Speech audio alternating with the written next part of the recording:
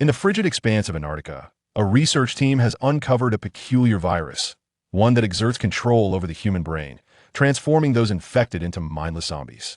Meanwhile, other animals that contract this virus undergo a startling evolution, exhibiting increasingly ferocious behaviors. As the virus spreads rapidly across the globe, a fierce struggle between humanity and this insidious pathogen commences. Before the outbreak, Wang Lei fortuitously acquires a technologically advanced RV. Chapter 1. The Three Realms Online Store. Wang Lei, let's break up. I don't want any of the things left in the rental apartment. You can take care of it. Don't come looking for me. Wang Lei, who was diligently installing an electrical panel at the Buyuan Garden project, was suddenly taken aback by a message from his girlfriend, Li. He and Li were classmates at Beihai International University. Wang Lei, possessing good looks and commendable abilities, had captured Li's heart during their time in the student council, and they had been together for 3 years. However, upon graduation, Wang Lei struggled to find employment and resorted to working with a private contractor, moving from site to site, installing electrical panels and laying cables, performing the labor of a manual worker. In stark contrast, Li, leveraging her impressive physique and beauty, secured a position as a white-collar worker in a joint venture. The disparity between their circumstances was like night and day. Upon receiving the breakup text, Wang Lei felt no resentment towards Li, yet his heart was heavy with sorrow, leaving him momentarily stunned. Wang Lei, why are you dawdling? Don't you want a day's wages? Barked his boss, Li Jianjun, a 45-year-old from Guangdong, his voice laced with exasperation. Startled by Li Jianjun's shout, Wang Lei's grip faltered, causing a heavy vacuum switch, weighing over 100 pounds, to plummet from its mount, crashing onto his left leg. Ah! Wang Lei cried out in agony, glancing down at his leg, which was now a gruesome sight. Several co-workers hurried over, hastily lifting the vacuum switch off him. Li Jianjun, cursing as he approached, was taken aback upon seeing Wang Lei's leg's femur had been shattered, the gruesome bone protruding through the flesh, a horrifying spectacle exposed to the air. Call 120. Someone in the crowd shouted, prompting a flurry of action. Wang Lei underwent surgery for an open fracture of the femur, which lasted 2 hours. Li Jianjun begrudgingly paid for the surgical and hospitalization expenses, appearing displeased as he entered the ward. Xiao Wang, he began, extracting 2,000 yuan from his bag and placing it on the bed, speaking in his Guangdong dialect. This money is your wages for the past few days, and the surplus is for your nourishment. I have covered your surgical and hospitalization fees, which I consider a humanitarian gesture. Your leg will take months to heal, and you know this is a small business. An incident like this sets me back for a year. Take care of yourself. Our connection ends here. Wang Lei was momentarily dumbfounded. He had sustained his injury while working. Shouldn't this be classified as a work-related injury? What did his boss mean by that? Before Wang Lei could react, Li Jianjun had hurriedly left, followed closely by the few workers who had accompanied him to the hospital, not even glancing back. Due to his limited mobility and inability to care for himself, Wang Lei was compelled to hire a caregiver, costing him 200 yuan per day.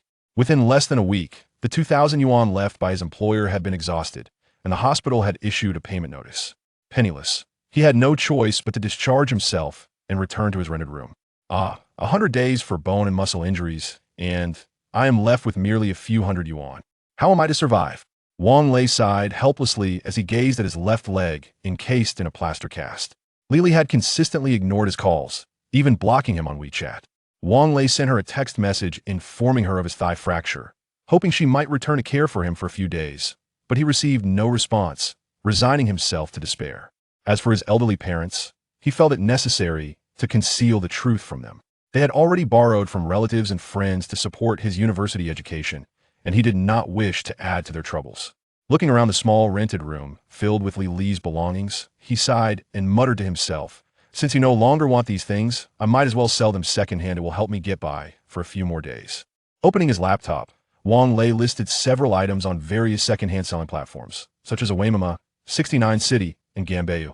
A beautiful white dress from the Maizizi brand for women, 90% new, worn only once, original price 1,999 yuan, now available for 300 yuan.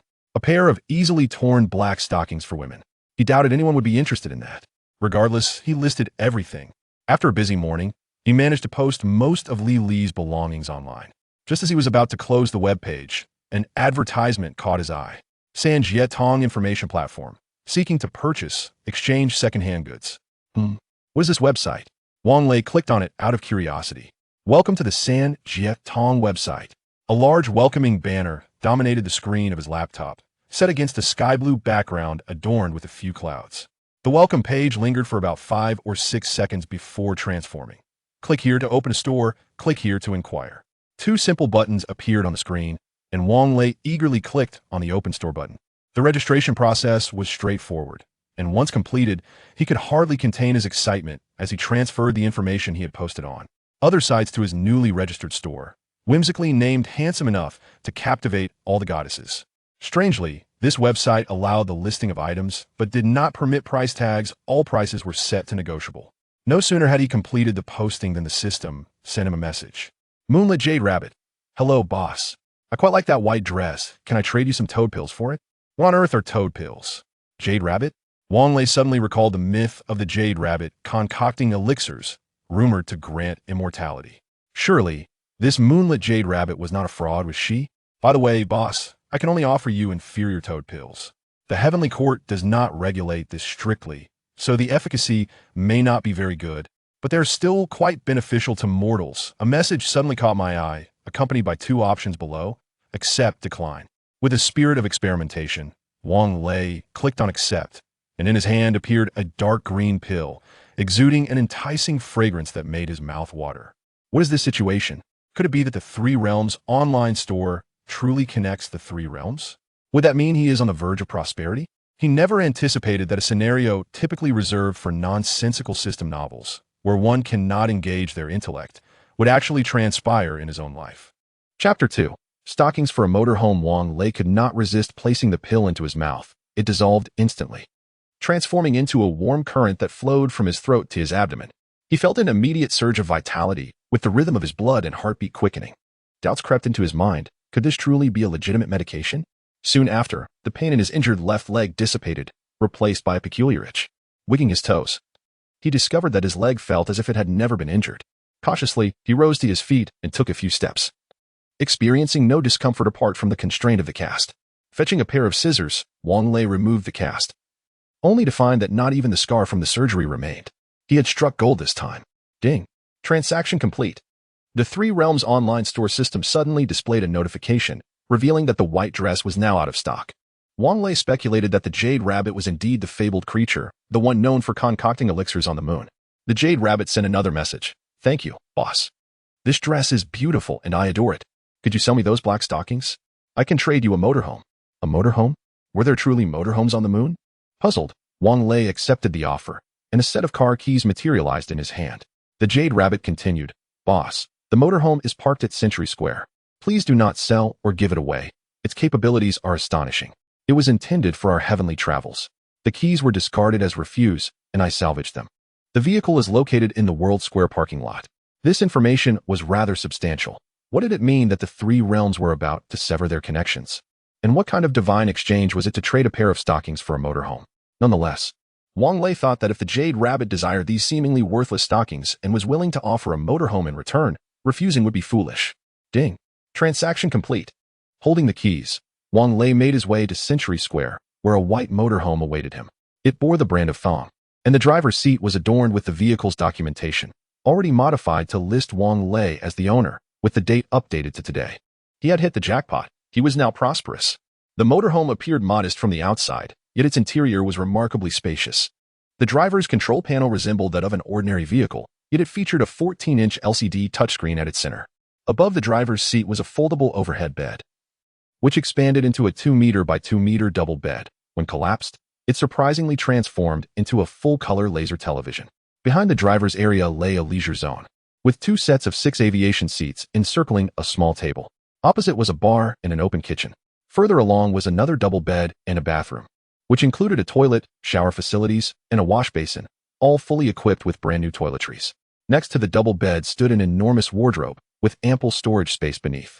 This vehicle was undoubtedly a product of the celestial realm. It appeared deceptively compact from the outside, yet the interior was astonishingly spacious. Sitting in the driver's seat felt akin to being enveloped in soft cotton, with the temperature perfectly comfortable. Wang Lei searched for quite some time, but could not find the keyhole. Accidentally, he pressed a red button on the steering wheel. and a voice emanated from the sound system. "Welcome, Master. Iris scanning in progress. Iris scan successful. Please press the ignition button to start the vehicle." But where was the ignition button? After a thorough search, Wang Lei finally located the ignition button beside the dashboard. Upon pressing it, the fully digital dashboard displayed 3 options: regular fuel, electric start, and crystal core start. What on earth was a crystal core? A celestial product, perhaps? The dashboard indicated that the crystal core was at 0, leaving him with no choice but to opt for the fuel start. Eagerly, Wang Lei started the vehicle and took a leisurely drive around the city before reluctantly returning it to the parking lot of Century Square. The square was conveniently close to his rented room, and remarkably, there was no charge for entering or exiting the parking lot.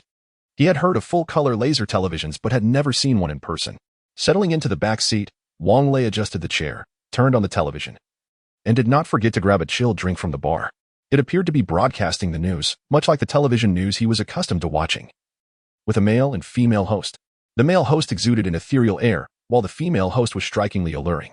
The male host announced, now broadcasting celestial news. The 3 realms severance of relations has entered a 24-hour countdown. The female host continued, due to a severe error in the T8 laboratory of the Color Stripe Nation. Ancient supervirus infections have affected the laboratory personnel, in an attempt to shift the blame onto other nations. The Color Stripe Nation has secretly dispatched the infected researchers around the globe, intending to implicate other countries or wild animals. This has led to the supervirus beginning to spread worldwide, posing a catastrophic extinction threat to humanity. The higher-ups in the celestial realm strongly condemn such irresponsible actions by mankind. The male host added, because of the non-interference agreements signed by the 3 realms, neither the celestial realm nor the netherworld can intervene in human affairs. Wang Lei could no longer absorb the information being relayed on the television. Was the apocalypse truly upon them? Severance of relations among the 3 realms? The magnitude of this news was overwhelming. No, he had to return and consult with the Jade Rabbit. Locking the car door, he dashed towards his rented room. If all this were true, he needed to hurry back to his hometown to bring his parents along. Even in death, they should not be separated. Having consumed the toad pill, Wang Lei moved with remarkable speed, attracting curious glances from passers-by. Was a superhero in their midst? However, he paid little heed to their stares. Upon entering his room, he was greeted by the sound of a computer notification. Wang Lei distinctly remembered shutting down his computer before leaving.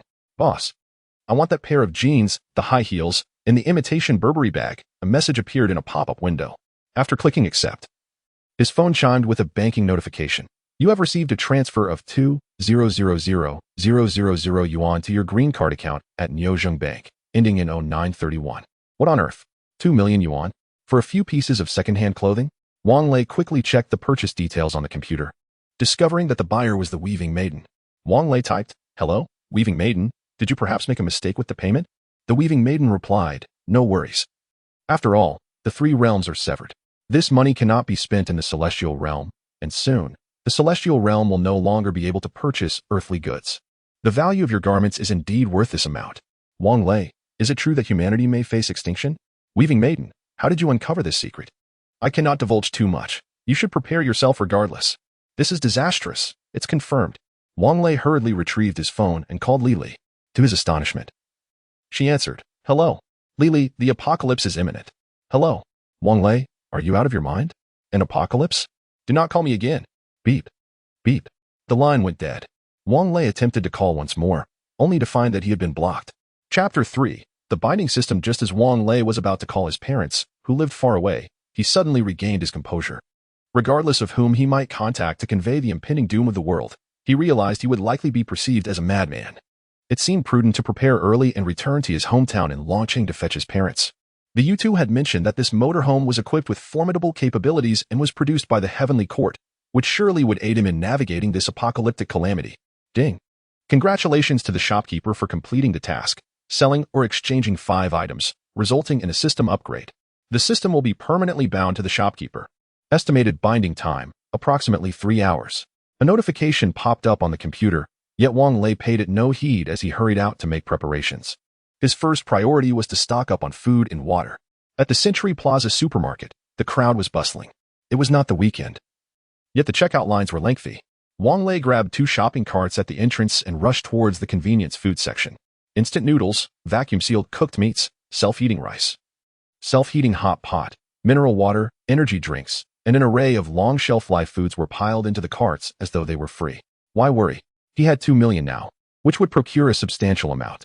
The 2 carts quickly filled to capacity, and the cheerful sales assistant for the instant noodles gladly assisted Wang Lei in managing his carts, as he had promised to buy out her entire stock. Next, he ventured to the household goods section, acquiring blankets, bed sheets, pillowcases, toothpaste, toothbrushes, towels, soap, shampoo, and shower gel, filling yet another cart. Only then did he feel a semblance of security. Just as he was about to head to the checkout, Wang Lei pondered. He couldn't subsist on convenience foods alone.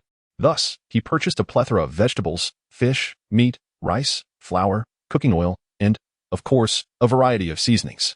After settling the bill, he was astonished to find he had spent over 40,000, prompting him to enlist the help of a supermarket security guard to push his shopping carts to the parking lot beside his motorhome.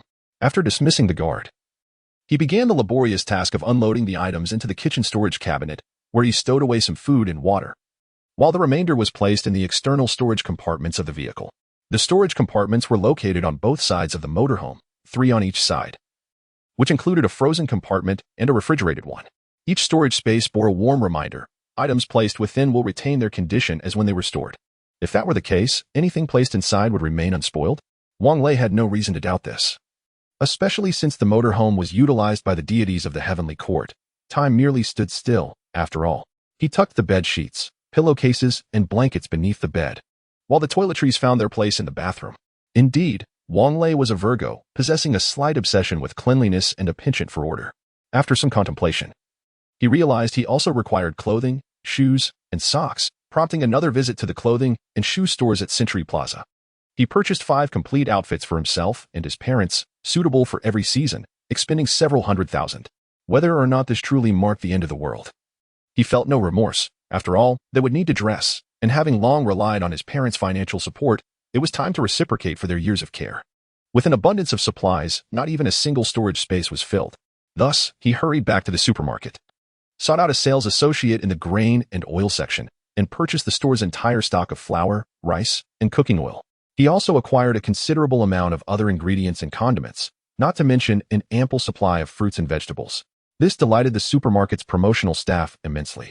With the assistance of the employees, batches of goods were delivered to the parking lot of Century Plaza. After dismissing them, Wang Lei began to transfer items into the storage compartments of his vehicle, ever the meticulous Virgo, ensuring everything was categorized. Once he finished unloading, he sat in the driver's seat to inspect the central control screen, only to discover that there were 4 additional storage spaces at the back of the vehicle. What a revelation! He had never before encountered such a luxury, having previously lived in poverty. Upon opening the compartments, he found them utterly empty. Wiping the sweat from his brow with a towel, a voice echoed in his mind. Ding. The 3 Realms online shop system has successfully bound with the host. Ding. The Ark RV has been successfully bound. To upgrade to the Ark Refuge vehicle, you will require 100 kilograms of steel, 20 kilograms of purple copper, 1 kilogram of silver, 100 grams of gold, and 10 kilograms of polyethylene. All materials are present. Do you wish to proceed with the upgrade? What? There is gold and silver in the vehicle? How did I not notice? Wang Lei pondered, yet decisively chose to upgrade. Why was he not alarmed by the voice in his head? Having immersed himself in online novels daily, such auditory prompts were merely the usual tropes. Were the upgrade materials precious metals? It seemed this vehicle would undoubtedly require further enhancements. It would be wise to stockpile some materials now. Muttering to himself, he scanned his surroundings and spotted it. Longxiang Gold Store. I want to purchase some gold and silver bars. Around 800,000 would suffice. Wang Lei, dressed in ragged attire that barely totaled 100 yuan, boldly made his extravagant request upon entering the shop. In a post-apocalyptic world, currency would likely lose its value. As the saying goes, in prosperous times, antiques; in chaotic times, gold. True gold and silver served as hard currency. He contemplated using the remaining hundreds of thousands in his car to buy gold and silver, leaving a bit to purchase scrap copper and iron at a recycling station, ensuring he had about 100,000 yuan in cash to sustain himself. The salesperson regarded Wang Lei with incredulity.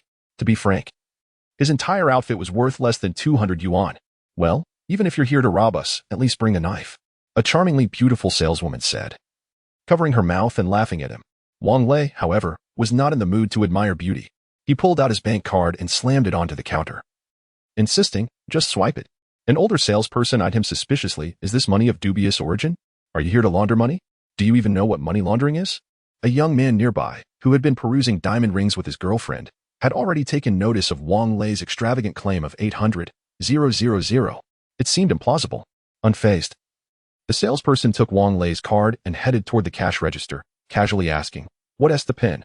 525,058. Wang Lei replied, his gaze transfixed on the dazzling diamond rings displayed at the counter, truly a sight to behold. However, he placed greater faith in the value of gold. Having heard that diamonds are mined and sold in limited quantities worldwide, if all were extracted, their worth would plummet to that of mere cabbage. Yet, it seemed that this commodity was merely composed of carbon elements. The lady checked her balance and found that over 800,000 was not an insignificant sum. Yet she felt a pang of regret for her previous demeanor, realizing that Wang Lei would undoubtedly not consider her for the role of a sales guide, resulting in the loss of her commission. Indeed, under the introduction of a young girl, Wang Lei purchased gold and silver worth over 600,000, casually carrying it away in a paper bag. The young man who had earlier supported Wang Lei jested, "Hey, this guy isn't even worried about being robbed." Chapter 4. High-speed seclusion. Adjacent to the supermarket lies a bank, where I withdrew all the funds from my account, approximately 100,000. Along with the gold and silver I had just purchased, I stowed everything into the glove compartment of the RV. As I drove back to my rented accommodation, I began to gather my belongings, including several boxes of old clothes left behind by Li. Subsequently, I contacted the landlord to inform him that I would no longer be renting the property. I requested that the deposit and remaining rent be transferred to my WeChat account. The landlord insisted on inspecting the premises first before deciding on the return of the deposit, asserting that the rent was non-refundable due to the signed contract. I found no merit in engaging in further discussion with him. The deposit was a mere 1,500. And the remaining 2 months' rent amounted to 2,000, certainly not worth my time.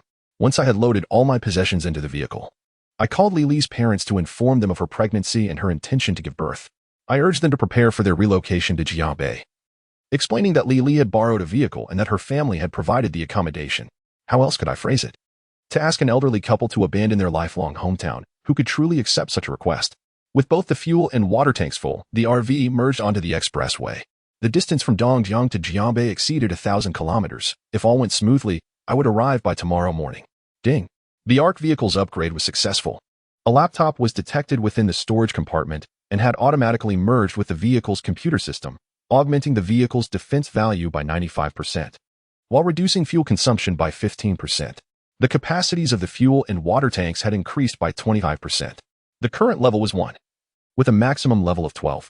The cooldown period for the next upgrade was 72 hours.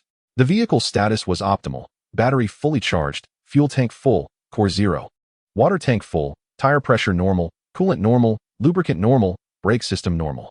A melodious female voice emanated from the RV's sound system, announcing the current vehicle status. Indeed, a mouse and keyboard had appeared on the small table to the right of the driver's seat. The lower section of the central display indicated the power button for the computer. I tapped it, and the Windows 10 startup screen materialized, swiftly followed by my desktop. After testing, both the mouse and keyboard functioned properly. Intrigued, I clicked the interface switch button at the bottom of the screen. The central display reverted to its previous interface, showcasing options such as CD, DVD, multimedia, phone, navigation, radio, and more. Of course, controls for lighting and air conditioning were also present on this interface. In my earlier tension, I had entirely forgotten that the RV was equipped with a radio, one whose connection I could not discern, whether to the heavens or to Earth. Today marked June 18, 2022. At 15 hours in the earthly timekeeping system, followed by the celestial updates. Upon glancing at the clock, I noted that it was indeed 6 in the evening. Summer evenings linger long into the night. The countdown to the severance of connections among the 3 realms has dwindled to a mere 16 hours. Supervisors from various departments of the Heavenly Court are urgently summoned to recall their personnel, who must not linger in the mortal realm. Communication between the Heavenly Court and the human world will be abruptly terminated in 10 minutes. Now, we present a series of urgent updates. A supervirus has already begun to spread among humans. Accompanying this viral outbreak, the Earth is poised to endure multiple calamities, including floods and earthquakes. The survival of humanity through this crisis is crucial to determining whether the 3 realms can restore their connections in the future. Consequently, the higher-ups in the Heavenly Court are fervently praying for humanity before the list of deities. In 16 hours, coinciding with the severance of connections among the 3 realms, the Heavenly Court and the Bodhisattvas of the Western Paradise will convene a water and land Dharma assembly at the Yaoqi. The various functional institutions of the underworld are on high alert, dispatching numerous messengers to guard the Naiha Bridge, ensuring that the living are not disturbed by restless spirits. Furthermore, A temporary six-dimensional space has been established in the mortal realm to shelter the souls of the deceased, maintaining order until the three realms can reconnect. Next, please enjoy the dance performance Cloud Palace Swift Sound. Is this not absurd? Watching a dance on the radio? Nevertheless, Wang Lei could hardly concern himself with such trivialities now. As his RV sped down the highway at a brisk pace of 120 kilometers per hour, suddenly, the radio went silent. 10 minutes had elapsed.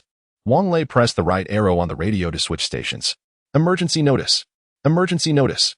Our city's hospitals have reported unidentified virus infections.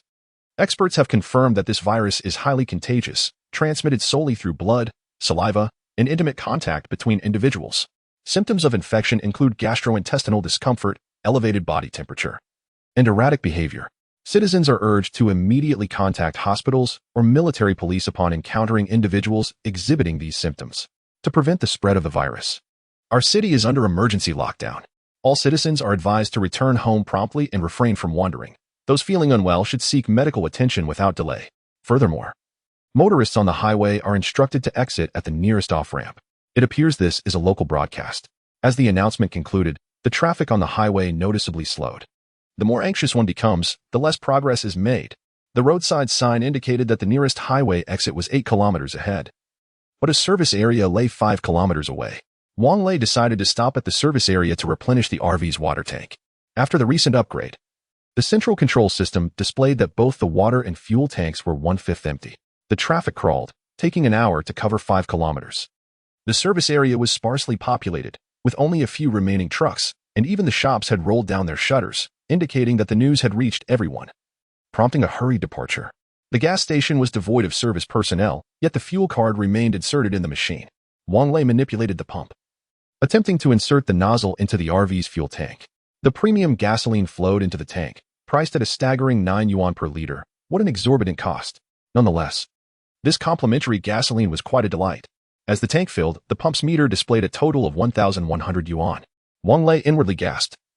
Increasing the capacity by 25% required an additional 122 liters of gasoline.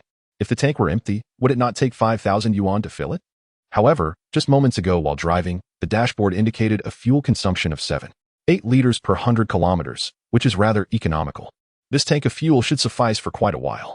At the exit of the gas station, there was a faucet, and the water tank of the RV was equipped with a connecting hose. Wang Lei joined the hose with the faucet and turned on the valve.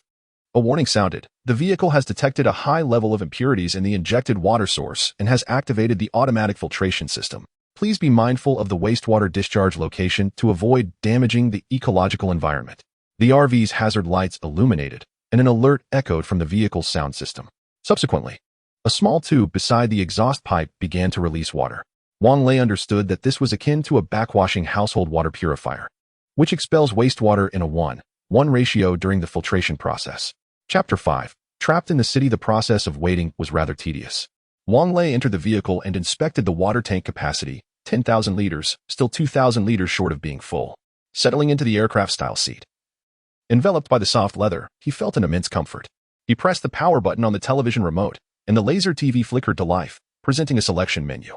Much like an ordinary household smart TV, it featured live broadcasts, films, television series, and trending news. Upon selecting the live broadcast, he found himself watching local news from Jiabei, anchored by the recently popular intern host, Zheng Jiani. According to Minister Jin, spokesperson for the Jiangbei Epidemic Prevention Office, the sudden outbreak of the virus in Jiangbei is currently manageable. Relevant research institutions are actively developing vaccines and effective medications, urging citizens not to panic and to follow instructions. The report then transitioned to footage from a reporter on the ground, showcasing military personnel and volunteers distributing masks and advising people to return home promptly. As Wang Lei flipped through several channels, it became evident that news of the viral infection was dominating reports across various provinces and cities. Yet, no one could clearly articulate the virus's origin. All they advised was to remain indoors and avoid contact with the outside world. Although Wang Lei was aware of the virus's source through the Heavenly Court broadcast, he was uncertain whom to confide in. Finding the television unengaging, he exited the live broadcast and selected music, adding all of Shou Jinning's songs to his playlist. Pouring himself a cup of tea, he rolled down the car window, lit a cigarette, and checked his phone's navigation to determine the quickest route to launching via the national highway. Suddenly, a thought struck him. The city was under lockdown, making it impossible for him to leave. At that moment, his phone rang. It was his mother. As he answered, her concerned voice resonated in his ear. "Hello, Lei. Has your city been locked down? I heard about the virus. You should stay home. You haven't set off to pick us up yet, have you?" Wang Lei, wishing to alleviate her worries, quickly replied, "Mom, I received the news before I even left. I was just about to call you when you rang. You and Dad should stay home and not go out." "All right, I understand. The neighborhood is sealed off, and we're not allowed to go out. Do we still have enough food and vegetables at home?" Yes. I bought a substantial amount this morning. It will last us for a while." With that reassurance, Wang Lei felt a wave of relief wash over him. After sharing a few more casual words, he ended the call. Due to the filtration process, filling the water tank was slow, and before he knew it, an hour and a half had passed before the central control display indicated that the living water tank was full. As Wang Lei exited the vehicle and returned the hose to its place, the sound of sirens pierced the air. Turning around, he saw a military vehicle entering the gas station. "Citizen, please exit the highway immediately. Otherwise, we will take coercive measures." The loudspeaker blared in Wang Lei's direction. He quickly smiled and replied loudly, "I'm leaving right now." He climbed back into the car, refilled his teacup, placed it on the small table next to the driver's seat, started the engine, and drove out of the service area. It was now 8 in the evening, and darkness enveloped the sky, obscured by a veil of smog, where only a solitary moon hung in solitude. The highway was devoid of vehicles. The toll gates at the exit wide open, and the booths were deserted. Wang Lei successfully exited the highway. He found himself in the northern district of Jiabei, which meant that he had spent over 2 hours on the highway, merely traveling from the southern to the northern district of Jiangbei, a distance of 26 kilometers. Apart from the patrol vehicles of the military and police, private cars and pedestrians were a rare sight on the road. Wang Lei parked by the roadside and began to drift into thought. Oh, it was not merely daydreaming. It was a state of self-emptying. The rented apartment had already been relinquished, and it was evident he could not return. Nonetheless, the living conditions in the RV were considerably superior to that of a rental, thus providing a sense of comfort. A pang of hunger struck him, yet the storefronts along the road had all pulled down their shutters. Wang Lei resorted to the kitchen, preparing a bucket of pickled vegetable beef noodles with boiling water, omitting the seasoning packet, the recent news reports still vivid in his mind. The kitchen was well stocked with condiments, and he had procured ample ingredients during his afternoon supermarket visit, yet he felt too lethargic to cook. After finishing the instant noodles, he took a quick shower, donned his pajamas, and lay on the bed at the rear of the RV, turning on the television and scrolling through Weibo on his phone. The platform was abuzz with discussions surrounding the recent viral outbreak, a palpable sense of anxiety permeating the air. The official announcement stated, measures are being actively undertaken, urging the public not to panic, spread rumors, or believe in them. Outside the window, the sounds of vehicles echoed. Wang Lei drew back the curtains to see a procession of green trucks queuing to enter the highway from his vantage point. He could distinctly see fully armed soldiers seated solemnly in the truck beds. Where could they be heading? Wang Lei pondered aloud. After observing for a while and finding it somewhat uninteresting, he slipped on his shoes, took the seat beside the driver, and opened his laptop, hoping to access the Sanjiatong online store. Sure enough, upon entering the website, a 404 error appeared, while other sites remained accessible. Turning off all the lights in the RV, Wang Lei lay back on his bed, ready to watch a drama on his phone before drifting off to sleep when a knock resounded on the window. He opened the window to find a military officer standing outside, who saluted him and said, "Comrade, please return home immediately." Wang Lei chuckled softly and replied, "I am from out of town. I have no home here, nor a place to stay. With the city sealed off, I cannot return." The officer responded with a smile. "Then please drive away and find a parking lot." "All right, I shall leave at once," Wang Lei replied. The officer saluted once more before returning to his vehicle and departing. Wang Lei had no choice but to drive back into the city, using his phone's navigation to locate a nearby open parking lot. The following morning at 9 o'clock, Wang Lei finally awoke, having tossed and turned for quite some time before succumbing to sleep, largely due to the unfamiliar bed. Despite having moved many possessions the previous day, perhaps the effects of the frog pills had significantly enhanced his physical strength.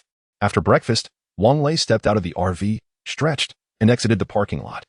The streets remained desolate, with shops still shuttered. Upon returning to the car, I switched on the television. After freshening up, I prepared half a packet of wontons. The television continued its routine, diligently airing advertisements, occasionally interspersed with snippets of television dramas. Meanwhile, on Weibo, the latest data on infection rates from various provinces and cities was being updated. At that moment, the television abruptly transitioned to a special program dedicated to the ongoing viral outbreak. Chapter 6. The supermarket proprietress, the director of the Epidemic Prevention Center in Jiangbei City, elucidated the symptoms following viral infection. This was an elderly physician clad in a white coat, his expression grave as he articulated, "Our research indicates that the source of the virus is likely animal-derived." The first patient admitted at the Second People's Hospital reported that he sought medical attention due to gastrointestinal discomfort after consuming barbecued food. Furthermore, records from other hospitals reveal that patients infected with the virus exhibited similar gastrointestinal symptoms. Clinical observations show that infected individuals may experience elevated body temperature and heightened irritability. We have detected the viral strain in the blood, bodily fluids, and excretions of the infected. Current antibacterial medications have proven largely ineffective. Only temperatures exceeding 95 degrees Celsius can eradicate the virus. 95 degrees Celsius? Is that not absurd? At such a temperature, one could be thoroughly cooked. Unbeknownst to him, Wang Lei had already spent 2 days living in his camper van. In this brief span, his biological clock had been utterly disrupted. Awakening today at 10:30 in the morning. Thanks to the solar panels atop the vehicle, the camper's power levels remained at a constant 100%. Allowing the television to remain on, providing at least some semblance of sound to stave off solitude. However, the monotony of staying in the parking lot was unbearable, prompting Wang Lei to shut off the television and prepare to drive out for a leisurely jaunt. Should he encounter patrolling military personnel or police, he would simply assert he was on his way home. Surely, denying someone the right to return home would be unreasonable? Having paid 346 yuan for parking via WeChat, Wang Lei felt a pang of regret. Had he known, he would have parked at Century Square where there were no fees. However, if indeed this was the apocalypse, money would soon lose its significance. Driving along Binjiang North Road from west to east, the streets were filled with parked vehicles, while sporadic pedestrians, masked and hurried, could be seen. The storefronts lining the road were shuttered, sealed with official notices, indicating that relevant authorities had begun imposing restrictions. After half an hour of cruising at 30 kilometers per hour, Wang Lei spotted a commotion unfolding at the entrance of a small supermarket not far ahead. As he approached, he noticed a group of raucous individuals preparing to leave. The leader, a girl who was notably unmasked, appeared familiar to him. "Come on, guys, let us go. This wretched woman deserves a lesson," she said, her demeanor deceptively pitiful, as though she were the aggrieved party. Seething with indignation, Wang Lei sat in his vehicle, gritting his teeth. Had he not been outnumbered, he would have relished the chance to confront them. He attempted to dial the police, but the line remained busy. Bah! A burly man spat at the supermarket entrance. "If I find out you've crossed paths with my sister again, I'll make it so your parents won't recognize you." After a few more shouts, the group dispersed. Wang Lei stepped out of the car and approached the supermarket entrance. The glass windows and doors had been shattered, and not a single shelf inside remained upright. Goods lay strewn across the floor. A girl with a ponytail, clad in a white dress, crouches on the ground, her head buried in her legs as she weeps. Wang Lei approaches, kneeling beside her, and softly says, "My dear, please do not cry." The girl lifts her head, her tear-stained eyes gazing at him. "Senior." Wang Lei recognizes her as well. She is Zhang Wanyu, a junior 2 years his junior, who had once been celebrated alongside Lu Yufei as one of the blossoming beauties of Beihai International University. The person who had caused the commotion earlier could only be Lu Yufei. "Ah, Zhang Wanyu." Realizing she is an acquaintance, Wang Lei quickly helps her up, sets a chair for her to sit, retrieves a bottle of mineral water from the ground, opens it, and hands it to her, also providing a packet of tissues for her tears. After taking a sip of water and placing the bottle on the counter, Zhang Wanyu wipes her tears and says, "I truly feel embarrassed for you to see me in such a disheveled state. Do you have a conflict with Lu Yufei? How could it come to this destruction?" Wang Lei inquires, a hint of indignation in his voice. Zhang Wanyu manages a bitter smile. "Lu Yufei's boyfriend, Lu Jinfei, came to my supermarket a few days ago to shop. We exchanged a few casual words, and upon her discovering this, she brought a group to cause trouble." Wang Lei is familiar with Lu Jinfei. He is a year younger and also part of the student council, handsome and exuding the aura of a sunny boy. He is quite popular among the female students. Moreover, he is known for his flirtatious nature and adeptness at playing the field, earning the moniker, the lecherous ghost. As for Lu Yufei, she is a prominent figure within the university. With 3 brothers, 2 magnates in the business world, and one a notable figure in Jiangbei's underground scene, all of whom dote on her excessively. How did you manage to offend them? Wang Lei chuckles wryly. "Nothing much," Zhang Wanyu responds with a bitter smile. "Lu Yufei has caused me trouble before." Observing the chaos surrounding them, Wang Lei declares, "This place is unsafe. Allow me to escort you home." Rising to his feet, he feels a slight numbness in his legs from crouching for too long. "This is my home." Zhang Wanyu stands as well, beginning to tidy the disarray of goods on the floor. I live in that room. Following her gesture, Wang Lei notices a small door in the corner. What about your family? He inquires. I am an orphan, adopted by the owner of this supermarket. She passed away during my first year of college, leaving me this small shop, Zhang Wanyu explains, tears forming again at the corners of her eyes. After a moment of silence, Wang Lei states, this place is truly unsafe. How about this? I will purchase everything here, and once the virus situation passes, you can return to repair the doors and windows and continue living here. Is that agreeable? Will the virus really pass? Zhang Wanyu halts her actions, staring blankly at Wang Lei. Perhaps, he replies uncertainly, even doubting the authenticity of the news from the celestial realm. Yet, Zhang Wanyu shakes her head. Do not deceive me. This time, it may truly be the end of the world. If you wish to take anything, please do so. Money may truly become useless. And what will you do? Wang Lei furrows his brow in concern. I will fend for myself. Zhang Wanyu, with a playful smile, spoke. If you don't mind, you could stay with me in the camper. Wang Lei gestured toward the vehicle parked by the roadside, his voice tinged with a hint of unease. Rest assured, the space is quite ample. I wouldn't dare to impose. Oh, Min, Zhang Wanyu teased, biting her petite canine tooth. Do you think your Li Li would castrate you for this? Chapter 7 The Emergence of Zombies. Upon mentioning Li Li, Wang Lei's expression darkened. We have parted ways. Really? Zhang Wanyu exclaimed, her countenance reflecting disbelief. Wang Lei and Li Li had become a couple during their sophomore year. Although Li Li was not the belle of the campus, she certainly was a notable figure. In his pursuit of her affection, Wang Lei had once lit 999 candles beneath the girls' dormitory, igniting the school's greenery and receiving a formal reprimand from the institution, along with a significant demerit. Amusingly, those 999 candles were the kind typically used in funeral wreaths, thick as a child's arm. This incident has since been immortalized as a legendary tale, circulating throughout the campus. After they began their relationship, Wang Lei became quite the devoted partner, delivering breakfast to her every morning and laundering all her clothes. Quickly becoming a role model for the male students. Well, perhaps breaking up is for the best. Someone like Li Li hardly embodies innocence. Zhang Wanyu shrugged. All right. Consider me your tenant. These items will serve as my rent. Wang Lei was somewhat taken aback by her swift acquiescence. Shouldn't she exhibit a touch more reserve? Arriving at the supermarket, Wang Lei opened a storage compartment situated closest to the entrance. These compartments were cleverly concealed, operable by an inconspicuous button that evaded even the most discerning eye.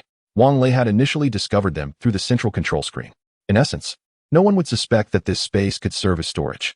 Zhang Wanyu, devoid of pretentiousness, resolved to assist Wang Lei in their quest for adventure. Beginning to load items into the vehicle, she was unfazed by the surprising capacity of the small storage compartments. Despite the supermarket's modest size, it was well stocked with an array of provisions, from food and beverages to daily necessities and spices, even including several large boxes of alcohol and cigarettes. After relocating the shampoo and body wash, Wang Lei was drenched in sweat, leaning against the vehicle as he unscrewed a bottle of water and took several gulps, suppressing the fiery sensation threatening to erupt in his throat. You appear so slender, yet possess such strength. He marveled as he watched Zhang Wanyu cram a box of liquor into the storage area. You might find it hard to believe, but by the morning following the outbreak, I discovered my strength had significantly increased, Zhang Wanyu replied, flexing her arm to reveal a robust bicep. Do you think I could land a punch that would make you cry? The kind that leaves you inconsolable? Spare me, fair warrior. Wang Lei feigned terror, eliciting a radiant smile from Zhang Wanyu. After 2 hours of labor, they finally completed their task. Standing at the supermarket entrance, Zhang Wanyu gazed at the now empty interior, a hint of melancholy gracing her features. Wang Lei approached her, gently patting her shoulder. Let us depart. We can return once the viral crisis has subsided. Zhang Wanyu nodded. It's all right. There's nothing here worth longing for. By the way, can we take a shower in your vehicle? The stench of sweat clung to him uncomfortably. Yet it was bearable. Wang Lei chuckled as he opened the car door. But you mustn't peek while I bathe, or I shall give you a good thrashing. Zhang Wanyu warned, shaking her tiny fist playfully before him. Rest assured, we shall henceforth dwell under the same roof. You ought to trust me, Wang Lei proclaimed, adopting a demeanor of noble integrity. You are worse than a beast, Zhang Wanyu murmured softly. Wang Lei, oblivious to her mutterings, was captivated by the sight of several figures slowly approaching in the distance. Their gait was peculiar, arms dangling and swaying erratically with each movement, their knees seemingly incapable of bending as they shuffled forward with a disconcerting rigidity. Zhang Wanyu followed Wang Lei's gaze, her complexion instantly paling. She nudged him urgently. It's zombies. Quick, get in the car. Wang Lei responded promptly, shoving Zhang Wanyu into the vehicle before nearly stepping on her heels to follow. Once inside, he hastily pressed the button to close the door. As it sealed shut, he exhaled heavily, feeling a wave of relief wash over him. Yet, Zhang Wanyu remained tense. Are we truly safe? Those are zombies. Fear not. Let me show you. Wang Lei said with a reassuring smile, pulling Zhang Wanyu into the passenger seat. He activated the vehicle's central display, revealing the RV's status. He pointed to the defense value, declaring, "Look, this vehicle can withstand the impact of 100 kilograms of TNT. A few zombies are hardly a threat. Where on earth did you acquire this vehicle?" Zhang Wanyu asked in astonishment. "I might say it was gifted to me by the Jade Rabbit. Would you believe that?" Wang Lei teased. "I believe you as much as I believe in ghosts. I wish to bathe now. Please park the car in a safe place." Zhang Wanyu rolled her eyes, her charm undeniable. "All right." The door beside the kitchen leads to the bathroom, and there are fresh towels in the cabinet, Wang Lei replied, settling into the driver's seat and starting the engine. Zhang Wanyu, however, did not rush to the bathroom. Instead, she opened her suitcase, retrieving a fresh change of clothes. Wang Lei's peripheral vision caught sight of a pink pair of panties and a bra.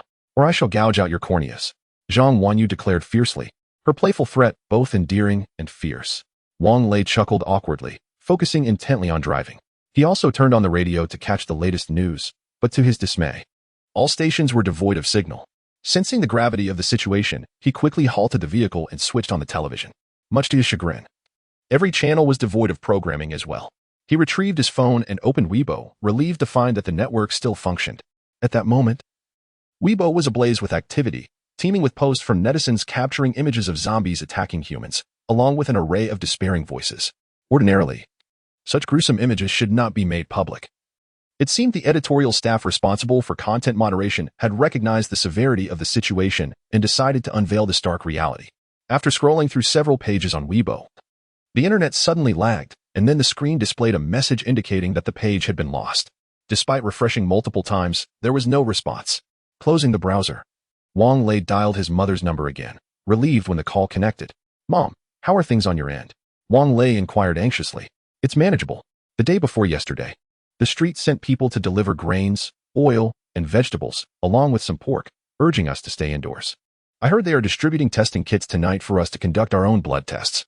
Is everything all right with you?" His mother asked. Chapter 8. The identity of Zhang Wanyu. Fortunately, there were provisions for sustenance.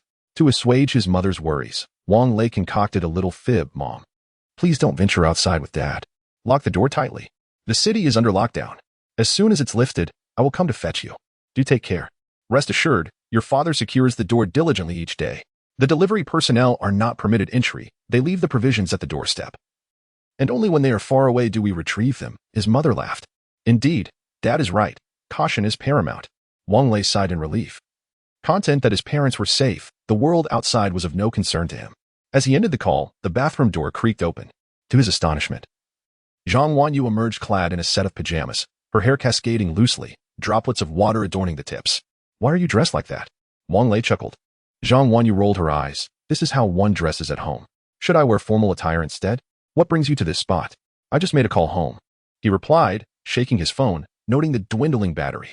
He sought out the charger and plugged it into the USB port beneath the car window. "Are your parents doing well?" she inquired, toweling her hair dry. Wang Lei nodded. "Yes, they're fine, but I must find a way to return. I cannot rest easy without seeing them." "But the city is locked down. Do you really think if zombies were to appear, the lockdown would last indefinitely?" Zhang Wanyu furrowed her brow thoughtfully before asking. "When shall we depart?" "Not today. According to the narratives and novels, the emergence of a small number of zombies only serves to intensify the lockdown measures," Wang Lei asserted with a calm demeanor. "Come on, that is just fiction. You cannot take it seriously," she retorted, draping the towel over the hook in the bathroom. "Disbelieve me? Come, I shall show you," Wang Lei declared, returning to the driver's seat, ready to drive, only to be halted. "Brother, would you please take a shower first? Isn't the sweat unbearable?" Zhang Wanyu tugged at him towards the bathroom, her strength surprising him. Once the bathroom door was closed, Wang Lei felt a warmth rise to his cheeks. Zhang Wanyu had hung her freshly laundered white undergarments and bra in the bathroom. "Senior, you best not entertain any thoughts about my lingerie, or I shall inform the world that the last eunuch of Huagua is, in fact, surnamed Wang." Zhang Wanyu's voice echoed from beyond the door, causing Wang Lei to feel a chill between his legs. After his shower, Wang Lei donned his own set of pajamas. Had he not been driving, he would have preferred to be even more relaxed in slippers. Seated in the driver's seat, He started the vehicle, steering the RV towards the highway at a steady pace of 30 kilometers per hour. As long as the speed remained below 40 kilometers per hour, the vehicle would solely consume electric energy. This energy was harnessed from the solar panels atop the vehicle, ensuring minimal resource depletion. With uncertainty looming over future refueling options, conserving energy was imperative. Meanwhile, Zhang Wanyu busied herself in the kitchen, preparing a meal. It was already 2 in the afternoon, and they had yet to have lunch. As the vehicle had scarcely traveled 5 kilometers, it was abruptly intercepted by 6 speeding cars, all identical Rolls-Royce Cullennans, and notably, they bore consecutive license plates.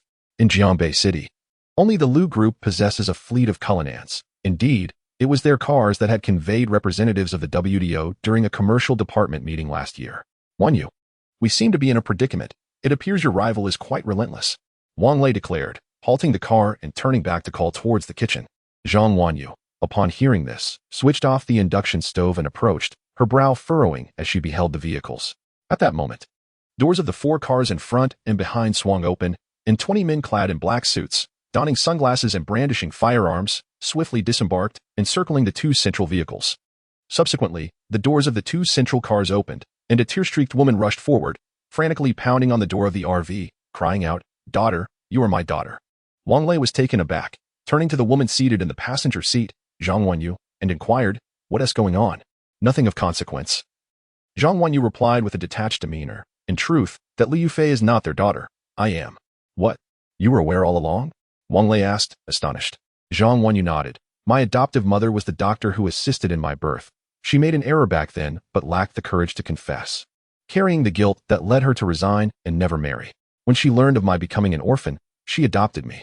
That year, she suffered a car accident and clung to life in the hospital, determined to share the truth with me." "Then why didn't you seek out the Liu family?" Wang Lei queried. "For what purpose? There exists no emotional foundation, and frankly, I have no interest in the Liu family." Zhang Wanyu spoke as if discussing the affairs of strangers, her expression unperturbed. "Perhaps you should converse with them," Wang Lei sighed. "Otherwise, we may find ourselves unable to leave. Should you wish to engage, feel free.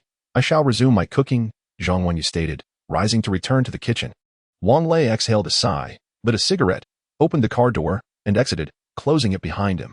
That door could only be opened by Wang Lei. He had yet to grant Zhang Wanyu permission to do so.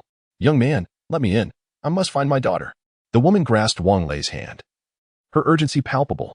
"Auntie, I understand your distress. Yet, after so long apart, it's challenging for anyone to suddenly accept a multitude of newfound relatives, is it not?" Wang Lei responded with a conciliatory smile.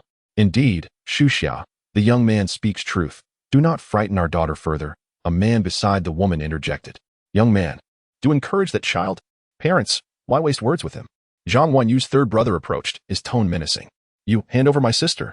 "Third brother, refrain from such behavior. Our father is correct." A middle-aged man stepped forward, seizing Zhang Wanyu's third brother. "Yes, third. Heed our father and elder brother." The speaker appeared to be Zhang Wanyu's second brother. "Young man, let us have a conversation." Zhang Wanyu's elder brother pulled Wang Lei aside, while the other 2 began to soothe their mother's emotions. Through their conversation, they learned that earlier, on their way home from the supermarket, they had encountered Liu Jianfei. When Liu Yufei got out of the car to chat with Liu Jianfei, a group of zombies suddenly rushed out from the roadside. Liu Jianfei hurried to get back into the car, with Liu Yufei following closely behind, but her arm was still scratched by one of the zombies. Subsequently, she was taken to the hospital of the Liu Group. Chapter 9. Strict ceiling control. The Liu Group's hospital boasts the largest medical research institute in all of Huaghua, and it is one of the designated research institutions for the current virus. This institute is immensely powerful and has successfully extracted the first virus vaccine in the country. However, due to the absence of clinical trials, its efficacy on humans remains uncertain. Preliminary tests conducted on laboratory mice indicate that the vaccine is devoid of side effects. Presently, Liu Yufei has been scratched by a zombie, and in a desperate bid for survival, this sole vaccine will be administered to her. The application of this vaccine necessitates a catalyst, specifically, the blood of a direct relative with a matching genetic profile. When the Research Institute compared Liu Yufei's genetic makeup with that of her parents and 3 elder brothers, they discovered that her genes did not match anyone's. At this moment, Liu Yufei's mother began to suspect that the child might have been switched at birth. Liu Yufei was born in the Liu Group's hospital, and the doctor who delivered her now serves as the hospital's vice president. After the eldest son of the Liu family made contact with the other party, through threats and inducements, They finally divulged the truth, leading to the current predicament. What has become of Lu Yufei now? Wang Lei inquired after a moment of silence following the eldest son's account. If she is not our sister, we shall not concern ourselves with her. She has occupied our place for over 20 years. Our family has not wronged her, the eldest son asserted, as if it were self-evident. How cold-blooded the affluent can be. Wang Lei mused silently, and then remarked, I believe you may not be able to accept this truth for the time being. How about this? You all return first. And after I have persuaded Yu, I will send you back. The Lu family, however, was adamant about not leaving empty-handed and insisted on speaking with Wang Yu in person. Wang Lei, feeling exasperated, raised his voice. Your actions will only deepen Yu's aversion towards you. Is that what you desire? I will not accompany you back, so leave. At that moment, Wang Yu also shouted from the car. The Lu family fell silent. The eldest son retrieved a card from his pocket. Young man, this card contains 10 million. Before he could finish, Wang Lei interrupted him, gesturing toward the surrounding shuttered shops. Do you truly believe that money holds any value now? After a brief pause, the eldest son replied, I hope you will not leave Jiangbei. Trust that I possess the means to keep an eye on you. At that moment, the matriarch of the Lu family approached Wang Lei, presenting him with a jade bracelet. This is a family heirloom. Please deliver it to Yu. Reluctantly, Wang Lei accepted it, knowing that Yu would refuse it. Yet, he feared that if he did not take it, the Lu family would persist in their pursuit. Very well, I shall give it to her. Wang Lei recognized the bracelet. It had always adorned Lu Yufei's arm. The Lu family departed, but another Cullinan remained, seemingly monitoring Wang Lei and the others. Nevertheless, what did it matter? If a true zombie outbreak were to occur, he believed that apart from his RV, no vehicle would be safer. It would not be long before they could no longer continue on this path. Wang Lei entered the vehicle, secured the door, and made his way to the kitchen. On the table, 2 dishes and 2 bowls of noodles awaited. Placing the bracelet on the table, Wang Lei remarked, They gave this to you, claiming it to be a family heirloom. Wang Yu smiled and replied, Do you think I need this? With that, she opened the car window and tossed the jade bracelet out. It struck the asphalt, bouncing a few times before shattering. After their meal, Wang Yu proceeded to wash the dishes while Wang Lei drove toward the highway entrance. Several military police vehicles were stationed at the entrance, with armed officers standing atop, appearing as if they were preparing for battle upon spotting Wang Lei's RV.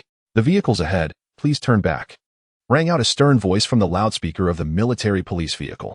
See, I wasn't mistaken, Wang Lei said with a wry smile, turning the vehicle around as he spoke to Wang Yu in the passenger seat. Let us go check the national road. Wang Yu insisted, undeterred. Wang Lei nodded and directed the vehicle toward the national road. The situation there was similarly stringent, with barricades blocking the entire entrance. Dejected, they parked the RV at the roadside. After all, the RV was their home, and it mattered little where they stopped. By nightfall, the mobile phone signal had completely vanished. Yet the onboard television still offered films and dramas to enjoy, along with music to listen to at leisure. After dinner and personal care, they settled at the table to watch television, each with a cup of tea and some snacks, finding a certain comfort in their routine. At 11 o'clock, fatigue overcame Wang Lei, who yawned and suggested, Why don't you sleep in the front bed? Once you turn off the television, you can just go to sleep. I don't want to sleep in the front bed. The sofa will suffice. Wang Yu pouted. Then what should I do if I'm sleepy? How about we turn off the television and you go to sleep? No.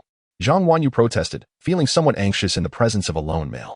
You go to your room and sleep. I'll lower the volume on the television. I'll stay with you, Wang Lei replied helplessly, sitting beside Wang Yu. A mischievous grin spread across her face, as if she had successfully executed a cunning plan. Wang Lei, overwhelmed by sleepiness, dozed off in his seat, his snoring disrupting Wang Yu's viewing experience. Struggling to suppress her amusement, she pinched his nose, exclaiming, The zombies are coming. Wang Lei jolted awake, exclaiming, Where? Where are they? Wang Yu stifled her laughter behind her hand, teasing, Just kidding. By the way, how can someone as slender as you snore so loudly? ISNT snoring a trait of the plump? Wang Lei rolled his eyes and stood up, stating, That's because my sleeping position is incorrect. With that, he headed toward the bedroom, feeling that if he did not sleep soon, he might lose his sanity. Hey, didn't you say you would keep me company? Wang Yu called out. Come to the bedroom. I'll keep you company. Rogue. By the time Wang Yu became weary of watching television, it was already 2:30 in the morning. She turned off the television, and silence enveloped the surroundings. Glancing around the bedroom, Wang Yu climbed onto the bed and switched off the car's lights, plunging the interior into utter darkness. Outside, the streetlights were absent, rendering the scene a veritable abyss. Previously, when she resided in a small supermarket alone, Fear had eluded her, yet now, an overwhelming sense of vulnerability enveloped her. "Wang Lei, are you asleep?" Zhang Wanyu whispered. But the only response was the sound of Wang Lei's snoring. "Humph, that insufferable man, claiming he doesn't snore, how utterly noisy," Zhang Wanyu grumbled, pulling the blanket over her head. Chapter 10. The collision of the RV. After a prolonged struggle, Zhang Wanyu finally succumbed to slumber. Yet, her repose was abruptly interrupted by the cacophony outside. The sound of vehicles racing by mingled with distant explosions. Wang Lei, do you hear that commotion outside?" she inquired, rising from her bed. The only response was the sound of Wang Lei's snoring. Approaching his bedside, she pinched his nose, exclaiming, "Hey, pig. It seems there has been an incident outside." Wang Lei awoke, momentarily disoriented, and as his gaze fell upon the beautiful visage before him, he felt a surge of embarrassment. His physiological reactions betraying him, he hastily covered himself with the blanket and sat up, attempting to mask his awkwardness. As he drew back the curtains, he asked, "What is happening?" Without needing a reply, Wang Lei observed the chaos outside. Vehicles were converging from all directions towards the expressway, indicating that the national road was likely impassable. "Let us follow the throng," suggested Zhang Wanyu, pressing her head against the window to peer outside. "That won't do," Wang Lei shook his head. "Given the current scenario, everyone is rushing onto the expressway. If traffic jams ensue and we find ourselves trapped, it would be a dire predicament, akin to calling for help in vain. It's far too perilous. We should wait and see." As he spoke, he stretched languidly, preparing to return to sleep. "You go to sleep on the forehead bed." Zhang Wanyu seized Wang Lei's blanket. "Hey, I'm not dressed," he protested, hastily grappling for the blanket, as he was accustomed to sleeping in the nude, finding any attire, even pajamas, uncomfortable. However, it was too late. The blanket was already in Zhang Wanyu's possession. Then, to her dismay, she beheld something she ought not to have seen. "Ah, you lecher!" Zhang Wanyu exclaimed, tossing the blanket over Wang Lei and, blushing profusely, retreated to the forehead bed. The ruckus stirred by Zhang Wanyu left Wang Lei completely awake. He lit a cigarette and began perusing his phone. The signal was weak, barely registering 1 bar. While Weibo could be accessed, images failed to load, leaving only text visible. A post from a local user, known as Content, caught his attention. "The entrance to the Jiangbei North Expressway is unguarded. Everyone flee." This tweet had garnered over 60,000 likes and more than 30,000 replies, most expressing gratitude for the information. Wang Lei finally grasped why everyone was rushing towards the North Expressway. It appeared this individual was the instigator of the frenzy, truly a harbinger of chaos. Suddenly, Wang Lei recalled his first love and felt compelled to call her to inquire about her situation. However, his attempts were met with a call-failed notification. After several unsuccessful tries, he called out, "Wanyu, what is your phone number?" 139-5100XXXX. Why? Zhang Wanyu, unable to sleep, stared up at the ceiling of the vehicle. "Nothing. I'll check if I can get through," Wang Lei replied, dialing her number, only to be met once more with failure. It seemed the communication network was still compromised. "Is it possible to connect?" Zhang Wanyu inquired while simultaneously retrieving her phone, yet after a moment's reflection, she realized she had no one to call. Unable to connect, she decided to rest, planning to assess the situation come morning. Wang Lei extinguished his cigarette, took a sip of water, and lay down. The following morning, Wang Lei was roused by the stinging smoke emanating from the kitchen. "Hey, don't you use the extractor fan when cooking?" he groggily exclaimed, rubbing his sleepy eyes. "I was just frying an egg, too lazy to turn it on." "Hurry up and eat," Zhang Wanyu retorted. Turning off the induction cooker and placing the fried egg on the table, Wang Lei refreshed himself in the bathroom before sitting down. Not bad, fried egg, bread, and milk," he mused, appreciating the comforts of having someone to prepare meals. "What shall we do today?" Zhang Wanyu asked between bites. "Let us take a stroll and see how things are. If the situation permits, we'll head towards Longcheng," Wang Lei replied, sipping his milk. Suddenly, a thought struck him. "Did you get off the vehicle?" "No," Zhang Wanyu shook her head. "I distinctly remember placing this milk in the storage compartment yesterday." Wang Lei frowned. "That cabinet." Zhang Wanyu pointed to a rather large cabinet in the kitchen equipped with a screen that allowed one to select items stored within, which would then appear inside the cabinet. "Oh, I see. How marvelous," Wang Lei remarked. "With such features in a motorhome, it seems rather normal." However, he acknowledged that this functionality greatly enhanced safety, eliminating the need to exit the vehicle and risking encounters with zombies while retrieving items. After breakfast, Wang Lei lit a cigarette while Zhang Wanyu cleared the dishes. "Can't you cut back on the smoking? If the super virus doesn't kill you, lung cancer will," she chided as she washed the plates. "Pfft. What do you know? A smoke after a meal is akin to living like a deity." Wang Lei chuckled. Just then, a loud bang resonated. followed by the vehicle shaking slightly. "What the hell?" Wang Lei exclaimed, opening the window and peering outside to find an Audi electric car had collided with the left side of their motorhome. While the motorhome remained intact, the front end of the Audi was utterly wrecked, its airbags deployed, obscuring the view inside. Wang Lei quickly exited the vehicle to check on the driver, ensuring to close the door behind him. Upon opening the driver's side door of the Audi, he discovered a girl sprawled over the airbag, clearly dazed from its sudden deployment. "Miss, are you all right?" He urgently pulled her from the car, aware that smoke was starting to billow from the vehicle's undercarriage, a sign that the battery might soon ignite. The girl appeared unconscious, unresponsive to his calls. Once he managed to drag her out, he recognized her as Zheng Jiani, the host from Jiabei television. "Zheng Jiani, wake up, he exclaimed, cradling her in his arms as he rushed back to the motorhome.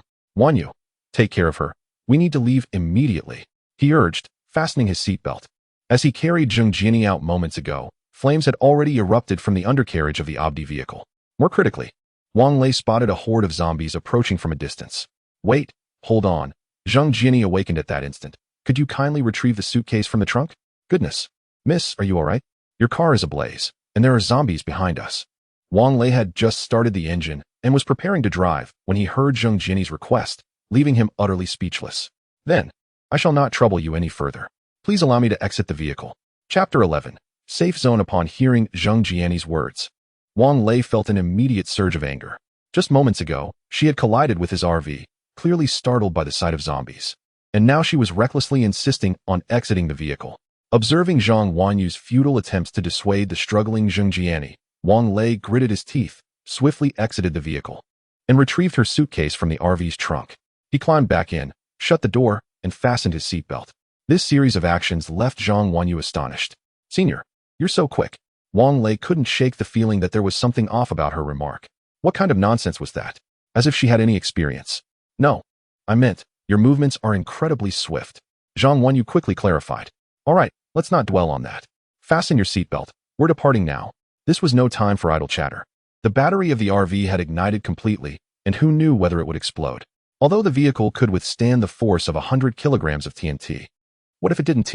Moreover, the horde of zombies had already caught up, frantically pounding on the sides of the vehicle. This was Wang Lei's first close encounter with zombies, and it differed significantly from their portrayal in films. Their complexions were pallid, their eyes bulging with a dark, bloodshot hue. Their mouths hung ajar, drooling thick saliva from the corners. Had he taken a moment to examine them closely, he would have noticed that their skin was already decaying, with some even writhing with maggots. The RV drove northward. After sipping a cup of hot water, Zheng Jiani had regained her composure and was recounting to Zhang Wanyu the terrifying incident from earlier. As Wang Lei had surmised, she had received a notice from her workplace about a holiday and had intended to return home to gather her belongings before driving back to the capital to reunite with her parents.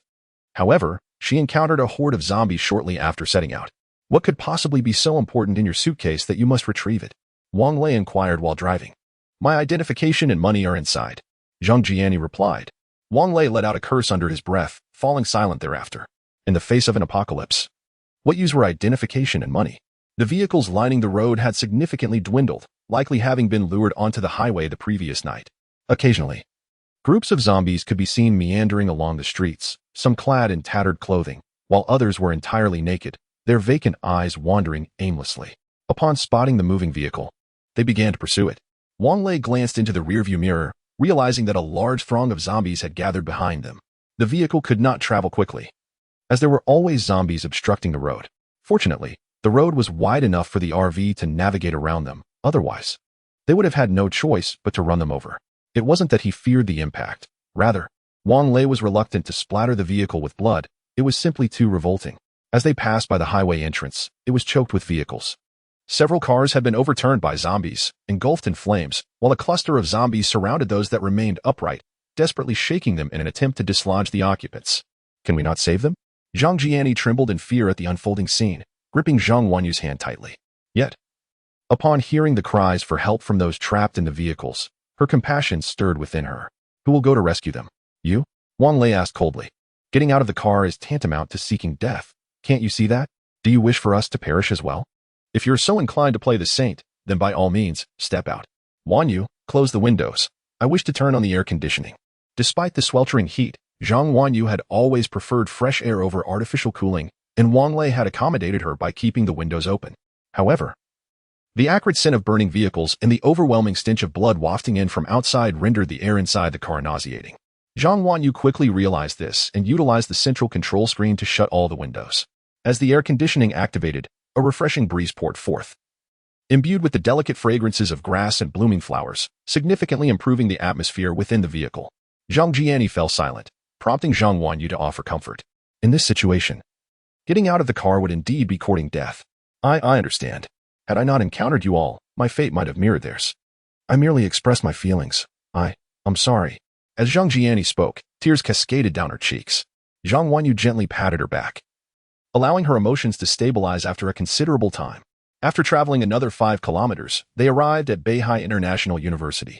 In the distance, Wang Lei spotted a message displayed on the LED screen of the main teaching building, Jiangbei City Refuge Safety Zone. Given the proximity of the military district to Beihai International University, its designation as a safe zone was hardly surprising. Let us first gather information at the safety zone, then continue onward. Wanyu, once we enter the safe zone, you and Jiani must remain in the car and refrain from cooking with the supplies we have on board. Wang Lei instructed, parking the vehicle by the roadside before turning to the leisure area. Why? Zhang Wanyu inquired, puzzled. Food is the most valuable resource in this apocalyptic world. If they discover we have provisions in our vehicle, do you think they won't try to seize them? Wang Lei replied sternly. Surely they wouldn't. Zhang Jiani interjected. Wouldn't? Human nature is most susceptible to test. Trust me, we must not reveal that we have food. For now, let us conceal everything from the kitchen, Wang Lei declared, proceeding to the kitchen to stow away all ingredients and seasonings into the storage space. He then disabled the control screen for the storage area on the central dashboard. As a precaution, he stuffed Zhang Jiani's suitcase into that cabinet as well. Having completed these tasks, he inspected the interior of the vehicle to ensure no conspicuous items remained before cautiously driving towards the gate of Beihai International University. This institution operated under semi-military management, its entrance flanked by imposing walls, now manned by numerous armed military personnel. Wang Lei halted the vehicle at the gate, rolled down the window, and called out to the guards, "We are survivors, please allow us entry." The grand gate swung open, revealing a contingent of 10 or so armed military police clad in protective gear, escorting Wang Lei's RV into the campus. The gate was swiftly shut behind them, and the soldiers promptly surrounded the vehicle, their weapons aimed at its occupants. A commanding officer, identifiable by his insignia as a battalion leader, rapped on the door of the RV. With his gun raised, he inquired, "How many of you are there? Where do you hail from?" Wang Lei provided the address of Zhang Wanyu's small supermarket. The battalion leader nodded in acknowledgement and gestured outside. A military doctor clad in a white coat boarded the vehicle. "In accordance with protocols, we shall conduct blood tests to ensure you are not infected with the supervirus." Chapter 12. Inequitable Treatment. Wang Lei nodded, wishing to ensure that he and the 2 girls were not infected. The military doctor efficiently drew blood from the 3 of them before entering the guardhouse. Through the car window, Wang Lei noticed a blood analyzer situated within. 10 minutes later, the military doctor emerged from the guardhouse, signaling an OK gesture, prompting the dozen or so armed officers surrounding the vehicle to disperse. "Welcome to the Jiangbei Safe Zone, where you will be under the protection of our Jiangbei Military District. Before you officially enter the safe zone, I must explain the regulations here." The camp leader holstered his weapon, his demeanor less stern than before, yet still frigid. "Firstly, our military police are solely responsible for safeguarding the campus from zombie incursions. The arrangements for your stay in the safe zone will be managed by the school authorities, and you are required to comply with their directives. Additionally, blood tests will be conducted periodically, should any of you be found infected. We will take necessary measures to ensure the safety of others within the safe zone. Furthermore, if the school administration reports that you are not adhering to their guidelines, we reserve the right to expel you. Now, please park your vehicle in the lot in front of the main teaching building, where staff members will assist you. I must also remind you that driving is prohibited on campus." Upon concluding his remarks, the camp leader offered a salute to those in the vehicle before preparing to exit. "Sir, please wait a moment," Wang Lei interjected hastily. "May I inquire whether the road to Longqing is still blocked? Are you out of your mind? It is over 1,000 kilometers from here to Longqing. Do you have any idea how perilous the journey is?" The camp leader retorted, furrowing his brow. "I merely wish to inquire. If you happen to know, I would appreciate any information you could provide," Wang Lei replied earnestly. "To be honest, I'm not certain about that. There are matters I cannot disclose to you. I have other obligations. I wish you all the best," the camp leader concluded, turning away without a glance. This was Wang Lei's alma mater, and he skillfully parked the car in the lot by the main teaching building. The lot was filled with vehicles, presumably belonging to other survivors and faculty members. As soon as the vehicle came to a halt, a male and a female student, both wearing red armbands, approached. The male, of modest height, appeared under 1.7 meters, and his face was marked with acne, resembling a pallid, afflicted toad. The female was slender and dark-skinned, her features somewhat awkward, with pronounced cheekbones that gave her a sharp, caustic appearance. Before Wang Lei could step out of the car, they blocked his way. The male introduced himself, saying, "Welcome to the safe zone. My name is Guo Wei, and this is Li Wan. We are officers from the Student Union of Beihai International University.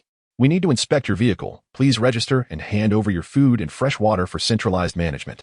"On what grounds must we surrender our food and water?" Zhang Wanyu asked, frowning. "Living within the safe zone necessitates adherence to its regulations," Li Wan proclaimed with an air of arrogance. "We will provide you with fresh water and sustenance daily. Should you choose to disregard these rules, it would be wise to depart promptly and refrain from causing us any trouble. My apologies." Wang Lei interjected hastily as he noticed Zhang Wanyu preparing to confront Li Wan once more. "We have nothing left to eat or drink. Otherwise, we wouldn't have come to the safe zone. Feel free to inspect the vehicle."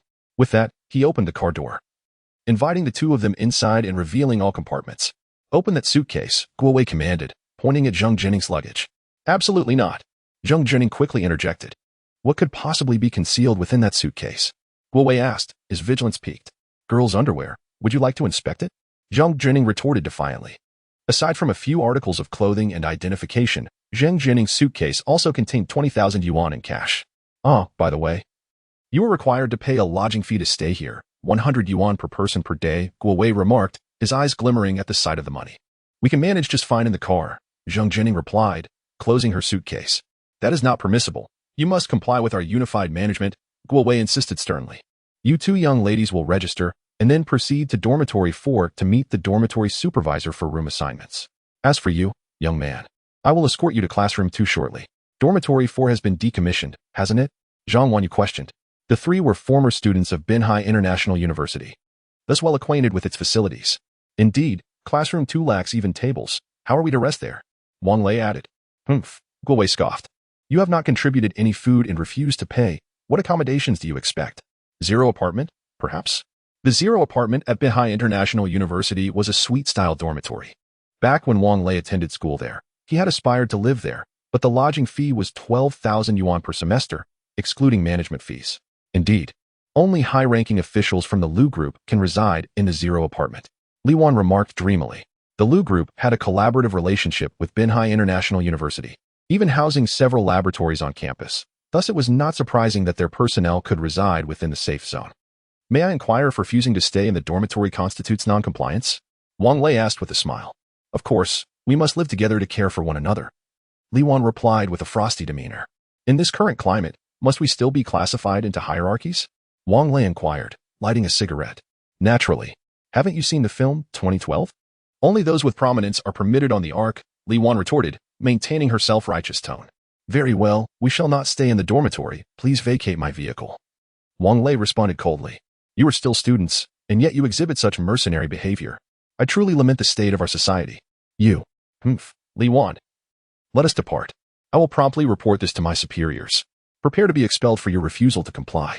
Guo Wei, with a fierce demeanor, finished his words and dragged Li Wan out of the car, not forgetting to spit disdainfully at the car door as they departed.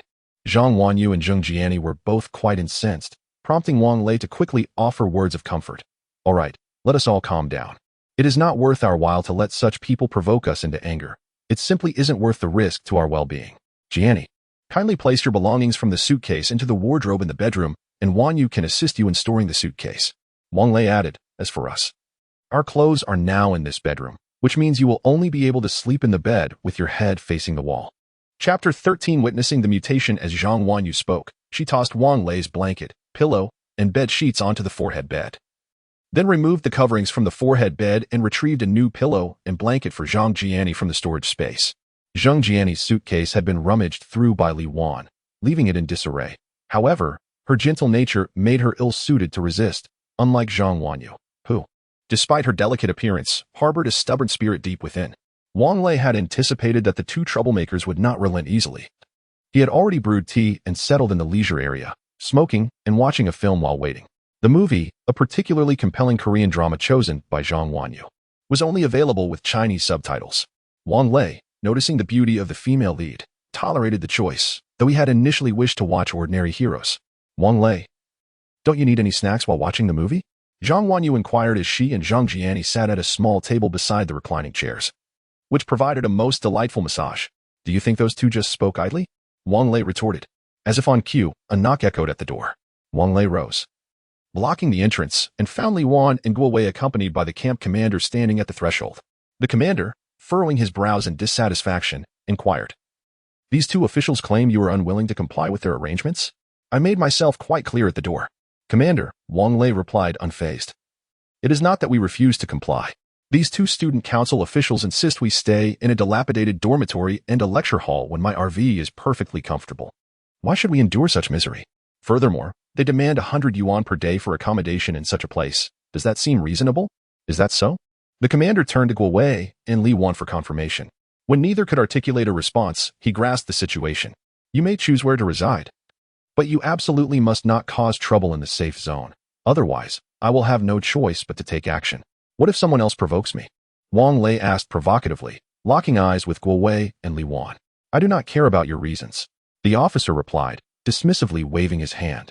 Commander, there are many survivors outside the school gate. We are overwhelmed. At that moment, the commander's radio crackled to life. Very well, I understand. I will attend to it immediately. With that, the commander departed in haste. Guo Wei and Li Wan, disgruntled, turned to leave as well. Guo Wei, are we simply letting them go? Humph. There will be ample time. Just wait and see. Wang Lei smirked, reflecting on how low the bar had fallen for student council selection at Beihai International School. Once, the council had been a gathering place for the most beautiful and handsome. You two stay in the car and watch the movie. Remember to secure the door and do not exit or let anyone in, Wang Lei advised before stepping out of the vehicle. What are you going to do? Zhang Wanyu asked. I'm going to watch the commotion, Wang Lei replied with a grin. It was nearly noon. Aren't you going to eat? Zhang Wanyu inquired once more. I will return as soon as you are done, Wang Lei replied, hastening toward the school gate, paying no heed to Zhang Wanyu's incessant complaints. Upon reaching the entrance, he found the scene quite chaotic. A dilapidated minibus was parked across the street, and at least 30 individuals were gathered at the gate. The soldiers, uncertain whether any of them were infected with the supervirus, hesitated to allow them entry, instead directing them to queue up and extend their arms through the railing for blood tests. Initially, it seemed manageable. A brief wait in line would suffice. Yet, as is often the case in society, there were those who thrived on chaos. Hurry up and let us in. If zombies come, who will take responsibility? A young man with green hair and exaggerated earrings shouted. Exactly. If we get bitten by zombies, can you bear the consequences? The girl supporting him exclaimed. She, too, sported green hair and heavy makeup, suggesting they were a couple. Wang Lei noted that her makeup was flaking off as she spoke. The others, already anxious, were further incited by their outbursts, clamoring to be let in. Please remain calm. Our testing process is swift. If you continue to create disturbances, we will be forced to take decisive action. The camp commander's expression darkened, his demeanor becoming increasingly tense. Nearby soldiers raised their weapons, poised to act at the slightest command. We, the taxpayers, sustain you, not to have you point your guns at us. The green-haired youth, undeterred by the weapons aimed at him, understood the soldiers' reluctance to fire. The commander, silent, fixed a cold stare upon him, which seemed to momentarily intimidate the young man into silence. Commander, we should reconsider our approach. It feels quite unsafe. Wang Lei murmured, sidling up to him. Oh, in what way is it unsafe? The commander questioned, turning his head. At that moment, two individuals approached the entrance, a middle-aged couple arriving on an electric bike. The earlier comment rang true. The blood testing required time, and a sudden zombie appearance during the wait would be disastrous. While conversing with the commander, Wang Lei's gaze remained fixed on the middle-aged man, whose complexion had turned an alarming shade of red, veins bulging on his forehead, beads of sweat forming despite the summer heat. Suddenly, the man opened his mouth and let out a bone-chilling roar, a sound resonating not just from his throat, but from deep within his chest. Fire! Wang Lei shouted. But his warning came too late. The soldiers, paralyzed by shock at the unfolding scene, forgot to pull the trigger. Accompanied by a chilling roar, dark blood streamed from the mouth of the middle-aged man, as the spark of life in his eyes faded, leaving his complexion an ashen hue. While the echoes of his screams still resonated in the ears of the onlookers, he had already sunk his teeth into the neck of the middle-aged woman. The sound of gunfire rang out bang, bang, bang, as bullets obliterated the contours of the couple's heads beyond recognition. Even so, The man struggled for a few moments before collapsing to the ground. Wang Lei felt as if his heart was about to leap from his throat. Chapter 14. Rational Transformation and the Disposal of Corpses. At the command of the camp commander, 2 military police officers, standing behind a barrier, poured gasoline over the 2 corpses and then ignited them. Instantly, the air was permeated with the acrid scent of charred flesh. Wang Lei felt as though he might retch his breakfast. Struggling against the wave of nausea, he addressed the camp commander. "Commander, did you see that?" The commander, with a somber expression, nodded and inquired, "Do you have any effective suggestions?" Wang Lei pondered for a moment, then picked up a small stone and began to sketch on the concrete ground. The essence of his idea was to create a small sliding door near the iron gate by the wall, and to install a grid-like isolation area on that side, separated by movable barriers. At the main gate, a long fence would be erected, capable of accommodating at least a large bus. "Commander, I believe this would be safer. As for the materials, the school's barriers are no longer in use. They can be dismantled and repurposed," Wang Lei stated as he discarded the stone and dusted off his hands. The commander nodded, agreeing that this plan was feasible. He then instructed a military police officer, "Go arrange for the dismantling of the barriers, find a welding machine and a cutting tool, and inquire among the survivors who can weld. After lunch, have them come over." "Yes, sir," replied the officer with a salute before hastily departing. "Commander, I also have some welding skills and can assist," Wang Lei quickly interjected, recognizing this as an opportunity to deepen his rapport with the commander. "Very well." A flicker of a smile finally graced the commander's otherwise stoic face. "Here, Commander. Have a cigarette," Wang Lei said, his smile genuine as he produced a pack of cigarettes and offered it to him. Among men, tobacco and spirits serve as the simplest means to foster camaraderie. After a moment's hesitation, the commander accepted a cigarette from the pack and placed it between his lips, prompting Wang Lei to light it for him. "Commander, my name is Wang Lei, from Longcheng. This place is actually my alma mater," he said with a smile. "Oh, is that so?" The commander inhaled deeply, a look of bliss crossing his face, suggesting it had been quite some time since he last indulged in a cigarette. Wang Lei nodded. "Indeed, I used to love watching your training from the balcony of the dormitory. If not for my poor physical condition, I would have truly wanted to enlist." "Haha, don't worry about your physical condition. A couple of years of training in the army would remedy that," the commander chuckled. "Alas, I wouldn't even pass the physical exam. I was quite mischievous as a child and broke my arm, leaving a scar," Wang Lei remarked, pointing to the scar on his right forearm. "Yes, the military's physical examinations are quite stringent. It is for your own good," the commander replied. "I understand." Wang Lei smiled. "By the way, I recall our unit had quite a number of personnel. Why are there only a few of us now? Have the rest gone to rest?" With a sigh, the company commander expressed at this juncture, "I suppose it is no longer a secret to reveal that our country experienced the outbreak of the virus relatively late. Neighboring nations had already succumbed to it, and a significant portion of our comrades have been dispatched for peacekeeping duties. 80% of our battalion has been reassigned. Some have been sent to the borders, while others have ventured abroad. We initially believed our nation to be secure, yet, what shall we do next? With so many people in the safe zone, our daily sustenance consumes a considerable amount," Wang Lei inquired. "Indeed," the commander replied, taking a deep drag from his cigarette. "This afternoon, we shall send out personnel to seek survivors while also gathering food supplies. Let us hope we can endure until a resolution to this virus is found." Wang Lei nodded, seemingly resigned to this course of action. "By the way, how many people are currently in our safe zone?" Wang Lei asked again. With students having returned home for the holidays, approximately 100 faculty and students remain on campus. Over the past few days, we have gradually accepted more than 300 survivors. Including ourselves, we're looking at around 500 individuals, the commander responded. Upon hearing this figure, Wang Lei felt a surge of indignation. The dormitories at Binhai International University consist of 9 buildings, with the capacity to accommodate 1,500 people. How could they possibly arrange for just 3 of them? It's utterly unreasonable. However, he concealed his frustration and suggested, "Commander, your numbers are indeed quite limited. Perhaps you could select some physically robust survivors to accompany you on your mission." "Yes, we have already coordinated with the school authorities for a selection process, but it ultimately relies on volunteers," the commander said, a hint of resignation in his tone. After exchanging a few more words, Wang Lei learned that the commander's name was Xiao Feng and that he was 39 years of age. The dismantled guardrails and welding equipment had been moved to the school entrance. Observing this, Wang Lei remarked, "I'll return to inform the 2 of them before I come to assist. No rush, have your meal first. The food at the cafeteria may not be very palatable. You can join us for dinner," Xiao Feng suggested. "There's no need for that. A bite will suffice," Wang Lei replied. Upon returning to the vehicle, he found Zhang Wanyu preparing noodles. "Ah, young master, you've returned. Your timing for dinner is impeccable," Zhang Wanyu said with a teasing tone. Zhang Jiani smiled. "Quickly wash your hands and let us eat."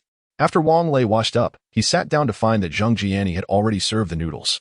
Tomato and egg stew. Wang Lei thought, recalling the earlier scene at the school gate, which made him feel nauseous. He hurried to the restroom, retching for a considerable time. Is it really that unappetizing? Zhang Wanyu frowned after tasting a bite, finding the flavor agreeable. "Mr. Wang, if I were to cook for you again, I would write my surname upside down." Rinsing his mouth with cold water, Wang Lei quickly emerged to clarify. Upon hearing his description, the two women hastily interrupted. All right. Enough of that. Or we won't be able to eat. Have some bread." Had his stomach not been empty, Wang Lei would have struggled to eat. After nibbling on a piece of bread, he prepared to head to the school entrance to work. Just as he opened the car door, he spotted Guo Wei and Li Wan standing on the stairs of the teaching building, pointing and discussing the vehicle. Wang Lei closed the car door and started the engine. "Are we leaving?" Zhang Jiani inquired. "No, we are just parking the car over by the school entrance. I'm uneasy with you two ladies alone in the vehicle," Wang Lei replied as he drove. Upon seeing the camper van approach, Xiao Feng furrowed his brow but ultimately chose to remain silent. After Wang Lei exited the car, he exchanged greetings with Xiao Feng and promptly began his tasks. During his time working with Li Jianjun at the construction site, he learned various skills: plumbing, electrical work, welding, mastering them all. Such was life, as even private enterprises treated workers as mere beasts of burden, let alone small business owners. This was the harsh reality of capitalist exploitation. The task at hand required sturdiness rather than aesthetics. Wang Lei took a simple measurement with a tape and marked the layout on the ground with small stones, making it easier for those who would come to assist later. Chapter 15. Modified cars. While sketching, Wang Lei suddenly experienced an extraordinary clarity of thought, with various data and blueprints vividly etched in his mind. His rapid drawing astonished Xiao Feng. Wang Lei had a faint sense that he, like Zhang Wanyu, had awakened a certain skill, though it was not yet overtly apparent. Not only was he swift in drawing, but his work speed was also remarkable. As he unfurled the measuring tape, others had not even comprehended the numbers before he had already completed the cutting. The welding rod emitted a burst of flames, and a partition door was swiftly constructed. Eventually, more than 10 helpers abandoned their efforts, staring in awe at Wang Lei's solitary endeavor. The heat was intense, and by the time he finished his task, he was drenched, as if he had just emerged from a river. At last, it was done. "Everyone has worked hard," Wang Lei remarked, wiping the sweat from his brow as he surveyed the newly modified door. "Xiao Wang, you did all of this by yourself?" At that moment, Xiao Feng looked at Wang Lei as if he were a marvel. "Impossible. Captain Xiao, you jest," Wang Lei chuckled. "I'll head back to rest for a while. You all should test how flexible these partitions are." Clad in sweat and feeling sticky, he was immensely uncomfortable. Moreover, having consumed only a piece of bread for lunch, his stomach began to protest as the clock neared 5 in the afternoon. "Wanyu, prepare something for me to eat, but no tomato and egg noodles. I'll take a shower first. I'm utterly exhausted." Upon entering the RV, Wang Lei grabbed his pajamas from the overhead bed and dashed to the bathroom. "I owe you," Zhang Wanyu exclaimed, wide-eyed, yet reluctantly made her way to the kitchen. In just 10 minutes, Wang Lei emerged from the bathroom, dressed in pajamas, wearing slippers, and a cigarette dangling from his mouth. As he sank into a chair in the leisure area, he suddenly found himself no longer hungry.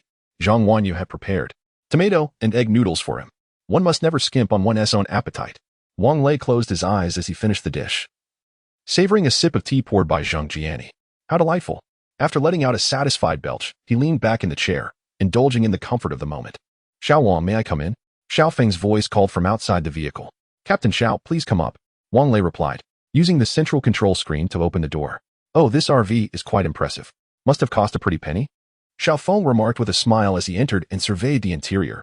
"A gift from a friend. I have no idea how much it was," Wang Lei replied. "Is there something you need, Captain Xiao? Is the door not functioning properly?" "Not at all," Xiao Feng replied, taking a seat opposite Wang Lei.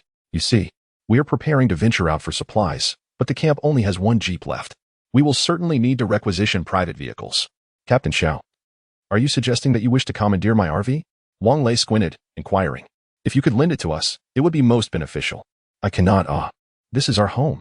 I cannot lend it out, nor will I allow strangers in my vehicle, especially given the current unrest."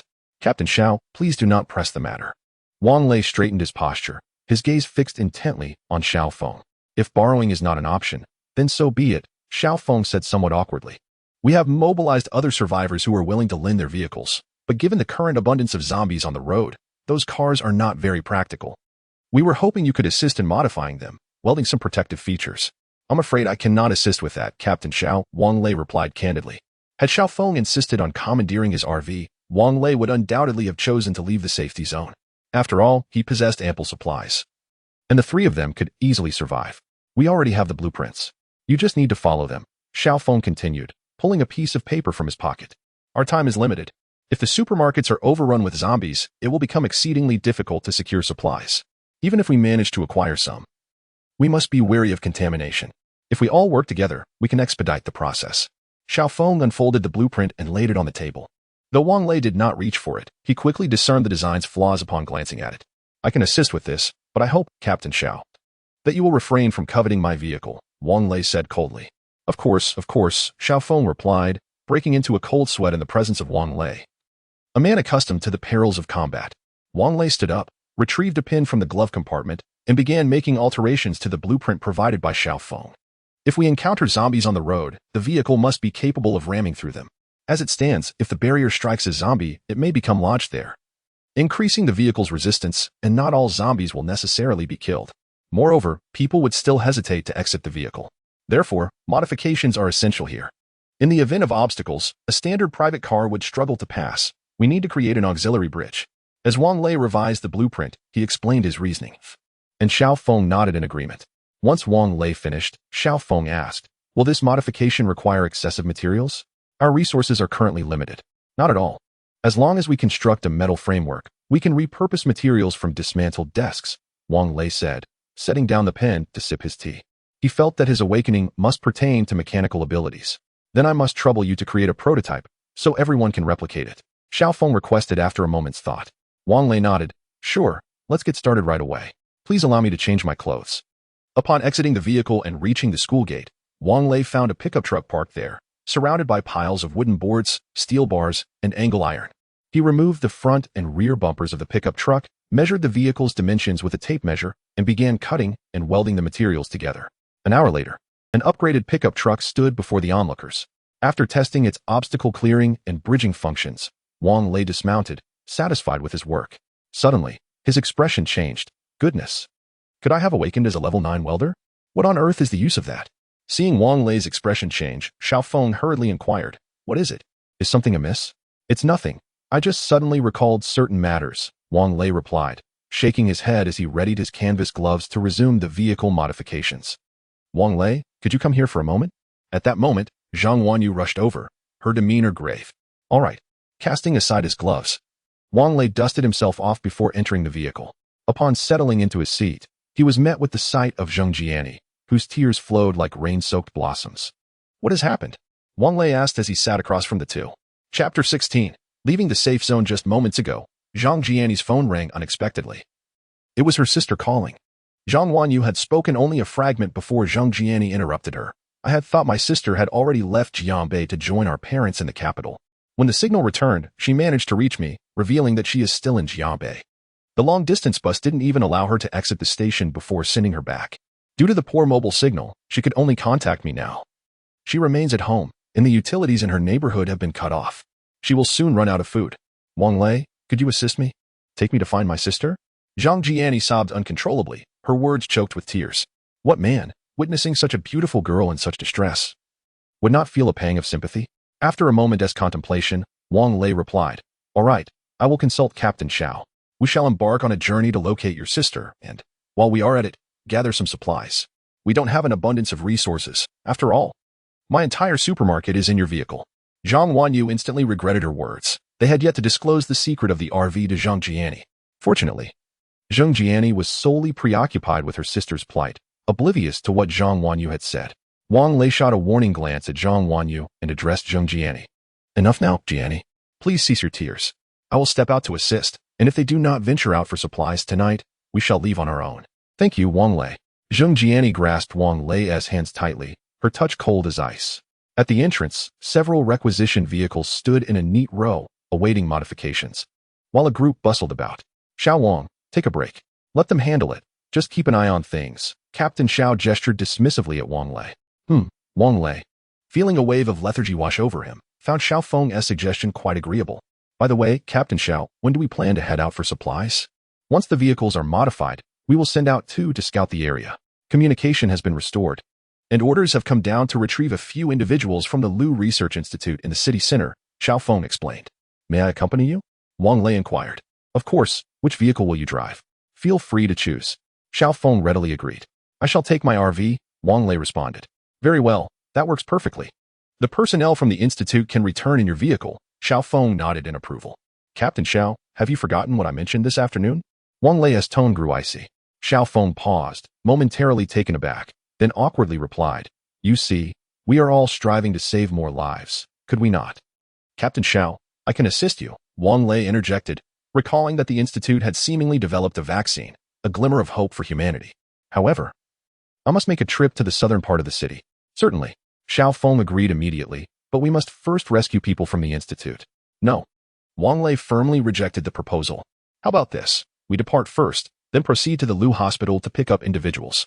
Xiao Feng furrowed his brow, contemplating for a lengthy moment, before reluctantly conceding, all right, I will assign a few people to protect you. Wang Lei initially intended to refuse, but after some contemplation, he realized that they would have to disembark to pick up Zheng Jianning's sister, and it would be safer with someone to ensure their protection in the residential area. Upon seeing Wang Lei acquiesce, Xiao Feng proceeded with the arrangements. Before departing, he handed Wang Lei a walkie-talkie, advising, once you head out, please adhere to the directions of Captain Li. Greetings, I am Captain Li Baiken, he said, saluting before extending his left hand to Wang Lei. Thank you for your efforts. Captain Li, Wang Lei nodded and shook his hand. There is no time to waste. Let us set off. A modified off-road vehicle and a camper van slowly exited the campus under the watchful eyes of the crowd. Midhai National University is situated in the northern suburbs of Jiabei, where the residential areas are sparse, resulting in a relatively empty roadway. After traveling a short distance, Wang Lei halted the vehicle, rolled down the window, and, once Captain Li's vehicle approached, handed over 2 packages of cooked beef. You've all worked hard.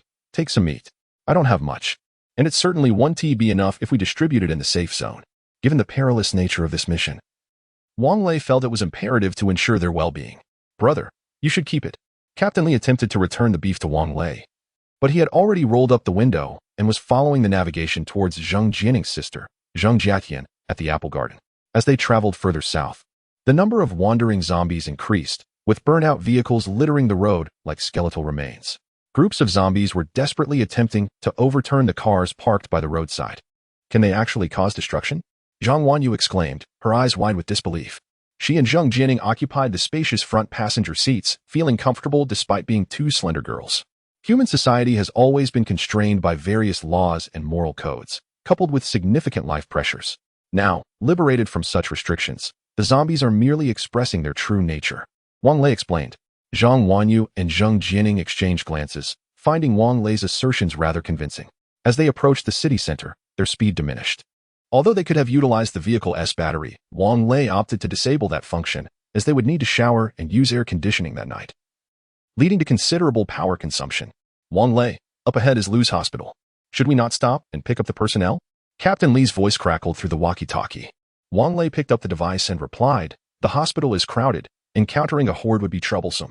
We should proceed to the southern part of the city first. A little more time is inconsequential. Very well. Captain Li hesitated but ultimately agreed, continuing to follow the camper van southward. Reaching the southern district required crossing a suspension bridge, where, although parking was not permitted, numerous zombies had congregated. The camper's headlights illuminated the throngs, drawing the attention of the undead, who began to advance swiftly toward the vehicle. Captain Li, stay close behind me. We shall charge through. Wang Lei shouted into the walkie-talkie. Shall I go ahead and clear the way? My vehicle has been modified. Li Baiken replied. No need. I shall take the lead. Just keep close. Wang Lei declared, pressing the accelerator with force. In an instant, the car surged from a speed of 40 km per hour to 100 km per hour. The powerful thrust caused Zhang Wanyu and Zhang Jiani to grip the armrest of the passenger seat tightly in fright. Li Baiken and his companions, trailing behind in the RV, were equally startled. Commander, what kind of RV is this? Can it really accelerate so swiftly? The driver, Xiao Zhou, inquired. Enough chatter, just keep up. Chapter 17. Damage to the RV. The vehicle driven by Li Baiken and his companions is a parallel imported model, equipped with all-wheel drive and impressive acceleration capabilities. though I shall refrain from naming the brand, as they have not compensated me for advertising. After creating a distance of several meters between the two vehicles, Lee Baikin and his group swiftly caught up. The zombies, oblivious to the need for evasion, were met head-on by the RV, countless ashen. Decayed faces collided forcefully against the windshield, leaving behind splotches of dark brown blood. Fortunately, Wang Lei had the foresight to secure the windows beforehand. Otherwise, blood might have splattered inside, resulting in an even more repulsive scenario. Nevertheless, the three of them were still retching incessantly. "You two, go sit in the back," Wang Lei shouted, suppressing his nausea. Zhang Wanyu and Zhang Jiani promptly rose and returned to the safety of the rear. Lighting a cigarette, Wang Lei muttered irritably, "Why are there still so many? Have these zombies all run onto the bridge, intending to jump into the river? If they wish to end it, they should do so quickly. Obstructing the path is unacceptable." Of course, the zombies had no intention of self-destruction. Their instinct was to survive and to recruit more humans into their ranks. The thought of his RV, now likely covered in mangled flesh and foul blood, left Wang Lei feeling utterly despondent. Suddenly, the right front wheel of the RV rolled over a zombie, causing the vehicle to jolt violently. Wang Lei quickly turned the steering wheel to the right, stabilizing the car. Once the wheel was straightened, the RV resumed its relentless speed of 100 kilometers per hour, crashing into more zombies. Warning: the durability of the front windshield is below 60%. The durability of the front bumper is below 55%. Please repair promptly. Repair materials required: glass, 100 kilograms, steel, 200 kilograms. Damn it, Wang Lei cursed. He had anticipated that such extensive collisions would inflict some damage on the RV, but he had not expected it to be so severe, with nearly half of the durability of both the windshield and bumper depleted. Initially, he had planned to scavenge for scrap metal at a junkyard to upgrade the RV later, but he had completely forgotten about it. "Wang Lei, is the vehicle all right?" Zhang Wanyu inquired anxiously upon hearing the warning from the speakers. "For now, it's fine, but if we encounter another horde like this, who knows?" Wang Lei replied, his brow furrowed, his gaze fixed ahead. "I'm so sorry. This is all my fault." Zhang Jiani sobbed once more. "Jiani, it's not your fault. Even if I hadn't come to rescue your sister, I would have had to go to Longqing eventually. We would have faced the situation sooner or later." Wang Lei reassured her, unable to bear the sight of a woman crying. At last, they managed to navigate through the horde. "Wang Lei, your RV is truly impressive." Li Baikin's voice came through the intercom, filled with sincere admiration. "It suffered significant damage," Wang Lei replied with a wry smile. "This vehicle needs repairs. Does Team Leaderly know where to find glass and steel? I could also use other metals." "Glass and steel, you say?" "The Lu Group's warehouse is situated in the south of the city. There might be some materials there. How about we pick up the others and head over to investigate?" Li Baikin suggested thoughtfully. "Can you reach Captain Xiao?" Wang Lei inquired. "I have been listening attentively." "Brother Wang Lei, please speak," came Xiao Feng's voice through the walkie-talkie, albeit somewhat muddled. "I need to go to the Lushir Group warehouse in the southern part of the city to retrieve some supplies. Inform me when we are on our way back, and you can send someone to the Lushir hospital to assist us." "Understood. Stay safe," Xiao Feng responded. After crossing the bridge, although the number of zombies on the road remained considerable, it had diminished significantly compared to the bridge. The central control screen now displayed vehicle information. Each collision with a zombie slightly reduced the durability of the bumper and windshield, while the tire durability had decreased to 88%. 10 minutes later, the two vehicles finally halted at the entrance of the Apple Garden community. The community consisted of 6-story buildings, and the entrance was fortified with a steel-welded iron gate. At that moment, the gate was firmly closed. The headlights illuminated the area, revealing 2 pickup trucks and an SUV parked at the entrance. All 3 vehicles covered with steel mesh, their roofs adorned with loudspeakers, and their bodies stained with blood, a clear indication of their encounters with zombies. "Jiani, please call your sister." Wang Lei stood up, surveying the surroundings, noting the absence of any visible zombies. "I can't get through. There's no signal." Zhang Jiani exclaimed anxiously. "Do you know which building she resides in?" Wang Lei pressed on. "Building 12, Unit 1, Number 5, on the 3rd floor, east side." Zhang Jiani responded. "Lieutenant Li, I need to enter the community to search for her. Can you send someone to ensure our safety?" Wang Lei hesitated to exit the vehicle, opting instead to communicate with Li Baikin via the walkie-talkie. "Certainly, I will send 2 soldiers to accompany you. They're armed and will guarantee your safety," Li Baikin replied through the device. "All right, you two, secure the vehicle doors and remain inside."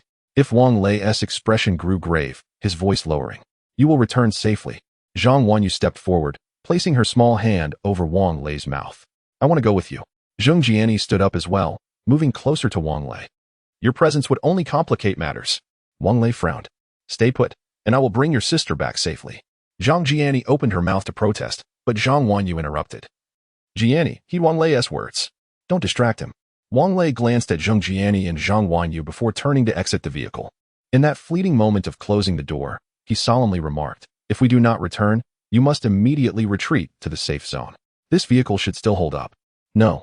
Zhang Wanyu burst into tears, collapsing weakly onto the floor. Zhang Jiani sobbed, it's all my fault, it's all because of me. The headlights cast a stark, pale light on the ground, evoking an unexpected chill on this summer night. 2 armed soldiers awaited at the RVS entrance. Wang Lei gestured towards the community gate, saying, let us go, we'll climb over. The soldiers nodded, swiftly ascending the steel mesh, with Wang Lei closely following. Suddenly, the headlights of the 3 cars parked inside the gate illuminated simultaneously, casting a blinding white light that rendered the 3 individuals momentarily sightless. Who are you? A man's voice questioned from a loudspeaker atop the central vehicle. We are not zombies. We have come here in search of someone, Wang Lei shouted, shielding his eyes from the glare. No, you cannot enter. How can we be certain you are not carrying the virus? Came the reply. We have arrived from a safe zone, and throughout our journey, we have had no contact with any zombies. Wang Lei responded. Chapter 18, The Extraordinary Ability Squad. Is there a safe zone in Jiabe? Who are you looking for? Yes, at Beihai International University. I am searching for the resident of Unit 5, Building 12. Her name is Zhang Jiatian. Looking for shouting? Who are you to her? The voice from the loudspeaker had evidently changed. I am her sister, sent to escort her to the safe zone. Is it truly her sister? This afternoon. Shouting mentioned that she had contacted her sister. Please do not approach. We shall call her. The SUV turned around and headed deeper into the community. The doors of the other 2 vehicles swung open, and 4 individuals emerged.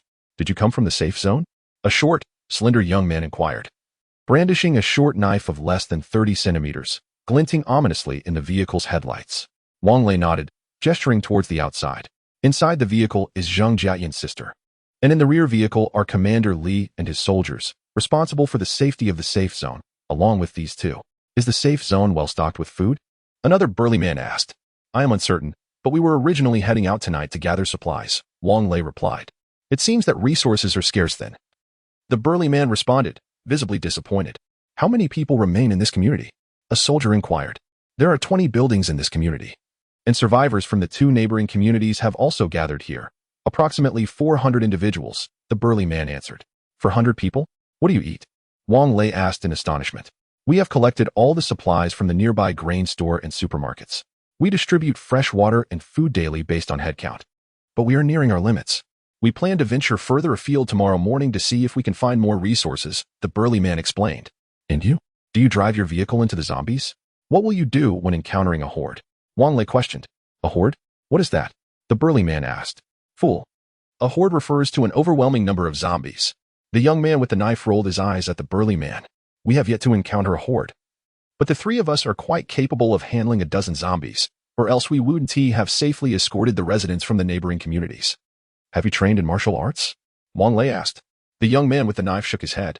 Perhaps we have awakened extraordinary abilities. The 3 of us should be considered warriors. I am proficient in automotive maintenance and modification. The burly man chuckled. Wang Lei felt a pang of frustration. Why was I only skilled in welding? How many of you are there? Wang Lei inquired. 6. Oh. And shouting is one of them. Her awakened ability is in medical skills, enabling her to treat our injuries. Additionally, Zhang Xingyu is coming to fetch shouting. His ability allows him to create an invisible shield, preventing zombies from approaching. By the way, my name is Zhu Jianfeng. Indeed, pigs would go mad upon seeing him. Hence he is quite formidable. The burly man grinned broadly. I am Chao Xingwei, and this is Lu Yanzhou, along with Jiang Shilong, dead gorilla. Have I not told you before? Do not make jokes with my name. Zhu Jianfeng gritted his teeth, speaking with a fierce tone. The other 3 merely smiled, dismissing the matter. After their conversation, Zhang Xingyu's off-road vehicle had returned. Before the car had even come to a complete stop, the door to the passenger seat swung open. Where's my sister? A petite girl leaped out of the vehicle, her face a mixture of anxiety and joy. All right, let's go. We have other matters to attend to. Wang Lei declared.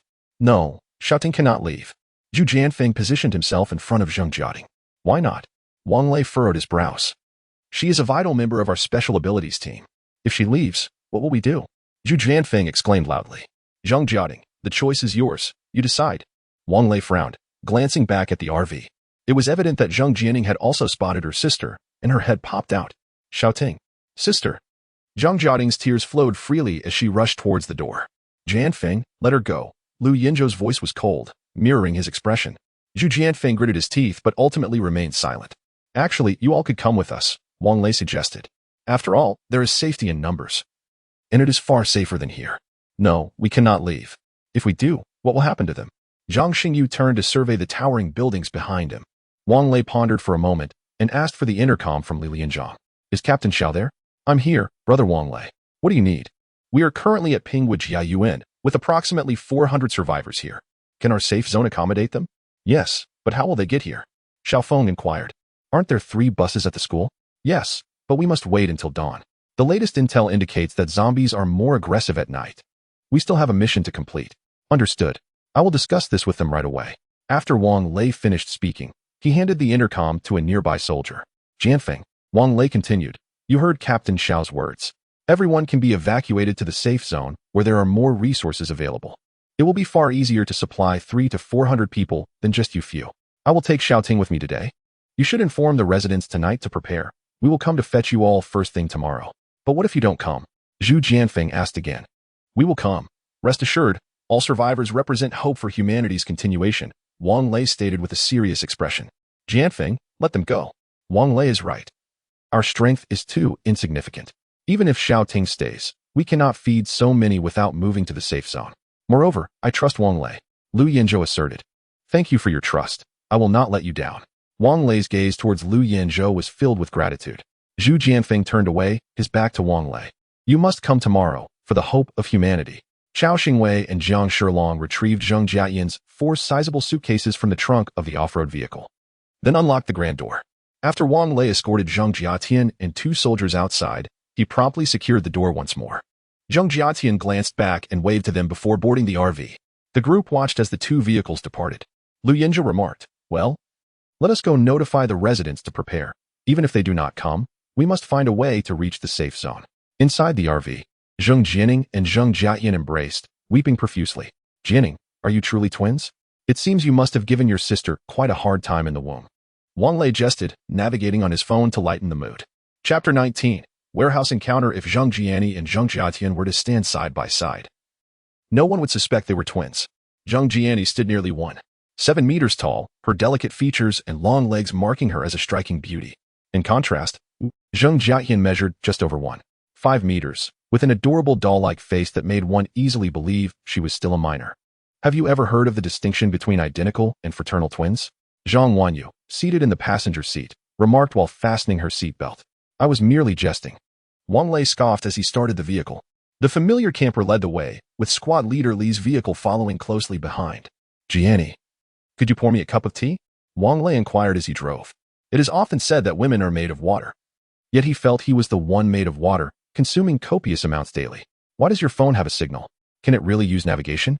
Zheng Jiani placed her teacup on the small table beside the driver's seat and noticed Wang Lei operating the navigation system.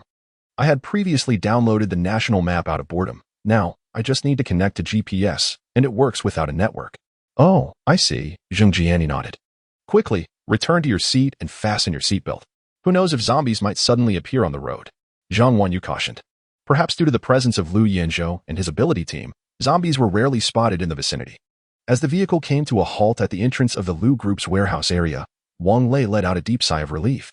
In truth, it was not only the Lu Group's warehouse that was located here, many of their factories were also situated in this area.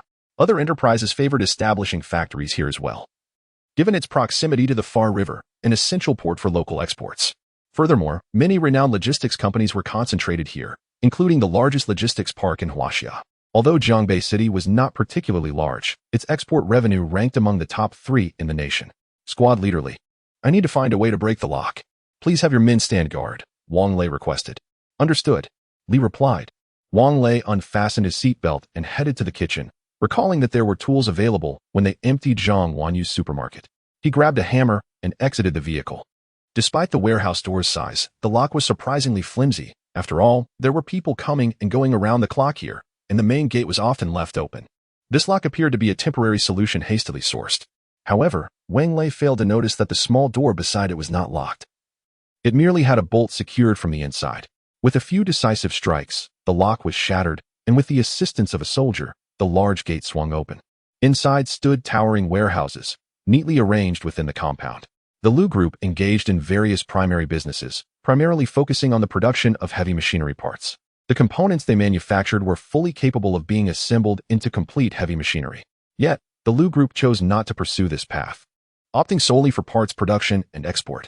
Wang Lei instructed Li Baikan and the others to guard the entrance while he drove the camper into the compound, determined to keep the vehicle's secrets to himself. Upon entering the park, the sign clearly indicated that this was the raw material zone, with the metal area to the left and the other materials zone to the right. The park streetlights were all solar-powered, ensuring that even during a power outage, the area remained brilliantly illuminated. Abundant materials were evident, as numerous steel ingots were neatly stacked in the open space adjacent to the warehouse.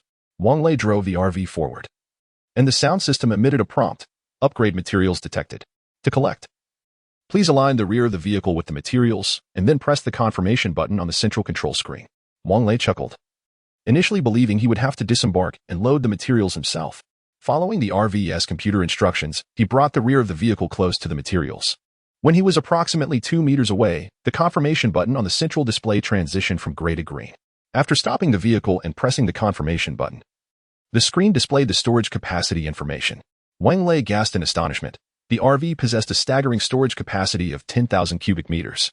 However, this vast space could only accommodate materials designated for vehicle upgrades, not other supplies. The storage capacity for living essentials was 1,500 cubic meters, with the screen indicating that less than 1% of that space had been utilized. That was still quite substantial. The recreational vehicles used by celestial beings were indeed impressive. What puzzled him was the disparity between the ample storage space and the relatively modest fuel tank capacity of 650 liters, alongside a mere 10,000 liters for the water tank. It seemed they could have been larger, allowing for extended use without concern. Wang Lei instructed the 3 girls to wait inside the vehicle while he stepped out to observe how the RV was loading the steel ingots. Approaching the rear, he noticed that all 3 storage compartment doors were open and 4 mechanical arms extended from each compartment, tirelessly transferring the steel ingots inside. How user-friendly, Wang Lei mused with a smile. As he watched the last of the steel ingots being loaded, he returned to the RV, ready to raid the warehouse. Material collection complete, announced the sound system. Wang Lei started the vehicle, preparing to maneuver into the warehouse when a gunshot rang out, shattering the front windshield with a bullet. A crack appeared, and the central display indicated that the windshield's durability had plummeted to 30%. It had been at 49% just moments prior, meaning nearly 20 points of durability had been lost in an instant. At this rate, the glass would surely succumb to a 6th bullet. In reality, Wang Lei's calculations were flawed. The durability of all components significantly deteriorated only when they fell below 50%. Those driving the vehicle might have noticed that fuel consumption accelerates when the tank is half full. What the heck? Who has a gun? Wang Lei exclaimed in shock. The roar of cars and motorcycles filled the air, accompanied by the glare of headlights. "Get out of the vehicle immediately, or we won't be so courteous," echoed a voice. At this very moment, the RV was encircled by 4 vehicles equipped with railings and 6 motorcycles. A dozen individuals disembarked from the cars, among whom a stout, middle-aged man took the lead. He was of modest height, clad in a white short-sleeved shirt and black trousers, his polished black shoes gleaming under the glow of the streetlights. "Wang Lei, what shall we do?" Zhang Wanyu inquired, gripping Wang Lei's arm with urgency. Zhang Jiani and Zhang Jiatian stood anxiously behind Wang Lei, the 4 of them peering through the cracked windshield, frowning as they scrutinized the figures outside. Chapter 20. Peril at the Warehouse. Part 1. Did you hear that? Get out of the car quickly, or I shall fire. Beside the middle-aged man stood a young man with dyed red hair, brandishing a handgun, clad in a black leather jacket and trousers adorned with metal studs, glinting ominously under the streetlight. Despite the sweltering heat, he seemed unconcerned about breaking into a sweat. As his words echoed, the deafening roar of an engine approached, signaling the arrival of Li Baikan and his companions, who had rushed in response to the gunfire from within. Unfazed, the red-haired youth toyed with his firearm, mockingly observing, "Oh, looks like we have some backup?" Before the off-road vehicle had even come to a halt, the rear and front passenger doors swung open, the screech of tires against asphalt nearly harmonizing with the sharp clatter of military boots hitting the ground. Li Baikan, accompanied by 4 soldiers, advanced in a swift and synchronized manner, positioning themselves before the RV, weapons drawn, confronting the adversaries. Realizing the gravity of the situation, the assailants instinctively took a few steps back. However, the red-haired youth remained composed, reassuring his companions, "Don't be afraid. They are here to protect us and won't dare to shoot." Stay calm. Li Biqing scoffed derisively. We are here to safeguard the public, not to protect armed criminals. Disarm yourselves and take cover. Boss, let us take them on. There are only 5 of them, plus the one in the vehicle, just 6 men. Those 3 girls are stunning. If we eliminate them, those girls will be ours. The red-haired youth exclaimed, wiping the drool from the corner of his mouth. Despite the RV's decent soundproofing, the sunroof was ajar, allowing the occupants to hear every word. The 3 girls, gritting their teeth, seethed with rage, wishing they could leap out and skin the red-haired youth alive.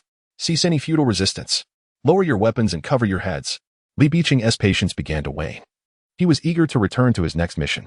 In the opposing group, a few individuals complied, crouching with their hands on their heads. The middle-aged man exchanged a glance with the red-haired youth, who immediately understood the unspoken cue. Bang! A gunshot shattered the tranquility of the night.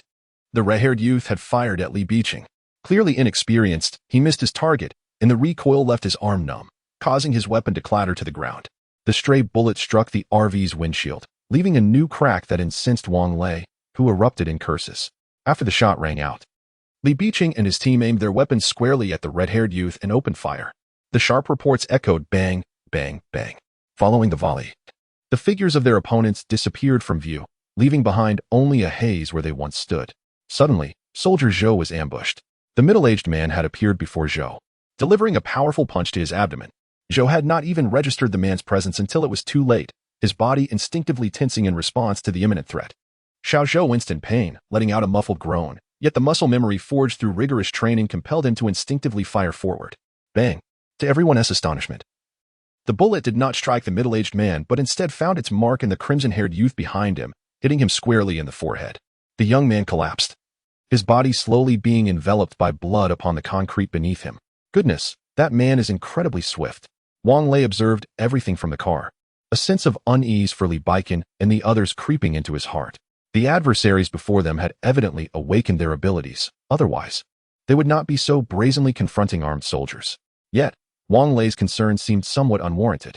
Close-quarters combat was precisely Li Biqing and his companions' forte.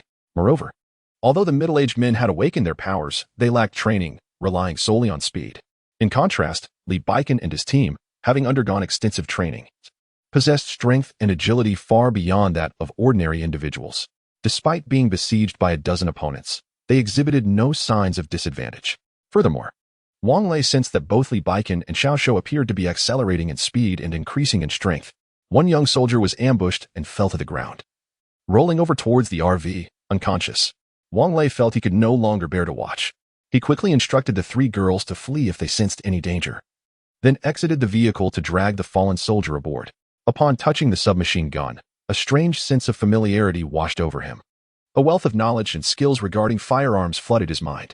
Zhang Jiani and the others hurried to assist him. When Zhang Jiani's hand made contact with Wang Lei's, an insight flashed through her mind. Firearm proficiency level 1. Wang Lei, you might have awakened an ability. Firearm proficiency level 1. She exclaimed in surprise. Huh. Wang Lei was momentarily taken aback. To verify her assessment, Zhang Jiani turned to Zhang Jiatan, intending to touch her as well. However, the instant her hand made contact, she received an insight regarding Zhang Jiatan's abilities, medical proficiency level 1. It cannot be wrong. You should give it a try. Zhang Jiani insisted emphatically. ISNT at welding proficiency? He questioned. No, Zhang Jiani asserted confidently. What about them? Wang Lei inquired, gesturing towards the thugs outside. They have all awakened combat proficiency. Zhang Jiani replied after scrutinizing each foe. Remarkably, they all possess combat proficiency? What a coincidence. Wang Lei nodded, having intended to seize the fallen soldier's weapon to assist. After Wang Lei exited the vehicle, Zhang Jiatan instructed Zhang Wanyu and Zhang Jiani to help lay the soldier flat while she closed her eyes, placing her hands 10 centimeters above the soldier's head. The moment she shut her eyes, her surroundings transformed into a serene operating room, with the soldier's vital signs displayed on various instruments within the sterile environment. All indicators appeared normal. He had merely sustained a mild concussion from a sudden impact to the head. Beside the surgical table stood a shelf, upon which lay a pack of silver needles. Zhang Jiatian picked up the silver needles and deftly administered several acupuncture points to the young soldier's temples. Naturally, these actions were beyond the view of Zhang Wanyu and Zhang Jiani in the RV. 5 minutes later, the young soldier stirred back to consciousness. Yet Zhang Jiatian was drenched in sweat, appearing exceedingly frail as she sat in a chair in the lounge area. Meanwhile, after disembarking, Wang Lei's gaze fixated upon the middle-aged man. for his speed had become overwhelming, leaving Li Baikan struggling to keep up. Chapter 21. The warehouse. Survivor Wang Lei squinted, perceiving the middle-aged man's movements in his mind as if they were unfolding in slow motion. Not only the middle-aged man, but the actions of everyone around him seemed to decelerate. With his submachine gun aimed precisely, he decisively pulled the trigger as the middle-aged man's head diverged from Li Baikan's. Bang! The bullet struck the back of the middle-aged man's head, causing him to collapse instantly, blood splattering onto the faces and bodies of those nearby. Immediately, both the soldiers and the group of people ceased their actions. However, Wang Lei did not relent. He had long held disdain for a particular shifty-eyed individual. Without hesitation, he fired another shot, and the shifty-eyed man, caught off guard, widened his eyes in shock before toppling backward. Wang Lei, cease firing. Li Baikan shouted anxiously. Wang Lei remained silent, his gun still trained on the target. The group was already in shock at the death of the middle-aged man, who, despite his rotund appearance and beer belly, was the most capable among them. Everyone, do not resist futilely, Li Baikan admonished, his brow furrowed with concern for the young soldier moments ago. Mr. Wang, could you please return the gun to me? The young soldier, stepping down from the vehicle, scratched his head awkwardly. Could you lend it to me for a moment? You're not fully recovered yet. Go back to the vehicle and rest. Wang Lei gestured toward the off-road vehicle, explaining that he had only brought the soldier to the RV out of necessity. Xiao Zhao, you should head back to the vehicle. Let Wang Lei use the gun for now. Li Baikan interjected, recognizing Wang Lei's exceptional marksmanship. The speed of the middle-aged man had been so swift that he could not discern his movements, yet Wang Lei had struck him down with a single shot. Xiao Zhao appeared reluctant, but did not return to the vehicle. Instead, he stood behind Li Baikan. Do not shoot, we surrender. At that moment, a tall young man, clad in basketball attire, raised his hands first. Wang Lei's attention was drawn to him. The young man was rather handsome, likely a college student. One by one, the others followed suit, raising their hands in surrender. Xiao Zhao, get some rope from the vehicle and bind them, Li Baikan commanded, prompting two young soldiers to open the trunk of the off-road vehicle and retrieve a bundle of rope. At that moment, the tall young man made his move, darting swiftly toward Wang Lei, confident in his ability to seize the weapon from him. Seeing this, several others, unwilling to be captured so easily, also sprang into action. To Wang Lei, the young man's seemingly rapid movements appeared as slow motion. As he took his second step, the gun was already aimed at him. Before he could complete his third step, the bullet had already traversed his brain. He died not comprehending why his self-proclaimed speed, which he believed could evade bullets, had failed to elude this one. As the middle-aged man was shot dead moments ago, he merely thought that Wang Lei had stumbled upon an opportunity, completely unaware that his opponent had awakened a proficiency in firearms. When the gunfire erupted, it did not deter the group accompanying the tall boy. They, too, were incredulous that he could be struck. Li Baikan and his companions had no desire to harm the civilians, but in the face of ruthless and unrepentant adversaries, their benevolence had dissipated. Just as they raised their weapons to fire, the assailants collapsed into a pool of blood. Wang Lei had not granted them the chance to retaliate. The remaining fewer than 10 individuals, upon witnessing this, instinctively shielded their heads with their hands and crouched to the ground. Do not shoot. We will not resist, they pleaded. You had better not resist, Wang Lei replied coldly. Otherwise, I will not hesitate to eliminate all of you. Xiao Zhao and Xiao Shou approached, binding the hands of the remaining 8 behind their backs, the ropes uncut, thereby rendering them a chain of captives. Who are you? Li Baikan inquired as he approached the bound individuals. We are the workers here. That middle-aged fat man was our supervisor. And the one in the basketball attire is his son, replied the first captive. Wang Lei understood immediately. No wonder he had chosen to resist. It was all in pursuit of vengeance for his father. However, judging by their appearances, they bore no resemblance to one another. Had they not both perished and found themselves in this apocalyptic world, Wang Lei would have suggested a paternity test. Are you the last of your kind? Li Baikan pressed further. The man shook his head. There are still over 100 of us. We, the awakened, have been assigned to combat teams to scavenge for food and other necessities. Where are the others? Li Baikan queried. The man gestured with his chin towards an office building not far off, illuminated by several windows. They are all there. They are ordinary individuals, responsible for cooking, laundry, and such. He spoke hesitantly, his eyes flickering nervously. Wang Lei stepped forward, pressing the barrel of his gun against the man's temple. You had better speak the truth. The man, drenched in cold sweat, hastily replied, I swear, there are only a little over 100 left, but they are all women. All the men were sent out to scavenge for food, and only we awakened individuals returned. Moreover, Director Gui has confined the elderly and unattractive women working in the office to the basement, denying them food and water. They are likely starving to death by now. How could they perish in just a few days? Li Baikan doubted the man's claims. Yet, the man sighed in resignation.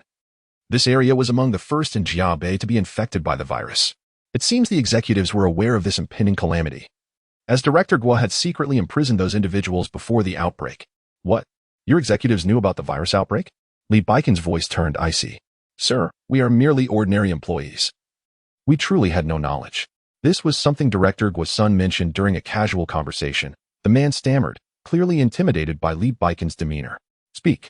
Reveal all that you know. Yes, indeed. The remaining 100 or so had also been summoned early to a meeting in the office building. During the outbreak of the virus, many of us perished while battling those wretched creatures, leaving only a scant number behind. How many were there originally? Over 2,000. As the man responded, his demeanor was palpably somber, and the faces of the other 7 were etched with sorrow. After all, those who had fallen were once their esteemed colleagues. From over 2,000, only a mere 100 remain, had it not been for Director Guo's deliberate arrangements. There might not have even been that many left. Chapter 22. Rescue Director Guo declared that those lacking awakening skills were worthless, mere consumers of resources, better off dead. The man then inquired, then why keep the remaining women? Wang Lei pressed, speak. As he prodded the man's forehead with the barrel of his gun, the man stuttered. Struggling to articulate his thoughts, Director Guo treats these women as yet, the implication was clear to all. The fate of the 100 or so women was all too evident. Li Baikan and his warriors glared with fiery intensity, demanding, take us to them. The man, flustered, hurriedly led a group toward the office building. Wang Lei initially intended to continue gathering supplies, but, apprehensive about the danger Li Baikan and his men might face, kept his gun raised and followed closely. The office building was not far, with numerous vehicles parked outside, including 2 excavators. Upon entering, Li Baikan instructed, first, let us inspect the basement. The man's face paled with fear. Sir, we should avoid going down there. It's no longer accessible. Move. Spare us your excuses. Xiao Shou kicked him, compelling the man to silence as they approached the stairwell. Once inside, they discovered the man's words had not been deceitful. However, he had withheld the full truth while outside. The path to the basement was obstructed by earth, saturated with water, accompanied by a single pipe. After those women were confined here, Director Guo ordered us to fill this place with dirt and flood it for 2 days. The basement has no ventilation or windows.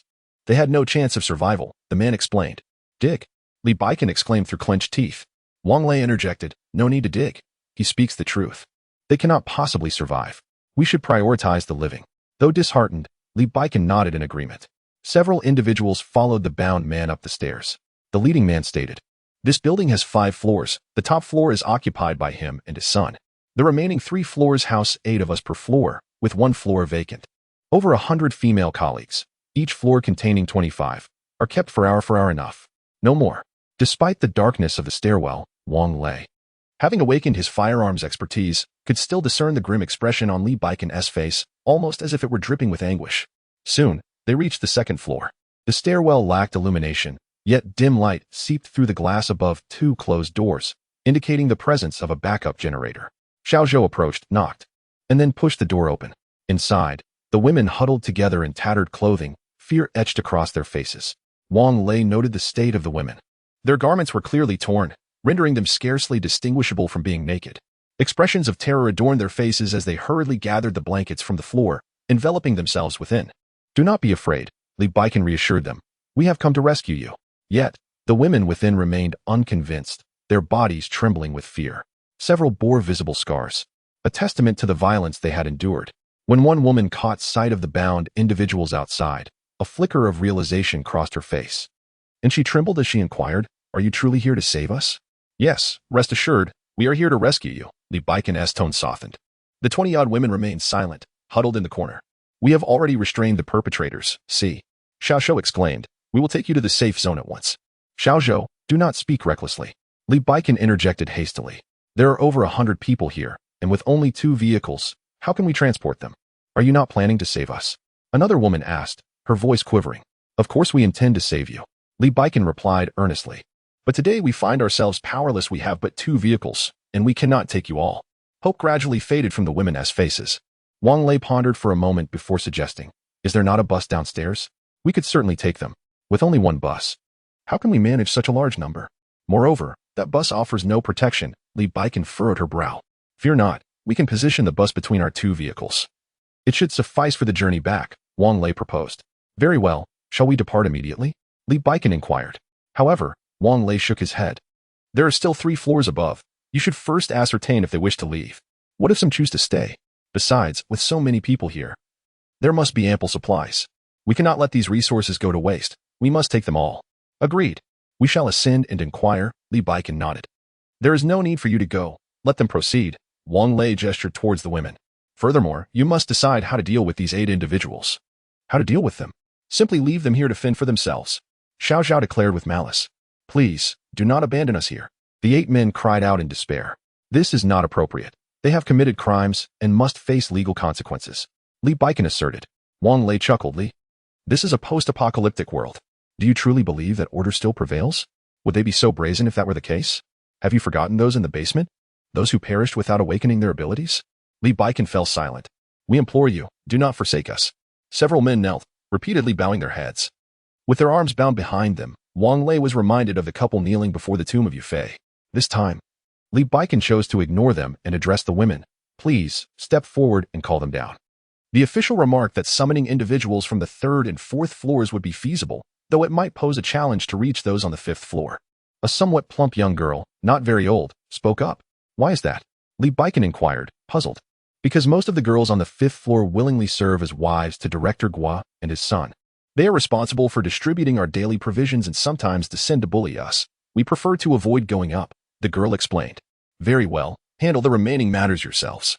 I shall seek out what I need first, Wang Lei said, displaying a lack of interest in further discussion. May I borrow this gun? Chapter 23. Another turmoil, can you return it to me? Xiao Zhao asked weakly. Enough, Xiao Zhao. Let Wang Lei use the gun first, and give him your ammunition. Li Baikan commanded. Reluctantly, Xiao Zhao produced the magazine and bullets from his person. Could you teach me how to load the bullets? Wang Lei inquired. Somewhat bashfully. I thought you had learned shooting already. Li Baikan chuckled. Your aim is so precise. Would you be interested in joining my unit?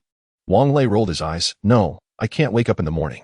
Xiao Zhao patiently guided him in loading the bullets and changing the magazine. After observing once, Wang Lei grasped the technique and, feeling confident, picked up a plastic bag from the ground to stow away the magazines and bullets, departing with them. It was a predicament. Summer attire left him with only 2 pockets, and the weight of the ammunition made it cumbersome to carry. Unbeknownst to Wang Lei, after his departure, Li Baikan led the soldiers, escorting several individuals to the 5th floor, only to be cornered by 6 women. Where have you taken our husbands? One woman, dressed provocatively, demanded angrily. We are here to rescue you. Please cooperate. Li Baikan replied sternly, refraining from engaging further with her words. Rescue us? No need. Director Gu has been taking excellent care of us. Bring our husbands back. The woman shouted. Yes, return our husbands. Otherwise, we won't hold back. The remaining 5 women stepped forward defiantly. Dressed in sheer nightgowns, the women caught the attention of the young soldiers behind Li Baikan, who had never encountered such a scene before, and their bodies responded instinctively. Xiao Zhao even found himself with a nosebleed. Director Gu has already been killed by us. Will you leave or not? Xiao Zhao swallowed hard, feigning calmness. What? How dare you kill without reason? Is there no law? No justice? The leading woman exclaimed, agitated. And what about Gu Lei? A younger girl whispered. Who is Gu Lei? Li Baikan inquired. That should be Director Gu's son, the one in basketball attire. Xiao Zhao quietly informed him. They attacked us without provocation and have all been eliminated. Only you remain, Xiao Zhao interjected, clearly uninterested in further dialogue. What? You killed both my husband and son? I will fight you. The leading woman lunged forward, grabbing Xiao Zhao's face. Taken by surprise, Xiao Zhao's face bore 4 deep scratches. Don't resort to violence. Li Baikan shouted urgently. However, the 6 women were undeterred. Seeing their leader strike, the others rushed in, scratching at the faces of the soldiers with sheer brutality. Li Baikan perceived them as victims and wished to avoid harming them, yet they were relentless. Even as the 5 women desperately tried to dodge, they still sustained scratches on their faces. Xiao Zhao, unable to restrain himself any longer, swung the micro firearm behind him and seized the arms of the woman opposite him, effectively subduing her. Upon witnessing her companion being overpowered, the nearby girl frantically shifted her target, lunging at Xiao Zhou's face with outstretched hands.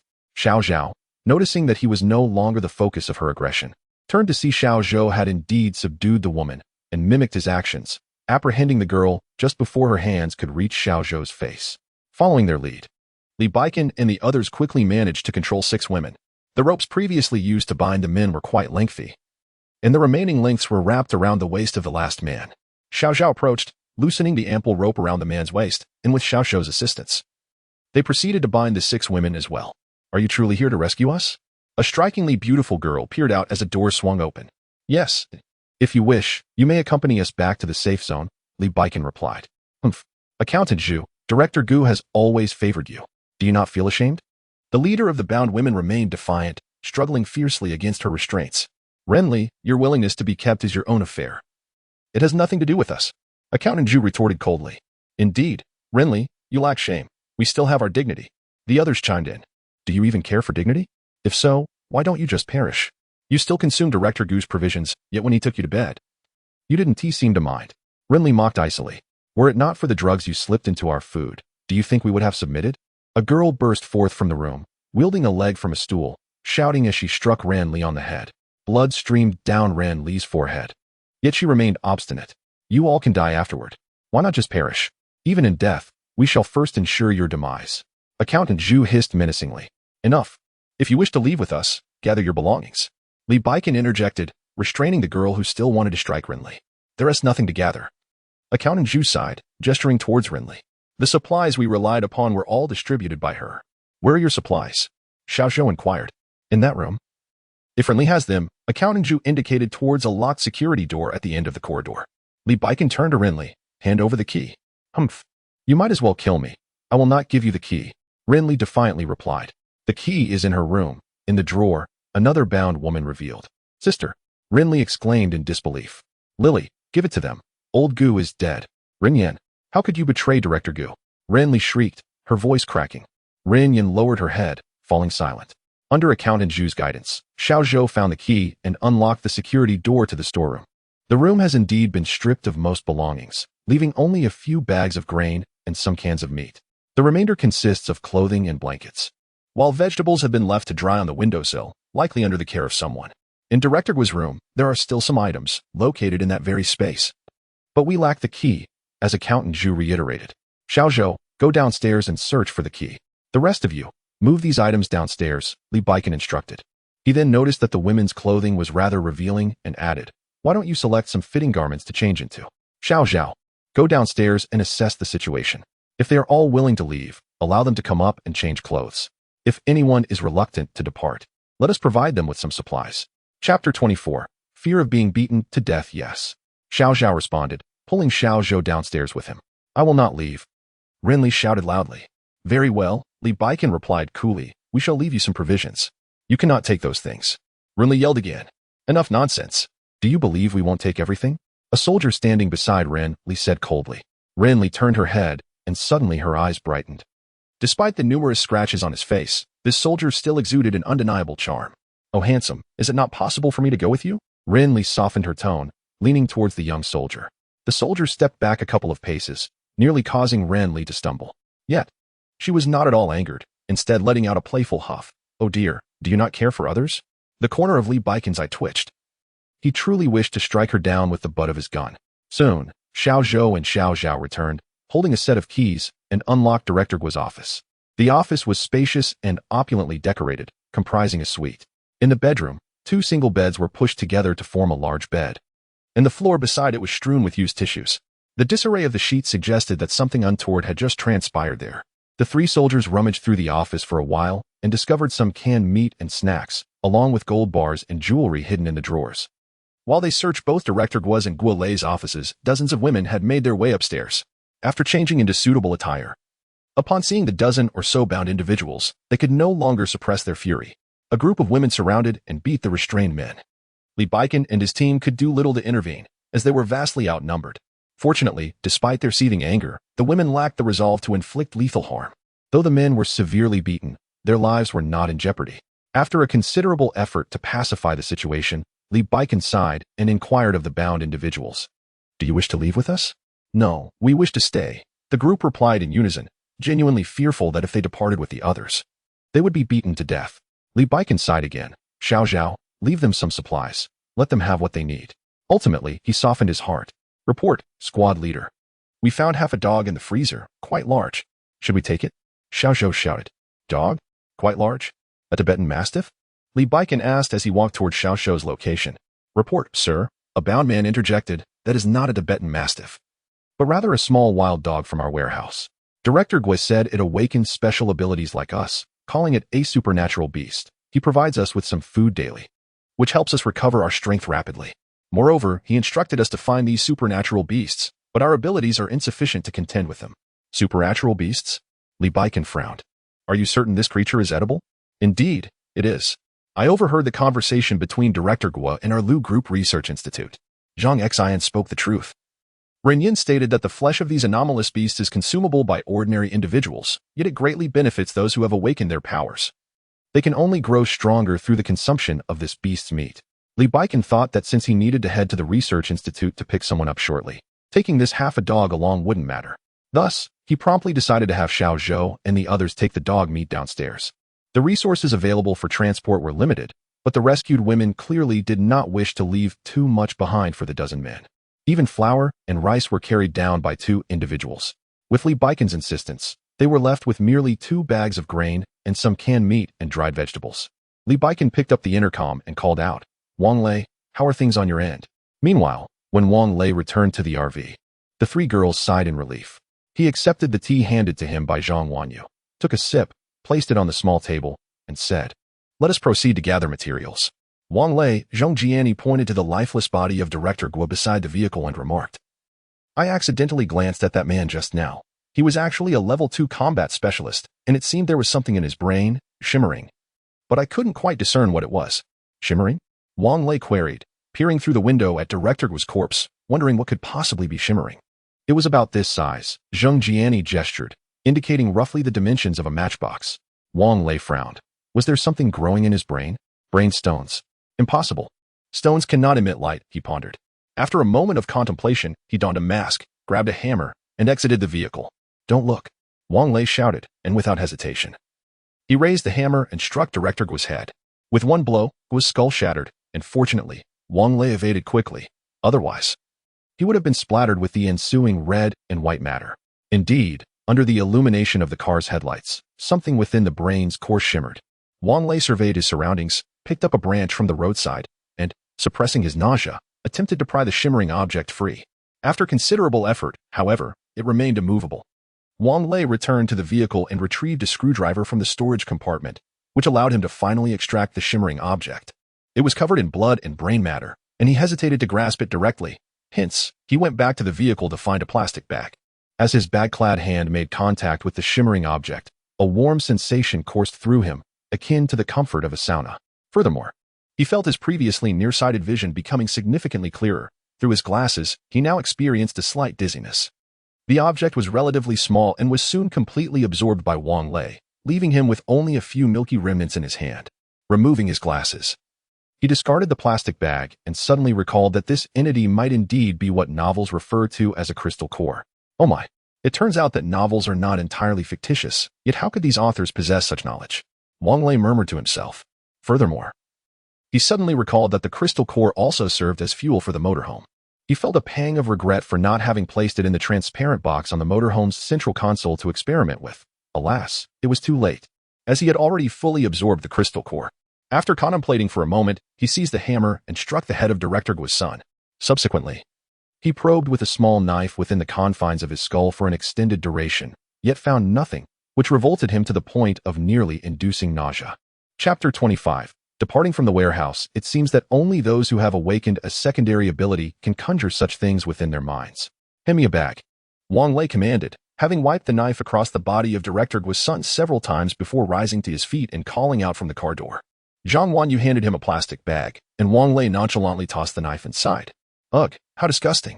Hurry and get rid of it, Zhang Wanyu exclaimed. Her face contorted in distaste. Why throw it away? It might come in handy later, Wang Lei replied with a grin, firmly believing that he would encounter crystal cores again in the future. The bag knife was carelessly discarded on the floor of the passenger seat. Don't leave it there, or I will never sit there again, Zhang Wanyu admonished angrily. Wang Lei chuckled sheepishly, retrieving the knife and placing it in the compartment of the driver's door. This RV had only one door, on the right side. Upon entering, the driver's seat was to the right, while the leisure area was to the left. Although there was no door on the driver's side, it was equipped with all the necessary features, including window controls, door locks, and rearview mirror adjustment knobs. Hey, Gianni, can you check what ability Wanyu has awakened? Wang Lei inquired as he drove into the warehouse. Seated in the leisure area, Zhang Jiani responded. She hasn't awakened any abilities at all. Oh, Wang Lei nodded, tempted to tease, yet refrained from doing so. The warehouse spanned over 500 square meters, with 3 rows of shelves reaching up to 6 meters high, meticulously stacked with metal ingots. The central control screen indicated the detection of tungsten steel, and Wang Lei pressed the confirmation button, prompting the RV to initiate its automatic collection process. Upon entering the warehouse, he had disabled the vehicle's voice prompt feature, primarily to keep its unique attributes hidden from others. Although the 3 girls aboard were already privy to the RV's secret, they would soon have to allow researchers to board as well. Evidently, the RV detected an abundance of materials, and the mechanical arm operated with remarkable speed. Within a mere 10 minutes, the arm had cleared everything within its reach. Wang Lei also discovered that the mechanical arm could extend approximately 10 meters. After moving the RV 6 times, the entire 500 square meter warehouse was emptied. The RV even dismantled and collected the metal shelves. Upon arriving at the next warehouse, Wang Lei employed a more strategic approach, parking the RV in the center. An hour and a half later, he had amassed items from over 10 warehouses, including various metals, automotive glass, tires, and to his utmost excitement, precious metals like gold, silver, and copper. At that moment, his walkie-talkie crackled to life. It was Li Baiken inquiring about the status of the resource collection. They had now reached the last row of warehouses, all of which were locked. However, for the RV's mechanical arm, this posed no challenge. It simply dismantled the doors and stored them away. Li, I estimate I'll need about half an hour more. Wang Lei assessed, observing the swift movements of the mechanical arms. All right, I should be done here soon as well. Let us meet at the main entrance. Li Baiken replied. Understood. Li Baiken and Xiao Shou gazed at the dozen individuals bound before them, while several soldiers busied themselves transporting supplies, escorting over 100 women down the stairs. Meanwhile, Xiao Shou assumed the role of the bus driver. Standing by the window, Li Baiken waited until he observed the women boarding the bus before he untied Renli's bonds. Coldly stating, you may untie the remaining ropes yourself. We are leaving, and it is too late for regrets now. The reason he released her hands was that he had witnessed a girl trampling them with considerable force moments earlier, leaving her hands swollen. Ren Yin wept bitterly, torn between the desire to escape and the reluctance to part from her sister. She understood that Renli would never accompany her. Unlike her, Renli had never bullied their fellow sisters, earning their disdain in return. As Li Baiken and his group departed, Ren Yin could only weep and sigh in despair. Stop your blubbering. You sound like a wailing banshee. Renli snapped. The bus had run out of fuel, but Xiao Zhao and Xiao Shou quickly located the generator room, a small building adjacent to the office, where they discovered 2 large barrels filled with diesel. This was also a crucial resource. After refueling the bus, the remaining fuel was loaded onto it as well. Clearly, a single bus could not accommodate over 100 people along with their supplies. However, in Director Guo's office drawer, they found 2 sets of bus keys, and another bus was parked behind the office building. Each bus could seat 55 passengers, and after a head count, they found a total of 126 individuals. It would be cramped, yet feasible. Loading the 2 heavy oil barrels onto the bus proved challenging, as each barrel weighed over 300 pounds, compounded by the narrow bus doors, which made the task quite arduous. By the time the bus slowly made its way toward the warehouse district entrance, 40 minutes had elapsed. Wang Lei, we have arrived at the warehouse district entrance and are awaiting your arrival. Li Baiken communicated via intercom. Understood, I'm almost finished here. Wang Lei had already parked the vehicle in the last warehouse, which astonishingly contained a stockpile of grain. Even more gratifying was the presence of a mechanical arm in the storage area, albeit moving rather slowly. All right, please hold on, Wang Lei replied, setting down the intercom before dashing to the restroom. I drank too much tea. Once the final warehouse was emptied, Wang Lei parked the vehicle beside a well. He had noticed the diesel generator situated next to the well during his earlier passage. It appeared the inhabitants had relied on it for survival since the water supply had been cut off. Over the past few days, the 3 of them had used considerable water for bathing, cooking, and washing vegetables, although the water from washing and bathing had been stored in a gray water tank for reuse and might have filled the clean water tank. Wang Lei was determined not to squander this opportunity. Half an hour later, the water tank was replenished. Though Li, the squad leader, and even Captain Xiao had urged him several times in the interim. Despite this, Wang Lei remained unhurried, even rinsing the vehicle with water. Spotting a rainwater drain by the roadside, he took the opportunity to empty the black water tank as well. As Wang Lei's vehicle approached, the women aboard the bus gazed on with envy. As the RV remained idling, its curtains drawn aside, they could clearly see the 3 women seated comfortably inside, indulging in snacks and engaging in lively conversation. Finally, you have arrived. Li Baikan exclaimed through the intercom. All right, let us proceed. I shall lead the way. In truth, Wang Lei delayed for so long because the vehicle required half an hour for repairs, during which it could not be driven. This fortuitous pause allowed them to replenish the water tank, serving two purposes at once. Chapter 26. The dilemma. The materials acquired from the Liu family's warehouse were more than sufficient for upgrading the RV.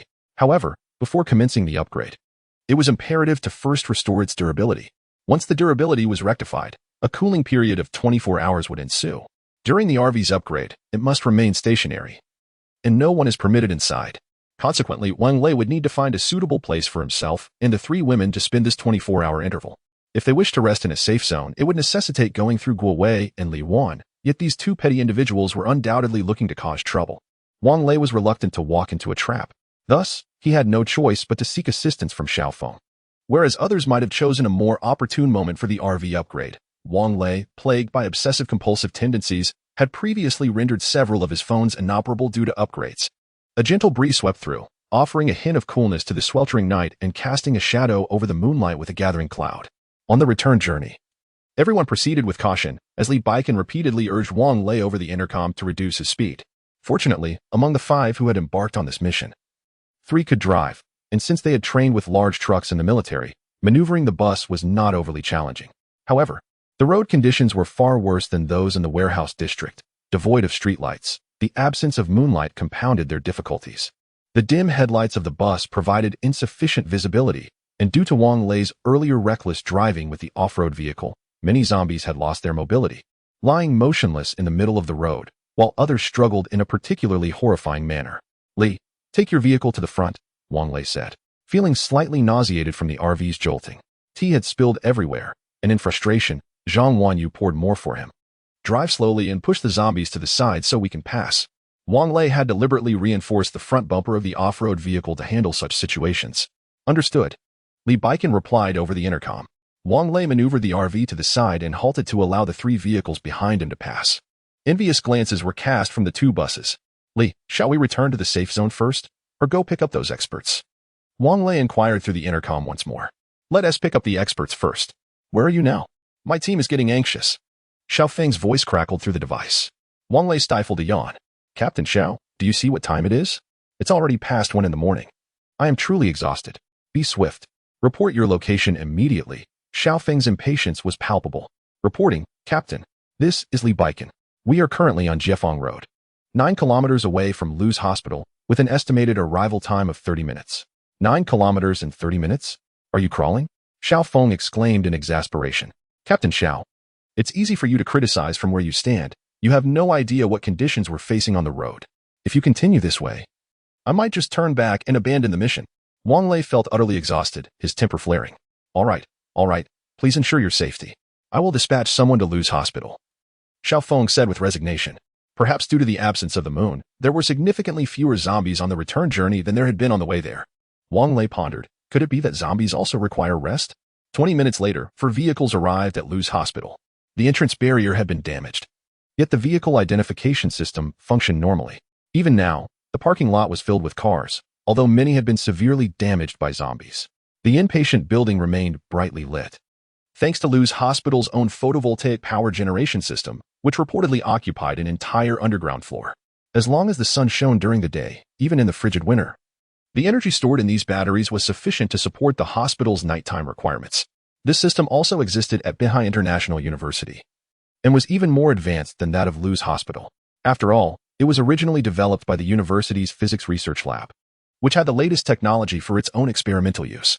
The research institute was located deep within the hospital, and the 4 vehicles slowly entered through the fire escape. Had this area somehow escaped the ravages of the supervirus? Why was there not a single zombie in sight? Be cautious, observe your surroundings, Li Baikan said sternly over the intercom. Understood. Xiao Zhao and Xiao Zhou responded in unison. Upon navigating the final bend, they reached the entrance of the research institute, which was secured with a closed barrier. Li Baikan, driving the off-road vehicle, crashed through the barrier, and suddenly, a horde of zombies was drawn towards the headlights, shambling in their direction. Following closely behind the bus, Wang Lei could not discern what was happening ahead. He merely heard Li Baikan cautioning that there were too many zombies to push through, and the narrow path necessitated reversing, instructing the RV to clear the way. Damn it. Wang Lei gritted his teeth, cursing under his breath. He had just repaired the RV, and now its durability would surely suffer again. He begrudgingly began to reverse the vehicle. Fully aware that the RV's rearview mirrors were practically useless during such maneuvers, relying solely on the camera. However, the camera had its own blind spots. Just as the vehicle had not yet reversed 5 meters, a loud bang resonated from the rear. "Great!" Wang Lei exclaimed, and before he could finish, the central display revealed a mass of zombies advancing towards them. Now they were truly in a predicament. "Commander Lee, I cannot reverse. We are surrounded by zombies. And my rear bumper isn't that sturdy." Wang Lei lamented helplessly. "Then we must deal with the zombies first. Everyone, get out of the vehicle," Li Baikan ordered. "No. Getting out would be tantamount to seeking death." Wang Lei urgently interjected. "Let us wait a moment for backup. Li Baikan, our vehicle has already entered the hospital. If we encounter a small group of zombies, do not act recklessly. Wait for us to arrive." Xiao Feng's anxious voice crackled through the intercom. The RV is now besieged by zombies, the body of the vehicle resonating with their relentless pounding. Although Zheng Jiadan is part of the abilities team, she has never encountered such a scenario before, clinging tightly to Zheng Jiani, trembling with fear. Shouting, "Do not be afraid. Lao Wang's vehicle is remarkably sturdy, impervious to bullets." Zhang Wanyu reassured, simultaneously offering a freshly brewed cup of coffee to Wang Lei. At that moment, a series of gunshots echoed from a distance. Li Baikan and his companions were under immense pressure as well. The sheer number of zombies was overwhelming, and with the power of an ordinary vehicle, they could not charge through, resorting instead to firearms to eliminate a portion of the undead. Chapter 27. No indulgence currently. For vehicles are encircled by no fewer than 200 undead, some clad in hospital gowns, others in lab coats, while few are in casual attire. Yet, Wang Lei is acutely aware that this hospital harbors far more zombies, and when the virus erupted, the inhabitants had scarcely any opportunity to escape. "Captain Xiao, has no one at the Research Institute been infected by the virus?" Wang Lei inquired through the walkie-talkie. "There have been some cases, but the Research Institute is well armed and equipped with advanced detection devices that promptly identify the infected, isolating them immediately. The experts we are to retrieve are all safe." Xiao Feng explained over the radio. Wang Lei set down the device, a sardonic smile gracing his face. Indeed, during times of calamity, it is always the lower strata of society that bear the brunt of misfortune. Those who profess to cherish wealth and power will invariably disregard the plight of others. Even as the apocalypse looms, it is the privileged who remain insulated from peril. Wang Lei pondered the absurdity in a world turned upside down. What value do money and power hold? Why do so many still rally in support of them? Suddenly, a cacophony of gunfire erupted, bullets ricocheting against Wang Lei's RV. "Captain Xiao, are you attempting murder?" He shouted into the walkie-talkie, watching in dismay as the durability of his vehicle diminished. His heart ached at the thought. "All units, exercise caution and refrain from shooting at the vehicles," Xiao Feng bellowed through a loudspeaker. With a sigh, Wang Lei manipulated the controls on the central screen, activating the RV's repair function. In the midst of chaos, this was his only recourse. Should they return to safety and the bullet marks mysteriously vanish, it would undoubtedly raise suspicions. Fortunately, the repairs were completed in merely 10 minutes. During this interval, the hundreds of zombies outside were largely eradicated, with soldiers dressed in protective gear transporting the corpses to the Greenbelt. At that moment, the heavily fortified radiation door of the Research Institute creaked open, and under the guidance of 2 armed security personnel, a dozen individuals emerged, 8 of whom donned lab coats and dragged along aluminum travel cases. The RV door was rapped upon, and Wang Lei opened it. A gentleman clad in an expensive suit addressed his companions with a smile. "Please, gentlemen, step aboard." Wang Lei's expression soured upon noticing a short, portly man with a greasy demeanor ascending the steps. "Wait a moment. What is your purpose here?" "This is Mr. Fukawa Uchiku, the vice president of Saika Kojo Company, Limited. I am Li Bin from the Lu Group, responsible for the Research Institute," the man quickly introduced. "Apologies, but this vehicle is designated for experts. Kindly board another," Wang Lei replied coolly, shutting the door firmly. "I know that Li Bin," Zheng Jian and I interjected. "He oversees our school's medical laboratory." Is he truly an expert?" "He doesn't look the part," Wang Lei remarked, lighting a cigarette. "Old Wang, will you perish if you forego one cigarette?" Zhang Wanyu frowned. "One won't die, but one might go insane, surely." "You do not wish to share a roof with a madman," Wang Lei remarked with a smirk. "I have no desire to do so. You can exit the vehicle." Zhang Wanyu retorted. "The car belongs to me. I shan't be getting out." "Do not take offense. One eventually grows accustomed to it," Wang Lei replied, his smile taking on a rather unsavory quality, inciting an urge in Zhang Wanyu to strike him. "I am familiar with that Li Bin," Zhang Jiani interjected. He is an executive at the Lu Group, a distinguished MBA graduate from a prestigious institution. A knock echoed once more at the RV door. It was Li Bin again. This time, Wang Lei opted not to open the door, but instead lowered the window and inquired, "Is there something else? If not, please find another vehicle quickly. I am eager to return and rest. Do you know who we are? How dare you address us in such a manner?" Li Bin shouted in exasperation. "I care not who you are," Wang Lei retorted, unapologetically raising the window again. "Captain Xiao, come here." Li Bin called out from outside the vehicle. "What is it, Mr. Li?" Captain Xiao, upon noticing the group waiting by the RV door, furrowed his brow slightly. "We wish to board. This brat refuses us entry," Li Bin exclaimed, pointing at Wang Lei. "Hey, hurry up. There are far more zombies in this hospital," Wang Lei shouted through the partially opened window. After a few moments of hushed exchange between Xiao Feng and Li Bin, Xiao Feng knocked on the door. Wang Lei opened the door and asked, "Captain Xiao, what brings you here?" "Xiao Wang, we need to talk," Xiao Feng said, his brow furrowed as he stepped into the vehicle, taking a seat in the passenger position. "What is there to discuss, Captain? If we do not leave soon, what will we do if more zombies appear? Do you possess an endless supply of ammunition?" Wang Lei pressed. "Xiao Wang, the individuals waiting below are executives from the Lu Group and foreign dignitaries. Should we not permit them to board?" Xiao Feng spoke diplomatically. "Captain, you informed me that we were to retrieve research experts. That is why I am here," Wang Lei replied gravely. "You are aware my RV is off limits to others. I have already made concessions out of respect for you. Isn't it all the same whom we are retrieving? We will ensure the arrangement of those researchers. Just allow them entry," Xiao Feng implored, feeling the weight of his own dignity as a soldier and having to plead so. "Absolutely not. This is a matter of principle. I trust Captain Xiao will understand." Wang Lei shook his head resolutely. "Xiao Wang," Captain Xiao's tone turned frosty. "While within the safe zone, you must adhere to our directives." "I can choose not to return to the safe zone." Wang Lei's gaze locked onto Xiao Feng's. "And I have already informed you that after our rest, we intend to depart for Longqing. If Captain Xiao does not welcome us back, we shall take our leave now." "Xiao Wang, that is not my intention. We must consider the larger picture." Xiao Feng found himself at a loss, unable to sway this obstinate individual. "What larger picture? Allowing these gluttonous individuals onto my RV is what constitutes the larger picture? It is precisely because I am considering the greater good that I agreed to come and retrieve these experts." "All right, Commander Xiao, if there are no further matters to address, please alight from the vehicle. If those experts do not board my car, I shall take my leave," Wang Lei proclaimed, tapping his fingers against the small table, indicating his growing impatience.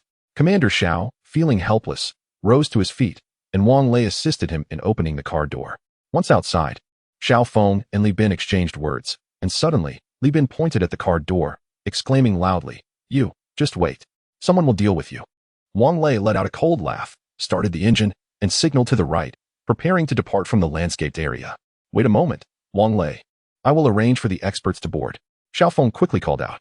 Chapter 28. The discovery of the mutant beast crystal core. On this expedition, Xiao Feng brought along over 30 warriors but only utilized 7 vehicles, for he was acutely aware that in the days to come, fuel would become increasingly scarce. Every drop saved was a boon. Moreover, it was inevitable that some vehicles would suffer mechanical failures, so it was prudent to reserve a few as backups. Soon, the experts who had initially been assigned to other vehicles began to board the motorhome in succession. The last to enter was a young girl who, upon spotting Wang Lei, exclaimed in delight, "Senior, it's you." Wang Lei, momentarily unable to recognize the girl behind her mask, was caught off guard. Before he could respond, she removed her mask, revealing herself as Zhang Wanyu. "Ah, Hebei, it truly is you. I thought you were still at school since you were accepted into the Research Institute as a sophomore. I was only summoned to the Hospital Research Institute during the summer break." Wang Lei still couldn't place her identity. "Oh, Jia and I, Jia Ting. You two are here as well," Hebei exclaimed, her excitement causing her to momentarily forget the travel suitcase she was holding, which subsequently toppled over. Perhaps the latch had not been secured properly, as some of its contents spilled out, fortunately without any liquids. At that moment, the central control screen of the motorhome alerted. "Crystal core detected." Curious, Wang Lei turned to inspect the object on the floor, where he saw a grayish crystal rolling down the aisle, roughly the same size as the one he had extracted from Director Guo's mind at the Lu's warehouse. "What is this?" Wang Lei rose and picked up the crystal core, yet it did not evoke the same sensation he had experienced in the warehouse. "Oh, this was found within the brain of a mutant beast. It is exceptionally hard. Diamond cannot even cut through it," Hebei remarked, glancing at the crystal core. "Are there any others?" Wang Lei inquired. "No, this is the only one. It was brought by the individuals from Sakura country, Bei replied. Young man, do you have an affinity for such objects? An elderly expert with a shock of white hair asked. Well, I am merely curious, Wang Lei responded. Gazing at the crystal core, he was now eager to see if placing the crystal core in the transparent box atop the central console would enable the vehicle to operate without electricity or fuel. Then consider it a gift, the elder chuckled, then turned to address the others. Did we forget to take the crystal core from the testing platform when we departed? The other experts, all of mature age, nodded in agreement, muttering, Indeed, that item holds no research value. It is merely a useless trinket. Thank you. Wang Lei replied with a smile. In truth, these seasoned experts held a genuine fondness for Wang Lei. They had heard of his refusal to allow Buchuan Nei and Li Bin to board the vehicle, given the complexities of the journey. Only the soldiers could ride in the pickup trucks and off-road vehicles, while the experts were relegated to the bus. 2 buses were present, one of which was filled to capacity. One vehicle was laden with 2 large oil drums, while its cargo hold contained vital experimental data and various specimen reagents, which could only be accommodated in the bed of a pickup truck.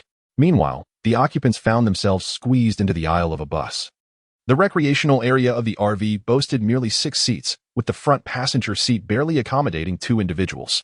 2 male experts were seated on the steps of the kitchen, while Bei and Zhang Wanyu occupied the passenger seat, and Zhang Jiani and Zhang Jiatian reclined on the bed in the rear bedroom. Captain Xiao, why haven't we departed yet? Wang Lei inquired, grasping the intercom. Xiao Wang, it's like this. Mr. Li has emphasized the significance of the experts and their cargo. He has requested that 2 security personnel accompany you in the RV, and I am currently negotiating. Xiao Feng replied through the intercom. Very well, continue your negotiations. We shall return first. Wang Lei gritted his teeth and set down the intercom. Experts, please secure yourselves. We are heading back. Aren't we waiting for them? Without anyone to protect us, isn't it unsafe? A concerned expert asked. Rest assured, our vehicle is the safest. Wang Lei responded with a smile as he ignited the RV's engine, turning right and driving directly onto the greenbelt. Fortunately, the spacing between the trees in this area was ample enough for the RV to pass through smoothly. However, the dense hedges caused the RV to jolt, and the sound of branches scraping against the vehicle sent shivers down many spines. Seeing the RV depart, Xiao Feng grew anxious. Wang Lei, what are you doing? Stop immediately. Captain Xiao, we must leave. A horde of zombies is approaching. If we delay any longer, we may not be able to escape, Wang Lei declared, placing the intercom down and gripping the steering wheel firmly. The headlights of his vehicle attracted more zombies toward them. Bang, bang, bang.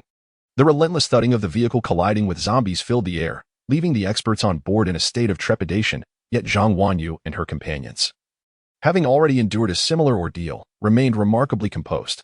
Noticing that Wang Lei's vehicle was resolutely moving away, Xiao Feng hastily signaled for the other vehicles to follow suit. As they exited the narrow path, an increasing number of zombies congregated in their vicinity. Thank goodness we are moving swiftly, Zhang Jiani remarked, furrowing her brow as she surveyed the approaching zombies, a sense of dread still lingering. Humph, with Capital's interference, can anything good come of it? If one does not risk their life, it is a miracle indeed, Wang Lei scoffed. At the rear of the convoy, Xiao Feng was drenched in cold sweat. Realizing that being surrounded by such a multitude of zombies truly meant a dead end, he could not help but curse Li Bin in silence. The clouds above thickened ominously. Jiangbei, a city known for its frequent rains, had not seen precipitation for several days, suggesting that a significant downpour was imminent. Perhaps even the zombies wished to avoid the rain, as there was not a single one in sight from Lushur Hospital to Beihai International University. Upon reaching the university entrance, Wang Lei was astonished to find that a defensive barrier had been erected outside the gates. As the RV was parked within, individuals entered through a side gate to wash the vehicle with a water gun, the cleansing water reeking of strong disinfectant. Quite clever, indeed, Wang Lei smiled, relieved that he no longer had to search for water to wash the vehicle himself. As the camper van approached the second line of defense, the military medic was already waiting with a blood collection device. Wang Lei sighed once more, contemplating that if he were not to perish at the hands of the zombies, he would likely succumb to blood loss instead. 10 minutes later, the camper van entered the safety zone. Wang Lei opened the door, allowing the experts to disembark. As Bei was about to step out, she was halted by Zhang Wanyu. Bei, why don't you stay with us? After a moment's reflection, Bei entrusted the box in her hands to a relatively young female expert. Teacher, I leave this information in your capable hands. We shall meet again at the laboratory tomorrow. Chapter 29. The deluge approaches. Thunder rumbled ominously. Crack. A sudden clap of thunder was immediately accompanied by a flash of lightning illuminating the sky. Rain droplets, larger than coins, fell without hesitation, cascading down like a torrential downpour. The experts, who had only just disembarked, hurriedly retreated to their vehicles. In less than a minute, they were thoroughly drenched. Zhang Wanyu quickly retrieved several fresh towels from the cupboard, for the experts were of advanced age, their resilience compromised, making them susceptible to colds from the rain. The experts expressed their heartfelt gratitude. In this post-apocalyptic world, every resource was immensely precious, and once depleted, it was truly gone. In fact, Wang Lei regretted not purchasing more supplies during their supermarket visit a couple of days prior. Fortunately, Zhang Wanyu's small store still had a considerable stock. In the future, they ought to acquire more, for items stored in the RV would not spoil. Captain Xiao, what should we do in this heavy rain? Wang Lei inquired through the intercom. Please hold on. The school's reception personnel are en route, Xiao Feng replied. Indeed, lights from vehicles appeared on the road leading from the teaching building. Halting at the school gate. From the driver's seat, Wang Lei noticed a soldier boarding a vehicle, followed by a passenger van accommodating 11 seats, which approached the RV, aligning its door with theirs before coming to a stop. The doors of both vehicles swung open almost simultaneously, revealing Li Wan, whose visage was lit with an exuberant smile. She descended with a large umbrella in hand and called out, "Esteemed experts, please board." After expressing their gratitude to Wang Lei once more, the 7 experts entered the van. Li Wan rolled her eyes at Wang Lei before climbing in and promptly shutting the door. Within 3 minutes, rainwater had already soaked the entrance. Zhang Jining took a mop to wipe down the interior of the vehicle while Zhang Wanyu busied herself in the kitchen. It was now 2 a.m, and the supper was rather simple, noodle soup with poached eggs. Surprisingly, this light fare left a soothing sensation in the stomach. Quickly take a shower, and after that, get some rest. Wang Lei stretched lazily in the lounge area, then turned on the television. The live broadcast was still absent, so he found an old zombie film, The Undead's Playground, and became engrossed in it. As Zhang Wanyu entered the bathroom clad in her nightwear, she caught a glimpse of the screen and couldn't help but exclaim, "Haven't you watched enough zombies? Watching it on TV is rather twisted." Wang Lei, speechless, switched to a different film, The Sewing Machine Band. He Bei returned to the school from the hospital daily, leaving her belongings in the dormitory, where her roommate had helped tidy them up. Now, she couldn't retrieve them, so Zhang Jining assisted her in finding a suitable nightgown. Soon, the 3 gathered beside Wang Lei to watch the movie together. A few minutes later, Zhang Wanyu emerged from the bathroom, and Zhang Jining quickly approached her, whispering a few words. Then, Zhang Wanyu, her long legs swaying, settled across from Wang Lei and said, "Old Wang, shall we discuss something?" "No negotiations, it surely bodes ill." Wang Lei rolled his eyes and remarked. Zhang Wanyu playfully licked her small canine tooth and continued, "The bed at the back cannot accommodate all 4 of us, you see." "What? Do you want to sleep with me?" Wang Lei chuckled and replied, "You beast. How dare you think so?" Zhang Wanyu retorted fiercely. "I'm merely informing you that the 4-head bed has been commandeered by us. Women can indeed be unreasonable." Wang Lei grumbled but offered no opposition. The reclining chair was capable of lying flat, providing a suitable place to sleep. After all, one cannot expect a lady to rest in the leisure area, can one? "Then I shall consider your agreement as given." Zhang Wanyu laughed as she stood up. All right, go on and do what you need to do," Wang Lei said with an air of annoyance. As a result, that night, Zhang Wanyu and He Bei occupied the 4-head bed, while the Zhang sisters settled in the bedroom. Meanwhile, the unfortunate Wang Lei lay awake in the leisure area's reclining chair, unable to find slumber. Exhaustion weighed heavily upon him. Yet Zhang Wanyu had prepared him a packet of instant coffee. The rain fell throughout the night, and he spent the hours gazing at the downpour. By early morning, the rain persisted, albeit in a gentler form. As Zhang Jiani rose to prepare breakfast, she was startled by the sight of Wang Lei's dark circles. "Senior, did you not sleep at all last night? Is it the chair that's uncomfortable?" "It's fine. I just drank too much coffee and tea. I can't eat breakfast." "You all go ahead." Xiaoting had also awakened, suggesting, "Why don't you go sleep in bed?" Zhang Jiani expressed her concern. "All right," Wang Lei nodded. Noticing Zhang Jiani draw back the privacy curtain of the bedroom and head in that direction. Wait a moment. Zhang Jiani suddenly remembered something, hurried to the bed, retrieved an item from beneath the pillow, and hastily tucked it away in the nearby cabinet, returning to the kitchen with flushed cheeks. Wang Lei cast a puzzled glance at Zhang Jiani, wondering if she, too, had the habit of hiding socks under her pillow. Lying on the bed, inhaling the unique fragrance of the girl's body, he finally drifted into a deep slumber. Awakening, he found it was already midday, and the rain had ceased. A few girls were in the leisure area enjoying instant noodles. Wang Lei frowned and inquired, "Why are you eating just this? Is there nothing else? Are you foolish?" Zhang Wanyu rolled her eyes. "What if the smell of cooking wafts out? We are too close to the soldiers' tents. Having spent a sleepless night, he had contemplated an immediate departure to Longqing, yet while the RV was formidable, it was not invulnerable enough to withstand a massive zombie tide. Now, he could only hope for the RV's upgrades and their potential enhancements. Then we could join them for a meal, Captain Xiao promised me, Wang Lei added.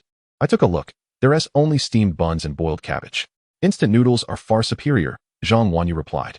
Fine, I'll go have boiled cabbage then, Wang Lei said, picking up a bowl and stepping out of the vehicle. Hey, you haven't washed your face or brushed your teeth yet, Zheng Jiani called out. I'll bring the food back first. What if it's gone later? Wang Lei replied without looking back. What's wrong with boiled cabbage? When he initially accompanied Li Jianjun to the construction site, every meal consisted solely of boiled cabbage. Yet, fate seemed to conspire against him. By the time he arrived at the military mess hall, the steamed buns were all gone, and the boiled cabbage was reduced to mere water. Upon returning to his trailer, He Bei prepared a packet of braised beef noodles, albeit without any beef. Just as Wang Lei was savoring his meal, Captain Xiao knocked at the door. Xiao Wang, we are heading out this afternoon to gather supplies. Would you care to join us? It would also be an opportunity to check for any survivors. Xiao Feng inquired from the doorway. He was aware that Wang Lei preferred solitude within his trailer, so he endeavored to respect that boundary, mindful that there may be a time in the future when Wang Lei's assistance could prove invaluable. Chapter 30. The old woman. Wang Lei initially intended to upgrade his motorhome shortly. He was about to find Xiao Feng when he remarked, Captain Xiao, it seems my motorhome has encountered an issue. This afternoon, I can accompany you, but I would require a firearm and ample ammunition. Xiao Feng appeared perplexed.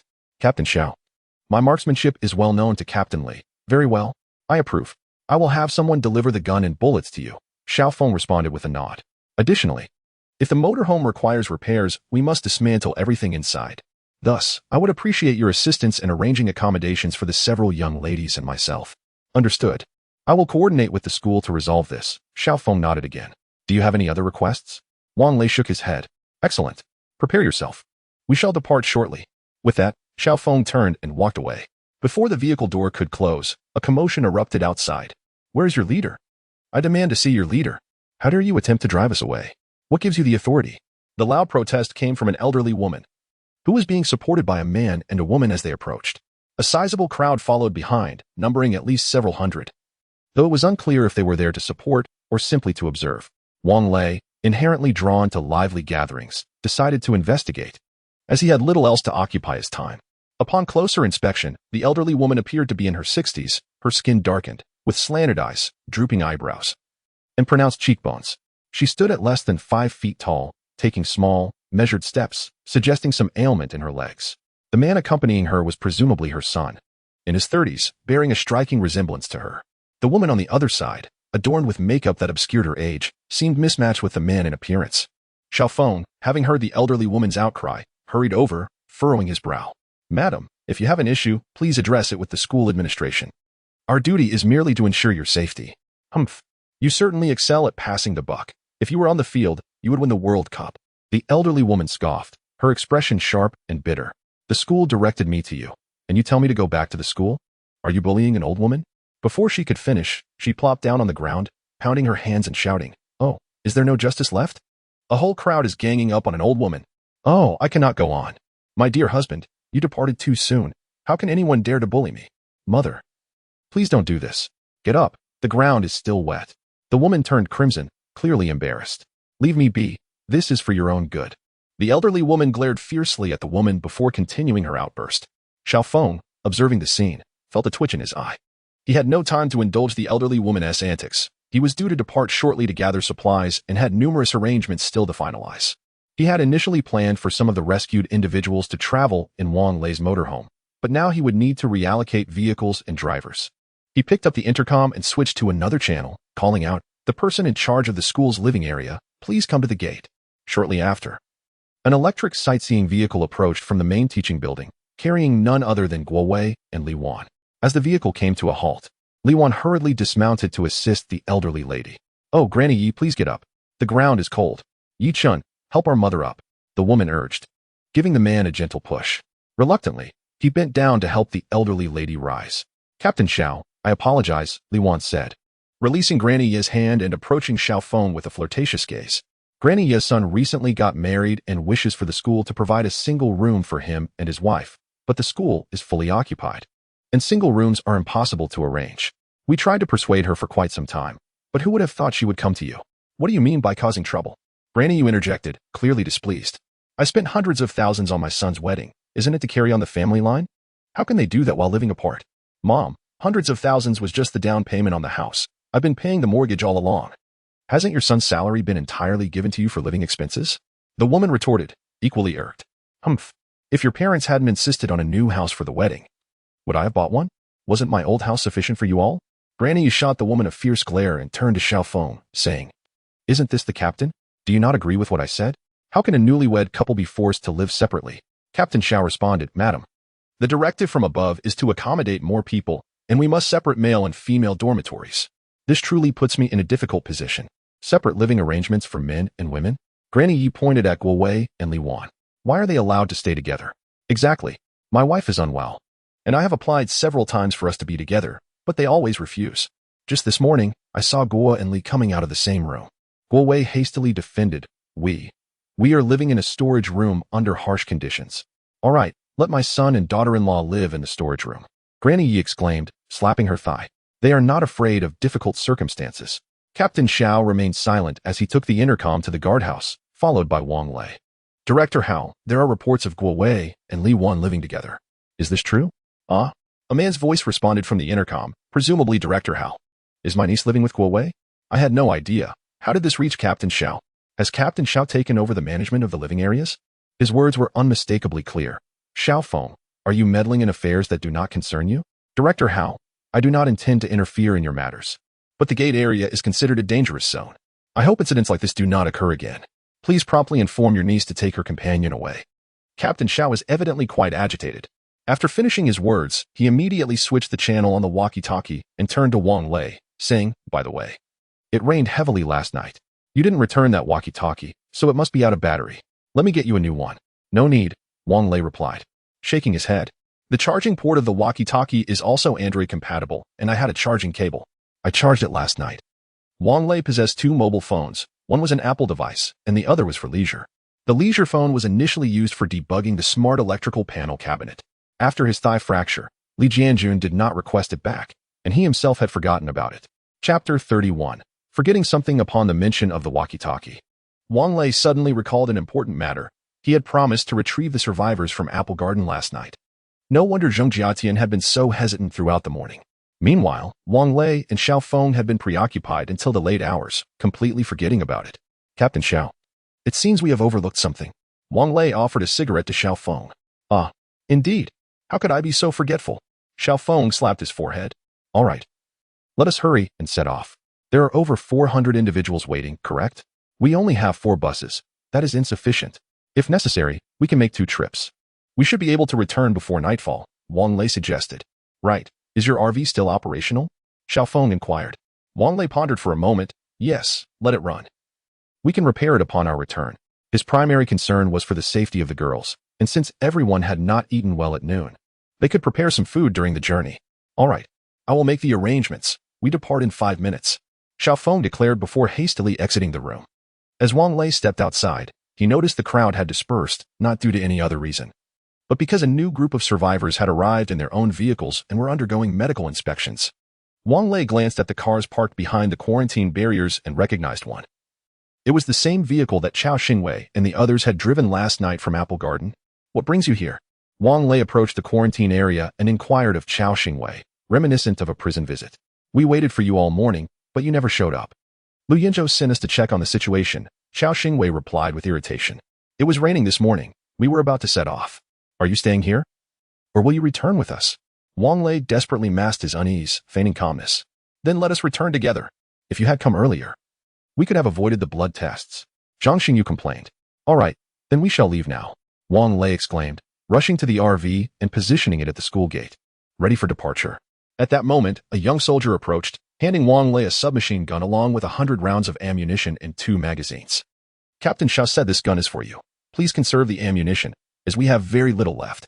Wang Lei nodded in gratitude, inspected the magazines, engaged the safety, and casually placed the submachine gun on a small table. As the 4 buses began to roll in, the various security gates at the school opened. Leading the convoy was Li Baikin in a rugged vehicle, followed closely by Wang Lei. Each bus was accompanied by a pickup truck, with Chao Xingwei's SUV bringing up the rear. Perhaps due to the scorching sun, the number of wandering zombies on the road was minimal. Wang Lei found it strange. How could these creatures be so astute? He was curious about where they might be hiding. If he could locate their lair and drop a bomb, it would likely eliminate quite a few of them. While lost in thought, he caught sight of a group of zombies feasting on two individuals by the roadside. The two were boys, their faces contorted in agony, clad in uniforms from experimental high school. "Lieutenant Lee, shall we rescue those two students?" came Xiao Zhou's voice over the walkie-talkie. "There is no hope for them. We must leave quickly, for many others await our assistance." Wang Lei interjected before Li Baikan could respond. He felt not an ounce of compassion for the two high school students. They had brought this upon themselves. And even the most divine intervention could not save them. It was evident that the outside world was perilous, yet they chose to venture out, seeking to showcase their individuality. Perhaps? Following Wang Lei's statement, silence enveloped the walkie-talkie, and the previously lively chatter among the girls in the vehicle came to an abrupt halt. The atmosphere grew heavy. "Wan Yu, could you prepare something to eat?" "I'm feeling quite hungry," Wang Lei remarked. "You're driving. How can you eat?" Zhang Wanyu retorted, albeit reluctantly rising to her feet. The invention of the microwave has undoubtedly brought immense convenience to our lives. Within 10 minutes, frozen, semi-prepared fried chicken emerged, golden and fragrant, rivaling even the taste of McDonald's.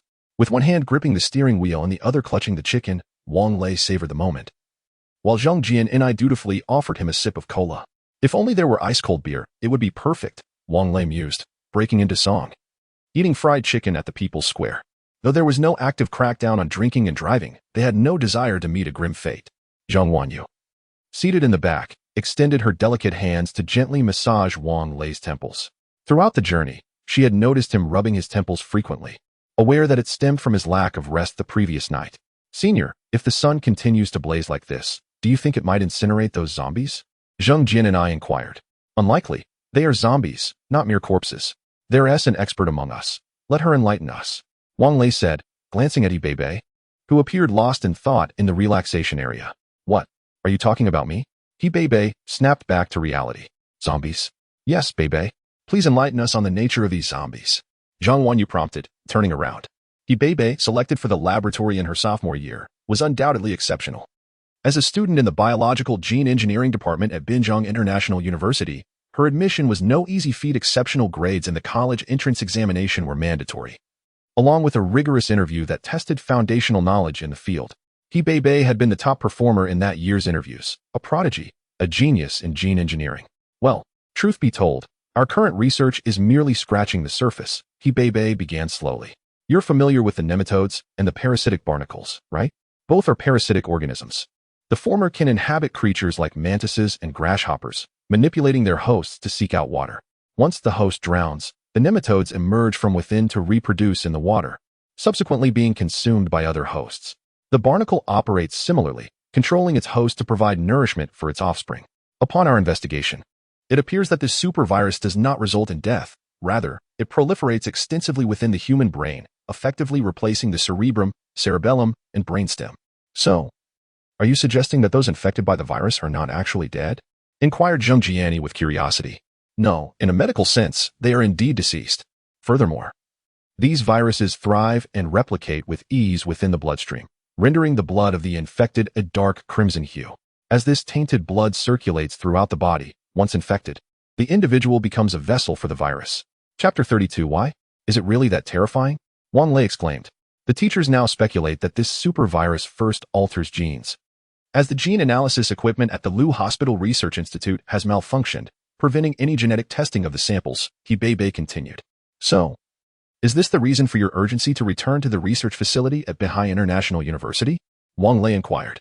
"This is merely one aspect," Bebe replied. "Once the supervirus begins to spread within the hospital, it will do so at a far greater speed than in society. There is something that, in truth, we are not supposed to disclose. Prior to the outbreak of the supervirus, the hospital had already discreetly sealed all outpatient and inpatient buildings. Even so, numerous zombies have managed to escape, and our food supplies can barely last 2 more days." "Well, I can fully comprehend the hospital's actions," Wang Lei said somberly. "By the way, Jiani, how can you discern whether others possess special abilities?" "When I concentrate or make physical contact, the awakened abilities and their levels appear in my mind as text," Zhang Jiani responded. "Wow, that is so cool. This skill is remarkable, Wang Lei marveled. If one possessed such a skill, facing enemies or zombies would allow them to ascertain whether they could prevail. If they could, they would engage. If not, they would flee. Ah, what is so cool about it? Zheng Jiani sighed. Each time I use this skill, it feels as though my body has been drained of energy. It's quite uncomfortable. Wang Lei realized that this was likely a form of mental ability, akin to the mechanics in video games, where it consumes MP. I was going to ask you to help assess what abilities the warriors and survivors in the safe zone have awakened, but if that is the case, I'll pass. Honestly, I really don't want to experience that sensation again, Zheng Jiani confessed. By the way, Bei, why didn't you go to the laboratory today? Zheng Jiatian, who was in the same class as Bei, asked, as they shared a good relationship. Oh, the equipment at the school laboratory still requires some adjustments. We will wait for notification before going. As they chatted, time flew by, and they encountered a few scattered zombies on the road, which were swiftly dealt with by the warriors ahead. When the convoy arrived at Apple Garden, Wang Lei saw Lu Yanzhou and the others anxiously peering from beside a gate made of welded steel bars, short knives in hand. Upon spotting the convoy, they visibly breathed a sigh of relief. Li Baikan and the others parked the vehicles, and the warriors immediately took up defensive positions at the entrance of the community. Wang Lei did not exit the vehicle, but instead rolled down the window, gazing at the wide road leading to the port. The likelihood of zombies emerging from the numerous residential buildings lining the street was quite high. Everyone remained calm. Let us board the vehicles one building at a time. Those who have not been called should return and wait. Lu Yanzhou shouted from his pickup truck using the loudspeaker. However, no one heeded his command. They were all crowded at the entrance, waiting to board. Wang Lei's attention was drawn to Lu Yanzhou's voice as he beheld the chaotic scene at the entrance. Furrowing his brows, he exited the vehicle and called out from the entrance, "You may continue your disorder, but we can leave at any moment. We have only 4 buses, requiring 2 trips to transport you. If you persist in this lack of order, and we fail to complete our mission before nightfall, we shall abandon it. You cannot leave." A stout woman shouted from the crowd, asserting her authority as a street official. "Listen to me, everyone." Upon hearing her words, the crowd fell silent, their gazes fixed upon her. Ahem, the woman cleared her throat. "Let the leaders and their families board first. The rest shall wait for the second wave. Get lost. You wretched woman. Where were you when we had nothing to eat or drink? Now you want to leave first? On what grounds?" A man retorted angrily. "Who do you think you are? I know who the leaders are. Why should we accommodate them?" "Exactly. You tout yourselves as servants of the people. Yet now you disregard us?" The crowd began to vocally denounce the stout woman, spittle flying in her direction. Wang Lei suddenly pondered whether the supervirus might be transmitted through saliva. If zombies could learn to engage in verbal sparring, their threat level would surely escalate. Silence. Li Baikan approached with a gun in hand. "Elders and children may board first, followed by women, and men last." "Why? Isn't gender equality a thing?" A man protested loudly. Li Baikan was unyielding. "I am in charge now. If you wish to cause trouble, you might want to consider the gun I am holding." The man fell silent, realizing the gravity of the situation. In this apocalypse, provoking a soldier could lead to dire consequences. "Everyone, heed this officer," Lu Yanzhou urged. "If you do not wish to leave, we shall depart without you. Let us see what you will eat once we are gone." "No, we'll behave." The crowd clamored in unison. Soon, they formed an orderly line, and Lu Yanzhou opened the gate while Chao Xingwei and others marked the luggage for loading onto the pickup trucks. "Is my home truly lost?" An elderly man, leaning on his cane, trembled with tears streaming down his face. "Do not worry, Grandpa Qian. We will return." Lu Yanzhou comforted him as he assisted him onto the bus. The bus, designed to accommodate 55 passengers, was crammed with over 70. Li Baikan frowned. "We one team managed with just 2 trips. Wang Lei chuckled. "It's fine. There are many children. Just squeeze them in. Let the little ones board." "Very well." Li Baikan contemplated for a moment before agreeing and turning to make the necessary arrangements. Wang Lei quickly called out to him, "Squad leaderly, I will not accompany you back this time. We must conserve fuel." "All right. Yet." Wang Lei's true intention was not to save fuel, but rather to visit a nearby supermarket that had its shutters down, hoping to procure some supplies. The entire convoy had departed, and the inhabitants of Apple Garden temporarily retreated indoors. The sun blazed fiercely, making it unbearable to remain exposed for long. Noticing that no one was around, Wang Lei drove his vehicle and parked it in front of the rolling shutter door. "But the door is locked. How will you get in?" Zhang Jiatian inquired. "How could that possibly pose a challenge for me?" Wang Lei chuckled. "This antiquated rolling shutter is quite simple to open. Its lock is merely a deterrent. You all wait in the car. Once I unlock the door, you can come down to assist." With that, he alighted from the vehicle, tools in hand. The lock of this old-fashioned rolling shutter could easily be compromised with a flathead screwdriver. Interestingly, the lock seemed to have been tampered with, as Wang Lei found it effortlessly yielded to his touch, much like turning a key. Chapter 33. The grass by the rabbit's burrow with a sudden clang. The roller shutter was pulled open, leaving Wang Lei momentarily stunned. Zhang Wanyu and her companions, upon alighting from the vehicle, were equally taken aback. Why are there so many supplies here? He Bei stammered in disbelief. The small convenience store, measuring approximately 100 to 200 square meters, was overflowing with goods. Even the aisles were crammed. This must be what Lu Yinzhou and his group had stockpiled, Wang Lei remarked. The grass by the rabbit's burrow represents their last glimmer of hope. If we take these items, what they? Zhang Jiatian furrowed her brows in concern. Who cares? Wang Lei replied with a grin. Once we have it in our possession, it is ours. Let us hurry. By the way, if these supplies indeed belong to Lu Yinzhou's group, why weren't you aware of it? I only awakened my abilities 2 days ago. These items must have been gathered before my awakening, Zhang Jiatian explained. Wang Lei nodded, then urged, let us move quickly. With that, he began transferring the supplies to their vehicle. Noticing the girls were still idle, he hurriedly urged, come on, get to it. What if they returned and find us here? He had no fear of being spotted by the residents of the apple garden, for after he disembarked, he had stood at the entrance surveying the street, where nothing was visible. It was unclear whether the road or the buildings had been constructed first, but it was evident that a skilled hand had been involved. The community and its structures were positioned away from the main road, preventing malevolent energy from infiltrating. However, should a convoy arrive, the vehicles responsible for protection would certainly catch sight of them. Wang Lei and his group had a mere hour and a half to work. The girls were surprisingly strong. And with the assistance of the RV's mechanical arms, within the span of just a few minutes, the small convenience store was completely emptied. Not even the metal shelves remained. To Wang Lei's astonishment, there were also numerous medical supplies and basic medical equipment, evidently sourced from a nearby pharmacy. With an abundance of antibiotics and medications for common ailments and geriatric conditions, alongside a variety of disinfectants. Fortunately, Wang Lei had briefed the girls on the RV's capabilities over the past few nights, otherwise they might have been thoroughly frightened. Nevertheless, with the emergence of zombies and the onset of the apocalypse, what could be more terrifying than this? The RV returned to its position in front of the apple garden, and Wang Lei, feeling somewhat bored, leaned back in the driver's seat with his eyes closed, while the girls continued their lively chatter. It is indeed curious how women always seem to have endless topics to discuss. By the way, Bei, Wang Lei asked with his eyes still shut. Is your research facility comprised of only a handful of individuals? As soon as the words left his mouth, a profound silence enveloped the cabin.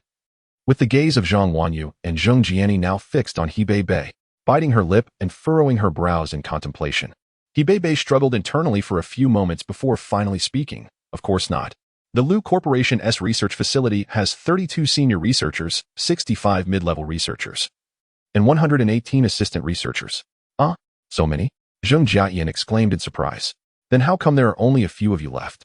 Did the others evacuate early? Zheng Jiani inquired. Bei shook her head. No, they have all passed away. What happened? Zhang Wanyu also moved from the passenger seat to the leisure area, sitting beside Bei. Bei closed her eyes, a pained expression crossing her face, as if she were reluctant to recall that period of her life. Bei, Zhang Wanyu gently grasped her hand. If you do not wish to share, then do not feel compelled to. It's fine. Bei softly shook her head. In truth, harboring this matter within has been quite distressing for me. So I might as well tell you. A bittersweet smile appeared on her face as she lifted her cup and took a sip of water, inhaling deeply before she began. The tale begins on the day our school commenced its summer vacation. The day prior, after assisting in calibrating the machinery in the school laboratory, our supervisor suggested we all dine together that evening to celebrate the completion of the lab's adjustments. This laboratory is a direct replica of the T8 facility in the United States, and with our addition, there are only 4 such labs in the entire world. Consequently, everyone was very excited, even reluctant to leave during the summer, eager to continue working on subsequent projects and delve into research topics. However, the follow-up adjustments were beyond our school's capabilities.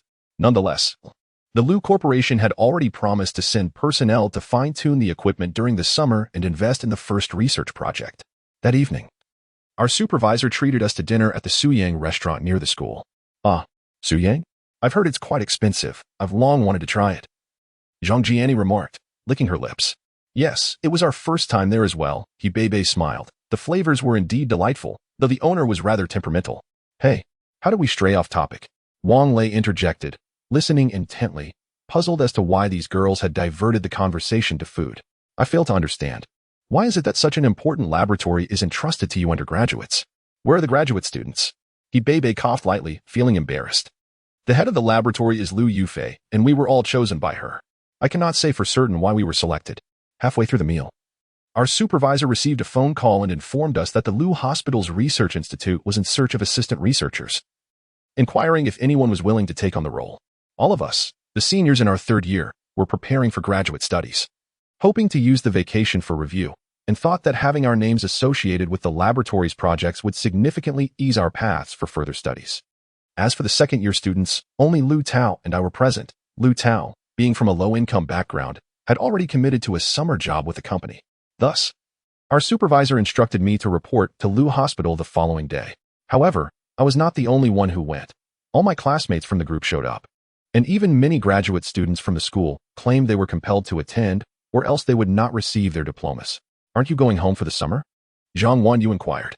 He Bebe shook her head. I have no home. When I was born, my mother died due to complications during childbirth. My father claimed I was a harbinger of misfortune and treated me poorly. Later, he remarried a woman who had a son a year older than me, perpetually ill. And they were utterly incapable of caring for me, nor did they wish to. They sent me to live with my grandparents, seldom visiting and providing no financial support, not even returning for the new year. Consequently, I ceased to acknowledge them. After the college entrance examination, my grandfather fell ill and was admitted to the county hospital, where he was diagnosed with terminal lung cancer. There was no hope left. Within a week, my grandfather passed away. My grandmother was devastated and fell ill herself. And within just a couple of days at the hospital, she too succumbed. Chapter 34. The laboratory tragedy. Zhang Wanyu gently patted He Bebe's back, reassuring her. It's all over now. He Bebe wiped the tears from the corners of her eyes. My grandparents were quite traditional, favoring boys over girls. However, they raised me, supported my education, and left me their house. I consider that a blessing. Eventually, I sold the family home and ventured alone to Jiaobei. Where's your hometown? Zhang Jiatian inquired. Yun Province, Kuan City, Bebe replied. Here, have some water. Zhang Jiani rose to refill her cup from the thermos. Well, He Bebe continued. I digress. The Lu Hospital not only recruited individuals from our school, but also hired many assistants from Jiangbei Medical College. Upon our arrival, we were assigned to various laboratories with no other tasks than to monitor instruments and meticulously record each datum into an entirely new database. At that time, I felt as if my eyes were about to fail me. She rubbed her eyes as she spoke. In truth, we had no idea what the data was for until one day the director of the research institute approached us, requesting our assistance in the core laboratory for data recording. It was our first opportunity to enter the core laboratory, and we were genuinely astonished. The introduction at the entrance indicated that the facility spanned over 300 square meters and housed 60 state-of-the-art gene monitoring devices.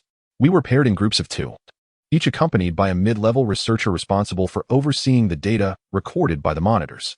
Wait a moment, Wang Lei interjected, sitting up. I recall you mentioning a couple of days ago that the effects of the virus on genes were undetectable. With so many gene monitoring devices, how can there be no results? I'm sorry, He Bebe lowered her head. The institute prohibits us from disclosing that information. So, enough. Bebe, you needn't mind him. Please continue, Zhang Wanyu remarked, casting Wang Lei a disapproving glance. Grateful, He Bebe offered Zhang Wanyu a brief look of appreciation before continuing. In the center of the laboratory lay a hospital bed, occupied by a foreign man with yellow hair. His musculature was extraordinarily developed, surpassing even that of the bodybuilders seen on television, quite a terrifying sight. At that time, no one informed us that he was infected with an ancient supervirus. The readings from the conventional life monitoring instruments appeared normal, save for a temperature of 38 degrees Celsius. Those studying medicine know this indicates the body's immune response to viral infection. His blood was entirely saturated with the virus, and our task was to replace the man's blood with artificial blood and accelerate his metabolism through medication, in hopes of completely expelling the virus from his system. Ugh, Zhang Jiayan gasped. Whose misguided notion was this? Even I, studying clinical medicine, understand that this is an unattainable goal. Indeed, if it were merely a case of simple blood transfusion, it would be utterly impossible. He Bebe's tone grew considerably heavier. However, if the artificial blood were infused with the genetic material of tardigrades, jellyfish, and ancient superviruses, then the situation would be quite different.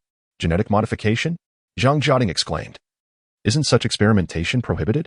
There are numerous activities deemed impermissible, Wang Lei scoffed. Yet these prohibitions predominantly apply to the general populace.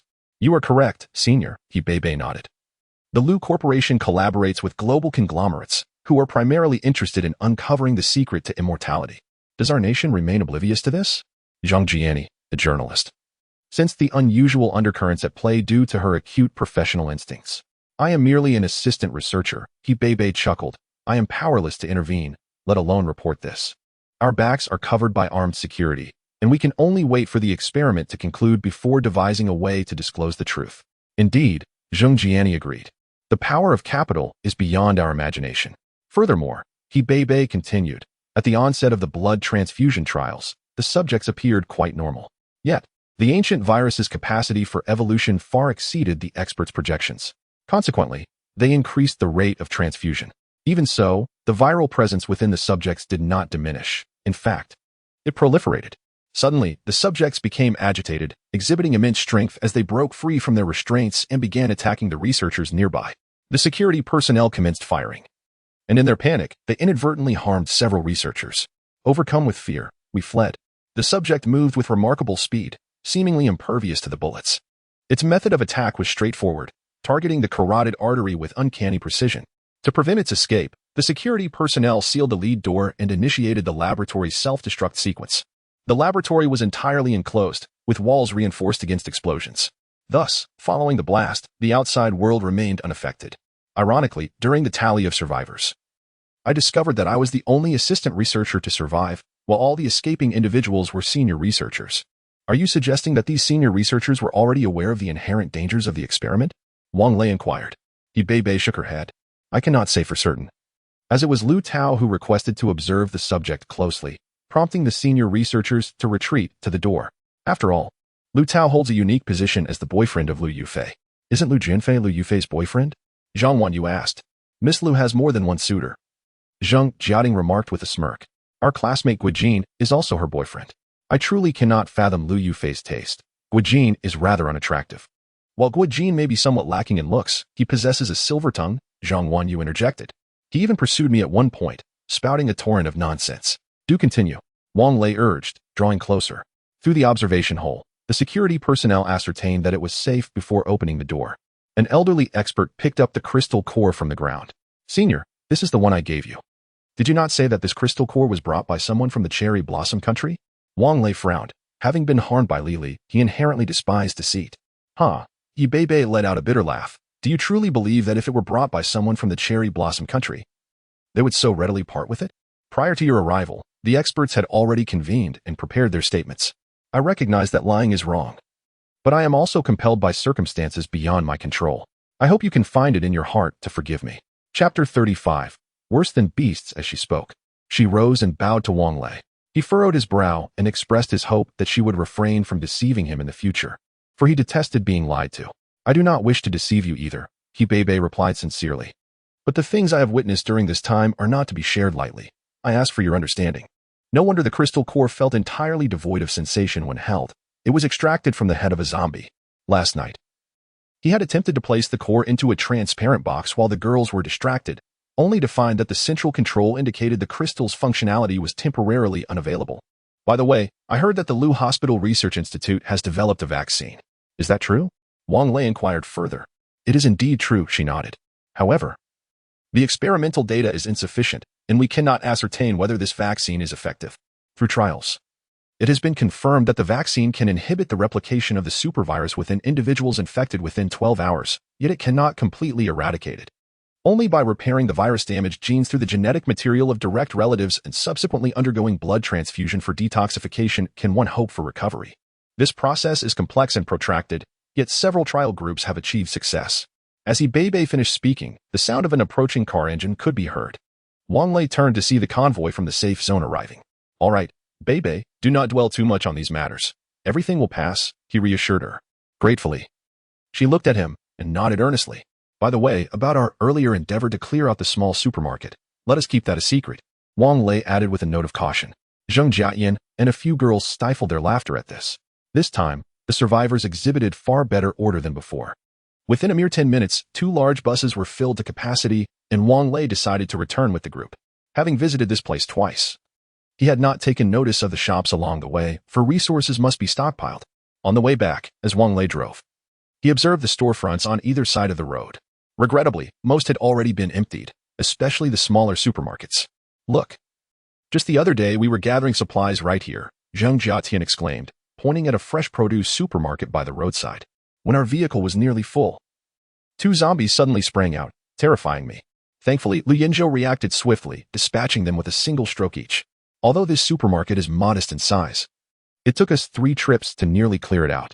Wang Lei scoffed inwardly, thinking that had they not completed the task, his vehicle would have been laden with even more meat. He wondered if the supermarket at Century Plaza had also been emptied. If it had not, the resources there would surely be plentiful. He needed to find an opportunity to investigate, though it was unfortunate that the RV could not access the area, necessitating manual transport. Upon reaching the school gate, the survivors from the apple garden disembarked, confined behind the first line of defense outside the gate. Those who had undergone blood tests awaited in the pedestrian isolation area, and as he observed them holding their luggage, Wang Lei felt they resembled refugees. As the convoy made its way back to the apple garden, it was nearly 7 in the evening. Although the temperature remained high, the harshness of the sun had begun to wane. Everyone, hasten your pace. The temperature is dropping, and the zombies may gather en masse at any moment. Li Baikan's voice resonated through the intercom. Following swiftly were the responses from each driver. Received. Wang Lei, disinterested in replying, noted that since Li Baikan's vehicle led the convoy, its speed naturally dictated that of the others. As they traversed Jianxi Road, Wang Lei spotted a considerable horde of zombies ahead, completely obstructing the path.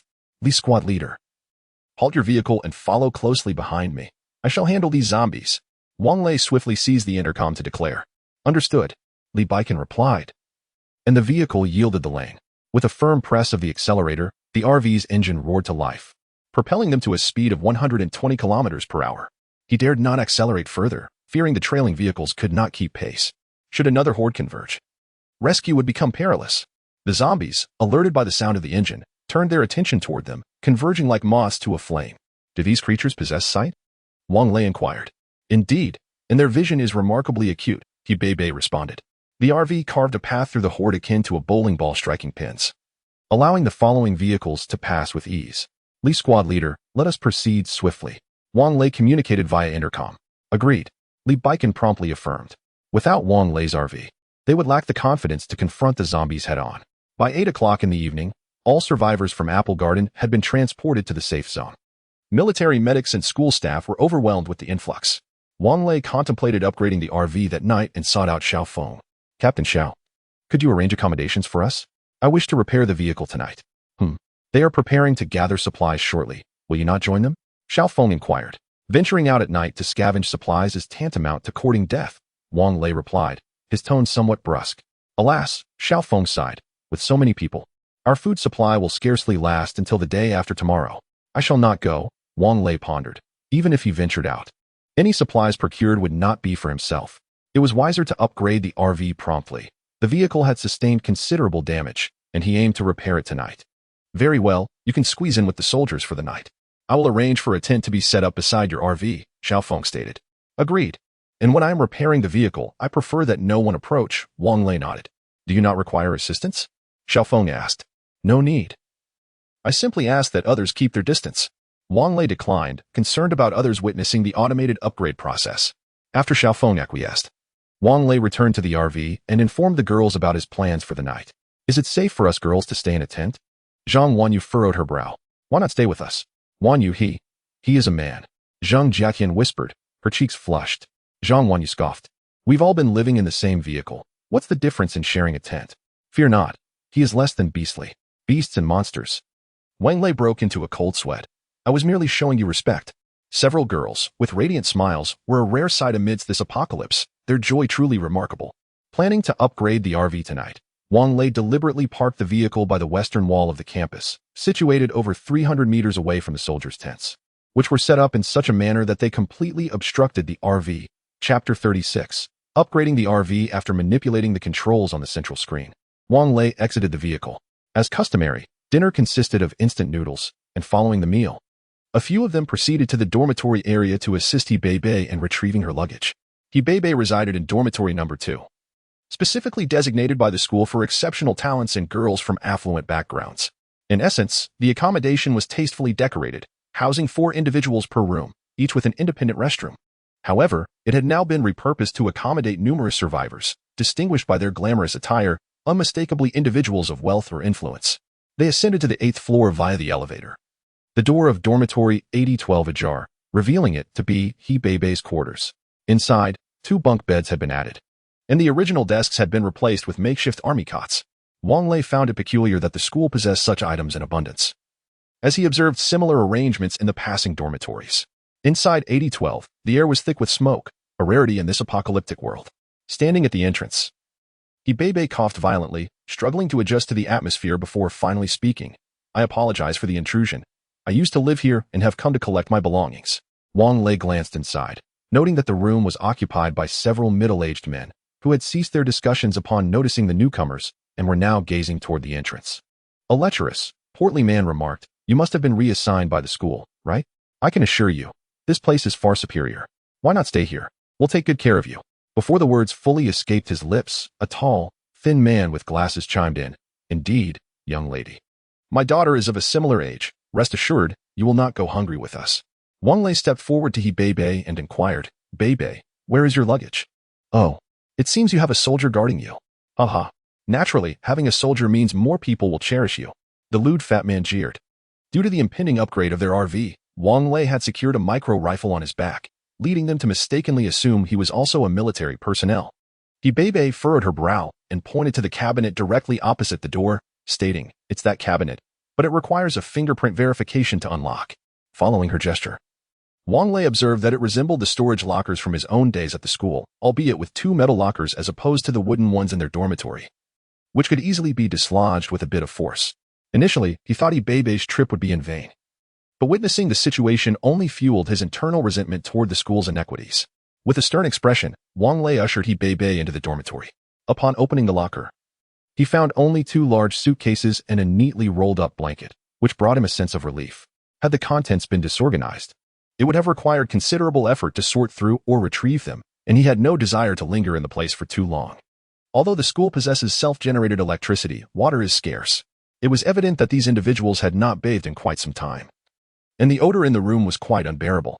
Wang Lei, being particularly sensitive to smells, could hardly tolerate the stench reminiscent of a public restroom, which he found comparable to the current atmosphere.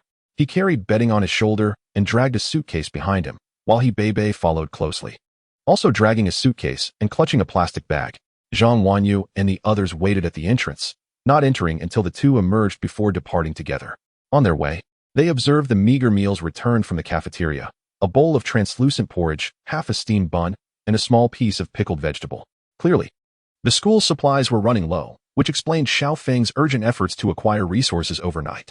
Upon returning to the tent, Wang Lei lit a cigarette and remarked, "It seems we cannot linger here. The supplies are insufficient.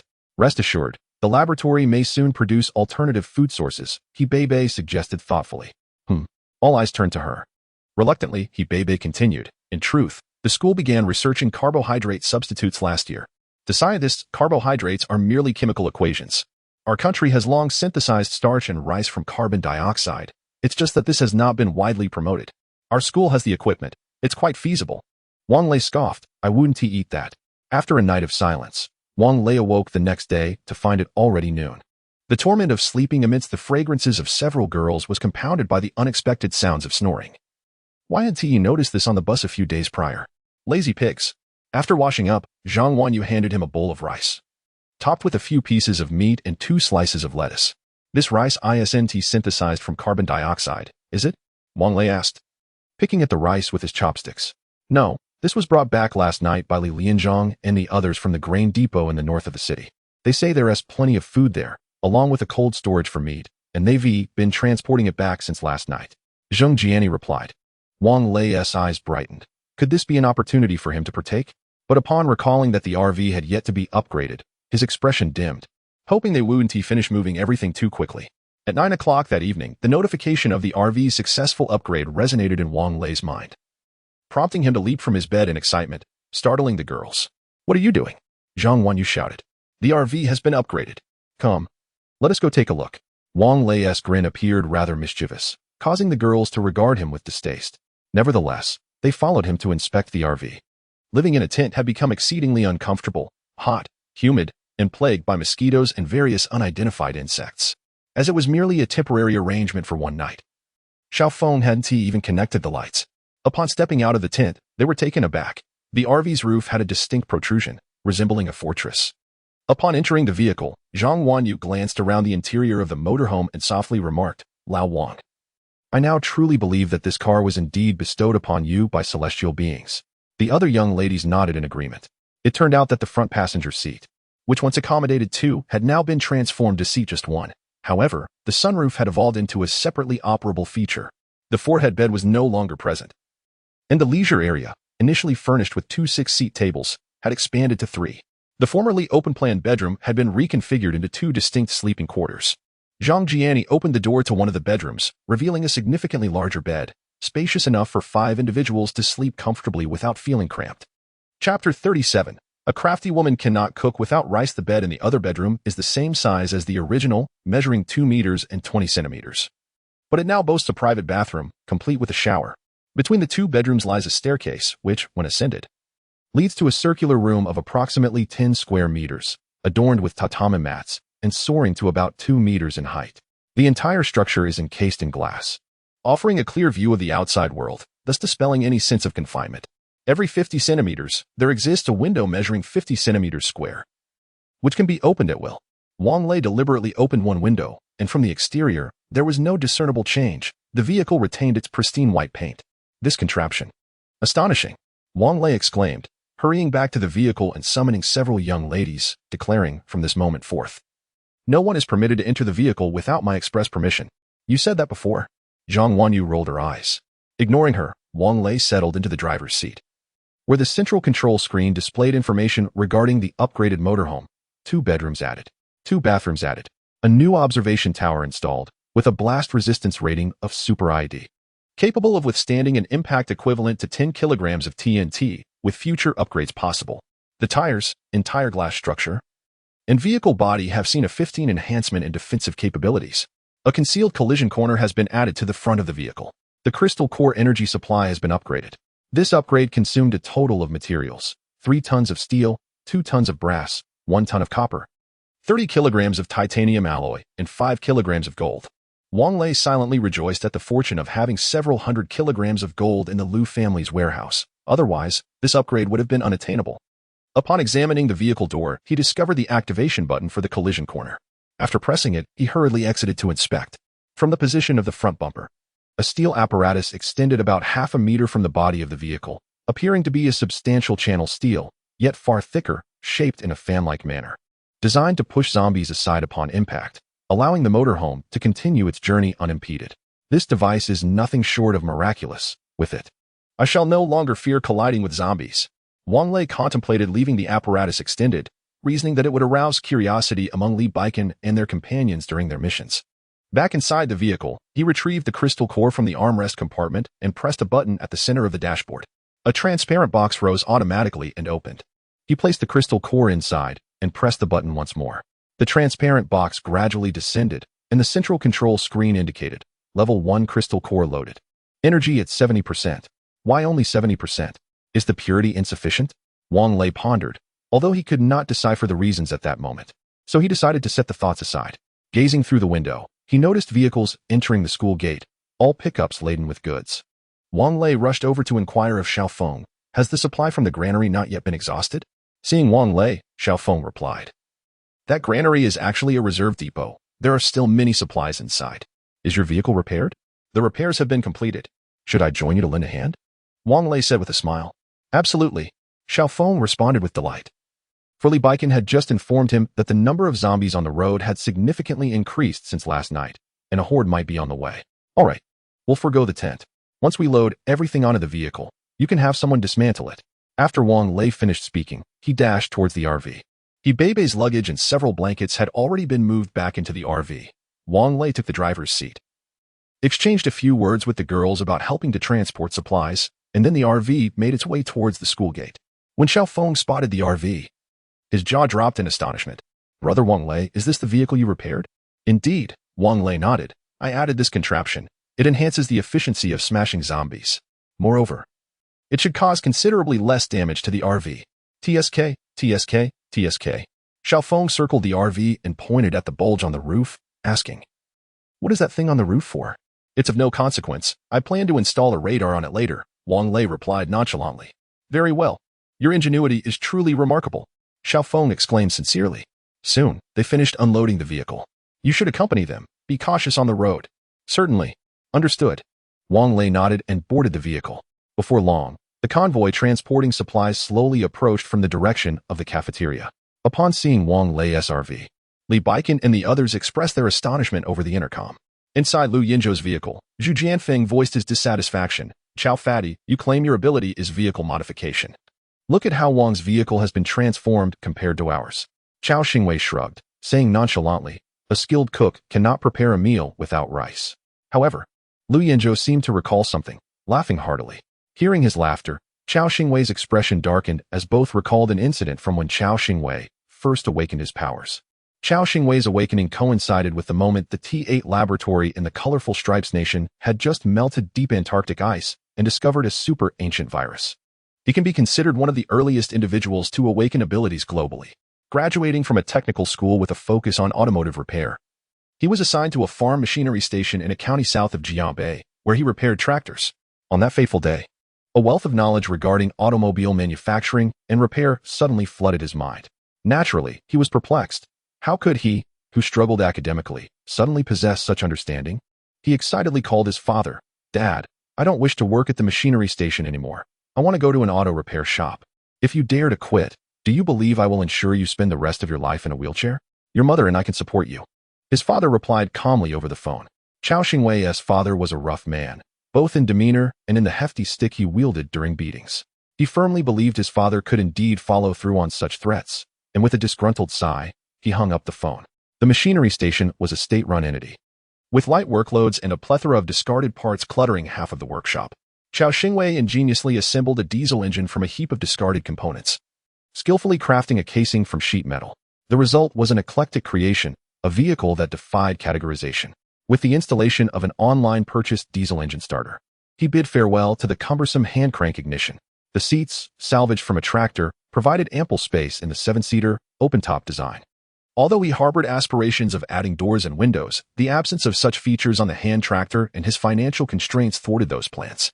Gazing at the convertible he had meticulously constructed with his own hands, he felt an overwhelming sense of satisfaction and excitement, eager to take it for a spin. After all, what man does not dream of possessing his own mode of transport? Chapter 38. The rise of Chao Xingwei's extraordinary abilities. The head of the agricultural machinery station happened to pass by and was taken aback by the contraption Chao Xingwei had created. Taking a moment to realize it was a vehicle. Little Chao, this thing is fine for playing around here, but you must not take it on the road. After a hasty admonition, the station chief departed, leaving Chao Xingwei alone at the station. However, having built a vehicle himself, a joyous occasion such as this could not be kept to oneself.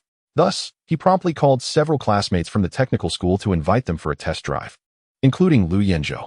The classmates arrived the following morning, just before 10 o'clock. As before, Chao Xingwei was the sole guardian of the agricultural machinery station. The 5 classmates were quite excited, taking turns to test drive the vehicle and showering Chao Xingwei with praises. Only Lu Yinzhou expressed a hint of regret, saying, "The vehicle is impressive, but the suspension leaves much to be desired. It seems like everyone we encounter is a familiar face. But is it not true that everyone seems familiar?" When the vehicle traversed the smooth road, the engine's vibrations caused the entire vehicle to tremble, prompting everyone inside to nod in agreement. "All right, let us go.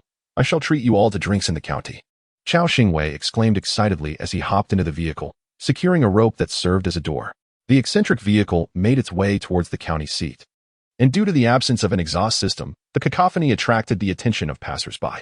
They selected a modest eatery, where they joyfully dined from 11 in the morning until 2:30 in the afternoon.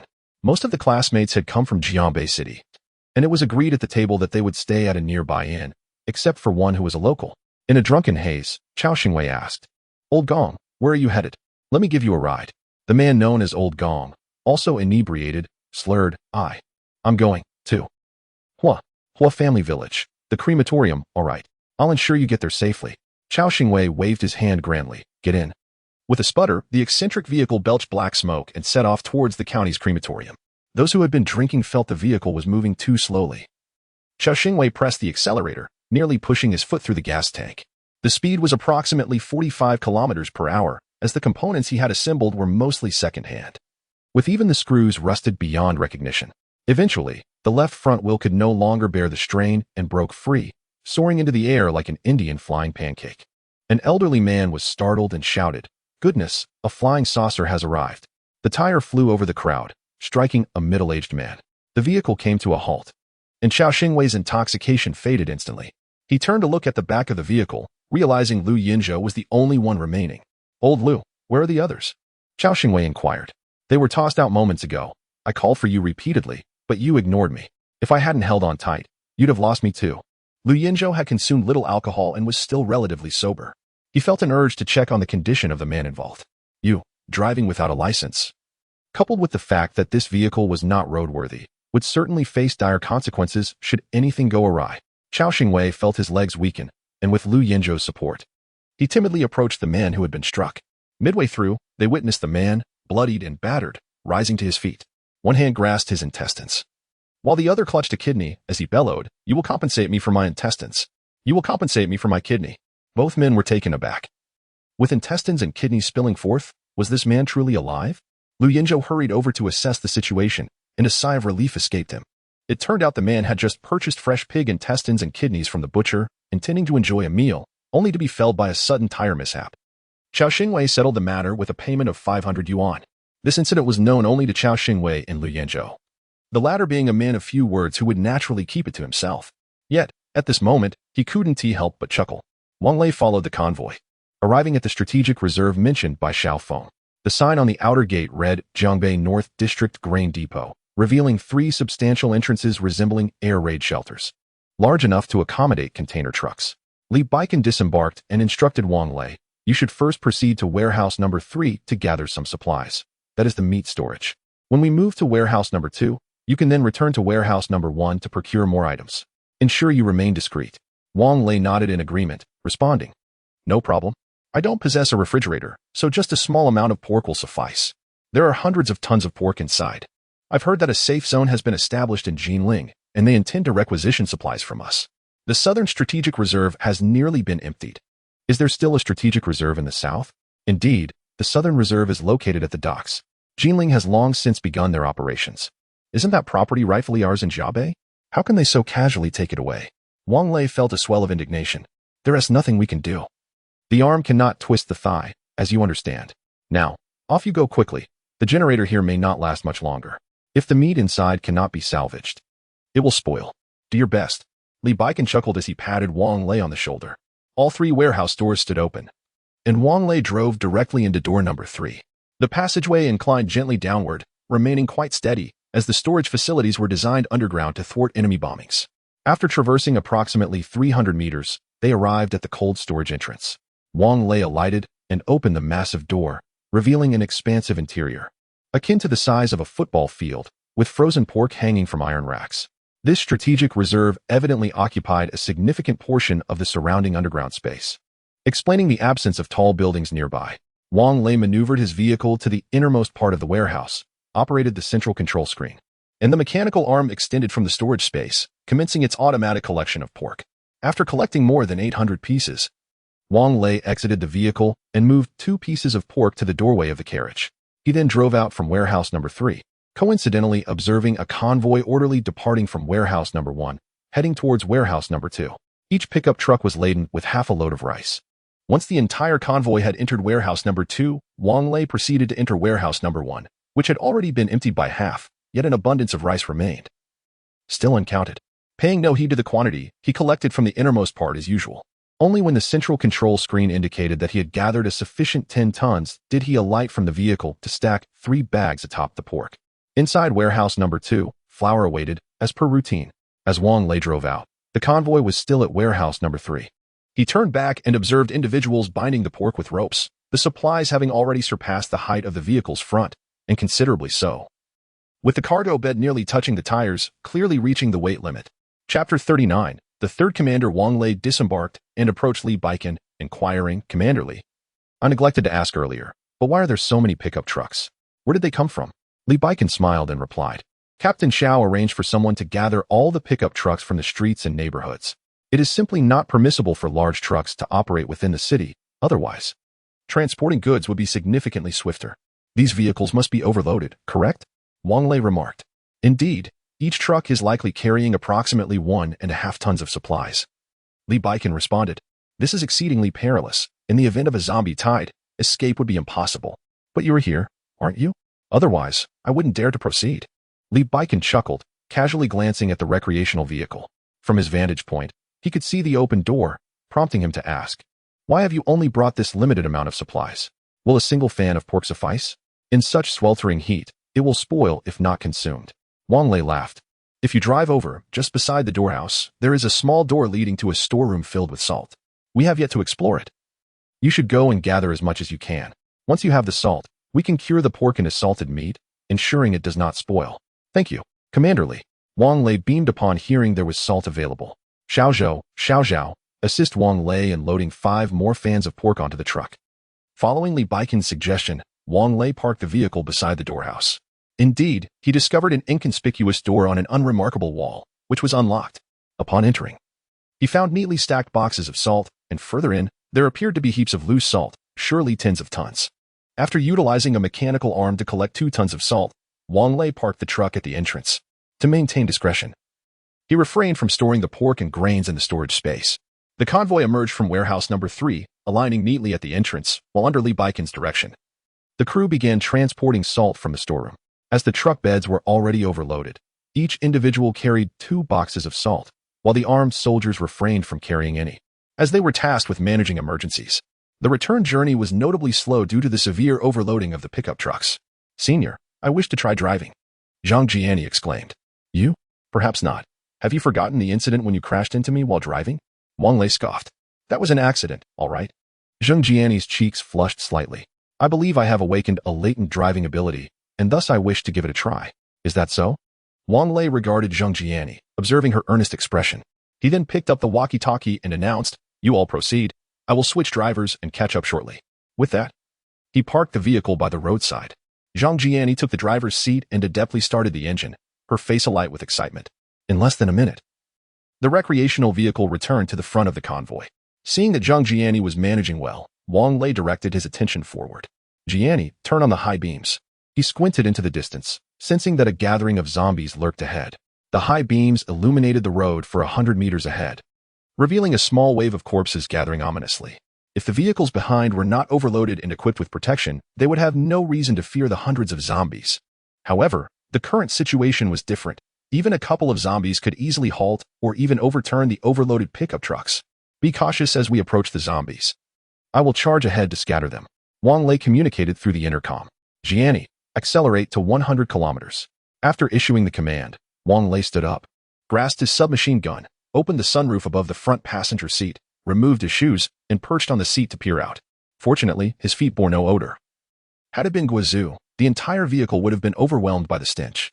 The distance of 100 meters was not far, and by the time Wang Lei was ready to fire, Zhang Jiani had already maneuvered the vehicle through the throng of zombies. Wang Lei instructed Zhang Jiani to halt, then began to shoot at the zombies still gathering. Each shot found its mark, ensuring a safe passage for the pickup truck. "You must pass quickly," he shouted into the intercom as he continued firing. The trucks behind hastened their pace, but they had already reached their weight limit, the engine roaring even as their speed increased only marginally.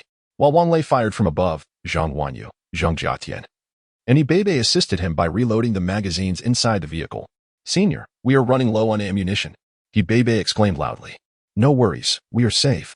Let us head back to the front vehicle," Wang Lei concluded, climbing back inside and shutting the sunroof. He glanced at the 3 remaining bullets on the small table. Feeling a pang of regret, combined with the 2 full magazines, he was left with only 43 rounds. After upgrading the RV, the system had notified him of a 12-day cooldown period for further enhancements, and he had been contemplating obtaining more bullets from Xiaofeng before leaving. Now, he found himself in a predicament, having consumed nearly 100 rounds without acquiring any. This needs to be reimbursed from Xiaofeng. Upon returning to the safe zone, it was already 11 at night. Many people awaited at the school gate, having been instructed to stay in the cafeteria for unloading. However, after 3 hours without sight of the convoy, they gathered at the school entrance to inquire about its return. The soldier on guard had informed them that the convoy would be back shortly, but they remained reluctant to leave, waiting for the convoy to arrive before following it to the cafeteria. While chatting with Li Baikan in the armory, Wang Lei learned that the pork would be marinated overnight and then hung in the basement, indicating a considerable workload for the night ahead. Wang Lei parked the vehicle not far from the gatehouse and went inside to find Xiaofeng. Inside the gatehouse sat 2 individuals, a middle-aged man with a broad face, a prominent nose, and a clean-shaven mouth, alongside Wang Lei's ex-girlfriend, Li. "Oh, brother Wang Lei has returned. Thank goodness you were here earlier." "Haha," Xiao Feng exclaimed, rising to pat Wang Lei on the shoulder. Upon seeing Li, Wang Lei felt disinclined to linger and coldly remarked, "It's nothing. When you have a moment, please send someone to bring me some ammunition. I've run out." Are you a soldier?" The man furrowed his brows, his tone icy and his speech deliberate. "What relevance does it hold whether I am a soldier or not?" Wang Lei observed the man's official demeanor with growing irritation. "Ah, Wang Lei. Allow me to introduce you," Xiao Feng began, but Wang Lei interrupted. "I am not interested in who he is. I am weary and wish to return for some rest." With that, Wang Lei turned to leave, only for Diao Jun to declare, "Surrender your weapon and your mobile residence. We shall be requisitioning them as well." Chapter 40. What nonsense are you thinking? Wang Lei found himself laughing in exasperation. "The gun was a gift from Captain Xiao, and the RV is mine. How dare you claim it as yours? What a ridiculous notion. I am from the Jinling safe zone. Don't try to intimidate me with your position. This place isn't under Jinling's jurisdiction. It's several hundred kilometers away." Wang Lei interjected, cutting off Diao Jun's words.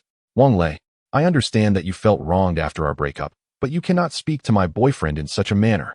Wang Lei glanced at the two, realizing they were as ill-suited as Guo Wei and Li Wan.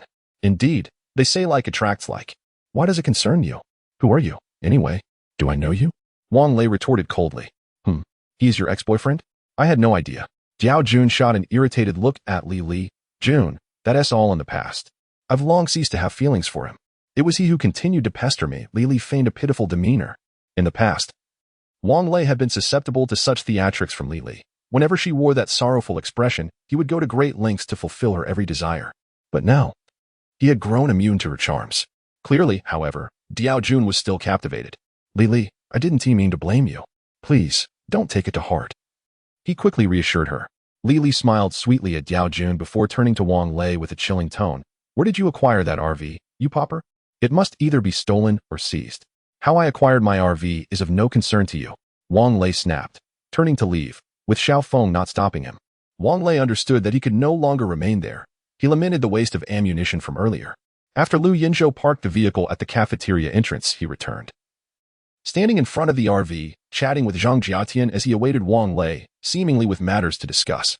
Upon seeing Wang Lei emerge, he mysteriously pulled him aside and whispered, "On the northeast road of Apple Garden, there's a convenience store called Airshao. We've stockpiled a considerable amount of supplies there. We should seize the opportunity to retrieve them before someone else does." Wang Lei suppressed a laugh, maintaining a stern expression as he replied, "I cannot stay here any longer. You may keep the supplies." In the past few days, I've been accompanying them on supply runs, and the number of zombies is increasing. With our vehicle, we cannot reach that area. We need your assistance." Lu Yinzhou sighed before asking, "You're leaving? Why?" Wang Lei pointed toward the guardhouse, sneering, "Someone covets my RV." Lu Yinzhou glanced at the guardhouse and inquired, "Is it the military?" Wang Lei nodded. "Damn, do these people have no conscience? How much help have you provided them? I will confront them." Seeing Lu Yinzhou storming toward the guardhouse, Wang Lei quickly halted him. "It's not Captain Xiao. It's a high-ranking official from the Jinling safe zone. Captain Xiao is powerless to intervene." "Very well, wait for us. We will leave with you. To be honest, I never wanted to come here in the first place. The food is worse than for dogs, and we must constantly appease them," Lu Yinzhou exclaimed, not waiting for Wang Lei's response as he dashed toward the cafeteria. Wang Lei entered the vehicle and closed the door, instructing Zheng Jian and Nod to drive the RV far from the school gate before turning around. At that moment, a pickup truck and an SUV approached, belonging to Lu Yinzhou and his companions. Wang Lei rolled down the window and inquired, "Why are there only 2 vehicles left?" Lu Yinzhou leaned out with a grin, replying, "Chao Pizzi worked through the night to combine the 2 cars. This pickup is quite formidable now. All right, let us set off." Wang Lei chuckled. The 3 vehicles arrived at the school gate, where they spotted Li Baichun approaching with a military backpack slung over his shoulder. "Wang Lei, the ammunition in the storeroom is running low. Here are 600 rounds of 7.62mm bullets, and there's also a handgun inside. I'm aware of what happened with Diao Jun. I apologize for the trouble it caused you," Li Baichun said as he passed the military backpack through the window. "Thank you, Li Company Commander. We are leaving now, and you even brought me ammunition." Wang Lei accepted the bullets gratefully. "I know you intend to leave. Didn't you mention wanting to go to Longcheng to find your parents? From what I understand, preparations have commenced much earlier there, and a safe zone has already been established. Although your parents' information has yet to be located, they should be fine. Travel safely." Li Baichen affirmed resolutely. May your words prove true.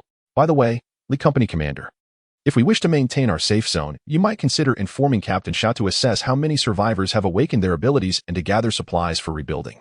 We will likely rely on these individuals, Wang Lei advised kindly. Indeed, we have also contemplated this. Captain Xiao was originally planning to conduct an assessment, but who knew that 2 troublemakers would arrive in Jinling? The main gate is now open. You should hurry and take care. I hope we meet again, Li Baichen said, stepping back and waving at Wang Lei.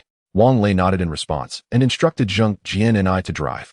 As they reached the school gate, they were intercepted by Diao Jun and Li Li, who blocked the entrance with outstretched arms. Diao Jun shouted in frustration, "Who permitted your departure? You may leave." "But leave the vehicle." Wang Lei, with a cold smile, opened the sunroof, leaned out, and aimed the handgun at Diao Jun, stating coldly, "Stand aside, or I will shoot. Civilians are not allowed to bear arms. I advise you to surrender the gun and the vehicle." Diao Jun screamed, his voice cracking in desperation. Wang Lei, uninterested in further dialogue, shifted his aim and fired at the railing. With a loud bang, sparks erupted from both the muzzle and the struck steel rebar. Diao Jun and Li Li hastily ducked aside, covering their heads. Seizing the opportunity, Zheng Jian and I pressed the accelerator and sped away, closely followed by Lu Yinzhou and the others. Damn it! An exasperated Diao Jun drew his handgun and fired at the RV's rear, but his shot went astray, and all 3 vehicles had already vanished, leaving only their taillights visible. Indeed, only the taillights could be seen, as the streetlights along the road had long since gone dark. Upon departing the campus by a kilometer, Wang Lei instructed Zheng Jian and I to stop the vehicle, as he noticed a large dog by the roadside intently watching them approach. Wang Lei alighted from the vehicle, brandishing a firearm, only to be taken aback as Lu Yanzhou and Zhu Jianfeng also emerged, each wielding a short blade. Upon witnessing Wang Lei's intention to discharge his weapon, they hastily intervened. "Do not fire. Be wary of attracting the zombies," Lu Yanzhou exclaimed just as he charged toward the mutated wild dog, with Zhu Jianfeng closely trailing behind. The grotesque creature, unfazed by their advance, bared its fangs and emitted a low growl, leaping towards the 2 with reckless abandon. Chapter 41. The flesh of mutated beasts. The mutated wild dog moved with astonishing speed, closing in on Lu Yinzhou to a mere 30 centimeters. Just as it was about to sink its teeth into Lu Yinzhou's neck, Wang Lei hurriedly raised his firearm. However, before he could pull the trigger, a glimmer of cold light flashed by. The mutated wild dog let out no sound as its head was severed, its body crashing heavily to the ground. Wang Lei exhaled in relief, mimicking the posture he had seen on television, tucking the pistol against his abdomen. After a moment's reflection, he retrieved it, disengaging the safety. He thought to himself, should it accidentally discharge, he might injure himself, and that would spell disaster for his future well-being. Wasn't that a common theme on TV? Zhu Jianfeng was deftly skinning the dog and removing its entrails. "Yinzhou, lend me your knife." Without hesitation, Lu Yinzhou handed over the short blade.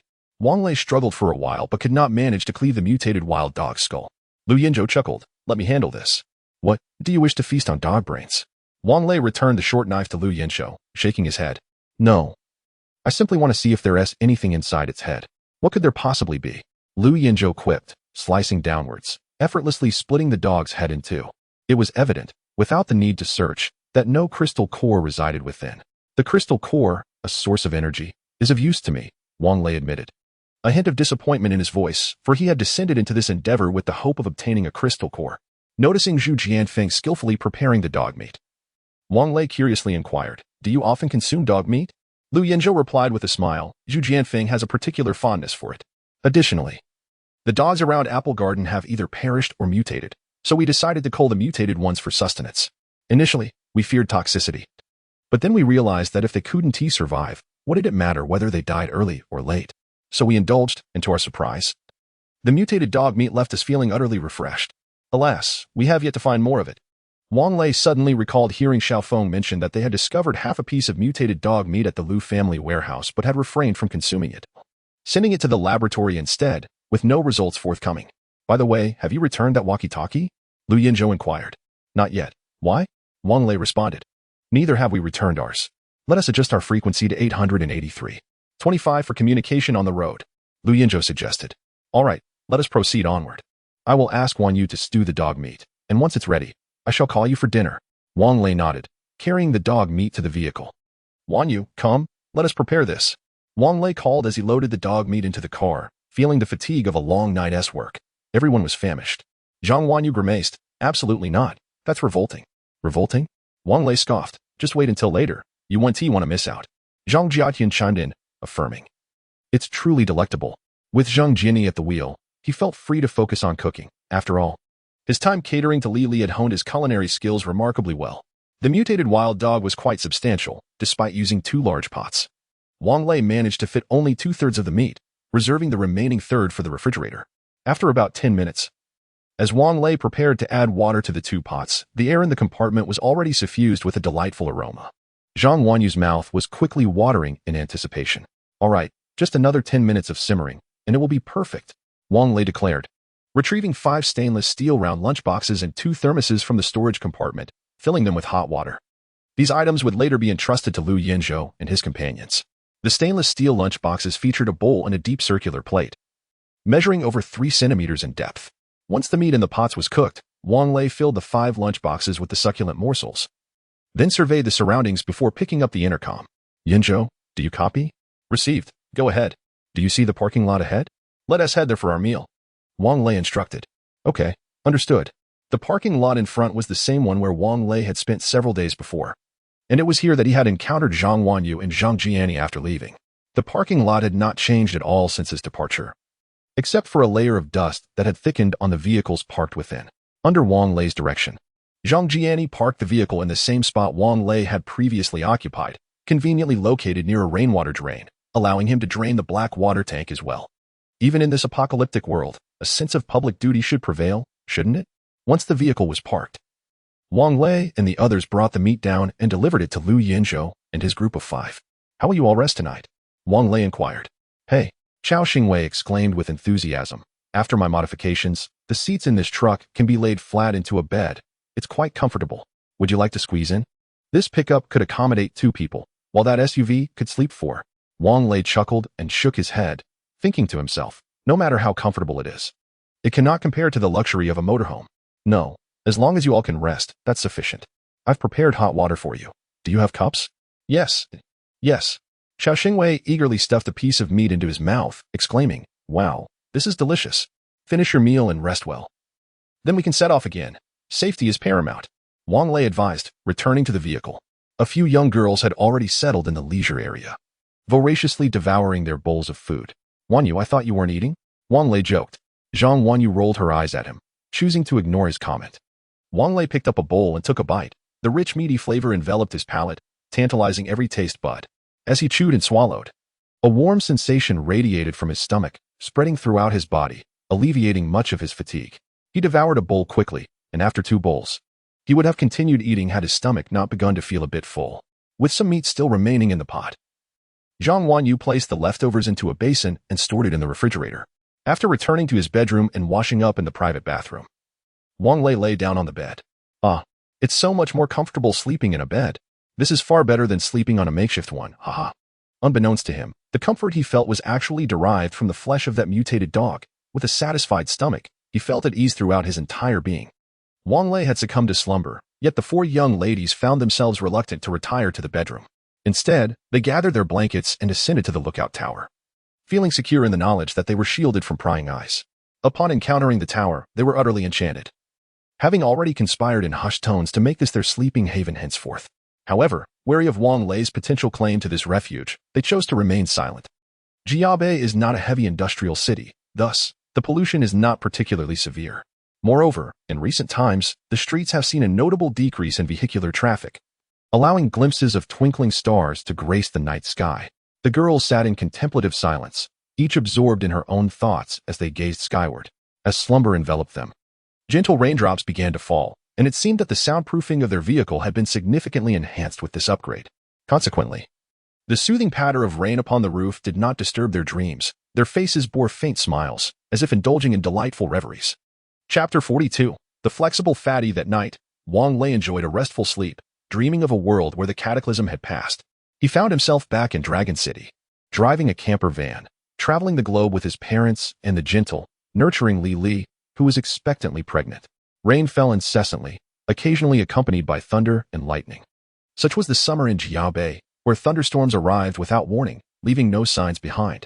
Even the overnight rain could transform into a thunderstorm by the following morning. It was the sound of thunder that roused Wang Lei from his slumber.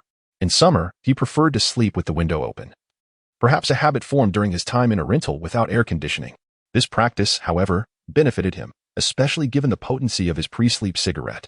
Despite the modest 6 square meter size of his bedroom, dissipating the smoke was quite a challenge. Most girls despised the smell of tobacco, including the 4 present in the van. Yet he could not voice his discomfort, as they were merely guests and not his wife.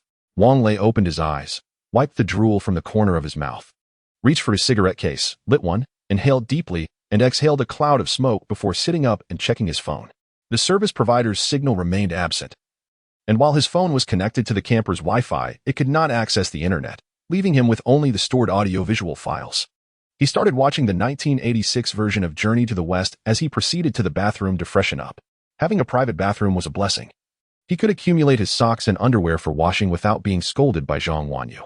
After washing up, Wang Lei, clad in autumn-spring pajamas, opened the bedroom door. Upon entering the leisure area, he was immediately captivated by the sight of 8 long, fair legs. Hey, be mindful. Wang Lei swallowed hard. Could a single man withstand such temptation? The girls exchanged mischievous smiles and glanced back at him. What is there to fear? Zhang Wanyu remarked nonchalantly. There are no men in the van. Am I not a man? Wang Lei felt a twinge of indignation. Who knows? Perhaps you just have a smaller chest. Zheng Jiani chuckled, covering her mouth, oblivious to the flour on her hands, which promptly dusted her face with white powder. What are you all doing? Wang Lei inquired, eager to shift the topic, knowing he could hardly win an argument against 4 women. We're making dumplings. Dog meat dumplings. Breakfast is in the microwave. You can heat it yourself, Bebe replied. Wang Lei pouted and opened the microwave, revealing a bowl of wontons. Wontons for breakfast, dumplings for lunch, what's for dinner? He brought the wontons to the table and took a bite. They were shrimp-filled and quite delicious. We're steaming buns for dinner, Zheng Jiayan announced. Oh dear. Wang Lei muttered softly. After finishing the wontons and washing his bowl, he grabbed an umbrella and stepped outside. Old Chow, let us get ready to set off. Wang Lei said as he approached the SUV and tapped on the window. Wait a moment, Brother Lei, Zhao Xingwei said, his signature goofy smile illuminating his face. Look at that golden coaster over there. I just got out to inspect it. It's a perfect match, equipped with bulletproof glass, and reinforced body, and explosion-proof tires. I plan to modify it once the weather clears, making it a more comfortable ride. Wang Lei followed his gaze, only to find an unattractive minibus. Let us get in and talk. Zhao Xingwei gestured towards the back seat. Wang Lei closed his umbrella and climbed aboard, instantly regretting it as the masculine aura of the vehicle enveloped him. However, he couldn't afford to show disdain for Lu Yinzhou's squad, so he settled into a lackluster silence, listening as the portly man began to extol the virtues of the coaster. Forgive his ignorance of vehicles. After all, he was never particularly keen on delving into such matters. The coaster appeared brand new, lacking a license plate, with a temporary one still affixed to the windshield, and even the protective film on the seats remained untouched. Although Wang Lei was eager to reach Longqing, he recognized that accompanying Lu Yinzhou's team would afford him numerous advantages, particularly in a post-apocalyptic world where the unimaginable could transpire. The previous encounter with a horde of zombies hardly counted as a challenge, especially since he had predominantly roamed the northern district of Jiangbei. His few ventures to the southern part of the city had been limited to traversing the urban expressway. The urban planning of Jiangbei was intriguing. The northern district was akin to a no-man's land, often labeled as the urban-rural fringe. Although the university town had been planned for the northern district, construction had yet to commence. The eastern district was dominated by factories, with the Lu family owning several establishments in the area, alongside numerous electronics factories, including the nationally renowned Wushi Kong. The southern district, due to its proximity to the port, was primarily comprised of warehouses. In contrast, the western district was the most densely populated with residential complexes, interspersed with various commercial areas and pedestrian streets. The Ring Expressway had entrances and exits in all 4 zones. Yet due to geographical constraints, the only route northward to other cities from Jiangbei was through the western district. It was said that Jiangbei was not always like this. During urban renovations, a wise person had guided its transformation into its current state. Wang Lei's previous rental was also near the western district, though merely adjacent, as the exorbitant rents there were beyond his means. Zhang Wanyu's former convenience store was located in the northern part of the eastern district. After exchanging a few casual remarks with Zhao Xingwei, the rain gradually subsided, revealing considerable water accumulation on the roads. The terrain here was relatively elevated, suggesting that flooding in other areas might be more severe, likely due to the city's lack of management and clogged drainage systems. As the rain ceased, excitement flickered across Zhao Xingwei's face. He eagerly leapt from the vehicle and bounded into the bed of the pickup truck. This fluid series of movements left Wang Lei momentarily stunned, quietly marveling at the agility of this rotund fellow. The others followed suit, disembarking to assist in lifting a large metal cabinet from the truck bed. After positioning the cabinet in front of the coaster's front, Zhu Jianfeng grappled with a power cord. Facing a dilemma. Chao Pengzi, where can one find a 220V power source? Surely, you are not contemplating the use of an inverter again? The power of your welding machine is far too great. It would outright burn out a car's generator. Upon hearing this, Chao Xingwei grimaced, gnawing on his back teeth. Clearly at a loss, Wang Lei chuckled, taking the power cable from Zhu Jianfeng's hands. No worries, the RV is equipped with an inverter. Is 3000 watts sufficient for your needs? Presently, the RV boasts advanced crystalline core energy, with the central control screen displaying that the maximum power for an individual socket is 5000 watts. However, he dared not voice this information. That will suffice. That will suffice. Chao Xingwei exclaimed joyfully, earnestly opening a metal cabinet filled with an assortment of automotive repair tools.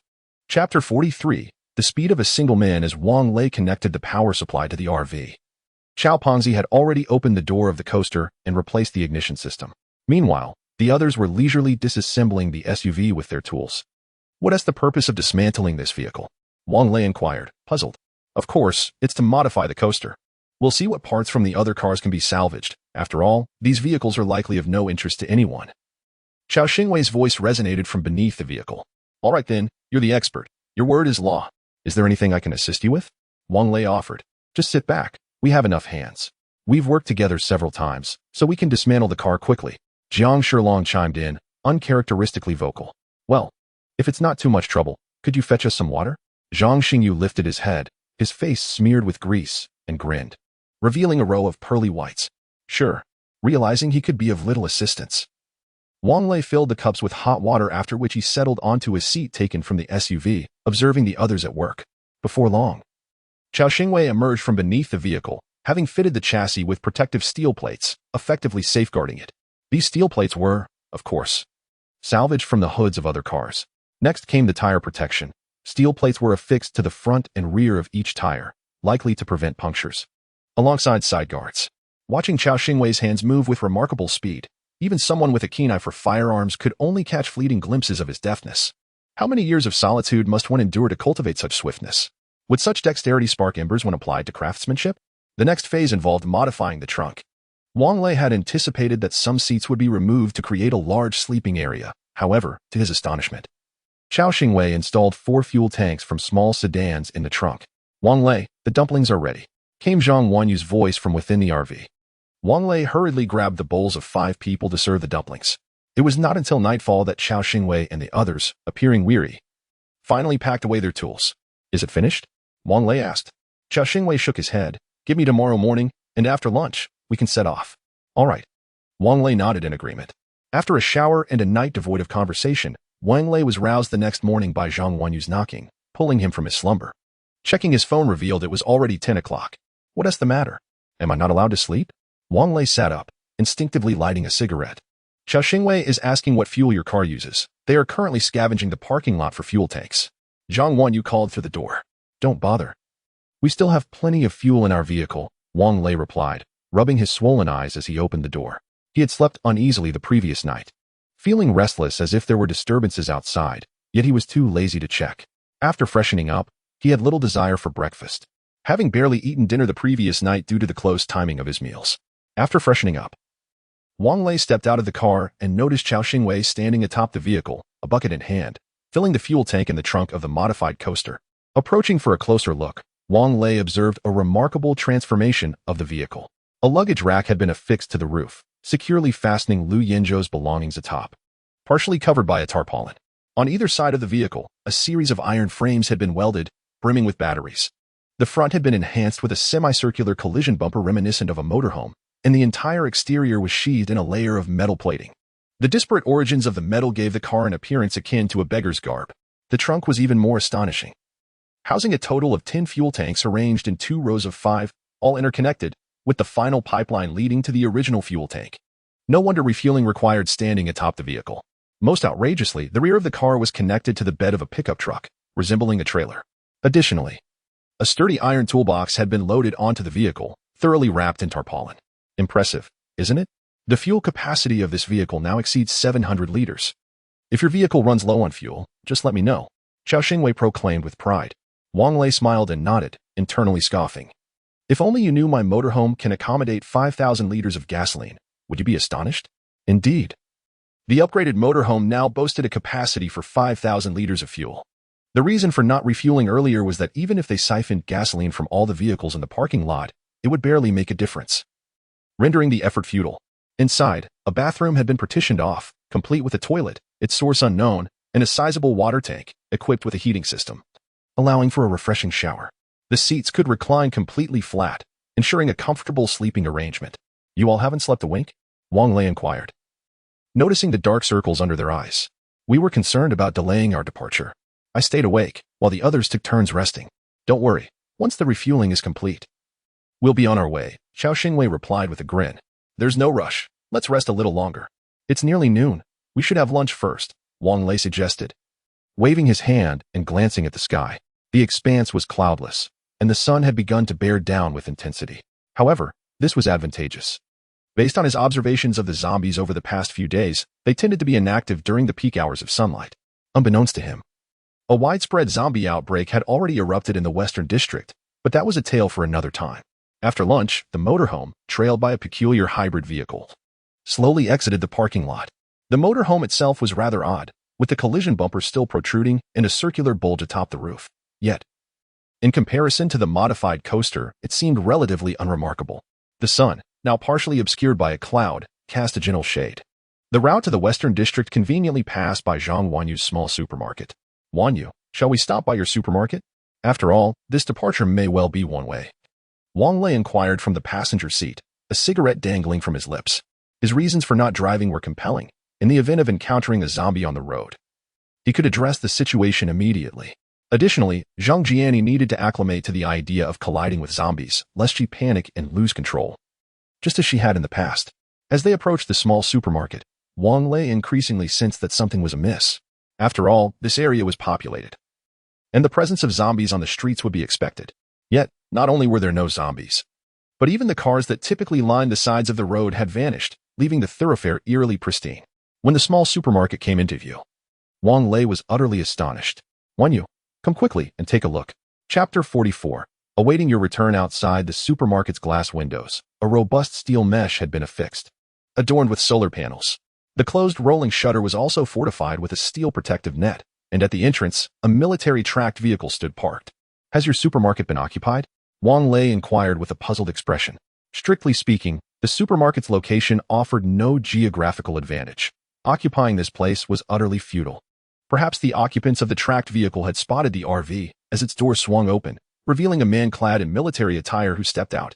Shortly thereafter, other doors opened as well, and several individuals armed with submachine guns disembarked to maintain vigilance. Zhang Wanyu's complexion turned pale upon recognizing the individual who had obstructed the RV. It was her third brother.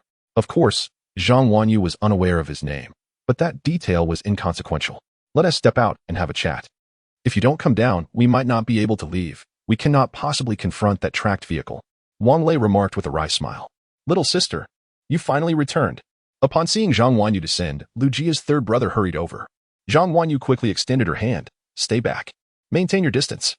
If there is something to discuss, do so from there. I can hear you. Now, quickly move your vehicle. Don't block our way. Oh, all right. I want T approach. Oh, little sister, I've been searching for you desperately. There is no information about you at Beihai International University, and the roads out of the city are tightly sealed. I knew you must still be in the city. If you didn't T come soon, I would have left this afternoon. We have orders to escort some individuals to the Jinling safe zone for work. Little sister, come with me. Father, mother, and the elder brothers are also leaving. The counterfeit virus has been dealt with. I have avenged you, at least in that regard. Do not attempt to get close. Whether Lu Yufei lives or dies is irrelevant to me, Zhang Wanyu replied coldly. I am not familiar with you. Why should I travel with you? Little sister, we were at fault before, but our parents did not know that a child could be switched, did they? Especially in their own hospital. Come with your third brother. Our family will make amends. Lu Jia's third brother implored earnestly. I need no recompense, nor do I wish to entangle myself with your family. Please step aside. Do not be this way. Lu Jia's third brother commenced a heartfelt plea, speaking earnestly, but Zhang Wanyu resorted to digging her fingers in her ears in response. Are you finished? If so, please leave. Zhang Wanyu stated, her patience waning. She understood that unless he finished, he would not relent in departing. Little sister. Jiabe is no longer safe. Survivors are being relocated to the Jinling safe zone. You will have to go there sooner or later, as survival here is not feasible. Whether I survive is my concern. Even if I go to Jinling, I will not accompany you. Zhang Wanyu finally expressed her impatience, raising her voice. All right. Little sister, do not be upset. If you do not wish to come with me, remain here. Here are the keys. I have prepared food and supplies for you, enough to sustain you until the day of complete evacuation. As Brother Lu spoke, he cradled a set of keys in his hands, each adorned with a label indicating the corresponding lock number. Commander Lu, the folks at Binhai University are pressing us. A soldier jogged over, whispering urgently. What's the rush? Let them leave on their own. Brother Lu snapped at the young soldier, his demeanor starkly contrasting with the earlier cordial exchange with Zhang Wanyu. After a moment of hesitation, Zhang Wanyu accepted the keys from Brother Lu. All right. I'll take the keys. You may depart now. Good. We shall leave immediately. Do remember to secure the door. These reinforced steel barriers are quite sturdy. Rest assured. I will arrange for you to depart with the first group of survivors shortly. Upon seeing Zhang Wanyu accept the keys, Brother Lu's face broke into a radiant smile. Hurry along now. I do not wish to see you. Take care of yourself, little sister. Brother Lu reluctantly boarded the vehicle. The armored vehicle rolled away slowly, prompting Zhang Wanyu to exhale deeply as she approached the supermarket entrance, unlocking the door with the keys. Wang Lei also disembarked, following closely behind her with a submachine gun in hand. This fellow is quite persistent. It seems he has been waiting here for you all this time, Wang Lei remarked. Mind your own business, Zhang Wanyu retorted sharply. At that moment, the door swung open, revealing the supermarket inside, where several brand-new shelves were neatly arranged. The shelves brimmed with snacks favored by young girls, milk tea, and instant meals.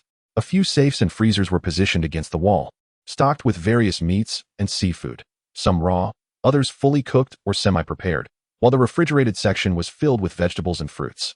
The storeroom overflowed with boxes of dried vegetables and fruits. On the second floor, the wardrobe was filled with an array of designer clothing, and the bed cabinet contained pristine bedding, pillows, and quilts. In the corner lay dozens of packs of toilet paper and 3 large boxes of particularly expensive sanitary pads. Skincare and toiletries were also of high-end brands, stacked in boxes. Having just been rebuffed, Wang Lei could only marvel silently at the meticulousness of the Lu family, refraining from voicing his admiration. Let us load these items onto the vehicle. Zhang Wanyu casually tossed the keys to the ground, turning her back and returning to the RV. Hey, why are you returning empty-handed? At least grab something, Wang Lei called after her. Except for Zhang Wanyu, everyone else disembarked to carry the items. The 3 storage compartments on one side of the RV were opened, appearing no different from the storage space of an ordinary bus from the outside. Yenzhou, grab some daily necessities and convenient foods. They will come in handy on the road, Wang Lei instructed. Understood, Lu Yenzhou replied as he busied himself with the loading. Zhao Xingwei, however, did not assist in the loading. Instead, he was dismantling the outer railings and solar panels with tools. By the time all the items were loaded, 2 hours had elapsed. Your RV may seem small, but it certainly has ample storage capacity. It's just enough to fit all these goods, Lu Yenzhou remarked while wiping sweat from his brow. Haha, perhaps the items were prepared with my vehicle's storage in mind. Wang Lei laughed, feigning nonchalance. Fortunately, Zhao Xingwei did not participate in the transportation. Otherwise, he would certainly have noticed something amiss. Once the items were moved, Zhao Xingwei completed the modifications on the vehicle. The batteries were installed atop the car, safeguarded with oilcloth for rain protection, and solar panels were affixed, thus perfectly addressing the vehicle's electrical needs. Previously, he had merely attached several battery packs to the sides of the coaster and added an inverter. The protective mesh was reforged by him, serving as a shield for the car's windows. The entire vehicle now appeared even more peculiar. Chapter 45 Encounter with a mutated rat. However, regardless of the car's aesthetic appeal, safety remains paramount, does it not? The 2 vehicles continued their journey, and after traversing a few hundred meters, they stumbled upon a small gas station. Wang Lei was familiar with this establishment. It was not affiliated with the 2 major oil companies, yet the fuel prices were reasonable and the quality was acceptable. On the road outside the gas station, several cars were haphazardly parked, and 2 vehicles lay overturned, charred shells of metal. The remaining cars had broken windows, obstructing their passage.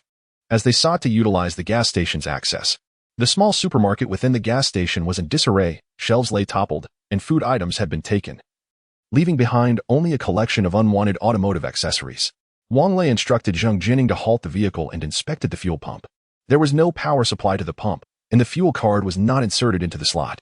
Looking around and sensing no immediate danger, Wang Lei exited the vehicle with his submachine gun, hoping to seize the opportunity to fill up the tank. "Old Wang, the power is out. We can't refuel, can we? I suggested getting some fuel in the parking lot, but you insisted it wasn't necessary." The door of the coaster swung open, and Lu Yinzhou, armed with a short knife, was the first to disembark, followed closely by Fatty Chow. Given the large fuel tank, siphoning fuel from other vehicles would be arduous. Thus, the gas station proved more convenient.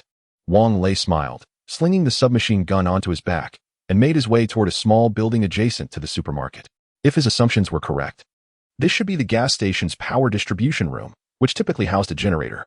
Indeed, after Chao Xingwei deftly unlocked the door, a power distribution panel and a 4-cylinder diesel generator came into view. Wang Lei activated the flashlight on his phone and opened the distribution cabinet. The circuit breakers were all in the closed position. He flipped the switch and located the start button for the diesel engine. With a jarring roar, the diesel generator roared to life, and once it settled into a steady hum, Wang Lei flipped the backup circuit breaker, illuminating the small room. "Old Wang, impressive," Chao Xingwei exclaimed. "What's so remarkable? I used to be an electrician. I've even crawled inside transformers." Wang Lei replied nonchalantly. Within the cash register of the small supermarket, he successfully located several fuel cards.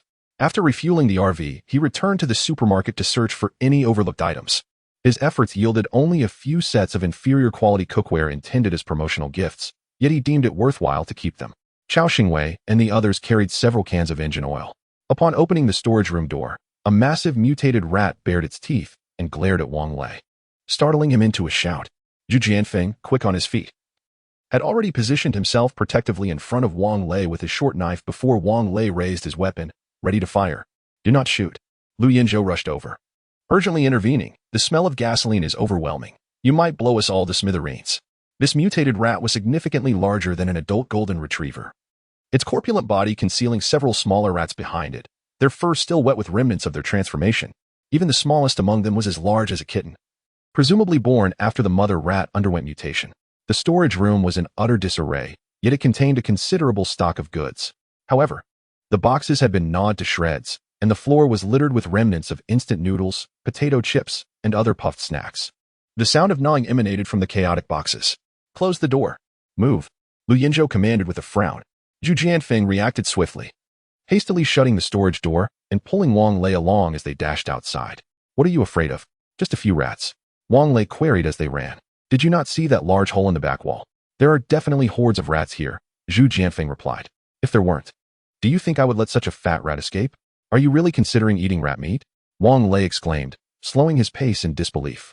"The taste of mutated rat is quite similar to lamb, even more tender," Zhu Jianfeng remarked, smacking his lips. Wang Lei felt a wave of nausea wash over him, his salivary glands working overtime, a sign he might vomit. "Get in the car. Close the door tightly," Lu Yinzhou instructed. "Old Wang, why has your vehicle's gas tank been filled?" He glanced at the fuel pump, which already showed over 1,000 liters. "The tank is large," Wang Lei replied, offering no further explanation as he jumped into the RV and shut the door. Chao Xingwei and the others soon boarded as well. A swarm of enormous rats surged from the small supermarket, encircling the two vehicles and began to gnaw indiscriminately. "Hurry up," Lu Yinzhou's voice crackled through the intercom.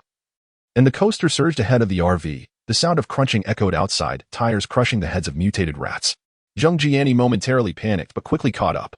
With a loud thud, the long fuel hose detached from the pump, trailing behind the RV like a lengthy tail. The tide of rats pursued the two vehicles for a considerable distance, only retreating once they realized they could not catch up. "Fortunately, we ran fast. Otherwise, we would have met our demise here today," Wang Lei remarked, his gaze fixated on the rearview display, relieved to see the mutated rats retreat. He lifted a teacup, sipping cautiously to quell the turmoil in his stomach. "Jiani, let us stop for a moment.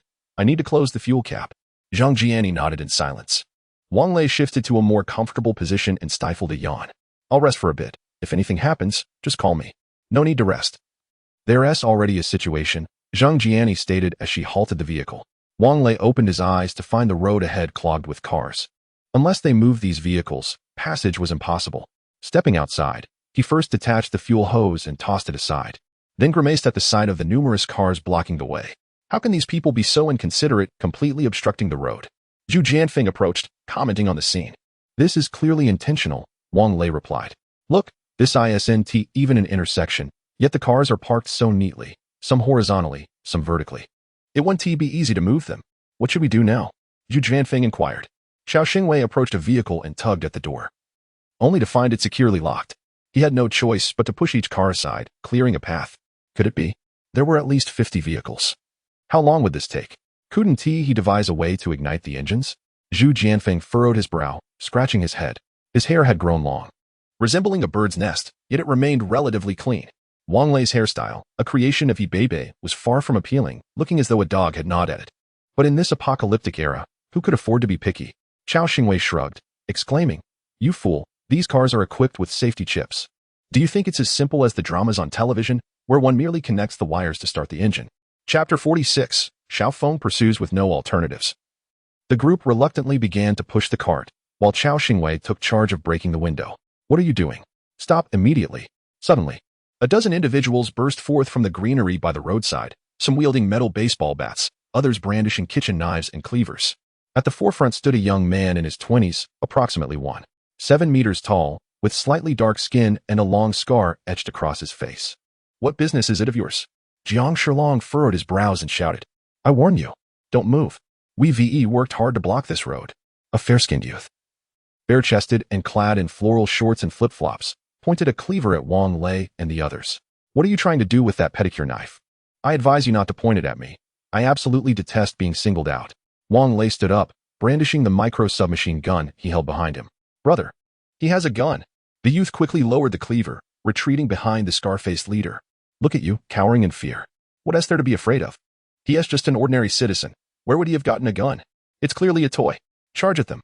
The scar-faced man remained unflinching, taking a step forward with the baseball bat in hand. Wang Lei said nothing, instead firing at the glass of a nearby car. Bang! The sound of gunfire shattered the car window, startling the group into a halt. "Who wants to taste the flavor of peanuts?" Wang Lei boasted, blowing on the gun's muzzle. However, he had miscalculated the distance, leaving the barrel uncomfortably hot against his lips. "Brothers, let us talk this out." The scar-faced man managed a grim smile, making his scar appear even more grotesque. "We painstakingly blocked the road to stop the zombies, and you come here trying to force us to clear it. My brothers are anxious too. What is the matter? Is this road yours? Just because you say it should be blocked, it must be?" Zhu Jianfeng sauntered over to Wang Lei, casually scratching his stubble with the knife's edge, speaking nonchalantly. "We're doing this for self-preservation. We have no other choice." The youth in floral shorts interjected. "Self-preservation? Minjiang International University is a safe zone, not far from here. Why don't you just go there?" Wang Lei inquired. "Pa." The scar-faced man spat on the ground. "We just escaped from there. We will never go back." "Why not? They provide meals and there are people to protect you. Wouldn't it be better than out here?" Xiao Xingwei asked, perplexed. "Meals? Exactly. In this apocalypse, shouldn't everyone be treated equally? Those bastards have us sleeping in lecture halls, and when we go to the cafeteria for food, they still divide us into classes. While others enjoy hearty meals, we are left with only thin gruel, and after eating, we have to reinforce the barriers as if we aren't even human." "Exactly. If it weren't for the soldiers guarding the place, I would have the urge to kill." The crowd began to voice their grievances about the unfair treatment in the safe zone. Upon hearing this, Wang Lei sighed as well. "But now that you've run out, you don't even have thin gruel to drink. Who says that? Life here is definitely better than in the safe zone." The smile on the youth in floral shorts suggested a certain enjoyment of their current circumstances. "Very well, regardless of the circumstances, we must proceed. And these vehicles must be moved." Wang Lei was disinclined to engage in further conversation. "Brothers, why not stay behind?" Scarface gestured towards Century Square, which lay several dozen meters away. "We have taken control there. We lack neither food nor drink nor supplies." Wang Lei furrowed his brow, as he had just contemplated venturing to Century Square in hopes of acquiring some resources, only to be met with this disheartening news. "Brother, the ladies in that vehicle are quite attractive, far superior to the vendors at Century Square." The one in floral shorts whispered to Scarface. "Hush, I see them," Scarface replied quietly. "Otherwise, why would I suggest they stay?" The two believed their words were softly spoken, yet they did not escape Wang Lei's keen ears. A proficient marksman possesses not only exceptional vision, but also acute hearing. "Oh, so your interest lies with those ladies." Wang Lei chuckled mockingly. "Truly, the world has descended into chaos. What you once dared not contemplate, you are now pursuing with fervor. Enough idle chatter. Gather around, move the vehicles, or I shall not hesitate to act." A dozen pairs of eyes turned towards Scarface, evidently awaiting his approval before they would budge. "What? Do you refuse to yield?" Wang Lei aimed his firearm at Scarface. "Do they heed your command?" If I were to shoot you dead, do you think they would listen to me? Or shall I let them deliver you a beating? Kid, show some restraint. Scarface's face flushed crimson. Fear not. Barring any unforeseen events, we shall never cross paths again. As Wang Lei's words fell, he lowered his weapon slightly. Bang! A bullet discharged from the barrel, instantly creating a gaping wound in Scarface's thigh. How dare you shoot at our leader? I will fight you. Floral Shorts shouted. Wang Lei's gaze shifted to him, and he noticed the man trembling. Unable to take a step forward. Come on, don't just talk. Wang Lei taunted, relishing the opportunity to practice his marksmanship. Old Wang, why waste breath on them? If we fear not the zombies, why fear these few? Zhu Jianfeng's knife itched for action. Patience, let us observe their performance. Wang Lei replied with a smile. Clang, clang. The weapons in those people's hands clattered to the ground. Please, don't kill us. We will move the cars right away. Ignoring Scarface's bleeding leg and his anguished cries, the group hurriedly pushed the vehicles aside, clearing a path. Wang Lei pointed towards another cluster of cars parked over 100 meters away. And those as well. Yes, immediately. Floral Shorts beamed with obsequiousness. Nodding and bowing to Wang Lei, then loudly urged, do not dawdle. Do not keep the brothers waiting. The crowd, drenched in sweat, dared not wipe their brows as they smashed car windows with baseball bats to relocate the vehicles. Surrounded by dense vegetation, Century Square was effectively sealed off. Not even pedestrians could pass through, and this route was the sole access point to the square, explaining their efforts to blockade it. Old Wang, why has that tracked vehicle returned? Just as the last of the obstructing vehicles was about to be moved, a rumble of engines echoed from behind. Everyone turned to see the previously parked tracked vehicle at the entrance of Zhang Wanyu's supermarket slowly approaching, accompanied by a military Humvee adorned with protective netting. The two vehicles halted behind the coaster bus, and with a serious expression, Captain Xiao Feng emerged, striding swiftly towards Wang Lei. Captain Xiao, what brings you here? Are you preparing to gather supplies at Century Square? Wang Lei inquired. Chapter 47, The Unashamed Diao Jun No. Xiao Feng's expression resembled that of someone in a state of constipation. Diao Jun had reported the condition of your RV to the Jinling safe zone, and now they have instructed us to spare no effort in reclaiming it. So, are you here to seize my RV? Wang Lei teased, casting a mocking glance at Xiao Feng. Xiao Feng cleared his throat and replied, of course not. Otherwise, how could I have driven an armored vehicle out here? Recently, the number of zombies outside the safe zone has surged, many of them coming from the highway. This conveniently provides us with a solid excuse. We'll claim we pursued you all night, but failed to catch up. All right. Wang Lei clapped Xiao Feng on the shoulder, expressing his approval. But how will you rest tonight? Oh, we're quite accustomed to it. We've slept in trees before. Xiao Feng chuckled, appearing rather carefree, devoid of any semblance of a camp leader. Wang Lei pondered for a moment and pointed towards the towering building of Century Plaza. I've heard that many people have fled from the safe zone. Would you like to take them back with you? Upon hearing this, Xiao Feng's expression grew serious.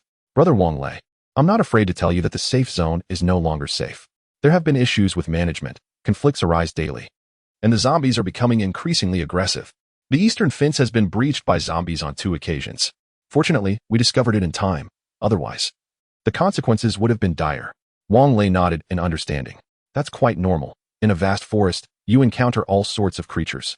Moreover, the administration is implementing a hierarchical system, which is utterly distasteful. Just wait. Before long, these people will be singing the International in revolt. Indeed, especially in light of the recent evacuation to the Jinling safe zone.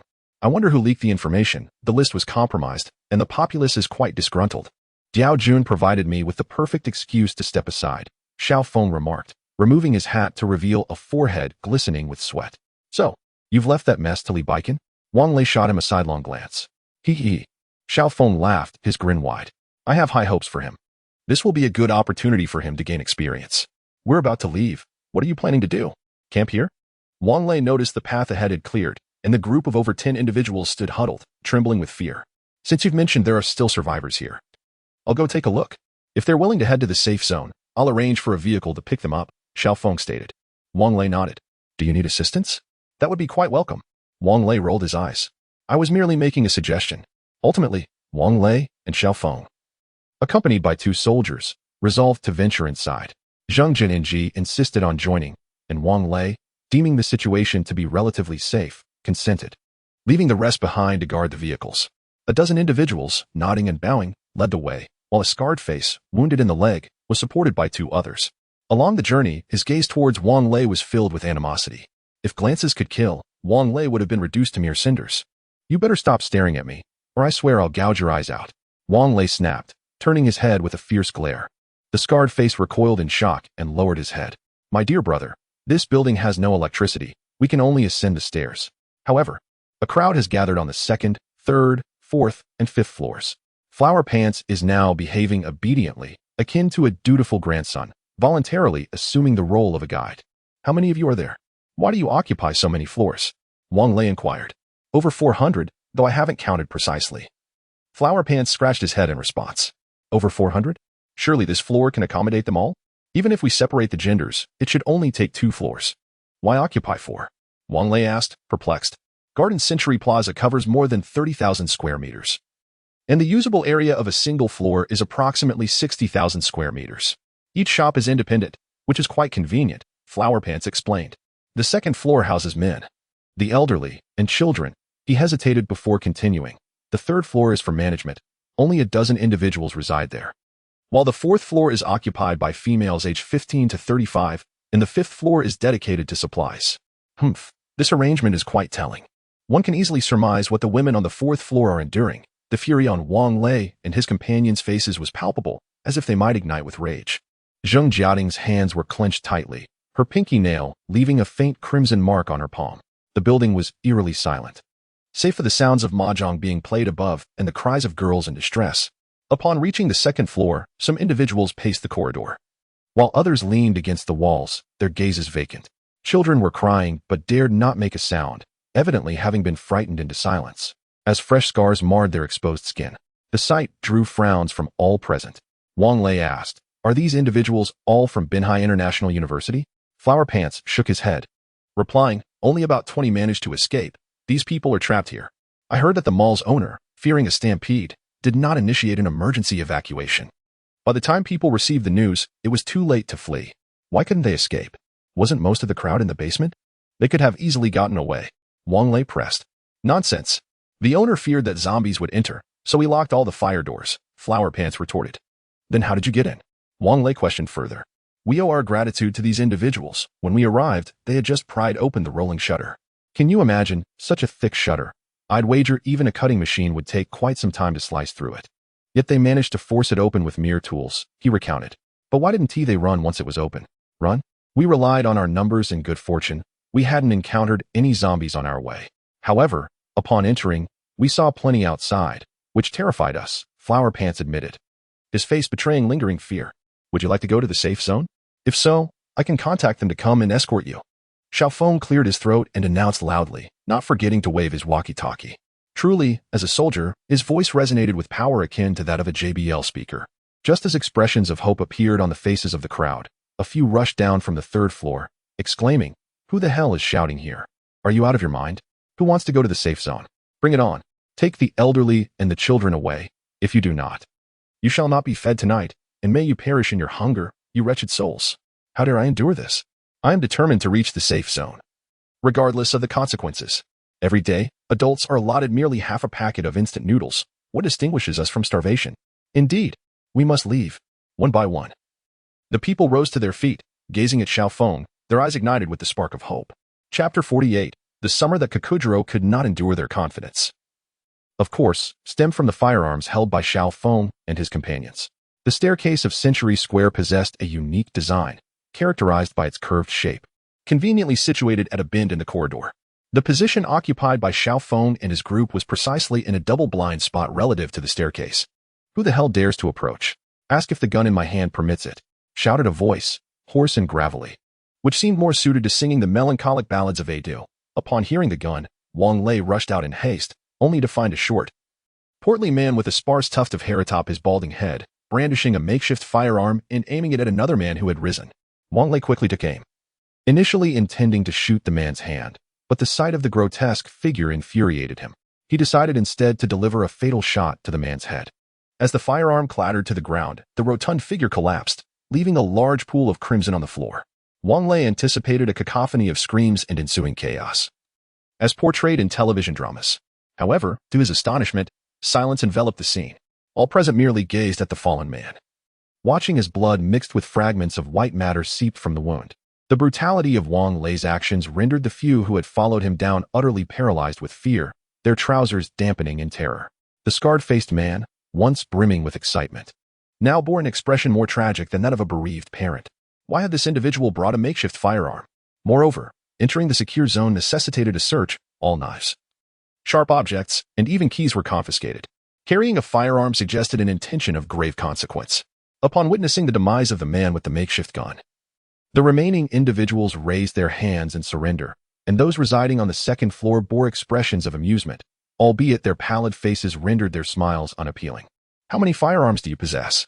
Xiaofeng inquired coldly. Just this one. He claimed to be a fugitive, wanted for murder. Hence, he called the shots here, stammered the man in floral shorts. Are all the residents of the second floor present?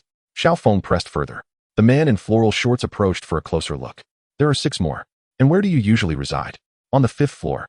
We are tasked with guarding the supplies. Xiaofeng left 2 soldiers to secure the second floor while instructing the survivors to bind the so-called higher-ups. Subsequently, 4 of them ascended to the second floor. All the shops were wide open, save for one, where the glass door was shut, draped with a bedsheet as a curtain. Faint cries of a girl emanated from within. Wang Lei approached, pulled open the glass door, and tore down the bedsheet, revealing 2 naked men staring blankly at the 4 intruders, alongside a girl with disheveled hair, cowering in the corner with a chair clutched protectively in front of her. Evidently, she was engaged in a desperate struggle. Had Wang Lei and his companions not arrived in time, the consequences would have been unfathomable. Oh no! Zhang Jiatian accidentally caught sight of the scene inside, gasping as she shielded her eyes. Though the power was out, the transparent roof of Century Square and the sunlight corridors of each shop ensured that the interior remained illuminated. It must be said that Century Square has made commendable strides in energy conservation and environmental protection. Put on your clothes, quickly, Xiaofeng commanded coldly. The 2 individuals, seeing the gun aimed at them, felt their legs weaken. Clad only in shorts and vests, they took an agonizing 3 minutes to dress. 2 soldiers stepped forward, tearing bed sheets to fashion makeshift ropes, binding the pair and escorting them to locate the remaining 4 individuals. It was then that Zhang Jiatian approached to assess the condition of the girl. Wang Lei stood guard at the entrance.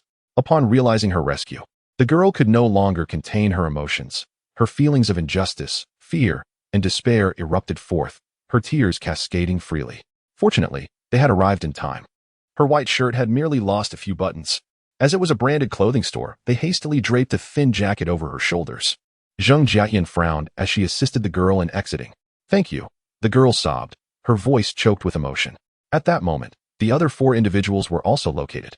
They were found engrossed in a game of mahjong, and they were swiftly apprehended. The women on the 4th floor were gathered as well, a total of about 50. All possessing striking figures and beauty. Under Xiaofeng's direction, they were escorted down in a line, reminiscent of a string of candied hawthorn. Do you all wish to leave this place? Xiaofeng called out to the group once more. Yes, take us away. They responded in a cacophony. Yet some added, I want to go home. You may not be able to return home. Let us first head to the safe zone. Perhaps your families are there. Xiaofeng sighed. The crowd fell silent again. Wang Lei pulled Xiaofeng aside and asked, Captain Xiao, are you truly planning to evacuate? Xiaofeng nodded. But I believe there are still many like them trapped somewhere in this city. Will you not conduct a search? Upon hearing this, Xiaofeng smiled wryly. We are but a small group, and this city is vast. How can we search? Moreover, our priority is to evacuate personnel, and we must also ensure the safety of the safe zone. I am at a loss. Indeed, the city is so expansive. Where can we search? It is perilous outside, and manpower is stretched thin. Who can be sent to search? Wang Lei sighed, returning to Zhang Jiatian's side, and spoke loudly. Since everyone wishes to leave for the safe zone, we must also take the supplies with us. The supplies belong to everyone. I have but one requirement. No one is permitted to hoard them. Upon reaching the safe zone, they will be distributed.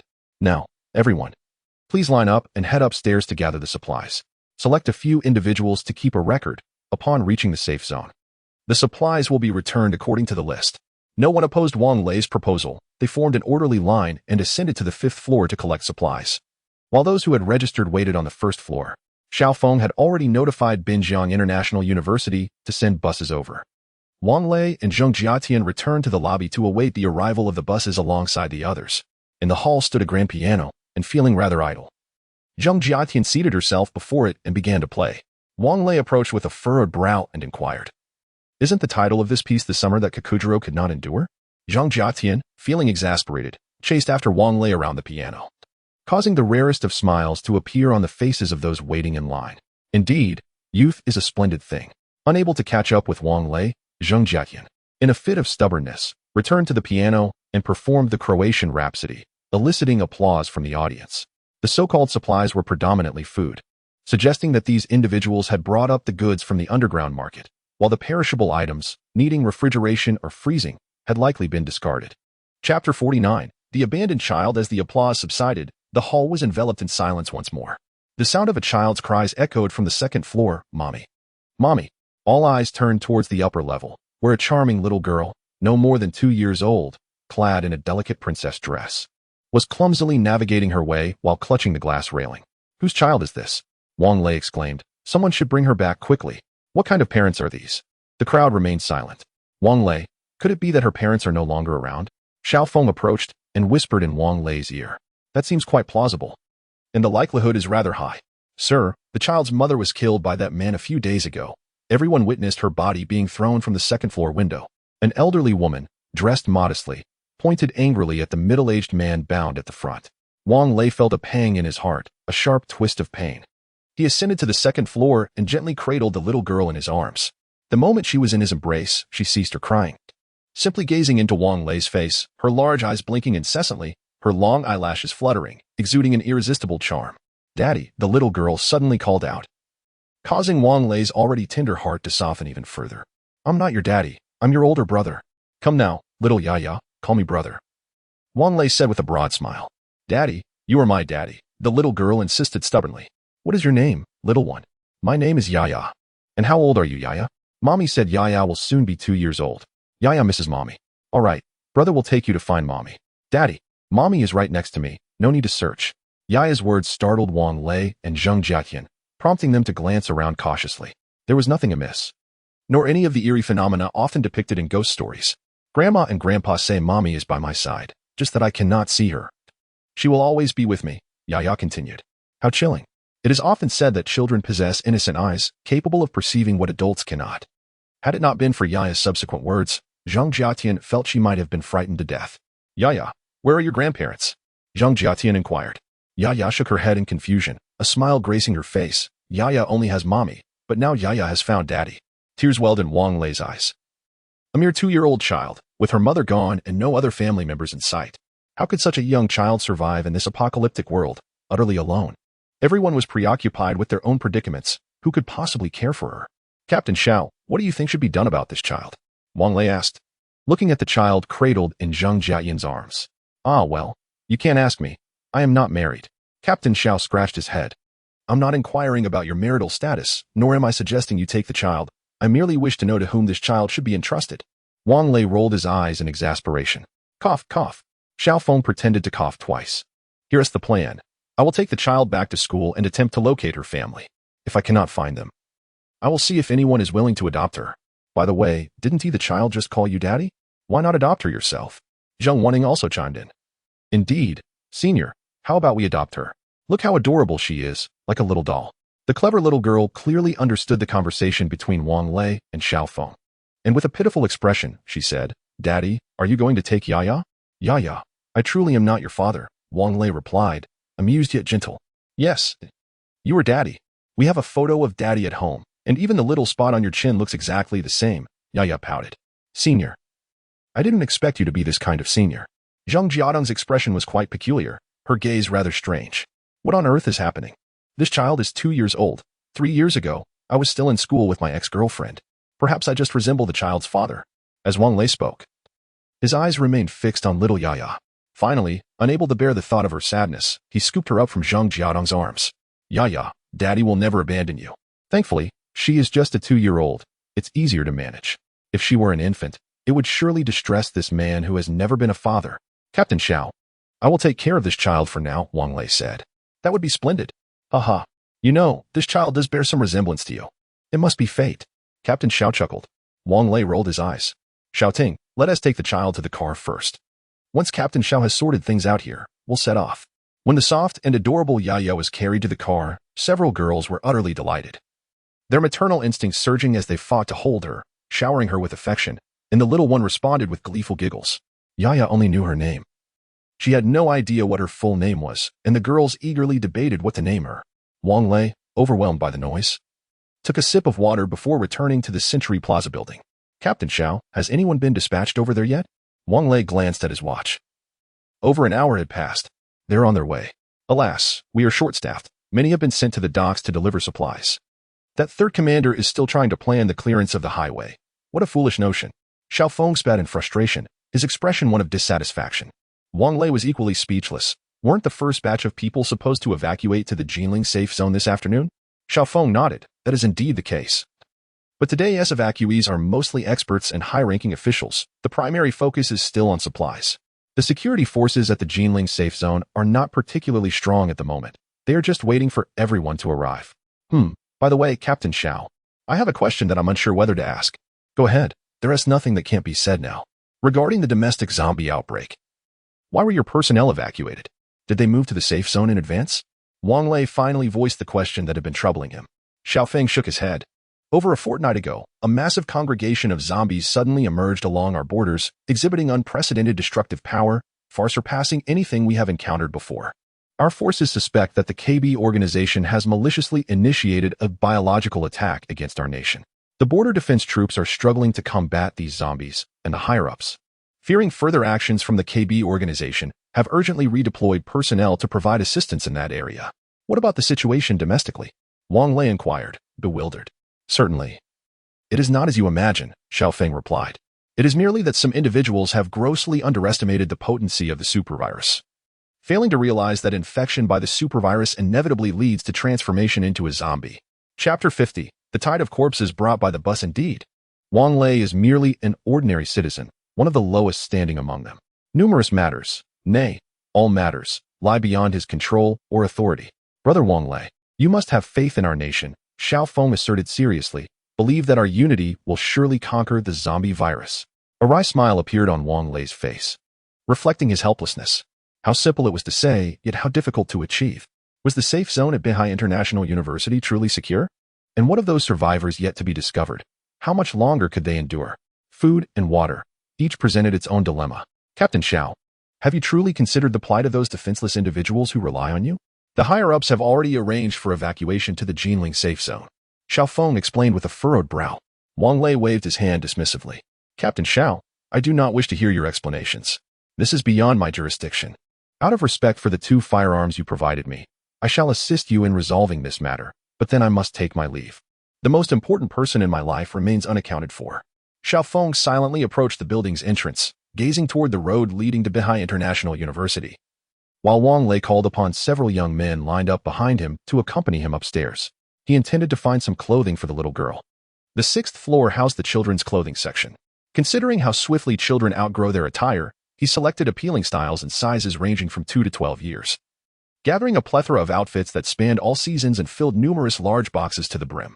Of course, toys were equally essential. He ensured that every item suitable for girls, Barbie dolls, plush toys, was included in the haul. The accompanying youths were immensely grateful to Wang Lei. Otherwise, they would have remained at the mercy of the scar-faced individuals for an indeterminate period. Consequently, they worked diligently, soon placing the several large cardboard boxes in front of the camper. The 7th floor was dedicated to the ladies' boutique. Wang Lei ascended once more, selecting a substantial box of clothing tailored to the figures of several young girls, alongside cosmetics suited to their complexions. After winning over Li, this boutique became the place Wang Lei frequented the most with her. The garments were primarily designer pieces, each priced between 2,000 to 3,000 yuan. Between attending classes and working part-time, the earnings Wang Lei amassed were invariably spent by Li on clothing and handbags. Reflecting on the days spent with Li, he recognized the exhaustion that accompanied them. Now, back in this place, only a bitter smile graced Wang Lei's face. He had truly been bewitched by love, subsisting on pickled vegetables and steamed buns while adorning his girlfriend in resplendent finery. It is often said that college years represent the finest social opportunities of one's life. Yet he was scarcely acquainted with even his dorm mates. Throughout those 4 years, his existence revolved solely around Li. The past was too painful to revisit. Upon reflection, all that fervor had been squandered. The clothing in the ladies' boutique suited girls in their teens and early 20s. In Wang Lei's discerning eye ensured he selected an array of skincare products to accompany the outfits, all meticulously packed away. He sent the assisting youths back and enlisted the help of the girls and a few others waiting outside to load the vehicle. As the last box of clothing was stowed away, the sound of an approaching engine broke the silence. As the crowd turned to look, an armored pickup truck came to a halt beside the recreational vehicle, followed closely by 4 large buses entering the main thoroughfare of Century Square. Everyone quickly board the vehicles. Wang Lei, with remarkable vision, spotted several zombies swiftly approaching, evidently drawn by the vehicles. The girls complied with Wang Lei's command. But Lu Yinzhou and his companions tightened their grips on their short blades. Yinzhou, get your team onto the bus. We can't be sure how many zombies have been attracted by these vehicles, Wang Lei shouted. Lu Yinzhou hesitated for a few moments but ultimately ordered his team to board. Wang Lei urged the girls to secure the doors, cautioning them against rushing into the building upon seeing the zombies outside. Captain Xiao, hold off on letting everyone out. Wang Lei intervened, stopping those preparing to exit. Inside the mall, only the recently arrived vehicles were visible. The distant zombies remained unseen. Everyone, move swiftly, safeguard your belongings, and maintain order. We have ample time to evacuate as long as we follow the protocol. Now, form a line towards the buses. Wang Lei spoke rapidly. Then pulled Xiao Feng to send a few soldiers outside for defense while instructing the young men who had assisted him with his belongings to bind the scar-faced individuals to a pillar. Leaders, you can't abandon us, pleaded the youth in floral shorts, tears streaming down his face. Rest assured, we will not leave you behind, Wang Lei replied coldly. The soldiers had moved outside for defense. Should these individuals break free, it would lead to greater chaos. As for whether they would be escorted to safety, certainly not. Their lives were of little worth. The drivers who had come to retrieve these survivors, aside from the pickup driven by Xiao Zhao, were all sourced from the safe zone, intensifying the pressure on Xiao Feng and his team as they hoped to fill the 4 buses before the zombies caught up. Judging by the distance, the zombies were approximately 500 to 600 meters away, moving at a sluggish pace, likely requiring over 3 minutes to reach them, provided that those inside acted swiftly. Coupled with the suppressive fire from their micro-assault rifles, they should be able to manage. Lu Yinzhou's team was dispatched to maintain order, anticipating that any gunfire would incite chaos. Wang Lei's group wielded the improved version of the Type 85 micro-assault rifle, effective at a range of 300 meters. As the first shot rang out, one bus had already emerged from the main road of Century Square. Wang Lei, please lead the bus through. Xiao Zhao's pickup may not make it, Xiao Feng said in a low voice. Wang Lei glanced at the bus, packed with people akin to a subway or city bus, likely accommodating around 100 individuals, and couldn't help but chuckle bitterly. Captain Xiao, how fast do you think that bus can go? Xiao Feng fell silent, focusing intently on shooting the approaching zombies. As the front line of zombies fell, the ones behind them showed no hesitation, trampling over the fallen corpses to advance further. Commander Xiao, this is not a viable solution. We should focus on stalling them as much as possible, rather than attempting to eradicate them. Wang Lei furrowed his brow, unwilling to squander any more ammunition in this confrontation. Everyone, try to concentrate the corpses of the zombies. Xiao Feng immediately grasped Wang Lei's intention. The gunfire intensified, and the lifeless bodies of the zombies began to stack higher on the ground. The advancing zombies were not foolish. They understood the necessity of pushing through the piled corpses. However, with their limbs rendered nearly immobile, climbing over such a heap of bodies proved to be exceedingly arduous. Yet, the soldiers showed no mercy, swiftly dispatching any zombie that dared to expose itself. Chapter 51. Surging through the horde, 6 minutes had elapsed, and for Wang Lei and his companions, each passing second felt like an eternity. The ammunition was being relentlessly expended, yet the horde of zombies showed no signs of dwindling. The corpses lying on the ground had formed a wall over 7 meters long and more than half a meter high. Ironically, this made it easier for the zombies behind to traverse the barricade constructed by the soldiers' bullets. Fortunately, at that moment, 4 buses had successfully maneuvered out, and Lu Yinzhou, accompanied by several others, had rushed over. Wang Lei recognized them as the very individuals who had aided him earlier. Old Wang, aside from the 8 bound to the pillar. These few simply couldn't squeeze on, Lu Yinzhou remarked. Allow me to clarify, apart from those who couldn't fit, the survivors in Century Square have all been rescued. Wang Lei replied with a smile. Surely the coaster can accommodate them? Absolutely. Hee. Lu Yinzhou scratched his head, which had gone unwashed for 2 days, scattering flakes of dandruff. Captain Xiao, you all need to get back into the vehicle. Your tracked vehicle will clear the path ahead, while Xiao Zhao and I handle the zombies on either side. Wang Lei instructed. That won't do. The tracked vehicle is too slow. What if the zombies climb onto it? Xiao Feng countered. Captain Xiao, there are at least a few thousand zombies ahead. If you don't clear the way, who will pass through? Hurry, there might still be scattered troops lagging behind. After saying this, Wang Lei holstered his weapon and dashed towards the RV. Jiani Drive. Turn around. We must return these 4 buses to Binhai International School. Everyone else, draw the curtains, fasten your seatbelts, and hold your children tightly. Wang Lei settled into the passenger seat, loading bullets into the magazine. Got it. Zheng Jiani. Displaying a remarkable sense of purpose was anything but girlish. She seemed quite exhilarated. "Daddy, Daddy, I want you to hold me," came the soft, sweet voice of the little girl. Wang Lei turned back and gently replied, "Be good, sweetheart. Daddy will hold you soon. Right now, I have important matters to attend to."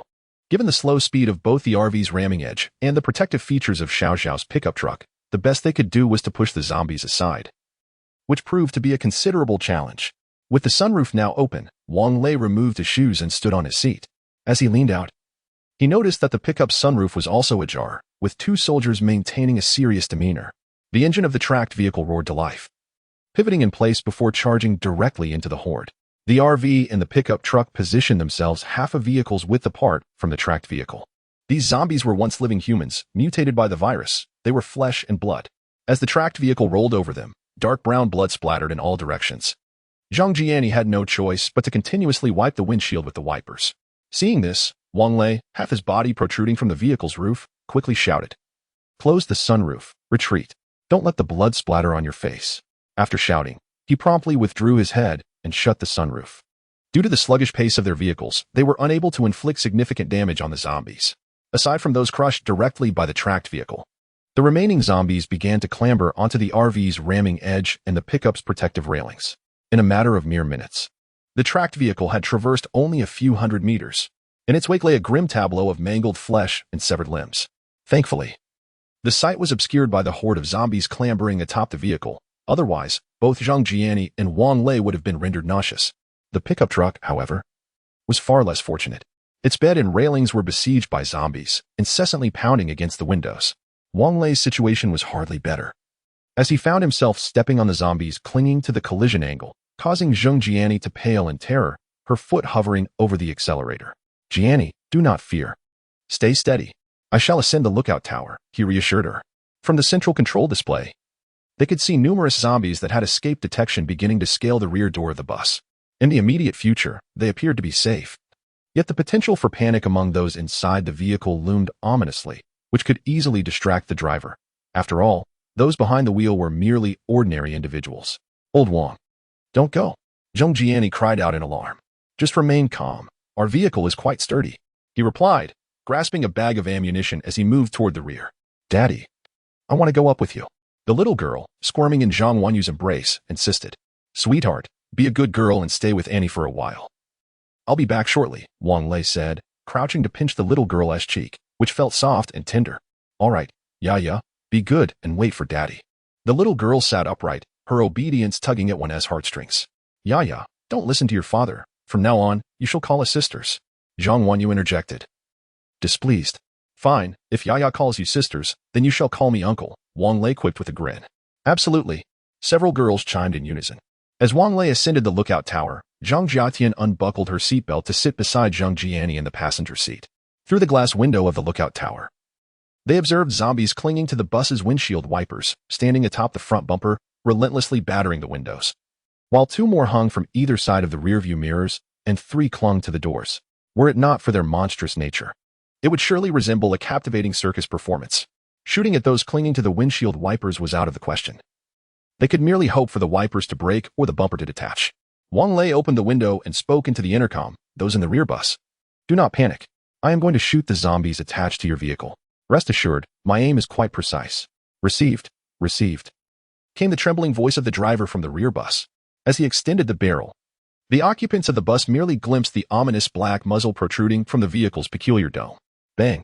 A fiery tongue erupted alongside the gunshot, the bullet flying forth, causing the zombie clinging to the left rearview mirror to release its grip, inadvertently toppling several others in pursuit of the vehicle. Just as the zombie on the right rearview mirror was dispatched, another latched onto the left. The task of clearing them seemed endless, yet vigilance was paramount. Particularly regarding those clinging to the doors, they had to be continuously eradicated. Fortunately, from the vantage point of the lookout tower, the doors of all four buses were visible and within shooting range. The final coaster was not as fortunate, resembling a pickup truck, with the front rail and the rear cargo area laden with zombies.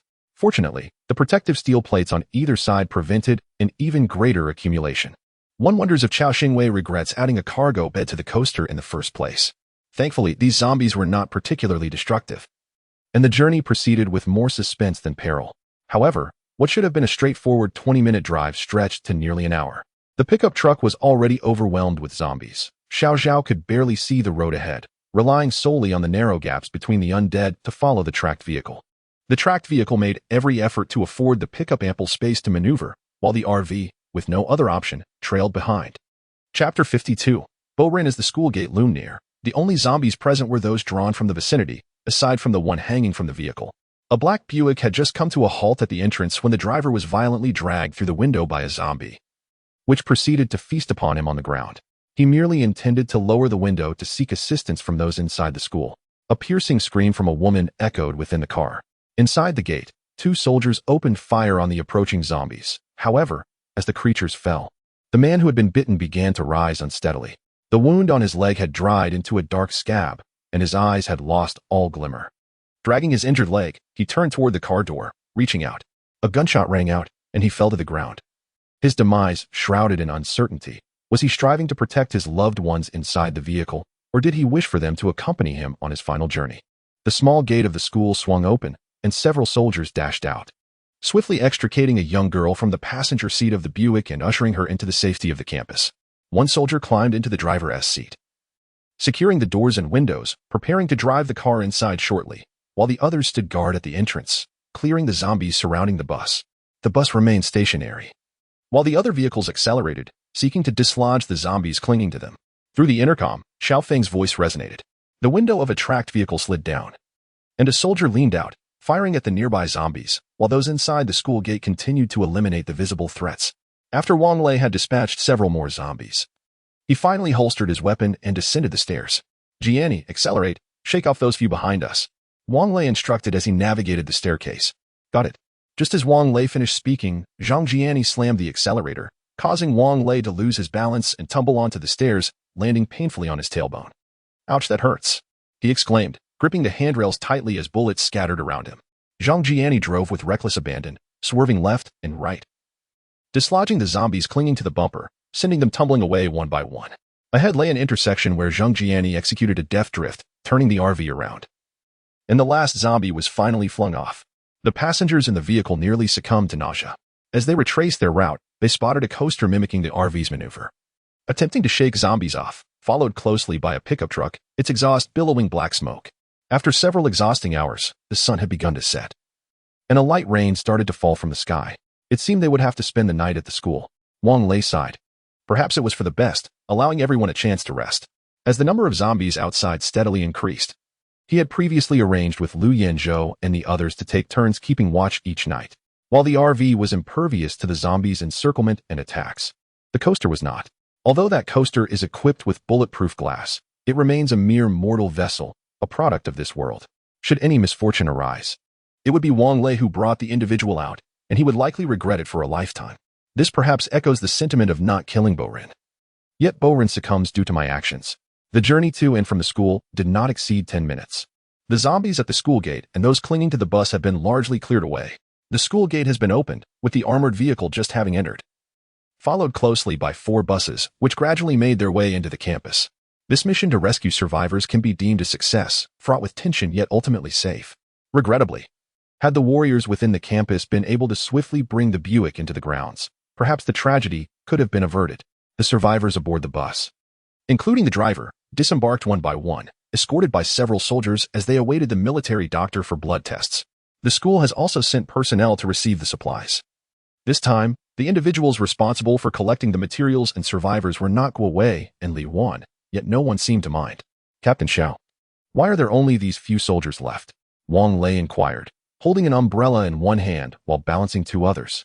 He initially intended to deliver umbrellas to the elderly and children, but upon arrival, he discovered that Xiao Feng had already arranged for them to be accommodated in the guardhouse.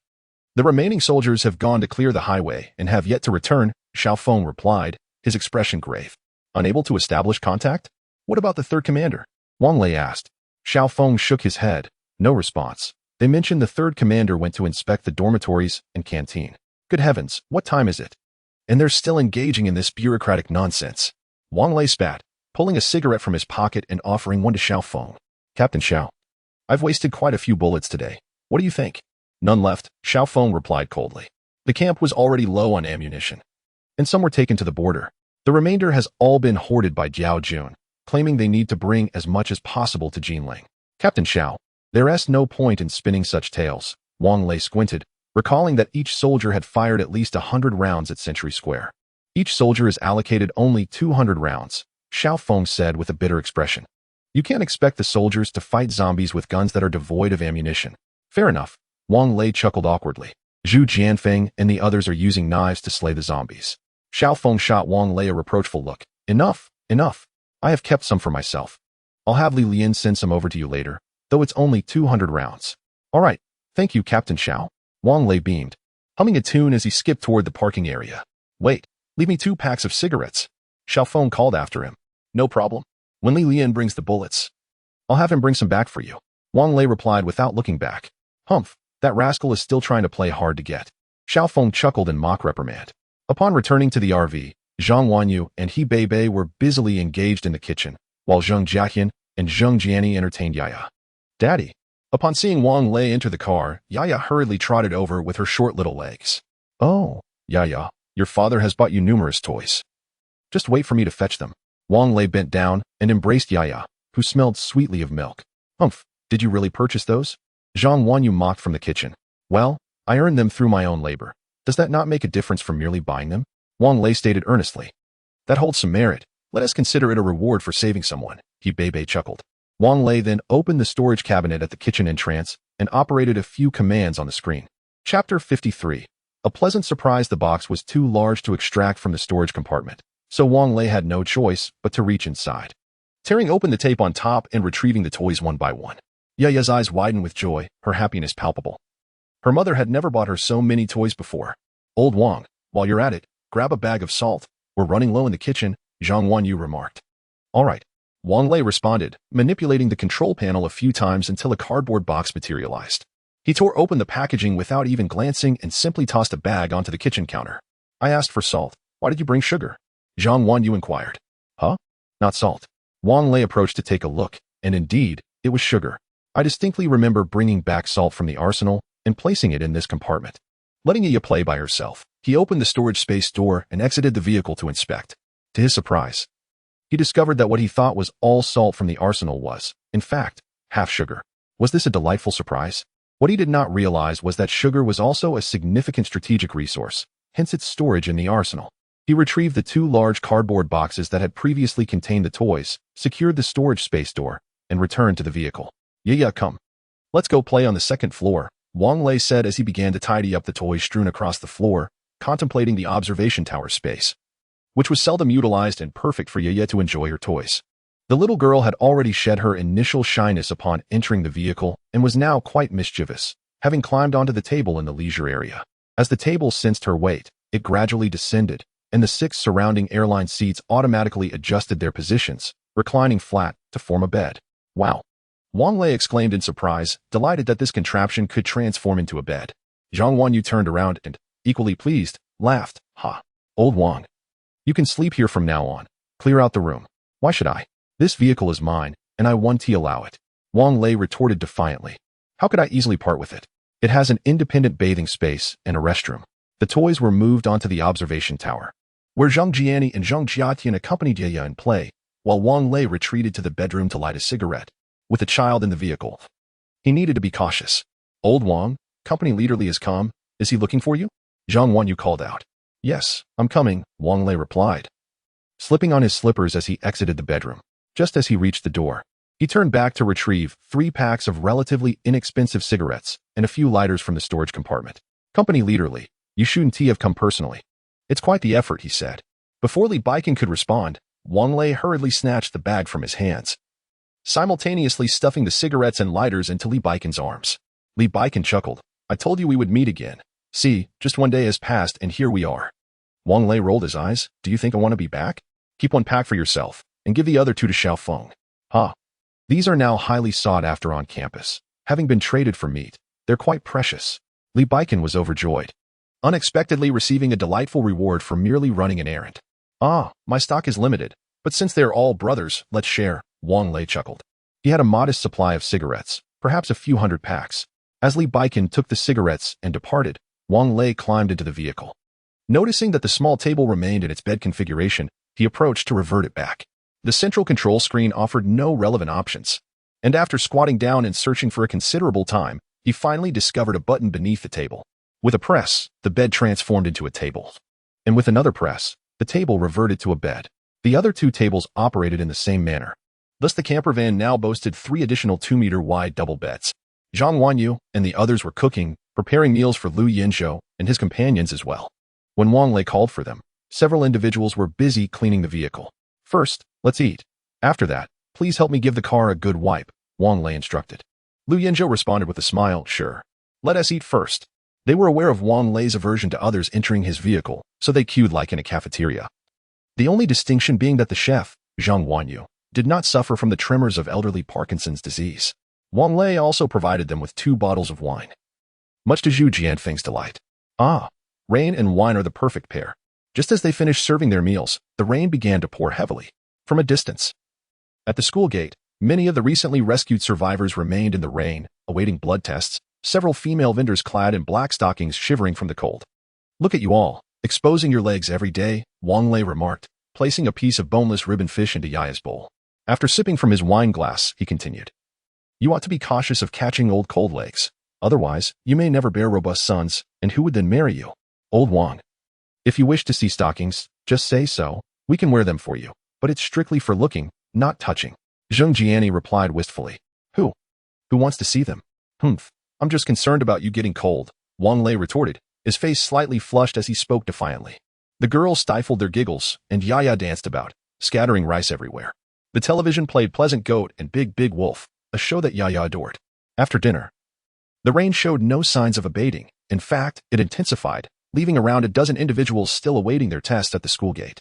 At that moment, beams of headlights pierced through the rain from outside the school gate, signaling the return of the soldiers dispatched to clear the highway. Shortly after, a voice crackled over the intercom. Brother Wang Lei, the highway has been mostly cleared. The route to Su province is now open. All right, I understand. Thank you, Captain Xiao. By the way, are all the brothers safe? Wang Lei inquired. A long silence ensued before Xiao Feng's choked voice emerged from the intercom. We lost 5 soldiers, and Xiao Zhou also sacrificed. Wang Lei silently placed down the intercom, offering no response, and Xiao Feng did not speak further. Zhang Jiani and Zhang Jiatian were washing the dishes, while Zhang Wanyu took Yaya to bathe.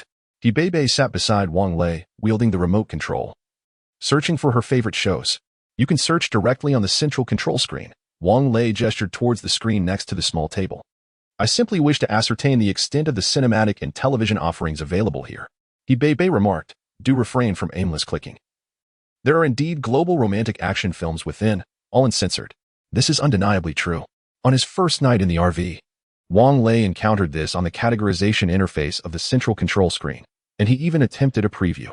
Had it been in the past, he would have certainly watched it with Li, unlocking new experiences. Scoundrel. Disgusting.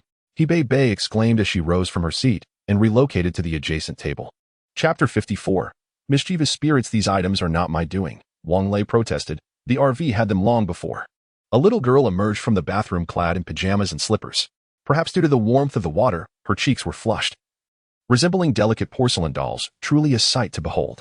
She scampered over and climbed onto Yi Bei's lap, her large, glistening eyes gazing up at her as she sweetly inquired. Sister, you are so beautiful. Will you be my mother? Before Yi Bei could respond, Zhang Jiatian interjected, Little one, have you forgotten? You just asked me that 2 hours ago. Zheng Jiani chimed in. Yes, she asked me as well. The little girl's face turned an even deeper shade of crimson. She slid off Yi Bei's lap and ran to Wang Lei, tugging at his hand. Daddy, who is really my mother? Are they all my mothers? Little girl, are you trying to shift the blame? Your biological mother has only been gone for a few days, and you're already seeking new mothers? That doesn't seem quite right, does it? Yaya, they are all your sisters, not your mothers. Be good, Wang Lei said, pulling Yaya into his embrace. He then stood up, transforming the table into a makeshift bed for her to play on. Wait, lay down a bedsheet. Yi Bei stood up to fetch a fresh bedsheet and pillow from the bedroom. Let us set it up here so Yaya can play, Wang Lei suggested. We still have 2 tables left, which is ample seating.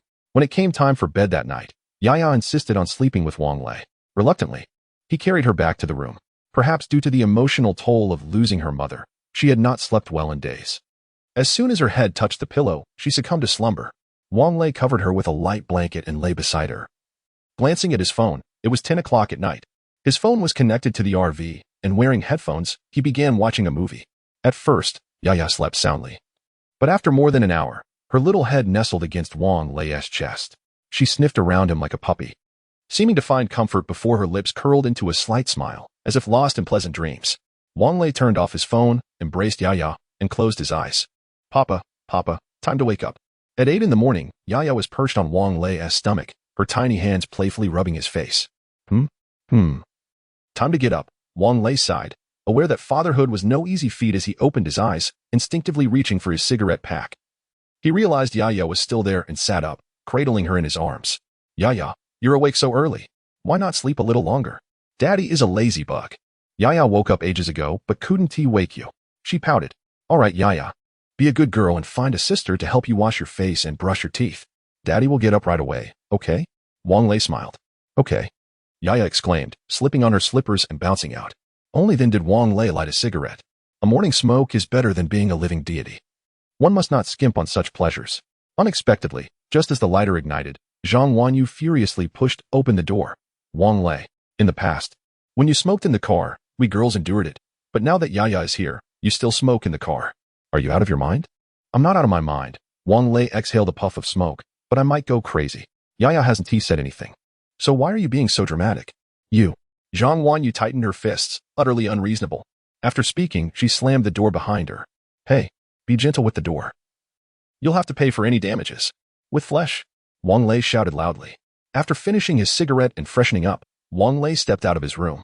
The kitchen was spotless, devoid of any food. However, Wang Lei paid it no mind. He grabbed a piece of bread, bit into it, and plopped down into the driver's seat. Lao Lu, are you ready? He called into the intercom. Ready. We're setting off.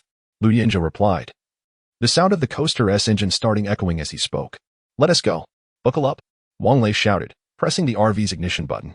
2 vehicles, bathed in the gentle morning rain, slowly approached the school gates. The gates were tightly locked, and not a single guard was in sight. Finding it peculiar, Wang Lei exited the vehicle to search for someone in the barracks. Inside the barracks, the army cots were all folded and stacked aside. On the innermost wall, 5 soldiers' photographs were neatly arranged, with their names written below. On a small table lay the soldiers' identification cards and some personal effects. The offerings consisted of merely 3 steamed buns and 5 cups of clear water. The atmosphere was stifling, 100-fold more oppressive than the gloomy skies outside. Wang Lei silently approached the makeshift memorial, lighting 3 cigarettes and inserting them into the buns. Brothers, may you travel well. May there be no zombies in heaven. After this solemn tribute, he bowed 3 times before turning to Xiao Feng, saying, I must take my leave. Please arrange for someone to help me open the gate. Xiao Feng did not respond immediately. Instead, he addressed the soldiers. The moment of silence is over. Everyone, please return to your duties. Remember, only by steadfastly holding your posts can you bring solace to the spirits of our 5 comrades. Yes, the soldiers replied, their voices echoing, startling the crows perched on the treetops outside the camp. Once the soldiers had departed the barracks, Xiao Feng finally spoke to Wang Lei. Jinling has requested that we move over quickly, but the safe zone now has nearly 10,000 people. So some must take the highway. I would like to ask you. Captain Xiao, Wang Lei interrupted hastily. I have already delayed long enough here. If it weren't for the survivors from Century Square yesterday, we would probably be in Yichang by now. Wang Lei, lives are at stake. Xiao Feng pleaded with a pained expression. My life is at stake too. Besides, there are others in my vehicle, and their lives matter as well. Captain Xiao, we are merely ordinary civilians. I fear the zombies as well. Moreover, I have yet to hear from my parents. I am anxious, do you understand? Wang Lei's agitation was palpable, his words nearly a shout. Brother Wang Lei, do not be overly agitated.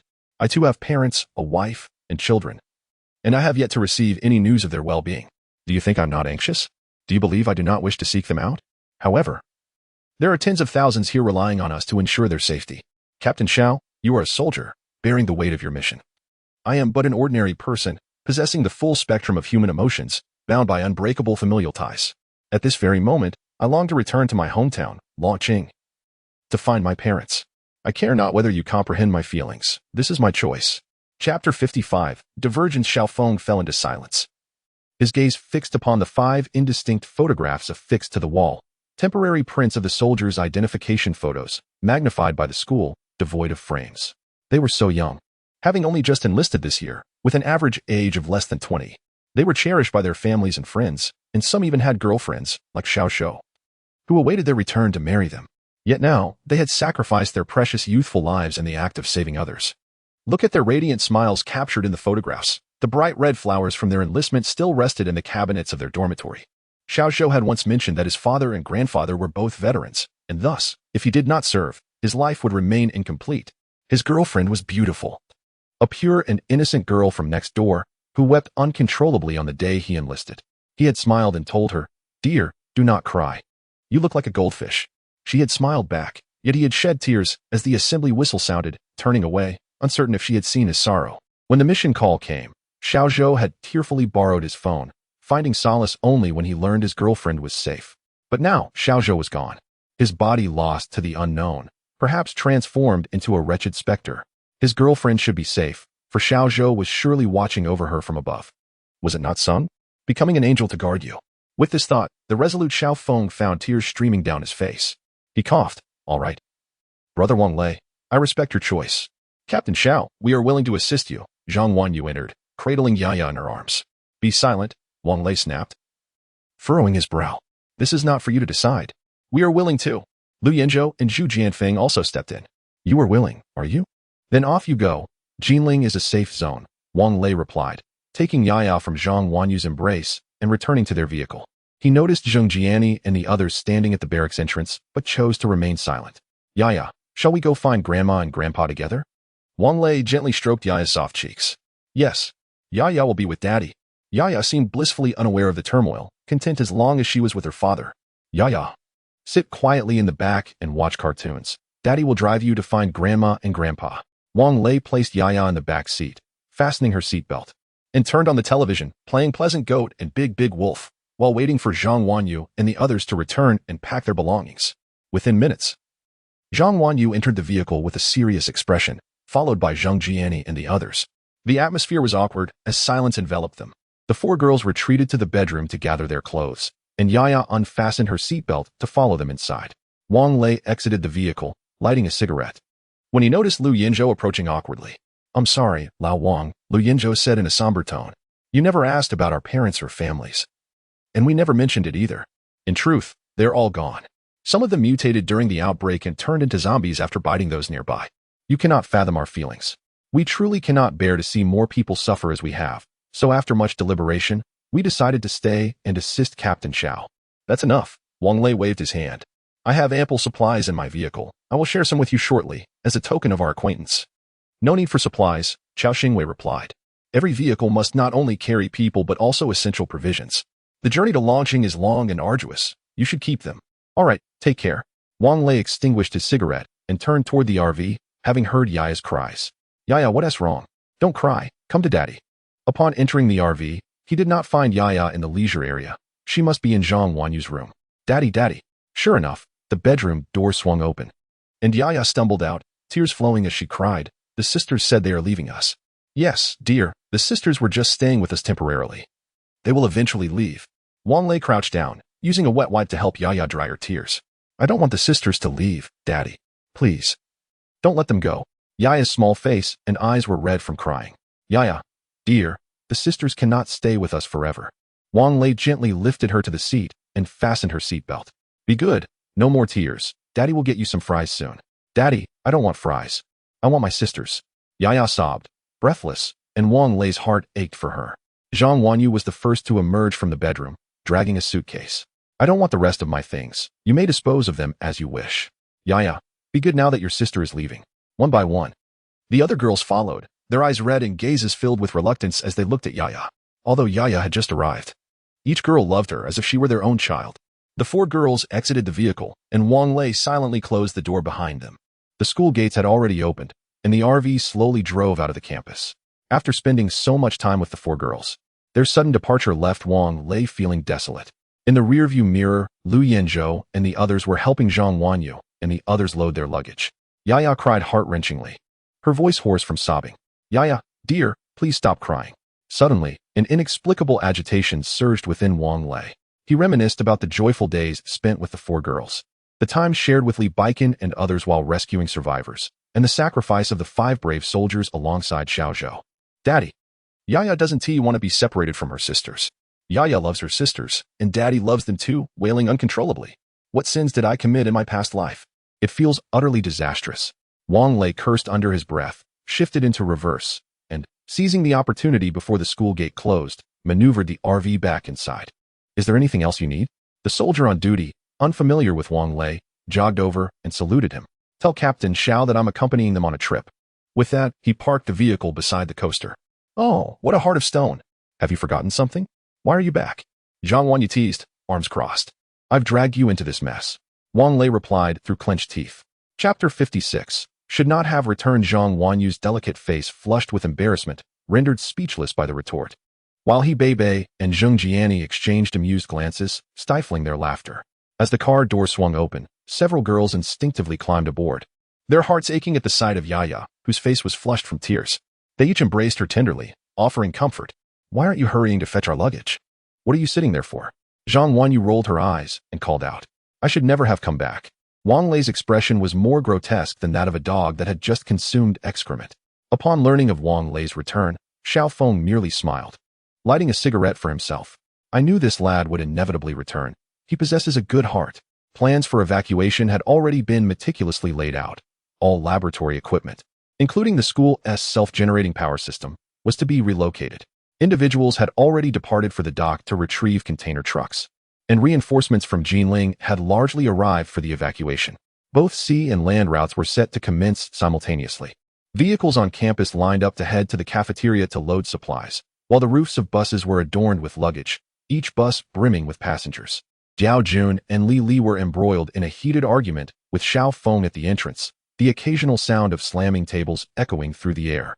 Seeing Wang Lei alight from the vehicle, Li Baikan hurried over and whispered that Diao Jun is utterly shameless, attempting to commandeer your RV, insisting that Li Li and several executives from the city accompany you, claiming it befits their status.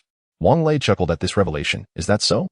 I ought to pay him a visit and see how many lies he thinks he has, daring to set his sights on me. Hey, Lao Wang, you mustn't go. Captain Xiao is in the midst of a debate with him. Li Baikan quickly grasped Wang Lei's arm. When it comes to verbal sparring, even 10 Xiao Fengs would pale in comparison to a seasoned politician. Rest assured, I know my limits.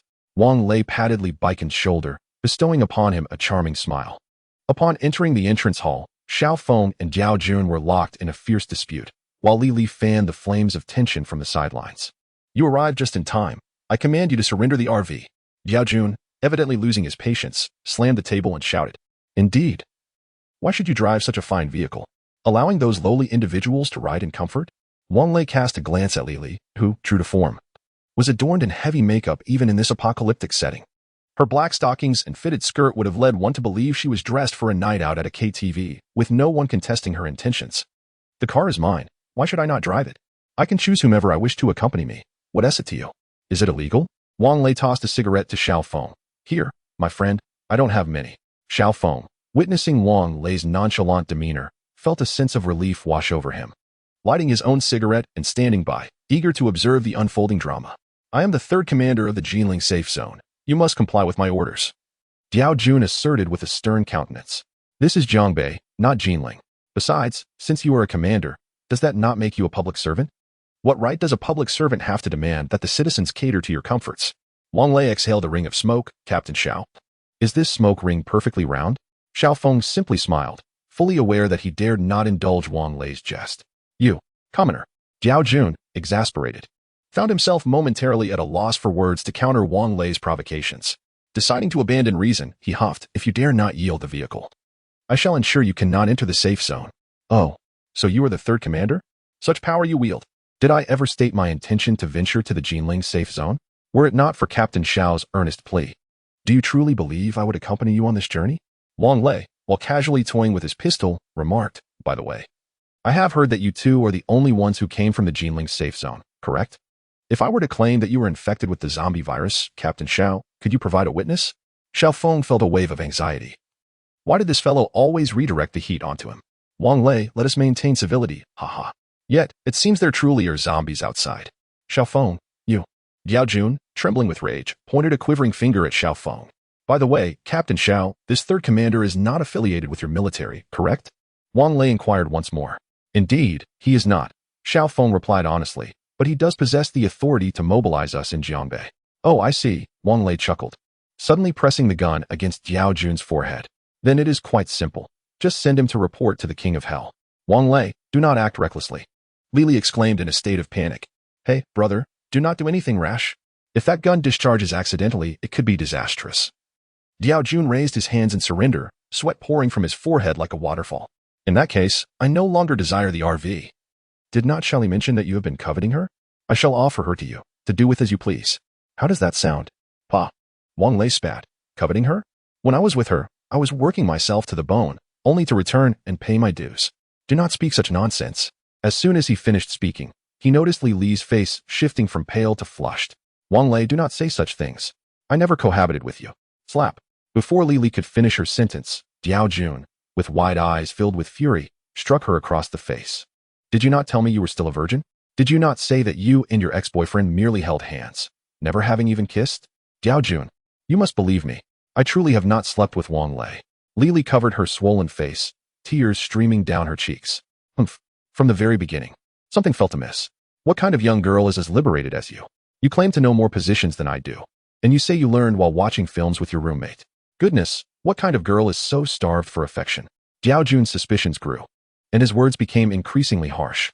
Wang Lei could no longer bear it, and quickly intervened. All right. We have never shared a bed. I was merely jesting. I had no idea she had a birthmark on her backside. Xiaofeng, Li Baiqin, Li, I suspect you are fabricating evidence. Upon hearing this, Xiaofeng's anger flared even more. Just as he was about to unleash a torrent of curses, Wang Lei pressed the gun against his forehead forcefully. If you two wish to argue, take it outside the school gates. Diao, should you dare to set your sights on my RV again, I will eliminate you with a single shot and feed you to the zombies. With that, Wang Lei inquired about Xiaofeng's specific departure time before turning and leaving. Upon returning to the camper, Zhang Wanyu was busy frying French fries for Yaya, while Zhang Jiani and Zhang Jiating entertained her. He Bebe was in Wang Lei's room changing the bedsheets. How deep did you both sleep last night? Did you not notice that Yaya wet the bed? He Bebe remarked, tossing the half-dry sheets into the washing machine. It's just a little accident. Didn't you wet the bed when you were a child? Wang Lei, seemingly indifferent, had indeed noticed it last night. He had carried Yaya from one end of the bed to the other, but simply forgot about it by morning. Chapter 57. Journey to Jinling. The RV was once again filled with lively chatter, as if the morning's events had never transpired. An hour and a half later, after Wang Lei and the others had finished their meal, Xiaofeng announced it was time to depart, with their vehicle leading the convoy. Each vehicle was assigned a number, and they entered the highway at the Jiangbei North entrance. Meanwhile, the container trucks, buses, and several minivans exited at the Jiangbei South Highway entrance to assist in transporting containers to the ship, as the excess passengers also needed to board. The remaining vehicles awaited on the highway, ready to set off for Jinling once the others returned. Initially, Wang Lei intended to drive, but Yaya insisted on being held by him. Reluctantly, Zhang Jian and I took the driver's seat and activated the navigation on her phone. The GPS was certainly advantageous, as it could function without ground-based stations. It was rumored that when Diao Jun arrived, he brought a satellite phone, given the recent tensions between Wang Lei and him. It was likely that he had already reported back to Jinling during this time. It remained uncertain whether Xiaofeng and the others would face repercussions upon their arrival. Finally, the command to depart crackled through the walkie-talkie, and the school gates swung open. Several soldiers stood vigil at the entrance, alert to the potential of a zombie attack. The number of vehicles at the gate had dwindled. Those remaining were either shattered or charred beyond recognition. Despite being zombies, these creatures were not fundamentally different from ordinary people. Some were relatively subdued, yet driven by hunger. They were compelled to attack and consume flesh. Others were destructive, likely to dismantle even a city if armed with suitable tools. There were also the violent ones, attacking not only humans but even their weaker undead counterparts. As the RV slowly exited the campus, Wang Lei sat in the passenger seat, cradling Yaya, who held her Barbie doll tightly. Daddy, where are we going? She inquired. We are headed to Jinling and then to Longqing, Wang Lei replied, ruffling her hair, wondering who had styled it into two little horns. Yaya's head bobbed back and forth, her hair tickling Wang Lei's chin. The stretch from Binhai International School to the highway entrance was quite tranquil, with only a few scattered zombies wandering along the roadside. As the convoy passed, they exhibited no aggressive behavior. Yet, an unsettling feeling lingered within Wang Lei. Yaya, how about you play with your sisters? He suggested, kissing her forehead gently. No, I want Daddy to hold me. She pouted. Be good, okay? Wang Lei urged, allowing her to stand on his lap, gently pressing his forehead against hers. Come play with your sister, we can dress up the dolls together. Zheng Jiating chimed in as she approached. All right. Yaya extended her arms to be embraced by Zheng Jiating. Old Wang, what's wrong? Zheng Jian and I glanced at Wang Lei. I don't know. I just feel a bit anxious all of a sudden, he confessed, one hand massaging his chest while the other tightened around his gun. Have you not been resting well these past few days? Zheng Jiadong raised her head and inquired. Would you like me to take a look? No, it's nothing. Wang Lei replied with a smile, lifting his cup to sip some tea. Ahead lay the entrance to the expressway, and the unease that plagued Wang Lei grew increasingly intense. Indeed, as the vehicle entered the highway, they were met with the sight of charred, lifeless figures along the roadside, along with a few wandering zombies a couple of 100 meters away. Clad in tattered military uniforms, their bodies bore the marks of gruesome feasting, revealing the bones beneath. Captain Xiao, it appears that those wandering zombies are the fallen warriors. I shall see them off. Wang Lei spoke solemnly into the walkie-talkie. After a moment, Xiao Feng's voice crackled through, accompanied by the sounds of weeping. All right, all units halt and sound the horn to bid farewell to our comrades. Xiao, prepare your protective gear. We shall lay our fallen brothers to rest here. As the RV approached within 200 meters of the wandering zombies, Wang Lei instructed Zheng Jiani to stop the vehicle. He opened the sunroof, tears welling in his eyes, and with a small firearm, he dispatched several of the transformed soldiers. The convoy began to sound their horns, a cacophony that startled the birds from their perches. Xiao Zhou and his team donned protective suits and, armed with entrenching tools, commenced digging graves in the fields adjacent to the highway. Xiao Feng and Li Baikan also readied themselves in protective gear, standing guard nearby. After interring their fallen comrade Xiao Zhao, the convoy resumed its journey at a cautious pace of 50 kilometers per hour, mindful of the overburdened vehicles behind them and the potential hazards of excessive speed. The highway was remarkably clear, devoid of any other vehicles. Approaching the gas station, reduce speed.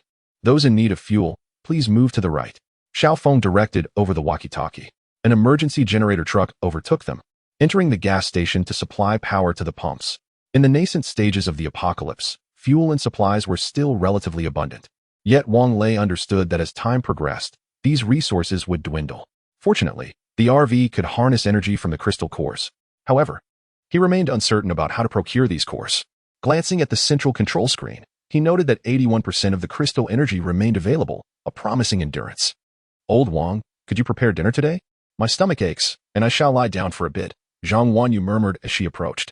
Sure, you go rest. Wang Lei smiled, fully aware of her condition. He recalled that Li Li had experienced similar troubles in the past. With numerous vehicles requiring fuel, the wait felt interminable. Wang Lei rose to head to the kitchen, preparing a bowl of ginger and brown sugar water, which he brought to Zhang Wanyu's room, urging her to drink it while warm, and tucked her in before returning to wash the pots and dishes. After more than an hour, the convoy set off once more, and Wang Lei began to prepare dinner. Stir-fried pork was his childhood favorite. He remembered how his mother would stew a pot full of pork slices, simmering them slowly over low heat until they were tender and fragrant. The cooked pork could be frozen, ready to be thawed and paired with potatoes or mushrooms for a delightful stew. Oh, whose ice cubes are these? Wang Lei wondered aloud as he opened the fridge to find 2 trays of ice nestled in the freezer drawer. Oh, I am freezing, Zhang Jiani remarked. The weather is too hot. We could add some when drinking beverages. By the way, I also made some ice cream. Dad, I want to eat ice cream. Yaya paused her actions, gazing eagerly at Wang Lei, her 2 sparkling eyes blinking innocently. Well, but you must not eat too much. Just 2 bites, okay? Wang Lei chuckled as he opened 3 other drawers, yet found no ice cream. Jiani, where is the ice cream stored? Chapter 58, A Touch of Elegance in the Frozen Space in the Frosty Confines of the Space, Zheng Jian and I responded. Upon extracting the ice cream from the chilly realm, Wang Lei found himself at a loss for words. The presentation of the ice cream was utterly dismal, resembling a honeycomb texture.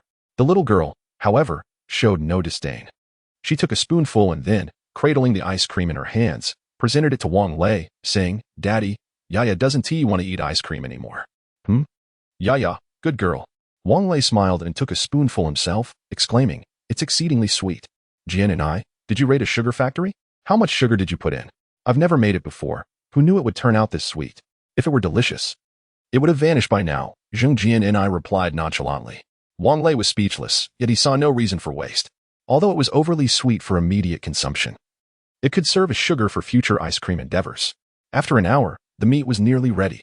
Wang Lei selected a few pieces of lean meat, placed them in a small bowl, and brought it to Yaya. Yaya, come, eat some meat. Be careful, it's hot. Blow on it before you eat. Oh, meat time. Yaya exclaimed joyfully, aware that she needed to blow on her food to avoid burning her mouth. Good girl, Wang Lei chuckled, appreciating the warmth of having such a little sweetheart. Just taste a few pieces for now. We'll have a proper meal later.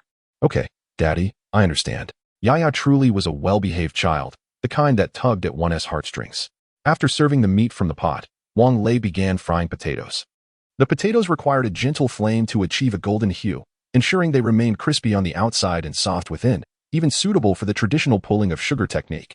The vermicelli had already soaked, so he added the cooked meat, fried potatoes, vermicelli, and tofu into the pot, along with half a pot of water to simmer. Stewed vegetables paired perfectly with buns and rice, but as the buns had been consumed recently, Wang Lei opted to steam a pot of rice before retreating to his bedroom for a smoke. Old Wang, can you contrive for a bit after your smoke? I'm exhausted, Zheng Jian and I called. Wait, do you have eyes on the back of your head? How did you know I was smoking? Wang Lei retorted. Hee hee. When you stick out your backside, I know exactly what you're up to. Zheng Jian and I laughed. Hey, such a lovely girl, why are your words so uncivilized? Wang Lei frowned. TCH. Zheng Jian and I picked up the intercom. Captain Xiao, let us speed up ahead and switch drivers. Understood. Xiao Feng replied. After Yaya finished the meat, she began to yawn, having skipped her midday nap, and now feeling sleepy. Zhang Jiating and Zheng Jia and I took her to the bedroom to sleep, while He Bei sat in the passenger seat, attending to Wang Lei's needs for water and other supplies. Wang Lei, feeling drowsy himself, opened the window for a smoke. In the bedroom, the girls chatted softly. Jian and I, why do you always seem to provoke Wang Lei when you talk to him? It feels as if you've consumed gunpowder. I distinctly remember you being quite gentle. Zhang Jiating remarked, oh dear sister. You were unaware that one you seemed to have a fondness for the senior back then. I even witnessed her discreetly placing a freshly served rib in front of him at the cafeteria before slipping away. Oh, do not speak nonsense, Zhang Wanyu retorted, a faint blush gracing her previously pale cheeks. I merely felt pity for him, chewing on steamed buns and sipping free soup. The cafeteria lady also took pity on him and would serve him some vegetable broth. Uft, Zheng Jiani scoffed, rolling her eyes. There are plenty of pitiful souls. We've never seen you offer a bun to Zhao Chunxing, who scavenges for garbage to pay his tuition. Indeed, Zhang Jiating chimed in, if you ask me. The senior is bewitched. That Li Li is so frivolous, it's beyond comprehension why he is so enamored with her. Truly, he is a love-stricken fool. And in the end, he shall possess nothing. Zhang Wanyu gazed at Zheng Jiating with a melancholic expression. Xiaoting, I suspect you are alluding to me. Zheng Jiating playfully stuck out her tongue. Wanyu, I spoke of no such thing. Do not take it upon yourself. We do not indulge in such notions. Very well, Zhang Wanyu said as she pulled back a curtain to glimpse outside. I confess, I do like him. From the very first glance. It was as if he was etched into my mind, a memory I cannot erase. Perhaps this is what it means to experience love at first sight. What love at first sight? It's merely lust, Zheng Jiating dismissed. Besides, the senior does not appear particularly handsome. He seems quite ordinary. Zhang Wanyu playfully tapped Zheng Jiani on the head. What nonsense! Wang Lei possesses many virtues. He is at least a good person, kind-hearted and devoid of ulterior motives. I do not fancy overly complex individuals. Ah, so you are a saint then, Zheng Jiani quipped. The senior is foolish, throughout 4 years of university. He worked for 3 of them, while Li Li, from a less fortunate background, flaunted designer clothes and carried luxury bags. Had there been a wealthy heir pursuing Li Li back then, she would have discarded the senior long ago. Indeed, I concur, Zheng Jiating added. But let us not dwell on Li Li. Let us refrain from speaking ill of others. Wanyu, given your affection for Wang Lei, why did you not pursue him more actively? Who says I did not? Zhang Wanyu replied, her frustration evident. I believe Wang Lei is not merely nearsighted but truly blind. How am I inferior to Li Li? Perhaps if the senior had indeed rejected Li Li and chosen you, your feelings might have changed, Zheng Jiating thoughtfully analyzed. Wanyu, is it possible that your affection for him stems from his innocence? Zhang Wanyu furrowed her brows. Now that you mention it, it does seem that way. Observing his concern for Li Li inexplicably gives me a sense of security. But enough of this. ISNT at time for a meal? Let us awaken Yaya and dine. Sister, do you like Daddy? Are you going to become my mommy? Yaya turned over, resting her head on Zhang Wanyu's lap, her large eyes fixed on her. You little imp, have you been awake all this time, listening to our conversation? Zheng Jiani gently teased, ruffling Yaya's nose. No, Yaya had fallen asleep, but upon hearing you mention Dad, she awoke. With utmost seriousness, Yaya declared. Sister doesn't tea like that smelly dad of yours. Zhang Wanyu picked Yaya up, admonishing her not to speak nonsense. Come on, let's go eat. How about I treat you to some fried chicken? Yaya shook her head, replying, "No, sister. Dad said we shouldn't eat fried foods too often, otherwise we might end up like Sister Ding Ding and not grow tall." Ah, Zheng Jiating was beside herself with rage, exclaiming, "That wretched Wang Lei, I shall tear you apart." Chapter 59. Safe arrival. As Wang Lei and the others began their meal, Xiao Feng communicated via radio to instruct the convoy to halt at the service area ahead. There, they would kindle a fire to prepare food and replenish their fuel while awaiting the return of vehicles bound for the dock. By 11 o'clock that night, the convoy rested at the service area. Seizing the opportunity after everyone had filled their tanks, Wang Lei refueled the RV, drained the black and gray water tanks, and connected the hose to replenish the fresh water. The water at this station came from a well, allowing the RV to draw it directly without a pump. Of course, the supermarket at the service area had been stripped bare. In fact, every time they passed the service area, Xiao Feng would arrange for vehicles to collect supplies. Wang Lei had the fortune of being sent twice, but upon seeing the meager offerings in the supermarket, he felt profoundly disappointed. There was hardly anything appetizing. Yaya was particularly lively that night, refusing to sleep even at midnight, while Wang Lei, already fatigued, took a shower and retired for the night.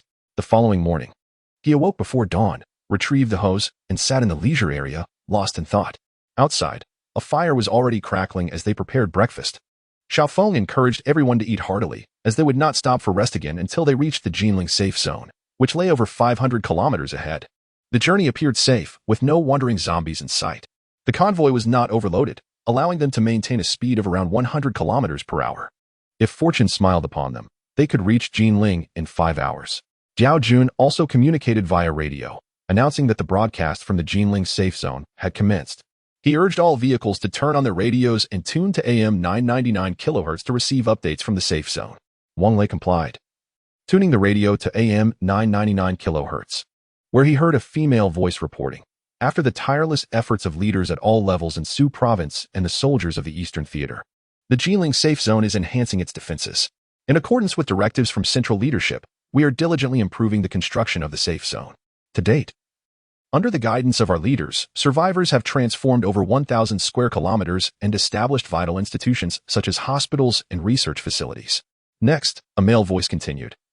As of today, the Jinling safe zone has housed over 300,000 survivors, with those from surrounding cities en route. By the end of this month, we anticipate accommodating approximately 30 million survivors in our safe zone. Once the first phase of construction concludes, the number of survivors could reach 100 million. The woman interjected. This is an exhilarating figure, signifying that our nation has not succumbed to the ancient supervirus. We shall eradicate the virus entirely. I believe that in the near future, the safe zone will gradually expand, merging with the western, southern, and northern safe zones to form a grand safe haven for our great Huaxia. At that time, our lives will return to tranquility and every survivor will witness. Unable to endure any longer, Wang Lei abruptly turned off the radio. Who cannot paint a rosy picture? If it were up to Wang Lei, he would create an even grander and more vivid vision. It appears that Xiao Feng has deliberately arranged for Wang Lei to participate in every resource collection trip to the service area supermarket. However, Wang Lei, lacking genuine interest, opted to send Lu Yanzhou and the others instead. Naturally, Lu Yanzhou and his companions were quite pleased, and it wasn't long before the truck's cargo area was filled with provisions. By the time they reached the Jinling Expressway exit, it was already 2 in the afternoon. At the expressway entrance, military personnel were stationed to maintain order. After Xiao Feng engaged in negotiations, the soldiers finally removed the roadblocks, allowing the convoy to pass. With a military vehicle leading the way, within the confines of Jinling City, the presence of zombies had vanished, occasionally replaced by patrolling vehicles. As they neared the safe zone, they could see large construction machinery widening the moat. The original bridge had been destroyed and replaced with a suspension bridge. One must admit, this place was significantly safer than Binhai International School and offered greater convenience. At least the water from the moat, once filtered and boiled, could be used for both consumption and daily hygiene. The moat directly connected to the Qinhuai River, alleviating any concerns regarding water supply. Furthermore, fields and orchards in the vicinity could provide a portion of vegetables, fruits, and grains for the safe zone.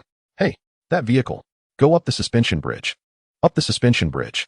A soldier, waving a red flag, directed Wang Lei to ascend the suspension bridge into the safe zone. However, Wang Lei intended to turn back. Thus, he ignored the soldier's command and parked the vehicle by the roadside. Did you not hear the order to ascend the bridge? The soldier, exasperated, approached and knocked on the RV window. Damn it, fleeing for your life while driving an RV. What a way to enjoy yourself. We're not going in. We'll leave shortly. Wang Lei replied, rolling down the window. If you're not going into the safe zone, where do you plan to go? With a vehicle like yours, where can you possibly travel? The young soldier scoffed. There's no need for your concern, Wang Lei retorted, rolling the window back up. Before long, Xiaofeng's off-road vehicle arrived as well, with soldiers disembarking to assist in directing vehicles into the safe zone.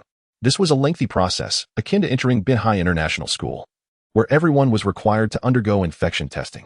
Xiaofeng exited his vehicle and signaled for Wang Lei to join him for a discussion. So, have you decided to head to launching after all? This place is much safer, Xiaofeng remarked with a smile. Captain Xiao, there's no need for further discussion. I am determined to go to Lansheng to find my parents, and no one can dissuade me, Wang Lei replied solemnly. But you have others with you in the vehicle.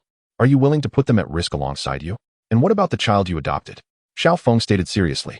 Wang Lei fell silent, realizing he did not have the authority to make decisions for others. Moreover, reliable sources indicate that the zombies have begun to mutate, becoming even stronger. The journey from Jinling to Lansheng spans over 1,000 kilometers, and it's uncertain how far the expressway can be traversed. I've heard that the national roads are also quite treacherous, likely forcing you onto smaller paths. Under such circumstances, you cannot ascertain how long it will take to reach Lansheng, and the journey is undeniably perilous. Xiaofeng continued to persuade him. All right, Captain Xiao, I understand your concerns. I am resolutely going to Lansheng. I will return to the vehicle and consult with them, Wang Lei concluded, his expression grave as he re-entered the RV. Wan Yu, Bei, Jiani, Jiatina, please come here. I have something to discuss. After Wang Lei boarded the vehicle, he settled into the leisure area, cradling Yaya in his arms. This is the safe zone of Jinling, a sanctuary where we can find security. The journey to Lansheng stretches over 1,000 kilometers, fraught with uncertainty and potential peril. It is conceivable that before we even reach Lansheng, we might encounter infection or be devoured by zombies. Would you consider disembarking here? Chapter 60, A New Departure. Wang Lei. What do you mean? Are you planning to abandon us? Zhang Wanyu asked coldly. Have you forgotten what you promised me back then? Indeed, Senior. You assured us that after locating your parents, you would assist us in finding ours in the capital. Zheng Jiani and Zheng Jiaqian chimed in unison. Senior, I have no friends. These days spent with you have brought me immense joy. I do not wish to part ways with everyone, he Bei added. Daddy, we shall not separate, Yaya shouted, clenching her small fists. All right, Yaya, we shall not part. Wang Lei's eyes turned red as he stood up. I understand now. I will inquire with Lu Yanzhou and the others.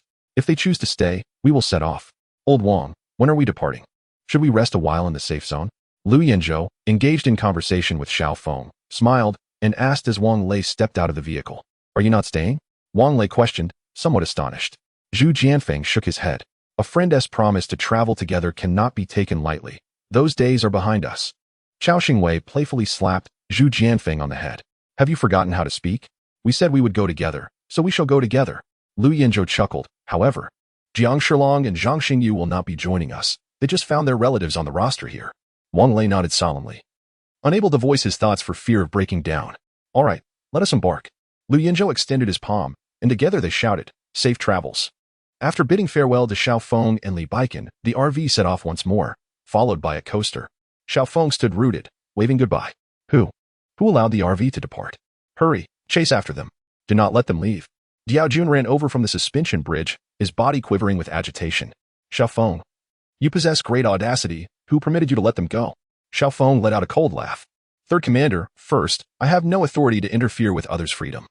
If Wang Lei and the others wish to depart, it is their prerogative. Secondly, we have now reached the Jinling safe zone, which means your command over me has lapsed. While the second and first commanders retain their authority, you cannot command the military. Thirdly, the cruise ship is nearing the port. I hope you can fulfill your responsibilities and promptly report to your superiors to prepare for their arrival.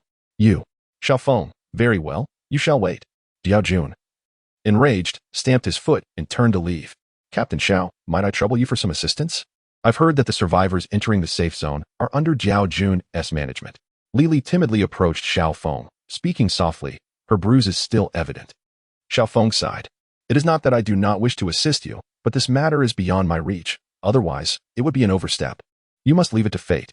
Upon hearing these words, Lili's tears streamed down her face as she lowered her head and returned to the suspension bridge to queue for the inspection. The journey back was not as smooth as the way there. Aside from the slow pace of the vehicle, there were no unforeseen incidents. At 10 o'clock in the evening, the RV and the coaster entered the service area, where several other vehicles were parked and a few zombies were wandering about. Just as Wang Lei prepared to take aim, he heard over the intercom, "Let us not waste bullets on these zombies. Lao Zhu and I will handle it." "All right.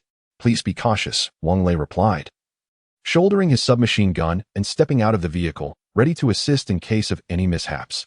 The zombies seemed to be at odds with each other, each meandering in their own direction, likely drawn towards the sin of human flesh, converging on Lu Yinzhou and his companions. "Lao Zhu, go!" Lu Yinzhou exclaimed with excitement.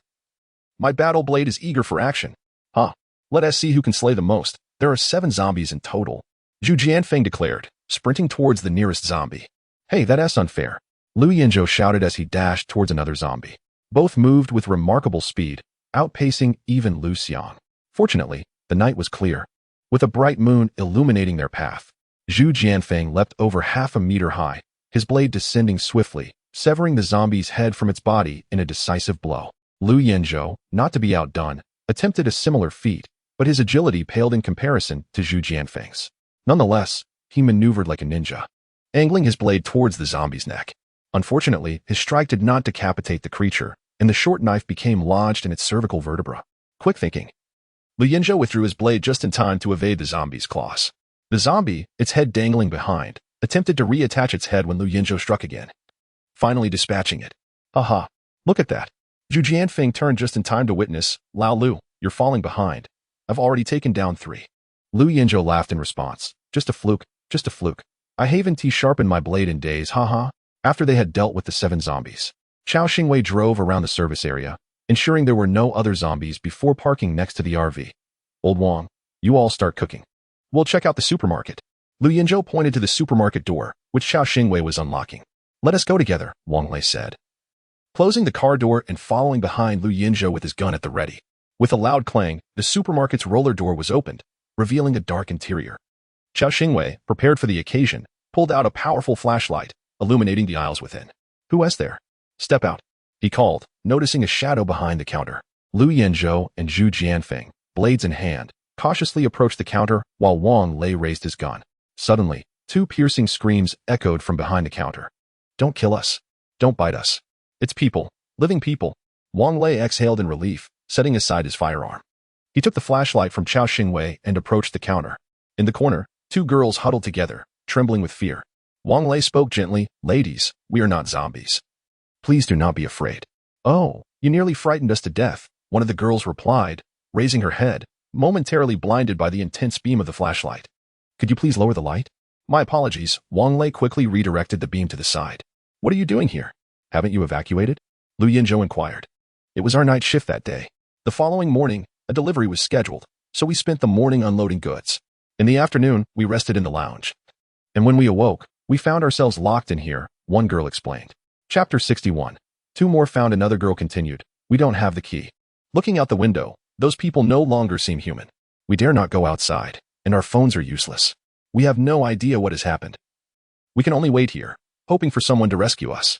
"Oh, so that's the situation," Wang Lei nodded. "It's indeed unsafe outside. The virus is rampant. If one becomes infected, they will turn into a zombie. However, we are not far from Jinling. There are vehicles outside. If you follow the highway south, you will arrive there." "We don't know how to drive," one girl said. "Can you take us with you?" the other girl asked. "Absolutely not." Zhu Jianfeng replied immediately. "We have urgent business in Longqing. You can choose to accompany us or remain here waiting for rescue. But I doubt anyone will come to save you." Wang Lei understood Zhu Jianfeng's intentions. In the dim light of the flashlight, he could see that the 2 girls were exceptionally beautiful, one resembling Reba and the other Naza, which made him internally disdain Zhu. Nevertheless, he understood and chose not to comment. "By the way, from your accents, you don't seem to be locals," Lu Yinzhou also inquired. "We are from the Xinjiang province. I'm called, and she is," the girl resembling Reba replied. Forget it. Who can remember such names?" Zhu Jianfeng waved his hand dismissively. "From now on, you'll be Reba, and she'll be Naza. That is settled." The 2 girls broke into charming smiles. "Yes, our colleagues call us that too. Hey, can you stop the chatter? I've moved things twice already. Can you lend a hand?" Chao Xingwei shouted in displeasure. His mind was consumed with supplies and his vehicle. He believed that women would only hinder his ability to drive. "I'll help you," Wang Lei said as he handed the flashlight to Lu Yinzhou. "Let me turn on the headlights. They'll shine right in." As soon as Wang Lei finished speaking, the headlights illuminated the area, clearly activated by Zheng Jianing. Damn girl. You want to even let me find an excuse to slack off. Wang Lei cursed inwardly. What about us? What will we do once you move everything? Naza asked anxiously. How foolish. Are we going to wait here to die? Reba admonished Naza. We should follow them. But they're all men. Naza hesitated. That is still better than zombies. Isn't it? Have you forgotten? Reba trailed off, likely recalling some gruesome sight. Naza ceased to speak, allowing Reba to pull her along to help with the moving. Aside from Zhang Wanyu, who was in the vehicle with Yaya due to a stomachache, Bebe and the others also got out to assist with the moving. Seeing a few more girls join in, Reba and Naza breathed a sigh of relief. Wang Lei pulled Lu Yanzhou aside. Old Lu, are we really going to take them in?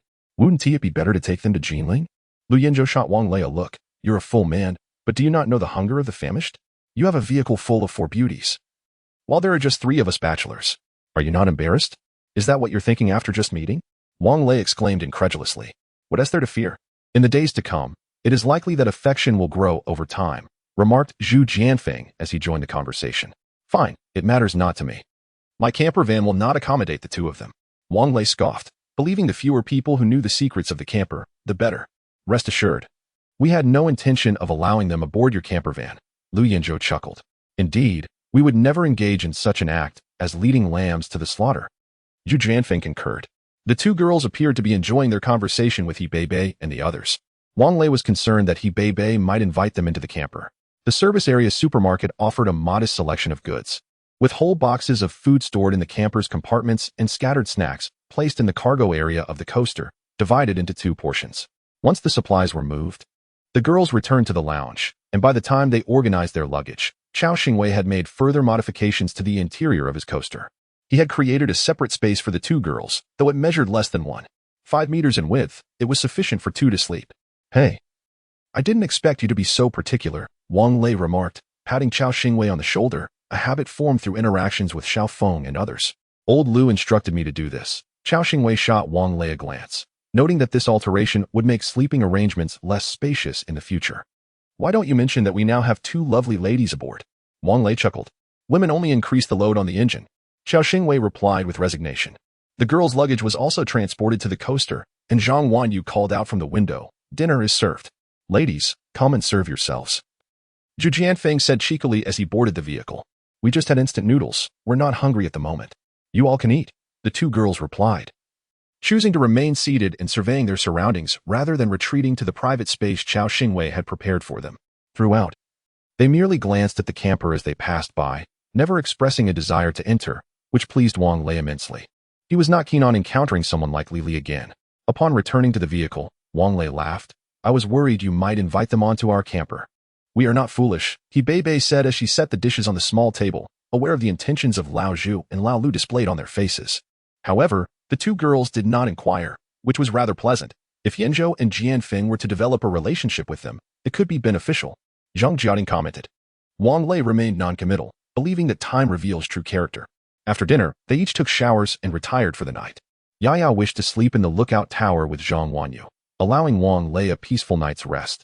The following morning, Wang Lei awoke at 8 o'clock and, drawing back the curtains, observed Naza giving Chao Xingwei a haircut. Meanwhile, Lu Yanzhou and Zhu Jianfeng stood nearby, grinning while touching their bald heads. Well, 3 bald heads save water. Old Wang, would you like to join the ranks of the bald?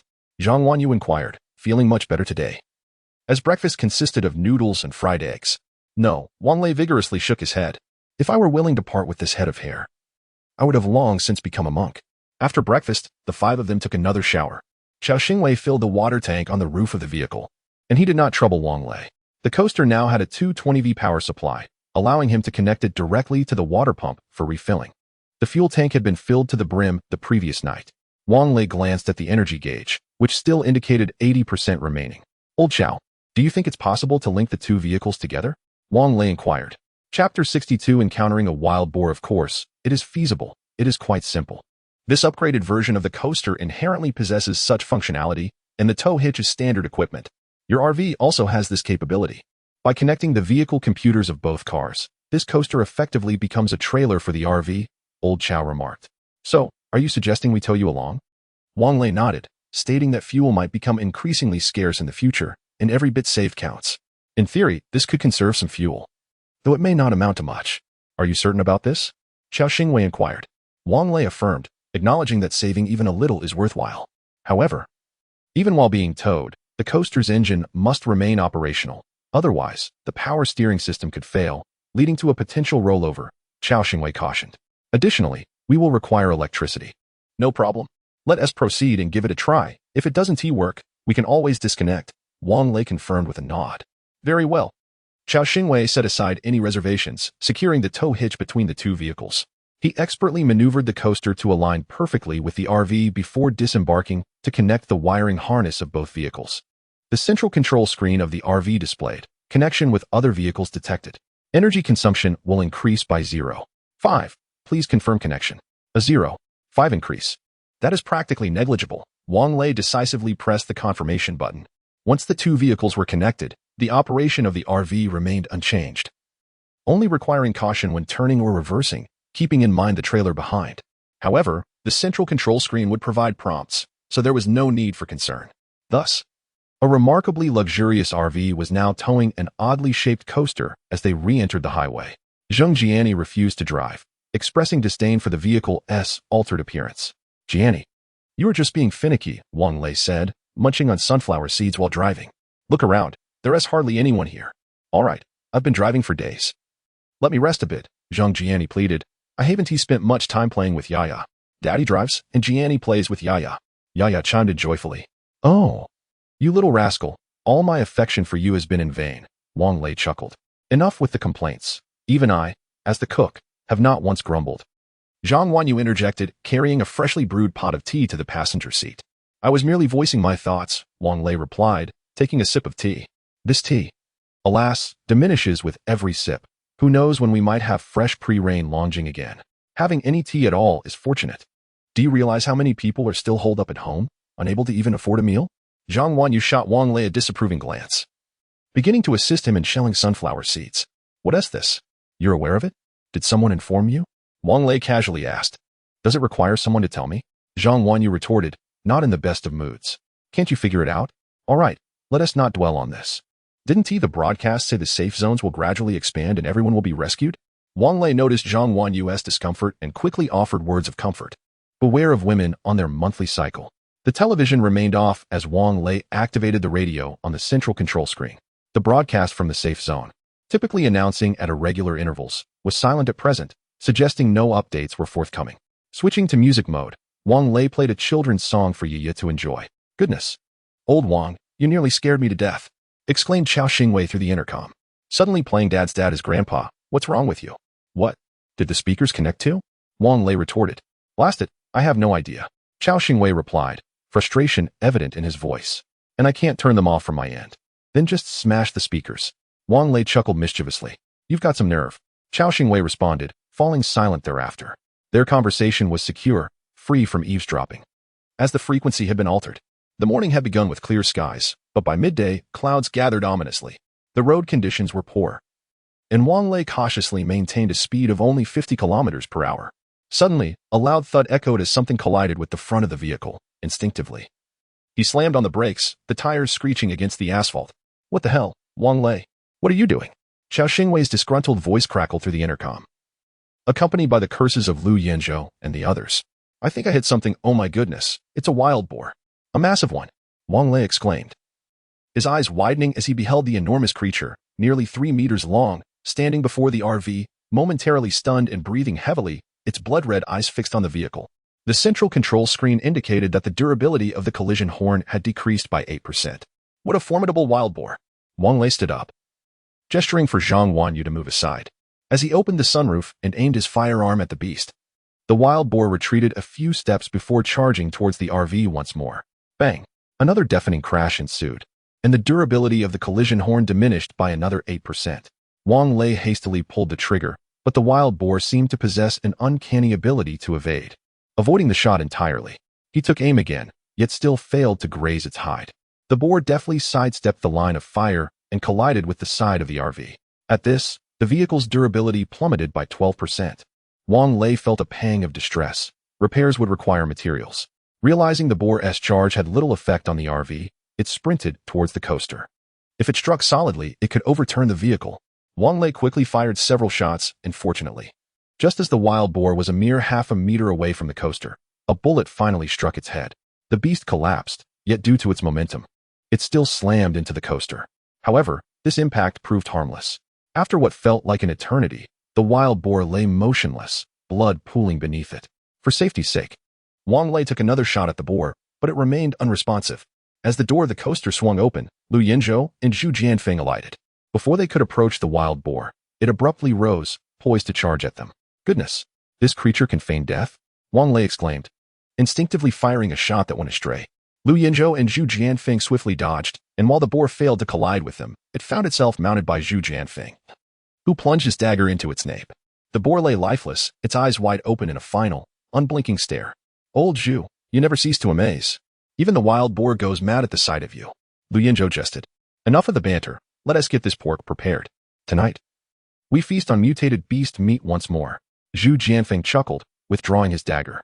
Chapter 63. The mutated beast crystal core. Upon witnessing the two individuals dismembering the wild boar, Wang Lei descended with his firearm, prepared for any unforeseen circumstances. Lu Yinzhou and Zhu Jianfeng exhibited remarkable teamwork. With swift motions, they expertly carved the meat into pieces, meticulously removing the bristles. Do we want the head? Lu Yinzhou inquired. Chop it off. Otherwise, it's too large to fit in the pot. Wang Lei replied, secretly eager to discover whether there was a crystal core within the wild boar's skull. Lu Yinzhou nodded, gripping the knife firmly and delivering a forceful strike. Clang. The back of the blade had not fully penetrated the skull when it encountered an unexpected obstruction. What on earth? I can't seem to cut through. Lu Yinzhou withdrew the knife. You must be feeling weak. Allow me. Zhu Jianfeng chuckled, preparing to take a swing. Wait. Wang Lei hastily intervened. There might be something inside the boar's brain, so be cautious when opening the skull. Lu Yinzhou nodded again, motioning for Zhu Jianfeng to support the boar's head while he carefully split the cranial bones. A piece of grayish-white crystal core, roughly the size of half a palm, fell to the ground. Wang Lei retrieved it, using a tissue to clean it. Remarkably, the edges of the crystal core shimmered with a golden hue. Cradling the crystal core in his palm, a warm sensation enveloped his entire being. Yes, this is the feeling I've been searching for. Old Wang, stop playing around and get the boar meat onto the vehicle. We're having barbecue tonight. Zhu Jianfeng and Lu Yinzhou assumed it was merely a stone that had formed in the boar's brain. All right. Wang Lei was elated, choosing to keep the secret of the crystal core from Lu Yinzhou and Zhu Jianfeng for the moment. Just because they planned to feast on barbecue in the evening didn't mean they couldn't enjoy some pig head at noon. Lu Yinzhou and Zhu Jianfeng stripped the meat from the pig's head and cleaned it thoroughly. Wang Lei directly opened the external faucet of the RV outside, washing the pig head meat before bringing it into the vehicle for Zhang Wanyu to cook. While driving, Wang Lei toyed with the crystal core, and after several minutes, the golden edges faded, and he could no longer sense its energy. Jianni, come here. Wang Lei called Zheng Jianni over, handing her the crystal core. Hold it in your palm and see what you feel. Zheng Jianni, perplexed, accepted the crystal core and held it, feeling nothing. Huh, Wang Lei instinctively exclaimed. Let me give it a try. He Bei approached, grasping the crystal core in her hand, closing her eyes. Level 1 mutated beast crystal core, 62% energy remaining. Capable of fusion. How can you perceive that? Wang Lei asked in astonishment. I don't know. Holding it conjures these thoughts in my mind. He Bei replied, equally baffled. What does fusion mean? Wang Lei inquired further. It likely means that two crystal cores can be merged. He Bei speculated uncertainly. Upon hearing this, Wang Lei switched the vehicle to hybrid mode, retrieved the crystal core from its transparent case, and handed it back to He Bei. Try to see if you can merge them. Level 1 crystal core, 75% energy remaining. Fusion will not result in an upgrade. Any excess energy will overflow and dissipate. Do you wish to proceed with the fusion? He Bei closed her eyes and spoke with her lips. Let's not fuse for now. Wang Lei was not keen on using energy for experiments. He preferred to wait until it was depleted. He Bei opened her eyes as Wang Lei retrieved two crystal cores, placing one into a transparent box while storing the other in the armrest compartment. Old Wang, isn't that crystal core the one He Bei gave you before? Asked Zhang Wanyu. Wang Lei nodded, noting that this item could be utilized as energy. When he visited Jinling, he particularly observed that the zombies lacked such cores. They likely resided only within the heads of mutated beasts. Wait a moment, Senior. You seem to have forgotten that the crystal core I gave you previously was taken from a zombie, He Bei interjected. Does this mean the generation of crystal cores is random? Wang Lei pondered, feeling frustrated at the thought of rummaging through zombie remains daily. Perhaps, Zhang Wanyu quickly interjected, fearing she might lose her appetite if the conversation continued. As noon approached, they had traveled over 200 kilometers when a pile of rubble blocked their path. Old Chow, brace yourselves. We need to take a detour, Wang Lei shouted into the intercom. Before receiving a response, the RV collided with the highway guardrail, traversed the greenbelt, and knocked down several trees before stabilizing on the opposite lane. Old Wang, are you trying to commit murder? Zhu Jianfeng's voice crackled through the intercom. All right. The meal will be ready soon. If you keep complaining, I might just withhold your meat. Wang Lei chuckled. Fine. You've got guts. Zhu Jianfeng muttered a few curses, which Wang Lei chose to ignore. When the meat was cooked, Wang Lei casually parked the vehicle by the roadside, and Lu Yanzhou and the others lined up to serve themselves. The aroma of mutated wild boar meat had already made Wang Lei feel hungry. Without waiting for the dishes to be served, he used his chopsticks to grab a piece of meat, popping it into his mouth. Ouch, hot, he exclaimed. Yaya couldn't help but laugh at Wang Lei's expression. After swallowing, he marveled. This is even tastier than pork. It's far more flavorful than dog meat. Indeed. This boar will last us for quite some time, Zhang Wanyu remarked, adding that the meat had no unpleasant odor. Delicious, delicious. Yaya chimed in, savoring her meat. Yaya, you can't just eat meat. Hurry, have some lettuce, Zhang Jiaqian urged, placing 2 lettuce leaves into Yaya's bowl. The lettuce is also delicious. Yaya feigned reluctance as she spoke. Eventually, Wang Lei overindulged, and with a satisfied burp, he said, Jianni, I simply can't drive anymore. You take the wheel for a bit.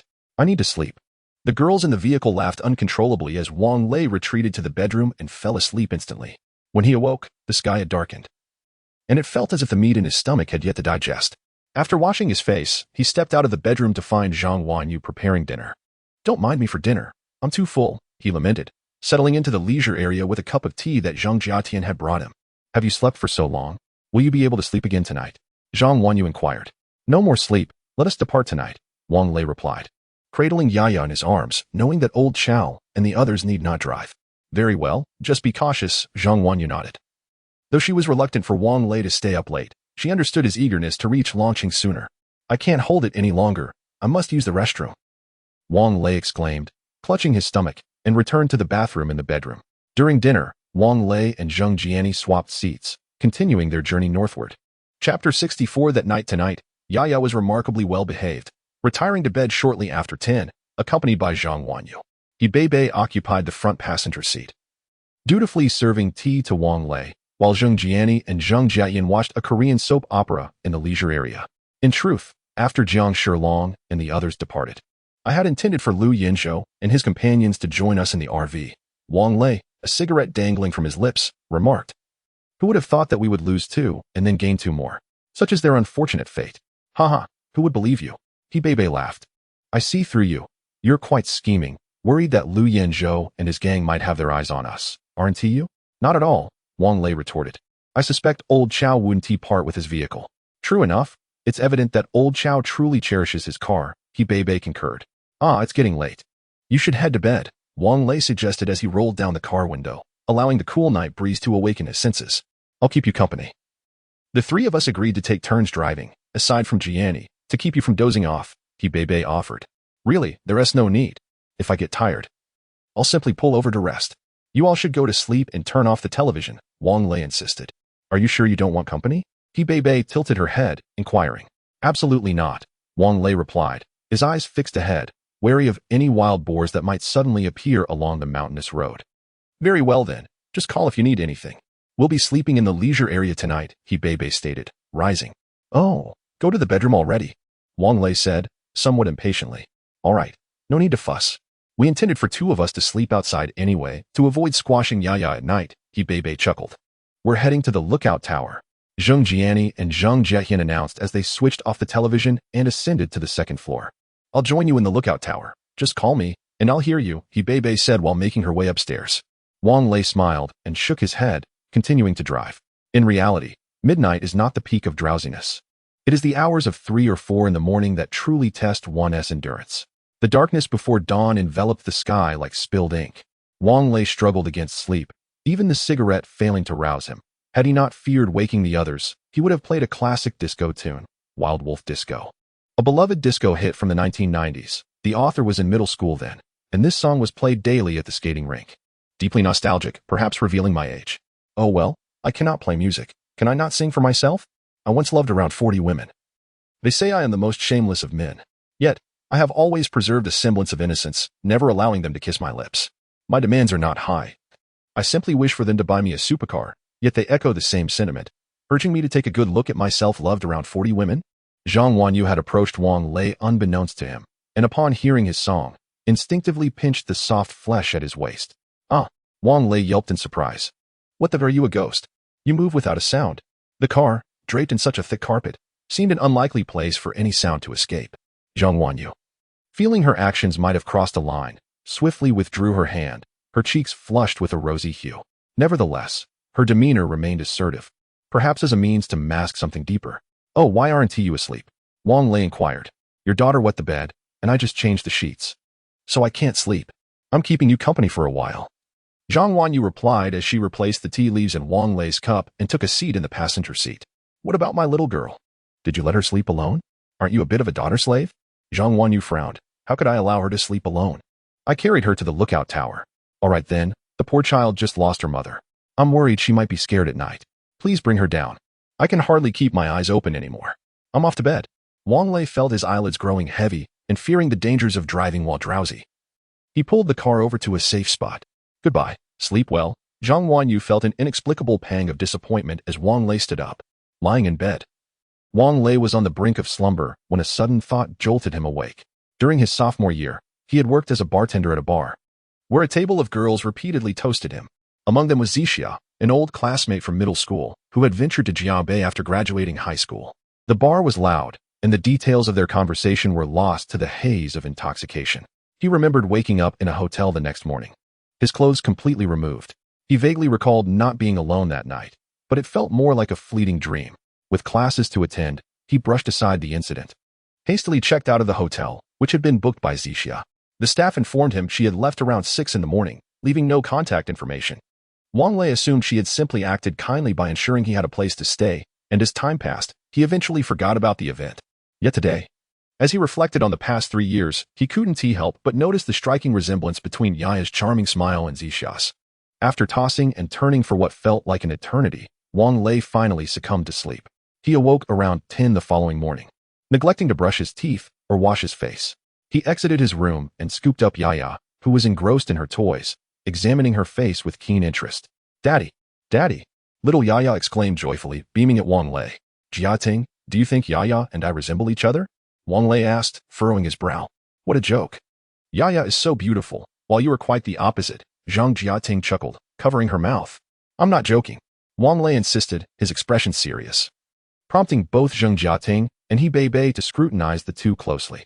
Strangely enough, He Bei remarked, Yaya's face shape, nose, and eyebrows do bear a resemblance to yours. Indeed, Zhang Jiating concurred. Old Wang, could it be that this girl is truly your daughter? Wang Lei refrained from answering her directly and instead turned to Yaya. Yaya, aside from your name, do you have any other names? My full name is Zixuan. Yaya tilted her head thoughtfully and replied. Do you mean there are pictures of Daddy at home? Wang Lei inquired further. Indeed, it is right there on the table in my room with my mother. Yaya said earnestly. Like a bolt of lightning, her words struck deep within Wang Lei's heart. If this story were to be narrated on a program like Approaching Science, it would likely air for several episodes. Initially, he had arrogantly assumed that the little girl only knew her own name, Yaya, but to his astonishment, she was indeed Zixia's child. Moreover, it was highly probable that she was the offspring of both himself and Zixia. In this apocalyptic world, there was no possibility for paternity tests. Yet regardless of the circumstances, this girl was undeniably Zixia's child. Wang Lei resolved to care for her diligently. A profound sense of guilt welled up within him. During their middle school years, he had shared a close bond with Zixia. If only he had arrived at Century Square a few days earlier, perhaps Zixia would still be alive. Chapter 65, The Village Tyrant. On the highway, several vehicles headed south, presumably towards the Jinling safe zone. He Bei noticed that Wang Lei was in a peculiar mood, so she cradled Yaya in her arms and inquired, Senior, did you not sleep well? Would you like to rest a little longer? Wang Lei shook his head and replied, I'm fine. By the way, why aren't we moving? Where's Jia and I? He and Wanyu have gone to the back of the car to chat with the two girls. There are too many cars coming from the opposite direction. And Jia and I was concerned about potential danger, so he stopped the vehicle and said we should wait for you to wake up to decide what to do. He Bei explained. Wang Lei opened his phone to check the navigation. Not far ahead was the exit for Linjiang City. If they continued north for over 100 kilometers, they would reach the border of Sichuan and Shaanxi. After freshening up, Wang Lei began to prepare a meal in the kitchen. Zhang Wanyu, being a local from Jiangbei. Cooked dishes that did not quite suit Wang Lei's northern palate, yet he appreciated the effort and didn't complain about having ready-made food. During his cohabitation with Li, he had taken on all household chores, and his culinary skills had greatly improved. He simply whipped up some braised pork ribs, fermented black bean fish, oil-wheat vegetables, and hand-pulled noodles for lunch. After the meal, Wang Lei returned to catch up on sleep while Zhang Jia and I took the wheel and exited the highway at the nearest exit. After adjusting the navigation, the RV headed toward the national road. Given the proximity of the village, Zhang Jia and I was cautious not to speed, not out of fear of sudden appearances, but due to the lurking threat of zombies and mutated animals. Along the way, they encountered no zombies. Upon reaching the junction of the township road and the national highway, Zhang Jia and I halted the RV. The road ahead was obstructed. The pavement was littered with rubble, scrapwood, and trash, piled over 2 meters high and spanning 6 or 7 meters long. The road behind was similarly cluttered with refuse. It seemed impossible for the RV to pass through this blockade. This road must have been deliberately obstructed, remarked Zhang Jiating, seated in the passenger seat, her brow furrowed. Indeed, it's likely that survivors are nearby. Let us try to take the village route, Zhang Jia and I suggested, as she maneuvered the vehicle into a wider area to turn around. With a coaster in tow, it was impossible to turn in the narrower spots. Village roads were not mapped on the GPS, but as long as they drove northward, they would not go astray. Following the larger road they had seen earlier, they drove north for several minutes until they spotted a sign, Zawei Village. Are we entering the village? Zhang Jiating looked around, noting that the crops in the fields were thriving, likely due to the recent rains. Yes, Zhang Jia and I replied, surveying the surroundings, but it seems the village is deserted. Let us not dwell on that, Hebei interjected. Let us keep going. Oh, Jia and I, look at that crouching figure by the field. Is that a rabbit? The group turned to follow the direction of Hebei's pointing finger, spotting a rabbit slightly smaller than an adult golden retriever, its fur a pristine white, clutching an underdeveloped cabbage in its mouth. Its blood-red eyes fixed intently on the RV. Seeing this mutated rabbit, Zhang Jiating remarked, if anyone ever claims rabbits are cute again, I might just feel compelled to tear its mouth apart. Stop the car. Stop the car. Through the walkie-talkie, Zhu Jianfeng's excited voice resonated, proclaiming that they would feast on spicy rabbit meat that evening. Old Zhu, I believe we should refrain from provoking it, Zhang Jiating replied. Rabbits are generally social creatures. What if a whole group emerges? What's there to fear? They're just rabbits. Even if they grow as large as cattle, they remain rabbits. Let's stop the car and procure some rabbit fur to craft a coat for Yaya. It would be quite warm. Zhu Jianfeng remarked dismissively. Zhang Jiani halted the vehicle, evidently swayed by the notion of making Yaya a rabbit fur coat. How adorable Yaya would appear in a pristine white rabbit fur coat. Sigh. I hope she doesn't resemble old Wang too closely as she matures. That would be quite a pity. Zhu Jianfeng and Lu Yinzhou stealthily exited the vehicle. Akin to thieves in the night, the large rabbit fixated on the camper, seemingly oblivious to their presence. I'll go first. I'm quick, Zhu Jianfeng whispered. Lu Yinzhou paused, nodded, and crouched down, his short knife firmly gripped in hand, poised for action. Zhu Jianfeng's gaze was locked onto the large rabbit. Suddenly, he surged forward with explosive speed. Akin to an arrow released from a bow, his knife blade aimed at the rabbit's throat. In less than a second, the gleaming blade was but a mere centimeter from its target. What are you doing? A gruff voice, thick with local accent, boomed from nearby. In that fleeting moment, the rabbit astutely ducked its head and swiftly leapt into the fields. Zhu Jianfeng lost his mark, but retracting his motion was evidently too late. The nimble creature fell like a paper airplane deprived of lift, nose diving into the earth. Fortunately, the soil at the field's edge was soft, and aside from a mouthful of dirt, he suffered no significant harm. As Lu Yinzhou approached to assist him, Zhu Jianfeng had already risen to his feet, casting a resentful glance at his companion. Old Lu, you are always so slow. What are you two doing? Get out of our village. The coarse voice rang out again. Lu Yinzhou followed the sound and beheld a shirtless man in his 50s, wielding a hoe, glaring angrily at them. This man's physique was robust, his bronze skin shimmering in the sunlight. Had he been younger, he would undoubtedly have made a fine fitness instructor. Sir, we are merely passing through. We shall be on our way shortly. Lu Yinzhou plastered a smile on his face. Who are you calling, sir? I'm not yet 40, and you're not old enough to be my nephew. The man retorted impatiently, waving his hand dismissively. But the road is right there, isn't it? Zhu Jianfeng pointed ahead, noting the well-paved concrete path leading through the village. I said there's no road, so there is none. The man's irritation was palpable as he shouted. Zhao Si, are you tired of living? These folks have come all the way to our village. As hosts, we should at least extend a warm welcome. As Zhao Si's words faded, a throng of at least 50 or 60 individuals emerged from the village, wielding pickaxes as they encircled the caravan and the coaster. The one speaking was a brash young man, bare-chested, clad in flamboyant shorts and plastic flip-flops. Alas, no amount of gentle persuasion can deter the damned fool, Zhao Si sighed, shaking his head as he lowered it to continue weeding in the field. I say, Zhao Si, even in this apocalyptic age, you still tend to your meager plot of land? The brash young man scoffed. Chapter 66. Iron cloth shirt. Zhao Si chose to ignore them. Brother Wu, why waste your breath on that fool? A man beside the young man remarked. Let him plant. After all, it was agreed that he must give us half of the harvest. Enough, enough. The young man known as Brother Wu waved his hand dismissively. This vehicle now belongs to me. Damn it, who do you think you are? Zhu Jianfeng gripped his short knife, ready to confront Brother Wu. However, he appeared to have overestimated his own capabilities. Before he could even approach, he was struck on the legs and arms with blunt objects. His grip loosened, and the short knife clattered to the ground. A dozen pickaxes were pointed at him as Brother Wu warned, you better not move, or you might regret it. Blunt instruments are blind to their targets. Lu Yinzhou's short knife was also confiscated. Sensing that he might be outmatched, he refrained from making any rash movements. Especially intimidating was the man referred to as Brother Wu, whose muscular physique gleamed with a metallic luster under the sun. The other shirtless men were similarly formidable. If one were to witness them on a television program, it would evoke laughter, reminiscent of a scene from Stephen Chow's film Kung Fu, where the bespectacled elder's head and body appeared completely mismatched. Yet, Lu Yinzhou and Zhu Jianfeng found no humor in this situation. These individuals clearly possessed awakened abilities, particularly those of a physical nature. More critically, their powers were on par with, if not superior to, their own. Inside the RV, the situation grew dire as Zhang Wanyu rushed to rouse Wang Lei from his slumber. Ah, I was having such a wonderful dream. What is going on? Wang Lei sat up, eyes still shut, drool lingering at the corner of his mouth.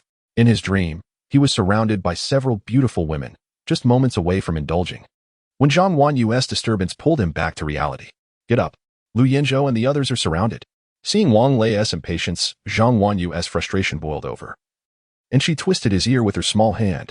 Ow, ow. I'm getting up. Let go. It hurts. Wang Lei's eyes widened, and he covered his ear as he searched for his slippers.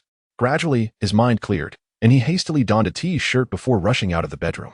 Through the windshield, Wang Lei observed Lu Yinzhou and Zhu Jianfeng encircled, causing him to furrow his brow. He grabbed his handgun and exited the vehicle. Hey, what are you doing? Let my brother go, Wang Lei shouted. Oh. The young man beside Brother Wu smirked disdainfully. And what about your gun? Everyone has one, don't they? As he finished speaking, he drew a police-style pistol from behind, pressing the muzzle against Zhu Jianfeng's head. Put down the gun, the young man shouted, or I'll blow his brains out. Go ahead and shoot, Wang Lei replied with a smile, continuing to advance. I wager your gun is empty. To be honest, Wang Lei felt a moment of unease when the young man brandished the firearm, but his own ability specialized in firearms, allowing him to discern at a glance whether the gun was loaded or not. The adversary brandished a Type 92 revolver, a weapon designed for riot control. And as he pressed the gun against Zhu Jianfeng's temple, Wang Lei's keen gaze detected a faint glimmer emanating from the revolver's chamber. Indeed. The young man appeared visibly unsettled upon hearing Wang Lei's words.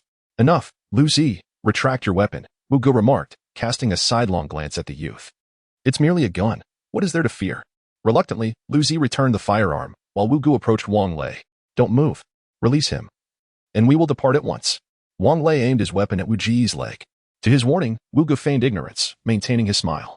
As distant guests, we must extend our hospitality. Do not mistake me. The gun in your hand is akin to a toy to me. You would do well to lower it. Useless? Bullets can penetrate even the most formidable defenses. Is Wu Ji's body made of bulletproof glass? Wang Lei dismissed such absurdity, recognizing that this man was undoubtedly the leader. The adage capture the ringleader first resonated within him, and without hesitation, he resolved to eliminate this threat. Bang! The gunshot rang out, the bullet striking Wu Ji's forehead. Yet the anticipated outcome failed to materialize. Instead, a clang reverberated as the bullet ricocheted off his head, akin to a projectile striking a steel plate, sending sparks flying as it veered off course into the adjacent field. A mere trace of blood remained on his forehead, suggesting only a superficial wound. What an absurdity! Even science fiction would hesitate to depict such a scene. At that moment, Zhao Si approached, pushing a cart. He glanced at Wang Lei and shook his head. His body is impervious to bullets. Even a zombie's bite would shatter its teeth against him. His words, seemingly mumbled to himself, were also directed at Wang Lei as he continued on, heading toward an empty area to pick up a shovel and begin digging. Wang Lei's gaze followed, his lips twitching. The pile of black and white ashes revealed the unmistakable remnants of human bones, the white fragments unmistakably skeletal, while the blackened remains were likely unburned wood and charcoal.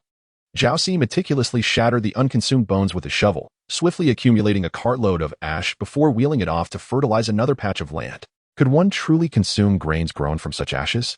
Yet, in this dire situation, it was likely that acts of cannibalism were already unfolding. This should hardly be considered out of the ordinary. Did you hear that? Wu Gu wiped the small wound on his forehead, where the bullet had grazed him, revealing only a slight mark, akin to a typical scrape that bled not at all. What manner of creature is this? To awaken such a grotesque ability? If everyone possessed such power, what fear would the zombies invoke?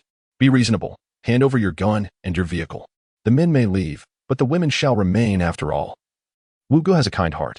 Wu pointed at several young women inside the camper, while extending his palm towards Wang Lei. They did not descend to join the commotion. Yet they were all peering through the windshield, observing the situation. Go ahead, if you have the guts, kill us. Zhu Jianfeng shouted, his heart filled with frustration. Keep your voice down. The individual closest to Zhu Jianfeng within the crowd struck him on the back with a heavy tool. Even though Lao Zhu gritted his teeth. He couldn't suppress a cry of pain. These fellows were not to be trifled with, and their blows were merciless. Chapter 67.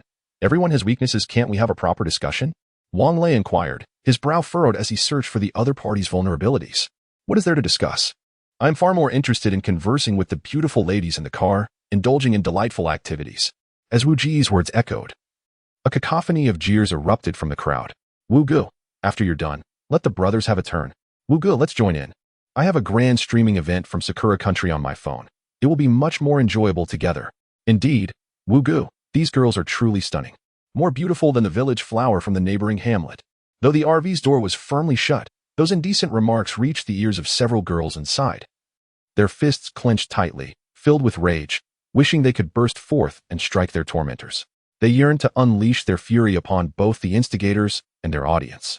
Fortunately, Yaya was taking a nap. Otherwise, this scene would likely leave her with lasting psychological scars. Inside the coaster, Naza and Reba huddled together in fear, while Lao Chao also clenched his fists.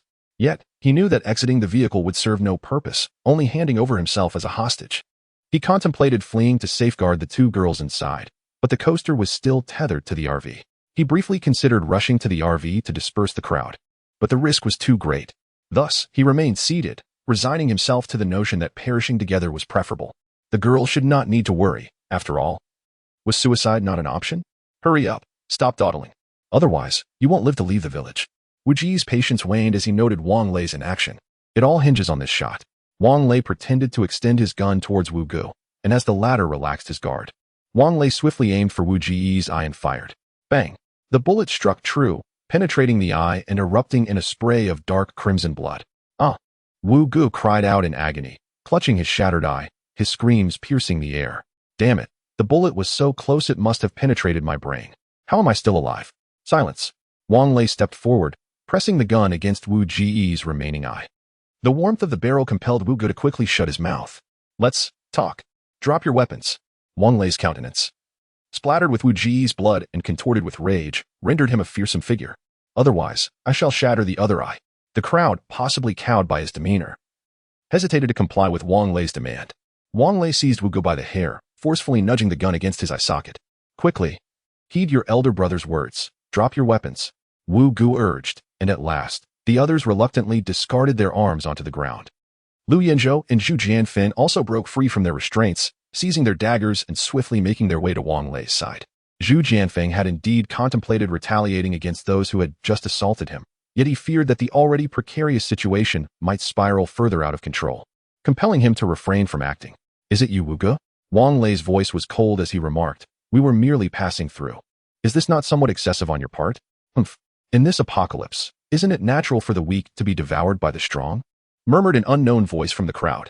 So, I am the strong one now, am I not? Shouldn't you accept your fate of being consumed by me? Wang Lei tightened his grip on Wu Ji's hair. The texture of the hair was unpleasant, feeling less like strands and more akin to fine steel wire, indicating a thorough mutation. Brothers, he has but a single handgun and a few bullets. Let us charge together. If we eliminate them, the beauty in the RV shall be ours. Just look at them. There must be plenty of food in their vehicle. The youth known as Liuzi, who had previously drawn his gun, spat on the ground, rallying the others, yet he remained rooted to the spot. No one wished to be the first to take action. They lacked Wu Ji's prowess. Wang Lei loathed such individuals and aimed a shot directly between Liu Zi's legs. After the bullet was discharged, he swiftly pressed the gun against Wu Ji's eye socket. Liu Zi clutched his groin and collapsed to the ground, blood seeping through his fingers as he shouted, "Charge! Kill him! Damn it, Liu Zi, do you wish to doom me?" Wu Gu yelled, "Everyone, stay still. Big brother, let us discuss this amicably." The heat from the gun's muzzle made Wu Gu grimace.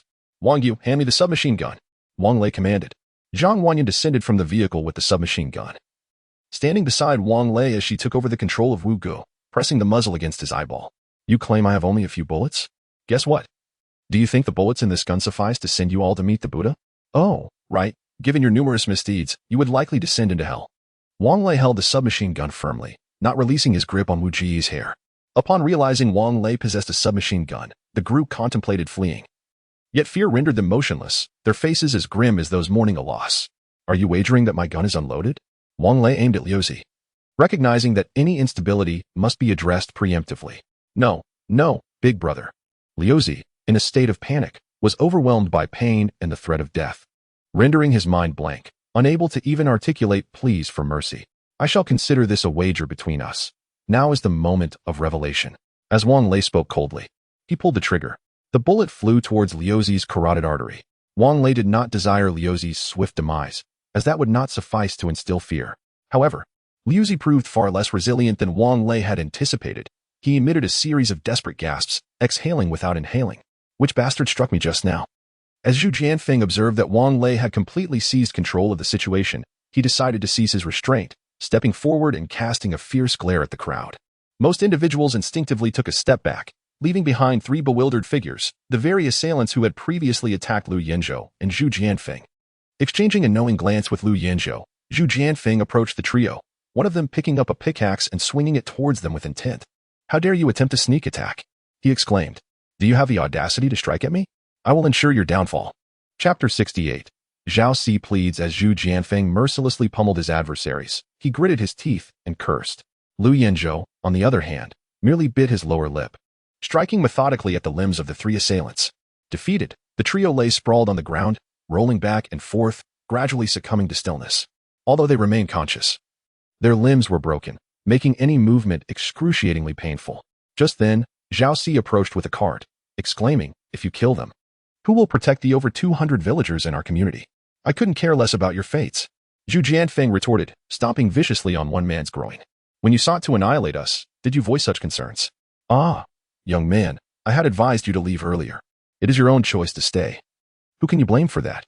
Zhao Si sighed, scooping ashes onto the cart as he spoke. "It is akin to the current situation. Either you are being bullied, or you are the ones bullying. After all, everyone desires to survive, do they not? Just like earlier, did you not wish to slaughter my rabbit? What harm had my rabbit done to you? It simply emerged in search of sustenance. Does that warrant its demise at your hands? Friend, you are engaging in a fallacious argument." Wang Lei frowned. "Are the girls on that cart deserving of their torment? Am I to be robbed simply because of our circumstances? Yet, this is our village, and you remain an outsider." Zhao Si paused his task, contemplated, and then replied, "Should outsiders be subject to abuse? You all are responsible for the horrors on the national highway, are you not?" Zhang Wanyu interjected coldly. "Indeed, the highway is rife with the undead. But we act to safeguard the living within our village," Zhao Si explained.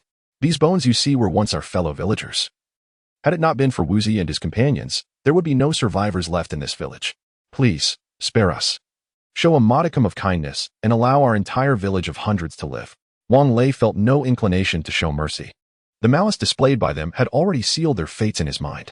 "Friends, you could journey to the Jinling safe zone. The roads are clear," Wang Lei suggested. Our ancestors have dwelled in this village for generations. We have no desire to seek refuge in some so-called safe zone. This place is quite secure as it stands. Have you seen our crops? In just a month, they will be ripe. Land is the lifeblood of a farmer. Without it, what is the essence of living?" Wiping the sweat from his brow, Zhao Si sat cross-legged on the ground. His previously empty hands produced a smoking pipe from an unknown source. He stuffed the bowl with tobacco, ignited it with a match, took a puff, and continued, "They were wrong earlier, but they did not inflict any serious harm upon you. Did they? You have already taught those who struck you a lesson and even killed one among them. Is it not excessive to take another life? Or perhaps you intend to exterminate the entire population of our village?" At that moment, The villagers emerged, slowly approaching, their elders and children alike silent, gazing intently at Wang Lei and his companions. With the blank expressions on their faces, it was evident that if Wang Lei truly sought to take a life, they would not flinch. Zhang Wanyu gently tugged at Wang Lei's sleeve and whispered, "Perhaps we should let it go." The young woman spoke wisely. "Indeed, it might be best to let it go, young man. Enough is enough." Zhao Si, with a hand resting on a charred skeleton, remarked indifferently, "We cannot simply let this slide." A boy of about 15 or 16 cried out from the crowd, "My uncle was killed by them. A life must be repaid with a life." Zhao Si pointed his pipe at the boy and admonished sternly, "You foolish child. Is your uncle's life more precious than the lives of the entire village? Fine. Then let this matter be settled." With a powerful motion, Wang Lei threw Wu Gu into the throng.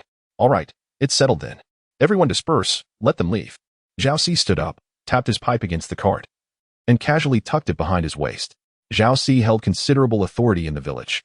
As soon as he spoke, the 50 or so people instinctively stepped aside, not forgetting to move the lifeless body of Lu Zi and the 3 barely clinging to life to the roadside. "Wan Yu, get in the car." Wang Lei continued to point his firearm at the crowd. "Are we truly letting this go?" Zhu Jianfeng's arm was already severely swollen, yet he could not swallow his indignation. "Enough of the chatter. Get in the car. We must leave this place." Wang Lei urged softly. Once the door of the van closed, he swiftly entered and secured the door, commanding, "Jiani, drive." As the vehicle smoothly started, Wang Lei felt cold sweat trickling down his back. He dared not let his guard down. He opened the sunroof and leaned out, brandishing his firearm to intimidate the villagers. Fortunately, they merely watched coldly as the van passed without uttering a word or making a move, though the children's eyes sparkled with envy. It seemed the villagers did not live well. He Bei, standing beside the passenger seat, quietly remarked, "Though their clothing is not tattered, they all appear emaciated, clearly struggling with hunger, unlike the 50 or so individuals who had intercepted them earlier, all looking quite healthy, quite normal, back in the safety zone at school." Meals were also distributed by rank, weren't they? Wang Lei observed that the road ahead was clear, retracted his body, and placed his firearm on the small table. "I need to use the restroom." He certainly would not admit he was going to change his t-shirt, for that would be too embarrassing. When Wang Lei emerged from changing his clothes, Zhang Wanyu had already prepared tea for him. At that moment, Yaya had also awakened, staring blankly in Zhang Jiatian's arms, utterly adorable. "Daddy, hold me." Upon seeing Wang Lei, the little one extended her arms like tender lotus roots. She had noticeably gained weight in just a few days. Wang Lei lovingly cradled her in his embrace and settled into the passenger seat, accepting the milk bottle from Zhang Wanyu to feed the little girl. "There are roadblocks ahead," Zheng Jiani announced. "Yes, I see them. Let's charge right through." Wang Lei nodded in agreement. The roadblocks appeared flimsy, constructed from bamboo poles and barbed wire, likely intended to fend off zombies. The motorhome effortlessly navigated through the obstacles, though the bamboo poles incessantly scraped against its body, producing an eerie, spine-chilling screech. Ahead lay another village, where a bus was parked in front of a roadside sign. This village appeared to be inhabited, as there were still partially burnt zombie corpses lying by the roadside, yet not a soul was in sight. "Old Wang, do you see that ahead? Is that a pig?" Chapter 69. The pig farm. Zheng Jiani gripped the steering wheel with one hand, while pointing towards the nearby field where a herd of pigs was voraciously devouring the tender shoots. "Such a waste of so many pigs." Wang Lei smacked his lips. Although their RV was stocked with plenty of frozen pork, nothing compared to the taste of fresh meat. "Why not go down and grab a few?" Zhang Wanyu inquired. "Let us not," Wang Lei replied, the recent events still vivid in his mind. He had no desire to court trouble. Yet, it is often when one seeks to avoid conflict that it finds them. No sooner had he spoken than a rugged vehicle barreled towards them, blocking the RV's path and forcing it to a halt. "Wanyu, take Yaya to the bedroom to play," Wang Lei said, handing Yaya to Zhang Wanyu and preparing to disembark with his micro-submachine gun in hand. The doors of the rugged vehicle swung open, revealing 2 portly figures who were unmistakably father and son. The middle-aged man wore a broad grin, shouting towards the RV, "Brothers, are you from the Jinling safe zone here to collect pigs? We are all set and ready to go with you." "Huh?" Wang Lei was taken aback. "A safe zone? Collecting pigs?" Rolling down the window, he leaned out and replied, "Good fellow, we are not here to collect pigs. We are merely passing through." The chubby man's face fell slightly. "Oh? You're not here for the pigs?" "That officer Diao assured us he would come to collect the pigs and take us to the safe zone. That's news to me. Could you kindly clear the way so we may pass?" Wang Lei offered a polite smile. "Where are you headed?" The middle-aged man pressed on. "To Longcheng," Wang Lei sighed, realizing he had no choice but to answer, as the man posed no immediate threat. "Ah, brother, that is quite far. You shouldn't go." It's dangerous out there with the zombies. The younger man's expression turned grave. By the way, how did you manage to get through that scoundrel gang from Tsuewei Village? Is Tsuewei Village notorious? Wang Lei replied nonchalantly, unwilling to delve deeper into the conversation. Brother, it's genuinely unsafe outside. How about we head to Jinling together? The portly man looked at Wang Lei with eager anticipation. You should go on your own. We truly have urgent business in Longqing. Wang Lei felt exasperated. Oh, come now. It's already past 6. Why not join me for a meal? Let us chat a bit. The road ahead isn't safe. If you manage to pass through Tsuewei Village, getting through Xindian Village 1TB is easy. The middle-aged man was clearly reluctant to let Wang Lei and his companions pass. Uncle, we genuinely have pressing matters and need to be on our way. Traveling doesn't take long for a meal. I'll roast a pig for you. My cooking is quite good. Old Wang, it seems if we don't accept this meal, we won't be moving past here, Zhang Jiani remarked with a resigned smile. All right then, Uncle, lead the way. Wang Lei conceded, retracting his head back into the RV. Great. The middle-aged man replied, his face lighting up with joy as he hurried back to his vehicle. The village is traversed by a solitary road, flanked by fields of crops that lie below the level of the roadbed. Zhang Jiani contemplated overtaking, yet the condition of the road did not permit such an action. After traveling a few hundred meters, they arrived at a junction where the off-road vehicle took a right turn. Old Wang, shall we follow them or continue along the main road? Zhang Jiani inquired as he slowed the vehicle. Let us follow them, Wang Lei pondered. Since they mentioned that the village ahead is more troublesome than Tsuewei Village, we might as well heed their counsel. Very well, Zhang Jiani nodded and turned the vehicle right. After driving a few dozen meters, they beheld an open gate with the sign, Zhaozhuang Village Pig Farm. The off-road vehicle halted at the entrance, where a young, portly man directed Zhang Jiani to park in front of a row of cave dwellings. Wang Lei, in a precautionary measure, loaded his handgun and secured it at his lower back before alighting from the vehicle. Greetings, brother. I am Zhao Yongfu, and this is my son, Zhao Liang. We are both from Zhaozhuang Village, all bearing the surname Zhao. Aside from the daughters-in-law who have married in, there are no outsiders in our village. How shall I address you, young brother?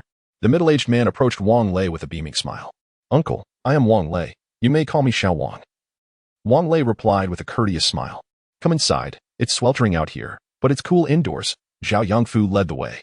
Liang, hurry and have your second uncle slaughter a couple of piglets, and ask your fourth uncle to round up the pigs outside. They've nearly finished their feed.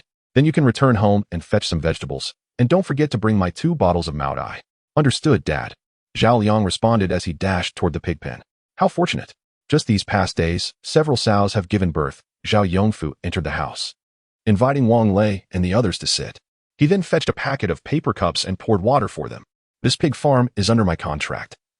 We raise over 2,000 pigs. When you leave, I'll have a couple butchered for you, no charge. Zhao Yongfu was quite loquacious, continuously recounting details about his pig farm and the current state of the village. Our village is relatively fortunate. We have just over 200 residents. During the zombie outbreak, a few relatives went to Tsuewei Village and Xindian Village. Did you see the bus at the village entrance? Among those passengers, someone was infected. My younger sister, who has yet married, was on that bus. It was a scene of utter carnage as they turned on each other. The villagers passing by thought they had gone mad, but when they called for help, no one answered. What could be done? They had to be put down. Even family, when it comes to survival, must be dealt with harshly. If you don't kill them, they will certainly turn on you. Uncle, indeed, you acted rightly. Wang Lei echoed with agreement. Yaya clamored to see the pigs, and several girls took her along, while Lu Yinzhou and Zhu Jianfeng stood guard with short knives. Inside, only Chao Xingwei and Zhao Yongfu remained. Not far outside, preparations were underway for a structure, with tables being set and charcoal arranged. While the desperate cries of piglets echoed from the pen, the roasted suckling pig, particularly delectable when freshly slaughtered, is best selected from those weighing around 60 pounds. Ideally within the last few months. As Zhao Yongfu noticed Wang Lei's gaze drifting outside, he deftly shifted the conversation. At this juncture, the young pig's flesh is tender and cooked swiftly on the grill. Sprinkled with cumin and chili, it becomes irresistibly aromatic. Just as Chao Xingwei was swallowing in anticipation, a Baolu 730 rolled into the courtyard. Ah, my wife and daughter have arrived, Zhao Yongfu said with a smile, rising to greet them. Considering the resemblance between Zhao Yongfu and Zhao Yang, Wang Lei mused that his daughter might share a similar stature. However, upon witnessing the young woman alight from the vehicle, a profound doubt crept into Wang Lei's mind. Chapter 70. Xiao Pengzi's love at first sight. The girl appeared to be around 20 years of age, standing approximately 1 meter 65 tall. Her skin was fair, and she had a slender frame, with a face somewhat reminiscent of Ouyang Nana, though her lips were fuller, akin to those of Shu Qi. Her almond-shaped eyes were neither too big nor too small, and her nose was straight, a stark contrast to the flat noses of Zhao Yongfu and his son. Her hair was tied up high in a ponytail, and as for her figure, have you ever seen an airport? Well, it was somewhat similar, at least with two small curves that distinguished the front from the back. The girl wore hot pants paired with an oversized t-shirt, revealing half of her shoulder. As for her looks, a score of 7 might be a tad high, while 6 feels a bit low. Compared to Zhang Wanyu and her companions, she resembled a swan among a flock of ugly ducklings, the kind that would be difficult to spot in a crowd. Yet, Qiao Pengzi's eyes were fixed upon her. Come, let me introduce you. This is my daughter, Zhao Min, and this is my wife, Qianfang, Zhao Yongfu said as he welcomed them into the house. Dad, you all chat. Mom and I will go prepare some dishes, Zhao Min said, smiling, which was not unpleasing to the eye. All right, you go ahead. Brother Wang has brought his daughter, so don't add any chili, Zhao Yongfu cautioned. Don't put coriander either, Wang Lei quickly added. His daughter doesn't eat coriander, just like him. Uncle, how old is your daughter? Is she married? Chao Xingwei asked, swallowing hard. She is 20, studying at a college, and hasn't he found a partner yet? Why? Do you fancy my daughter? Zhao Yongfu's expression turned a bit strange. My daughter has quite a temper, and she can pack a punch. And no, I was just asking casually. Chao Xingwei quickly adopted a serious demeanor. Brother, the pig is ready, come and roast it. Your roasting is delightful. A somewhat raspy voice called out. Coming. Zhao Yongfu shouted back. Let us go roast the pig together and eat as we cook. Wang Lei emerged from the house. The heat outside had lessened, and a gentle breeze occasionally blew, making it quite pleasant. Zhang Wanyu approached with a helpless expression, holding Yaya. Old Wang, your daughter insists on raising a little pig. Yaya, Wang Lei said with a smile as he held her close. We can't raise that creature. Have you seen those big pigs? In no time, the little pig will grow to that size. Then Yaya can ride it. Yaya looked up at Wang Lei. Who rides pigs? Wang Lei frowned. But Brother Zhu just rode one. Yaya replied earnestly. Zhu Jianfeng turned away, feeling a bit embarrassed. The other girls were nearly in fits of laughter. He is different. Pigs go wild when they see him. Wang Lei said helplessly. Yaya, be good. We don't ride pigs. You are a little princess. How could you ride a pig? Oh, Yaya will listen to Daddy. The little girl seemed a bit reluctant but dared not press further. 3 small tables were joined together, the kind with short legs, and everyone sat on stools. The bowls and chopsticks were all disposable. Zhao Liang returned, retrieving 2 bottles of Mouta from the trunk of Zhao Min's car. After a moment of contemplation, Wang Lei went to the RV and brought down 2 cases of Cancola. The enticing aroma of barbecued meat soon wafted into the air, a delight for the senses. Even if it could not quite compare to the taste of mutated beast meat, Zhao Min set the dishes on the table, all served in bowls: oyster sauce lettuce, stir-fried broccoli, smashed cucumbers, and cold tomato salad, all freshly picked from their own garden.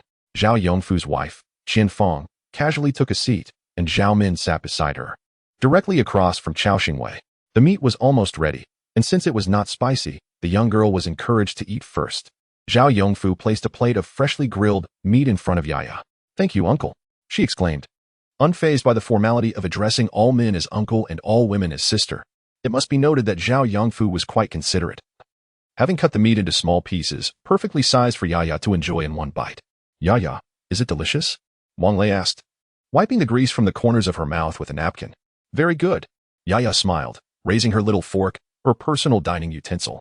Zhang Wanyu offered a piece of cucumber to Yaya, saying, you can't just eat meat. Here, have some cucumber. Yes, thank you, Mama, Yaya replied, promptly swallowing the cucumber whole. Zhang Wanyu's face flushed deeply, and Wang Lei intended to comment, but noticed Zhang Wanyu's silence, so he refrained. Meanwhile, He Bei and the others suppressed their laughter, feeling a mix of discomfort and amusement. After about 10 minutes, the small pig, now partially deboned, was presented on a large platter at the table. Using a plate for the suckling pig is nonsense, Zhao Yongfu remarked while cutting the pig into smaller pieces with a knife. It's so much more convenient this way. Quickly. Eat while it's hot. Once this one is nearly finished, we can roast another. If we need more, we can always slaughter another. Taste the seasoning. And if you want it spicy, you can dip it in chili powder. It's been sauteed, so it's quite fragrant. As he spoke, he settled beside Wang Lei and raised his glass. Come on, brothers, let us drink. Since this ridiculous supervirus outbreak, our pig farm has never been this lively. Wang Lei lifted his glass, taking a small sip. As a northerner, he found the taste rather unpleasing, yet he felt it would be rude to dismiss Zhao Yongfu's hospitality. Uncle, what is the situation in the news store village? Wang Lei seized the opportunity to ask while Zhao Yongfu was still sober. Since you asked, I'll tell you. Zhao Yongfu replied, putting down his glass and taking a bite of food. By the way, how did you get to Tsuiwei village? Did those little rascals, like Xiaowuzi, give you any trouble? It was quite troublesome. We ended up in a fight. Zhu Jianfeng interjected after swallowing a piece of pork. We killed one of them to get through, and that Xiaowuzi you mentioned, old Wang blinded one of his eyes.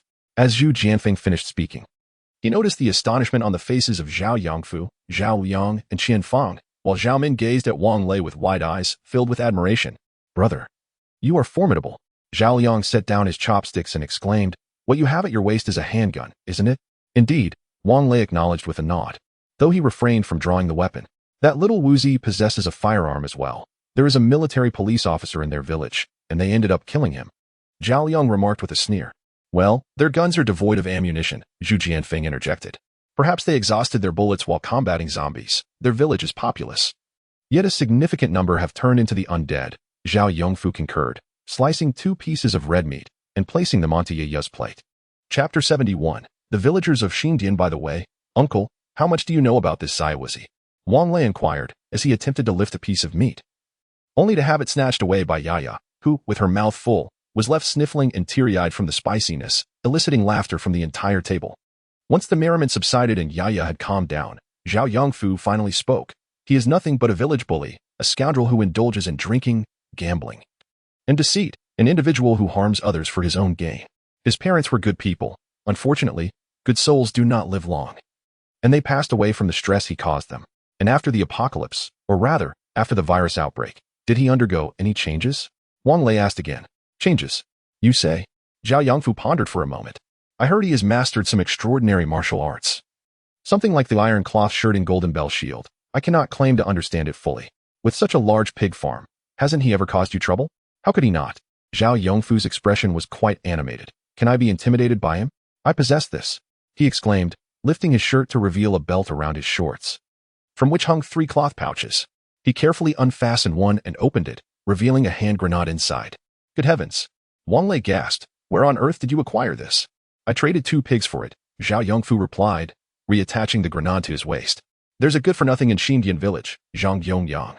I don't know where he stole it from, but he had a dozen or so. He initially offered me just 1 grenade for 2 pigs, which I refused. With such a weapon in his possession, did he ever consider robbing you? Lu Yinzhou interjected. He wouldn't dare. Our families are connected, Zhao Yongfu said, pouring more wine for Wang Lei. Then why do you say Xindian village is troublesome? What exactly is the issue? Zhu Jianfeng asked, spitting out a bone and wiping his mouth with a napkin. Ah, the villagers there are quite cunning, the type that takes advantage of others, Zhao Yongfu whispered. Not long ago, the commander of the Jinling safe zone contacted me. I went to Xindian village to speak with their village chief about collaborating, but they stated they were planning to establish their own refuge. It is said that many villagers have awakened unique abilities, quite impressive, indeed. That hardly seems safe. Wang Lei questioned further. I don't know who they heard it from, but they believe this virus will soon pass. While the authorities are distracted, they are busy constructing houses and villas, emptying out the nearby material factories and brick kilns, Zhao Liang added. Oh, that certainly saves a considerable amount of money. Wang Lei nodded, realizing he had overlooked this aspect. He had long desired a grand villa. If the materials were free, he mused. Selling 2 properties in Longqing should suffice for construction, with the remainder of the work being done gradually. The savings on land and building materials would be substantial. Moreover, the villagers are all in the construction business, and in just a few days, their village had transformed dramatically, complete with a newly erected city wall at the entrance. Gaining access would likely prove quite challenging.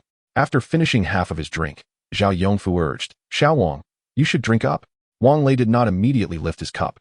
By the way, uncle, don't you know people from their village? Can't you make an exception and let me through? Zhao Yongfu appeared somewhat troubled. All right, Lao Zhao. Just help them out. It's merely a matter concerning a few pigs, Qianfang interjected. That's not the issue, Zhao Yongfu waved his hand, signaling Qianfang to refrain from interrupting. Xiao Wang, I understand your desire to return to Longqing, but it is still over 1,000 kilometers away. The journey will be fraught with hardships. Why not accompany us to Jinling instead? Uncle, it's quite easy for you to go to Jinling, Wang Lei replied. But it's these pigs. In truth, if you hadn't come today, I would have set off for Jinling tomorrow. Zhao Yongfu's smile faded. If someone from there comes to fetch us and the pigs, we will go. If not, we shall head to Xindian village. Wang Lei wanted to voice his thoughts, but chose silence, merely raising his cup. Come, uncle, have a sip. This roasted suckling pig is truly excellent. Indeed, Zhao Yongfu, with his straightforward nature, beamed at Wang Lei's compliment. Who around here doesn't he know that Lao Zhao possesses exceptional skills? Wang Lei contemplated sharing the injustices he had encountered at Binhai International School with Zhao Yongfu's family, but deemed it unnecessary. What if everyone in Jinling's safe zone was treated equally? As for the matters concerning Xindian village, I will still need your assistance, uncle. All right. Though Zhao Yongfu felt a tinge of regret that Wang Lei and his companions were not heading to Jinling. He merely sought a helping hand to ensure the villagers' safe passage to Jinling. Uncle, I want to let you toil for nothing. There are a few bags of flour in the car, and I'll give you 2. Ah, keep it for yourself. The journey is long and arduous. When do you plan to set off? Let me give you some cured meat. In this weather, fresh pork spoils quickly. No need for such generosity, uncle. Wang Lei hurriedly declined. Nonsense, take it with you. The two conversed animatedly, while Chao Xingwei sat nearby, anxiously glancing at Zhao Min, fidgeting restlessly. Old Chao, what's wrong? Did you catch lice? Zhang Wanyu, unable to bear it any longer, asked. No. Well, Lao Wang, can I speak with you privately? Chao Xingwei's face flushed red. No, Wang Lei retorted curtly. Oh, come on, old Wang. His awkward demeanor resembled that of Zhu Beiji yearning for a ginseng fruit. Wang Lei, fully aware of what Chao Xingwei wished to discuss, resignedly stood up and followed him to the wall. What is it? What is the matter? Old Wang, I need to ask you a favor, Chao Xingwei stammered. Speak plainly. Stop hesitating like a child. Wang Lei lit a cigarette, casting a sidelong glance at him. Could you possibly speak to Uncle Zhao and let me take Zhao Min away?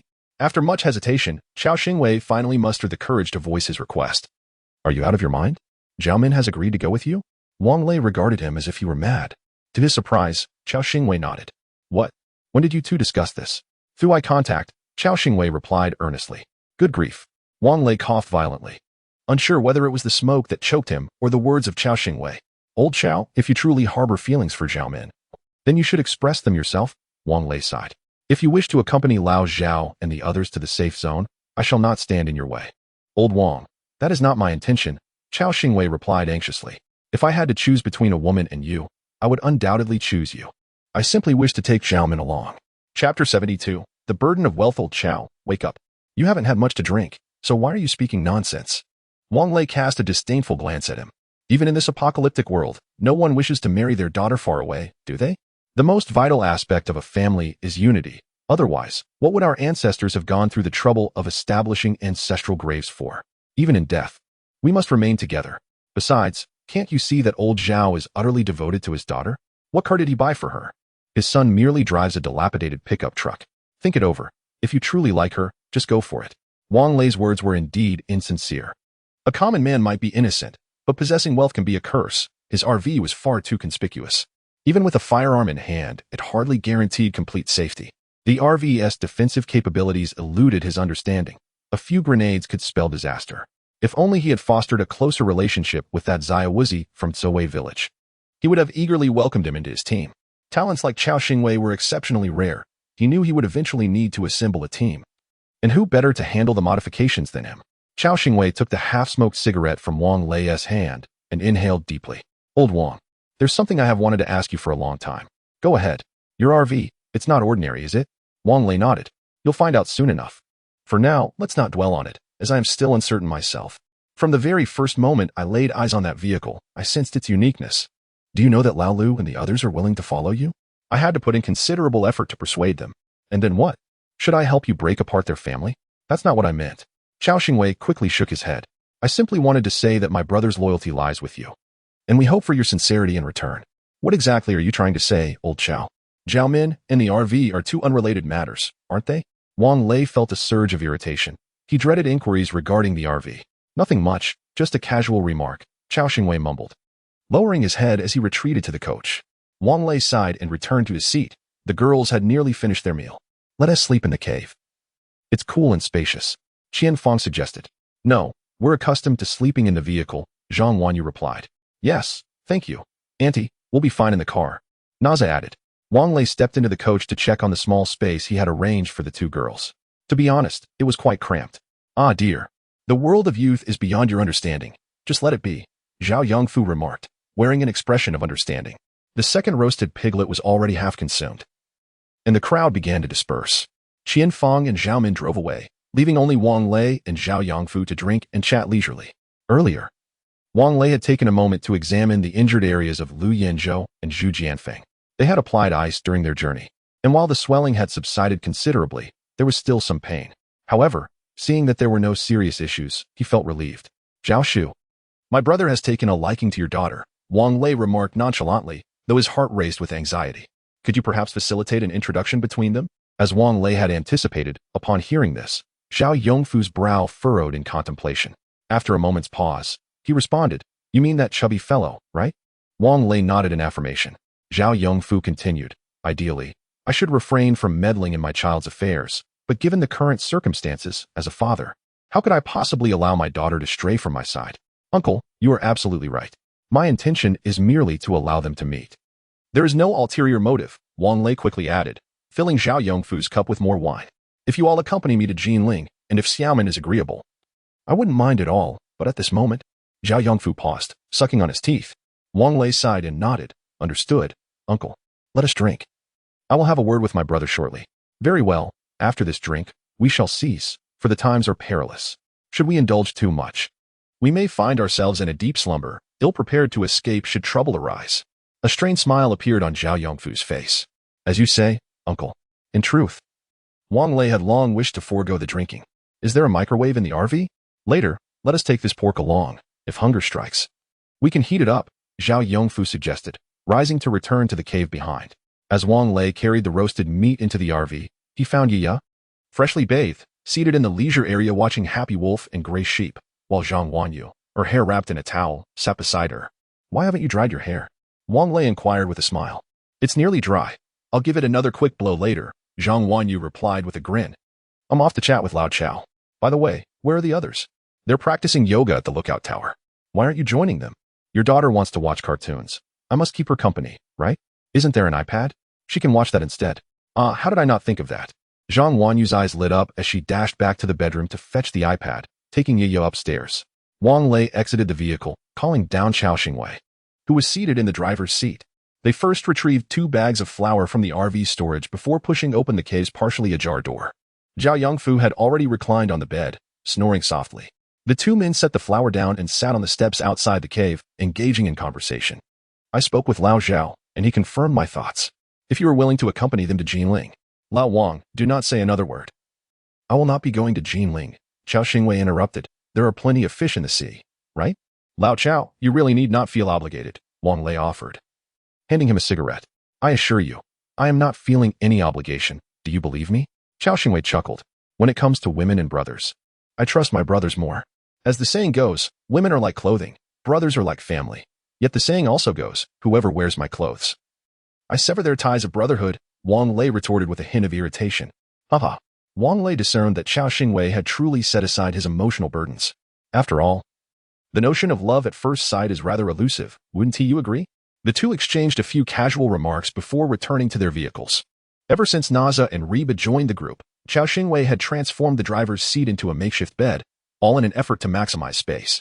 He had come to realize that if Zhao Min were to accompany them, the coaster would indeed be too cramped. Wang Lei's SRV had already deemed it unfit for Naza and Reba, let alone for Zhao Min. Chapter 73. Increasingly humanized, a few girls were practicing yoga atop the lookout tower. As Wang Lei ascended, he felt a rush of excitement. Before he could take in the scene, several girls ushered him away. Yaya stood by, laughing heartily. The allure of yoga pants was undeniable, indeed. Having not attempted to connect to the internet for quite some time, Wang Lei settled into the passenger seat and switched the central control screen to computer mode, attempting to browse the web with the mouse. But the network remained elusive, and the Three Realms communication platform's website was still inaccessible. When he toggled back to the RV's computer, he suddenly noticed a red exclamation mark in the upper right corner of the screen. Clicking on the exclamation mark prompted a dialog box, displaying 2 options: upgradable feature detected, roof terrace and linked system trailer, coaster perfect edition. This RV is becoming increasingly user-friendly, Wang Lei mused. He clicked on the first piece of information, which opened another dialog box: retractable roof terrace, capacity 10, safety railings. Additional features: adjustable small table, alloy seats, adjustable alloy sunshade, rain canopy, electric grill, electric cooker. Upgrade materials required: 100 kilograms of steel, 56 kilograms of aluminum. 15 kilograms of rubber, 200 G of silver, 15 G of gold, already available. Upgrade construction time, 10 hours. Do you wish to upgrade? Yes, no. Wang Lei decisively clicked yes. The terrace would indeed be splendid, making future barbecues and hot pot gatherings much more convenient. The interface shifted to a countdown mode. He clicked the return button in the upper right corner to check the other information. System Trailer Coaster Perfect Edition, upgradable feature, internal spatial expansion by 50. Do you wish to upgrade? Wang Lei pondered for a moment, but chose not to proceed with this upgrade, deciding to discuss it later with Chao Xingwei. After returning to the bedroom and enjoying a refreshing shower, Wang Lei brewed himself a cup of tea, settled into the leisure area to smoke, and read a novel he had downloaded on his phone. When Zhang Wanyu and the others descended from the lookout tower, they had surprisingly changed into different outfits. Dad, can we let Mom sleep with us tonight? Yaya nestled into Wang Lei's embrace, tugging at his collar with her small hands. I have no objections. Why not ask your mother? A mischievous smile spread across Wang Lei's face. Zhang Wanyu's face turned crimson to the roots of her neck. Wang Lei, don't lead the children astray. Yaya, come, let us go to bed. Oh. Reluctantly, Yaya slipped from Wang Lei's arms, being pulled back to the bedroom by Zhang Wanyu, who held her by the collar. After an evening of drinking, Wang Lei found himself unusually restful, waking before 8 the next morning. After washing up, he descended from the vehicle to find Zhang Wanyu and the others already seated at the small table, enjoying breakfast, while Zhao Min and Chao Xingwei were engaged in quiet conversation by the wall. Uncle, good morning. Wang Lei greeted Zhao Yongfu. Ah. The youth indeed possess an abundance of energy. Haha. I arose at the break of dawn, around 5, to tend to the pigs. Zhao Yongfu appeared to be in good spirits. As I pondered the affairs of the younger generation, I concluded that it is best for them to make their own decisions. Thus, I relayed to Xiaomin the words you shared with me yesterday. Primarily, I believe those girls in your vehicle do not seem to have endured much hardship. And my daughter, accompanying you all, likely hasn't faced much struggle either. We must ensure she does not suffer. Wang Lei chuckled, yet the ultimate choice rests with them. If Lao Chao wishes to follow you and become a son-in-law, I have no objections. Very well. Ha. Let them choose for themselves, Zhao Yongfu remarked, as he picked up a piece of deep-fried dough and began to eat. Breakfast comprised of noodle soup, fried dough, and a plate of crisp pickled radish, simple yet delightful. Just as Wang Lei took a sip of his soup, he noticed Chao Xingwei approaching with a dejected expression. Old Wang, I need to discuss something with you. Is it all right to speak here, or should we find another place? Wang Lei inquired. Chao Xingwei gestured toward the spot where he had just spoken with Zhao Min and proceeded there. What is it? What's wrong? Wang Lei followed him and asked. Xiaomin is unwilling to come with us. Chao Xingwei replied. Yes, I anticipated that. If I were in her position, I would not wish to part with my family. Wang Lei nodded in understanding, but she expressed her willingness to wait for me in the Jining safe zone. Chao Xingwei continued. Lao Chao, if you truly care for her, perhaps you should go with her. This sentiment is rather tangled. Wang Lei frowned. No, I wish to ask you, once we locate your parents, can we return to Jining? Chao Xingwei gazed at Wang Lei with hopeful eyes. After we visit Longqing, we still need to find Zheng Jiani and Zheng Jiading's parents in the capital. Wang Lei replied. Then afterward, can we go to Jining? This is what I wish to know. Chao Xingwei fixed a serious gaze upon Wang Lei. Very well. I promise you. I knew you would agree. Chao Xingwei exclaimed with joy. It remains unclear what further discussions transpired between Chao Xingwei and Zhao Min. But when Wang Lei and the others set off, Zhao Min appeared somewhat reluctant to part ways. Meanwhile, Chao Xingwei was busy welding guardrails onto Zhao Yongfu's off-road vehicle and Zhao Liang's pickup truck, utilizing materials readily available at the pig farm. Zhao Yongfu insisted on bringing along 6 cured hams, then took the wheel of the pickup truck, leading the way with 5 pigs in tow. They encountered no zombies along the route. The remnants of charred bones occasionally lined the roadside. As they neared Xindian village, a towering wall, exceeding 3 meters in height, and a grand iron gate came into view. The gate was painted black, appearing impenetrable. Zhao Yongfu halted the vehicle, approached the iron gate, and casually picked up a stone to knock upon it. Before long, a small window on the gate opened, revealing a face within. Old Zhao, what brings you here? The person inside inquired. My relatives wish to pass through your village. I kindly request your assistance. Zhao Yongfu replied with a beaming smile. Absolutely not. How can we know if they carry any viruses? What if they infect us? Came the firm refusal from within. Rest assured, the exterior of the vehicle has been thoroughly disinfected with alcohol. They will not alight from the car. They merely seek passage. However, that is unacceptable. I have brought several pigs for your village. Wait a moment, let me inquire. Upon hearing the mention of pigs, the individuals inside the gate finally agreed to check. After a brief interval, the iron gate was finally swung open, and Zhao Yongfu called out with a smile, "Yongyang, my brother, can I really enter your village empty-handed?" "Oh, brother, you know our primary concern is the safety of the village." Zhang Yongyang, not particularly tall, with a plump figure, a round head, and keen, darting little eyes, scrutinized the caravan with unabashed greed. To avoid complications, Wang Lei had already sent several girls to the lookout tower while he drove alone. "Is this person a relative of yours? Where are you headed?" Zhang Yongliang inquired, his eyes glinting with avarice as they roamed over the vehicle. Chapter 74. Unkindness, are you truly seeking relatives in Longqing? Zhao Yongfu inquired with a smile, offering Zhang Yongyang a cigarette. "Is that so? Zhao, I had no idea you had relatives in Longqing. Surely, you jest?" Zhang Yongyang accepted the cigarette, inhaling its scent before placing it between his lips. "Ah, Liangzi, are you satisfied with these pigs? I specifically selected the most robust ones for you. If it weren't for the limitations of the pickup truck, I would have brought you a few more." Zhao Yongfu quickly diverted the conversation. In truth, Wang Lei and his companions were merely seeking a passage. Zhang Youliang's inquiry was nothing more than idle curiosity. Wang Lei perceived that his intent was simply to extract additional benefits. However, to his surprise, when Zhao Yongfu suggested returning to the pig farm for more, Zhang Youliang declined. "Oh, Zhao, I was merely asking. Enough of that. Let's unload the pigs and you should return swiftly. I can escort this young brother out of the village." Zhao Yongfu paused momentarily, then replied, "That would be a great help, Liangzi." He then turned to Wang Lei, saying, "Be cautious on your journey. Never mind, take care of yourselves." Wang Lei nodded, watching as Zhao Yongfu and Zhang Yongyang drove away, while the villagers of Xindian closed the heavy iron gate behind them. "You can follow this main road straight ahead. I've arranged for someone to open the gate for you," Zhang Yongliang said, a sly smile gracing his face. Wang Lei sensed something amiss but could not pinpoint the source of his unease. The village was remarkably tidy, far surpassing Tsuewei village and Zhaozhuang village in cleanliness. Along the roadsides, several three-story villas were under construction. As vehicles passed, the workers paused their tasks, their faces expressionless as they observed the cars go by. Occasionally, small groups of villagers whispered among themselves. The roads in the village were not straight and were considerably wider than those in Zhaozhuang village. Along the route, an abandoned sign reading Xinzhuang village caught their attention. Last night, during his conversation with Zhao Yongfu, he had learned that Xinzhuang village and Chengfang village possessed ample land, seemingly encroached upon by the residents of Xindian village. Indeed, as they progressed, they soon encountered ordinary residential houses, and the roads here were far less spacious than those in Xindian village.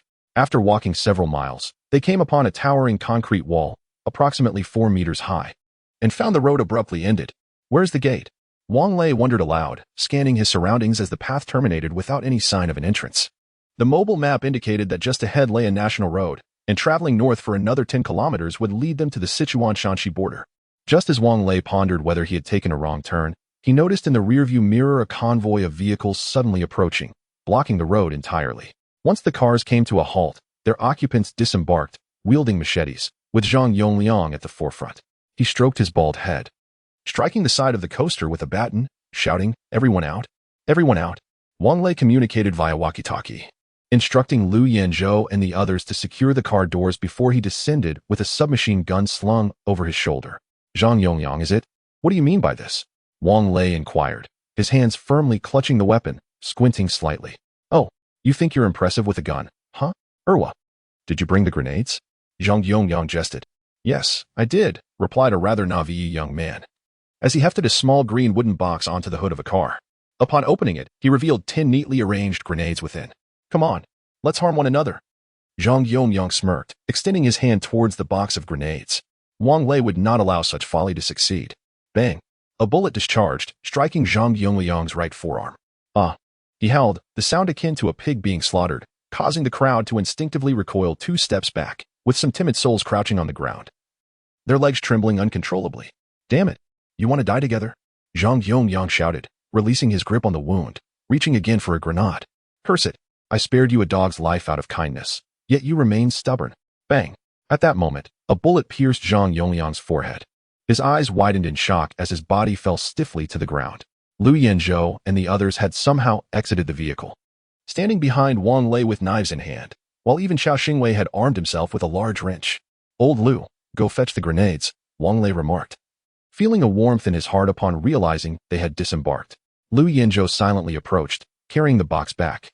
"Where's the main gate?" Wang Lei pointed to a villager. There is no main gate. When the wall was built, it was designed without one. Brother Liang said it was for safety. The villager trembled as he spoke. Damn, this bastard is deceiving us. Zhu Jianfeng cursed. Demolish the wall. Wang Lei commanded coldly, adding, anyone who disobeys will meet the same fate as Zhang Yongyang. The villagers exchanged glances, none daring to move. What? Can't you comprehend my Mandarin? Wang Lei furrowed his brow. This elder brother. A young man in his 30s spoke from the crowd. The wall cannot be taken down. What will happen to the residents of our 3 villages? Hey, Sanshao. Enough talk. Bring the excavator and demolish it. Also, get the concrete mixer over here. Once they leave, we can quickly seal the wall again. An older individual said in a grave tone. These gentlemen are like Yama. We cannot provoke them. The crowd dispersed, and Wang Lei along with Lu Yinzhou returned to their vehicle. Zhang Wenyu and the others emerged from the bedroom, reassured by Wang Lei's intimidation of the villagers. The young girl, Yaya, still innocent and unaware of the chaos outside, clamored to be held by her father. Wang Lei lifted her into the passenger seat, only to notice a screen larger than an iPad, even exceeding the central console, affixed to the front of the passenger seat, capable of rotating 360 degrees. What purpose does this serve? Wang Lei cradled Yaya in one arm, while deftly navigating the screen with the other. Although Yaya was well-behaved, she could not resist the urge to reach out and tap the screen as she observed Wang Lei's incessant finger movements. However, when she attempted to interact with the screen, a message appeared, unrecognized fingerprint, unable to operate. Ah, quite amusing. Wang Lei chuckled, dismissing the notification and opting not to see it again. He resumed his exploration. It turned out that this particular screen encompassed the functionalities of all the screens throughout the vehicle, allowing those seated in the passenger seat to enjoy audiovisual entertainment at their leisure. Unlike a laser television, this system operated independently, and most intriguingly, there were several grayed-out modules labeled as awaiting development. Chapter 75. Dining on the terrace, the villagers moved swiftly, and soon a gap was created in the wall, wide enough for the RV and the coaster to pass through. Perhaps the noise from the demolition attracted nearby zombies, as a dozen of them charged through the opening as soon as it appeared. Fortunately, heavy machinery was employed for the wall dismantling, and the workers who had been standing by were positioned at a safe distance. Upon seeing the zombies enter, they shouted in panic, "Run! The zombies are coming!" Within moments, several villagers armed with hammers rushed towards the undead, striking at their heads with ferocity. In no time, the zombies lay lifeless on the ground, their faces unrecognizable from the blows. Undoubtedly, these individuals had awakened their own abilities, perhaps even surpassing those of Lu Yinzhou and Zhu Jianfeng. Yet, one could not help but wonder why they had not resisted earlier. Were they afraid their actions would be slower than a gunshot? This seemed to be the only plausible explanation. The fallen zombies were swiftly cleared away, and the middle-aged man gestured towards the RV, signaling Wang Lei and the others to leave promptly. Wang Lei merely nodded and started the vehicle. At that moment, a message popped up on the central control screen. Immediate upgrade of the trailer is recommended. A bright red warning occupied a third of the display, underscoring the gravity of the situation. However, Wang Lei was puzzled. The coaster had been connected to the RV for some time now. So why was this warning surfacing only now? Once they exited the village road, the stretch of national highway was exceptionally smooth. Zhang Wanyu and He Beibei had already begun preparing a meal. Wang Lei halted the vehicle, allowing Zheng Jiani to take the wheel while he occupied the passenger seat, contemplating the upgrade for the coaster. Previously, the RV system had indicated that an upgraded coaster would enhance the four-dimensional space by 50%. But now the upgrade details had completely transformed. The upgraded coaster would evolve into an auxiliary space known as KST. The original engine and fuel tank would be absorbed by the RV, and all space would be converted into 3 independent rooms, each with its own bathroom. Additionally, a four-dimensional passage would be introduced, permitting entry into the RV for individuals within the KST upon authorization. Why such a transformation? The RV system offered no answers, and Wang Lei was left in the dark. However, to upgrade the coaster into KST space, the coaster would need to cease operations, and all occupants and belongings would have to be removed. Otherwise, they would be regarded as recyclable materials for the coaster's upgrade. Furthermore, during the upgrade process, the connection between the coaster and the RV could not be severed, and the entire procedure would take 24 hours. This meant that to upgrade the coaster, the RV would also have to come to a halt. The warning from the RV was undoubtedly significant, yet once the coaster was upgraded, the RV's secrets would be entirely exposed. After much contemplation, Wang Lei instructed Zhang Jiani to pull over to the side of the road, and he disembarked to negotiate with Chao Xingwei. After listening to Wang Lei, Chao Xingwei fell silent for a moment and said, "Since the RV system has issued a warning, we shall comply." You can rest assured, whether it be old Lu or old Zhu, even Naza and Reba, they all understand the uniqueness of your RV. And they will agree. Wang Lei nodded in response. All right, speak with them again. Let us continue our journey at dawn, and if they consent, we shall proceed with the upgrade tonight.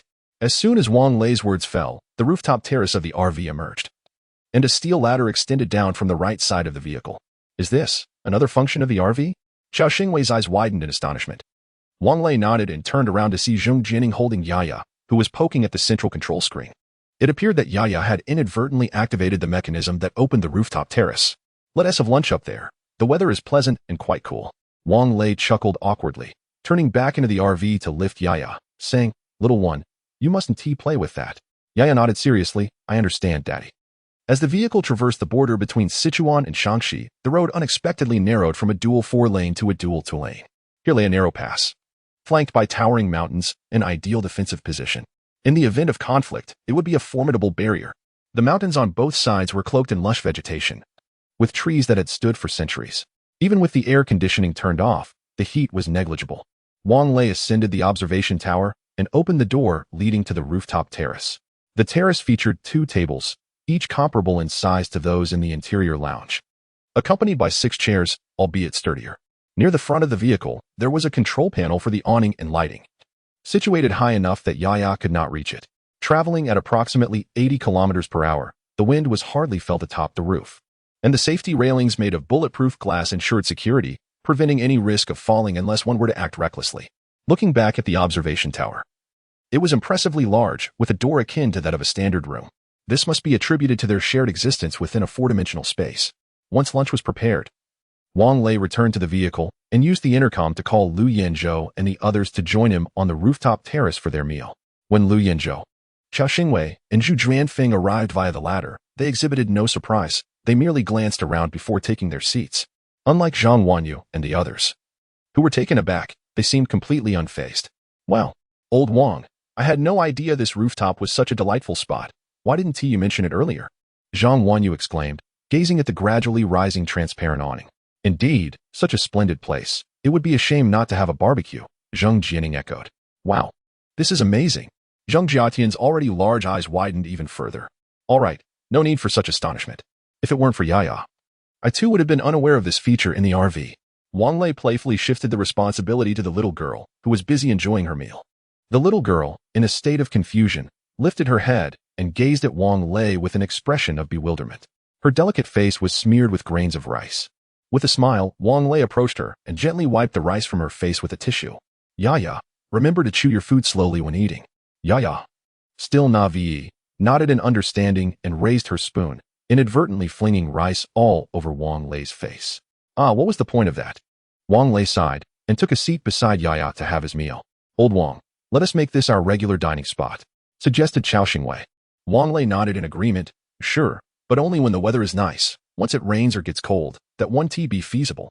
As everyone finished their lunch, snowflakes unexpectedly began to drift from the sky. Goodness, what is happening? Is it snowing in July? Zhu Jianfeng exclaimed, catching a snowflake in his hand. What kind of grievance must there be for this? This case surely requires Judge Bao to resolve it. Chapter 76. Sudden snowstorm as September dawns, the lunar calendar marks mid-July. It is indeed peculiar for snow to fall at this time, even in the northern regions, let alone in the southern parts of our homeland. Wang Lei gazed upwards, observing that the previously clear sky had become shrouded in thick, gray clouds. This snowfall is unusual, he thought, furrowing his brow. Everyone, let us return to the vehicle swiftly. We must continue our journey. The vehicle progressed along the highway heading north, and Wang Lei, as was his custom, settled in for a nap. Amidst his drowsiness, a sharp pain surged through his waist, prompting him to awaken. Zhang Wanyu was frowning, pinching his side with her small hand. Ouch! Let go, that hurts, he exclaimed. Why do you sleep like a pig, unresponsive to any call? She retorted, exasperated. Rubbing the sore spot, Wang Lei grumbled. What is it? The snow is intensifying, and old Lu and the others can't endure the cold in their vehicle. They're asking what we should do. Zhang Wanyu tossed the walkie-talkie to Wang Lei. Huh? Don't they have air conditioning in their vehicle? They can't start the engine at all, so how could they possibly have air conditioning? Oh, right. Since the coaster was connected to the RV, its controls had been transferred to the RV. A few days prior, Xiao Xingwei had complained to Wang Lei about the insufficient cooling in the vehicle, but he had dismissed it at the time. Rising to don his jacket, Wang Lei approached the driver's seat and adjusted the air conditioning through the central control screen. Everything appears to be functioning normally. The RV's climate control system was automated, with manual switches available, yet the temperature could not be manually adjusted. The display indicated an interior temperature of 22 degrees Celsius. Old Chow. Isn't the air blowing from the vents warm? Wang Lei inquired via the walkie-talkie. It is warm, but the inside is still cold. We're all in overcoats. Xiao Xingwei lamented. That shouldn't be the case. Please check the vents and ensure all the windows are closed. After relaying his advice, Wang Lei set down the walkie-talkie and glanced outside. Snowflakes fell like goose feathers against the windshield, and a light layer of snow had begun to accumulate on the ground. Despite the surface temperature having been around 20 degrees just moments ago, the snowfall was indeed substantial. The snow covered what had melted into water and subsequently frozen into ice. Fortunately, the RV's tires were designed to prevent skidding, but through the rearview mirror, Wang Lei noticed the coaster beginning to sway slightly. A realization struck him.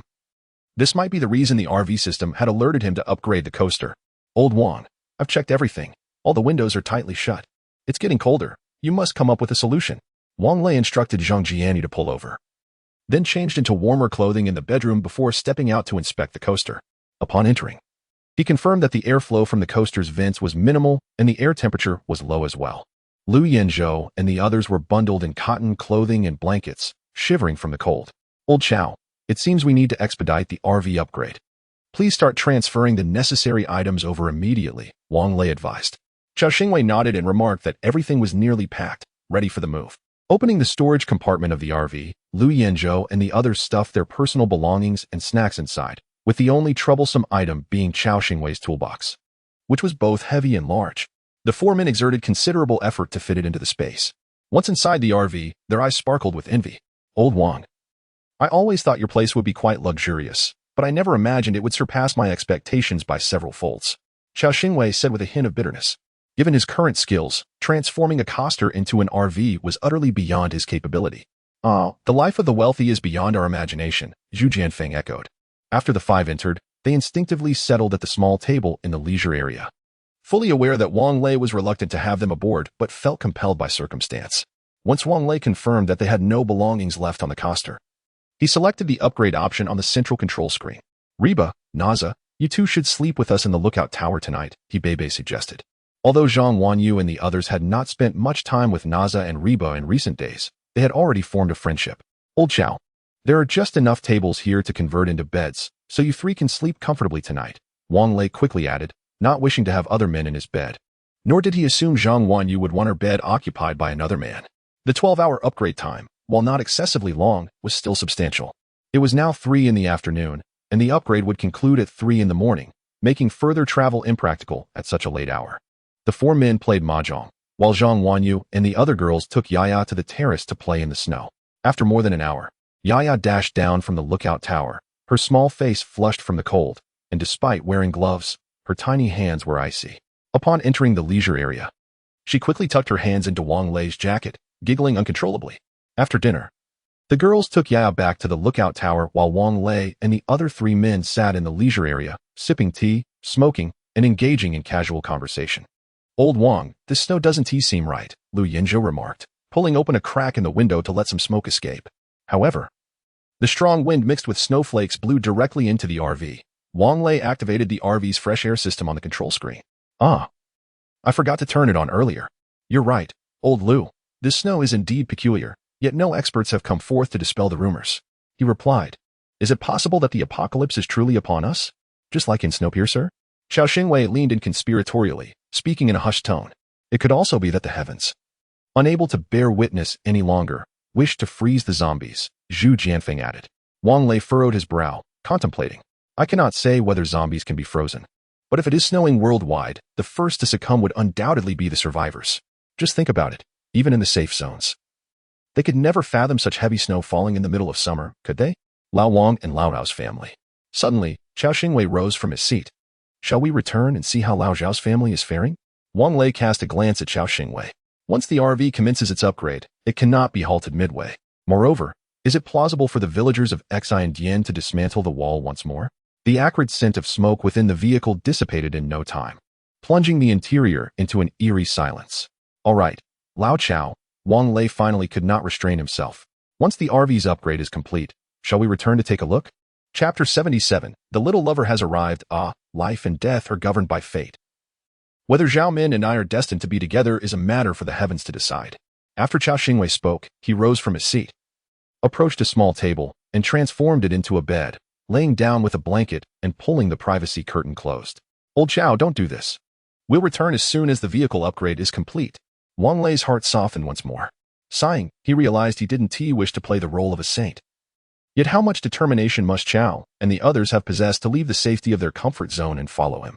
He couldn't bear to let them down. Could he? Chao Xingwei remained silent. You all should rest early. We will set off at dawn, Wang Lei declared, standing up to ask Yiya in the lookout tower if she would like to sleep with him. With the unexpected company of two more, Yiya was quite thrilled, and seeing the snow from the lookout tower, she certainly preferred not to join Wang Lei in the bedroom. Wang Lei chuckled, teasing, "You little heartless one." The vehicle was warm and cozy, and as Wang Lei leaned against the headboard, watching the snowflakes fall outside, he was suddenly engulfed by nostalgia, reminiscing about his university days. Back then, during his junior year, a post pinned at the top of the school forum sparked heated discussions about the selection of a new generation of campus beauties. Curiously, Wang Lei clicked on it, discovering that the top 5 consisted of the 4 lovely ladies currently in the vehicle and another, Lu Yufei. How could he not recognize the girl who secretly placed a serving of ribs or braised meat on his table in the cafeteria? That was Zhang Wanyu. He merely pretended not to know because she was the campus belle, and he felt he was scarcely worthy of even a jest, especially with Li Li in the picture. Lost in thought, he drifted off to sleep, the lights in the room still aglow, and the curtains left undrawn. In the middle of the night, the prolonged sitting position began to cause discomfort in his back. Glancing at the clock, he noted it was 3:30 in the morning. Just as he prepared to sip some water and use the restroom before returning to slumber, a beam of headlights unexpectedly pierced through the window. Curious, Wang Lei leaned towards the window and saw several vehicles approaching in the distance, the foremost being the familiar off-road vehicle driven by Li Baikan. He hurriedly got out of bed, grabbed the intercom from the driver's seat, and tuned it to the previous frequency. Li Baikan, if you can hear me, please respond. After calling twice, the convoy drew nearer, and the intercom finally replied, Li Baikan here. May I ask who this is? This is Wang Lei. I just spotted your vehicle approaching, he quickly replied. Did you change vehicles? Li Baikan inquired. Just as Wang Lei was about to say he hadn't. He suddenly recalled that the RV should have undergone modifications. Unsure of its new appearance, he responded, Yes, I did. Where are you headed? We received a notification to head to Shaanxi province to assist survivors coming from the Sichuan-Shaanxi region. Care to step down for a chat? As Li Baikan finished speaking, the off-road vehicle had already parked beside the RV. Wang Lei replied affirmatively, returned to his room to don thick clothing, and exited the vehicle. Why did you park here? Li Baikan asked joyfully, stepping forward to embrace Wang Lei. Snow fell gently, obscuring the roadways, prompting a decision to wait until dawn to continue their journey. Wang Lei spun a fib. This vehicle is rather impressive. Where did you acquire it? I've never seen anything like it. Li Baikan circled the modified motorhome, inspecting its features, while Wang Lei followed closely behind. The original vehicle, a coaster, had vanished, replaced by an extension of approximately 2 meters at the rear, with 2 windows on the left side and an additional door and window on the right. In truth, there hasn't been much change. You remember Chao Xingwei, right? He has awakened the extraordinary ability to modify vehicles, and this is his handiwork, Wang Lei chuckled. A rather plausible explanation, wouldn't you agree? Indeed, a masterful touch. It's a loss for the safe zone to have not retained him, Li Baikan sighed. By the way, how did you come to be there to rescue the survivors? Wang Lei inquired with curiosity. Li Baikan's expression turned grave. Not long after you departed, we received word from Jinling that the Jingzhou safe zone was experiencing difficulties. It could potentially succumb to a massive horde of zombies. Moreover, meteorological experts, astronomers, and satellite specialists from the Jinling safe zone reported that numerous satellites from the Starlink project launched by Musk in the United States have gone awry, releasing unknown rays into the atmosphere that could likely precipitate a blizzard. Thus, Jinling dispatched us to provide assistance. How did you traverse such treacherous conditions? Wang Lei observed the convoy of over a dozen off-road vehicles, all equipped with robust snow tires. Don't get me started on that inept third commander. He only mentioned his commitment to rescue villagers from nearby settlements just as we were about to depart. Those villagers had already begun their journey to the safe zone amidst the snowfall, Li Baikan chuckled. Really? So, the villagers from Suiwei village and Xindian village wish to reach the safe zone as well? Wang Lei queried. Of course. Zhaozhuang village even managed to gather over 1,000 pigs. Oh, then I can rest easy. Wang Lei continued, by the way. The daughter of the pig farm director from Zhaozhuang village is a nursing student. She insisted on accompanying us to assist more people. Truly commendable. Captain Li, I sense you're speaking in veiled references. Are you referring to Xiaomin? Wang Lei's eyes brightened. Indeed, that is her. Do you know her? Call her over. I'll fetch someone as well. Wang Lei eagerly dashed towards the motorhome, pulling the snoring Chao Xingwei upright. Old Chao, wake up. Your little sweetheart is on her way. Who? Who's sweetheart? Chao Xingwei looked utterly bewildered. Your sweetheart, of course. Who else could it be? Wang Lei gave him a gentle shove. Xiaomin. Ah? Xiaomin is coming? Where? Chao Xingwei shot upright, forgetting his coat and hastily slipping on his shoes before rushing out of the vehicle. You'll freeze out there. You fool. Wang Lei laughed as he followed suit. Li Baikan and Wang Lei exchanged a few more words before returning to their respective vehicles. Seizing the moment while Chao Xingwei conversed with Xiaomin, Wang Lei ventured into the transformed coaster for a closer inspection. Wow, this contraption is truly remarkable. Wang Lei marveled at the modifications within the vehicle. The original windshield and driver's cabin have vanished, replaced instead by a pristine white wall. Affixed to the left side of this wall is a 42-inch television, while to the right stands a hot and cold water dispenser. Commonly utilized alongside water purifiers for boiling water, it is both sleek and convenient, easily searchable on shopping websites for visual reference. Beneath the dispenser lies a cabinet, which, when opened, reveals a meticulously arranged collection of Chao Xingwei's tools. The center of the wall features a door, yet it remains stubbornly shut, likely indicative of the RV system's requirement for authorization to unlock it. Adjacent to the door, an intercom device has been installed. Wang Lei picked it up to listen, but encountered silence. However, a talk button is present on the intercom, suggesting that this feature has also been added to the RV. Chapter 78. Reuniting the original seats in the vehicle, along with the modifications made by Chao Xingwei, had vanished. Upon entering, they were greeted by a table for six. Reminiscent of that found in a motorhome, which could be elevated and transformed into a bed, albeit lacking the sophistication of the motorhome's design. Behind the small table lay a room, while opposite were two additional rooms. Perfect, 3 pairs indeed. Wang Lei muttered to himself, a hint of disdain in his expression. As he pushed open the door to the room, he found the furnishings identical to those of a bedroom, though the bed was somewhat smaller. And the bathroom was also more compact. Among the 3 bathrooms, only one was equipped with a washing machine and a shower, the other 2 merely contained toilets. Wang Lei surveyed the space and, aside from the controls for the lights and the vehicle's door, he discovered no other switches, not even a remote for the television, which he speculated must synchronize with that of the motorhome, much like the sound system. Feeling somewhat disenchanted, Wang Lei exited the vehicle, only to see Chao Xingwei approaching, pulling 2 suitcases. Old Wang, Xiaomin has agreed to come with me. Chao Xingwei exclaimed, his face alight with excitement. The creases in his smile prompting Wang Lei to feel a nostalgic urge to sing, in that place where chrysanthemums bloom. Is that so? Congratulations. Wang Lei replied sincerely, sharing in the joy. You go help Xiaomin with her luggage, and I'll wake up old Lu and the others. Let us set off together with Company Commander Li.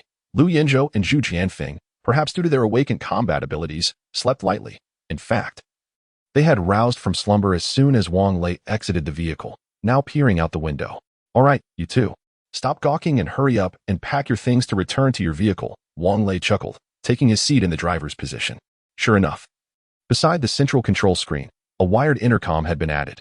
He maneuvered the controls to activate the 4-dimensional passage leading to the staircase of the observation tower, revealing a sudden door.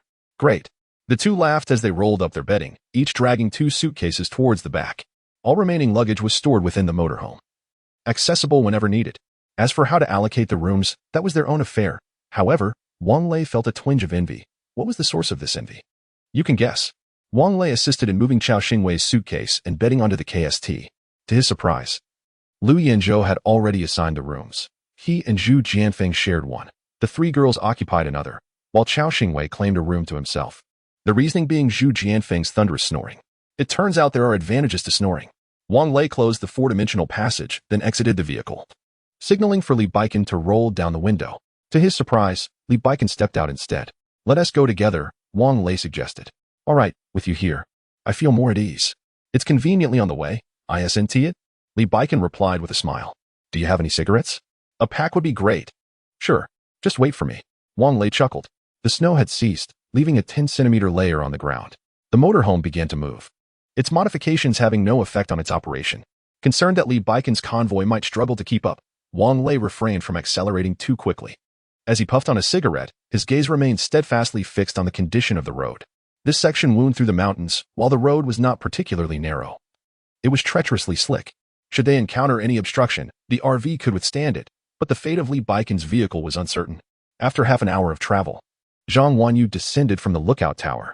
To avoid startling Wang Lei, she deliberately made some noise before preparing a cup of tea for him in the kitchen. "Why aren't you sleeping?"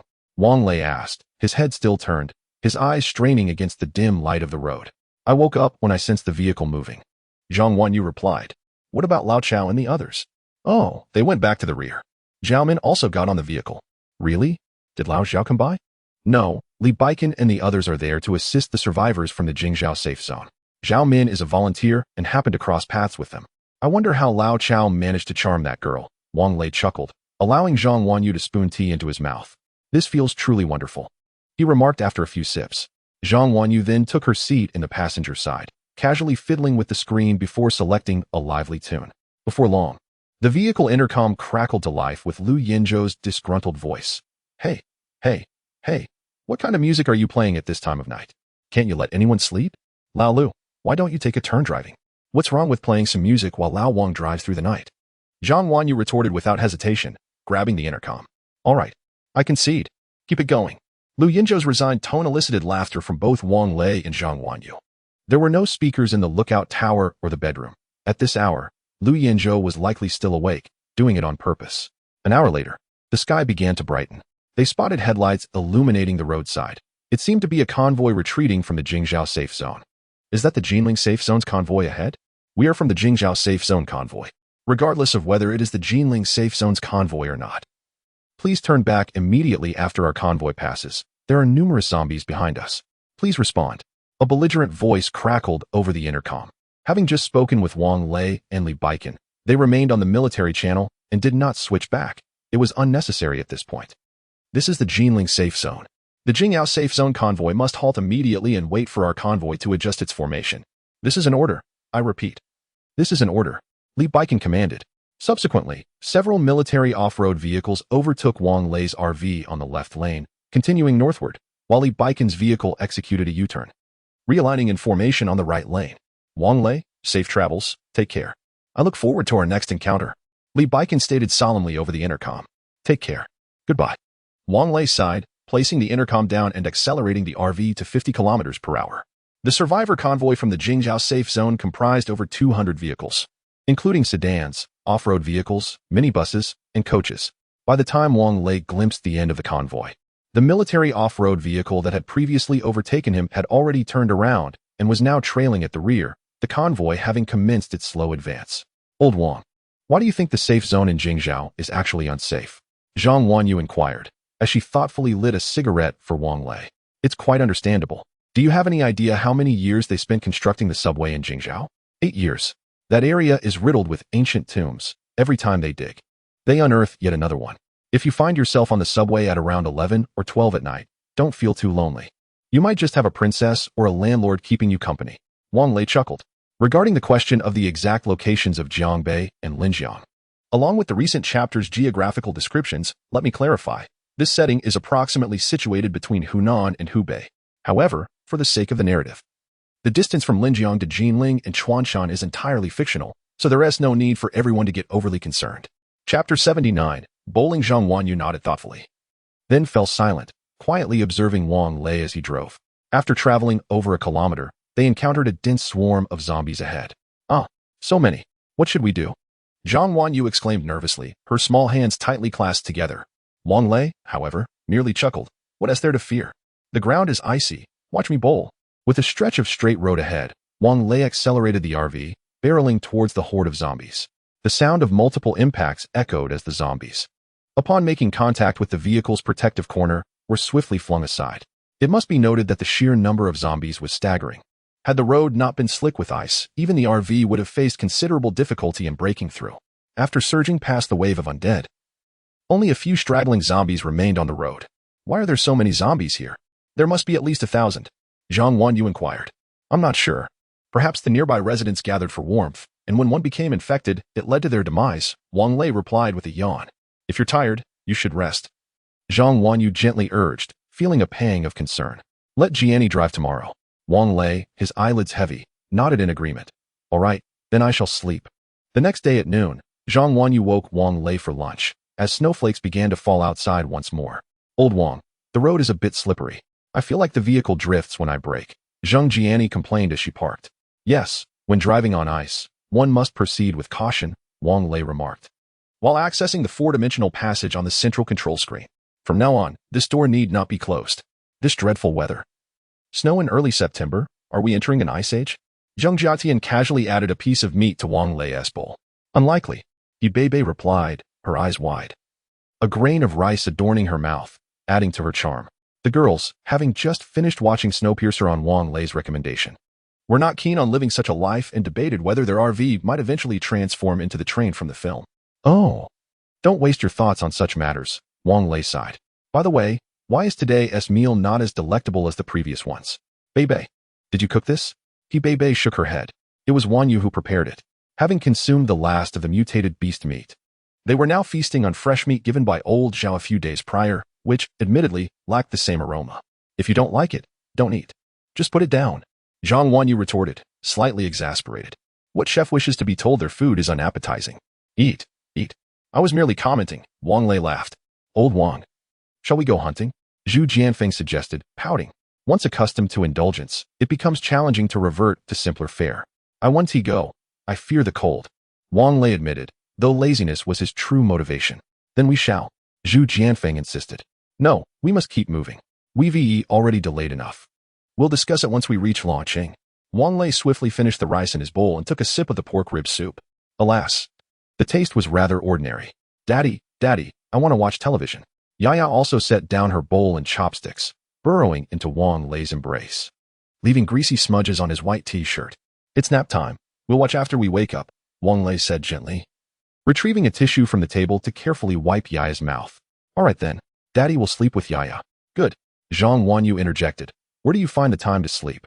Old Wang? Yaya, brimming with energy, bounced around the bed like a little monkey for quite some time before finally dozing off. Curling up in Wang Lei's arms like a small kitten, the little girl had become so much more cheerful and lively.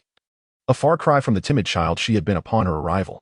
Perhaps she truly was Wang Lei's daughter, for there was no trace of unfamiliarity between them, a testament to their blood connection. As he gently patted Yaya's back, Wang Lei closed his eyes. Old Wang, are you asleep? The bedroom door was softly pushed open, and Zhang Wanyu peeked in, her voice a whisper. I'm dreaming, Wang Lei replied quietly, still with his eyes shut. Oh. Zhang Wanyu, upon hearing this, closed the door. Yet, something felt amiss. You can still talk to me while asleep? The door opened again.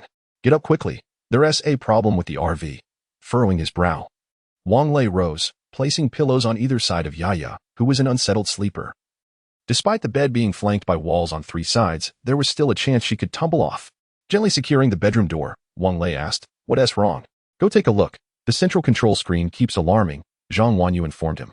Upon reaching the driver's seat, he indeed found the control screens in the driver and passenger seats flashing a dark red warning.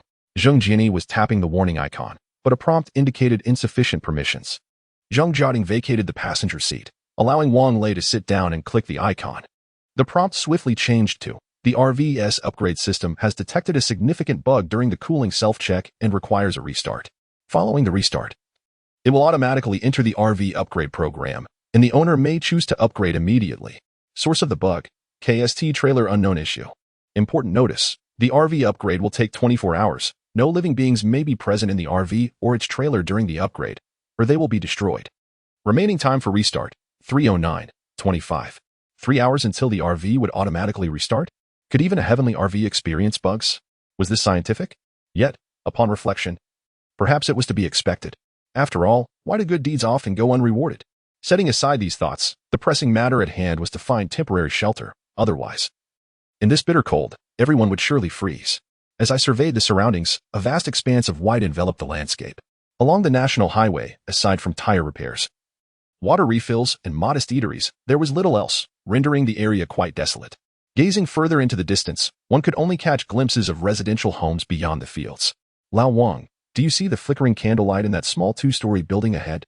Zheng Jian and I remarked, one hand firmly gripping the steering wheel while the other gestured to the right. Following her, it appeared to be a place where the urban and rural converged, with small two-story structures rising amidst the fields, exuding a sense of solitude. In the distance, taller buildings stood in a row, aligned from south to north.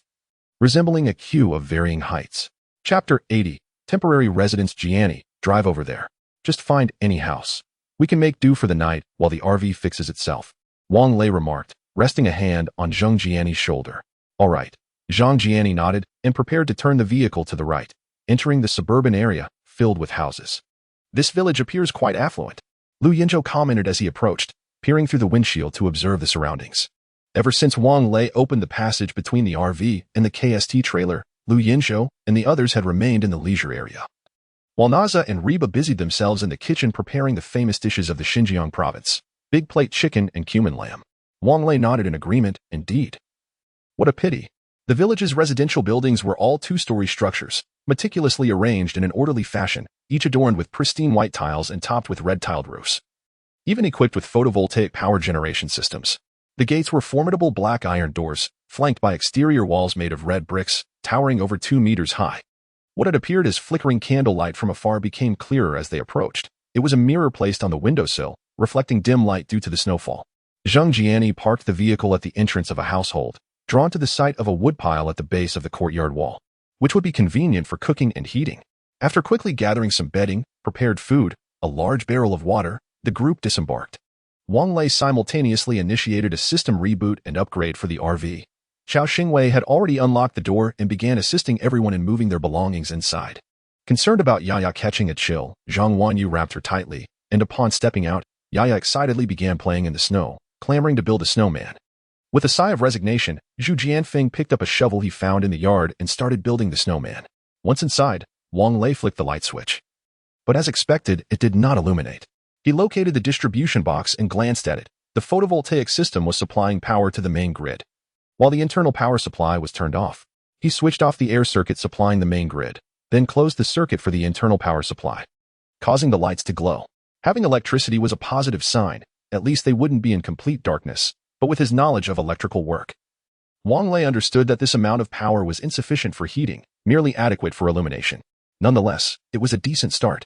The ground floor featured a spacious living room, a dining area, and a bathroom. A 50-inch LCD television hung on the wall, flanked by 2 pots of withered greenery. The furniture was of good quality, crafted from solid wood, and 2 teacups sat on the coffee table, their contents and a plate of fruit, along with half a packet of biscuits, long molded with green mildew, presenting a rather unappetizing sight. Upon opening the refrigerator, a foul stench wafted out, prompting Wang Lei to quickly shut it.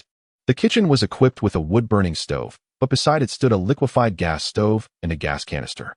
Wang Lei approached to test the canister, only to find it empty. The kitchen contained half a bag of rice, some seasonings, and several pieces of cured meat hanging above the stove. The water tank even held a substantial amount of water, though the surface was coated with a layer of ice.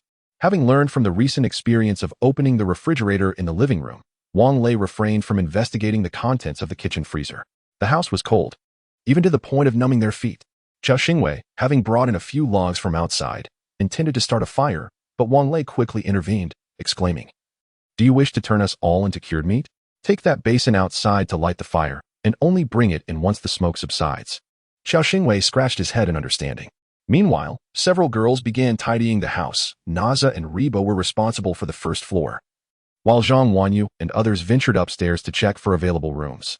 The firewood was damp, and despite Xiao Xingwei's considerable efforts, he failed to ignite it, cursing loudly outside. "Are you a fool? When can wet wood ever catch fire? Dismantle the furniture inside," Wang Lei shouted from outside. "Isn't that a bit extreme? After all, it's someone else's home," Xiao Xingwei remarked. Wang Lei ignored him, grabbing an axe from the kitchen and commencing to dismantle the sofa. This sofa, presumably not cheap at the time of purchase, was quite sturdy, and it took a considerable amount of effort before he finally succeeded in breaking it apart. Wang Lei gathered a pile of wood and entered the kitchen, filling a large pot on the stove with a mixture of ice water. The ice from the water tank had been smashed with the axe, and then squatting down to start a fire. This task was one he relished, before he failed to gain admission to university every year during the New Year celebrations back in his hometown, Longqing. His family would prepare a large pot of assorted dishes in a copper hot pot, layering cabbage at the bottom, followed by vermicelli, kelp strips, meatballs, and various meats, all simmered in a rich broth made from soy sauce, spices, chili, sesame oil, vinegar, salt, and MSG.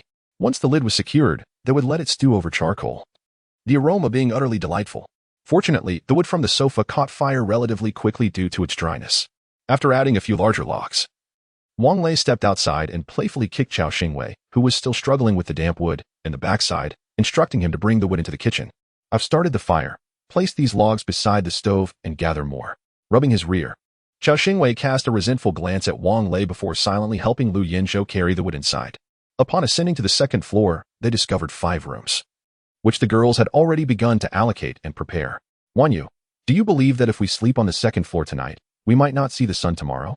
Wang Lei mused, having initially thought the second floor would be warmer, only to be proven wrong. The chill there was so intense that spitting on the floor would likely result in ice within minutes. This temperature is something only friends from the northeast or northern mountainous regions could truly appreciate, right? Didn't you ask old Chow to get the brazier? Zhang Wanyu inquired. The effect is the same. There's a method of suicide called carbon monoxide poisoning. Hong Kong even made a horror film titled The Curse of Charcoal Burning. Have you seen it? Wang Lei chuckled. What should we do then? Zhang Wanyu pouted.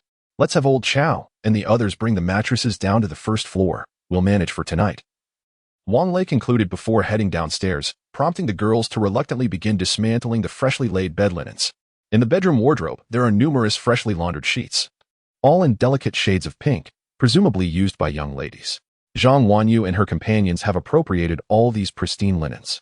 In the kitchen, old Chow and his crew have already stacked a considerable amount of firewood. Wang Lei is directing the 3 of them to first dismantle the coffee table in the living room, thereby clearing a substantial area sufficient to accommodate 5 mattresses, each 2 meters wide. The mattresses are arranged in 2 rows against the walls, with 4 men occupying 2 of them, while 7 girls, along with Yaya, take up the remaining 3. Chapter 81. Marrying on the spot. Certainly, accommodating 8 individuals on a 6-meter bed proved to be somewhat cramped. Wang Lei decided to lay down 3 layers of blankets on the floor. Contemplating the situation, he realized he did not wish to share a communal sleeping arrangement with a group of smelly men, so he crafted an independent space for himself. Once again, utilizing blankets spread upon the ground. Old Wang, if you hadn't dismantled the sofa earlier, we wouldn't be so cramped, Chao Xingwei lamented. The sofa was both hard and narrow, rendering it uncomfortable for sleep. Wang Lei secretly shared a hint of regret but chose to remain silent. Yaya, Naza, and He Bei were frolicking in the courtyard, engaging in a lively snowball fight. He Bei and Naza exchanged playful blows, while Yaya targeted everyone indiscriminately. Poor Zhu Jianfeng, amidst constructing a snowman, found himself intermittently bombarded by snowballs. However, he dared not voice his grievances, as one assailant was a woman he admired. Another was Wang Lei's daughter, and the third was a beautiful lady he did not wish to provoke. Noticing the steam rising from the pot, Zhao opened the kitchen sliding door, allowing the warmth to permeate into the living room. She then cleaned the basin and called for everyone to wash their hands.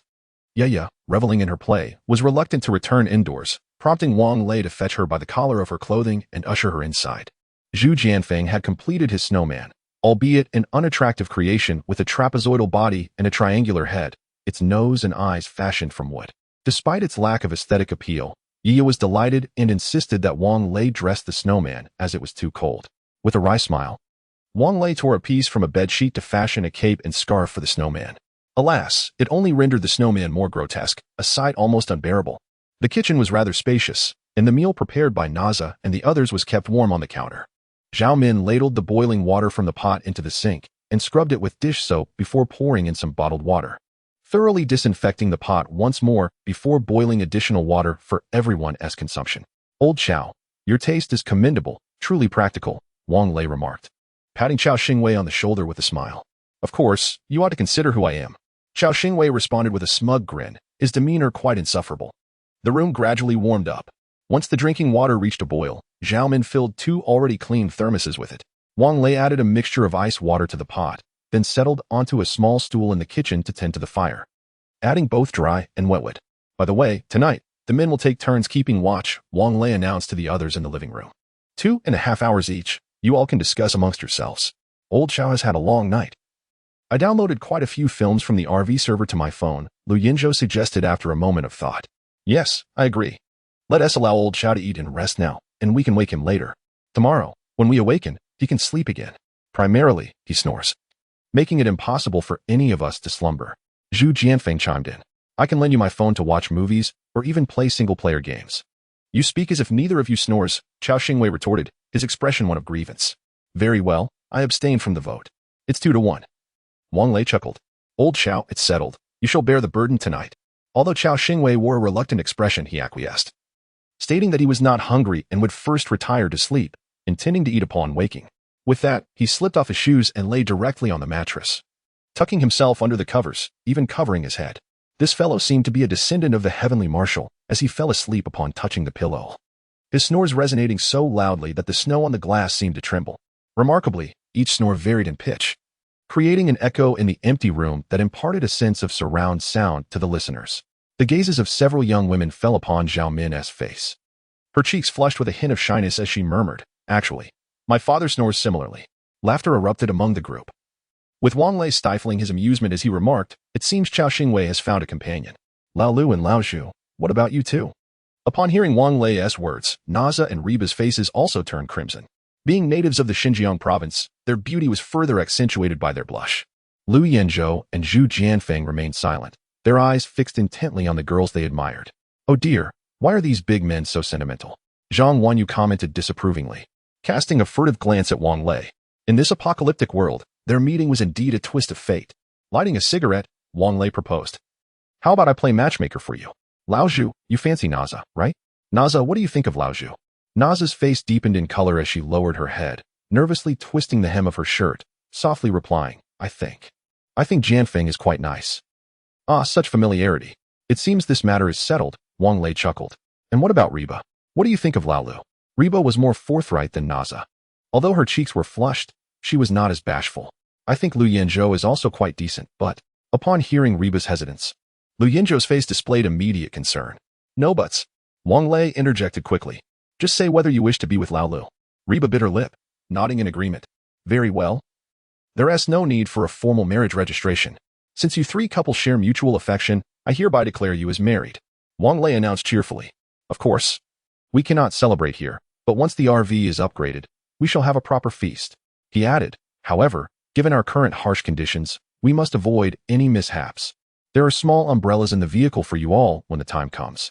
"Lao Wang, you've only spoken of us. What about you?" Lu Yanzhou inquired, glancing at Zhang Wanyu and the other three girls. "What does it have to do with me?" Wang Lei responded, feigning confusion before pulling Yaya into his embrace. "Having Yaya is sufficient for me." Zhang Wanyu, irritated, turned her back to Wang Lei, retrieving headphones from her pocket to listen to music. Mama, will you come play in the snow with me?" Yaya approached Zhang Wanyu, seeking solace in her embrace. "I'm not your mother. Do not call me that again," Zhang Wanyu replied, though her annoyance did not extend to the child, as she stood up while speaking. She yearned to step outside, to feel the invigorating chill of the wind and the gentle touch of falling snowflakes.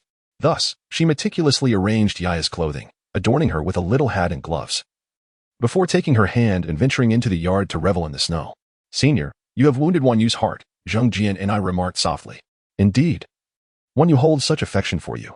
How could you possibly break her heart?" Zhang Jiating echoed in agreement. "Alas, senior, are you made of wood?" He Bei interjected. "Fool." Zhu Jianfeng and Lu Yanzhou could only utter a single word. Chapter 82. Inappropriate for children, how could Wanyu possibly have feelings for me? Wang Lei let out a self-deprecating chuckle as he tossed another piece of wood into the stove. He was well aware of Zhang Wanyu's kindness towards him, yet he found himself devoid of the spirit for romance, believing that everything must wait until he located his parents. "Senior, Wanyu truly likes you," He Bei interjected. Her brow furrowed. "She mentioned that she had feelings for you back in college." Wang Lei remained silent, discarding his cigarette but before lighting another. "Senior, is Wanyu not beautiful or not virtuous enough? Isn't she 100 times better than Lili?" Zheng Jia and I chimed in. "Exactly. Senior, are you still hung up on Lili?" Zheng Jiating entered the kitchen and squatted down to ask. Wang Lei shook his head. "I'm not hung up on Lili. Wanyu is indeed beautiful and wonderful. It's just, I simply lack the emotional capacity for this right now. Everything will have to wait until we reach Long City. That is no excuse," Zheng Jia and I retorted, stepping into the kitchen and tugging at Wang Lei's sleeve, attempting to pull him from the stool. "You just hurt Wanyu's feelings. Hurry up and apologize, then confess." "Yes, Wang, go on," Lu Yanzhou added. With a resigned sigh, Wang Lei stood up. "I only wish to find my parents. Can we discuss everything once I locate them?" "No," the three girls replied in unison. Lowering his head, Wang Lei sighed deeply before summoning the courage to step outside. In the courtyard, Zhang Wanyu was rolling snowballs with Yiya. Wang Lei approached her. "Wanyu, I didn't mean it earlier." "Enough, just stop," Zhang Wanyu replied coldly, her voice muffled. Wang Lei was momentarily at a loss for words. standing awkwardly without knowing what to say. Yaya, sharp for her age, glanced at Wang Lei and then brushed off the snow from her gloves. Wrapping her arms around Zhang Wenyu. Yaya wants her mommy to be Yaya's mommy, okay? Zhang Wenyu lifted her head. And Wang Lei distinctly noticed her eyes were red, with tears clinging to her lashes. Yaya, you have a daddy, that's enough. You don't need a mommy. Zhang Wenyu said gently. Who says Yaya doesn't need a mommy? Wang Lei quickly retorted. I was wrong earlier. I shouldn't have said that. I only felt unworthy of you, so I spoke that way. Please forgive me. You think. What gives you the right to deem your thoughts as truth? Zhang Wenyu's voice remained icy as she delicately brushed the snow off Yaya's hat and puffy coat. The door to the main room swung open. And Zhang Jia and I, Zhang Jiating, Hebei, Naza, and Reba all emerged. Yaya, come play with your sisters. Let your daddy and mommy have a moment alone, shall we? Zhang Jia and I suggested. Sure. Yes. Yaya beamed, and before she left, she planted a kiss on Zhang Wenyu's cheek. Zhang Wenyu's face felt cold, and Yaya's lips were just as frigid. I was wrong. Wang Lei murmured as he noticed Zhang Jia and I and the others keeping their distance. He squatted down, speaking softly. What did you do wrong? Zhang Wenyu stood up, gazing at Wang Lei with a defiant expression. I should not feel this way. It is you who should. Wang Lei stood up, exclaiming without restraint.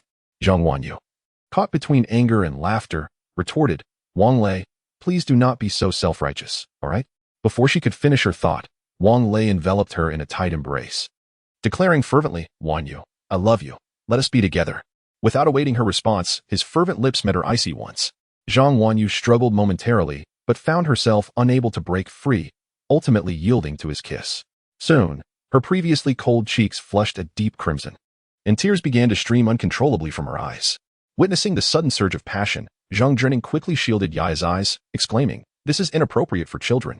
Yaya, curious, peered through Zhang Zhening's fingers, clapping her hands in delight. Look, mommy and daddy are together. Oh, did today's children truly comprehend so much? Hearing Yaya's voice, Zhang Wenyu suddenly realized they had an audience and hastily pushed Wang Lei away, whispering, what are you doing? There are children watching. Wang Lei licked his lips, savoring the sweetness of the moment. Embarrassed, Zhang Wenyu hurried back into the house. Suddenly, the distant sound of car engines broke the air, followed by the arrival of two vehicles that halted behind the RV.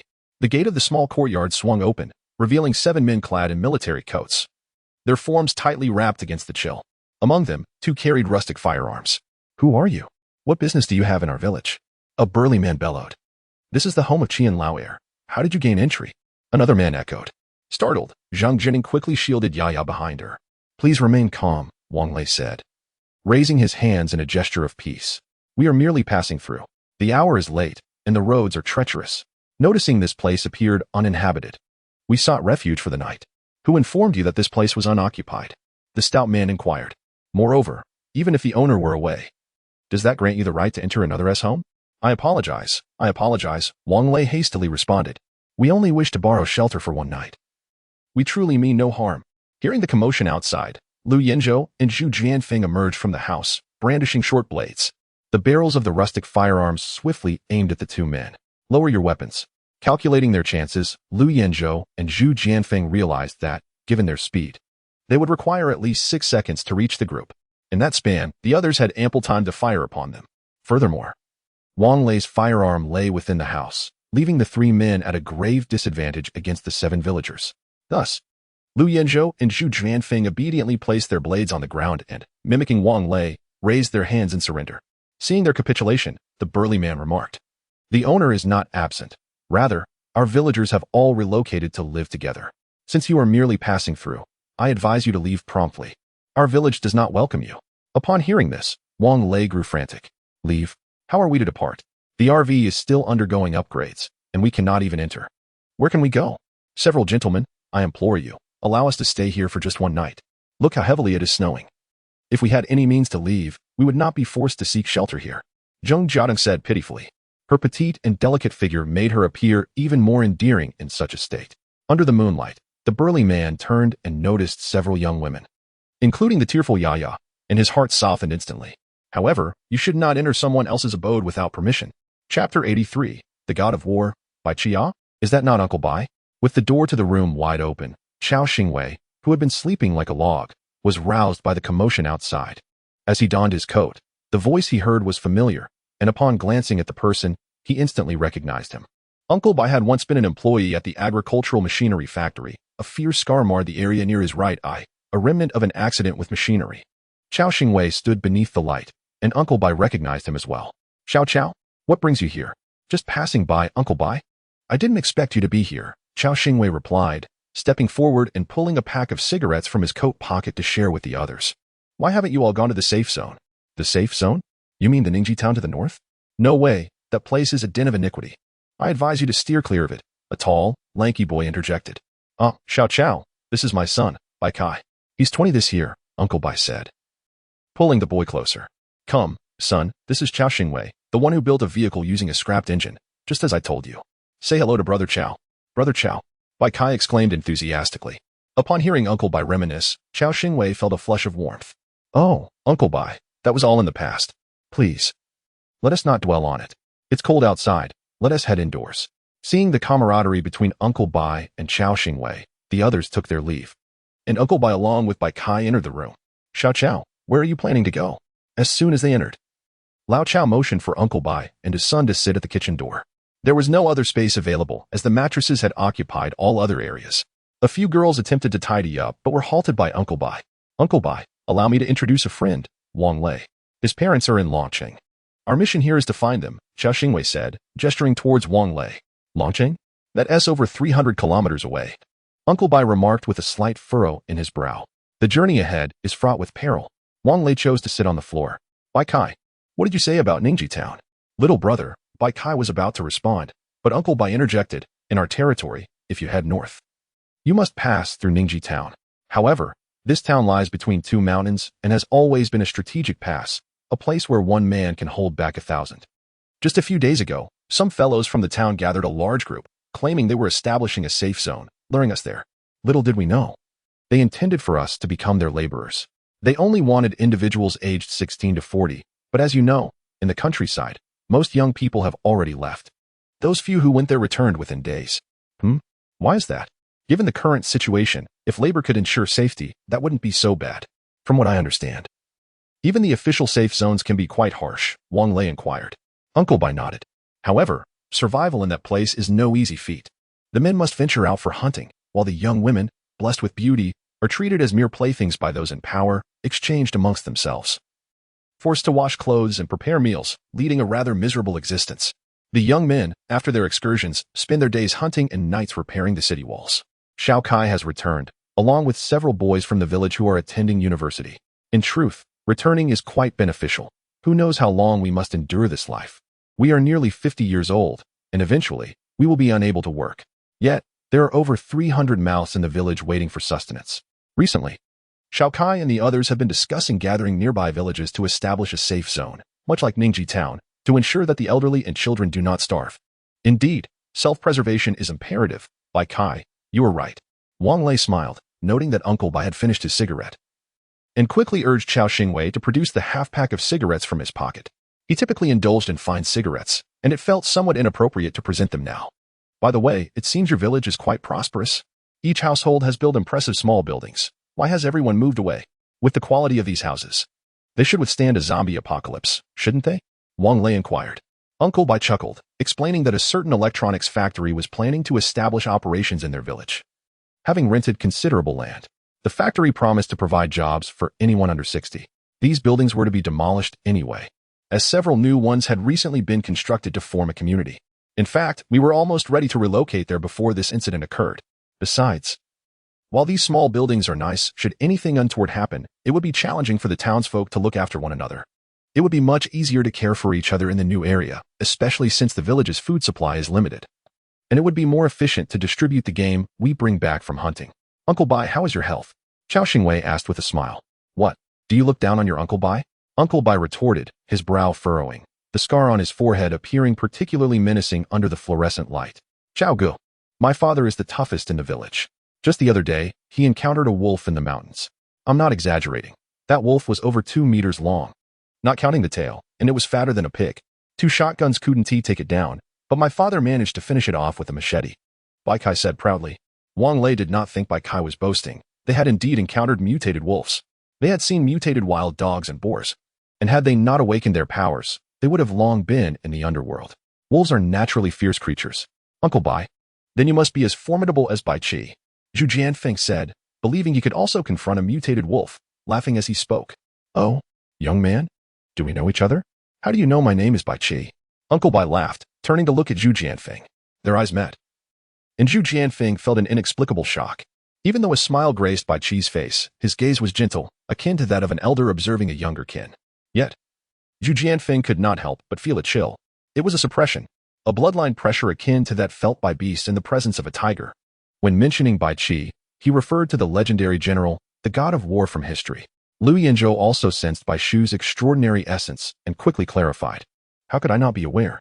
In fact, our family is a descendant of Bai Qi. Bai Shu continued to smile, though we may lack formal educations.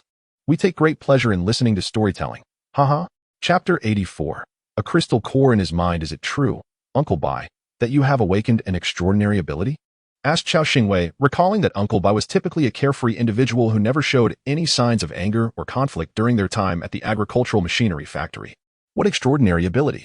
Uncle Bai responded, momentarily taken aback before continuing. If we are to speak of it that way, it does seem that I, along with a few others from our village, have indeed become somewhat different from before.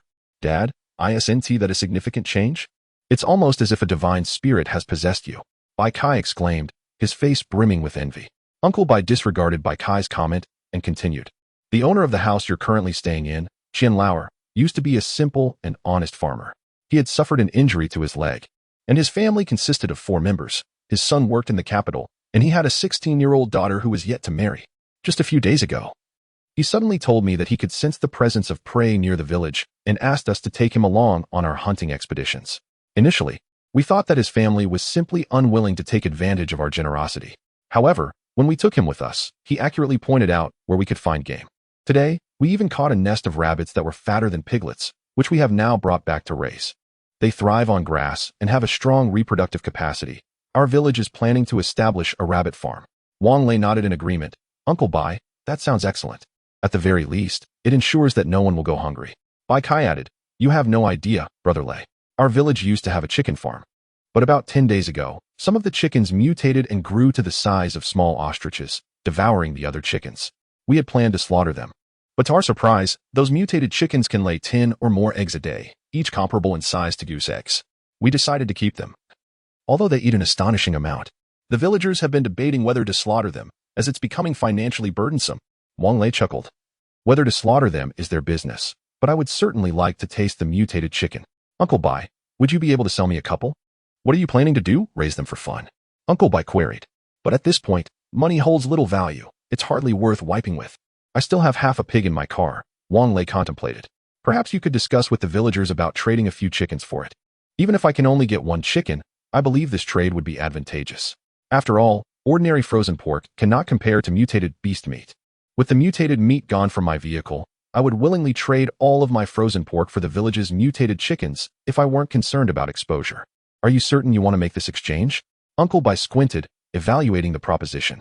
Wang Lei nodded. However, it must wait until tomorrow afternoon. Please don't inquire further about the reasons, if you could.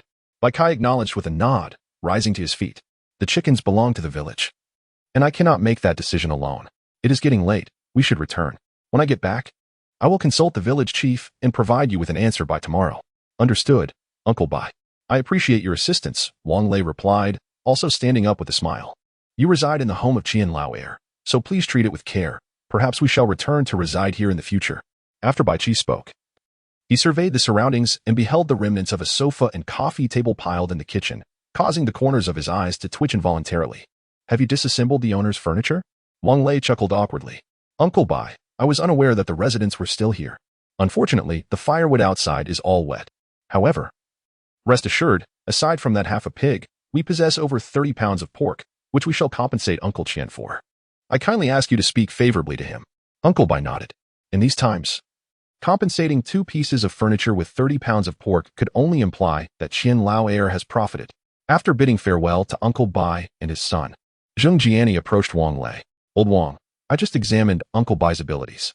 His power indeed corresponds to the god of killing, albeit at only level 1. However, Liu Yanzhou and Zhu Jianfeng together cannot contend with him. His son is also remarkable. Although his powers have yet to awaken, I discovered something glittering in his brain. Likely a crystal core. Upon hearing this, Zhu Jianfeng and Lu Yinzhou's expressions shifted, though none dared to speak. They understood that Uncle Bai's gaze alone was enough to instill fear in them, let alone engage in combat. Did you observe the crystal core in Uncle Bai's brain? Wang Lei inquired. Zhang Jiani shook her head. Wang Lei comprehended that such crystal cores seemed to be fortuitously rare. After dinner, they lingered to chat, while Qiao Pengzi continuously yawned. Old Qiao, why not take a nap? We are not yet tired, and we shall awaken you when we feel sleepy, Lu Yinzhou suggested. Qiao Xingwei nodded and promptly fell asleep, his snores extinguishing any desire for conversation. Bei took out her phone, and several girls gathered to watch a Korean drama. While Yaya occupied herself with Wang Lei's phone, nestled in his arms watching Happy Wolf and Gray Sheep. In the late hours, around 11, Qiao Xingwei roused himself, washed his face with a mixture of ice water in the kitchen, and urged everyone to sleep while he donned headphones and settled against the door with a blanket to watch. He did this to ensure that, should he doze off, he would awaken at the slightest noise. The night passed uneventfully. After breakfast, Qiao Xingwei returned to his slumber, while Zhu Jianfeng discovered 2 decks of cards in the living room's cabinet. The group gathered on 2 mattresses to play cards, thoroughly enjoying the competition of who would lose and step down. As the clock approached 4 in the afternoon, the sound of the RV's upgrade completion echoed in Wang Lei's mind. He quickly called Lu Yinzhou to join him outside, retrieving 2 baskets of pork from the RV's storage. He meticulously carved out around 30 pounds from the fattiest portions of one basket and placed it alongside the other basket at the RV's entrance. The occupants of the vehicle had grown accustomed to picky eating, rejecting overly fatty meat. If this were the 1960s, people would have fought to claim it. Just as he finished this task, Uncle Bai and his son arrived in a rugged vehicle, and upon stepping out, they retrieved 3 small, feathered chickens resembling ostriches from the trunk. Little Qiao, my young brother, we villagers initially intended to exchange only 2 chickens with you. It was through much persuasion from my son and me that we agreed to part with 3, albeit somewhat smaller in size. Uncle Bai remarked with a hint of embarrassment. Oh, you needn't say that, Wang Lei quickly interjected, stepping forward to inspect the 3 live chickens.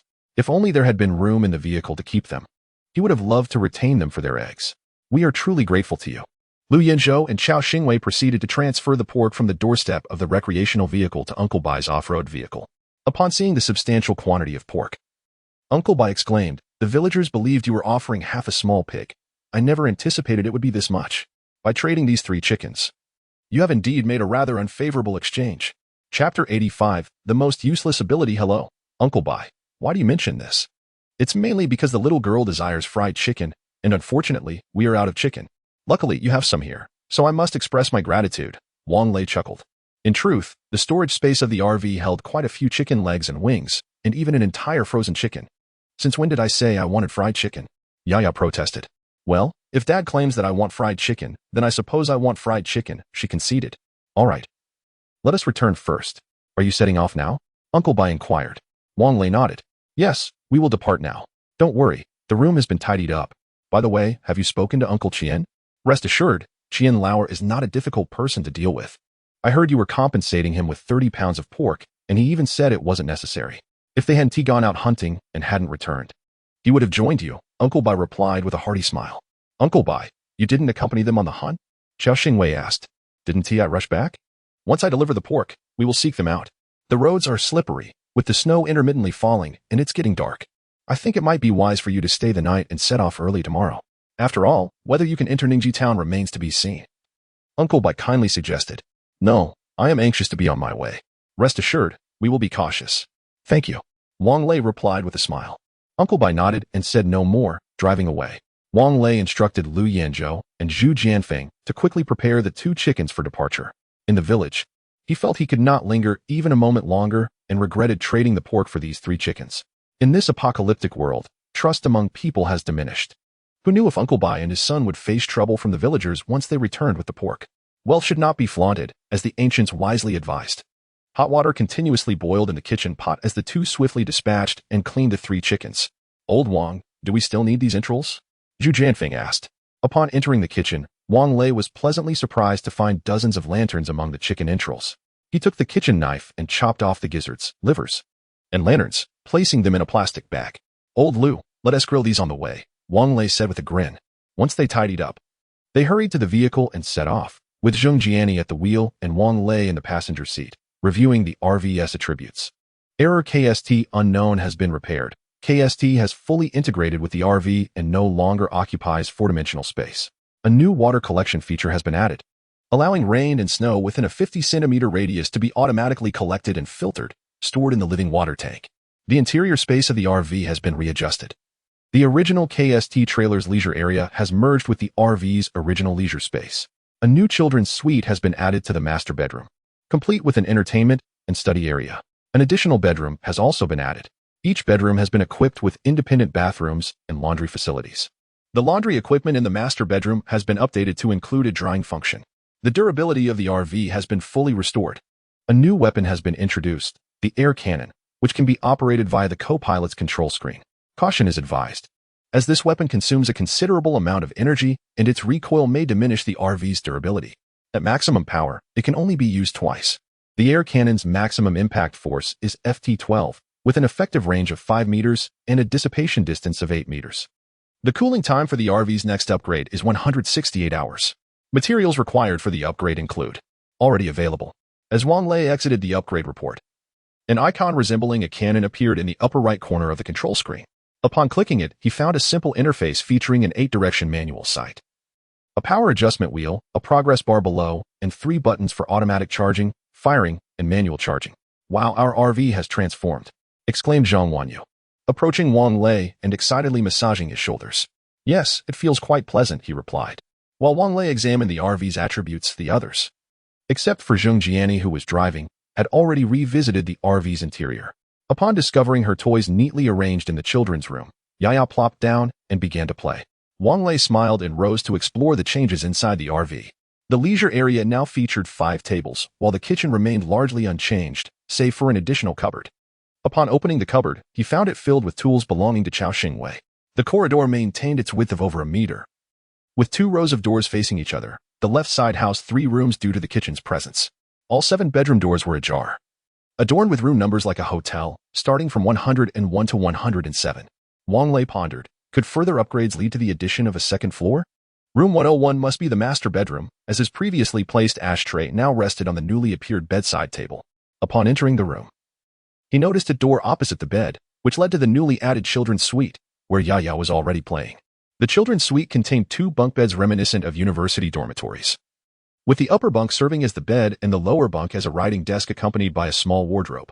Spotting Wang Lei, Yaya dropped her toy and rushed into his arms. "Daddy, let's play together." "Yaya, call your mother to join you. Daddy will come over shortly." Wang Lei replied with a smile, ruffling her hair.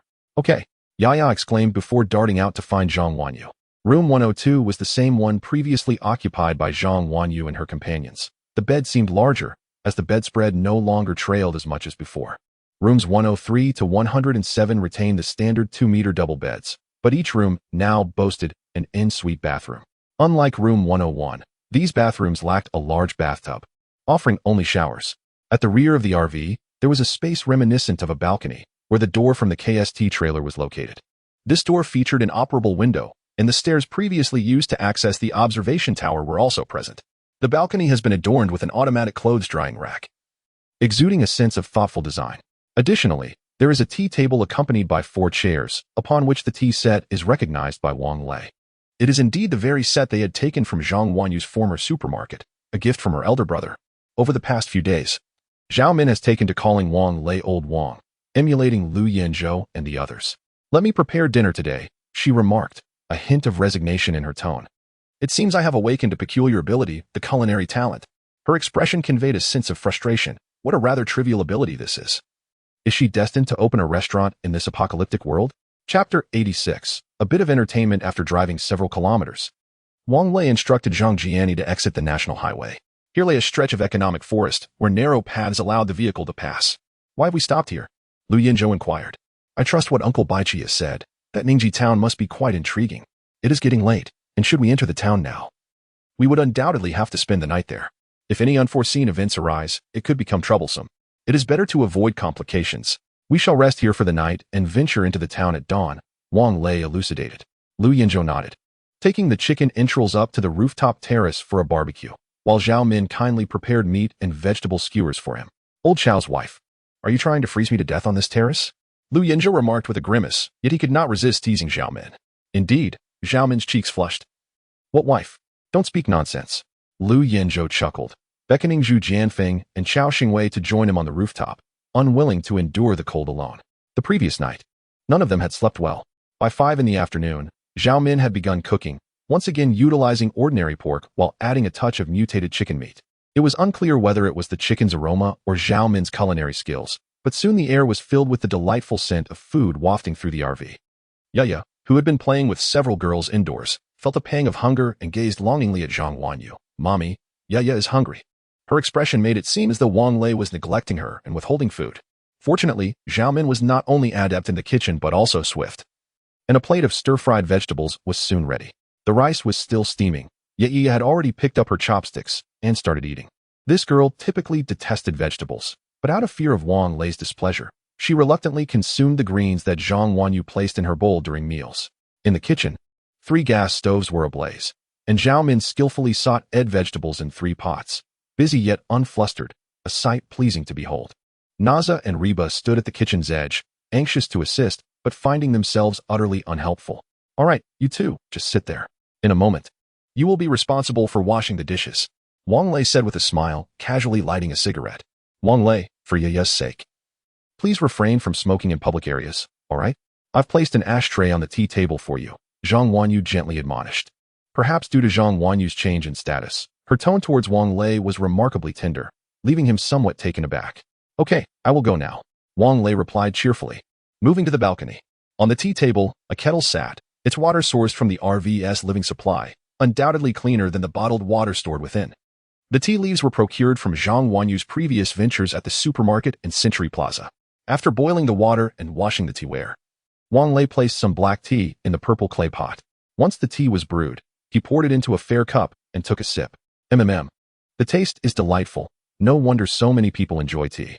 Unlike me, who only favors green tea and floral infusions. Not a green tea snob, mind you. Before Lu Yanzhou and the others descended, 6 dishes had already been served on the table, with a pot of chicken soup simmering.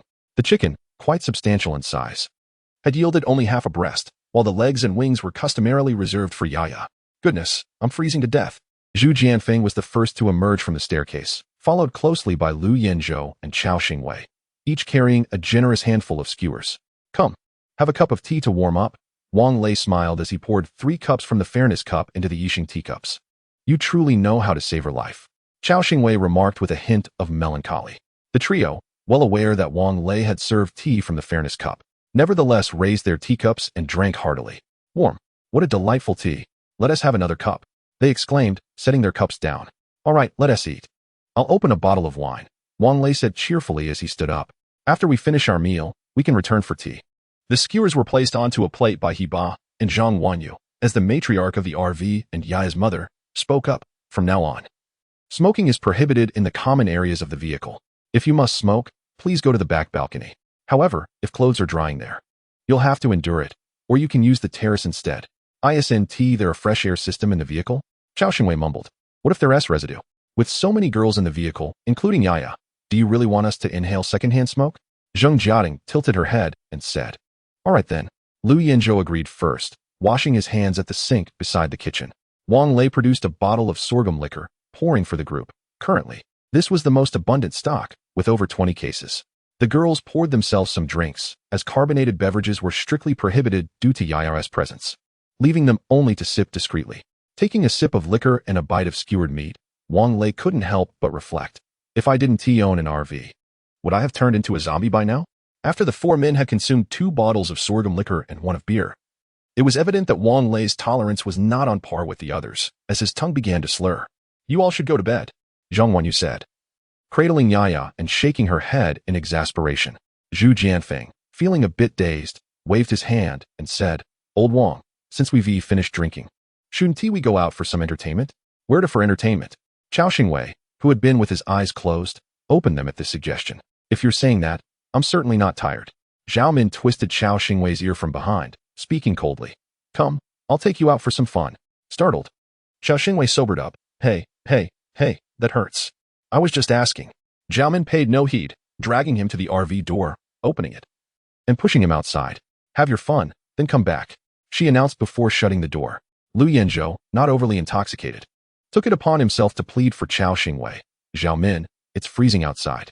Aren't you concerned about old Chow catching a cold? Zhao Min huffed.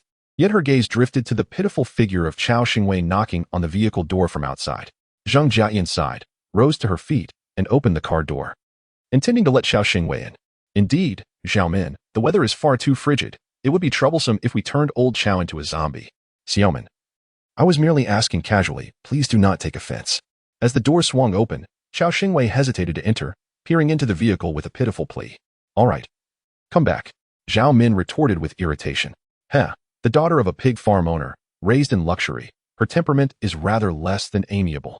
Although Zhao Min felt a surge of anger, she nonetheless served chicken soup to the four, insisting that they finish every last drop, leaving not a single drop for them to reflect upon outside the vehicle. Chapter 87. Jining Town. The four men obediently consumed the chicken soup. After finishing the broth made from the mutated chicken, they surprisingly found their inebriation significantly diminished. Although the couples in the vehicle had already established their relationships, they had yet to reach the stage of cohabitation and thus returned to their assigned rooms for the night. Lu Yanzhou proposed, Zhu Jianfeng, Chow Xingwei. Let us three take turns sleeping in the leisure area to keep watch at night. I just checked the bedrooms, and the soundproofing is excellent. Any noise from outside is inaudible. The other two nodded in agreement. The reason for not requiring Wang Lei to guard the night was twofold. Firstly, the camper van belonged to someone else. Secondly, he still needed to take care of Yiya. Currently, there were 5 tables in the leisure area, all of which were unused. Wang Lei designated the table closest to the bedroom as the watchman's bed, eliminating the need for daily rearrangements, as drawing the privacy curtain would not cause any disruption. All right, I'll bring out the bedding and take the first watch tonight, Zhu Jianfeng declared before heading back to his room to gather his bedding. He also took a moment to shower. After the camper van had been upgraded, the 3 men discarded their old bedding and replaced it with new linens acquired from Century Plaza, as the previous ones had been far too filthy. Perhaps due to the presence of Lu Yanzhou and the other 2 men, He Bei and the others had switched to wearing much more conservative pajamas. Wang Lei felt a twinge of disappointment, lamenting the absence of exposed legs. Just then, Yiya, freshly bathed and clad in a fluffy pajama set, dashed out of Wang Lei's room, her cheeks flushed and utterly adorable. Her hair had been nearly dried by Zhang Wanyu, who was proving to be a most capable stepmother. Zhao Min brought the warmed milk to the table, encouraging, Yiya, drink your milk, then it's off to bed, all right? Okay, thank you, sister, Yiya sweetly replied. It was endearing how the little girl had decided that Zhang Wanyu was her mother while referring to the other girls as sisters and Lu Yanzhou and the rest as uncles. Having just finished his shower, Wang Lei was now sitting in the leisure area with Zhu Jianfeng and Chow Xingwei, watching the classic film Independence Day. Meanwhile, in front of Yiya was an iPad, playing Pleasant Goat and Big Wolf. Yeah, shall I find you a more entertaining animated film? Wang Lei inquired. He felt that this particular show might mislead children. He had perused the reasons behind its prior ban and, aside from agreeing with the notion that wolves do not eat sheep due to the violation of the biological chain, he found no fault with the other arguments. Primarily, he had never watched it himself. However, during the time he had spent watching television with Yiya, he had come to the conclusion that this cartoon offered little benefit to a child's development. Suddenly, he recalled the animated series of his own childhood, such as The Smurfs, The Tale of the Mole, Smart Little Monk, Flower Fairy, and Hey, Bin. Especially Doraemon, back then referred to as the Robot Cat, with Nobita called Dazhong and Shizuka called Iching. He wondered if you would enjoy them. Sure. Yaya spoke with her lips, yet her gaze remained fixed on the iPad. Wang Lei picked up the device and searched for Flower Fairy, pressing play. Surely, girls must enjoy such things, he hoped silently. However, it was apparent that Yaya exhibited little interest in Flower Fairy, her demeanor reflecting a certain ennui. Zhang Wanyu emerged from the room, saying, Old Wang, Yaya is still quite young. Let her watch what she truly enjoys. All right, Yaya, it's getting late. Time for bed. Who will you sleep with tonight? I want to sleep with Mommy and Daddy. Normally, Yaya would plead for just 5 more minutes. Yet today she stood on Wang Lei's lap, wrapping her arms around his neck. Well, although the attempt at guidance had failed, the little girl still demonstrated initiative in creating her own comforts. That is not permissible. Zhang Wanyu's face flushed. Yaya could only choose to sleep with her father or with them. In truth, she regretted her words immediately, hoping Yaya would request once more so that she might reluctantly acquiesce. All right, Yaya can sleep with Mommy, she conceded. Yaya expressed her disappointment. Little did she know, she was not the only one feeling let down, leaving Zhu Jianfeng on night watch. Wang Lei returned to his room with a cup of water and turned on the television, which had been upgraded to include a full-color laser display in the master bedroom. Leaning against the headboard, He intended to finish watching Independence Day, but within minutes, he succumbed to slumber. Those who sleep early awaken early. By 7 o'clock the following morning, he was awake, and after washing up, he stepped out of his room. The master bathroom had a separate drying space, still adorned with the intimate garments of Zhang Wanyu and Yaya, a sight he had grown accustomed to. "Oh, why is the senior up so early today?" Zhang Jiatian inquired while sipping porridge. "Well, we should set off early," Wang Lei replied as he sat down, accepting the porridge that Naza had brought over. Noticing that Zhu Jianfeng was likely still asleep, Zheng Jianing had already finished her meal and was seated in the driver's position, awaiting departure. "Jianing, let's go," Wang Lei said. The motorhome started, merging back onto the national road. Half an hour later, they encountered a towering wall, 3 stories high, clearly the city wall. In its midst stood a grand gate, wide enough for a container truck to pass through.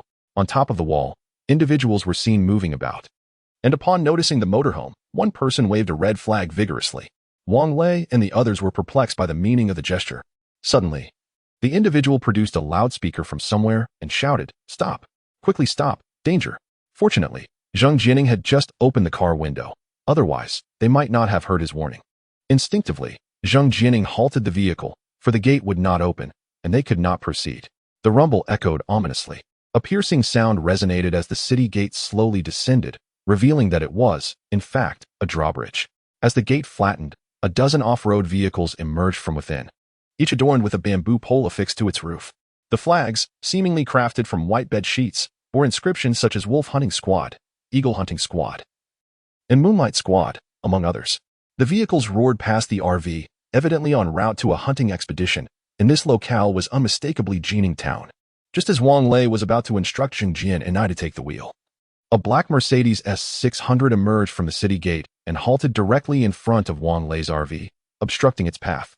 Chapter 88. The one-eyed man. A man descended from the vehicle, clad in a long white down coat, his hands adorned with black leather gloves, and his feet shod in polished black leather shoes that gleamed like mirrors. However, one of his eyes was obscured by a patch reminiscent of a pirate, and his face bore several scars, clearly inflicted by a large feline predator. "Who was that person in the car?" he inquired, gesturing towards the RV. In the driver's seat, Wang Lei had just instructed old Chow to replace Zheng Jian and I, while the other girls had already gone to the observation tower. Wang Lei donned his down coat and alighted from the vehicle, a courteous smile gracing his face. "Hello, hello, we are merely passing through and would like to request passage." The man scrutinized Wang Lei from head to toe and replied, "I am the chief security officer of Jining Town. For the safety of the town's residents, you are not permitted to pass. I advise you to seek an alternate route." Though his words conveyed authority, he showed no intention of leaving, and Wang Lei was acutely aware that he was being deliberately obstructive. "Ah, Chief, look, there is only this road. Where else can you direct us?" "I kindly ask for your leniency," Wang Lei implored, producing a partially filled pack of Red Tower cigarettes from his pocket and placing it into the one-eyed man's hand. Why not give a full pack? The apocalyptic world had persisted for over 10 days, and tobacco had become a rare commodity. The one-eyed man discreetly accepted the cigarettes, stashing them in his pocket, yet he lamented, "Regulations prohibit outsiders from entering, and I find myself in a difficult position because of your actions. What must we do for you to allow us passage?" Wang Lei inquired. "Do you have more cigarettes?" The one-eyed man asked quietly. Wang Lei nodded, "Yes. Though I possess only a few left. I shall retrieve them for you." Upon returning to the vehicle, he instructed Liu Yanzhou and the others to surrender their half-pack of cigarettes. They were reluctant to request better cigarettes from Wang Lei, having smoked only inferior brands over the past few days. After exiting the vehicle, he handed over the 3 cigarette packs to the one-eyed man. "This is all we have," he stated. The one-eyed man did not express disdain, consolidating the meager supply of cigarettes. However, disappointment flickered within him as he remarked, "It is not impossible for me to allow your passage, but you must offer a token of allegiance." "What token of allegiance?" Wang Lei asked. "Food, rations, meat. Anything will suffice, though mutated beast meat is preferable," the one-eyed man replied. Wang Lei feigned a troubled expression, responding, "We do have food, but it is scarce. We have only been consuming 1 thin meal daily. We truly cannot spare anything. You could go hunting. There are plenty of mutated beasts in these mountains. You must have seen the vehicles earlier. They are all out hunting," the one-eyed man suggested. "Chief, we are indeed in a hurry. I beseech you to allow us passage," Wang Lei pleaded. The one-eyed man waved his hand, stating, "No means no. However, I can grant you entry for now. There is a mission hall in the town. Should you accumulate 110 points, I will permit your departure. What do you say?" After contemplating the situation, Wang Lei decided that entering the town first and devising a plan to leave later would be prudent. He could gather information about the town's circumstances and strategize thereafter. Thank you, Chief, Wang Lei replied with a smile. All right, no need for pleasantries. My surname is Sun. You may address me as Captain Sun from now on. The one-eyed dragon remarked, then added in a hushed tone, if you have any valuable items, do not go through the task hall. Simply hand them to me directly, and I shall award you points. Wang Lei nodded in understanding. Understood, Captain Sunday. The one-eyed dragon returned to his vehicle, which then turned around and drove back into the vicinity, with the RV following closely behind. The heavy city gate was slowly raised, producing a cacophony of noise. It was precisely 8 in the morning when the town echoed with the sound of 8 bells, signaling the hour. The town appeared much as it had before, though a number of vehicles were now parked at the city gate. The storefronts that once stood there had transformed into a repair shop, as evidenced by the sign of the XX restaurant still hanging above the entrance. The main thoroughfare was devoid of pedestrians, save for individuals donning armbands, who ambled about with truncheons in hand. The RV was directed to park in an unoccupied area not far from the city gate, and soon after, the one-eyed dragon's vehicle came to a halt as he gestured for Wang Lei to disembark. In this town, vehicles were not permitted to operate freely except under special circumstances. There was a complimentary shuttle service available to transport newcomers to the task hall, as they lacked accommodations. With their points, they could exchange for tents or building materials to establish a temporary dwelling in the Western District. Rest assured, your vehicle will be safe here, the one-eyed dragon assured. Wang Lei glanced at the parking lot filled with RVs, many of which appeared far more luxurious than his own, explaining the one-eyed dragon's apparent disdain for his vehicle. The shuttle he mentioned was merely the type commonly found in tourist areas, operated by individuals clad in tattered cotton clothing, their faces dull and lifeless. Thank you, Captain Sun. Wang Lei expressed his gratitude, retrieving a bottle of 6 nuclear bombs from his pocket and slipping it into the one-eyed dragon's. This is not an intentional concealment of the product name. It truly is 6 nuclear bombs, sourced from a small shop near Apple Garden where Lu Yanzhou and the others had previously hidden them. There are many such items, including Kong Shuifu instant noodles and Red Noon energy drinks. You've got the hang of this, young man. I like it. The one-eyed dragon exclaimed with hearty laughter. Now, I must attend to other matters. You should hurry off to receive your tasks. Wang Lei nodded, watching him depart before instructing, Lu Yanzhou, accompany me to the task hall. The rest of you remain in the RV. Do not stray. The girl should hide in the watchtower, while Chao Pengzi and Zhu Jianfeng stay in the driver's cabin. I'll join you, Zhu Jianfeng declared, brandishing a short knife.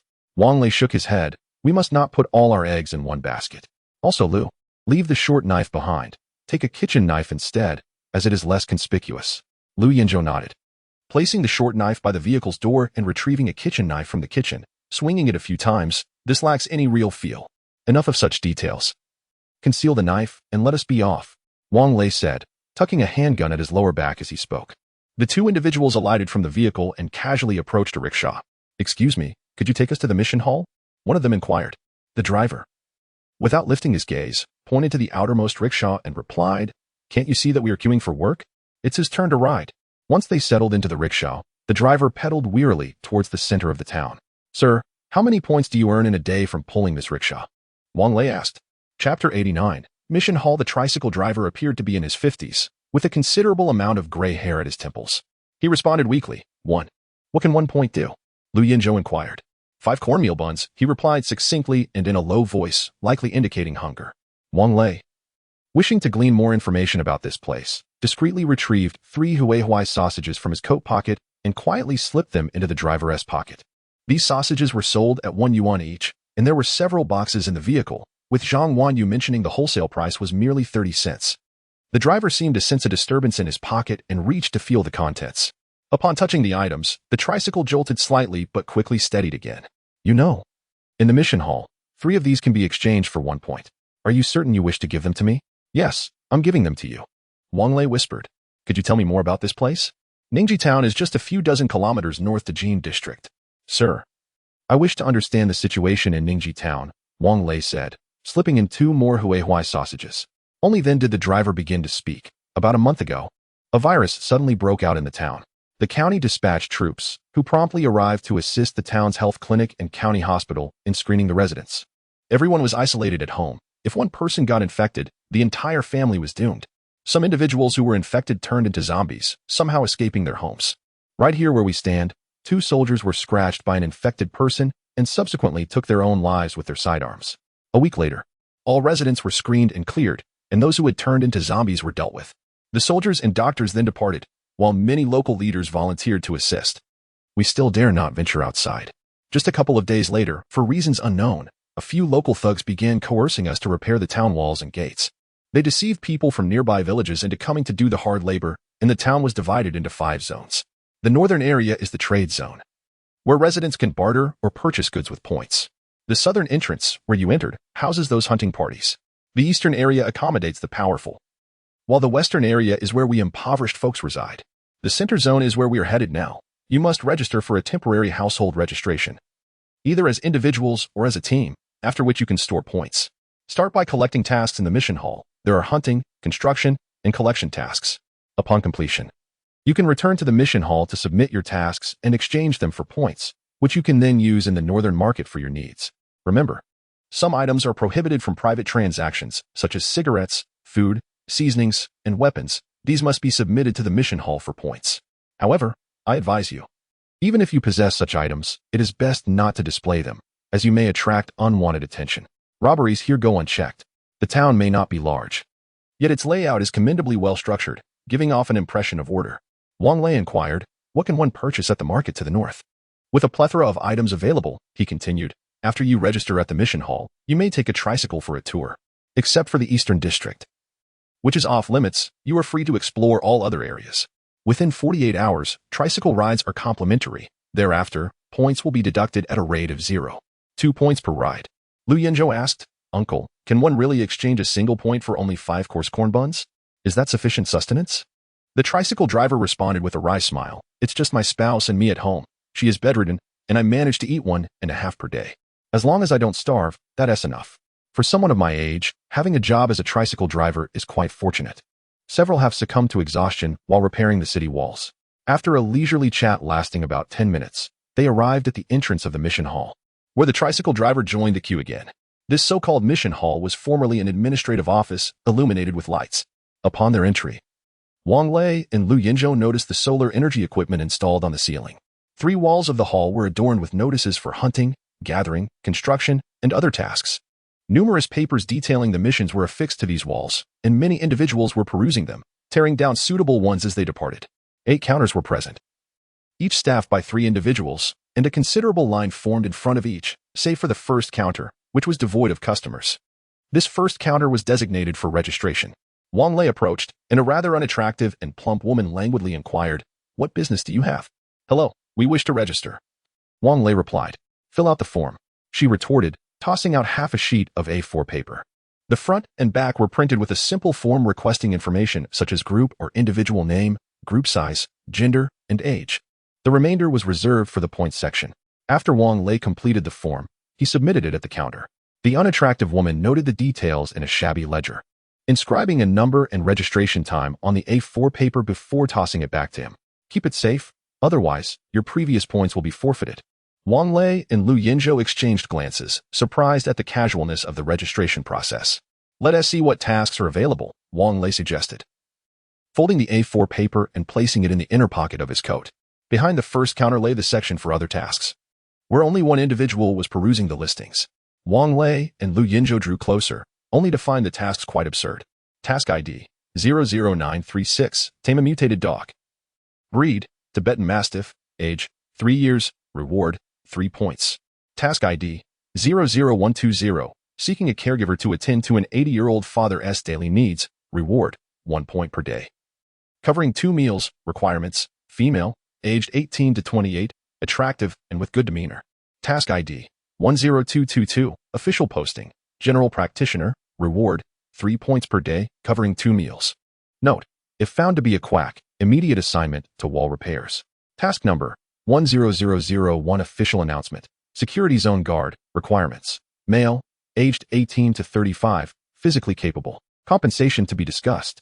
Task number 10002, official announcement, tricycle ferry driver. Requirements, male, aged 16 to 50, good physical condition. Compensation, daily points, with commission. Interested parties may proceed directly to counter 1 for an interview. "What is all this?" Lu Yinzhou said with frustration. "It seems that the more manageable tasks have already been taken, leaving only these peculiar ones," Wang Lei said with a smile. "Come, Let us go and take a look over there. Chapter 90. Visiting the town and the construction tasks. One either builds walls or houses, or digs drainage ditches, all labor-intensive endeavors that require one to provide their own tools with meager rewards and points. For instance, repairing a wall earns a mere 0.5 points for 2 meals a day. The hunting task area is bustling with intriguing assignments such as the long-term procurement of mutated beast meat, which yields 0.5 points per kilogram. In order to accumulate 100 points, Wang Lei must procure 200 kilograms of pure meat, excluding parts like pig heads, trotters, bones, and entrails. Even pigskin is not counted. This means he would need to hunt at least 2 mutated wild boars. The collection tasks involve the long-term acquisition of items like luncheon meat, ham sausages, instant noodles, vegetables, and grains, all of which offer exceedingly low points. However, cigarettes and alcoholic beverages provide somewhat higher points, though still not substantial. This is likely due to the prohibition on private exchanges of these goods, which are monopolized by the local authorities, resulting in such paltry rewards. Old Wang. This one do, Lu Yinzhou remarked, his head aching. Let us wander around and see if we can find a way to escape. Wang Lei nodded in agreement. All right, let us go. The town was sizable, and without the option of driving, traversing it on foot was impractical. Seizing the opportunity to ride a tricycle for free within the 48-hour window, the two set out to the northern district. The tricycle driver initially asked to see their point cards, appearing rather reluctant as he transported them to the northern area. It was bustling here, featuring both storefronts and street vendors. Hello, handsome gentleman. Are you new here? Would you like a tour guide? A young woman in her 20s, clad in an oversized black down jacket, approached them with a smile. Is it free? Lu Yinzhou glanced at the girl, who had an average appearance but a lively complexion. It's not free. It's 1 point per hour, she replied, her brow furrowing slightly. We don't have any points, Wang Lei said, reaching into his pocket to reveal a piece of sausage. But we have this. Will it suffice? Upon seeing it, the girl licked her lips and swallowed. All right. 2 sausages for an hour. Deal. Wang Lei responded eagerly. As he disembarked, he casually stuffed over 30 sausages into their pockets.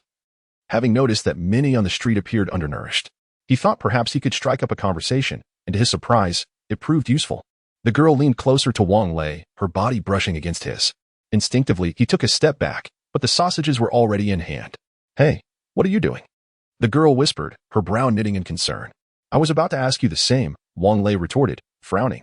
Do you not realize that these items cannot be exchanged casually? If you wish to put your life at risk, do not involve me, she said, glancing around anxiously. All right. Misunderstanding cleared, Wang Lei thought she might be attracted to his looks. He stepped closer, standing shoulder to shoulder with her, and swiftly tucked the sausages into her pocket. Now, let us explore the town. The girl nodded, inquiring about their desires. Those storefronts are official. Transactions can only be made using points. Should you capture any mutated beasts or complete collection tasks, you can also come here to hand in your assignments. The shops will issue you a receipt to register your points at the task hall. The stalls here engage in barter, primarily offering second-hand clothing and bedding. Is that all? 2 sentences for a point? That seems rather exploitative, Lu Yinzhou complained. Humph. Those who seek her guidance are typically you insufferable men. Come along. The girl rolled her eyes in discontent and proceeded towards the northeast, prompting Wang Lei and Lu Yinzhou to hastily follow. Young lady, your job seems rather effortless, Wang Lei remarked as they walked. This position is not one just anyone can assume, the girl replied proudly. I have connections. Oh? Are they the Jade Emperor or the Queen Mother? Lu Yinzhou feigned ignorance. My uncle is the local security chief. Oh, the one-eyed captain's son? Indeed. I am Sun Lin. If you require assistance here, you may come to me, but be prepared to offer an appropriate exchange, whether in points or provisions. Just to clarify, I do not accept low-grade food like cornmeal buns. After walking several hundred meters, they arrived at the city gate. Wang Lei asked, little girl. The city wall must be at least a meter thick, right? 1.2 meters, constructed entirely of reinforced concrete. Not even a zombie, let alone an armored vehicle, could breach it, Sun Lin declared with pride. And what of the city gate? Is it wooden? Wang Lei inquired further. Not at all. What appears to be what is actually 3 layers of thick steel plates welded together, with concrete filling the gaps, making it over 50 centimeters thick. How does such a small town acquire so much steel? Lu Yinzhou queried, puzzled. Considering the wall and the gate, hundreds of tons of steel must have been utilized. Our town has always had a steel trading market. To the north, there is the Bagua village with steel warehouses, and much steel from Jin province is stored here. My family was originally in the steel storage business. Wang Lei calculated the impact force of their vehicle-mounted air cannon, surmising that it would leave no mark on the wall or gate. Clearly, A forceful breach would not be feasible. Why not hunt to the north? Wang Lei asked. I am unsure. The northern gate was previously open for hunting teams, but for reasons unknown, it has since been closed. I asked my uncle, but he was also unaware. Merely citing directives from above, Sun Lin pondered before adding, let us hurry. We are close to our destination. Where exactly are you taking us? Lu Yinzhou inquired. To a place all you men wish to visit. Otherwise, why would you seek a guide? Only those accompanied by a guide can enter, Sun Lin scoffed. Wang Lei was quite aware of the location she referenced. We never expressed a desire to go where you mentioned. We merely wish for you to show us around. Enough. No explanations. Explanations are merely veils. All you men are alike, especially those from the squad, who seem to drop by every now and then. You may profess today that you won't come, yet in a few days, you will appear just the same. Allow me to introduce you to a broader world today. By the way, I know someone in charge. Even a sausage will suffice. Let us go take a look since you're already here. Lu Yinzhou remarked while feeling the sausage in his pocket. Here we are. Sun Lin pointed ahead. Wang Lei and Lu Yinzhou gazed upon the scene before them, Jiqing Town Primary School. Quite an impeccable choice of location, truly the domain of educators, Lu Yinzhou jested. Chapter 91. Hell on earth. The gates of the elementary school were firmly shut as Sun Lin approached and called out, Sixth brother, open the door, we have guests. A man, approximately 6 feet tall and slender, seemingly in his 30s, emerged from the gatehouse wearing glasses. He approached the small door, but showed no intention of opening it. You understand the rules, right? Sun Lin playfully stuck out her tongue and turned to Wang Lei and the others, saying, once we enter, no idle chatter. Do not remove your pants in the auditorium, nor should you place your hands in your pockets. Simply tell me your number, pay the fees, and someone will guide you. The costs are fixed, 3 points for a classroom, 5 for an office, and 8 for a bed in the dormitory area, if you don't mind the cold. You may also stay in the designated outdoor area. Oh, and to enter the main gate, each pair of you will need 1 point. Or 2 sticks. This is the entrance fee. Do we really need an entrance fee? Is this a tour? Lu Yinzhou inquired, producing 2 sausages from his pocket and handing them to Sun Lin. Indeed, some cannot afford the costs and merely come to satisfy their curiosity. Sun Lin handed the sausages to the man at the gate, who then opened the small door, allowing the 3 to enter. Selection takes place in the grand auditorium ahead. Sun Lin pointed out, once you have made your choice, someone will escort you to your selected location. No sooner had she spoken than the doors of the auditorium swung open, revealing a man wielding a baton, followed closely by a woman, disheveled and wrapped in a tattered quilt, revealing a small portion of her leg clad in torn shoes, exposing her toes. My goodness, this is truly barbaric, Lu Yinzhou exclaimed. Here, you must refrain from speaking carelessly. Otherwise, you may find yourself in grave danger, Sun Lin replied, her expression devoid of emotion. Most of these women are here by choice, striving to survive. If they wish to leave, they may do so at any time, and they can leave with their points. Yet, they choose to stay, for here, they can eat without labor. Moreover, women without awakened abilities, or even those with such abilities, rarely find teams willing to accept them. There was once an all-female team that ventured out and never returned. Opportunities for work are scarce here. Many depend on their families for support. Those like her are either unable to be supported by their families or are single women who resort to this to avoid death. Such matters pale in comparison to the West District, where some even engage in the exchange of spouses for sustenance. Lu Yinzhou fell silent. Not from fear of violence, but from a profound sense of disbelief. What kind of safe zone is this? A place so repugnant that it resorts to cannibalism? Following Sun Lin into the auditorium, they encountered several groups playing cards at the entrance, around a dozen individuals, with batons resting beside them. These must be the security personnel. In the center of the auditorium stood a large oil drum, a fire crackling within to provide warmth. The women huddled in their tattered quilts, languidly leaning against the walls of the auditorium. Yeah, we have guests. Please take care of them. I need to rest for a while. I am utterly exhausted from walking, Sun Lin stated, settling into a chair beside the oil drum. A woman in her 40s approached with a smile and inquired, ladies, are you here to purchase or merely to indulge? As she spoke, a pungent odor emanated from her breath, nearly causing Wang Lei to retch. And Lu Yinzhou was not in a much better state. Oh, I neglected to mention, here, if you wish to buy, you may take them home to wash clothes and perform household chores. If you are dissatisfied, you can return them. Sun Lin peeled open a sausage, taking a bite while chewing and saying, let us observe first. Wang Lei replied, since we're here, let us take a look. The woman known as Lu Jia switched on a flashlight, leading Wang Lei and the others toward the corner. What age range are you seeking? Preferably plump or slender, active or passive. The beautiful ones do come at a higher price. Come, let them all rise. Over 20 women stood up, their blankets carelessly tossed aside. clad only in their undergarments, their figures fully exposed.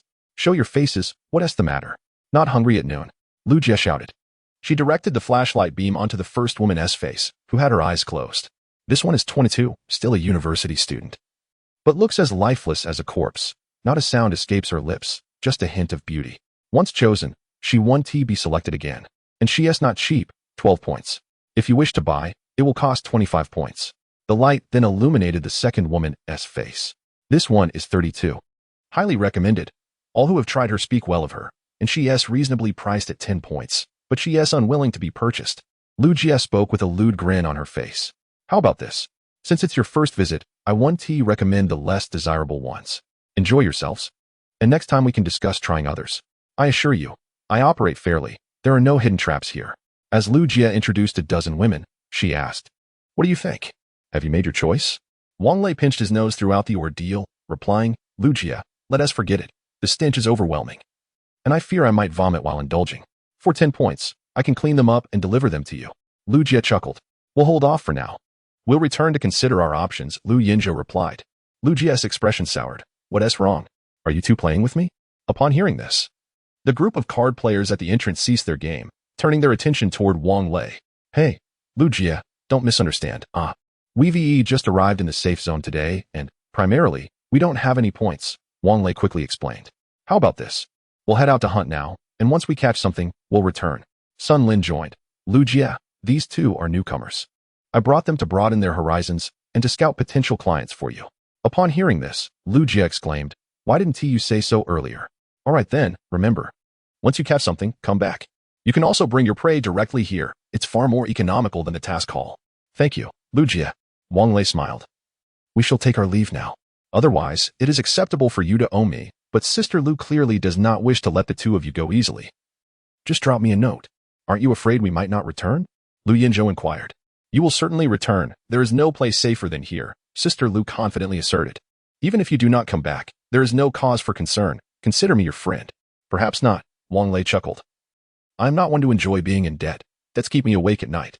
Chapter 92, The West District Little Brother. I feel much more at ease with that sister, Lu Jie said with an even brighter smile. You certainly won't owe her any money. How about staying overnight?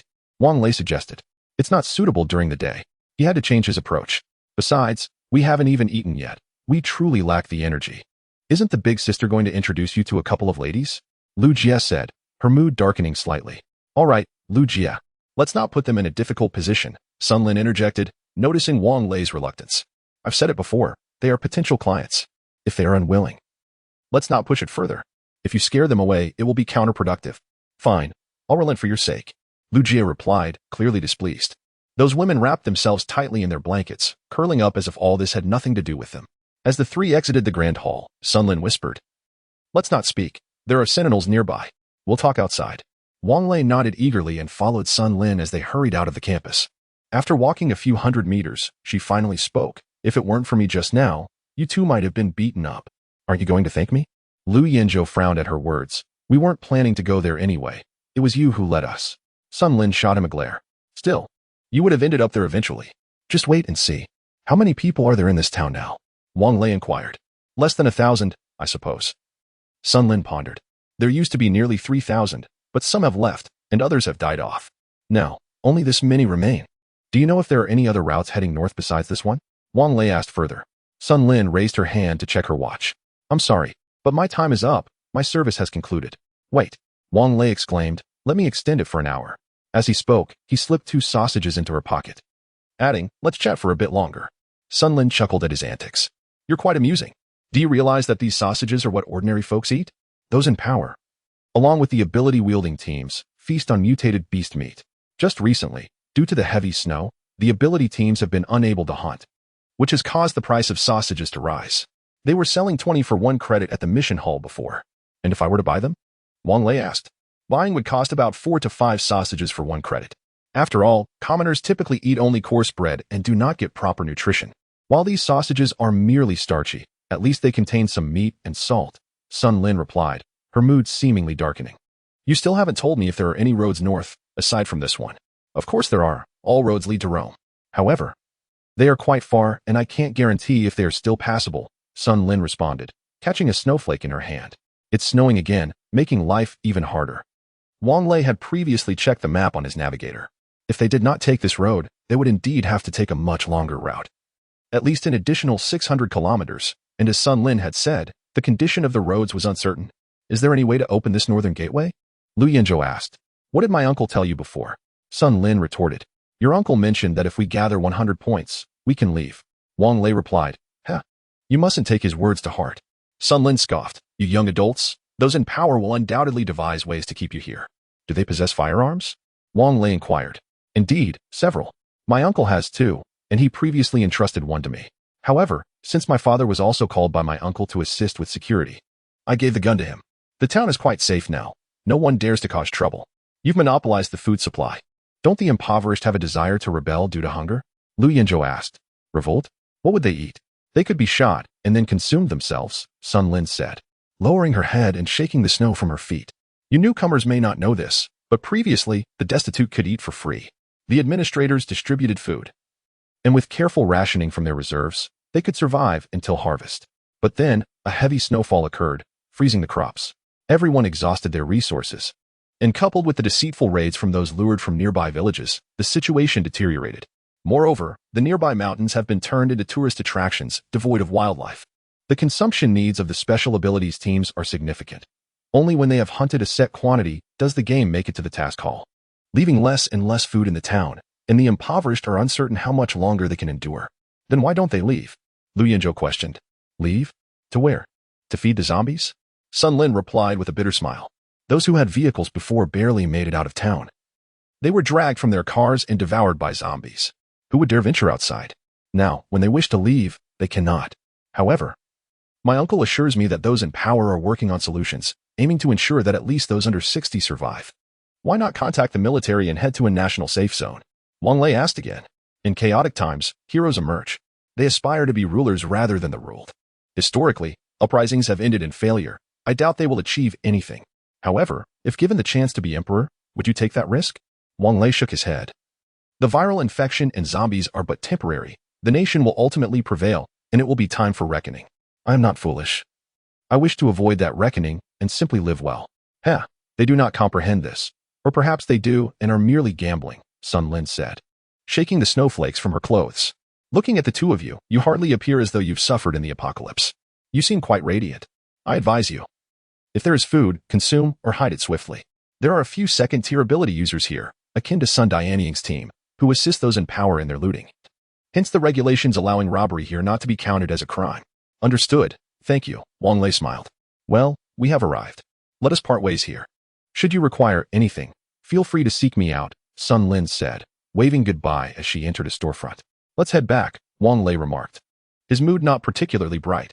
A few meters ahead lies the designated area for tricycle taxis. The two individuals made their way over and boarded one. Driver, please take us to the Southern District parking lot. I can only take you to the mission hall, from where you will need to switch vehicles. The pedicab driver glanced at Wang Lei's points card. Perhaps you could offer me a point? How about this? Wang Lei suggested, leaning closer to the pedicab driver, discreetly slipping 2 sausages into his pocket. Will this suffice? Chapter 93. Captured. The uncle on the tricycle rummaged through his pockets, hesitating for a moment. All right, but I must return to the West District first. My child hasn't eaten all day. I need to take this back home. Fine. Wang Lei felt reluctant. He wished to return to the camper van sooner. However, considering that the West District was not far, he agreed. Little did he know that this trip to the West District would leave an indelible mark on his memory, leading to lifelong regret. Seeing that Wang Lei and his companions had agreed, the uncle beamed with delight and pedaled the tricycle towards the West District. You two are new here, aren't you? I haven't seen you before. This uncle was far more talkative than the previous two. Yes, we just arrived this morning. We intended to pass through, but found ourselves stranded here, Wang Lei replied. Where are you headed? To Longqing. Oh, that is not too far. But I've heard there are many zombies to the north. The roads are quite perilous. Lu Yinzhou asked, Uncle, how many people are in your family? Just my grandson and me, the uncle said with a hint of melancholy. My son left a while ago to help repair the city wall and couldn't endure the hardships, so he ran off with the people from Linjia village. My daughter-in-law, seeing that we can hardly scrape by, went to the small school. Not long ago, she could bring back some food, but lately, I've heard they can't hunt. And there aren't many people going to the school anymore. They're not getting enough to eat and can't send anything back. The girl mentioned earlier that the authorities are trying to ensure that those under 60 get fed, right? Wang Lei inquired. Indeed, the uncle replied. Someone informed us that 1 point can be exchanged for 7 coarse corn buns. For us older folks, a little sustenance is enough, but the children need proper nutrition. Just eating those buns will leave them weakened. While the three conversed, the tricycle had already reached the West District. The sewage on the ground had frozen over, still emanating a foul odor. Our home is just ahead, the uncle said. We used to live in the East District, but we were driven out here. This area is filled with old houses, most of which are uninhabited. The windows are broken, and some roofs have collapsed. We can't fight them. We must endure for survival. We only hope that Uncle Mao will return and take charge. Wang Lei thought to himself, your Uncle Mao is unlikely to return. Even if the apocalypse hadn't come, if he did return, he might die of anger, perhaps even in a rhythmical manner. We can't go any further. You two wait here for me. I'll be back in 10 minutes, the uncle said, stopping the tricycle by the roadside. We'll accompany you inside. It's quite cold sitting in the tricycle. Let us move around a bit to warm up, Lu Yinzhou suggested as he also dismounted. You young folks are quite amusing. We prefer to eat and remain still, fearing swift digestion. You seem to be less hungry. The uncle chuckled. Uncle, do you still manage to pedal the tricycle after eating those coarse corn buns every day? Wang Lei asked. I must pedal, even if I can't. If I don't, there are others waiting to take my place. What else can I do? Go repair the city wall. The uncle sighed. The city walls have been completed. What more can I do? Even if I go to the elementary school, I would not be welcomed. Here. Most of the houses are perilously dilapidated, with crumbling walls everywhere. The snow on the ground remains unshoveled and is sullied by sewage, creating an utterly repugnant sight. Yet, I observe someone collecting snow from the rooftops with a basin, presumably due to a scarcity of water, winding through the narrow alley for 3 minutes. The uncle finally halted in front of a house that appeared relatively intact. Come in, see what Grandpa has brought back for you, he exclaimed joyfully. What did you bring back? No one inside responded, but I noticed 4 or 5 young men approaching from across the street, brandishing clubs and menacingly advancing towards Wang Lei and his companions. The uncle's expression shifted dramatically, his legs trembling involuntarily. And nothing, he stammered. And nothing? Why do I find that hard to believe? The leader of the group stepped closer, swinging his club and striking the uncle across the back. Ah! The uncle cried out in pain, his already tattered cotton jacket splitting further, the stuffing defiantly refusing to spill out. Be honest, take out your belongings for inspection. Hurry up, the leader shouted. The remaining 4 brandished their clubs, pointing them at Wang Lei and his companions. On what grounds? Lu Yinzhou frowned, demanding loudly. On the grounds that we are security personnel, entitled to check for prohibited items. One young man retorted. The uncle, clearly too frightened to resist, pulled 2 sausages from his pocket. Damn it, confess where you got these sausages. I exchanged them for points, the uncle stuttered. Exchange for points? Show me your points card. The uncle slowly retrieved his card from his pocket, only for it to be snatched away. Humph, not a single point. What did you exchange it for? Speak. Did you steal it? As the man spoke, he struck the uncle with his club, and the others joined in, mercilessly beating him. Seeing the uncle collapse, blood spilling from his mouth, Lu Yinzhou could no longer contain himself. He drew a small kitchen knife and rushed towards the 5 men. In swift, decisive motions, before they could comprehend the situation, their carotid arteries were severed. They felt a sudden warmth at their necks, only realizing the blood gushing forth when they touched it. You dare to kill us, they shouted, clutching their necks as they attempted to flee and call for help, fully aware that they were beyond saving. Lu Yinzhou would not grant them the chance to escape and be seen. In mere moments, he closed in, delivering one cut after another. 1, 2, 3, 4, 5, each blade piercing their hearts. They fell lifelessly, sprawled across the narrow passage. Lu Yinzhou, drenched in blood, wore a smile and remarked, Old Wang, this kitchen knife is lacking. It's too laborious to kill someone with. It can't compare to my short blade. Wang Lei, however, was too preoccupied to engage in such discussions. Kneeling to assess the condition of the pedicab uncle. Give my grandson something to eat. The uncle, at this moment, had already exhaled his last breath, his body devoid of life. With every ounce of strength, he uttered these final words before departing this world, his eyes wide open, refusing to close even in death. His frail body could hardly withstand the merciless assault of the metal baton. Uncle, please wake up. Don't leave us. If you die, what will become of your little grandson? Wang Lei was on the verge of tears, pleading, if you awaken, I will provide you with food, meat, grains, anything you desire. Chapter 94. The hunt for the murderer. Lu Yinzhou wiped the blood from his face and approached, kneeling to check the pulse on Uncle Wang's neck. He is gone. There is no waking him. Has he departed? Wang Lei sighed, resigned. Well, perhaps it is for the best. He shall no longer suffer. As he spoke, he gently closed the old man's eyes and retrieved 2 sausages from his hand before pushing open the door into the house. Inside, the room was shrouded in darkness. The temperature even colder than outside. The space was barren, devoid of furniture, save for a simple earthen stove with a darkened pot resting atop it. On a clay bed lay 2 tattered quilts, and with the slanting sunlight filtering through, one could discern a figure beneath them. Little one, Wang Lei called softly as he approached. Your grandfather has sent me with some food. A small boy lay asleep on the bed, and Wang Lei leaned closer, gently attempting to rouse him. Yet, the child remained unresponsive, a chilling foreboding creeping over him. He brushed his fingers against the boy's forehead. It was cold to the touch. He tried to lift him, only to find the child's body had stiffened. Oh, perhaps this is for the best. Your grandfather has passed, and now you 2 shall join him. In the realm of the departed, you will have company. I suspect your mother will soon follow to keep you both company. Wang Lei took the sausages from his pocket, placing them beside the boy's head. May you dine on the journey to the afterlife, old Liu. Bring your uncle back.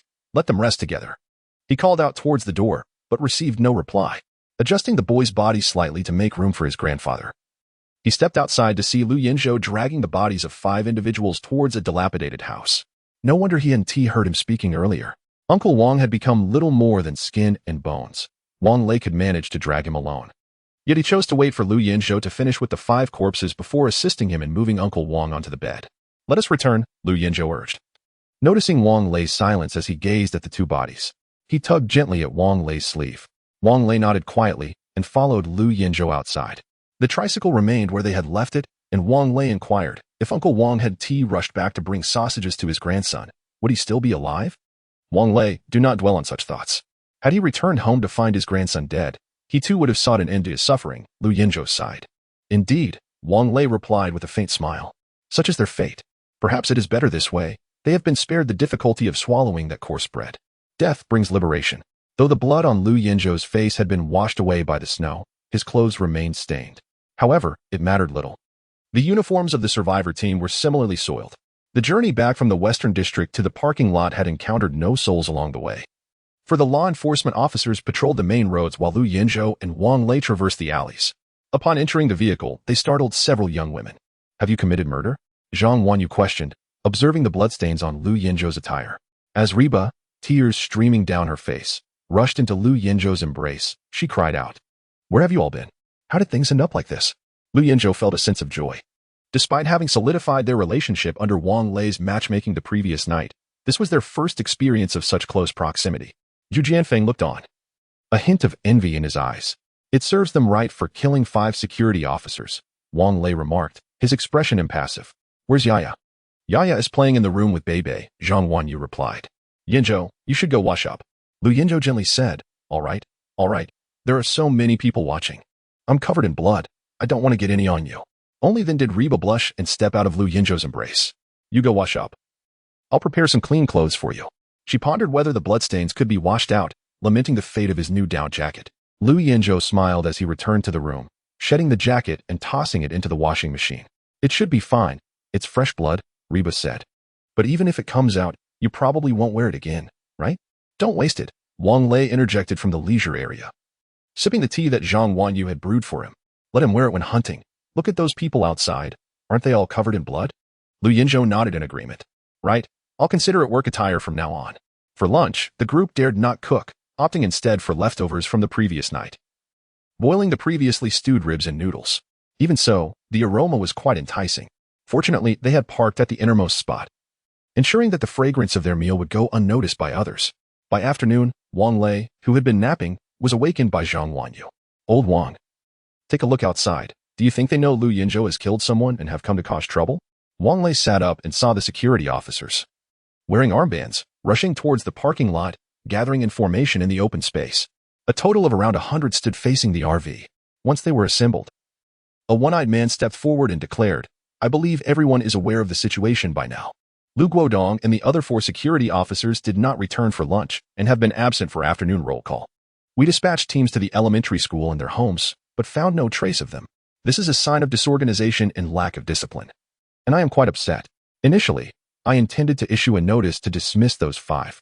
However, the deputy captain suggested that they might have encountered misfortune, a notion I find hard to believe. Our officers, while not as powerful as the special abilities team, are nonetheless trained. And how could all 5 of them be harmed while together? Now, all officers, mobilize to find them. We must see them alive or their bodies if they are deceased. If they have met with foul play, search the entire town until the perpetrator is found. Is that understood? Understood. The crowd of 100 responded in unison. Good. Then let us set off. Search each assigned patrol area thoroughly. Dismissed. At the command, the group dispersed, some running off while others headed to their parked vehicles. The one-eyed man, however, approached the RV. Wang Lei furrowed his brow, donned his coat, and exited the vehicle. Captain Sun, what seems to be the matter? Wang Lei inquired with a smile as he opened the car door, just as the one-eyed man was about to rap on it. My 5 team members have gone missing. I came to inquire if you have seen them, the one-eyed man asked with a grave expression. Wang Lei shook his head and replied with a grin, Captain Sun. We have just arrived, and aside from your niece, Sun Lin, we are unfamiliar with anyone else. Oh, and we do know Sister Lu. She is indeed quite warm-hearted.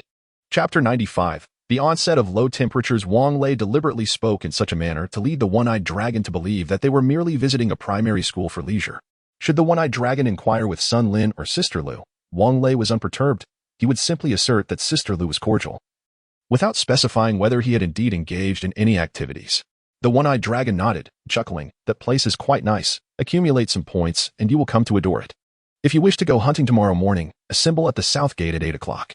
I have matters to attend to, so I shall take my leave now. If you find it too chilly to sleep in the car, you may seek accommodation in the West District. Any unoccupied place will suffice.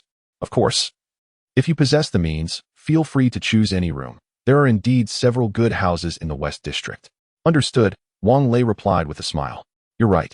The weather is growing increasingly frigid. It is at least minus 20 degrees outside now. Captain Sun should take care to keep warm as well. Is that so? Has it really dropped to over minus 20 degrees? The one-eyed dragon inquired, frowning. Is there a problem? Wang Lei asked. It seems that what Uncle San said was true. Well, enough of this chatter. I must attend to some matters. Until later, the one-eyed dragon declared before hastily departing. Wang Lei was left puzzled, wondering about this Uncle San and the veracity of the claims. Suddenly, the wind picked up, carrying with it a flurry of snowflakes. Despite being clad in a thick down jacket, Wang Lei still felt the chill and promptly made his way to the vehicle. Old Wang, are you all right? They haven't discovered that you were the ones who killed him, have they? Zhang Wanyu inquired anxiously as she brought him a cup of hot milk. I'm fine. Go ahead and drink it. I'm not particularly fond of this, he replied. Drinking it will warm you up. It's not good to only have tea every day. Zhang Wanyu insisted, forcefully placing the milk in his hands. Reluctantly, Wang Lei pinched his nose and consumed the milk.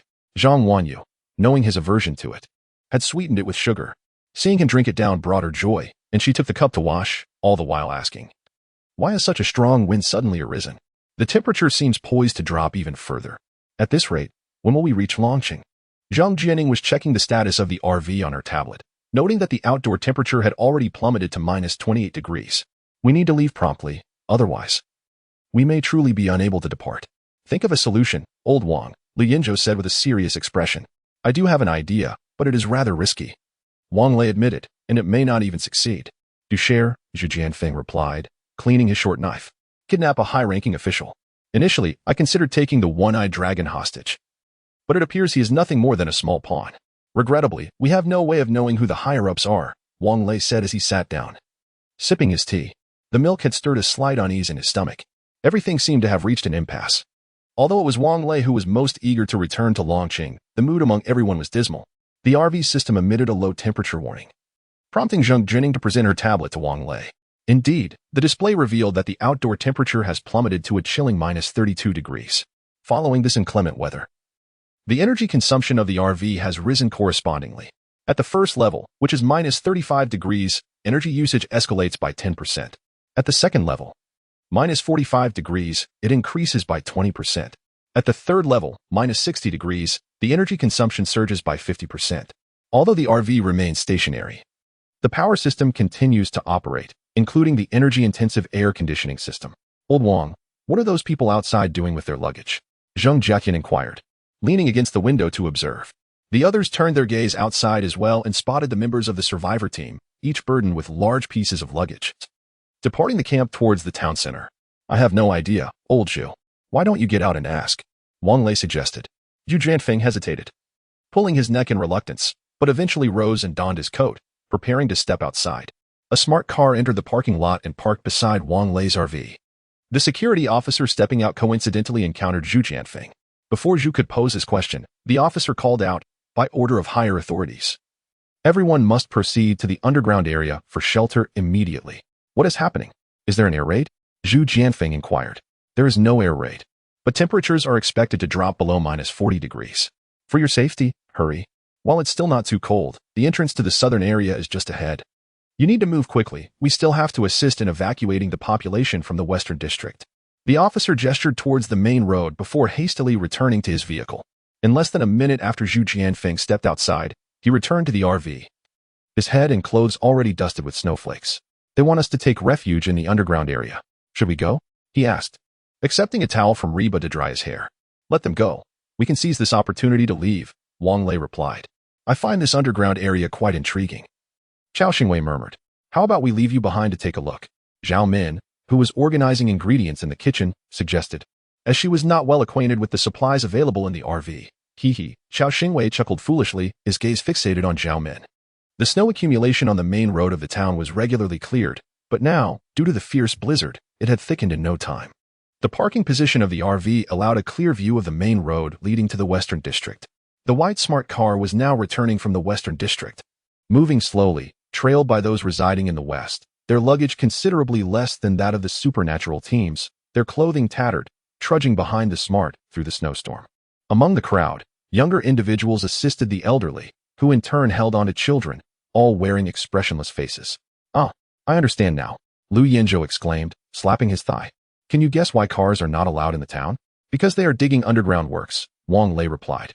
Perhaps the authorities are concerned that these underground constructions are not very sturdy, hence they fear allowing vehicles through, fearing a collapse. Old Wang, you are truly clever. Lu Yinzhou clapped Wang Lei on the back. Indeed, the role of these commoners should be to continue with the construction, He Bei said, her voice tinged with sorrow. Look. The city gate is opened, Zhu Jianfeng exclaimed.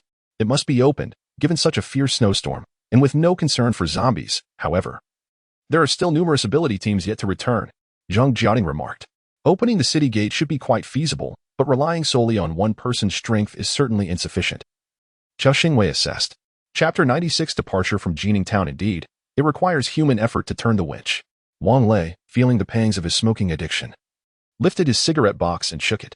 Lu Yinzhou and the others instinctively followed him as they retreated, while Jia and I activated the automatic water collection feature of the RV. All right. Zhang Jia and I smiled, deftly operating the tablet. Daddy, where are you going? I want to go too. Little Yaya leapt from He Bei's arms and ran to Wang Lei, wrapping her small arms around his thigh. No way, Zhang Wanyu interjected, picking Yaya up. If you follow your father, you'll end up smelling terrible. No amount of washing will help. On the RV's balcony, Wang Lei boiled water to prepare tea. The air purification system was remarkably effective. Even with 4 smoking pipes present, the scent of tobacco was hardly detectable. Old Wang, when shall we depart? Zhu Jianfeng inquired. Perhaps in an hour. I consulted with old Lu, and there are only about 1,000 people in this town. An hour is ample time for them to all retreat underground, and we can leave afterward without haste, Wang Lei replied. Look, a vehicle is returning, Chao Xingwei shouted, pointing towards the southern gate. Yes, in this weather, if they don't come back, they'll freeze to death outside, Wang Lei remarked nonchalantly. With this much snow, will our vehicle manage? Lu Yinzhou expressed his concern. Not an issue. The speed may be slow. Before Wang Lei could respond, Chao Xingwei interjected. The vehicle's front bumper can help push the accumulated snow to the sides. The route we came was all ice, and we navigated it quite smoothly. After consuming 2 kettles of tea, an hour had elapsed, and the group returned to the RV's lounge area.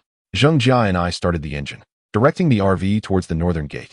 The road was deserted. The previously parked tricycle remained in its spot, blanketed in white snow. The RV's capabilities far surpassed Chao Xingwei's expectations. Once the water collection feature was activated, the accumulated snow along the route was entirely gathered. The solar panels on the roof resumed their function, and the central control screen indicated that the vehicle's power was being charged. Due to poor visibility, the vehicle progressed slowly, taking over 20 minutes to arrive at the northern gate. The 4 men donned their coats and gloves before disembarking. On either side of the city gate stood small rooms. Behind these rooms were stairs leading to the top of the city wall. Lu Yinzhou and Wang Lei had observed this earlier, noting that there were guards present. Now, the guards had vacated, but the doors to the rooms were locked. Chao Xingwei approached, pulling a hammer from his pocket, and with a few decisive strikes, shattered the lock. Old Chow, this isn't like you. Why so violent? Zhu Jianfeng teased as he pushed open the small room's door. At minus 30 degrees. Do you want to freeze my hands off? Chao Xingwei retorted gruffly. The door leading from the small room to the stairs was also locked. After employing the same brute force method to open it, the group ascended the stairs to the top of the city wall. The space atop the wall was quite ample. The distance between the two parapets exceeded 1 meter and 20 centimeters, indicating that Sun Lin's assertion of the wall's thickness was likely inaccurate. 2 colossal winches were blanketed in snow, their iron chains as thick as an adult's forearm. Wang Lei approached, attempting to turn the winch. Yet it remained utterly immovable regardless of the direction he tried. Lu Yinzhou and Zhu Jianfeng joined him in the endeavor. But even the combined strength of the three proved futile. Chao Xingwei brushed the snow off the winch with his sleeve, revealing that the chains had frozen solid. Do you know the distinction between humans and animals? Chao Xingwei proclaimed proudly, raising the hammerhead in his hand. It is that humans wield tools. The iron chains were firmly encased in ice. It took them turns hammering for over 10 minutes before they finally shattered the ice. By the time the north gate swung open, Wang Lei's hands were blistered from the effort. All right, let us proceed, he declared, shaking off the snowflakes that clung to him. Wait, Zhu Jianfeng pointed at the gate, which was only ajar halfway. The snow is too thick, we can't let it down. Let's drive straight out. Hurry. Before we freeze to death. Wang Lei felt his lips numbing, his speech faltering. The group returned to their vehicle, where their girlfriends helped brush off the snow. Wang Lei trembled from the cold, unable to warm himself even while clutching a cup of hot water. The others fared better, after sipping some hot water. They began to jest about Wang Lei's frailty, suggesting that Zhang Wanyu should nurse him back to health. The gate stood partially open, at an angle exceeding 45 degrees. Zhang Jining furrowed her brows and gritted her teeth as she maneuvered the vehicle up to the gate. The snow beneath the gate was deceptive, as the RV pressed down. It collapsed significantly, startling everyone inside, especially the female driver, who broke into a cold sweat. Stop, Wang Lei shouted. This won't do. The vehicle could get stuck. But if we pass quickly, that half-meter height is still ice. It's too perilous, Chao Xingwei countered. Fool, Wang Lei retorted. Just wait for the RV's water collection system to gather the snow. The RV's water tank was already full, and the collection function had automatically shut off.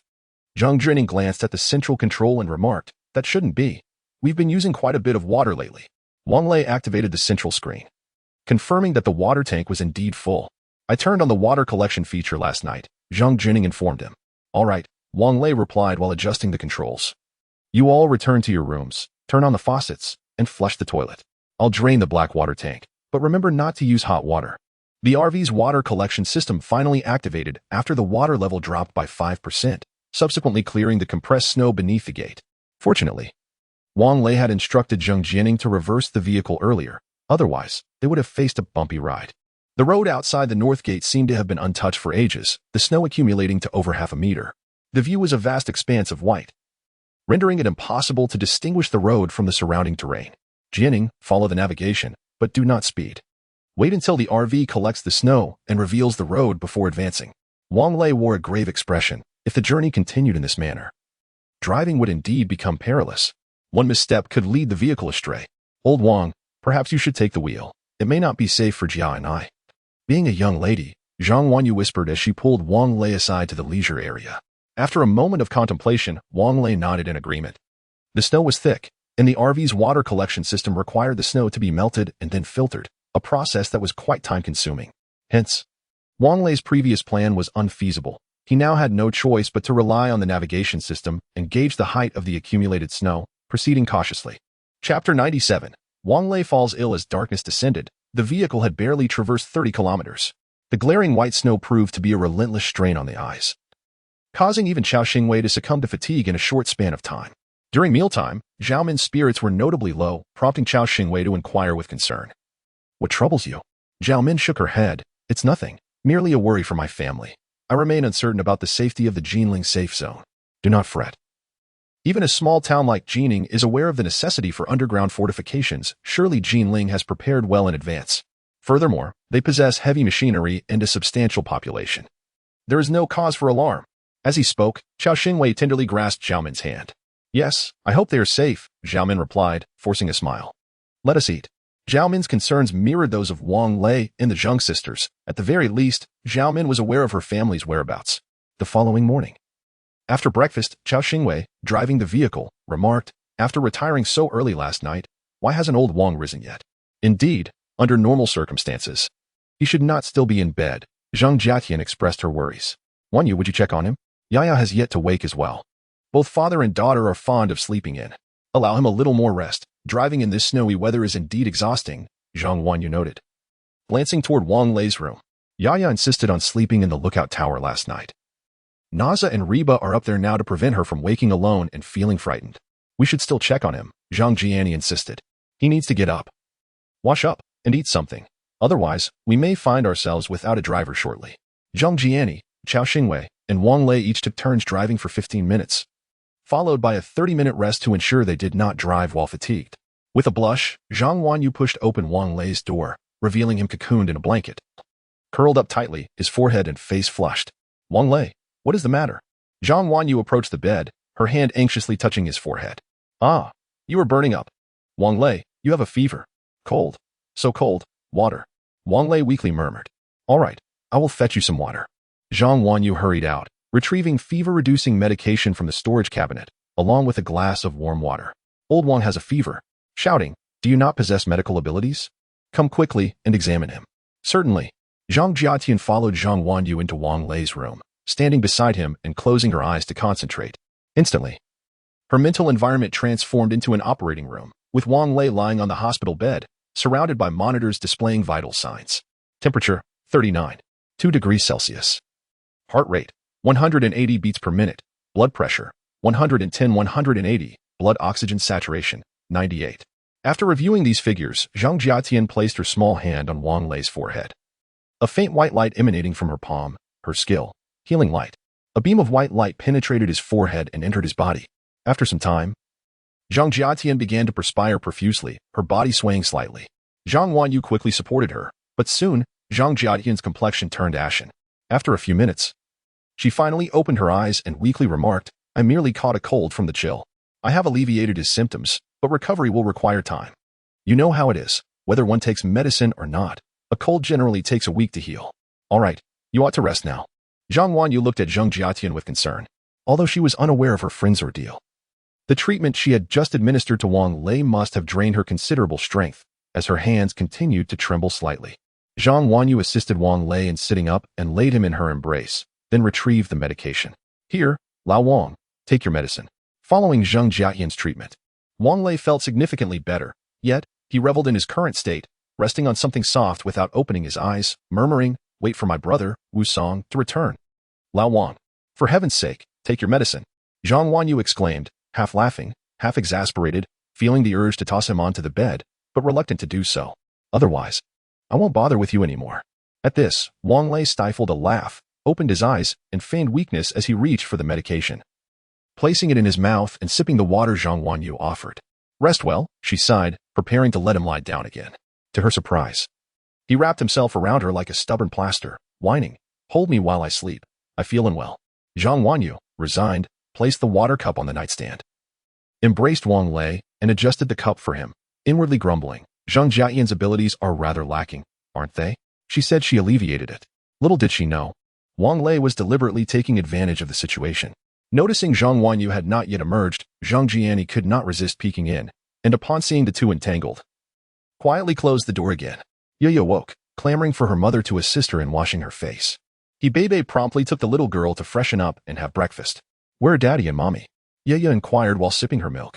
Your father is unwell, and your mother is taking care of him. Hurry and finish your meal. Afterwards, you can watch cartoons, Bebe replied. Oh, Daddy is sick? Has he taken his medicine? Yaya asked with a sweet, innocent tone.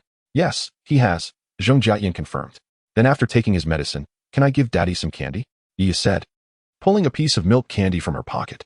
Previously, when she was ill and had taken her medicine, her mother would reward her with candy. Your father is an adult and does not need candy, Zhao Min remarked, placing a fried egg on Yaya's plate with a smile. He has your mother to take care of him, which is sweet enough. Is Mommy sweet? How come I didn't know?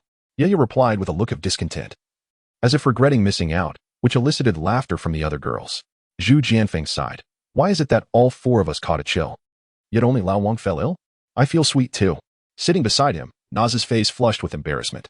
After taking his medication, Wang Lei enjoyed a peaceful slumber in Zhang Wanyu's embrace, only awakening at noon.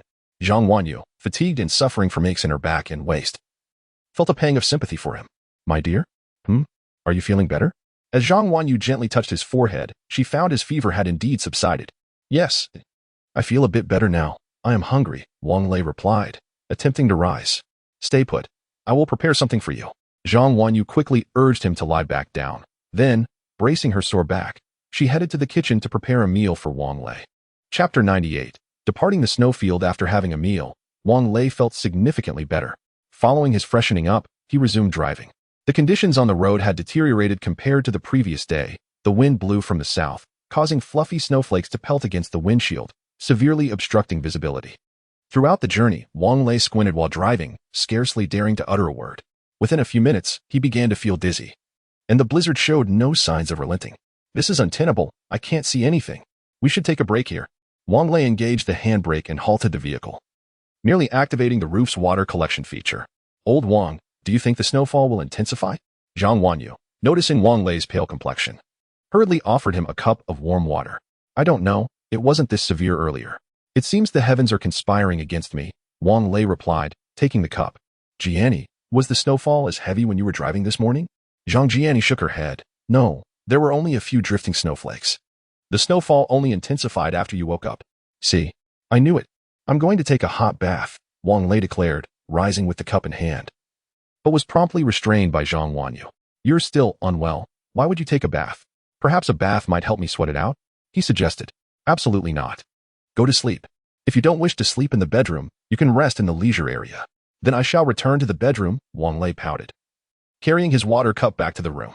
Indeed, it seemed the heavens were playing tricks on Wang Lei. Just as he fell asleep, the snow ceased.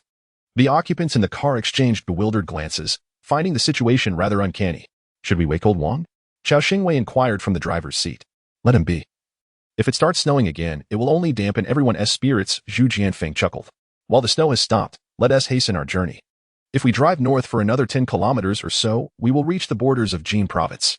As Chao Xingwei drove, he sensed something amiss. The further they traveled north, the thinner the snow cover became. Upon spotting the boundary marker of Shaanxi, they noticed only a light dusting of snow ahead. The national highway traversed the Taiying Mountains. After passing through a tunnel several hundred meters long, they were greeted by an unbroken chain of mountains. A pickup truck, outfitted with protective netting, was parked by the roadside, nearly covered in what appeared to be blood, with chunks of flesh even hanging from the wire mesh. Is there a horde of zombies nearby? Could the occupants of that vehicle have met with a disaster? Yibei asked, her voice laced with concern. Not at all. Look over there. Chao Xingwei slowed the vehicle, gesturing towards figures on the mountain path in the distance. They must have gone hunting. Oh. Is there game up in those mountains? Zhang Jiatian questioned, observing the area that resembled a tourist attraction. There are even steps along the mountain road. There should be in the deeper mountains, Zhang Jiani replied. The Taiyang Mountains are quite expansive. It's not unusual to have wildlife. The journey encountered no obstacles, and their speed surged past 100 kilometers per hour. Perhaps due to the mountainous terrain nearby, they scarcely encountered any zombies. Occasionally, they spotted one or two hastily moving from south to north, destination unknown. How long until we arrive? Zhang Wanyu inquired. Chao Xingwei glanced at the navigation system. According to its estimations, it would take another 4 hours to arrive, just in time for nightfall. One could only hope for smooth sailing. Zhang Wanyu was equally anxious.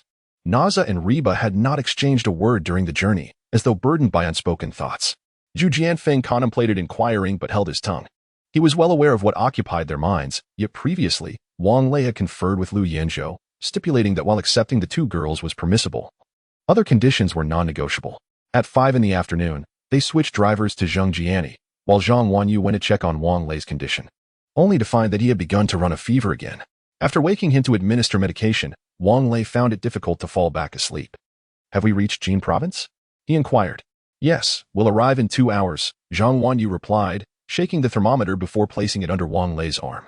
Her hand felt somewhat cold, sending shivers across his skin upon contact. Where's Yaya? Wang Lei asked. She's outside watching cartoons. She knows you're unwell and has been exceptionally well behaved today. She checked on you several times while you were sleeping, Zhang Wanyu smiled. Are you certain? Wang Lei suddenly grasped her hand, his expression earnest. What do you mean? Zhang Wanyu was taken aback. Are you certain you want to be with me? Blushing, Zhang Wanyu nodded shyly. In this day and age, there were no certificates to be obtained, nor weddings to be arranged.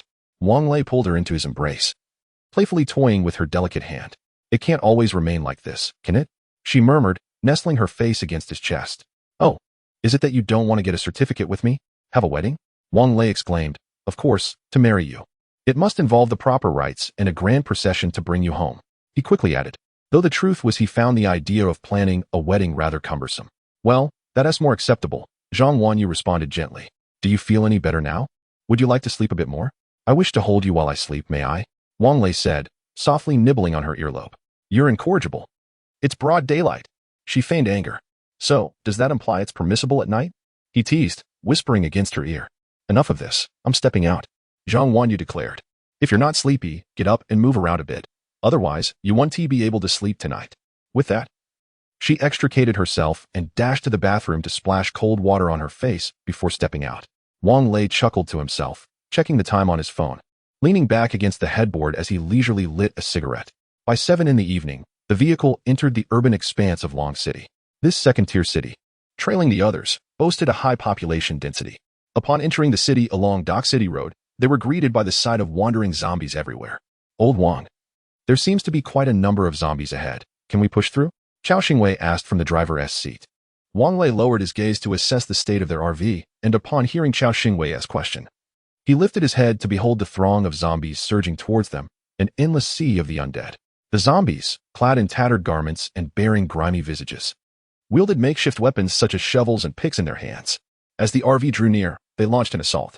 Among them was a robust zombie adorned in a basketball uniform, emblazoned with the number 11, who brandished a metallic baseball bat, striking the RV's windshield with unnerving precision. Though a surge of zombies was evidently insurmountable, a charge was nonetheless imperative. Charge. Accelerate. Wang Lei calmly commanded. Understood. Chao Xingwei responded, pressing the accelerator. The engine roaring to life as the RV barreled toward the advancing horde. Observing the RV's acceleration, the zombie in the number 11 jersey deftly grasped the collision corner of the vehicle, ceaselessly flailing its decaying arm, relentlessly pounding the windshield.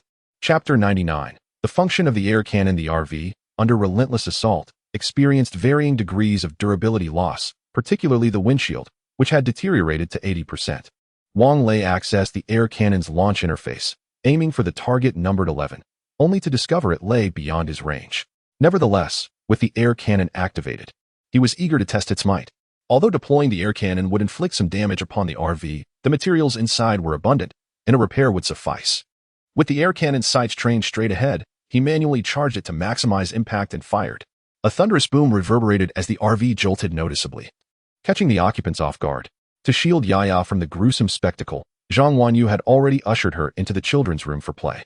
At the moment of the air cannon's discharge, Yaya tumbled into Zhang Wanyu's embrace, causing her back to crash heavily against the wall. Fortunately, the children's room was cushioned, or else this collision could have resulted in a grievous injury. The air cannon's shot proved formidable, sending a substantial number of zombies sprawling. The closest ones were obliterated, while those that remained were knocked backward by the force. Fortunately, the sheer number of zombies behind them allowed them to regain their footing quickly, resuming their assault on the RV. Some even resorted to hurling stones at the vehicle. Damn it, he cursed, raising his micro rifle and opening the sunroof above the passenger seat, thrusting half his body outside to take aim at the target numbered 11. Bang! The bullet struck his head with precision, causing the target to drop his hands, becoming lodged in the collision corner's crevice. A metal baseball bat traced a perfect parabola through the air, landing squarely on Wang Lei's head. Ouch! Damn, that hurts, he exclaimed, rubbing his head with one hand while the other continued to squeeze the trigger, dispatching the zombies in the front row. The air cannon required a 5-minute cooldown period, during which the RV was entirely incapable of repairs.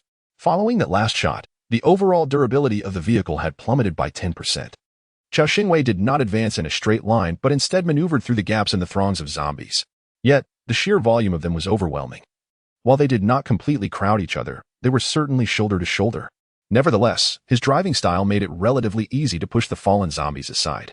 Yanzhou, toss me a grenade, Wang Lei shouted, his bloodlust ignited. After exhausting 3 magazines, he called out to Zhu Jianfeng, who was in the process of reloading ammunition. Lu Yanzhou retrieved a box of grenades from beneath the passenger seat and handed one to Wang Lei. It was Wang Lei's first experience with such an explosive, and he felt a twinge of apprehension. Chao Xingwei decided to halt the vehicle, concerned that Wang Lei might not throw it far enough and inadvertently damage the RV. Why have we stopped? Wang Lei inquired, looking down. Just throw it first, and we'll talk afterward. Chao Xingwei replied, exasperated. Wang Lei snorted through his nose, pulled the pin from the grenade, and hurled it into the mass of zombies. It has been proven that Chao Xingwei's decision was indeed correct. Perhaps due to the limitations imposed by the skylight, Wang Lei could not fully exert himself, throwing the grenade only a mere 6 or 7 meters. The moment the grenade landed amidst the horde of zombies, it detonated, unleashing a powerful blast that not only shattered and hurled numerous zombies but also created a sizable crater in the ground. The RV also trembled violently from the explosion, with some dismembered zombie remains scattering onto its surface. Yaya, you play by yourself. Mommy will step outside to take a look, alright? Zhang Wanyu felt an inexplicable surge of anxiety as she hurried to see if Wang Lei was unharmed. Okay, Mommy, you go ahead. Yaya will play nicely here. Yaya, engrossed in changing her Barbie's clothes, replied without looking up.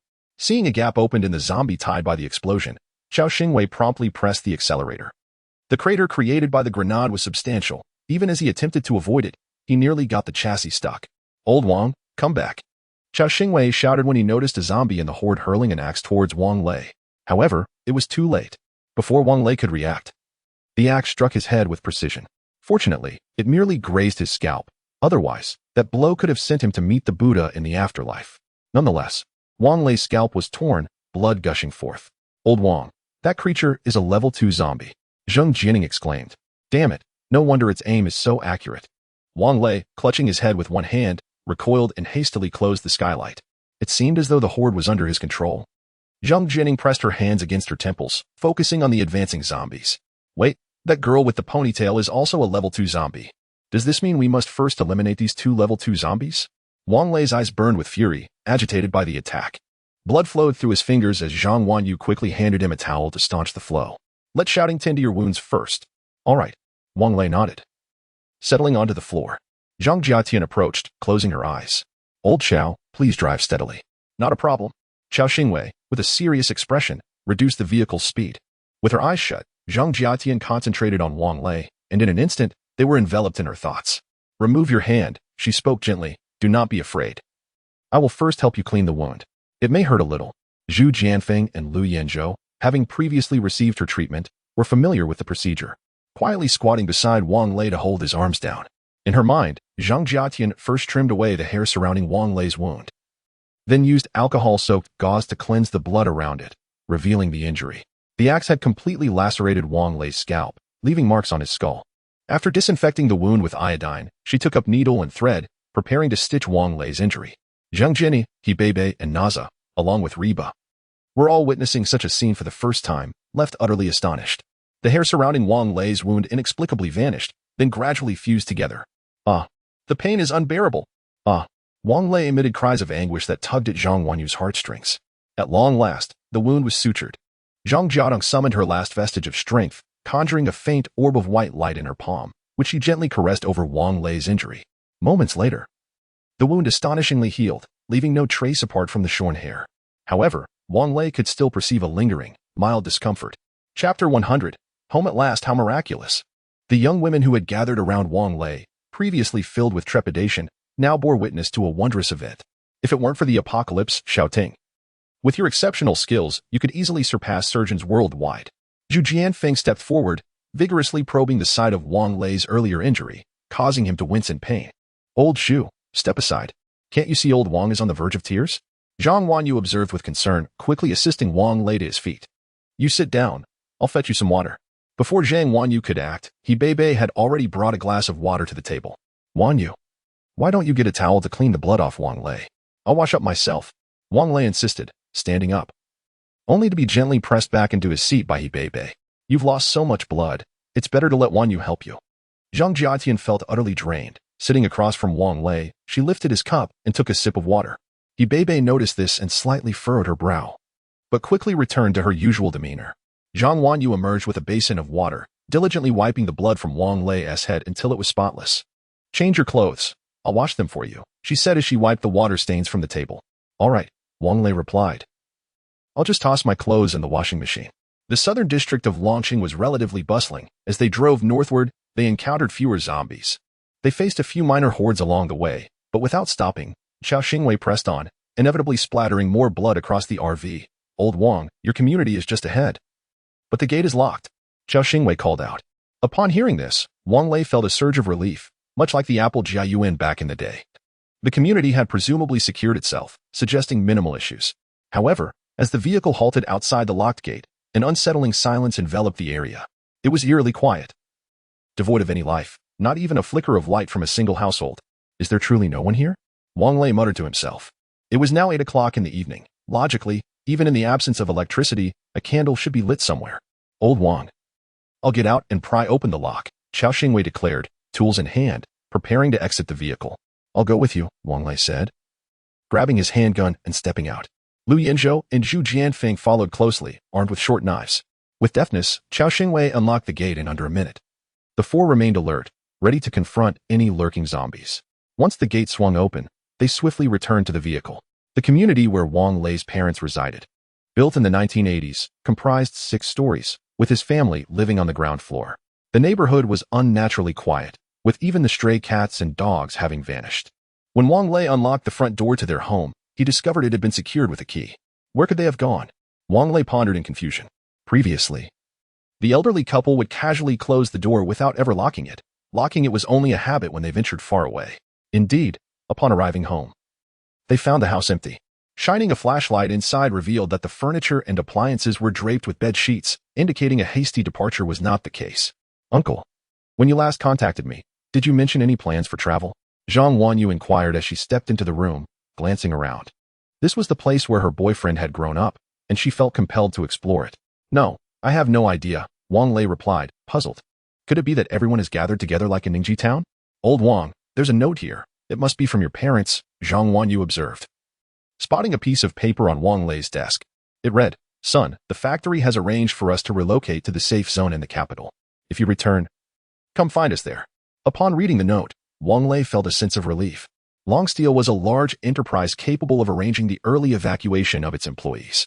However, he wondered why they would relocate to the capital when the Longsteel factory could withstand a zombie threat. What should we do, Old Wang? Lu Yinzhou asked. Let us head to the capital. We can also look for Zhang Jiani's parents, Wang Lei suggested, folding the note and placing it in his pocket before locking the door behind him. Are we leaving now, or should we wait until dawn? Qiao Xingwei queried. Let's go now and see if the highway is accessible, Wang Lei replied, taking his seat in the driver's position. Yaya climbed onto Wang Lei's lap. Daddy hug. Be good. Daddy needs to drive. Go play with Mommy, Wang Lei said, planting a gentle kiss on the little girl's cheek. Okay, Mommy, come here. Let us play together. Yaya exclaimed joyfully, sitting on Wang Lei's lap. Wang Lei and Zhang Wanyu exchanged glances, both at a loss for words. Perhaps we should eat first, Zhang Wanyu suggested, noting that Zhao Min was already busy in the kitchen. Let us have dinner and then decide. You go ahead. I'll park after I'm done, Wang Lei responded, starting the car and driving out of the community. He remembered to have Qiao Xingwei lock the community gate behind them. As Wang Lei drove, he made a point to check the situation at the Longsteel factory. The production had ceased, the gates were tightly shut, and the inside was shrouded in darkness, appearing desolate. Unlike the community and the roads, there were hardly any cars in sight. Old Wang, is it possible that you all in Longqing received news ahead of time and evacuated early? Lu Yinzhou suggested quietly from the passenger seat, offering Wang Lei a cigarette. That's unlikely. With so many zombies in the city, if we had received advance notice, why would we establish a safe zone in Longqing instead of relocating to the capital? Wang Lei shook his head, firmly dismissing the notion. You have witnessed the circumstances of the Nanjing safety zone. Initially, the survivors from surrounding cities began their evacuation only amidst a widespread outbreak of the zombie virus, and their departure was marked by haste. In contrast, take a look at your residents and community. It appears as though preparations were made in advance. Lu Yinzhou continued. I harbor no ulterior motives. I merely suggest that had your parents received prior warning, they would undoubtedly be safe now. Wang Lei smiled, acknowledging, I understand your implication. Old Wang, do you know where the safety zone in the capital is located? Zhang Jiani inquired. I have no idea. It must be somewhere in the capital, after all. It isn't very large, Wang Lei replied dismissively. Old Wang, if a safety zone were to be established in the capital, where do you think it would most likely be located? Zhang Wanyu asked as she brought over her water cup, which was equipped with a straw. Chapter 101. The frenzied shopping spree. The distance from Longqing to the imperial capital is approximately 500 kilometers. If the highway is clear, one could arrive in about 4 hours. Wang Lei's parents reside in a community close to the Zhangzhou highway entrance, and within 10 minutes, their RV had seamlessly merged onto the expressway. This highway is considerably cleaner than the one near Linjiang, Zhu Jianfeng remarked, gazing out the window. Don't let your guard down, Lu Yinzhou cautioned, surveying the desolate mountains flanking the highway. I have recently concluded that both zombies and mutated beasts exhibit phototropic behavior. The headlights will undoubtedly attract the nearby mutated creatures. Isn't that just splendid? We will have some delectable meat. Zhu Jianfeng chuckled heartily, seemingly unfazed. Being startled by a suddenly emerging mutated beast is not a pleasant experience, Wang Lei retorted, his tone laced with irritation. All right, let us eat first, Zhao Min interjected. As she and Naza, along with Reba, began to serve the meal. There is a service area 5 kilometers ahead. We could stop there to eat, and perhaps scavenge some supplies. Wang Lei suggested. I doubt that would yield much, Chao Xingwei replied. Your refrigerator is likely empty. Everything has probably been taken, including what was in the service area. I just remembered there are 2 supermarkets near my home that I neglected to check. I truly regret that. Wang Lei lamented. Shall we turn back and take a look? It has only been about 20 minutes, it is not too far. Zhu Jianfeng inquired eagerly. Let us vote. Wang Lei chuckled, acknowledging that they had already delayed their journey for quite some time and that a little more time would not matter.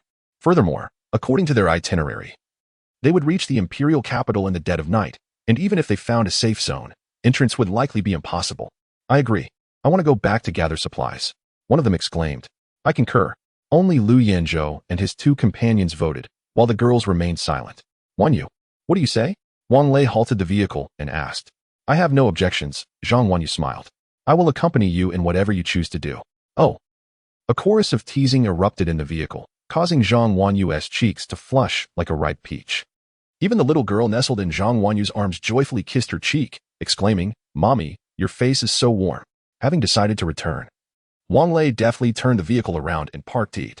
Tonight, let us keep it simple, Zhao Min said as she brought over some soup. Given the warm weather, I prepared lighter dishes. You've worked hard, Chao Xingwei approached Zhao Min, his eyes filled with admiration. Here, let me serve you some soup. All right, that's enough. Zhang Jiating scoffed, rolling her eyes.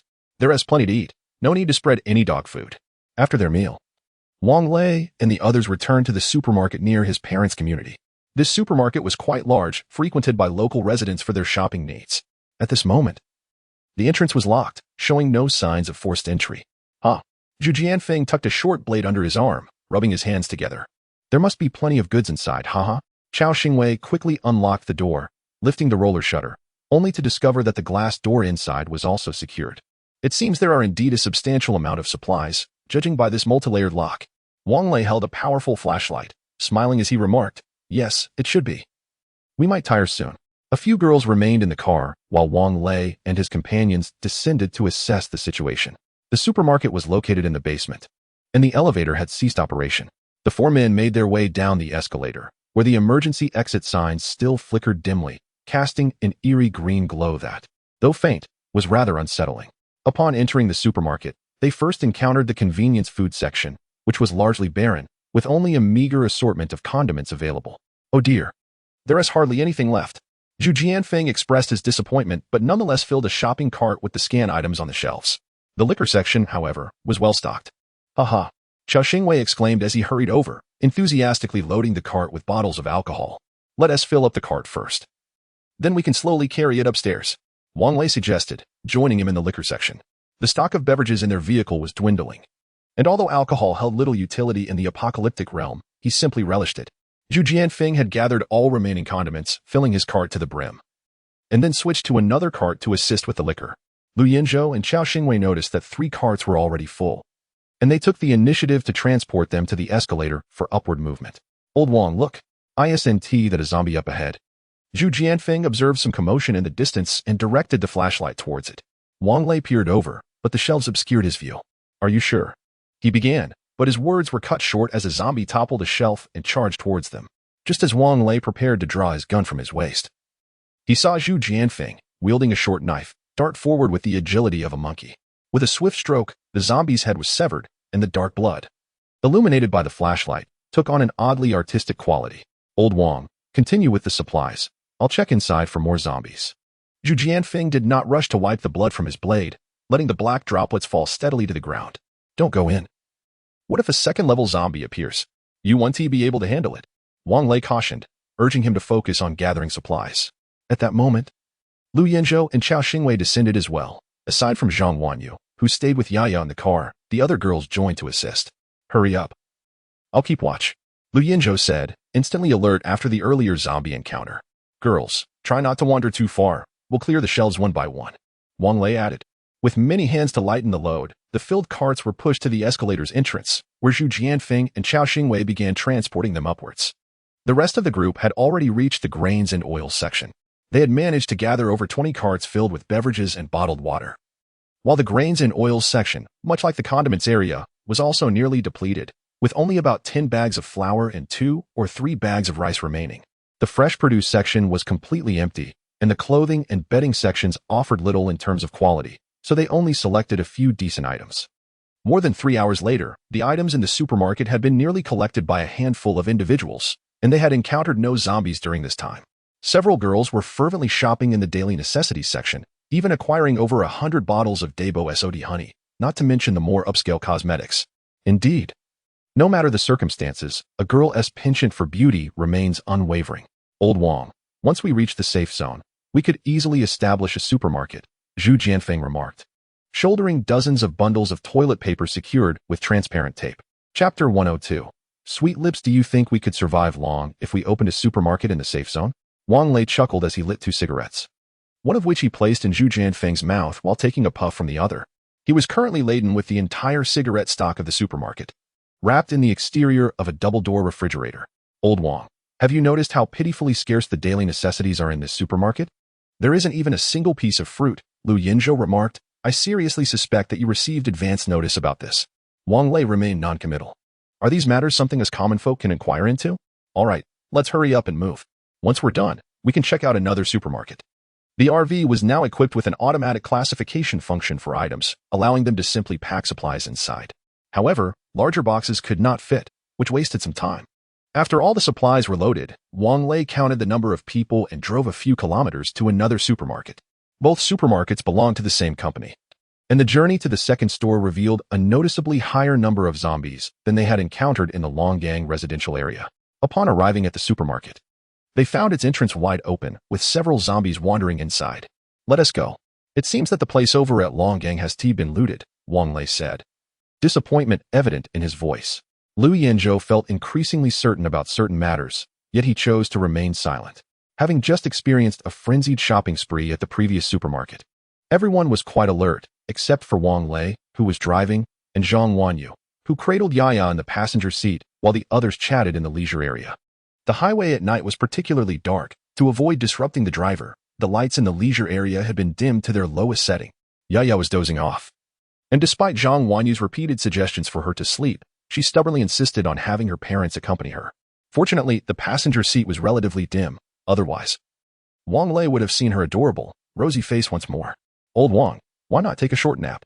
I can drive. You lost quite a bit of blood today, and your cold hasn't fully recovered. Upon hearing Wang Lei sneeze, Chao Xingwei approached the driver's seat with a cup of water. Daddy, it's time to sleep. It's dark outside, Yaya murmured, fighting sleep. All right. Wang Lei felt a bit dizzy, so he pulled over and relinquished the driver's seat. However, Yaya could not sleep with her father, as he was ill and might pass the cold to her. No, I want to sleep with Daddy and Mommy. The little girl's eyes brimmed with tears, ready to spill at any moment. Yaya, be good. Mommy will sleep with you in the children's room, all right? Zhang Wanyu stood up, holding Yaya and leaving the passenger seat for Zhao. Yaya, listen, once Daddy recovers from his cold, I will hold you to sleep. Wang Lei said affectionately. Then, fine. I'll sleep with Mommy today. Daddy, please get better soon. Yaya pouted, reluctantly conceding with a hint of displeasure. While Zhang Wanyu took Yaya to bathe, Wang Lei stepped out onto the balcony to smoke a cigarette and take his cold medicine. After a night of silence, Chao Xingwei and Zhao Min both emerged the next morning with pronounced dark circles under their eyes. Is Wang Lei still asleep?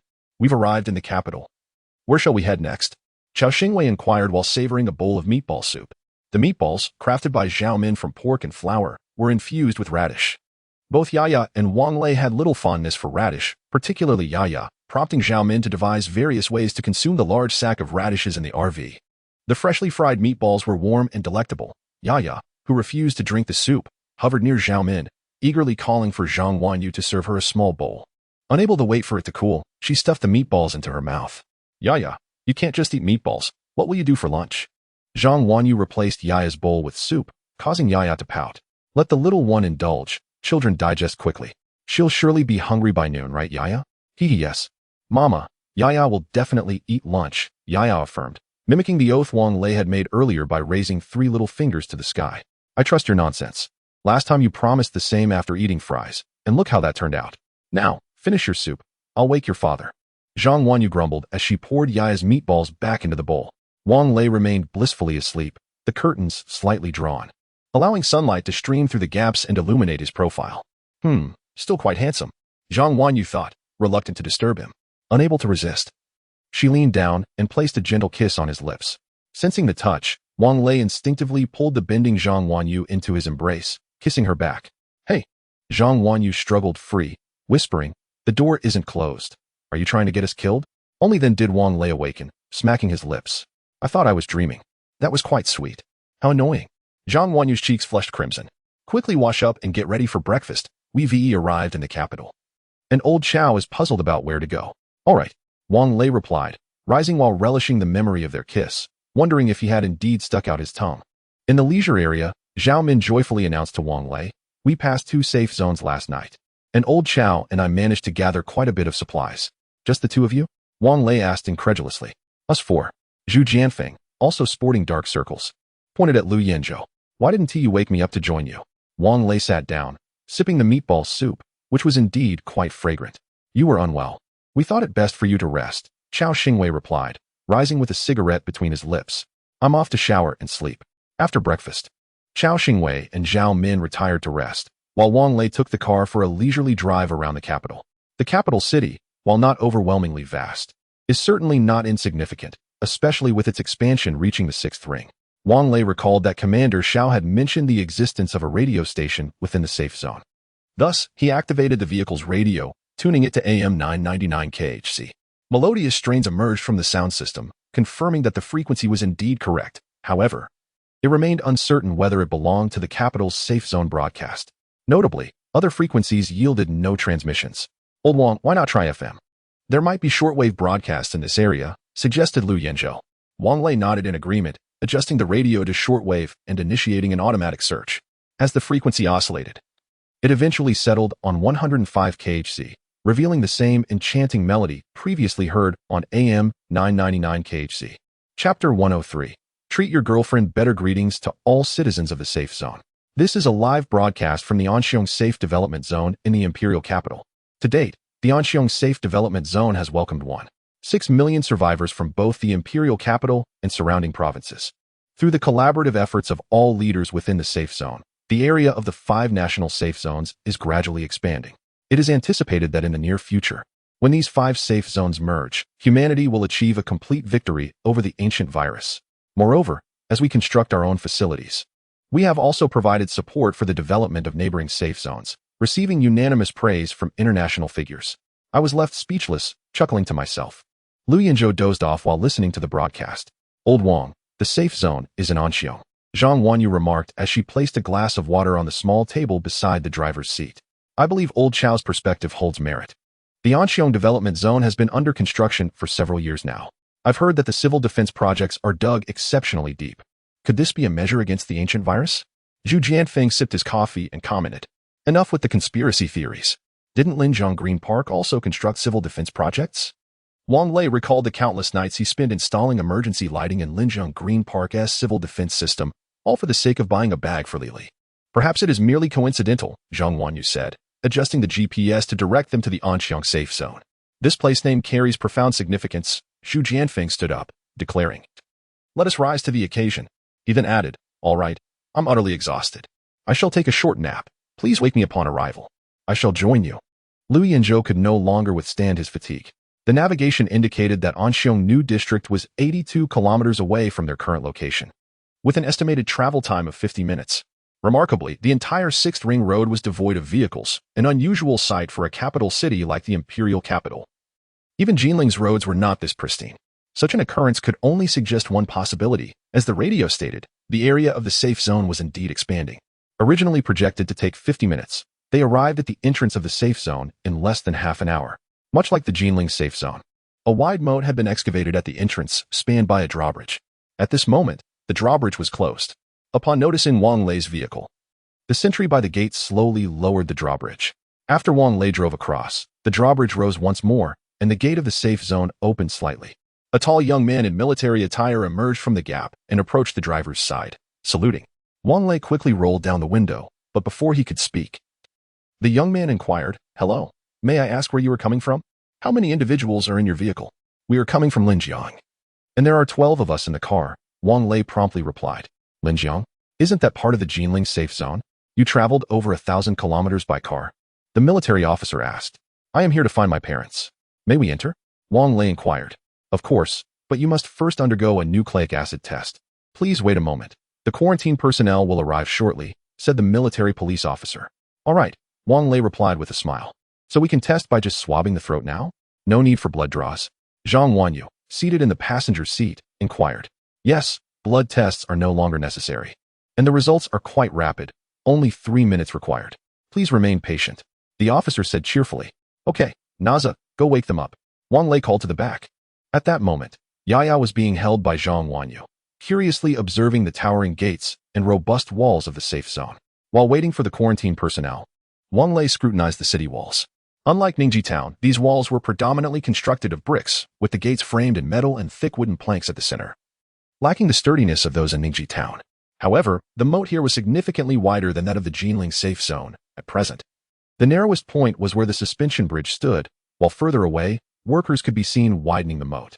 Wang Lei took out a cigarette, hoping to strike up a conversation with the military officer, but was politely declined.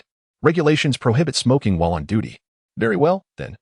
Take this pack and share it with your comrades," Wang Lei offered, picking up an unopened pack of Huanguasha cigarettes priced at 6 yuan 50, which Xiao Xingwei had prepared for him the previous night. Is that appropriate?" The officer glanced around before hastily stowing the cigarettes in his pocket. "Do you have a lighter?" "Matches will do." "Yes," Wang Lei handed over a disposable lighter he had been using for over 10 days, still half full. "By the way, may I inquire, after entering the safe zone, will we need to arrange our own meals? You've just arrived, so the safe zone will provide you with 3 days of complimentary meals. During this time, you must find suitable work to earn points, which can be exchanged for food and accommodation. Initially, you will be placed in a communal dormitory.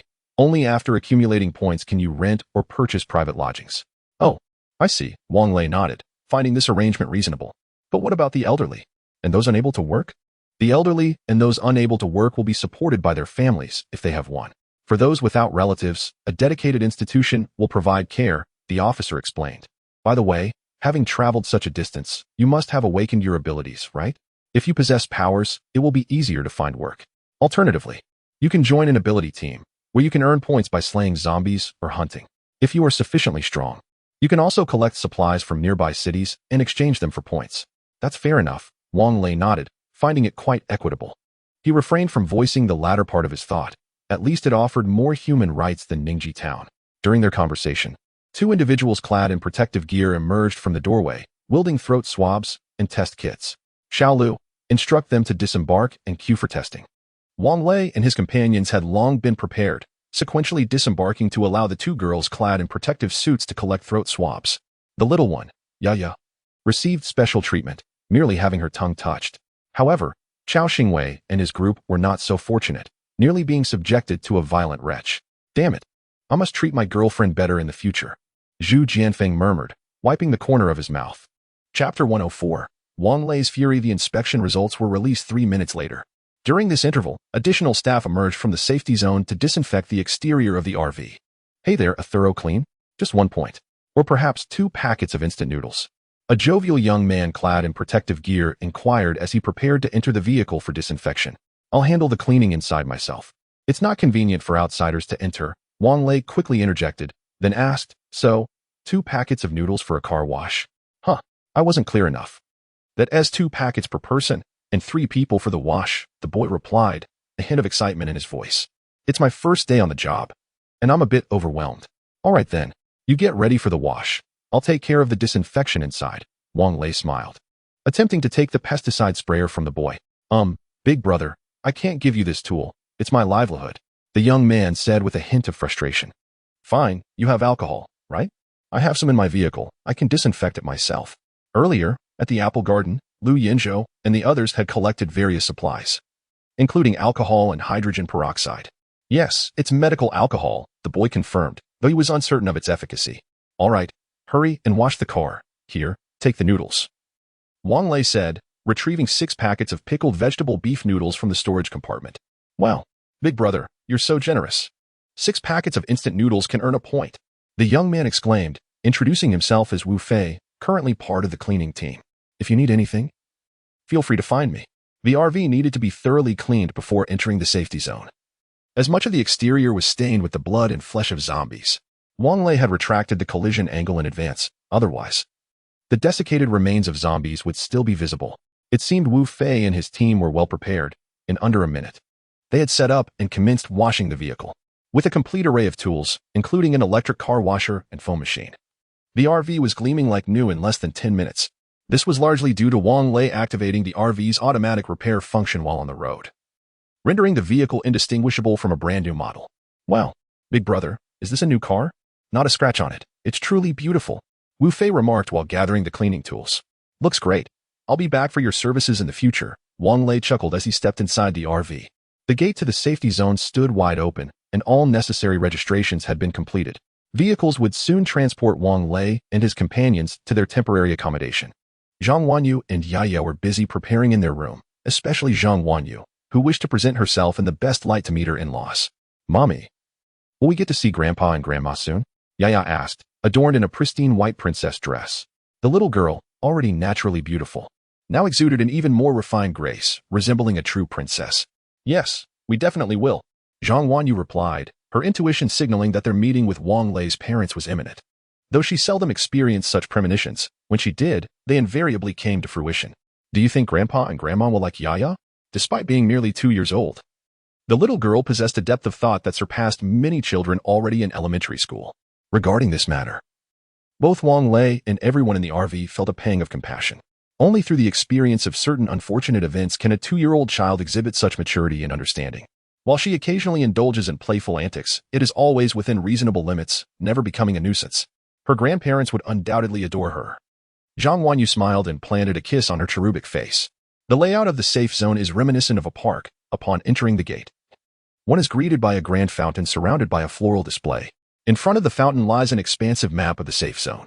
The guiding vehicle deliberately halted here, allowing Wang Lei and his companions to scrutinize the map. Zhang Wanyu and the others first directed their attention to the residential area, which is categorized into 4 tiers, akin to the distinctions that existed before the apocalypse, essentially the difference between modest homes and luxurious estates. The map even delineates the average prices of these residences, expressed in points. For ordinary residences, the monthly rent is 10 points, while purchasing one costs 500 points. Most of these homes are situated on the periphery of the safe zone, with closely spaced buildings averaging 30 to 40 square meters. Lacking independent bathrooms and kitchens, merely 2-bedroom apartments with a living room. Each floor accommodates 14 households sharing communal bathrooms and kitchens. The first-tier residences occupy the same location as the ordinary homes but offer slightly larger spaces. The rent is 15 points per month, and purchasing one costs 800 points, with the option for installment payments. The second-tier residences are considerably better, ranging from 80 to 160 square meters, featuring independent bathrooms and kitchens, and even elevators. Renting one of these costs 35 points monthly, while the purchase price is 2,000 points. The third-tier residences are even more appealing, comprising both townhouses and villas.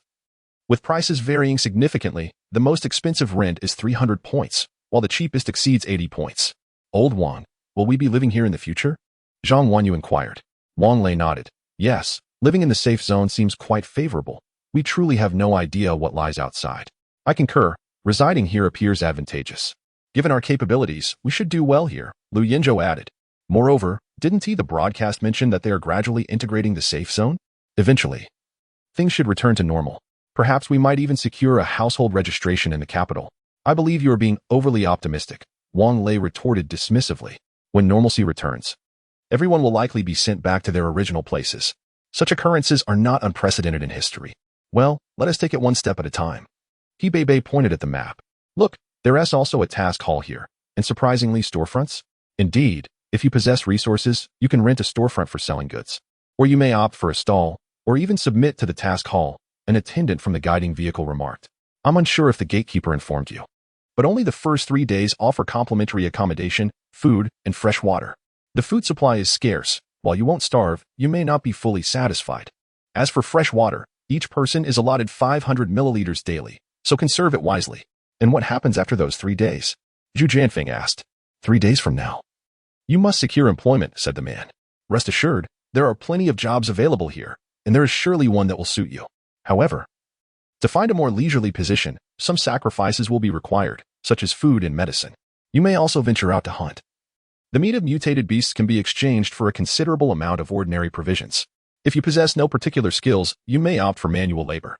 As demonstrated over there, Wang Lei turned his gaze in the direction indicated by the staff member, and a surge of anger and sorrow welled up within him simultaneously. Chapter 105. Finding my parents. Who else could be squatting there, moving bricks, if not my own parents? Under the sweltering sun, they donned long-sleeved work uniforms, diligently clearing the cement off old bricks. Generally, those over 60, lacking suitable positions, opted for the labor of fortifying the city walls. However, this work was merely temporary, as the walls do not require constant repairs. Although there remained the task of roof repairs, the safety zone prohibited individuals over 50 from engaging in hazardous work. The guide staff remained oblivious to Wang Lei's emotional upheaval, continuing their incessant chatter. Wang Lei dashed forward, tears streaming down his cheeks uncontrollably. "Dad! Mom!" he cried out as he ran. The elderly couple, upon hearing the call, initially thought it was a figment of their imagination. Instinctively turning around, they beheld their son rushing towards them. Xiao Lei, his mother, unable to contain her emotions, stood up, tears streaming down her face. "Son, you truly came." Though his father did not weep, his voice trembled. "You must have endured a difficult journey." "It wasn't too hard.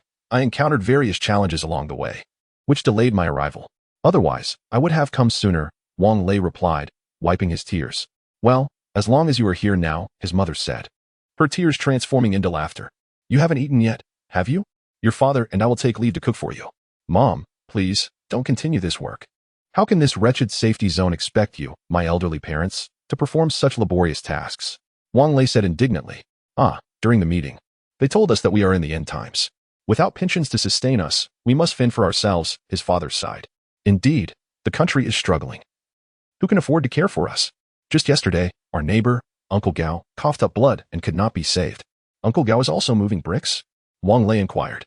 This Uncle Gao was a decade younger than his father, seemingly around 60. "Finding work has been tough for us retirees. We lack food and medicine to secure backdoor access. What else can we do besides moving bricks?" his mother lamented. At that moment, Lu Yinzhou and his companions approached, greeting Wang Lei's parents. "Hello, uncle, aunt." Hello. You all came together with Xiao Lei?" his mother said, wiping her tears with a smile. "Yes, we met by the river and decided to come together," they replied. Zhu Jianfeng squeezed in, wearing an exaggerated grin. "Grandpa, Grandma." Zhang Wan held the little girl's hand, standing beside Wang Lei, initially taken aback. His parents were then greeted by his mother's inquiry. "Didn't you say Lily was just pregnant? How's the child already so big? Where is Lily?" "Mom, I broke up with Li, this child." Wang Lei stammered. "Oh, the poor little girl," his mother misunderstood, thinking the child was adopted. But indeed, she was taken in. "Come, let Grandma hold you." "Mom, do you remember Zixia? This child may be mine and Zixia's," Wang Lei whispered. "What did you say?" Upon hearing this, father was taken aback. Zixia was a classmate of Wang Lei's who had visited their home. They certainly remembered Zixia, a beautiful and considerate child. "Haven't you been with Lily for many years?" father inquired. "Dad, Mom, let me explain further. Allow me to introduce you to Zhang Jiani. And this is her twin sister, Zheng Jiatan. This is He Beibei, and here is Zhao Min, who is Chao Pengzi's partner." Wang Lei hurriedly changed the subject. "Oh dear, under this blazing sun, let's head home to talk," father exclaimed as he squatted to pick up the tools from the ground, with Wang Lei quickly assisting him. Chao Pengzi had just driven over, and upon seeing them reunited with their family, he greeted Lu Yinzhou before departing. Once mother and father settled into the vehicle, they curiously surveyed the spacious interior. "Why is it so roomy in here?" mother asked. "Mom, let's not discuss that now. I'll explain later." "Are all our relatives doing well?" Wang Lei inquired. "Yes, everyone is fine. Initially, the factory notified us of the evacuation, and we took a bus here. They said all the food at home had to be surrendered, and upon our arrival, it would be distributed uniformly. Your father and I just bought a barrel of oil and a bag of flour, which we had to hand over. Since we arrived, we've been eating plain steamed buns every day, which pains your father," mother recounted. "And how many points do you earn for moving bricks and mud each day?" Wang Lei asked again. "Your father and I together can earn 1 point every 2 days. As long as we work, we each receive 3 plain steamed buns daily, which is sufficient for us. We are just saving our points for when you arrive, so we can exchange them for some meat," mother replied with a smile. Wang Lei felt a lump in his throat. Yaya, nestled in mother's arms, chimed in, Grandma, we eat meat every day. You should eat some too. Oh, Yaya. You are such a good girl. Grandma wants to eat. You should eat more and grow up quickly. Mother adored the little girl, holding her tightly without the desire to let go. By the way, son, where's Zixia? Father, who was in the passenger seat navigating, asked. Zixia is no longer here. We happened to encounter Yaya. I took her in out of pity, as she mentioned having my photo at home, and her mother has always been alone. Wang Lei explained. Auntie, don't you think Yaya's nose and mouth resemble old Wang's? Zhang Jiadan remarked with a smile. Only then did mother scrutinize Yaya's features. Indeed, they resembled those of little Lei from his childhood, as if they were cut from the same mold. You have no idea, when little Lei was a child. He was absolutely adorable, the elderly lady reminisced, pulling out a 1-inch black and white photograph from her jacket pocket, depicting Wang Lei at the age of 3. Zhang Jiadan took the photo and exclaimed, Wow, old Wang, there is no doubt about it. This is definitely your offspring. Oh, poor Zixia, mother sighed, holding Yaya even more tightly. The RV came to a halt in front of a building located at the far western end of the safe zone. The building stood without any shielding, making it unbearably hot in summer and frigid in winter, certainly not a desirable place to reside. We reside on the ground floor, where space is somewhat limited. As my father fumbled with the keys to unlock the door, he remarked, perhaps out of excitement, that he struggled to insert the key into the lock for quite some time. With so many people around, it was difficult to accommodate everyone. However, there were still available spaces upstairs for the newcomers. Wang Lei took the key from my father's hand and opened the door, only to be met with a musty odor. This was due to our location on the ground floor, and the house itself had not been designed with proper ventilation in mind, possessing only a small window on the eastern side. Consequently, even with the window open, the dampness within the room persisted. Inside, there was merely a worn-out bed, measuring 1.5 meters, with bedding that Wang Lei recognized as having belonged to their previous home in Longqing. Chapter 106. It was not quitting, but a lack of cigarettes. The bed was truly in shambles, its paint chipped and its legs broken, with a piece of timber hastily nailed where it had splintered. As we departed, we were not permitted to carry too many belongings. The food from home had been confiscated by the factory security department. My mother entered the room and swept the edge of the bed with a broom, while my father and I packed only a few changes of clothes and 2 blankets. Your room was inside, rather small indeed. This sweet small room was filled with just a single bed, and one had to remove their shoes at the threshold. Is this truly 30 square meters? Zhu Jianfeng muttered. They say this room has a construction area of 42 square meters. We are quite fortunate, my father remarked. Perhaps they included the shared space. All right, Dad, we shall not reside here any longer. I can sleep in the car.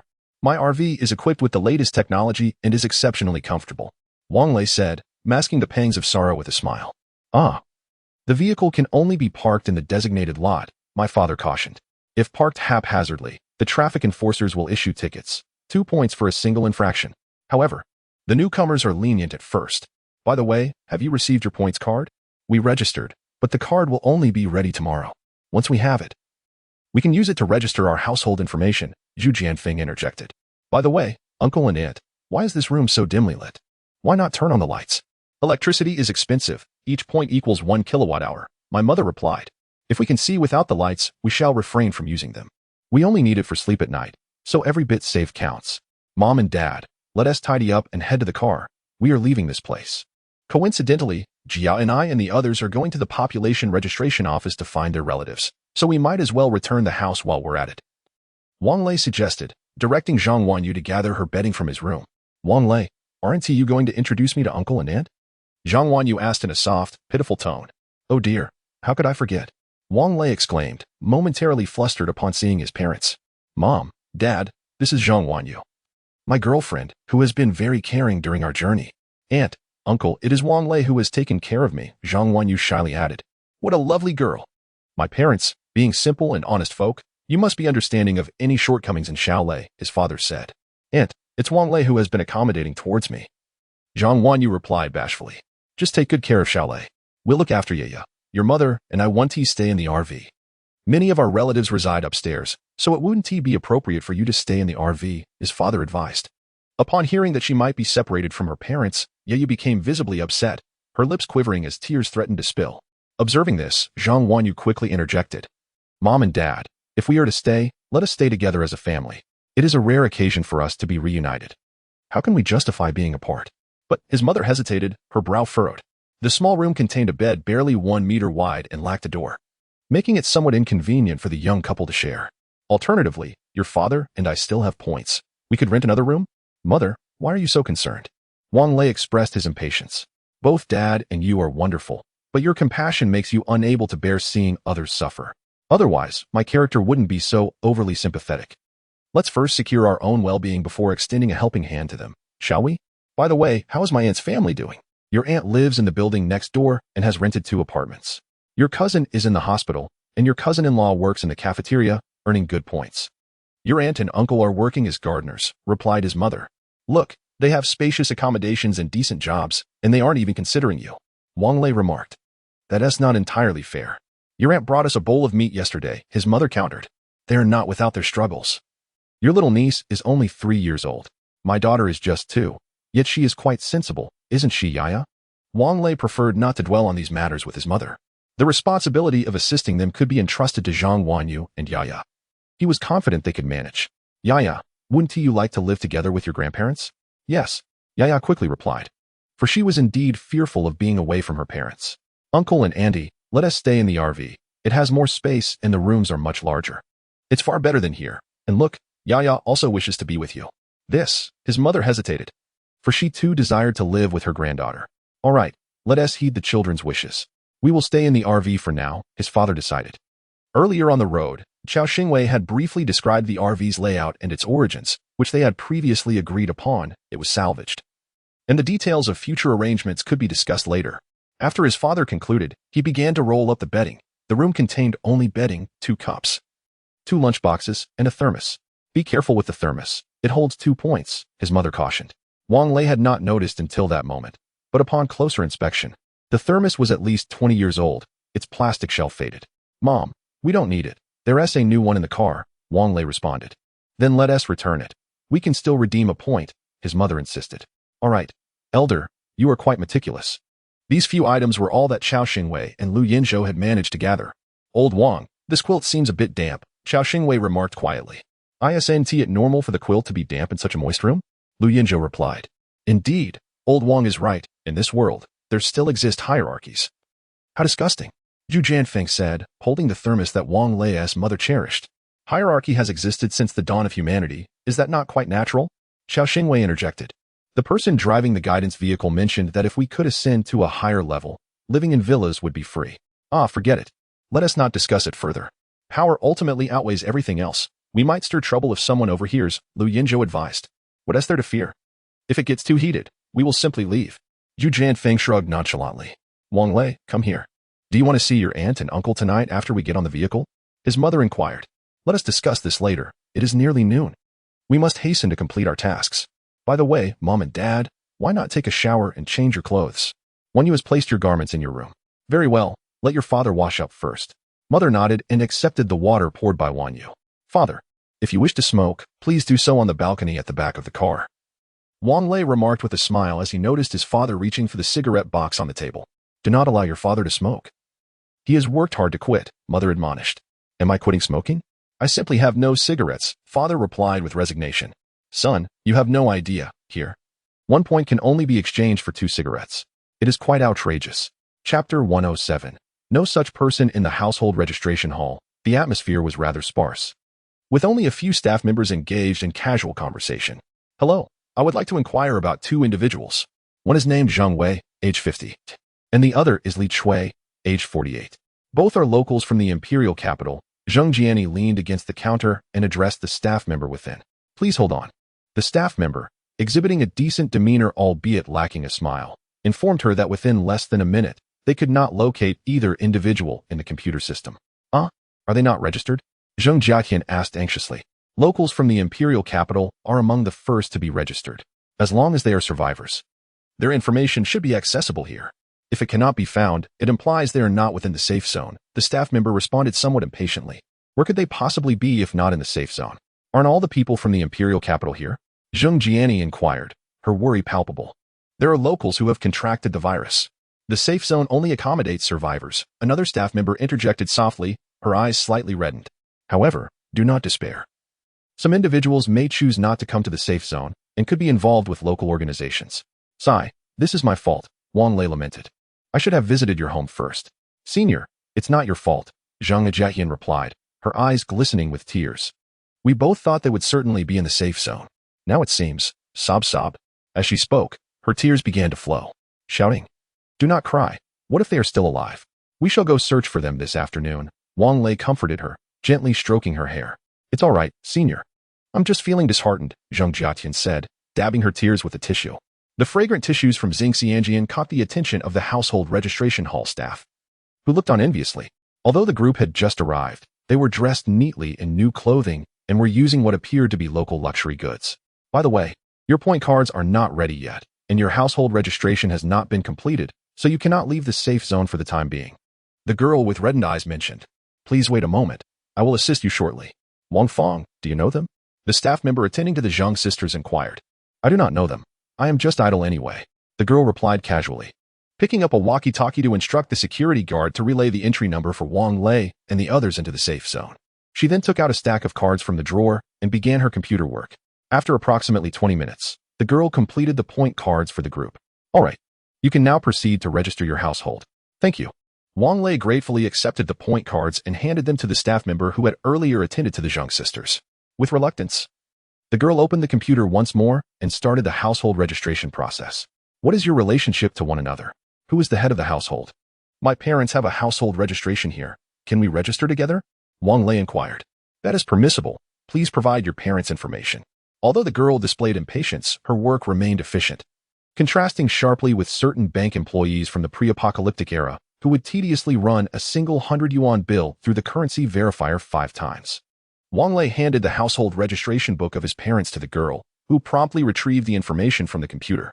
She turned the screen towards Wang Lei, revealing a photograph. The householder's surname was Wang, while the spouse's was Peng. "Is this the family?" she inquired. "Yes, indeed," Wang Lei affirmed with a nod. The girl acknowledged this with a soft hum, then picked up a card, placing it on the reader. "Wang Lei, is that you?" "Yes, it is," he responded. "And your relation to the householder?" "Son." "All right, please look at the camera and remain still." "Done." Next, Zhang Wanyu. Upon seeing Wang Lei, Zhang Wanyu softly stated, "Daughter-in-law." "Okay. Look at the camera." "Wang Zixuan."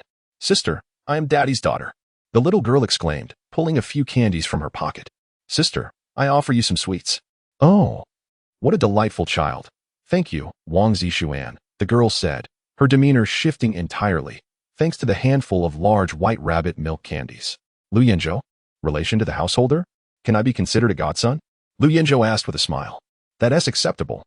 Though this is the first time I have encountered such a scenario. You could actually establish a separate household registration," the girl replied without difficulty. "However, you can only be regarded as a second son. A godson is not recognized here." "All right then, we've faced life and death together. We are like a family," Lu Yenzhou remarked. Following this, Chao Xingwei and Zhu Jianfeng became Wang Lei's third and fourth brothers, while Zhao Min, Naza, and Riba were designated as sisters-in-law.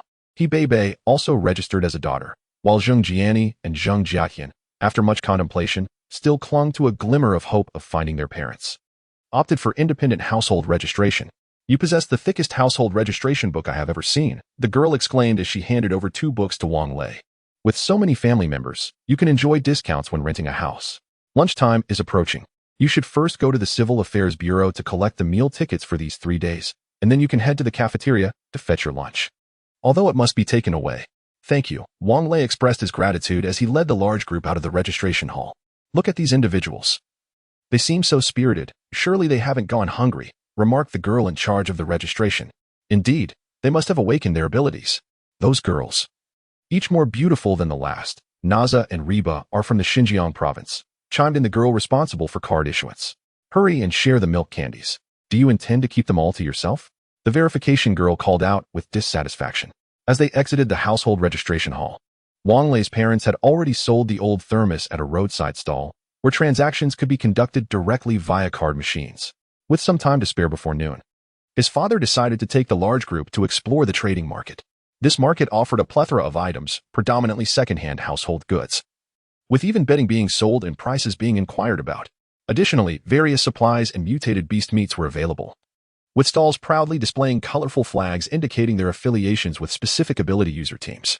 1 kilogram of mutated beast meat, such as that from wild boars and hares, is worth between 8 to 10 points, while the flesh of mutated tigers can fetch as much as 20 points per kilogram.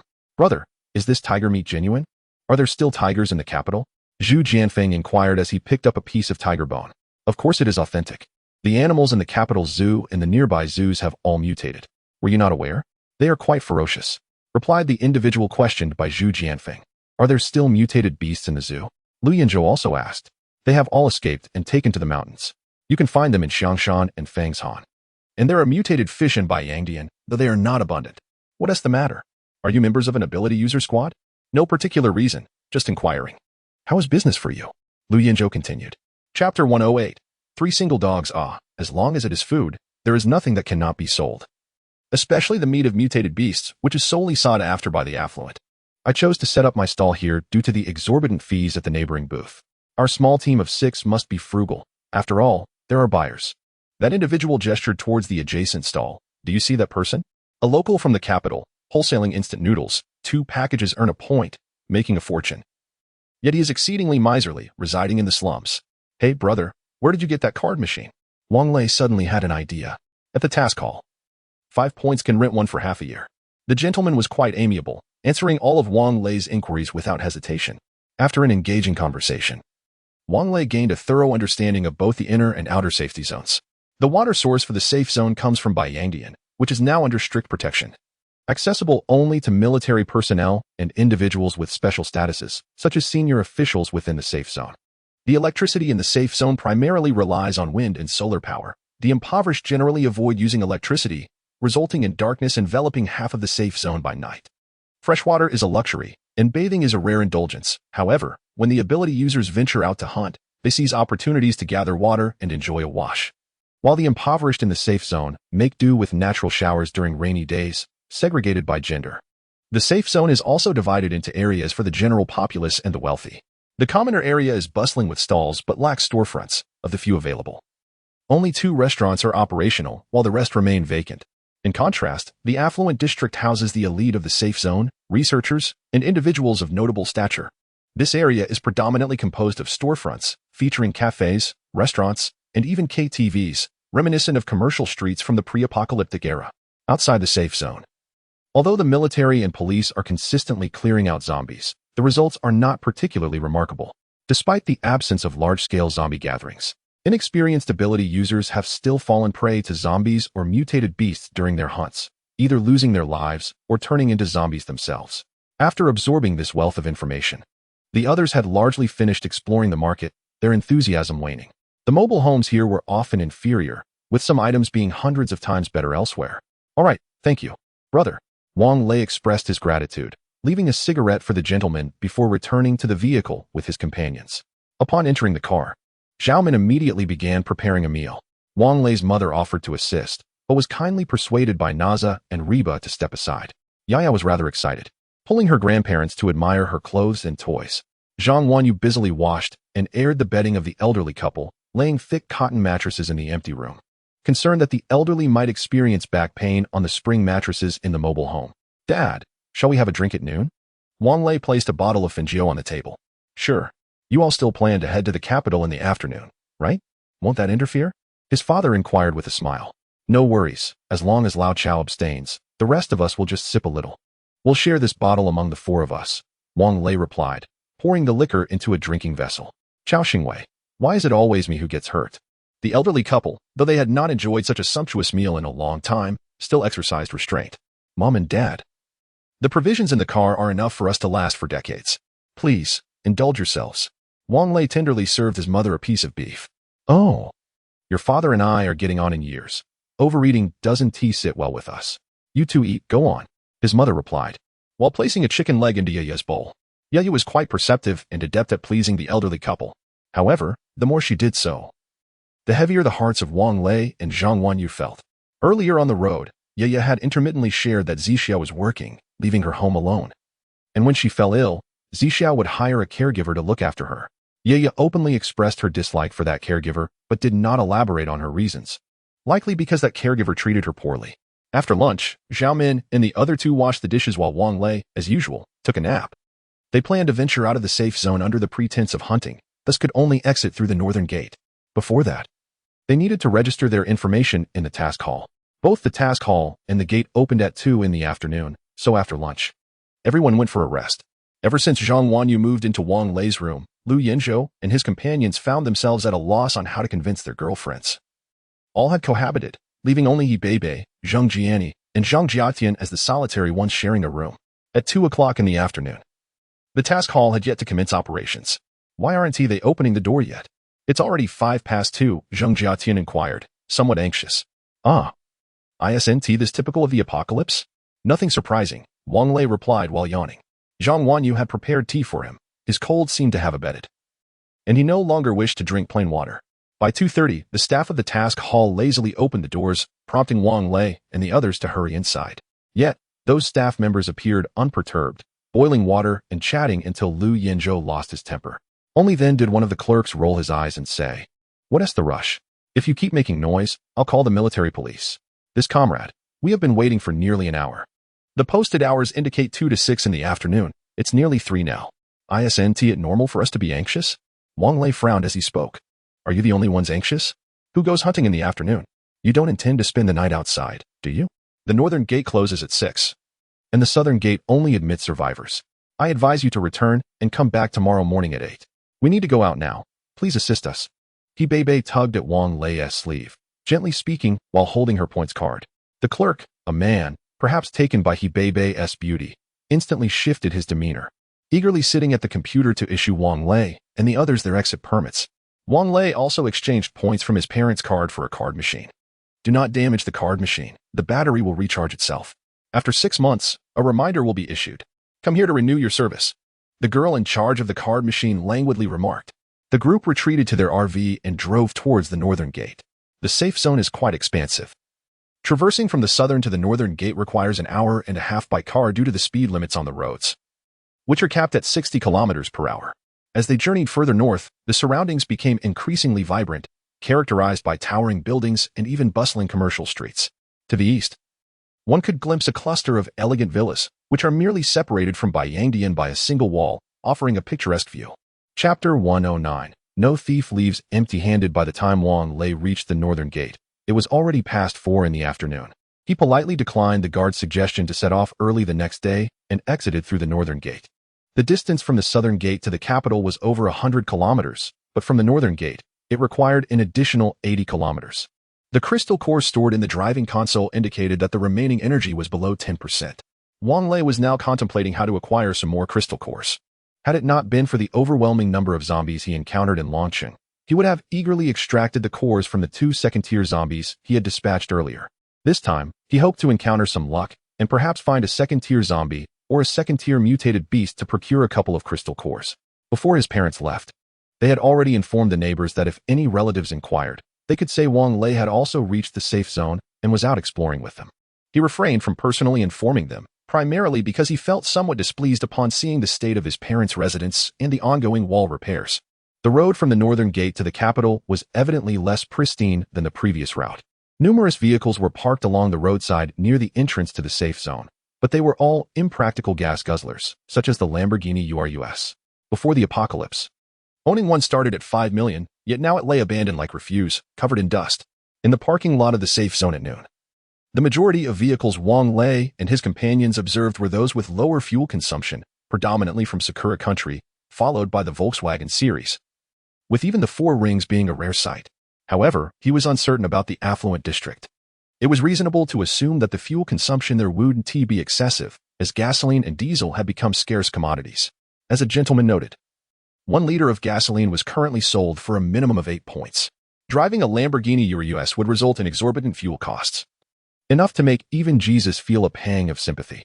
"Dear, there are zombies ahead," Yaya, who had been sleeping alongside Wang Lei's parents at noon, remarked. Zhang Wanyu, under Wang Lei's persistent persuasion, had shyly surrendered her innocence. Though it was somewhat painful, she felt a sense of security and was now eager to give Yaya a younger brother or sister. In this apocalypse, the notion of a wedding was no longer relevant. Since it was a fait accompli, she adjusted to calling Wang Lei's parents as her in-laws, albeit with a hint of shyness that would eventually fade with repetition. "Indeed, I see them. Let us ignore them and take a detour," Wang Lei advised. Vehicles entering the safe zone must maintain cleanliness. Washing them was cumbersome. One could either do it oneself or spend points to have the cleaning crew at the entrance handle it. As for disinfection, it was necessary every time one entered the safe zone, with the first 3 instances being free, after which charges would apply. Some ability users had purchased disinfection equipment from the task hall, enabling them to save a considerable amount of points. Along the route, aside from military and police patrol vehicles, there were also returning squads of ability users, unlike the previously encountered team of supernatural beings. The teams in the capital's safety zone display their names prominently on the rear windshields of their vehicles. Most of their automobiles are domestically manufactured SUVs. While pickups are a rare sight, the supernatural team they just passed had caught a deer, which was tied atop their luggage rack, making Wang Lei's mouth water with desire. The patrolling military and police vehicles seemed merely to fulfill their duties, avoiding zombies whenever they appeared. Wang Lei instructed Zhang Jiani to remain vigilant for any second-tier zombies in the vicinity, while Lu Yinzhou and Zhu Jianfeng diligently polished their short blades. Enough with the polishing. If you keep at it, those blades will turn into daggers, Zhang Jiatian remarked, feeling a twinge of anxiety as she observed the gleaming edges. Fearing that Wang Lei might suddenly break, leading to an accidental injury. This isn't mere polishing, it's sharpening. This cloth is specifically for that purpose, Lu Yinzhou declared, proudly displaying a gleaming black cloth that was indeed rougher than sandpaper yet far more refined. Indeed, we exerted considerable effort to acquire these cloths. Zhao Min, hand me the kitchen knife, I shall sharpen it. Zhu Jianfeng chimed in. Let us not, please. We certainly do not wish to consume any zombie DNA. Zheng Jiayan quickly interjected. 2 hours later, the vehicle arrived at the residential complex where Zheng Jiani and her family lived. The area was evidently deserted. The retractable gate lay in ruins, and numerous windows on various floors had been shattered, indicating that someone had previously entered to scavenge for supplies. Stay in the car, Lu Yinzhou, and I will check things out first. Jiani, pass me your house keys, Wang Lei instructed as he activated 2 walkie-talkies. These haven't been used in quite some time. I charged them on the way here. If it's safe, I'll call you over the radio. Jianfeng, you take the ladies upstairs. Understood. Stay safe. Zhu Jianfeng replied with an unusual seriousness. Wang Lei's parents and Zhang Wanyu appeared worried but refrained from voicing their concerns.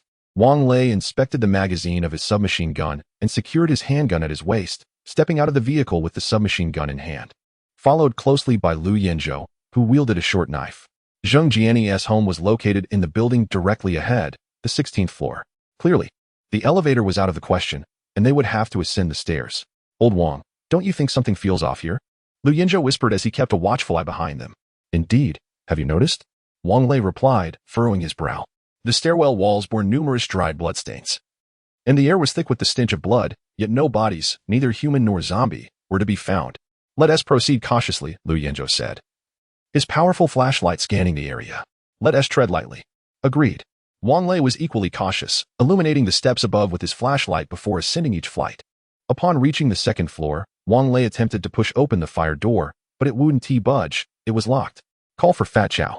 What if we reach the 16th floor and can't open the fire door? Our efforts would be in vain, Lu Yinzhou exclaimed. The 2 individuals returned to the 1st floor, accompanied by Old Chow, and descended once more to the 2nd floor. Upon their arrival, Lu Yinzhou remarked, a thief never leaves empty-handed. Old Chow, open the door. Let us take a look at what supplies may be available. Upon hearing this, Old Chow broke into a grin, and with a piece of iron wire in hand, he skillfully pried open the lock of the fire door. However, to his surprise, the handle behind the door was entangled with wire. Yet, this posed no challenge for Old Chow, who promptly severed it with a pair of pliers. In this residential complex, the buildings were designed with 2 households per staircase, and in the hands of Chao Xingwei, the security doors were no more formidable than a simple wooden gate. In a matter of moments, he had deftly unlocked the 2 security doors, boasting, as long as it isn't a fingerprint lock, this is a breeze. Chapter 110. No one found. Keep your voice down. Can you not be so obnoxious? Lu Yinzhou muttered under his breath. Chao Xingwei offered an awkward smile as he followed Wang Lei and the others into a residence. The place was in disarray, clearly having been ransacked. The wardrobe was overturned, and the television on the wall lay shattered on the floor. Having learned from past experiences, Wang Lei refrained from opening the refrigerator. The next household was similarly chaotic. Aside from some old clothes and shoes, even the bedding had been taken. Ascending to the 3rd floor revealed a similar scene. However, upon reaching the 4th floor, they encountered a home that was relatively tidy. In the kitchen, a 10-kilogram bag of rice remained unopened, and dried vegetables hung on the balcony. They decided to transport these items to the stairwell, intending to take them down later. Upon reaching the 16th floor, room 1601, Wang Lei unlocked the door to Zheng Jiani's home, only to find it unoccupied. The wardrobe stood ajar, with garments strewn across the floor. Yet the windows and doors bore no signs of forced entry, indicating that the disarray was caused by the occupants themselves. Gianni, there is no one home. Your parents must have left. The master bedroom's wardrobe holds few clothes. Wang Lei called out through the intercom. Oh, we'd like to come up and take a look, replied Jing Jiayan. Sure, come on up. Wang Lei instructed Lu Yanzhou to wait, while he and Chao Xingwei ascended to continue their search for supplies. As they climbed, they discovered numerous items, and moving them downstairs would require several trips. How convenient it would be if there were an elevator. This 32-story building took them an hour to transport the collected rice, flour, oil, dried vegetables, and preserved pickles down to the 16th floor. Upon their arrival, they encountered Zhao Min, Naza, and Reba, who had also arrived. Hey, we have quite the workforce here. Let us get moving, Wang Lei said with a cheerful demeanor. They left the supplies in Zheng Jianni's home untouched, considering what might happen if her parents returned. Zheng Jianni had left a note stating that she and her sister were safe in the capital's secure zone. It took 5 trips to transport all the supplies from the building to their vehicle. Zheng Jiayan specifically checked the basement and noted that their father's car was not parked there, but their mother's was present. Your parents should be safe.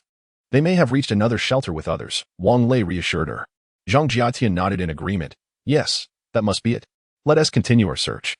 At the north gate, the security guard learned of Wang Lei and the others' intentions to search for people and mentioned that besides the secure zone, there were other smaller shelters established by teams of empowered individuals dissatisfied with the secure zone's point system.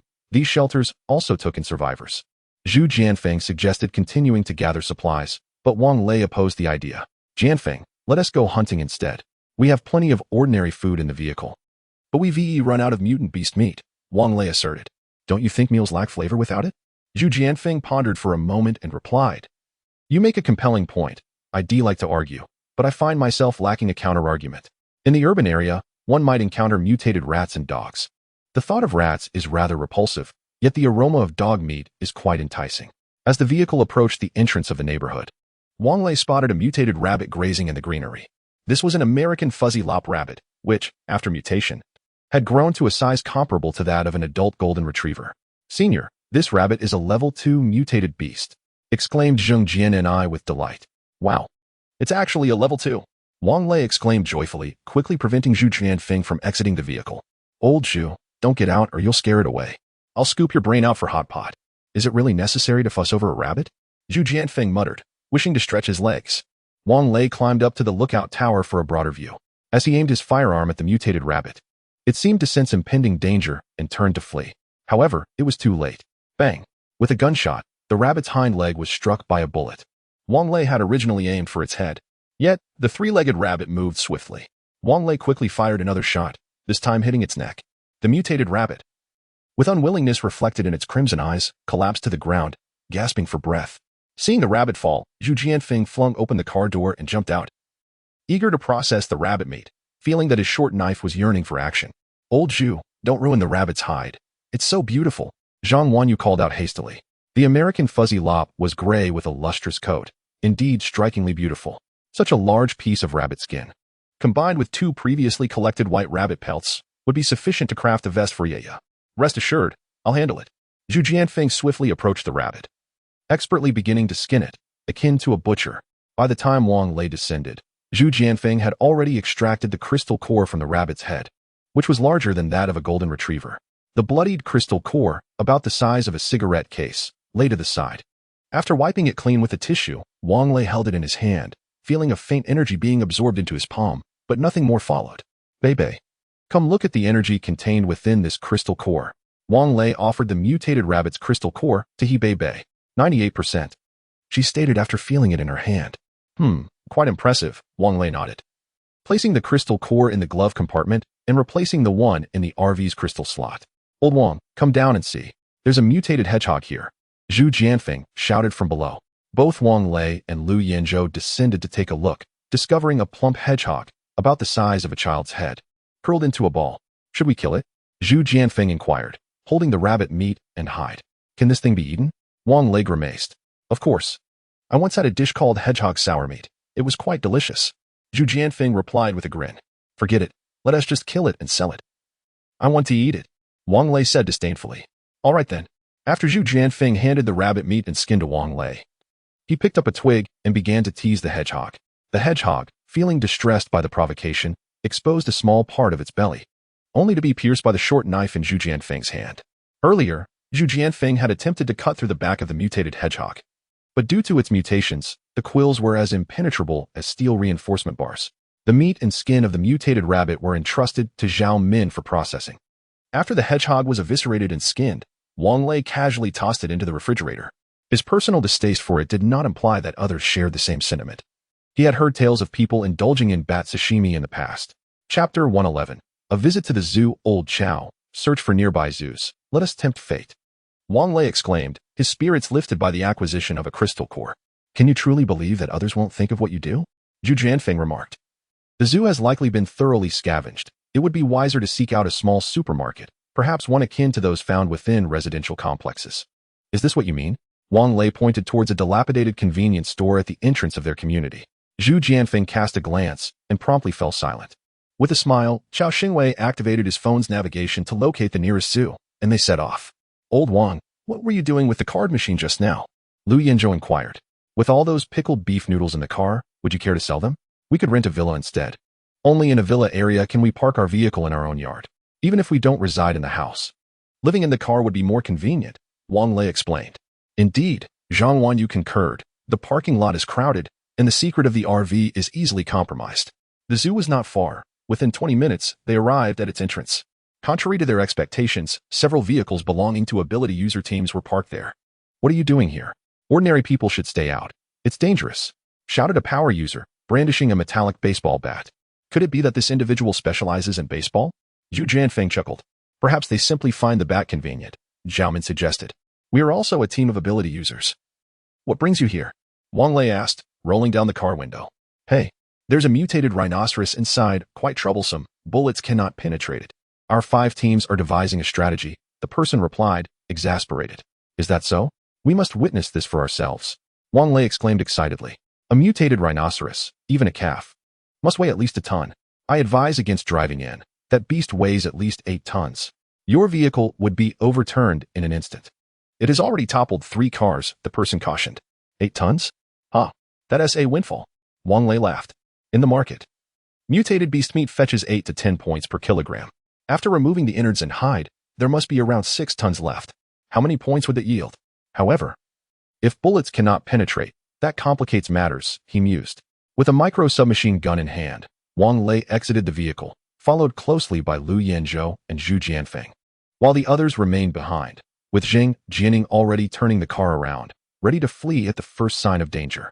After walking a few hundred meters, they spotted a group of individuals hiding beneath a massive artificial mountain, quietly discussing something. Upon noticing Wang Lei and his companions, expressions of envy instantly adorned their faces. Hey, where did you get that submachine gun? A burly young man whispered. Does it concern you?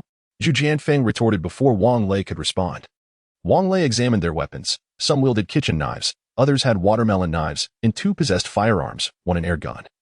The other a makeshift firearm hardly comparable to the firepower he carried. You. Allow me to remind you to speak with a modicum of politeness, the burly figure retorted, visibly agitated. Our team is the strongest in the Imperial capital's safe zone, the Wolf Warriors. I am the captain. Indeed. Wang Lei observed that the Wolf Warriors held the esteemed position of first on the list of adept teams displayed in the task hall of the Imperial capital. Is that so? From this day forth, your team shall no longer hold the top rank. Lu Yanzhou has already spotted that rhinoceros, which is currently resting in the mire. Having assessed its vulnerabilities, I declare that the title of first place now belongs to our Free Alliance. Are you part of our team? I was unaware. A lanky individual queried, his expression one of bewilderment. Lu Yanzhou, slightly embarrassed, chuckled awkwardly before adopting a serious tone. You should consider renaming your team. Lao Lu. What are you doing? Wang Lei frowned. Are we here to hunt or to make enemies? Though Lu Yanzhou usually maintained a composed demeanor, the burly man's provocations, coupled with the effects of midday libations, had stirred a touch of arrogance within him. Very well, the burly man chuckled. If you manage to slay that rhinoceros, I shall relinquish the title of strongest team. Indeed, should you succeed in dispatching the rhinoceros, I too will concede the name of the Free Alliance. The lanky one chimed in. Are we in agreement? Shall we draft a written accord? Lu Yanzhou grinned. A man of his word, a mere spit can seal the deal. The 5 teams present are all ranked among the top 5 in the safe zone. None shall renege. The burly man replied curtly, exchanging a knowing glance with Zhu Jianfeng. Lu Yanzhou addressed Wang Lei, let us not skimp on ammunition at this juncture. Wang Lei took aim with his pistol, and the burly man had no time to intervene as the rhinoceros sensed impending danger and charged toward the foam mountain. "Climb the tree," the lanky one exclaimed just as 5 individuals were spotted perched atop a large locust tree adjacent to the foam mountain, resembling 5 monkeys in their crouched positions. The others scattered in various directions, some ascended trees, others clambered atop the foam mountain, while a few fled in confusion. Wang Lei swiftly pulled the trigger, a bullet striking the rhinoceros squarely between its eyes. However, the projectile merely grazed its skin. "Lao Wang, hold fast. We shall flank it," Zhu Jianfeng shouted, leaping forth with agility akin to that of a monkey. Lu Yinzhou followed closely behind. Wang Lei fired another shot, this time targeting the soft underbelly of the rhinoceros. The bullet penetrated its flesh, yet it appeared to have no effect on the creature's speed. As the rhinoceros closed in, mere meters away, Wang Lei crouched low and rolled aside, narrowly evading the charge. While rolling, he switched his submachine gun to a continuous fire mode, steadying his aim before unleashing a barrage of bullets into the rhinoceros's abdomen. Zhu Jianfeng was remarkably agile, having seized the tail of the rhinoceros.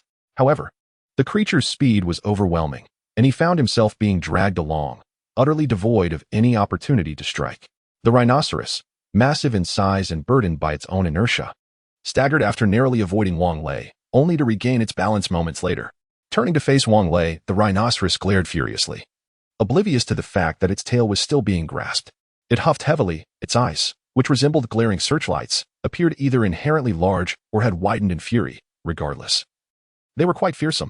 The magazine in the micro-rifle had been depleted, and as Wang Lei attempted to reload, it was already too late. Chapter 112. The rhino hunt. As the empty magazine was detached, Wang Lei barely had time to load a new one before the rhino launched its second charge.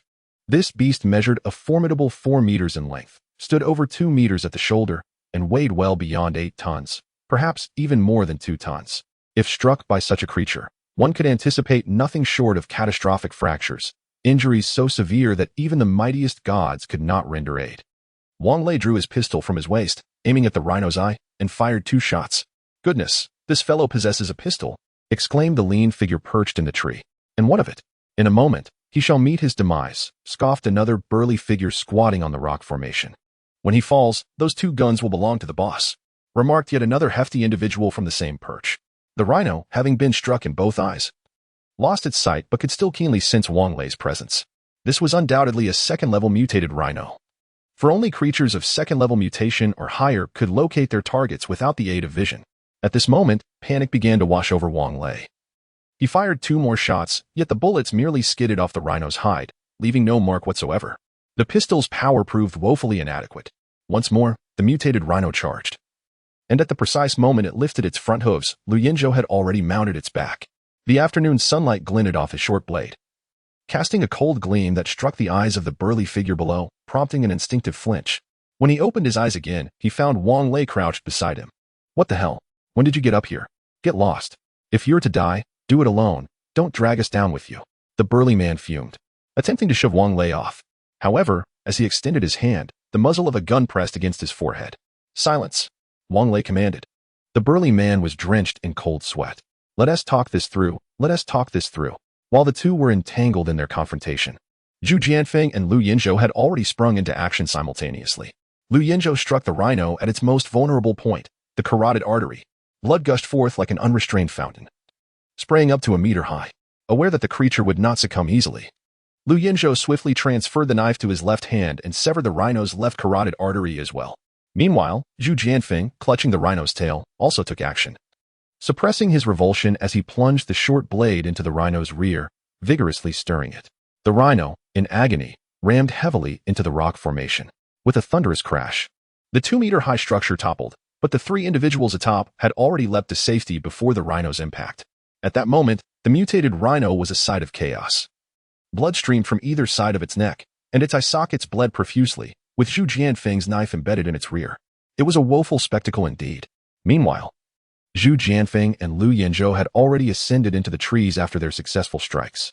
The mutated rhino, far from being easily vanquished, now rampaged wildly, while Wang Lei, Lu Yinzhou, and Zhu Jianfeng sought refuge in a relatively safe location, awaiting the unfolding events with bated breath, waiting for its blood to flow before harvesting the prey. The other 5 teams were left in astonishment. A slender fellow, approximately 1 meter 70 tall, even forgot to flee and was subsequently struck down by the rhinoceros, meeting his demise on the spot. As he fell, the rhinoceros trampled over his body, leaving a gaping hole in his chest and reducing his head to a pulp. The eyes of their team turned red with fury as they glared at Wang Lei and his companions. However, Wang Lei and his group remained unfazed. Fully aware of the rhinoceros's perilous nature yet choosing to spectate, thus accepting the consequences that followed. Moreover, the firearm in Wang Lei's possession was no trifling matter. He had already reloaded his submachine gun and was prepared to send a proverbial peanut to any provocateur. After half an hour, the rhinoceros finally collapsed weakly to the ground, still panting heavily. The members of their team quietly gathered around the fallen ability user. Would Jean, that you were not esteemed in life. You were nonetheless a member of our team. Rest assured, we shall not let your death be in vain. We will seek justice for you. One of them vowed before turning to confront Wang Lei's group. I am Liu Gang, the captain of the Godslayer team. Because of you, I have lost a member. Now, let us discuss how this matter shall be resolved. Just as Wang Lei was about to respond, the burly man interjected. Resolve what? Which of you here is unaware of the rhinoceros's danger? Who compelled you to linger here? Li Ming, this is my affair with them. It would be wise for you to refrain from intervening. Liu Gang retorted angrily. Liu Gang, do you dare speak to our captain in such a manner? Have you forgotten the rules governing the ability user teams in the safe zone? The captain of the top-ranked ability user team possesses the authority to arbitrate disputes among teams. Another burly figure shouted. You are taking this too far. I shall report you to the arbitration committee. Liu Gang exclaimed. Liu Gang, I am speaking to you calmly. Do not be ungrateful, Li Ming replied. Firstly, no one begged you to come here. When we killed the rhinoceros, we did not request your observation or assistance. Guo Jin's death was entirely of his own making. He has no one to blame but himself. Even if you report this to the higher-ups in the safe zone, I believe they would echo my sentiments. Rendered speechless, Liu Gang seethed for a moment before vowing. We shall see about this. Let us go. He led the remaining 4 members away, prompting Li Ming to declare, very well. You are formidable. From now on, the title of the top team in the Imperial Capital Safe Zone shall belong to you. Dawei, your team should consider changing its name as well. The tall, slender man forced a smile. I shall handle the renaming procedures first thing tomorrow. Sure. Let us do it together. By the way, what are your names? Wang Lei, Liu Yinzhou, Zhu Jianfeng. Impressive, impressive. We, too, should take our leave. We guarded this creature for 2 days with over 20 people. Only for it to be claimed by the 3 of you. Truly admirable. Li Ming waved his hand, ready to depart. Wait, don't leave just yet. You've worked hard guarding it for 2 days. Share some meat with us. Wang Lei hastily urged. In the future, as everyone resides within a safe zone, where one frequently encounters acquaintances, it would be prudent to extend a gesture of goodwill, should any unforeseen circumstances arise. Those present today would be inclined to lend a helping hand. How could one possibly feel comfortable doing so without having contributed? After all, one should not expect rewards without effort, mused Li Ming, scratching his head.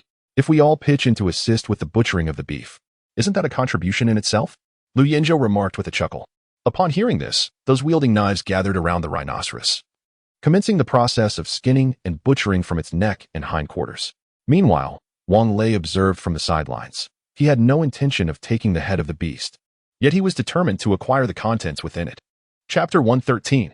Ability Upgrade. Wang Lei had initially assumed that the individuals present would take a portion of the beef for themselves. However, to his surprise, even though he had persistently requested that everyone share some meat, the 4 leaders and attendants only divided the cow's head and entrails.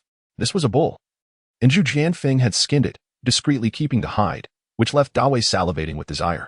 The cow's head was cleaved in 2, and the crystal core nestled within was willingly presented to Wang Lei. This core was quite substantial, comparable in size to the freshly slaughtered hedgehog. This was already quite a bounty. With the cow's head and offal combined, it must weigh over 2 tons. We certainly profited significantly. Li Ming chuckled, adding, besides, offal is more expensive than meat. I haven't had tripe in ages. Oh, why are you being so polite? Wang Lei remarked helplessly. I'm not being polite. I simply adore pig intestines. Dawei replied with a grin. Very well, I shall not be pretentious either, Wang Lei conceded. From now on, let us look out for one another. As for the name of the first ability user team in the safe zone, I believe we can forego that. Not a chance. Li Ming interjected. We will return today, and tomorrow at 9:30 in the morning, there is a meeting for the ability user teams, at which I will make the announcement. A meeting? Wang Lei inquired, puzzled. Oh, you all haven't registered for the ability user team yet? Dawei asked. No one mentioned anything about registration. Wang Lei was utterly bewildered. All right, We can take care of that together tomorrow morning at 8:30 in the mission hall, Li Meng stated. Who is holding this meeting? Zhu Jianfeng queried with curiosity. Isn't it the higher-ups of the safe zone? Dao Wei scoffed, expressing disdain for the notion that they would rally us to assist the military and police in exterminating zombies. Especially when the reward for slaying 5 zombies was merely 1 point. Only a fool would undertake such a task. Oh. Wang Lei and the other 2 nodded in unison. All right, let us load the meat into your vehicle and then head back. It's getting late. Li Meng reiterated. Wasn't it said that the gates of the safe zone close after 6 o'clock? Wang Lei questioned. That applies to ordinary ability user teams. The top 3 teams have privileges. Today, you will accompany us back. Dao Wei replied with a smile. I'll go and have them bring the vehicles over, said the burly member of Li Meng's team. Despite his size, he moved swiftly, kicking up a cloud of dust as he ran. A few minutes later, 5 vehicles arrived, and Wang Lei opened his storage space, moving the meat into the cars alongside Lu Yanzhou and the others. The rhino hide was distributed among the other teams to wrap the entrails, while the rhino horn was reserved for Wang Lei, as Li Meng remarked that it was a valuable item, a life-saving medicinal resource in critical moments. Following Li Meng's convoy, they returned to the safe zone at 8:30 in the evening, where they underwent the routine disinfection of their vehicles. Wang Lei and his companions then drove back to the parking lot. Hey, why don't I send some meat to my aunt and the others? Wang Lei inquired while having dinner, adding, we want to send beef, but there is still plenty of pork in the car. Sure, do as you wish, in truth. Your aunt and the others take good care of us. His mother nodded in agreement. Zhao Min, please divide the meat, but do not take too much. Around 20 pounds should suffice. It must be pure meat, devoid of bones, Wang Lei instructed. Lao Wang, could you refrain from directing my wife as tasks? Why not let your own wife handle it? Chao Xingwei gazed at Wang Lei with a look of melancholy. My wife is delicate and tender. Do you truly believe she can manage such labor? Wang Lei replied with utmost seriousness. Ah, very well. Lao Lu, Lao Zhu, do not just stand there. Assist my wife. Seeing that he could not sway Wang Lei, Chao Xingwei turned to call Zhu Jianfeng and Lu Yanzhou. They, however, were not one to be pretentious. They grasped their short knives and prepared to assist. Wang Lei quickly intervened, saying, do not use those knives. Aren't there chef's knives in the cabinet? You are being finicky. When it comes to slaying mutated beasts, do you not also employ that knife? Zhu Jianfeng scoffed. Wang Lei fell silent, for he sensed that his vision and perception had suddenly heightened. From the moment he boarded the vehicle until dinner, he had clutched the enormous crystal core in his arms. And during the meal, it rested on his lap, continuously absorbing energy from it. Just moments ago, he felt the core cease to provide energy, and he realized something within him had changed. Bei, could you check how much energy remains in this crystal core? Wang Lei handed the core to Zheng Jiating, who sat beside him. Bei accepted the core, closed her eyes, and furrowed her brow. With a delicate motion, she managed to peel off a fragment the size of a AA battery from the core, stating, this has no energy left. It is merely ordinary crystal. The energy of this core is at 100%. It is a level 2 core, possessing formidable capabilities, approximately 10 times, if not more, than that of a level 1 core. When she returned the core to Wang Lei, it had already lost half of its mass. Even so, it appeared to be too large to fit into the vehicle's dashboard slot for crystal cores. Is it possible to separate them? Wang Lei inquired. Let me try. Bei said, taking the core once more, attempting to peel another piece, but to no avail. She picked up a piece of crystal from the table and placed it beside the core. After several minutes, she successfully extracted another piece of equal size from the core. The energy within the core can be transferred without any loss. Bei wiped the fine beads of sweat from her forehead, but it is quite exhausting. You have my gratitude for your efforts. Huh. Wang Lei chuckled, handing her a tissue. Wang Lei, along with his parents and Zhang Wanyu, had gone to visit relatives, while Bei remained there transferring the energy from the crystal core. I wonder how delectable the rhino meat might be. Shall we grill some? Zhu Jianfeng, having just finished his meal, could not shake the thought of the rhino meat, particularly since Zhao Min had prepared an abundance of food at noon, leaving leftovers to be reheated for dinner. All right then. Chao Xingwei wiped the drool from the corner of his mouth. I shall go open the rooftop terrace. Wang Lei's family maintained a close relationship with his aunt's family. Upon seeing Wang Lei return safely with his wife and child, his aunt was overwhelmed with joy, and his cousin presented him with a freshly purchased pork rib, insisting he take it home. Sister, did I not bring you meat? As Wang Lei spoke, he extracted a substantial chunk of pork weighing no less than 30 jin from a woven bag, which had originally contained flour but had been meticulously cleaned by Zhao Min, proving unexpectedly useful. So much meat? How many points did this require? The uncle was taken aback, for ordinary pork costs 3 points per kilogram. Even with their daughter in the hospital, They only accumulated around 45 points a month. Fortunately, the hospital provided 3 meals a day, saving quite a bit. And the food was rather satisfactory as well. Chapter 114. Yaya also desires skewers. This is what I brought back from outside the safe zone. And I also brought 2 bags of salt, Wang Lei stated. It's hot, so I asked my aunt to marinate the meat with salt. Yaya and her cousin Yao Yao were playing joyfully, and when the generous Yaya took out the white rabbit candy, Yao Yao's mouth watered in anticipation. Aunt, we're heading off now. We still need to visit Uncle Air and deliver some meat. After chatting for a while, Wang Lei stood up to take his leave, although Yaya was reluctant to depart. She dared not voice her feelings, her expression slightly tinged with disappointment. The 3 uncles resided in the same building. After delivering the meat, the 5 of them returned to the parking lot, where the savory aroma of barbecued meat wafted through the air. What on earth are old Chow and the others doing? Wang Lei's brows furrowed in disbelief. It was already challenging for everyone to eat in the safe zone, and yet they were barbecuing. When Wang Lei dashed back to the parking lot, he spotted Li Ming and his team of 5 hefty men eagerly waiting beneath the RV. Brother, please grill some for us too. It smells too good. If not, we can exchange points. Yes, I can even return the ox head to you. Just let me have a taste. Li Ming couldn't help but swallow hard. Hold on a moment. Zhu Jianfeng's mischievous grin appeared as he poked his head out from the RV's roof. It'll be ready shortly. Do you want some chili? Just a hint of spiciness, please. My hemorrhoids have been acting up. Li Ming replied sheepishly. All right then. In no time.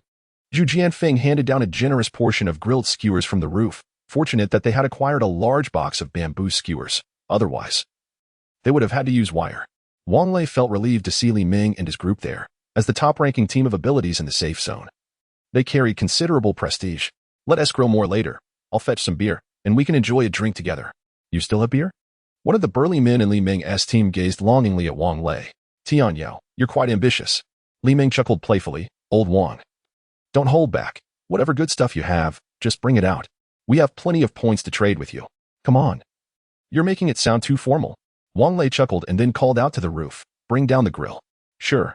Xiao Xingwei replied. The grill was electric, movable, and could be plugged into the RV's external power supply. Tian Yao managed to find a rickety low table and a few stools, while Wang Lei brought down 2 cases of beer from the RV, along with the particularly unpalatable ice cream that Zhang Wanyu and her friends had made. Oh, there's ice cream too. Li Ming laughed. Old Wang, the items you've brought are true luxuries. We can't let this meal go to waste. Yaozi, go to my vehicle and fetch that tiger skin. All right. Tian Yao responded, immediately getting up to run. Just as Wang Lei was about to decline, he spotted a familiar face, the brother who sold mutated beast meat in the trading zone. Brother, are you also part of this team? Wang Lei inquired while handing over an open beer. Indeed, my responsibility lies in logistics, primarily procuring supplies. The man chuckled as he accepted the beer. This is my brother, Li Yong. He doesn't partake in hunting, but if you require assistance, you can find him in the safe zone, Li Ming introduced. Yong Ming, a commendable name, Wang Lei remarked, sampling a meat skewer that was somewhat salty. Lao Zhu, ease up on the salt. Have you robbed a salt merchant? Oh, I see, Zhu Jianfeng retorted, purposely sprinkling an excessive amount of salt, believing that if it tasted salty, they would consume less. By the way, isn't there some pig cartilage left in the fridge? Let's roast it together, Wang Lei suggested. Yaya enjoys cartilage. Whenever Zhaomin slices meat, she makes a point to reserve the cartilage for the little girl to saw it. Old Wang, that cartilage is meant for Yaya. Xiao Xingwei interjected, feeling a bit troubled. No worries. There should be plenty of cartilage among the several tons of beef today, Wang Lei replied nonchalantly. Absolutely not. No one is allowed to touch Yaya's food. Zhao Min exclaimed loudly as she opened the window. Old Xiao, you ought to keep an eye on your wife. Wang Lei shot a glance at Xiao Xingwei, who, like a quail, lowered his head and silently munched on a meat skewer, causing Li Ming and the others to burst into laughter. Before Wang Lei could inquire further, Li Ming began to speak, engrossed in his meal. Our team may consist of only 5 members, yet we managed to support over 30 individuals. We all have families to care for, and we are quite fortunate that our nearest kin have remained uninfected by the virus. By the way, old Wang, how are your family members faring? Well, they are fine. My close relatives are currently in the safe zone, Wang Lei nodded. That's good to hear. Our family hails from Baiyangdian. When the virus first erupted and we were utterly bewildered, we were relocated here. At that time, the safe zone was nearly deserted, but overnight, people from neighboring provinces arrived. Look at Yaozi. His family is from Shandong. After their arrival, they resided in a small house to the west. The district provided 2 meals a day. Although the food was not exquisite, it was sufficient to stave off hunger. As the population grew, policies were implemented. leading to the current point system. By the way, be prudent with your points. Although items may seem inexpensive, my son recently caught a severe cold and spent 2 days in the hospital, costing us 2,000 points. 2,000 points could buy a house. Liu Yinzhou exclaimed in astonishment. Daddy, Yaya also wants to eat meat skewers, lightly spicy, please. The car window was opened again, and Yaya, embraced by Zhang Wanyu, peeked out, her eyes crescent-shaped with laughter. All right, wait a moment. Once it's grilled, I'll bring it to you, Wang Lei said indulgently. Thank you, Daddy, Yaya replied. And the window was promptly closed by Zhang Wanyu. Your daughter is quite adorable. How old is she? Li Ming inquired as he savored another meat skewer. She's 2 years old, exceptionally well-behaved, Wang Lei smiled. By the way, you mentioned your son caught a cold, and it cost over 1,000 points? Why is it so expensive? Alas, it has come to my attention that pharmaceutical factories across the nation have reportedly fallen victim to viral contamination, rendering them incapable of producing any medications. While our safe zone is fortunate enough to host a pharmaceutical factory, it lacks the necessary raw materials. Consequently, the prices of medicines have soared to exorbitant heights. Li Ming sighed as he spoke. Wang Lei couldn't help but recall the pre-apocalyptic instance when a certain flower-infused capsule was inflated to an outrageous price of 300 yuan for just 2 boxes, which made him question Li Ming's assertion. However, he chose to remain silent. Brother Ming, do you think purchasing a house in the safe zone is a wise decision? Wang Lei inquired further. What is this? Are you considering buying a house? Li Ming responded. Acquiring property is somewhat more cost-effective than renting, but policies are ever-changing. Akin to the fluctuations of stock prices, who can truly predict? Li Ming remarked, downing a swig of beer. Chapter 115. Setting up a small stall, however. If you intend to purchase a house, I suggest you accumulate more points and consider buying in the northern area. Living in a wealthy neighborhood is undoubtedly preferable to residing here, Li Ming remarked. You have an abundance of beef that you cannot possibly consume, and it is prone to spoilage. Once you become the captain of the top safety zone's first ability team tomorrow, you should rent a stall and sell the meat of the mutated beasts. Despite having over 10 tons, you need not worry about sales. The affluent and high-ranking individuals are always eager to buy. Moreover, I must advise you that regardless of what you are trading, you should seek out someone formidable. The security here is not as favorable as you might imagine, and those individuals have influential backing. Brother Ming, who are you referring to? Wang Lei inquired. Though he had a vague understanding of the situation, he was uncertain if his assumptions were correct. It's those thugs who collect protection fees. They prey on the weak and fear the strong, Li Ming spat, and they engage in coercive buying and selling. I see, Wang Lei nodded. Do not worry. Tomorrow you need not fear them, as the top 5 ranked ability teams will intimidate them. Tian Yao chuckled. Brother Ming, I wish to rent a stall. Where do you suggest I set it up? Wang Lei asked. That depends on what you intend to sell. In this area, it primarily involves second-hand goods, while the central region is known for selling vegetables and seafood. I have heard that the greenhouses in the central area are contracted by the brother-in-law of some high-ranking official, and they are making a fortune. As for seafood, that too is linked to influential connections extracting it from the waters. The northern area primarily houses convenience stores, offering a plethora of goods, though typically, ordinary individuals cannot secure a reliable source, Li Ming responded. To be frank, Brother Ming, I have stockpiled several dozen boxes of instant noodles and ham sausages, along with the mutated beast meat I hunted today. I wish to sell them and perhaps purchase a villa, Wang Lei declared. In truth, Wang Lei had numerous items to sell, within the space of his RV. He possessed a variety of inexpensive spirits and snacks that no one desired to consume. Most notably, the ice cream prepared by Zhang Wanyu and her companions was utterly unpalatable. Yet witnessing how much Li Ming and others relished their meals, Wang Lei thought it might sell well. Haha, then feel free to set up wherever you like. Once you sell that mutated beast meat, you will have sufficient qualifications to buy a villa. Does one really need qualifications to purchase a villa? Of course. There are only a little over 100 villas in the area, and the ability teams are considered wealthy within the safety zone. Those villas will undoubtedly be acquired by them, Li Ming chuckled. What qualifications are necessary? Wang Lei inquired. For the ability teams, the first requirement is to be in the top 10 of the safety zone rankings, and the second is regarding assets. The captain must possess assets of no less than 100,000 points, while team members must have at least 10,000 points. If you sell that 10 plus tons of meat, it should suffice. The mutated rhinoceros meat can fetch around 10 points per kilogram. Would you like me to assist you in selling it? I have connections with high-ranking purchasers, Li Ming offered. Sure, I would appreciate it, Brother Ming. Why are you being so polite with me? Tomorrow morning, I will give you a heads up. Brother Ming, I will offer you 10% as a service fee. Wang Lei suggested, feeling a bit pained at the thought. What are you talking about? Do you not regard me as a brother? Li Ming's expression darkened immediately. No. I merely thought it unfair for you to work without compensation. Wang Lei quickly replied with a smile. Although this beer is an ordinary item, it now costs 2 points per bottle. With 2 points, one could exchange for half a pound of pork tenderloin. If this barbecue were set in the northern district, one would need no less than 200 points to partake. You see, 200 points could sustain a family in the southern district for 3 months. Li Ming glanced at the empty beer bottles, prompting Wang Lei to swiftly open another one for him. Is the wealth gap really this vast? Wang Lei inquired. Brother Ming, you must have accumulated quite a few points. Why do you still reside in the southern district? Our population is substantial, Li Ming replied. Among us, only 5 can work. And our awakened abilities are primarily physical, which means we require a lot of sustenance. Don't be fooled by my elder brother's sturdy appearance. He hasn't awakened any abilities and was infected during the pandemic, leaving him with lingering effects that hinder his ability to work. Our household, consisting of over 30 members, is in a similar predicament.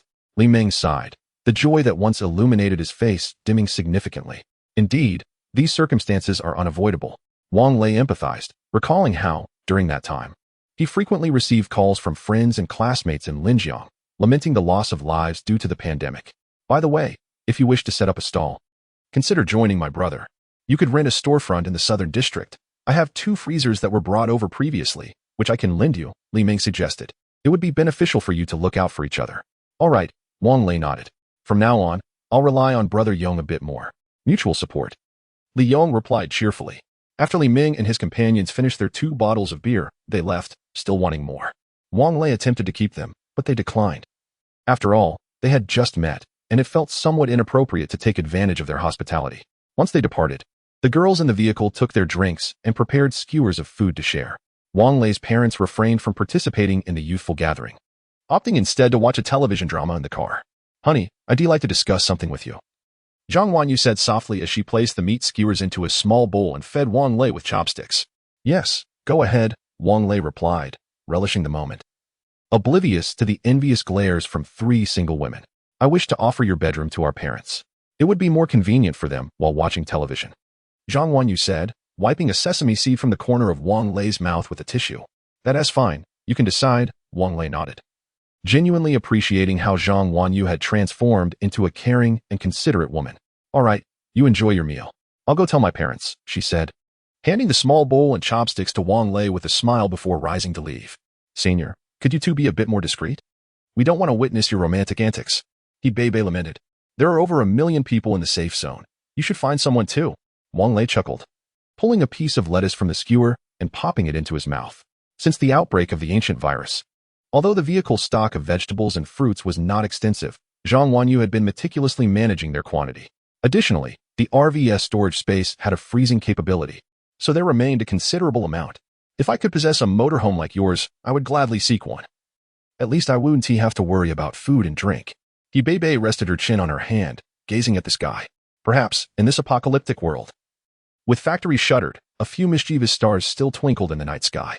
Without a motorhome, if one were to be free from worries about sustenance, it would likely mean residing in a high-rise within a safe zone. You might want to consider that, especially given your striking beauty, Wang Lei remarked earnestly as he took a sip of beer. Chapter 116. My heart was once directed towards the bright moon. Zhang Jiani held a skewer of meat in his mouth, gazing at the full moon, and softly murmured to himself, my heart was once directed towards the bright moon. As the group finished their meal and began to tidy up, a sudden clap of thunder resonated through the sky. What on earth? Is the heavens going mad? It's a clear sky, and now it's going to rain? Xiao Xingwei exclaimed, gripping an iron skewer, his eyes fixed on the heavens.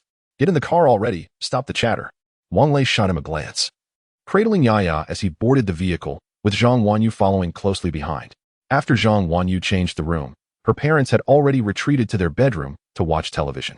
Wang Lei rummaged through the storage space, retrieved a thermos, filled it with hot water, and stepped into his parents' room. Dad, Mom, are you getting used to it? He asked.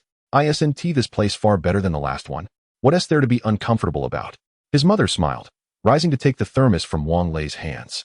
By the way, that room is for Yaya, right? She is still too timid to sleep alone, so tonight she can stay with Wanyu and me, Wang Lei replied. You 2 young folks shouldn't be taking care of a child. Let your parents handle it. You're not a quiet sleeper.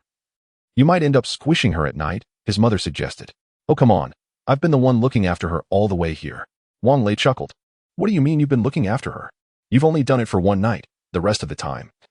It was those girls taking care of her, his father chimed in, lighting a cigarette and tossing one over to Wang Lei. Finish smoking in here before heading out. Remember the rule, no smoking in common areas. Dad, if you're taking care of Yaya, you shouldn't smoke in the bedroom either, Wang Lei laughed, lighting his own cigarette. Think it through. He was well aware of his father's habits. As long as he was awake, he would occasionally indulge in a smoke, regardless of anyone's objections. Eventually, Wang Lei decided to remain silent since many of his own habits mirrored his father's, waking up to a cigarette, smoking after meals. Can I really not smoke? His father said, extinguishing half a cigarette in the ashtray and opening the window for ventilation. And you should refrain too, soon. You'll be bringing our granddaughter to us. All right. Wang Lei nodded. By the way, Mom, how can you be so certain that Yaya is my daughter? I can't even say for sure. Of course she is your child, his mother asserted seriously, let alone her nose and mouth. Just look at her tiny hands and feet. They are exactly like yours when you were little. Whose hands and feet don't look alike when they're young? Wang Lei retorted. Rest assured, there is no mistaking it. Even if there were, if she calls you Dad, you must raise her well, his father remarked. Dad? What do you mean? If everyone in the world calls me Dad, should I raise the entire world? Wang Lei frowned. You little rascal. His father laughed, then lit the half-smoked cigarette again. 3 years ago, Zixia came to visit us. She had just been accepted into a university in the capital. When she asked where you had gone, I thought it strange that you graduated and lost touch with your classmates. Back then, when your classmates came to our house, I could see that Zixia had a fondness for you. I still wonder what it was that caught her eye. Was it truly mere chance that 3 years ago, I encountered Zixia in Linjiang? Did Zixia specifically journey to Linjiang in search of me? Yet, this notion seems implausible, despite Wang Lei's inebriation at the time. He distinctly recalls Zixia expressing that she had not succeeded in gaining admission to university and had come to Linjiang to forge her own path. During the hotel checkout, an altercation ensued with the front desk due to the staff claiming a bedsheet had gone missing from their room. Could it be that Zixia's visit to Linjiang was solely to find me? This thought feels somewhat presumptuous. Zixia had been strikingly beautiful since her middle school days, embodying the archetype of the refreshing campus belle. What merit did Wang Lei possess to warrant such attention? Alas, she has departed, leaving behind an enigma. Thankfully, Yaya is Zixia's child, and there is a high probability that Yaya is indeed his own daughter. In order to bring peace to the departed Zixia, he must diligently raise Yaya to adulthood. All right, Mom and Dad, I'll have you bathe Yaya. That little one is quite restless at night. Wang Lei chuckled. Contrary to Wang Lei's expectations, Yaya appeared genuinely delighted at the prospect of sleeping with her grandparents, which left him feeling slightly disheartened. After everyone had finished their grooming, sleep eluded them, and they gathered in the leisure area to watch a movie. Zhaomin suggested watching the Yin Yang Road series featuring Louis Koo, and surprisingly, the girls enthusiastically agreed. Wang Lei had already viewed Yin Yang Road and found it well crafted. Although Long Palolin had limited screen time, her presence significantly enriched the film. Wang Lei adjusted his seat to be adjacent to Zhang Wanyu's, raising the armrest, and every time Long Po appeared, she nearly nestled entirely into Wang Lei's embrace. Zhao Min, however, remained tense, while Chao Xingwei appeared increasingly anxious. One could blame the laser television in the RV for its striking realism and exceptionally high clarity, creating the sensation of being in a cinema. Fortunately, the upgraded RV boasted excellent soundproofing. Otherwise, Yaya in the bedroom might have been frightened. Wang Lei had likely grown weary from the afternoon at the zoo, yawning frequently. Darling, shall we retire for the night? Zhang Wanyu whispered, nibbling on Wang Lei's ear. You're not watching anymore? Wang Lei felt a gentle languor envelop him, a certain excitement stirring within. You're tired. Let us go to bed. You mentioned needing to take care of some matters tomorrow, or you want to be able to rise. All right, Wang Lei nodded, standing up. I can hardly keep my eyes open. I'm heading to bed. You all enjoy yourselves, but remember to turn off the lights in the leisure area when you sleep. Zhang Wanyu, holding Wang Lei's water cup in one hand and a thermos in the other, followed closely behind him. It was a given that Wang Lei, in the middle of the night, always had a penchant for a sip of water. The small night light in the bedroom glowed softly as Zhang Wanyu changed into a delicate camisole, leaning against Wang Lei. Is it true you can't sleep without smoking? If you wish to smoke, go ahead. Yaya isn't here. Aren't you worried about the smoke? Wang Lei instinctively reached out to caress Zhang Wanyu's softness. No worries. I find the new air circulation system in this RV quite satisfactory. I can't feel any breeze, and the smoke from your cigarettes doesn't linger, she replied, her cheeks flushing with embarrassment, yet she did not deter Wang Lei. Very well. Wang Lei smiled as he lit a cigarette. What shall we do moving forward? Do so many people continue to reside in mobile homes? Zhang Wanyu inquired with her eyes closed. Tomorrow, we will attend the meeting. Li Ming mentioned he would assist us in selling that rhino meat. With enough points to purchase a house, I intend to acquire a villa in the northern region. I shall seek their opinions tomorrow. If everyone wishes to continue living together, we will opt for a larger residence. While living in a mobile home is convenient. Li Ming just mentioned that the safety zone in the capital will likely host at least 10,000 survivors. With so many of us residing in mobile homes, we may attract suspicion. Chapter 117. Everything is settled well. All right, I will heed your words. Zhang Wanyu stretched her body and adjusted into a more comfortable position. My dear, you have no idea, but the moment I laid eyes on you when I first entered university, I was smitten. What? You little vixen. Are you actually lusting after my physique? Wang Lei, having just extinguished his cigarette, rolled over and pinned Zhang Wanyu beneath him. All instances of love at first sight are merely lustful inclinations. Oh dear, can you engage in a proper conversation? Zhang Wanyu pushed Wang Lei away with force, then nestled back into his embrace. But later, when I learned that you were with Li Li from your class, I began to despise you. Especially when I discovered that during those 2 years of severe pandemic, you gallivanted around, working to buy clothes and bags for Li Li. My disdain for you only intensified. Particularly when I stayed in your RV, you demanded so many supplies from me while treating me as if I were insignificant. As Zhang Wanyu spoke, she felt increasingly aggrieved. Wang Lei chuckled. So, you have been seeking revenge on me ever since? Humph, who knows if you still held feelings for Li Li back then. When we sought refuge at our school, the way you treated her made me hesitant to surrender myself to you. But you dense fool. Zhang Wanyu's face flushed with embarrassment, prompting her to cease her words. All right, I was wrong. I shall love only you from now on, Wang Lei murmured. Then pressed his lips against Zhang Wanyu's, his hands becoming increasingly restless. Oh dear, don't be mischievous, it hurts. Tomorrow, I promise to give you what you want. Zhang Wanyu blushed. For now, let us just get a good night's sleep. Fine, let us sleep. Wang Lei sat up. Just as he was about to turn off the night light, the door swung open, startling him into hastily wrapping himself in the blanket. What on earth are you three doing? Why are you barging in at this hour? We're scared, we want to sleep together. The newcomers were He Bei, Zheng Jiani, and Zheng Jiadong, each clutching a pillow. What are you three afraid of? Wang Lei glared. Go back to your room. No way. He Bei shook her head. There are no men in our room. We're frightened. We're sleeping here. Just do as you wish. No, the bed is too small. It cannot accommodate everyone. Wang Lei firmly rejected their request. Regardless, we are all slim. Zheng Jiani had already placed her pillow on the bed. Remarkably, this bed, which was over 2 meters long, could indeed accommodate 5 pillows. We are sleeping here to prevent you from bullying Wanyu. Zhang Wanyu stifled a giggle. All right, old Wang, let them stay here. After all, Zhaomin insisted on watching a horror film. What on earth is happening? 3 unmarried young women have come into a man's room. Is this truly appropriate? Wang Lei had no choice but to relent. He and Wanyu shared one blanket, while the 3 girls shared another, surprisingly not feeling too cramped. The following morning, as Wang Lei opened his eyes, he felt a sharp ache in his back. Now sleeping on the floor, clad only in a pair of boxers, he grimaced. Rising, he noticed the 4 girls were still peacefully slumbering. What a misfortune. Wang Lei sighed, then headed to the bathroom to wash up. It was just before 7 in the morning when he quietly left the room without waking the few girls. His parents were already seated in the leisure area, and surprisingly, Yaya was awake too, yawning in her mother's embrace.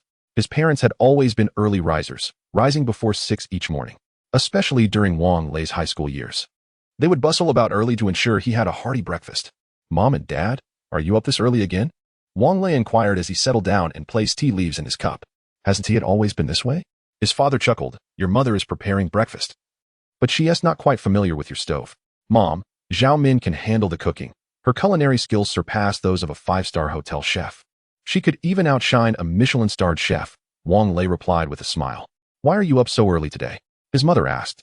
Well, I have some errands to run at 8, so I woke up a bit earlier, Wang Lei admitted, omitting the fact that he had been squeezed onto the floor. Yaya, come here to Daddy. Yaya obediently climbed into Wang Lei's lap, resting her head against his chest, seeking to doze off. Mom and Dad, perhaps we should take care of Yaya from now on. You're waking up too early. The child needs ample sleep, Wang Lei expressed with concern. Oh, your father and I are being as quiet as we can, his mother sighed. But who knew that the moment we stir, this little one wakes up? It's not like you, who wouldn't wake even if moved. Back then, Zixia managed Yaya alone. She wasn't as fortunate as I was during my childhood. Wang Lei reminisced, feeling a pang of tenderness for the little girl. What 2-year-old understands so much like her? His parents nodded in agreement, and his mother remarked. Wanyu, has T woken up yet, has she? Perhaps you could carry Yaya in and let her sleep a bit longer. Daddy, Yaya wants mommy to hold her. Yaya murmured softly with her eyes closed. All right, Wang Lei replied, lifting Yaya and entering the room. To his surprise, all four girls were huddled together, with He Bei on the outside. Wang Lei approached and pinched her nose playfully. He Bei awoke with a start, glaring at Wang Lei. What is the matter? Return to your room. Yaya is exhausted and needs to rest with Wan Yu for a while, Wang Lei said, furrowing his brow. Reluctantly, He Bei roused the others. Wang Lei then placed Yaya beside Zhang Wanyu and whispered, Wanyu, could you keep Yaya company for a little longer? Sure, Zhang Wanyu nodded, planting a kiss on Wang Lei's cheek before leaning down to kiss Yaya's little face. Darling, I'll sleep a bit longer before getting up. As Wang Lei stepped out to the leisure area, Zhao Min was already busily preparing breakfast, with the overly eager Chao Xingwei assisting her. Xiaolei, what is going on? Why are those three girls in your room? His mother asked with wide eyes, speaking in a hushed tone. Oh, they were terrified after watching a horror movie last night. So they came to my room, Wang Lei explained. You must be careful, his mother warned.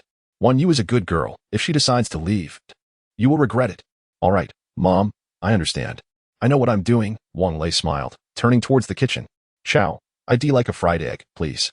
Chao Xingwei was about to unleash a tirade, but upon glancing at Wang Lei's parents, he restrained himself, much to Wang Lei's amusement.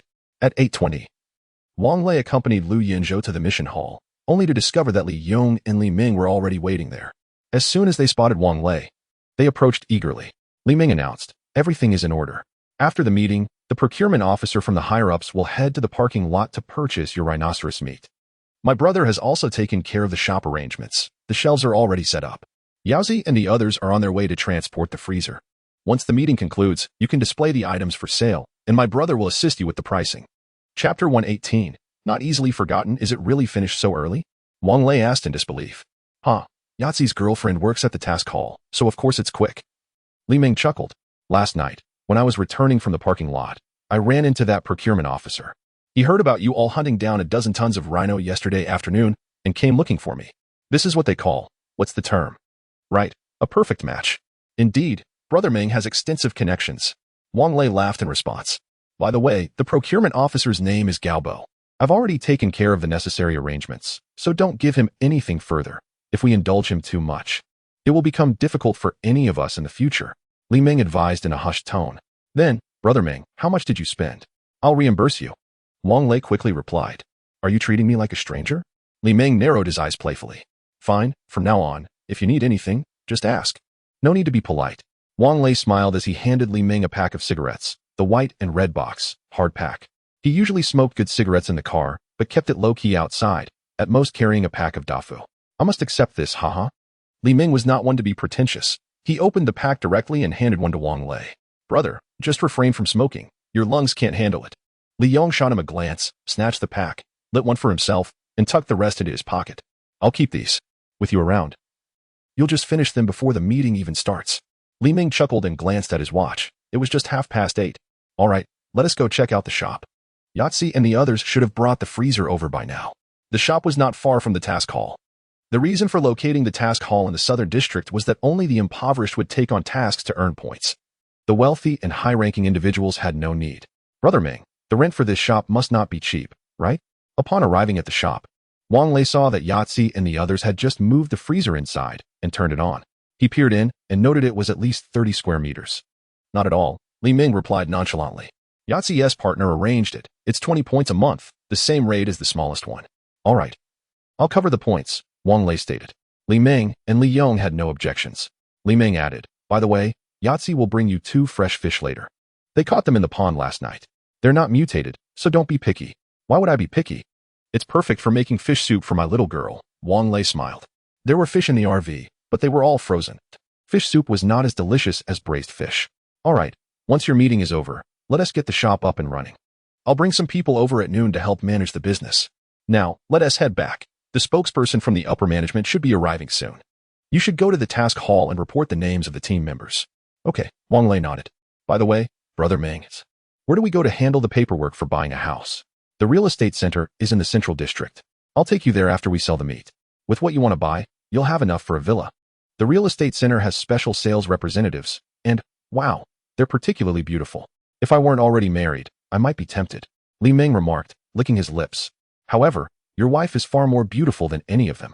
Wang Lei offered a non-committal smile as he followed Li Ming into the office hall. He informed Yaozi's girlfriend, Qin Jia, of the names of the team members, reporting only Lu Yanzhou and Zhu Jianfeng, since the abilities team was required to pay points to the task hall. Akin to a tax, with each member contributing 10 points per month. 3 members in a team? Qin Jia inquired. That's against the rules. A minimum of 4 is required. Our team consists of 3, Li Ming replied, 1 shooter and 2 melee fighters. Oh, that's acceptable then, Qin Jia nodded. Mengge, you'll need to sign as a witness. As Qin Jia completed the registration, the former leader of the Free Alliance, Deng Chao, arrived. Haha, you all came quite early. Qin Jia, if all goes as expected. Our team currently has an empty name slot, right? Please change it to Team Wolf 2. I'll be rolling with Mengge from now on. In truth, Deng Chao felt a bit awkward about having his team name usurped. It was somewhat embarrassing to divulge that detail. Qin Jia swiftly finalized the paperwork and even prepared a label using an engraving machine for them to affix to their rear windshield. Is it possible not to stick it on? Wang Lei questioned. It can be left unstuck, but the abilities team enjoys 20 complimentary disinfections each month. Without this label, that privilege is forfeited, Qin Jia explained. All right then. Wang Lei felt a pang of regret for adhering the label to the vehicle. What a foolish decision. Had he known, he would have simply named it Team A or even Team Z. By the way, Qin Jia, can we change the name? Certainly. Would you like to rename it? Team Z, Wang Lei suggested. That is not permissible. It must be in Chinese. In that case, let us call ourselves 0 Point. And the Free Alliance can still belong to Captain Deng Chao. Upon hearing this, Deng Chao was overjoyed. Qin Jia nodded in agreement. All right then. It was only due to Tian Yao's influence that she was willing to accommodate this request. Had it been anyone else, she would have grown impatient long ago. Wang Lei, of course, couldn't he let her efforts go unrewarded, so he retrieved a bottle of SOD honey from his pocket.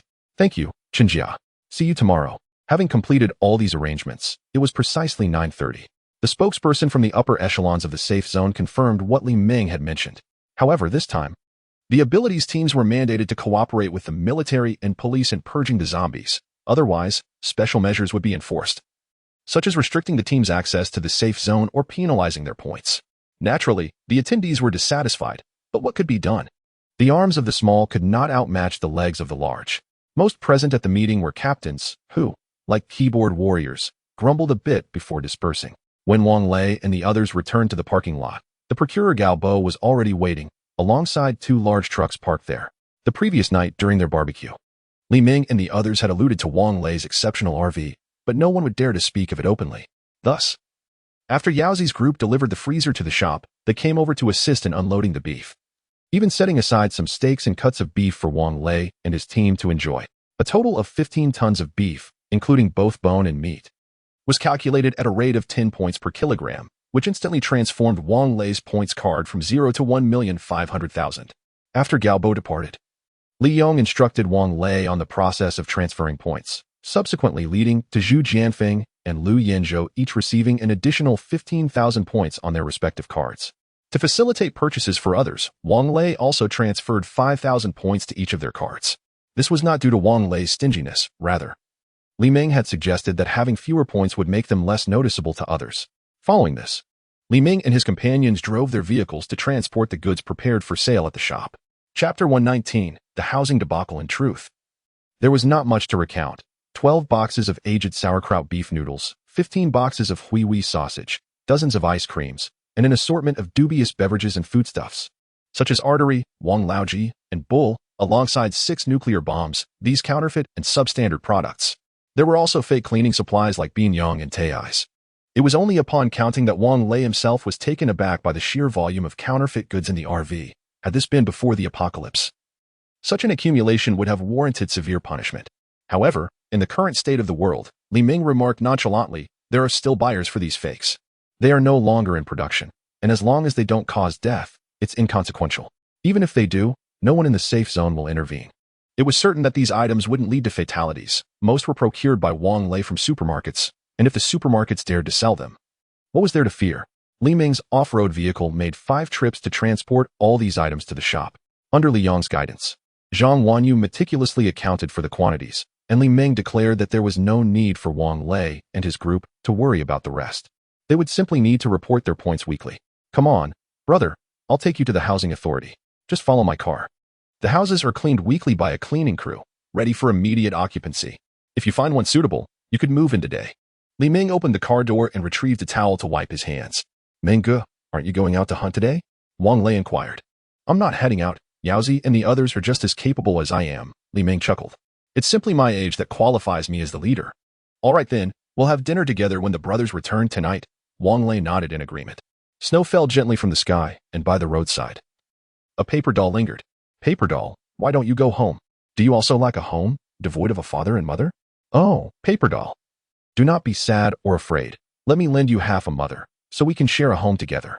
As the two settled into the vehicle, a peculiar voice of a little girl singing floated through the air, sending chills down Wang Lei's spine. Someone is about to die. Li Ming gripped the steering wheel tightly. His brow furrowed, his expression ominously dark. What is the matter? It's just a little girl singing a nursery rhyme, Wang Lei questioned, perplexed. No. It's not that simple, Li Ming replied. You're new here and unaware. This girl is quite sinister. Whenever she sings this song, someone in the safe zone is guaranteed to die, and it won't be a natural death. Brother, you must be superstitious. Wang Lei found it hard to believe. Don't dismiss my words as superstition. Just wait and see, Li Ming said, his hands trembling slightly. What about the girl's family? Wang Lei asked again. She has no family. She is an orphan. Her parents have turned into zombies. A military officer I'm familiar with once recounted that when the girl's mother had transformed into a zombie, she still cradled her child in her arms. Upon encountering the military, she handed the child over and turned to bite other zombies. Indeed, maternal love is profound. Upon hearing this, Wang Lei felt an overwhelming heaviness in his heart. How deeply must Zixia have cared for Yaya in her final moments? Was it Zixia's spirit that guided him to find Yaya? Perhaps all of this is preordained by fate. As the off-road vehicle arrived at the parking lot, Wang Lei entered the RV and said to Chao Xingwei, drive, follow him. We are going to purchase a house. We have accumulated quite a number of points. Are you planning to buy your own place, or shall we cohabit? Let us live together. It would be inconvenient for you to dine alone in my absence. Zhao spoke first. Isn't it said that the safe zones will eventually integrate? Once my family arrives, we can reconsider living separately. Indeed, we are all family, of course. We should live together, right, Dad, Mom? Chao Xingwei, rather shamelessly, supported whatever his wife proposed. I also believe we should reside together for mutual support. Lu Yinzhou glanced at Reba and added, all right, let us see if there are houses spacious enough, Wang Lei responded. The real estate management office was located in the heart of the safe zone in the capital, surrounded by a vast expanse of undeveloped land, where construction workers were already measuring the site. Li Ming mentioned that this area would eventually house the district government. The division of the real estate management office was straightforward, comprising a model area, a transaction area, and a sales area. Li Ming had previously purchased a property, so he directly sought out the sales representative who had attended to him before. The young lady, named Cheng Fei, was barely 18, having encountered the apocalypse right after starting college. Though unfortunate, she was indeed beautiful, with an innocent, neighborly charm. Unlike before the apocalypse, the sales here did not offer commissions. They merely earned a fixed salary, which dampened the enthusiasm of the staff. However, Cheng Fei was quite meticulous in introducing the properties to Wang Lei. Purchasing a house here requires certain qualifications, she explained, using a laser pointer to indicate a section on the model. This is the villa area, currently divided into 2 sections. Your qualifications only allow you to purchase at the intersection of the central and northern zones. This development integrates high-rise residences with the villa area. The largest villa occupies an area of 280 square meters, with 3 floors above ground and 2 below, while the courtyard spans over 80 square meters, leaving the residential area at just under 200 square meters. With the purchase of a villa, you can directly enter through the northern gate of the community, a privilege reserved solely for villa owners. The courtyard can accommodate parking, and the 2 underground levels can serve as storage. There are 6 rooms, 3 bedrooms each with a balcony, a children's room, a maid's room, and a study. This villa type has only one available, priced at 120,000 points. The adjacent villa is slightly smaller, covering 220 square meters, with the same layout, just smaller rooms, priced at 100,000 points. Wang Lei contemplated for a moment. One villa would certainly not suffice, so after discussing with Zhang Wanyu, he decided to purchase both adjacent villas. The 2 villas were merely separated by a metal fence, which could be removed to create a large courtyard.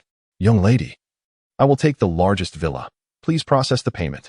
Before Zhang Wanyu could respond, a man's voice emanated from behind them. Wang Lei turned around to see a portly man with a fleshy nose and a round face, appearing to be in his 60s. With a prominent belly and an air of authority, the man arrogantly replied, Sir, there are others currently viewing this villa. Would you kindly wait a moment? You may proceed with your purchase only if they express no intention to buy. Cheng Fei responded courteously. Do you have any idea who I am, to dare speak to me in such a manner? The man retorted disdainfully. Chapter 120, The Housing Turmoil, Part 1. Regardless of your identity, Cheng Fei remains unyielding and composed. Our regulations are clear. Summon your manager. The man furrowed his brow and exclaimed angrily. Our manager is currently in a meeting upstairs. At that moment, a male staff member approached, stating, Please feel free to discuss your concerns with me. I am the deputy manager here. Humph, do you even know who I am? I am the younger brother of the commander-in-chief. Are you not hastening to sell me the property? The man proclaimed defiantly. Ah, very well. I will expedite the paperwork for you. The deputy manager adopted a subservient demeanor. What is the matter? Have you knelt for so long that you can no longer stand? Wang Lei casually lit a cigarette, casting a disdainful glance at the two. Just because you are the commander-in-chief's brother, does that grant you the right to dispute the interests of the common people? Who taught you this? Who is your mentor? Let us bring them forth and inquire how they educate their pupils. Or was it your parents who instilled this in you? Given your age, I imagine they must be utterly exasperated by your antics. Even if they haven't succumb to the stress, someone with your demeanor surely lacks filial piety. Shall we summon their spirits? You dare speak to me in such a manner. The overweight man seethed with rage.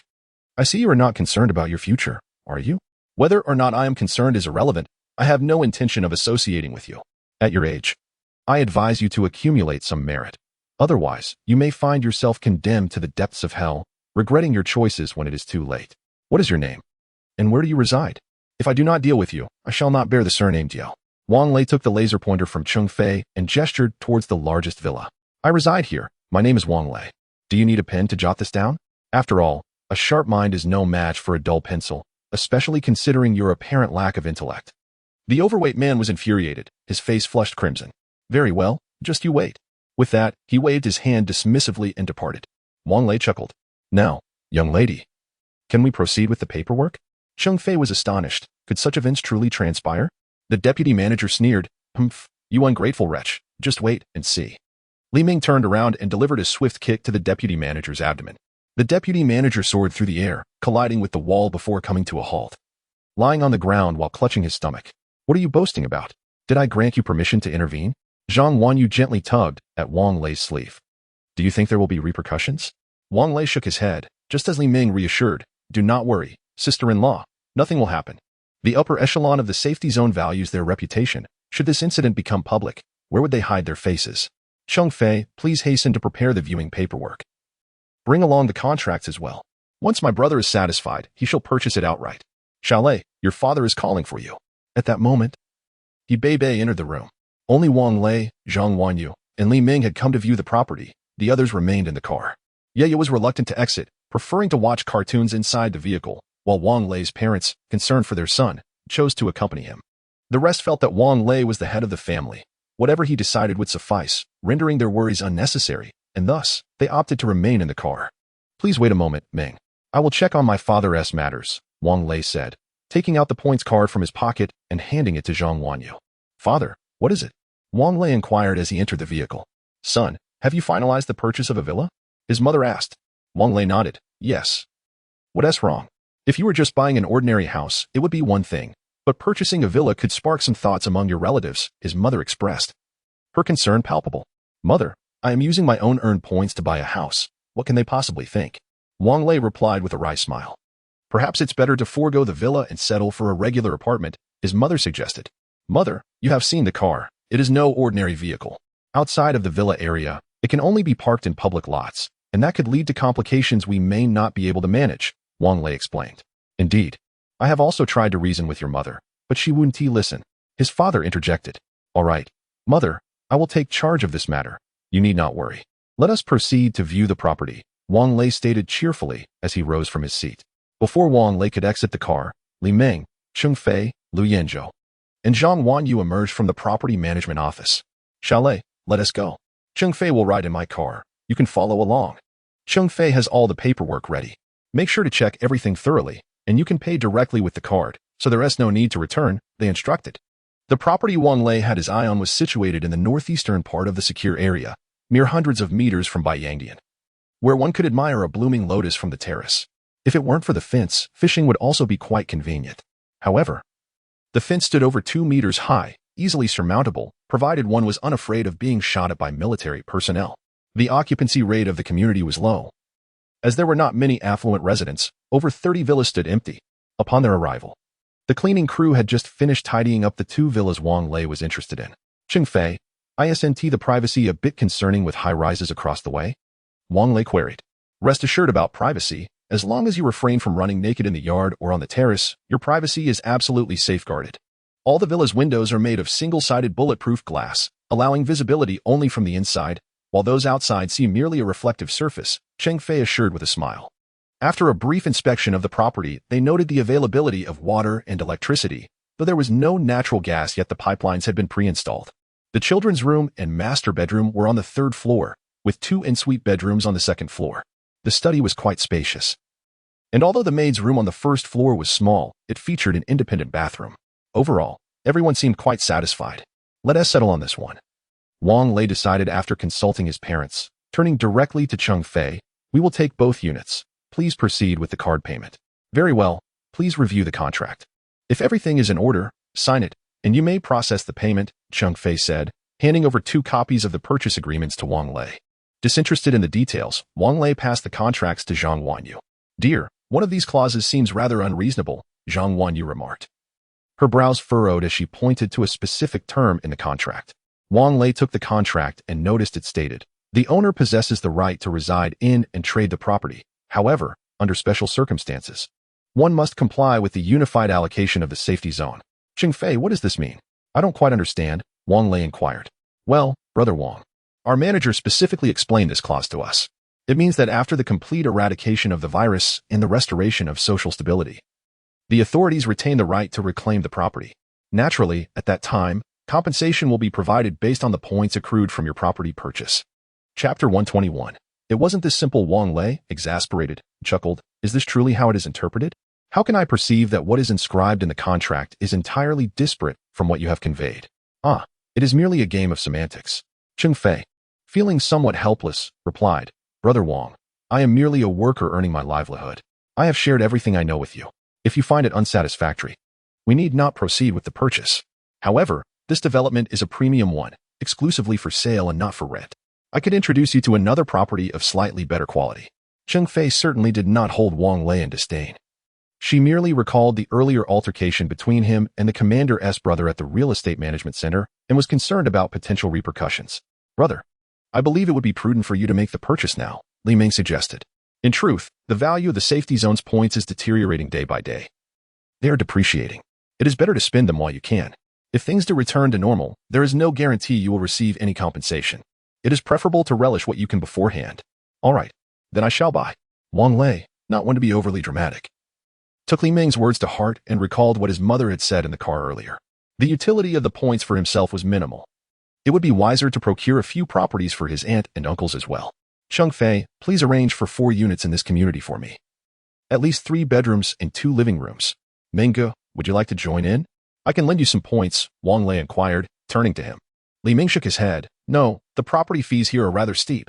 We cannot afford them. The southern district is more suitable for us. Chengfei, adept in her profession, promptly took Wang Lei to view a model apartment. After the tour, Wang Lei felt quite satisfied. He was familiar with the current residence of his aunts and several uncles' households, and a 3-bedroom, 2-living-room unit would suffice. The property fees were only slightly higher than what they were currently paying in rent. If they were reluctant to relocate, a refund was possible, albeit with a minor handling fee of a few points. All right, Brother Wang, I shall return to retrieve the keys and prepare the property deed for you. I will deliver it shortly, so there will be no need for you to make another trip, Chengfei said with a smile as she secured the signed contract. Mingge, I must trouble you to drive me back. By the way, Mingge, have the others returned? My relatives are moving, and I would appreciate your assistance in finding a few vehicles. Li Ming understood her implication. We have many acquaintances. Moving is a simple task. I shall arrange it upon my return. Wang Lei contemplated briefly and spoke. Parents, let us return with Mingge to find my aunt and the others. Wanyu, you and the others should remain here to tidy up the rooms. We can move in tonight. The group first returned to the real estate management center, and after completing the necessary formalities, it was already midday. Mingge, let us find a place to dine before heading back, Wang Lei suggested. Li Ming nodded, driving directly to a modest eatery. Upon reviewing the menu, Wang Lei was taken aback by the prices. A bowl of noodles cost 5 points. And a braised egg was 1 point, totaling over 100 points for 5 people. Wang Lei found it inconsequential, but Cheng Fei felt a pang of regret, as her monthly salary was less than 100 points. After returning Cheng Fei to her workplace, Li Ming alighted from the SUV at the task hall and immediately lent the vehicle to Wang Lei. "Lazy, I'll be waiting for you at the store. Just call me when you need to move," he said. "All right, thank you, Mingo," Wang Lei replied. "No need for such formalities between us. I shall be quite casual with you," Li Ming retorted. Wang Lei, accompanied by his parents, sought out his aunt and the others, all of whom were amenable to relocating. After all, the living conditions were rather poor, and although they currently lacked points, they assured Wang Lei that they would contribute monthly as a form of rent. Considering the property title bore his name, Wang Lei remained non-committal. Familial disputes over favors were best avoided. He figured that if things turned sour, he could simply refuse to accept anything, but for now, he could not express any discontent. The children of his aunt and uncle were working and could not be reached by phone. Yet internal lines were available at both the task hall and the household registration office for communication. Wang Lei instructed them to pack their belongings while he drove his parents to the store to meet Li Ming. After they finished their call, Li Ming assisted Wang Lei by arranging several vehicles to help his aunt and uncle move. "Lazy, can you guess how many points your hedgehog fetched?" Li Ming inquired with a chuckle. "I can't fathom it. It's miraculous that it even sold." Wang Lei responded with a grin. A Hu Jian fellow directly offered 500 points, 25 points per pound, pricier than tiger meat. Li Ming was delighted for Wang Lei's success, genuinely considering him a brother. The families had little baggage, just bedding, a change of clothes, and some everyday items. Li Ming gathered 6 vehicles, which were hardly filled, transporting both people and belongings. Upon arriving at the community, Wang Lei distributed the keys and left the rest to Li Ming. "Remember to invite the brothers over for dinner tonight," he called back. "Sure thing." Lu Yanzhou and the others had already moved their belongings into the rooms and were busy dismantling the railings, while Zhang Wanyu and her group were still at work. However, the bed in the master bedroom was already made, and Wang Lei, feeling indifferent, remarked, "Bei, so you're living here too? What's this? Are you unwelcome?" With a pout, Bei replied, "We're here to keep our godparents company. Do you have a problem with that?" "None at all," Wang Lei stammered, taking a seat on the living room sofa. He turned on the television and connected to the RV's Wi-Fi. Thankfully, he could access all the resources available on the RV. The living room, master bedroom, and his parents' room were all equipped with televisions, which he connected to the RV's Wi-Fi, alleviating the boredom and allowing Yaya to watch cartoons. Afterward, he stepped into the yard and noticed a considerable pile of wooden beams near the eastern fence of the community. "Chow Pongzi, bring those beams over. Let us roast a whole lamb tonight," Wang Lei suggested. "Can that wood even be used for roasting? Will it be edible?" Chow Pongzi questioned skeptically. "Are you foolish? Just light 2 fires. Once the wood is thoroughly burned and no longer smoking, it'll be fine." Wang Lei laughed. "I'm not sure. I've never done it this way before. Let us give it a try," Chow Pongzi replied, clearing away the dismantled railings and calling Lu Yanzhou and Zhu Jianfeng to help gather the wood.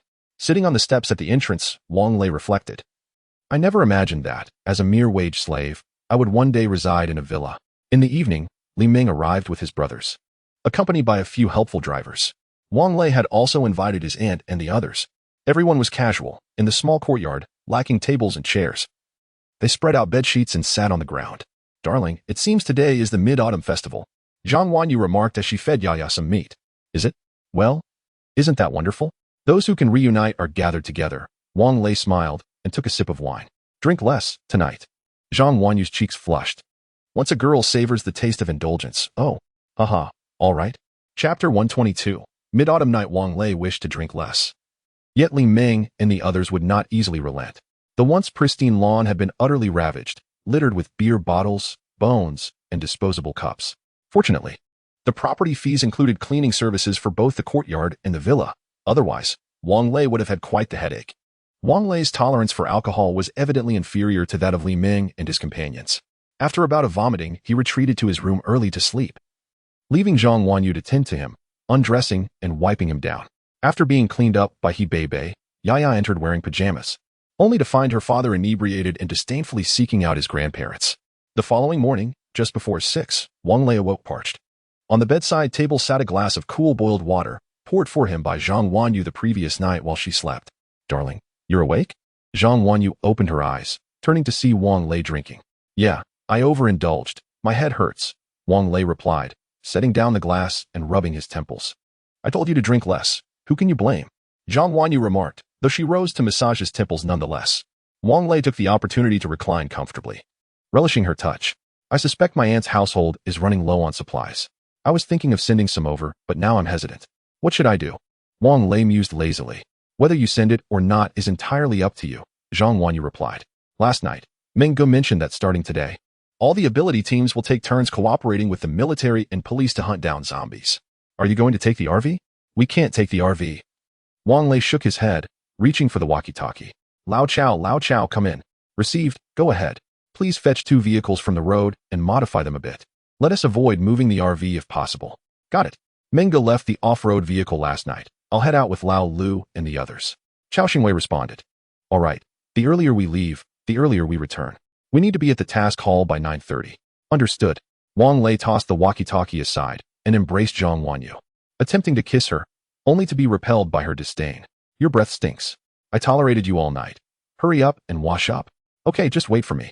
Wang Lei grinned mischievously, swiftly getting up to wash and brush his teeth. Chao Xingwei acted quickly, not only retrieving the vehicles and reinforcing the front and rear bumpers, but also modifying the water and electricity meters in the villa, considering the high cost of utilities. With his expertise, even if the manufacturers inspected them, they would never suspect any issues, attributing the savings to prudent consumption. At 9:10, a refreshed Wang Lei sat in the passenger seat of a Lamborghini Urus, a pistol holstered at his waist and a micro-submachine gun resting on his lap. In the back seat, Liu Yanzhou and Zhu Jianfeng had wrapped their short knives in torn bed sheets to avoid accidental injury during their hunt. As they drove halfway, a sudden clap of thunder erupted, followed by a torrential downpour. Old Wang, given the weather, I suppose we won't be venturing out? Zhu Jianfeng inquired. I'm not sure, regardless. Since we're already out, let's first check the mission hall, Wang Lei replied. All right. Chao Xingwei nodded in agreement. It was then that Wang Lei realized. After the enhancement of his abilities, he could clearly see objects 100 meters away, even amidst the torrential downpour. Drive carefully, Lao Chao, Liu Yanzhou cautioned. Rest assured. I'm aware, Chao Xingwei acknowledged, though his speed did not diminish. If anything, it increased. That car ahead belongs to a team of ability users, right? And trailing behind is the creator team? Incredible, Chao Xingwei remarked with a smirk. It seems the mission has been called off. Let us head back. Wang Lei noted as he spotted 2 SUVs belonging to returning ability user teams. Sure thing, let's return, Chao Xingwei exclaimed, unexpectedly drifting on the slick road, sending Wang Lei's heart racing. A Lamborghini Urus was parked behind a recreational vehicle, and the litter on the lawn had been cleared away. A white Jinbei Haisher was also stationed on the main road of the villa district, emblazoned with the words Cleaning Team 2, likely stranded due to the sudden downpour. Naza and the others were at Wang Lei's villa, having nothing else to do. Here, they could chat with Zhang Wanyu and play with Yaya. Daddy, daddy. Yaya squealed with delight as she spotted Wang Lei returning, leaping into his arms. Daddy, you're back. Mommy hasn't woken up yet. I can't wake her. You should go wake her for breakfast. Despite the short distance from the small courtyard to the house, Wang Lei's clothes were already drenched. Yaya, wait until Daddy changes before we hug. As he changed in his room, he found Zhang Wanyu peacefully asleep, clearly exhausted from the morning's activities. It seemed she might not get out of bed until noon. Little Yaya pushed the door open. Daddy, is Mommy awake yet? Yaya, it's all right. Let us go downstairs to play. Mommy might be unwell, so let her rest, Wang Lei replied, lifting Yaya into his embrace. If she's sick, she needs medicine. Has Mommy taken her medicine? Yaya asked innocently. Yes, Daddy gave Mommy her medicine just now. Let us be good and not disturb her, so she can rest properly, okay? Okay, Yaya said, burying her head in Wang Lei's chest. The rain showed no signs of abating. In fact, it intensified. From the third-floor window, the water level in the pond had surpassed the road, creating a bleak, gray expanse. The terrain in the safe zone was elevated to the north and lower to the south, and similarly, higher to the east and lower to the west.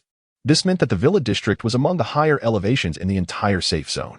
Yet, even so, the rainwater had flooded the lawn of the small courtyard and flowed onto the main road of the villa district.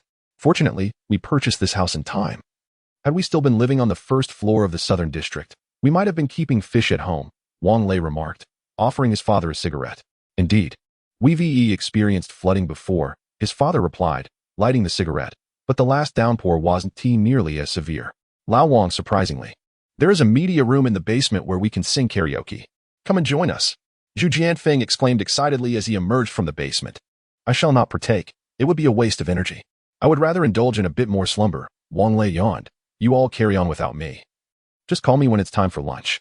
Yaya, would you like to take another nap with Daddy? Yaya, engrossed in her animated show, replied without turning her head. Daddy. Yaya is not sleepy. Yaya will stay here with Grandma and Grandpa. Ah, truly a clever little one. Chapter 123. The hidden features of the RV. Wang Lei returned to his room and promptly disrobed to sleep in the nude.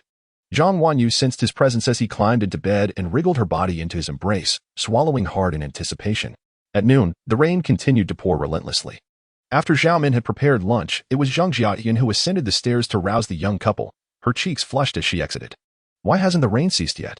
Wang Lei yawned, having just observed by Yang Dian from the window, where fish were leaping out of the water. Old Wang. Do you think there is a possibility that, much like the snowstorms in the south, this extreme weather is caused by startling deploying some kind of rays into the atmosphere? Qiao Xingwei remarked while serving rice. Who knows? Wang Lei replied, placing a piece of meat into Yaya's bowl. Old Qiao, once the rain stops, you could earn quite a bit at the parking lot. I suspect the cars are already submerged.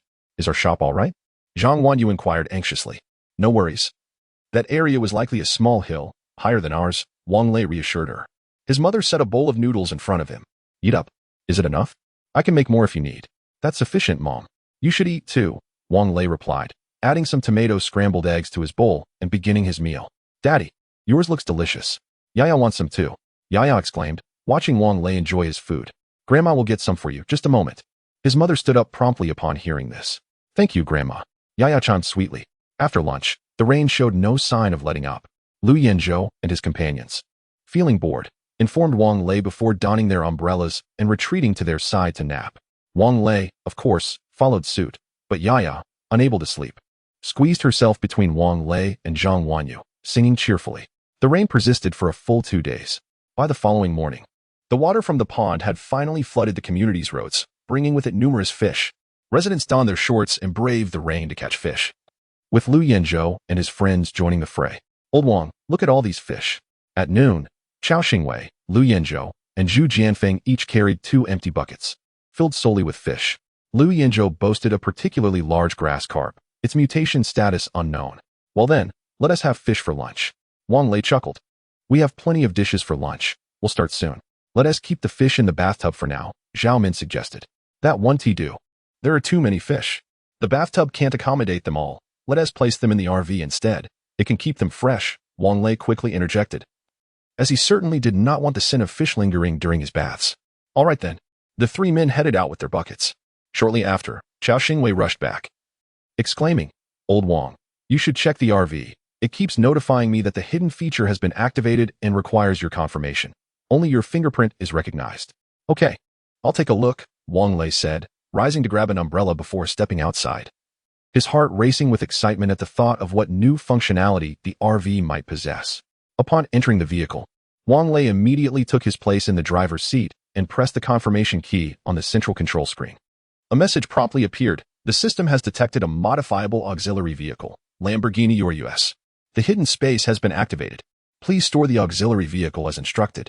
The upgrade of the auxiliary vehicle necessitated the following materials, which have been met.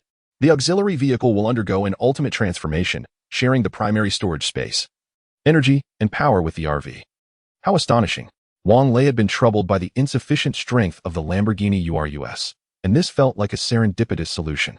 After confirming the upgrade, the central control screen initiated a demonstration function, indicating that the rear of the RV would open a space to accommodate the entire Lamborghini Urus for its transformation and enhancement. When the Lamborghini Urus is needed, personnel can access it through the 4-dimensional space opened by the RV and then safely separate it. Alternatively, the Lamborghini can be released while the RV is stationary, akin to hatching an egg. Following the demonstration, the screen transitioned to a new selection interface, offering the options of automatic and manual storage. Wang Lei decisively chose automatic storage. The RV slowly maneuvered to envelop the Lamborghini Urus into the hidden space, with the screen displaying a mere 2 words, stunning. Once the storage was complete, the central control screen displayed another prompt, storage complete. The Lamborghini Urus's transformation will not affect the RV's usage, with an estimated transformation time of 72 hours. The entire process took approximately 5 minutes. Wang Lei stood up and casually carried a barrel of bottled water out of the vehicle. Old Wang, is everything all right with the RV? Do you need me to check it? Upon entering the house, Chao Xingwei inquired, "Nothing's wrong, let us eat." Wang Lei replied nonchalantly as he sat down and picked up his chopsticks to begin his meal. Zhao Min, a culinary expert, had prepared Shaanxi knife-cut noodles today. To be honest, they were just as good as those from a Shaanxi noodle restaurant. The stir-fried pork and sweet and sour meatballs were also exceptionally authentic. Much to Yaya's delight as she savored her meal. On the morning of the fourth day, the rain finally ceased, and Li Ming arrived to drive his SUV. "Hey, thank goodness you moved over here. We've been exhausted from the rescue and disaster relief efforts in the Southern District. At least we're earning points for it. So it's not entirely in vain." Li Ming entered the house, looking utterly fatigued, as if he hadn't slept in days. "Is everything all right in the Southern District?" Wang Lei asked. "Nothing major, just that the moat collapsed, resulting in 2 fatalities, and the second floors of houses in the Southern District were flooded." Li Ming replied after taking a sip of tea. "What about our supplies?" Wang Lei inquired. "Seeing how intense the rain was, we moved everything indoors. We're on the 6th floor, so we're safe and sound, not a single loss." Li Ming smiled. "How is the situation over in the Southern District now?" Lu Yinzhou asked.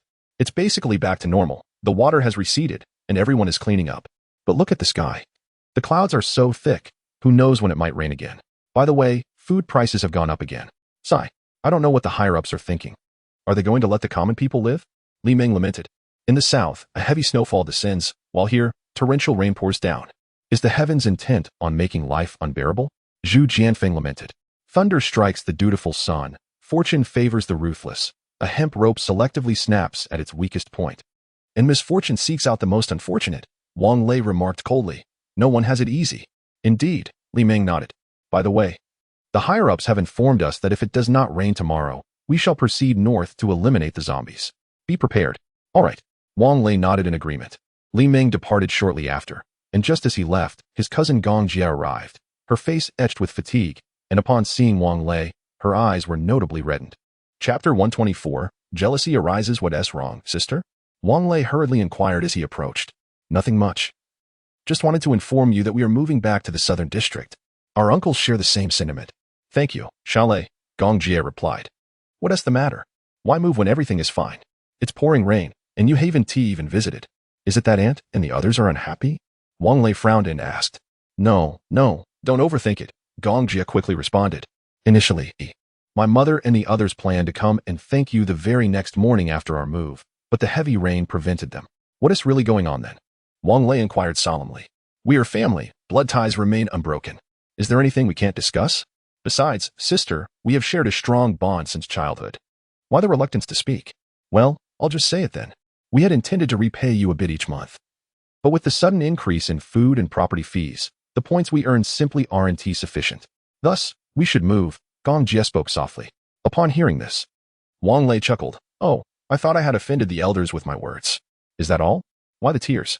I was crying." Gong Jie replied sheepishly. "Yaya has been causing a ruckus at home and doesn't he want to move, and my second uncle's granddaughter, Xiao Wei, is also making a fuss, which is quite bothersome. All right, let that be. You need not worry about the property fees. Just live peacefully. Tell my aunt that I'll come by for dinner shortly. Ask her to prepare more meat buns. I've missed her cooking. Also, get my uncles over. Let us have a family gathering." Wang Lei smiled and said. We don't have that much food at home," Gong Jie replied awkwardly. "Don't fret about that. Just head back for now. I'll dress my girl up and come over." Wang Lei gently ushered Gong Jie out of the small courtyard. Watching his cousin, who had always been so dear to him, walk away stirred a wave of nostalgia within him. Once carefree and bold, she was now a wife and mother, treating her younger brother with newfound formality. His aunt's house was located in the building directly across from their villa. Wang Lei called upon Lu Yinzhou, Chao Xingwei, and Zhu Jianfeng to assist in delivering supplies to several relatives. Each family received 2 bags of rice, 2 bags of flour, half a portion of pork, a barrel of cooking oil, along with some dried vegetables, canned goods, and seasonings. His parents and Zhang Wanyu had already taken Yaya to his aunt's house. "Zhao Min, you all can have lunch by yourselves. Our family is heading to my aunt's," Wang Lei said nonchalantly, turning to leave without noticing the melancholy on Zhao Min's face. While the house did come equipped with a refrigerator upon purchase, it could only accommodate half a portion of pork at most, and being from the north, they weren't accustomed to eating cured meat. Since they lived nearby, Wang Lei thought it best to deliver supplies a few more times, which would also provide an opportunity for more family interactions.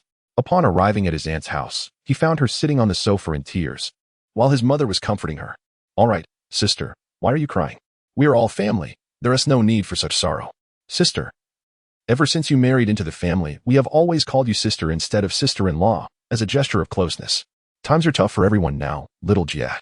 A master's student at the medical college can barely afford anything worthwhile with her monthly earnings. Yet, here comes little Lei, bringing so much for us. Sister. The food we have now is quite precious, akin to what we had back in the 60s. All right, please stop crying. We are family, after all. There should be no formalities. Father, slightly impatient, lit a cigarette. Aunt, please stop crying. My parents are right. We are all family, Wang Lei said with a smile. Lifting Yao Yao into his arms, he pulled a handful of chocolates from his pocket and exclaimed, "Call me uncle." Uncle. Yao Yao giggled sweetly and planted a kiss on Wang Lei's cheek, which delighted him immensely. He adored the little girl. Here, take this and share it with your brothers. On the side, Yiya pouted, leaning against Grandma's embrace, looking quite pitiful. Wang Lei chuckled. The little girl was evidently jealous. Truly, daughters are often the sweethearts of their previous lives. Yaya, don't cling to Grandma all the time. Go and play, Wang Lei said as he approached. He squatted down, took a small backpack, and strapped it onto Yaya's back, reminding her that the snacks inside were not for her alone. Did you hear that? Now, give your daddy a kiss. Only then did Yaya beam, pecking Wang Lei on the cheek before running off to play with Yao Yao. Wang Lei's family exhibited great tolerance towards children, allowing them to play freely while the parents would tidy up afterward. Besides, this building housed only Wang Lei's family, so disturbances were non-existent. Aunt and cousin were busy making dumplings while Wang Lei sat at the round table with his father, sipping tea and chatting. Third son, fourth son. Have you found any relatives from your wife's families? Father inquired. Eldest brother, my wife's brother was infected, and the entire family perished. It's truly pitiful for that child, who had just turned a month old. I haven't dared to tell my wife. Fortunately, the safe zone has announced that they will continue rescuing survivors. Hope is better than despair, Uncle Tu whispered. My mother-in-law and her 2 younger brothers, along with a whole family from an aunt, have all come to the safe zone and are residing in the southern district. Last night, she expressed her desire to bring over her younger brother's children as well. I had to scold her. What will we feed them? Our own grandson is still hungry, and we can't afford to raise 2 unmotivated adults. What if they lack education? Can't they at least carry bricks? The fourth uncle's voice rose slightly, clearly intended for his wife to hear. Little Lei, don't you agree with what the fourth uncle said? Wang Lei smiled but said nothing. It was not his place to meddle in others' family affairs. The fourth N's family was a classic case of valuing sons over daughters, and she herself was quite domineering, having been married to the fourth uncle for decades.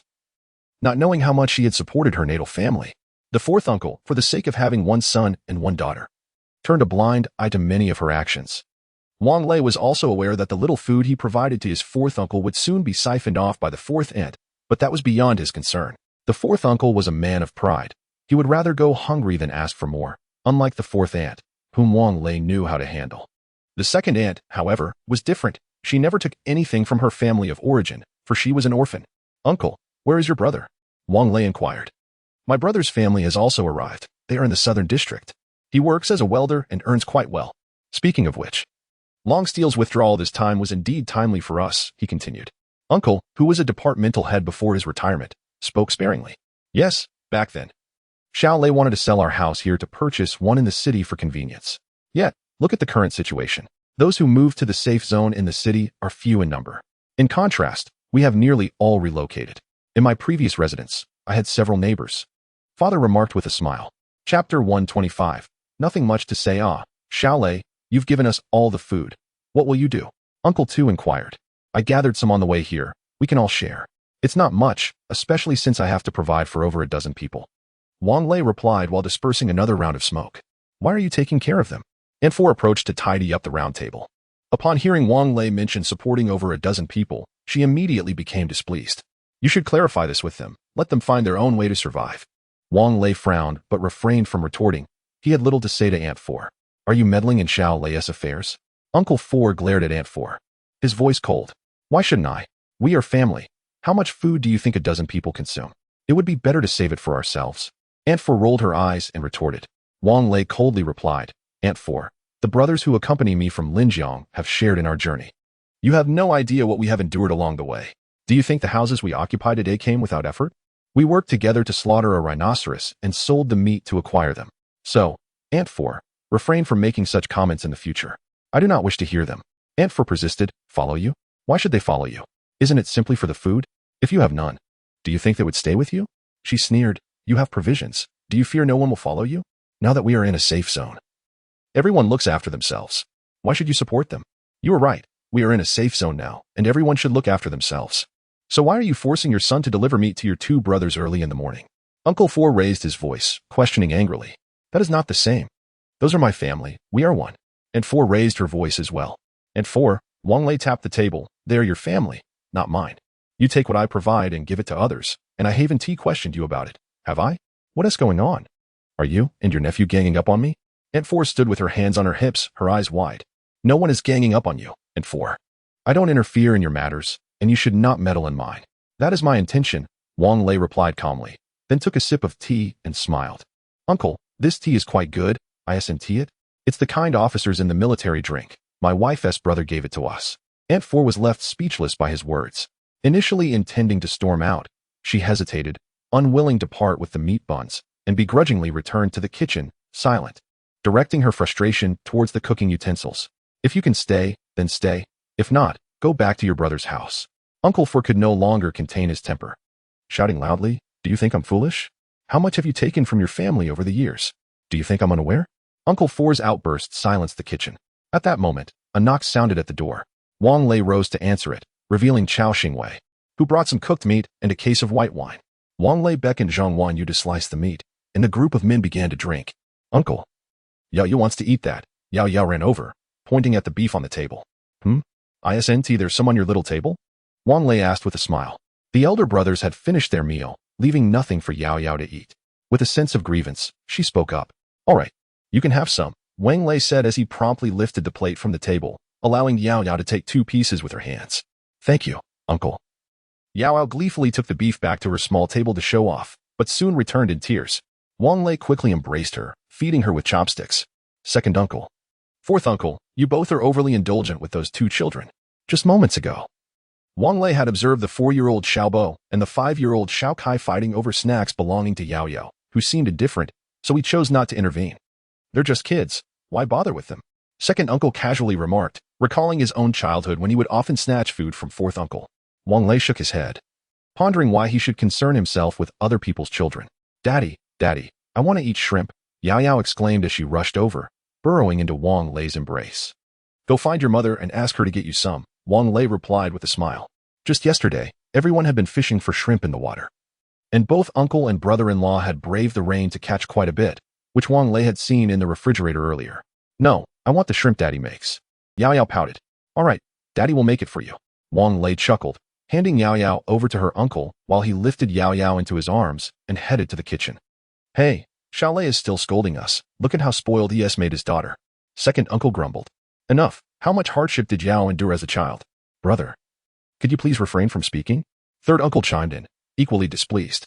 In the kitchen, there were 2 induction cookers. Mother was stir-frying meat while the other stove steamed buns. It was not feasible to stew shrimp at that moment, so Wang Lei took this opportunity to deal with the frozen shrimp.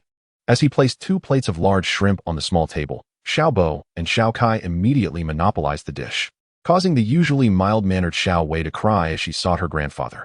Wang Lei merely frowned, thinking that such gatherings should be minimized in the future to avoid unruly children. Originally, several uncles and aunts, along with aunt and uncle, had all engaged in the most basic of tasks, similar to Wang Lei's parents. After moving here, they were too far from the southern district to continue. And recently, they had been considering finding work in the central district. The central district was not far from the community, with a commuting service available, and it was adjacent to farmland with greenhouses, making it relatively easy to find work. How are my brothers doing at work? Wang Lei inquired while peeling shrimp for Yao Yao. They're doing well, second uncle replied. They were all skilled workers before, and now as a couple, they can earn over 100 points a month, which is sufficient to support their family. However, Xiao Kai's uncle is struggling a bit. Before moving here, Wang Wei had even paid a month's rent for them. What about their wives' families? Have they come over? Wang Lei asked.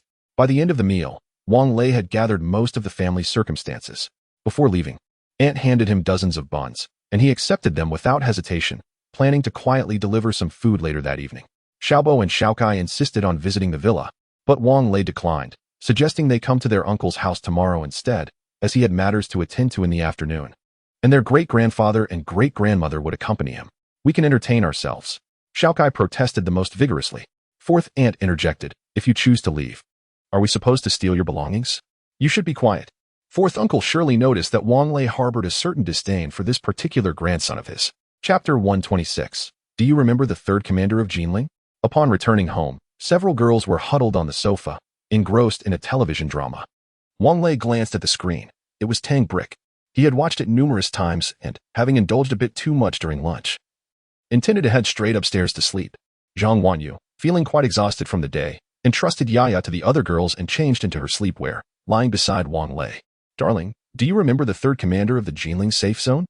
Do you think he might be related to that person with the surname Dio whom we encountered the other day? Wang Lei took Zhang Wanyu's small hand in his. Honestly, I hadn't thought of that foolish fellow until you mentioned it. They do bear a striking resemblance.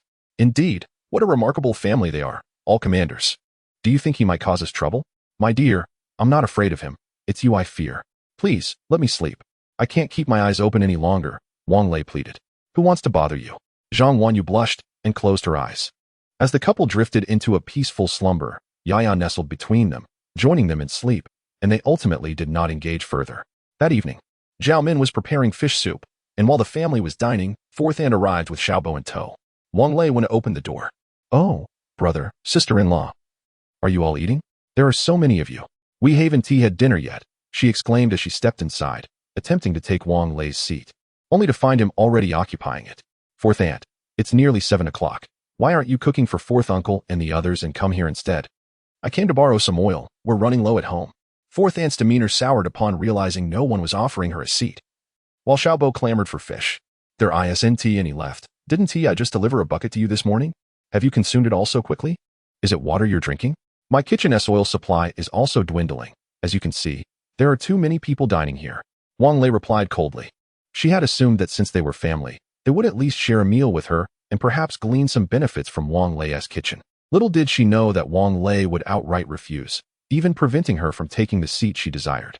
Seeing Wang Lei's displeasure, Qiao Xingwei and the others understood he was not fond of this fourth aunt and decided to eat in silence, perhaps even enjoying the drama unfolding. Didn't your fourth uncle catch quite a bit of fish and shrimp yesterday? There is no room left in the fridge, so I thought I'd fry some up as a semi-finished product to save space, fourth aunt explained. That doesn't matter. You can't just finish your meal and then take from my bowl, can you? As an elder, you shouldn't act like that, Wang Lei retorted sharply. Oh. Xiao Lei, look at how small Xiaobo is. He is still growing. Before she could finish, Wang Lei interrupted. Yaya is even smaller and also in need of nourishment. What kind of nutrition does a little girl require? Xiaobo is of your Wang family line. Fourth aunt declared loudly. Please leave, fourth aunt. I don't wish to argue with you, Wang Lei said, standing up and lifting Yaya into his arms. Yaya, are you full? Let us go have some fruit. Xiaobo was already coveting the fish and meat on the table, and upon hearing there were fruits as well, he became even more restless, for the safety zone had no supply of fruits. Such delicacies were reserved for the upper echelons. Wang Lei, Xiaobo is your nephew. Can you really bear to let him go hungry? Aunt Si exclaimed fiercely. I have a daughter too. He is your grandson, not mine. I have no need for Xiaobo to throw tantrums. Besides, didn't I send food to your family this morning? If your grandson wants fish, don't you have some at home? Wang Lei retorted as he walked to the kitchen, fetching an orange for Yaya and peeling it. You should hurry back and prepare dinner for Uncle Si. Wang Jun should be off work soon. Aunt Si, you should leave. You are not welcome here. Their father finally spoke up, standing and shoving her out the door. The rest of the table exchanged glances, hastily finishing their meal before returning to their respective tasks. The next morning, Qiao Xingwei drove his newly modified Lamborghini URUS southward towards the mission hall. The URUS, transformed into an RV, had its vibrant green exterior replaced with a pristine white, though flecks of green still sparkled like dust in the sunlight, maintaining a distinct charm. While it could still seat 5, the interior had been significantly expanded. The middle seat in the rear was converted into a shooting position, equipped with buttons that opened the sunroof and adjusted the shooter's seat to a suitable height for firing, capable of a rapid 360-degree rotation. The large screen in the passenger seat provided a clear view of the surroundings, promptly informing the shooter of potential targets. It even offered connectivity with the RV's storage space for convenient access to items, a remarkable feature indeed. After parking, Wang Lei and Lu Yinzhou awaited in the mission hall, where Li Ming and the others had already arrived. Lei Zi, you're here quite early, Li Ming greeted with a smile. I didn't wish to come so early either. If it weren't for the registration of the ability user squad, I could have avoided this. And you even relinquished the first position to me. There's no escaping now, Wang Lei replied, feeling disheartened. Li Ming laughed heartily. Consider it a brotherly prank. But you know those instant noodles of yours sold like hotcakes. They ran out yesterday, and at 5 points per pack, you've earned quite a few points. It turned out that 2 packs of instant noodles used to cost 1 point, but now the price had skyrocketed tenfold. Such exorbitance was beyond the reach of ordinary folk. However, this was no concern for Wang Lei. Selling them off sooner would be better. Once people ran out of points to buy food and drink, chaos would inevitably ensue. Looting and vandalism would be mere trifles, but he dreaded the thought of lives being lost. By the way, Menggu, let South temporarily close our little shop, Wang Lei suggested. Close it? Why? It's been quite profitable lately. I was hoping to bring in more game to sell. Li Ming protested. No, you must listen, Wang Lei urged in a hushed tone. A common man is innocent, but possessing wealth can bring trouble.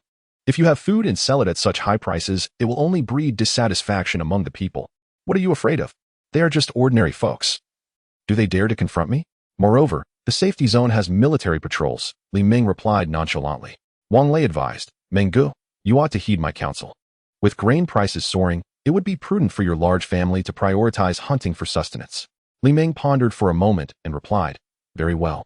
I shall follow your suggestion. As the two engaged in conversation, a spokesperson from the safe zone ascended the stone platform in front of the mission hall, holding a large megaphone, and announced, Silence, we shall now convey the directives from above. Chapter 127, Official Mission according to the decisions made in the high-level meeting of the safety zone in the imperial capital, and with the approval of the highest commander. A notification is hereby issued to all ability user teams. In order to discover more survivors and simultaneously expand the safety zone, all ability user teams and their members are required to comply with the directives of the safety zone's high command from this day forth. Unauthorized departures from the safety zone for hunting and resource gathering are strictly prohibited. All teams are to follow military and police assignments and assist in the eradication of zombies surrounding the safety zone. The high command will award points based on the performance of each ability user team. Members of all teams must adhere strictly to these arrangements. Failure to comply will result in penalties according to the regulations of the safety zone. Now, the captain of the police force, Captain Ho Liaoping, will assign tasks. The task distribution essentially involves assigning these teams to accompany various military and police groups in the eradication of zombies. Nearly 1,000 ability user teams are present in the safety zone, allocated amongst several military and police groups based on their ranking in the task hall. Wang Lei's team has been assigned to a group, with their mission site located in the urban area of the imperial capital, spanning a duration of 5 days, during which the safety zone will provide adequate provisions. This arrangement coincides perfectly with Wang Lei's intentions, as he also hopes to search for the parents of Zhang Jiani and Zhang Jiatian. Zhang Jiani had shown Wang Lei photographs of her parents, and he is familiar with their basic information. Some groups are tasked with clearing zombies from the power plant, waterworks, and reservoir areas, while others are assigned to protect the maintenance personnel working on power lines. The southern and central districts of the safety zone are experiencing power restrictions. Only Wang Lei's residential area and the high-rise buildings further north are permitted unlimited electricity usage. The rations provided are quite limited, comprising 5 compressed biscuits and 5 bottles of 500 milliliters of purified water per person. Upon seeing the hard, unappetizing compressed biscuits, Wang Lei found them unpalatable and promptly handed them over to Li Ming. Are you the team leader? A military officer approached with a frown. Wang Lei nodded and coldly inquired, Yes, what are your instructions? I am Zhang Bin, the leader of Group 1. Please switch vehicles. This one consumes too much fuel, and we don't have sufficient energy resources for your vehicle. There are domestic and Sakura country vehicles available in the parking lot for your use, free of charge. As you are working for the safety zone. No need, Wang Lei replied nonchalantly. This vehicle's engine has been modified to a standard 4-cylinder, 1.6-liter turbocharged model. It is fuel efficient. Does your team have a member with awakened automotive modification abilities? Zhang Bin asked. It is impossible for someone without awakened automotive modification abilities to replace a V8 engine with a 4-cylinder engine. This involves a highly complex process, including engine positioning, linkage systems, fuel control systems, and more. Yes, we do, Wang Lei confirmed with a nod. Very well, Zhang Bin acknowledged. Such abilities are indeed rare. But we also have 2 military officers with awakened abilities. Captain Zhang, when do we depart? Another team leader inquired. Immediately, everyone prepare yourselves. We are Group 1. Zhang Bin instructed. A group set out, all members closely following the military and police vehicles, ready for immediate departure. At that moment, Ho Liaoping held a loudspeaker, announcing in the parking lot. At 11 o'clock in the morning, the first group embarked with great determination. their destination being the neighborhoods and commercial areas surrounding the 6th Ring Road of the capital. A Lamborghini Urus trailed closely behind the military vehicle, exiting the safety zone through the southern gate, with a total of 13 vehicles, the last two being a bus and a supply truck carrying fuel and diesel. They continued along the designated expressway from Anxiong New District to the capital, a route previously traversed by Wang Lei and his companions, which was remarkably tranquil, devoid of any zombies. Maintaining a speed of 80 kilometers per hour, the convoy entered the 6th Ring Road of the capital after more than an hour. Once the military vehicle halted, Zhang Bin disembarked, holding a loudspeaker as he declared, "Attention everyone, we have entered the mission area. You now have 20 minutes for meals and personal matters. After 20 minutes, we will take the exit ramp 500 meters ahead to enter our target neighborhood for clearance operations. No team member is permitted to act independently." Lu Yinzhou, seated in the passenger seat, manipulated the control screen a few times. Wang Lei reclined the back seat and retrieved 4 bowls of noodles from the trunk, a meal he had previously taught Zhang Wanyu to prepare by storing food in the RV's storage space, a method they had both successfully tried. Zhang Wanyu had even left a note for Wang Lei, inscribed with, "Husband, be cautious and stay safe." Wang Lei wrote back, "Okay, we have arrived in the capital. We won't return for 5 days. Please inform my parents not to worry." After their meal, Wang Lei returned the dishes to the trunk, and the group had some water before the convoy set off again. Wang Lei, seated in the back, began to feel drowsy. "Old Wang, you should take a nap." "I'll wake you when we arrive," Chao Xingwei suggested, noticing through the rearview mirror that Wang Lei could barely keep his eyes open. "What sleep? We'll be at the neighborhood soon. Just hold on. How am I supposed to sleep tonight?" Wang Lei replied irritably. "Isn't that simple? Just find a room. Old Chao can unlock it," Zhu Jianfeng chuckled. The neighborhood consisted of high-rise buildings with an underground garage, and the internal roads were designated fire lanes. Thus the main gate was locked. After the military personnel forcibly unlocked the gate, 12 vehicles entered in succession. Due to the heavy rains and flooding in previous days, the roads within the neighborhood were muddy, with numerous footprints visible, some shod, others barefoot. After disembarking, Zhang Bin began organizing the tasks. The personnel in the supply truck remained behind, while the other teams were assigned to clear the zombies within the neighborhood. Each team was responsible for searching for survivors in 2 buildings, with the first Special Abilities team assigned an additional building due to their strength. Everyone was instructed to search meticulously, as zombies could also be present inside the buildings. Complacency was discouraged. A total of 10 teams were to conduct searches, moving from one unit to the next upon completing their current assignment. "This is going to be exhausting just climbing the stairs," Chao Xingwei complained. "Enough with the complaints." Wang Lei inspected the micropump and handgun, slinging a chest pack over his shoulder, filled with water and magazines. "Let us go, Lao Chao. Remember to bring the tools, for this task must not be in vain." "Indeed, it must not be in vain," Zhu Jianfeng chuckled. Lu Yinzhou and his 2 companions carried small backpacks containing water and toilet paper. Once the 4 were prepared, they secured the car doors and entered Unit 1 of Building 1, where the access control had been forcefully breached by military police, thus sparing Chao Xingwei any further trouble. Chapter 128. The bitten husband. Lao Chao, you and Lao Zhu take turns opening the doors, while Lao Lu and I will investigate what we can find inside," Wang Lei directed. The group nodded in agreement and commenced their separate tasks. This residential complex was among the first to be evacuated to safety zones at the onset of the ancient supervirus outbreak, prior to the high-level evacuation in the capital. The notice was disseminated through the community's WeChat group, allowing for voluntary evacuation. Unfortunately, some overlooked the message or believed the situation to be trivial, akin to the pandemic 2 years prior, and chose to remain. When zombies eventually emerged within the community, their panic set in too late. Escape became impossible as the underground parking lot was also infested. Those residents attempting to flee by car met a grim fate, becoming part of the zombie horde after being viciously attacked. Zhang Bin strategically selected this complex to allow the ability-enhanced team some practical experience. For the closer they ventured to the city center, the more arduous the extermination and rescue missions became. In truth, many doors had already been compromised, and the remaining survivors certainly lacked sufficient provisions, turning their eyes toward their neighbors' homes. Fortunately, this complex initially consisted of small housing units, the largest of which barely spanned 90 square meters. The security doors were merely rudimentary, costing less than 500 yuan, making them easily breachable with just a hammer, even by those without locksmithing skills. Moreover, the residents were predominantly ordinary, impoverished individuals, few of whom had replaced their doors. The power outage rendered the elevators inoperative, exhausting Chao Xingwei, the corpulent man, as he climbed 16 flights without utilizing his lockpicking tools. He and Zhu Jianfeng found respite on the staircase, sharing a cigarette before resuming their ascent. Lao Zhu, has this complex been robbed? Chao Xingwei took a deep drag from his cigarette and sipped some water. I'm not sure, but it certainly appears that way. This thief is quite unscrupulous, profiting from chaos, Zhu Jianfeng remarked, his gaze warily scanning the upper floors. Lao Chao. Listen, there seems to be some commotion above. The two held their breath, straining to hear, and faintly discerned the sound of someone battering a door. Let us go check it out. Lao Chao placed the water bottle into his backpack and rose. You go first. Zhu Jianfeng grimaced but complied, treading lightly as they ascended.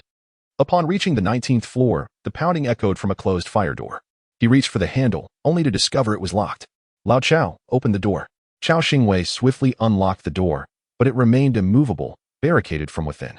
Step aside. Let me handle this. Zhu Jianfeng brandished a short knife in one hand, pushing Chao Xingwei aside with the other. He delivered a powerful kick to the fire door. After 3 forceful strikes, a narrow gap finally appeared, revealing that the doorknob was wrapped in wire and a table had been placed behind it.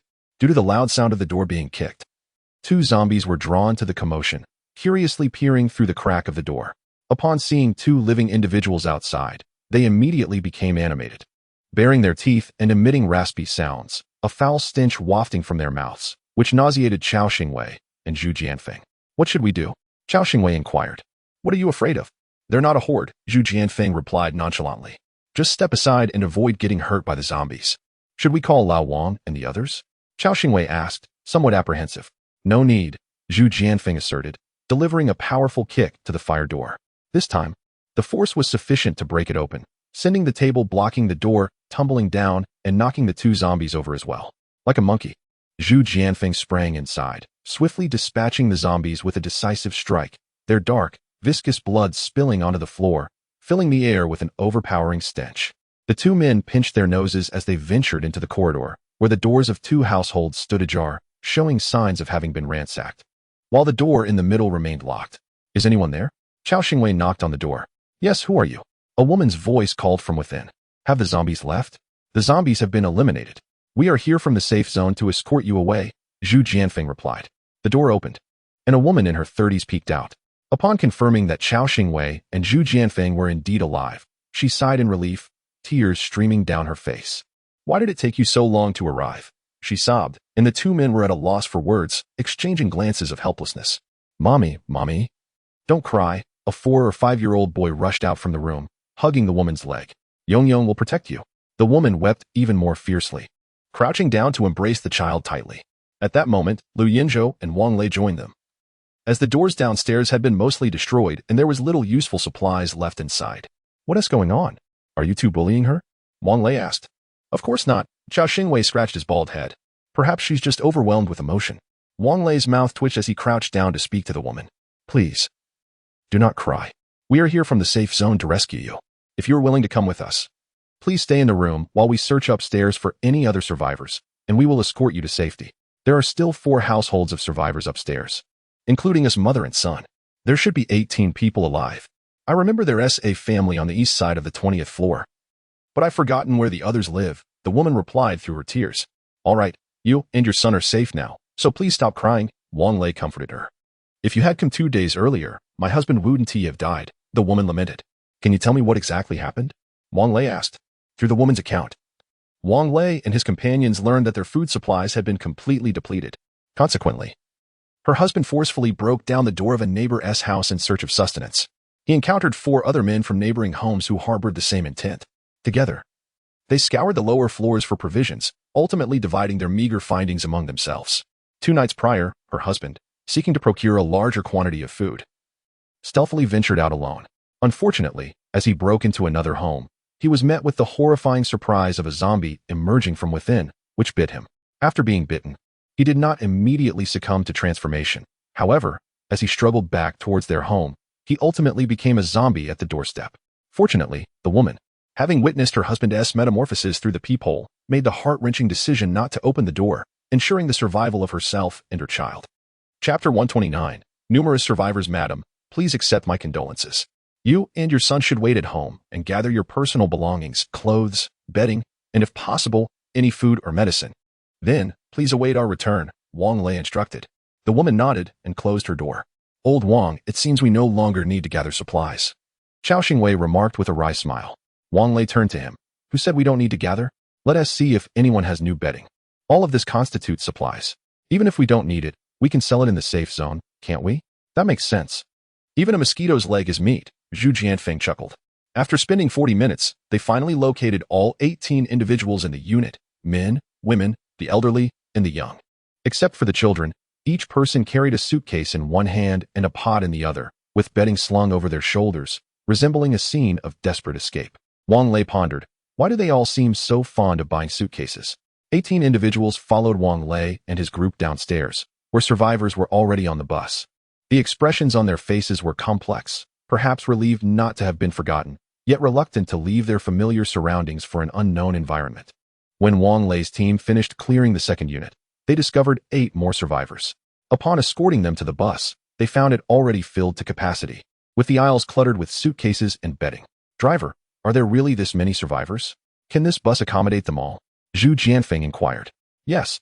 We'll take them back first, and I'll come back with 2 more buses. There should be quite a number of survivors in this community. The driver replied as he started the vehicle. On their way to the 3rd unit, they ran into Zhang Bin. Wang Lei, how many units have you cleared? Did you encounter any zombies in the building? Zhang Bin asked. We completed 2 units and are preparing to search the 3rd. We only found 2 zombies on the 16th floor of the 1st unit, which we have already eliminated, Wang Lei responded. Zhang Bin frowned. Your pace is too slow. Some teams have already cleared 4 units. Captain Zhang, we are being thorough. What if they're slacking off? Xiao Xingwei said with earnestness. Zhang Bin nodded. All right. Hurry along then. You've all worked hard. The bus departed while the rescued survivors gathered in a ground floor unit of Building 1. Under the protection of 2 military police officers, the remaining officers had eradicated all the zombies in the community and the basement, and were now responding to feedback from the ability user team to clean up the remaining zombies in the building. At this moment, the central greenbelt of the community was already piled high with numerous zombies. By 5 o'clock in the afternoon, 3 more buses arrived from the safe zone. Wang Lei and his team had completed their search of 6 units, successfully fulfilling their mission. In total, over 400 survivors were found in this community.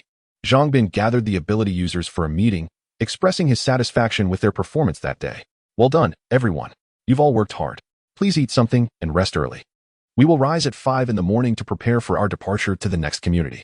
The members of each team returned to their vehicles, retrieving tents and cooking equipment from the trunks. Some busied themselves with preparing meals, while others tended to barbecuing or setting up tents. Today, everyone was worn out from climbing and simply wished to finish their meals swiftly to rest. Wang Lei and his companions, lacking a tent, had no choice but to await the 7 o'clock dinner before retiring in their vehicle. Did you not bring a tent? Zhang Bin inquired as he surveyed the scene and found the 4 huddled inside the car. No one informed us to bring one, Wang Lei replied. The tents were uniformly distributed from the safety zone yesterday afternoon. Did you not collect yours? Zhang Bin pressed further. Oh, we did not. Lu Yinzhou responded. Well, you might as well sleep on the bus then. Otherwise, how will you manage to work tomorrow after insufficient rest? Zhang Bin waved his hand dismissively. Thank you. Team leader Zhang, Wang Lei replied with a smile.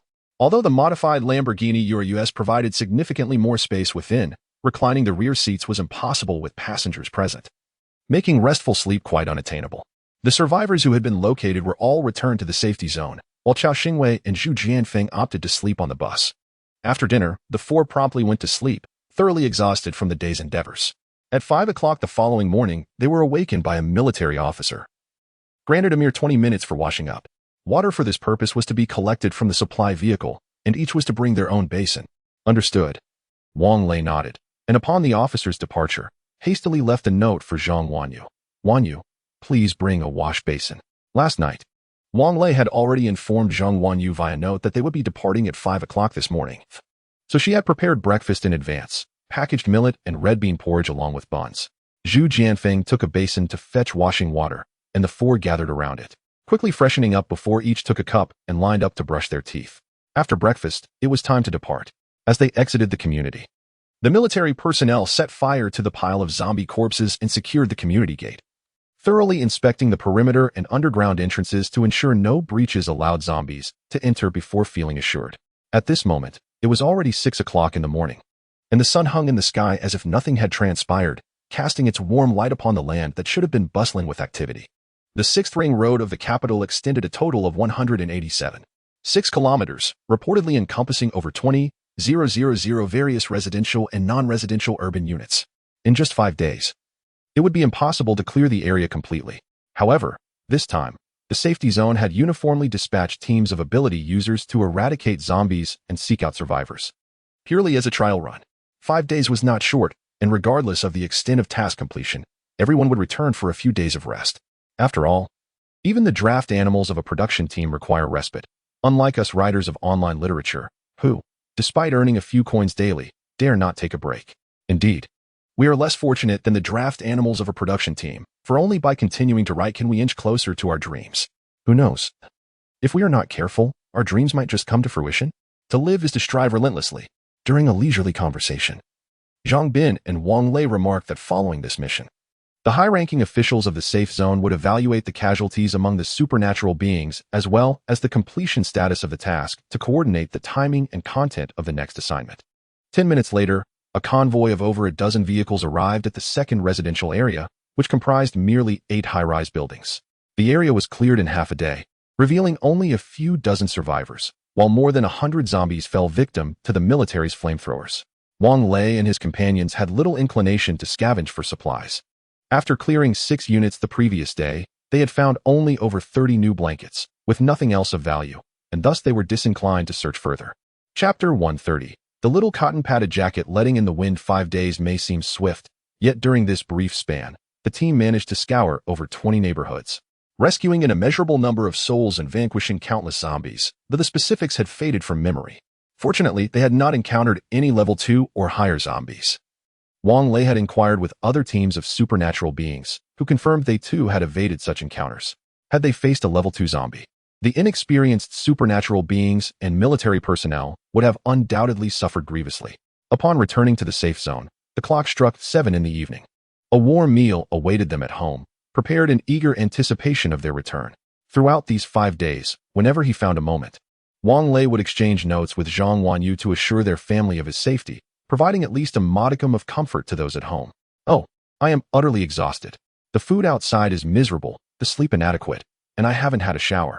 I fear I have become quite odorous. Chao Xingwei lamented as the vehicle halted in the villa's courtyard. You were never fragrant to begin with, Zhu Jianfeng chuckled. All right, let us wash up first. Then we shall dine. Wang Lei nodded, returning home where his daughter, Yaya, rushed towards him with tears glistening in her eyes. Daddy, Yaya misses you so much. Be good. Yaya, Daddy has tea-bathed or changed clothes in 5 days. Wait for me to freshen up before you embrace me. Wang Lei replied, planting a kiss on her cheek. No, Daddy, I want a hug. The little girl's golden tears began to fall. Yaya, let Daddy wash up first. You can smell how he has become rather unpleasant. Zhang Wanyu interjected, scooping Yaya into her arms and encouraging her to notice Wang Lei's scent. Indeed, it was rather offensive. "You, stinky Daddy, hurry and take a bath." Yaya displayed an expression of disdain, leaving Wang Lei to ponder that his little cotton-padded jacket was indeed letting in the wind. When he grew old and immobile, he might not be able to rely on this daughter to care for him. After dinner, Wang Lei was eager to indulge in tender moments with Zhang Wanyu. Yet he maintained a facade of indifference, saying, I am utterly fatigued from these days. I shall retire to my room. You all should rest early as well. Wanyu, would you give me a massage? Zhang Wanyu, fully aware of Wang Lei's intentions, felt her cheeks flush crimson. However, amidst the collective gaze of others, she dared not act or speak, bowing her head and trailing behind him up the stairs, laughter echoing behind them. Upon entering the room, Wang Lei wasted no time pushing Zhang Wanyu onto the bed. Oh dear, don't be hasty. I need to take a bath first, she protested, struggling mightily to push him away, her expression one of playful allure. Bath? No time for that. I can hardly wait, Wang Lei exclaimed, beginning to unbutton his sleepwear. Daddy, Yaya wants to give you a massage too.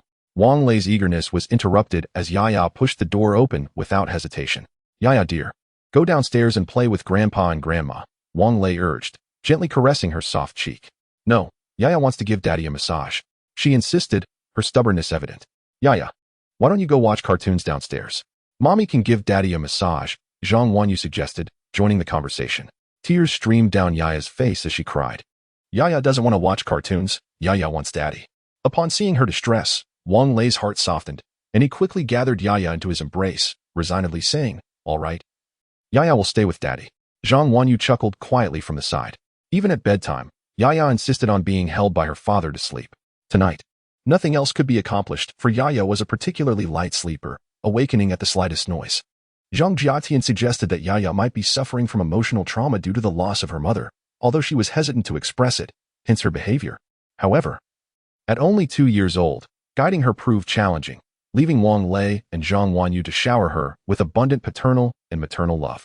Before the age of 4, a child's memory functions like a video recorder, with new memories gradually replacing the old. This meant that when Yaya reached her teenage years, she would likely come to believe that Zhang Wanyu was her biological mother. Fortunately, Zhang Wanyu had previously harbored resentment solely towards Wang Lei, while genuinely caring for Yaya. On the third morning, Wang Lei and the others returned to the task hall, as it was the day designated for the distribution of mission rewards to the ability user teams. At 9:30, a spokesperson from the safety zone stood upon a stone platform. Delivering a series of inconsequential remarks before addressing the main topic, the leaders of the safety zone unanimously acknowledged everyone's hard work. The power plant, water supply facility, and reservoir were now essentially secure, and the clearing of over 1,000 kilometers of surrounding highways had been completed, albeit with Group 1's progress lagging behind. Following an assessment by the Safety Zone Committee, rewards began to be dispersed according to the completion rates of the tasks. The rewards consisted of food, cooking oil, essential supplies, and points. However, the rewards for the other groups were astonishingly tenfold compared to those of Group 1, causing discontent among its members. "We protest," shouted a boy slightly smaller than Li Ming, pushing his way to the front of the crowd. "We clear the community, climbing hundreds of floors daily. How many zombies are there on the highways? Driving through is surely quicker. Comrade, the highway clearing team also needs to remove vehicles obstructing the roads, which is quite troublesome. Please refrain from causing a scene." The spokesperson retorted coldly, his expression darkening. "What do you mean by causing a scene? How difficult can clearing vehicles be? They have tow trucks. How many lives have we saved? This is utterly unfair." The boy exclaimed in frustration. "Any grievances can be discussed privately with me later, and I will relay them to the higher-ups," the spokesperson replied in a bureaucratic tone. "Humph, you are the ones being unfair. And yet you won't allow us to voice our concerns?" Someone in the crowd shouted. "If you continue causing a scene, be careful that I revoke your rewards." The spokesperson threatened menacingly. "On what grounds can you revoke our rewards? We leave our wives and children behind, risking our lives to find survivors and combat zombies. While you enjoy comfort in the safety zone, you think you can cancel our rewards with a mere word? Who gives you that authority?" Wang Lei stepped forward, his voice cold. "Which team are you from? Do you think I dare to revoke your rewards?" The spokesperson glared at Wang Lei, visibly agitated. "Team Z. You may cancel it. I do not covet such trivial rewards. However, from now on, we shall not partake in any tasks within the safe zone. Lao Lu, let us depart." Wang Lei turned to leave, but was abruptly halted by Li Ming, who had squeezed his way over. In a hushed tone, he whispered into Wang Lei's ear, "Lei, do not act impulsively. We are currently at their mercy and must be mindful of their disposition. They are the upper echelons. To them, dealing with an ordinary citizen is as effortless as crushing an ant." Chapter 131. A surge of public outrage. At worst, we will simply leave," Wang Lei remarked nonchalantly. Although he was currently with his entire family, the provisions aboard their RV could sustain them for a century. He could easily find a relatively secure neighborhood or villa district to wait it out. According to the current expansion plan for safe zones, it would not be long before the zombies were eradicated, restoring order once more. If that were not achievable, humanity would face annihilation. "Leave? Humph," the spokesperson scoffed. "You wish to defy the regulations of the safe zone and still hope to depart? Guards, seize him." No sooner had he uttered these words than several bodyguards clad in black suits approached Wang Lei. However, to everyone's astonishment, before the bodyguards could act, the abilities users swiftly shielded Wang Lei behind them. Despite the bountiful rewards they had received this time, they knew that eventually, Wang Lei's fate would befall them as well. "What do you intend to do, rebel?" The spokesperson threatened, but was interrupted by Li Ming. "Sir, how can you, not having participated in our operations, determine which teams have worked the hardest? Humph, isn't it obvious? The teams with greater rewards have undoubtedly faced greater hardships. Just like those maintaining the power lines. They are out on the roads, surrounded by countless zombies. How perilous." The spokesperson replied with a sense of entitlement. "Is that so?" Li Ming retorted with a cold smirk. "We were tasked with clearing the reservoir. Are you aware that our team suffered the loss of 3 ability users?" "I am aware. That can only be attributed to their carelessness. The higher-ups in the safe zone and the officials are particularly sorrowful and pained by this." In truth, he had wanted to say it was merely their misfortune, but he was clever enough to refrain from uttering such sentiments. After all, one cannot ascend to the role of spokesperson without a modicum of prudence. "Haha, You certainly embody bureaucratic tendencies. Li Ming mocked. Hear us the deal, henceforth. The higher-ups in the safe zone need not assign us any tasks. We shall hunt on our own, and you can figure things out for yourselves. Comrade, that is not an appropriate way to speak. We are all working, albeit with different roles. How could you possibly suggest that the higher-ups and officials venture out to exterminate zombies?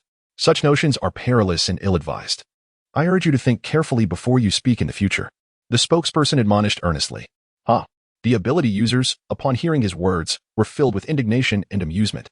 Captain Lee is correct. We shall no longer partake in any tasks assigned by the safe zone. Indeed, do not summon us again. Exactly. After enduring poor rations and inadequate rest, only to return and listen to your bureaucratic drivel, it is simply intolerable. We will hunt on our own from now on. The safe zone is of no concern to us. We can seek out shelters ourselves.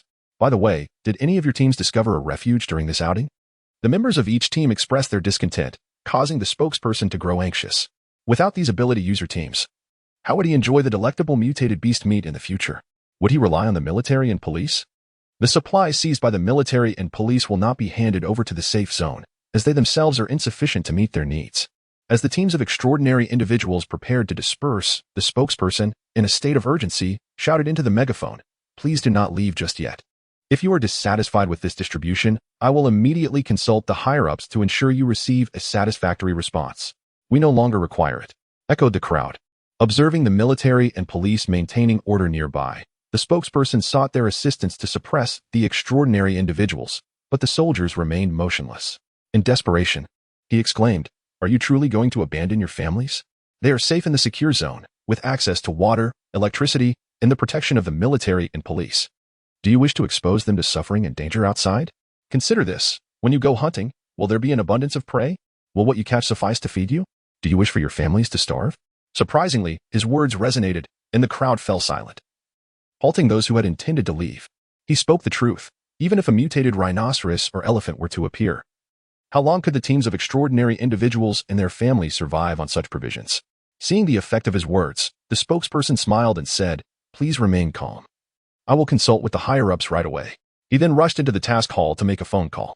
The crowd waited in silence, and 10 minutes later, the spokesperson returned to the stone platform, megaphone in hand, announcing, "The higher-ups and officials of the safe zone understand your struggles and challenges. In this work, there are no distinctions of rank or privilege. Therefore, the distribution of reward supplies will be equitable, allocated at the highest level. Furthermore, the Supreme Commander of the safe zone has requested me to convey that each of you is a master of our nation, and we must unite to restore our former prosperity and stability. The next mission will commence at 9 o'clock in the morning 3 days from now. The teams that previously cleared the power plant and waterworks will join a new group, while the rest will remain unchanged." After yet another round of bureaucratic rhetoric, the extraordinary teams formed lines to receive their supplies. Li Ming pulled Wang Lei aside, chuckling wryly, "Lazy, we become the scapegoats this time. Those in power bear grudges. So we must tread carefully in the future. What is there to fear? We can always leave," Wang Lei replied nonchalantly, yet internally he had already acquiesced. During breakfast that morning, Hebei had mentioned the possibility of zombies gradually evolving. If they were merely ordinary zombies, Wang Lei and Lu Yinshou could handle them with ease. But what if numerous second-level or even third-level zombies appeared simultaneously?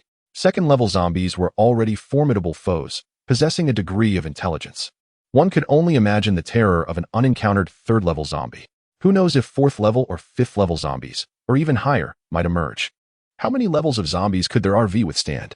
After all, even the gods seemed disinclined to intervene in mortal affairs, highlighting the severity of this crisis. Yet, none among humanity could have anticipated that these ancient viruses had existed since the primordial moment of creation. Despite the gods' utmost efforts, they found themselves powerless to eradicate these entities and resorted to sealing them within the icy layers of the polar regions.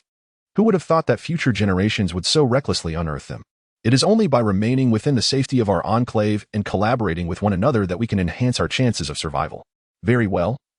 If you choose to leave, I shall certainly follow suit, exclaimed Li Ming as he affectionately draped his arm over Wang Lei's shoulder. Thank you, my brother. Do come by for a drink at noon, and bring your teammates along, Wang Lei said earnestly. Absolutely, Li Ming replied with a smile. Chapter 132, a new crisis. While Wang Lei and his companions indulged in drinks and idle chatter in the villa's courtyard, the high-ranking officials within the safe zone convened in a state of heightened anxiety. Some teams of superhumans, after vanquishing zombies, carelessly discarded the corpses into the water supply. Additionally, there were instances where zombies inadvertently tumbled into the reservoir. This negligence led to the contamination of the reservoir. Research conducted by the Institute revealed that both humans and animals would swiftly transform into zombies upon consuming this tainted water. Alarmingly, even the waters of Byangdian were no longer safe, as aquatic zombies, including fish and frogs, emerged, and even birds in the sky had become avian zombies. A recent incident involving a zombie bird attacking a person had been swiftly suppressed by the authorities. The water purification systems within the safe zone were utterly inadequate to filter out the viruses, which required a scorching temperature of 200 degrees Celsius for eradication.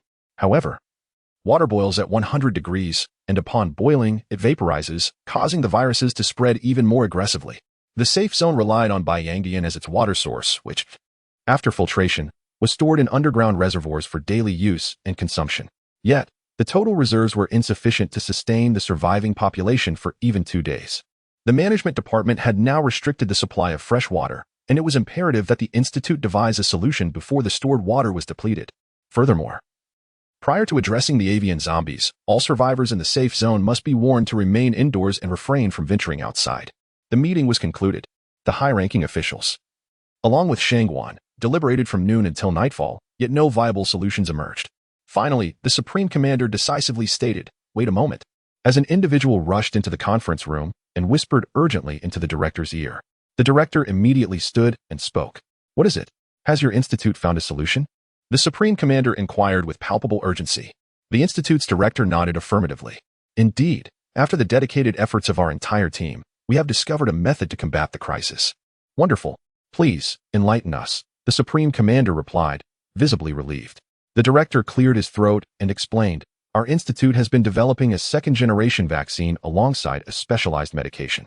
One of our researchers has found that while our newly developed medication cannot prevent the mutation of humans and animals post-infection, it can effectively eliminate the superviruses present in the water.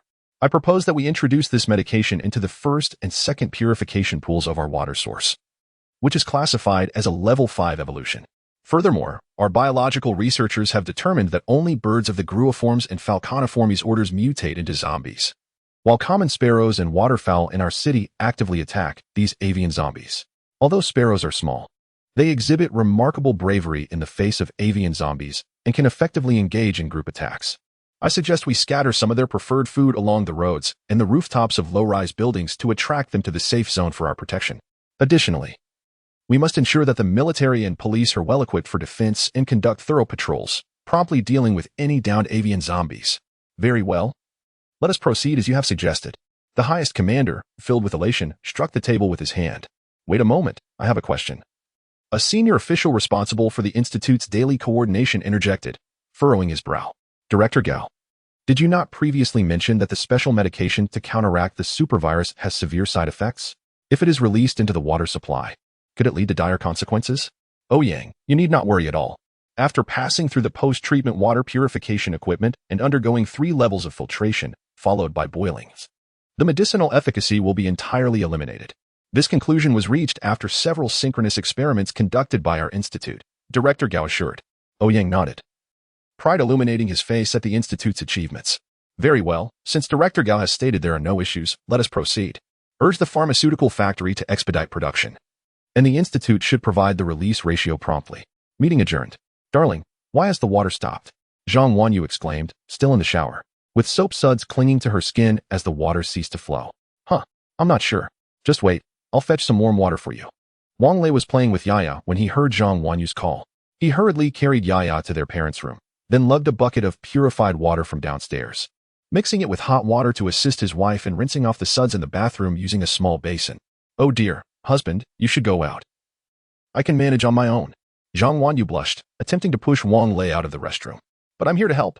Wang Lei chuckled mischievously, teasingly touching Zhang Wanyu. "The water is boiling. You should really step out." However, when Wang Lei attempted to re-enter the bathroom with the kettle, he found the door had been locked. He smiled to himself, thinking, everything that should and shouldn't have been seen has been seen. Every inappropriate touch has been made.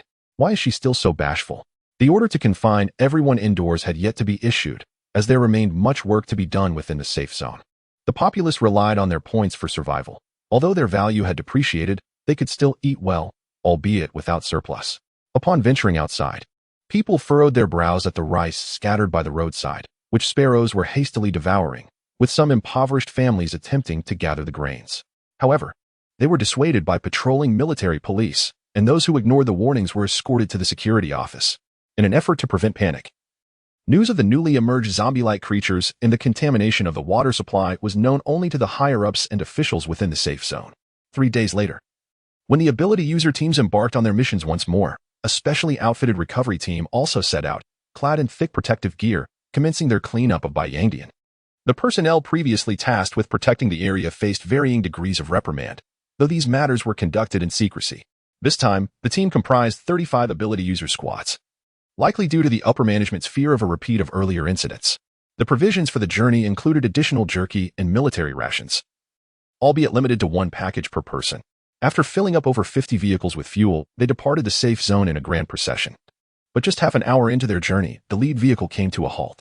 The vehicles behind presumed that the leading car had broken down, and thus they patiently awaited, knowing that this mission would last 5 days. Once the 5 days concluded, they would all return home. Anyone who sought to shirk their duties would be considered foolish. However, it was not long before a military police vehicle made a U-turn and returned. This vehicle moved at a sluggish pace, and as it progressed, a loudspeaker atop it blared, "Everyone dismount and prepare for combat." Chapter 133. Regret. Zhang Bin may forever rue the command he issued. Through his telescope, he observed a congregation of zombies approaching from the distance. Yet the vastness obscured the true number of the undead.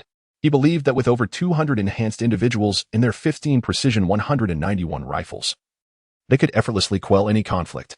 Alongside him, 15 military police stood poised with their rifles, their expressions grave as they awaited the zombies' entry into firing range.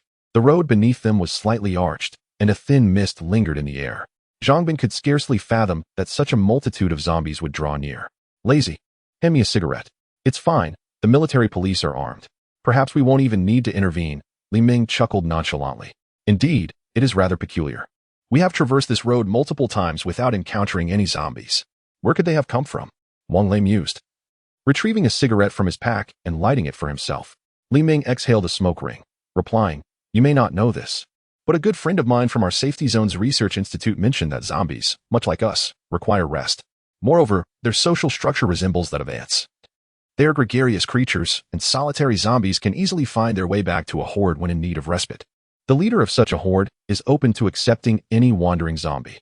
"Is that so far-fetched?" Wang Lei questioned, though a spark of astonishment flickered within him. For days, he had contemplated the hierarchy of zombies, and now it appeared there was an enigmatic boss among them. "This is no mere fabrication," Li Ming whispered. "It is said that this leader possesses an exceptionally high intelligence, even surpassing that of Einstein.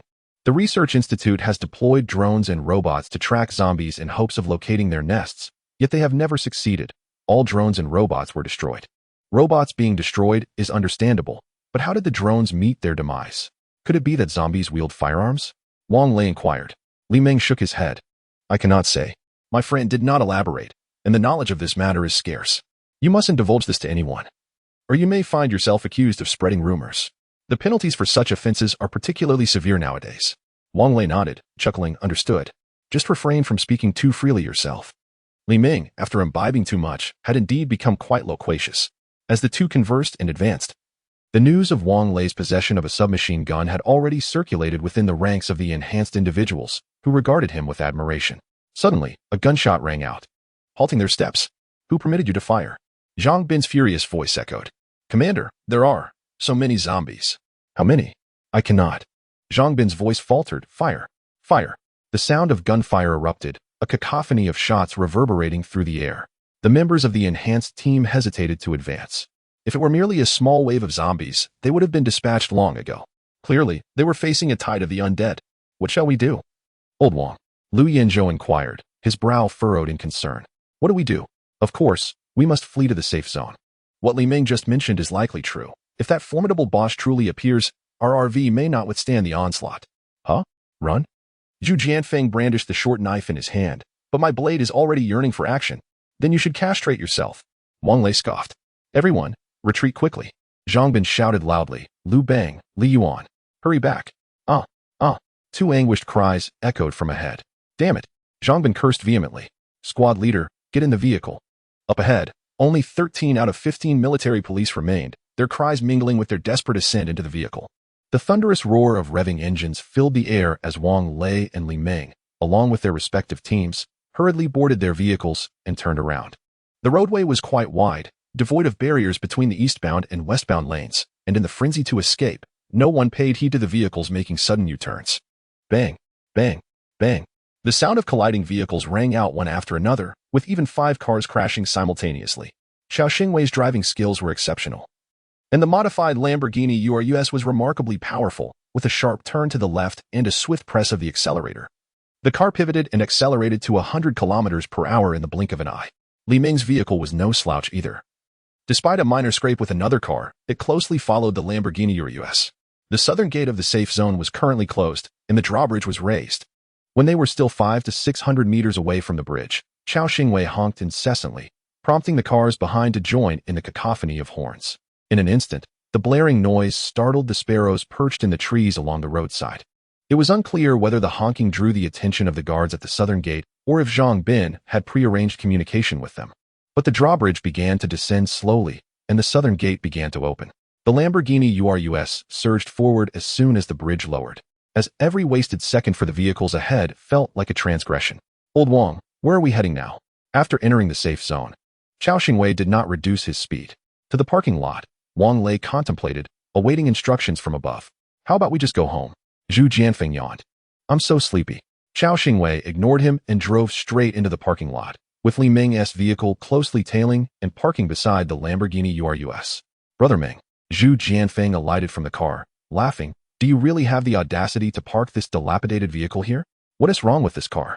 It has a domestic engine. A sturdy shell, is fuel efficient, and easy to drive, unlike your vehicle, which is all show and no substance, Tian Hao retorted. Old Zhu, what nonsense are you spouting? Lu Yanzhou patted Zhu Jianfeng on the shoulder. In this situation, we should choose a vehicle that is suitable, not one for placing drinks on the roof. I was just joking. We're all brothers here. Zhu Jianfeng chuckled as he pulled out a pack of Yushi cigarettes from his pocket, sharing them among the group. Old Wang, I advise you to consider a different vehicle, Li Ming remarked while caressing the sleek body of the Lamborghini Urus. Although it is visually appealing, it lacks practicality. No worries. It's fast, Wang Lei chuckled. By the way, I just heard some commotion. It seems that 2 military officers have fallen victim to zombies. This will likely complicate matters for Zhang Bin. Li Ming whispered, I have previously collaborated with Zhang Bin on a mission to escort survivors. He is quite decent. But it appears that the higher-ups in the safe zone harbor some reservations about him. He was due for a promotion this time, yet for reasons unknown, it did not materialize. I only heard this from his subordinates, so I cannot provide further details. Chapter 134. The desire to depart a group of extraordinary individuals returned. Accompanied by 3 military police vehicles, they clustered together in small groups, murmuring amongst themselves. Zhang Bin maintained a stoic expression as he led 12 military officers away from the parking lot. 2 officers had perished, a lamentable sight indeed. A horde of zombies had descended upon them, ravenously devouring flesh, leaving little more than bones behind. Had it not been for their swift escape, they too would have met the same gruesome fate. A man with a northeast accent remarked, I witnessed it too. Another chimed in. Our vehicle trailed closely behind the military police. When ordered to disembark, we were the first to comply. The 2 fallen officers seemed to rush headlong into the throng of zombies, as if possessed. Indeed, I was bewildered at the time, thinking, are these 2 truly so fearless? It turns out they were merely delivering themselves to death, the first man responded. Wang Lei understood that zombies do not wholly consume humans. They merely siphon off some blood before transforming their victims into one of their own kind. Yet, he was secretly astonished. Could it be that the zombies had gained the ability to control humans? This notion echoed the sentiment circulating in literary circles. If even the divine flee, what can humanity hope to study or resist? Look, it appears other teams have also returned. Perhaps they encountered a zombie tide as well? We shall inquire shortly. As the vehicle that had just returned opened its door, the occupants, without waiting for questions, exclaimed, Goodness, we encountered a zombie horde merely a few kilometers in. Thankfully, our leader ordered us to turn back. Otherwise, we would have been lost today. Indeed, the nearby zombies were converging toward the safe zone. Meng, we shall return first. I feel a bit weary and need to catch up on sleep. If you need anything, come find us at home, Wang Lei said, greeting Li Ming before boarding the vehicle with a serious demeanor. Old Wang, what troubles you? Why do you look so pale? Lu Yanzhou inquired. It's nothing. Let us hurry back. If we linger too long, we might be conscripted, and not in a glorious sense. Lao Chao drive, Wang Lei commanded. What about Li Ming and the others? Shouldn't we inform them? Zhu Jianfeng asked. Wang Lei shook his head. They reside in the southern district. They cannot escape. On the return journey to the villa, Wang Lei remained silent, and Lu Yinshou and the others dared not speak. Lao Chao, ahead lies the hospital, correct? Let us make a stop there. Wang Lei glanced out the window. Very well. The hospital was surprisingly tranquil, especially when compared to its pre-apocalyptic state. Wang Lei approached a hurried nurse and asked, "Excuse me, could you direct me to the pharmacy? Are you looking to purchase medication?" The nurse replied, then leaned in closer, whispering, "I can procure it for you, ensuring it is cheaper than what you would find in the hospital. It's not medication I seek. I am looking for Gong Jia. I am her cousin." Wang Lei smiled, though the nurse's expression soured as she pointed northward. "Just ahead, turn left." "Thank you." Following her directions, Wang Lei found the pharmacy and, through the glass faade, spotted his cousin diligently cleaning the shelves. The shelves, however, held scant supplies. "Sister," Wang Lei called out. "Hey, Xiaolei, what brings you here? Are you feeling unwell?" Gong Jia inquired with concern. Wang Lei glanced at the doctor beside him and replied, "No, step outside for a moment. I need to speak with you." "Sure," Gong Jia said, opening the door and stepping out. "What is the matter, Xiaolei? Do you have the phone numbers of your brother-in-law and the children of your uncles?" Wang Lei asked softly. "Yes, do you need them? I can get the phone book for you." "The phone is no longer useful. It feels as though we returned to the era of memorizing numbers." "No need for that, sister. Could you find a quiet room and discreetly call them to come home quickly? Just tell them there's an urgent matter." "What happened at home?" Gong Jia asked anxiously. "Nothing's wrong. Just hurry and make the call. I'll wait for you in the parking lot. And then we can leave together." "All right, wait a moment. I'll make the call right away." 20 minutes later. Gong Jia hurriedly approached the parking lot with a small bag, scanning the area. Wang Lei quickly got out of the car and called out, "Sister, over here." Once she got in the car, she anxiously asked, "Xiaolei, tell me what is going on at home." "It's nothing. It's not about home. Everything is fine there. We'll talk when brother-in-law returns." Wang Lei was also troubled. If what Li Ming said was true, that intelligent bosses were controlling the zombies, then the safety zone would be rendered useless. How would they cope then? It would be better to flee now. Gong Jia had informed everyone to gather at Wang Lei's house. So upon returning to the courtyard, they quickly summoned their aunts, uncles, and cousins to the villa. Half an hour later, Wang Lei's younger siblings arrived one after another. Yaya had already been taken upstairs by Zhang Wanyu and the others due to the overwhelming number of smokers downstairs. "When we were on a mission today, we encountered a massive horde of zombies," Wang Lei said once everyone was present. "I heard from others that these zombies are actually controlled by even more powerful ones. If that is true, remaining in the safety zone is no longer safe. I believe we should leave immediately." "Leave? Where to?" Wang Wei, the son of the second uncle, asked. "I don't know." Wang Lei shook his head. "The safety zone may no longer be secure, and with so many people here, we are more susceptible to being surrounded by zombies." Wang Jun, the son of the fourth uncle, dismissively said, "What is there to fear? There are so many people in the safety zone, plus the military and numerous supernatural teams. If the sky falls, the strong will support it." "You called us back just to say this? Don't you know that taking leave will cost points?" "Xiaolei, is what you're saying true?" Brother-in-law Wang Feng extinguished his cigarette, his expression growing serious. Wang Lei nodded. "It's highly likely. The person who told me this would not lie." "All right, I believe you. But how do we leave? Our vehicle lacks any defensive capability. Encountering zombies would mean certain death." "Exactly. How do we escape?" "At least in the safety zone. There's a chance of survival. Once we step outside, it's akin to walking to our demise," Wang Chong, the son of the third uncle, remarked. "Just say whether you are leaving or not."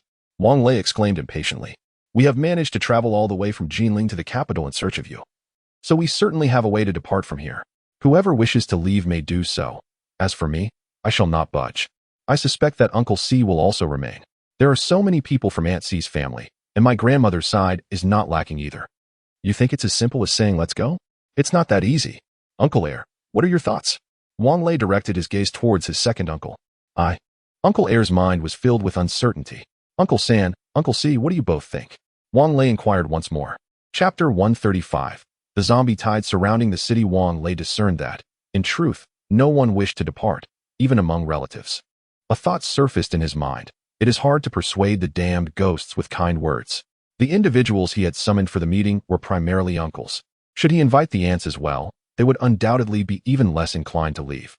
His aunts and uncles seemed to contemplate departure, yet their hesitation lingered, particularly as their son-in-law's family remained within the safety zone, rendering exit rather inconvenient. Wang Feng had remained silent, his gaze fixed upon his father-in-law and mother-in-law. "Ah, forget it. If you do not wish to leave, then stay," Wang Lei declared, rising and calling upstairs. "Wan Yu, gather your belongings. We are departing." "Brother, since you are preparing to leave anyway, why not let me stay in this villa?" Wang Jun chuckled. Wang Lei had never harbored any affection for this younger brother, casting him a frosty glance and retorting, "On what grounds? The house you currently inhabit also belongs to me. You are leaving. Can you not allow our family to reside here? My uncles are still in the southern district, and you must be aware that their house has been leaking due to the heavy rain these past few days. And what does that have to do with me?" Wang Lei scoffed. "The reason I would offer you a place to stay is that we are relatives, bound by blood. Do I share any blood ties with your uncles?" "Wang Lei, I address you as brother out of respect. Do not overstep," Wang Jun shouted, pointing an accusatory finger at him. Wang Lei would not indulge him. He swiftly drew his pistol from his waist and aimed it at Wang Jun. "Dare to point at me again, and you shall see." "Xiao Lei, do not be impulsive." "Put the gun down," their father interjected, rising to his feet. "We are all family." "Family?" Wang Lei chuckled. "I regard you as family, but how do you perceive me? As the fourth uncle? When your wife caused a scene at my place, did you intervene? Now your son dares to curse at me while you remain silent? Very well. Since you have chosen this path, do not blame me. Fourth uncle, you may vacate my property. Go ahead and shoot. I do not believe you possess the courage." Wang Jun taunted. "Let me tell you, Wang Lei, not only will I not vacate the house I currently reside in, but once you leave, these two villas will also belong to me. Rest assured, you will not occupy them," Wang Lei retorted with a derisive smile. "Do you think I expended such a fortune to acquire these villas for you to inhabit at will? I possess ample points. When the time comes, I can easily notify the housing authority to evict you." "Xiao Lei, put the gun down.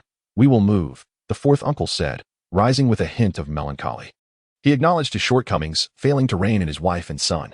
Although Xiao Jun had always bullied him since childhood and continued to disrespect him as an adult, he was nevertheless the son of his fourth uncle. "For my sake, do not hold it against him. It is all my fault. Fourth brother, do not leave," their father urged, clearly agitated. "As the eldest son, since grandfather's passing, I have indeed fulfilled my role." Xiao Lei merely spoke out of anger. "Where will you go? Given the current high cost of living, those points will scarcely cover the rent. My dear brother, I am aware of the kindness that resides within your family. Uncle C, with his head bowed, would not have allowed Xiao Lei to expend such a significant number of points to secure a home for us. Nor would he have provided us with such precious provisions. To be candid, our household is now left with but a few frozen fish. All other food and drink have been sent to my younger uncle's home by that mother and son duo. They even argue with me daily, insisting that I ask Xiao Lei for more supplies, but I feel too embarrassed to do so." As Uncle C spoke, he squatted down, hands covering his face, and began to weep softly. Wang Lei, growing increasingly infuriated, struck Wang Jun on the head with his rifle butt, exclaiming, "How can you call yourself a man? You've driven your own father to this state." Wang Jun, intimidated by the weapon in his hands, refrained from retaliating, merely shielding the injured spot and glaring at Wang Lei, his eyes nearly ablaze with anger. Upon hearing the commotion downstairs, our mother hurried over, questioning, "What is happening? We are family. Why are we fighting? Fourth brother, what is wrong with you? Why are you crying like a child? Mother, please don't concern yourself with this. We must gather our belongings and leave at once," Wang Lei responded, turning back to her. "Leave? Why would we leave?" Mother inquired, perplexed. "There is no time for explanations. We can discuss it on the way," Wang Lei replied, feeling as though all strength had been drained from his body. "Aunt, uncle, second uncle, third uncle, fourth uncle, since you all are unwilling to depart, then return to your homes. We are preparing to leave. I will leave the villa keys with Aunt. If you have the time, please check on it. If not, then so be it. Xiao Lei, perhaps it would be best if you all stayed," and said, a conflicted expression on her face. "I believe Xiao Chong is right. At least in the safe zone, there are many of us.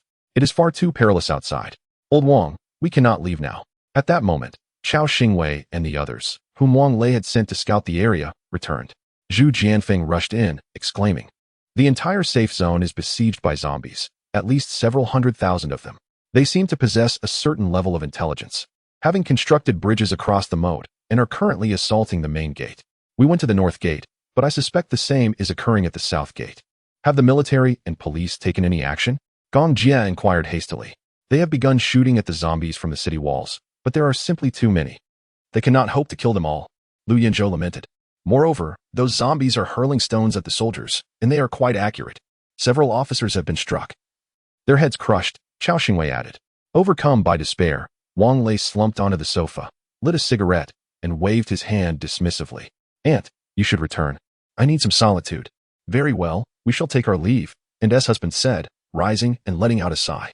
Zhang Wanyu, cradling Yaya, descended the stairs and sat beside Wang Lei. Darling, I believe we should stay. In truth, it makes little difference if we go or remain. Wang Lei shook his head. You do not understand. Never mind, it is futile to discuss it. Regardless, we cannot leave now. I am hungry. Let us have Xiaomin prepare a meal. All right. Look at you. You frightened Yaya into silence. Hurry and comfort the child, Zhang Wanyu said, gently placing Yaya into Wang Lei's arms, prompting him to extinguish his cigarette. Yaya, did I scare you? Wang Lei asked with a smile. Father, you did not frighten Yaya. She shook her little head earnestly, stating that only when her mother is angry does she feel scared. Wang Lei and Zhang Wanyu both understood that the mother Yaya referred to was Zixia. It is understandable, given that Zixia is a single woman raising a child. Wang Lei, filled with compassion, held Yaya tightly in his embrace. Shall we watch a cartoon together, my dear?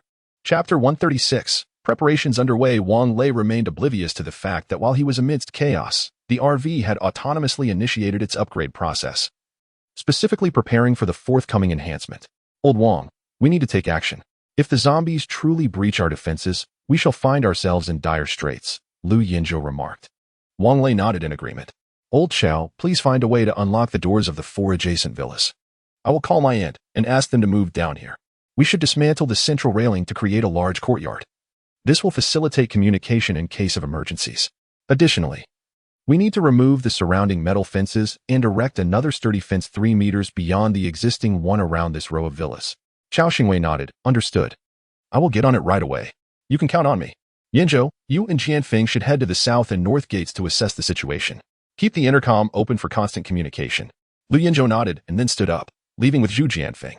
Wang Lei, holding Yaya, also rose and cheerfully said, Let us go find Yaya to play. Sure. Yaya clapped her hands in delight. Children truly embody a blissful innocence, free from worry. Upon arriving at his aunt's house, the atmosphere was notably gloomy. Silence enveloped the family. After Wang Feng, the brother-in-law, opened the door and recognized Wang Lei. He managed a faint smile. Xiaolei, you've come? Wang Lei nodded and, upon entering, encouraged Yaya and Yao Yao to play together. He then spoke, Aunt, Uncle, please pack your belongings and move to the villa next door, the one adjacent to mine. In the event of a zombie attack, it would be prudent for us to look out for one another. Brother-in-law, please head to the southern district to fetch your family. We will all stay together for now. Have you purchased that villa? His uncle inquired. Wang Lei shook his head. I haven't bought it.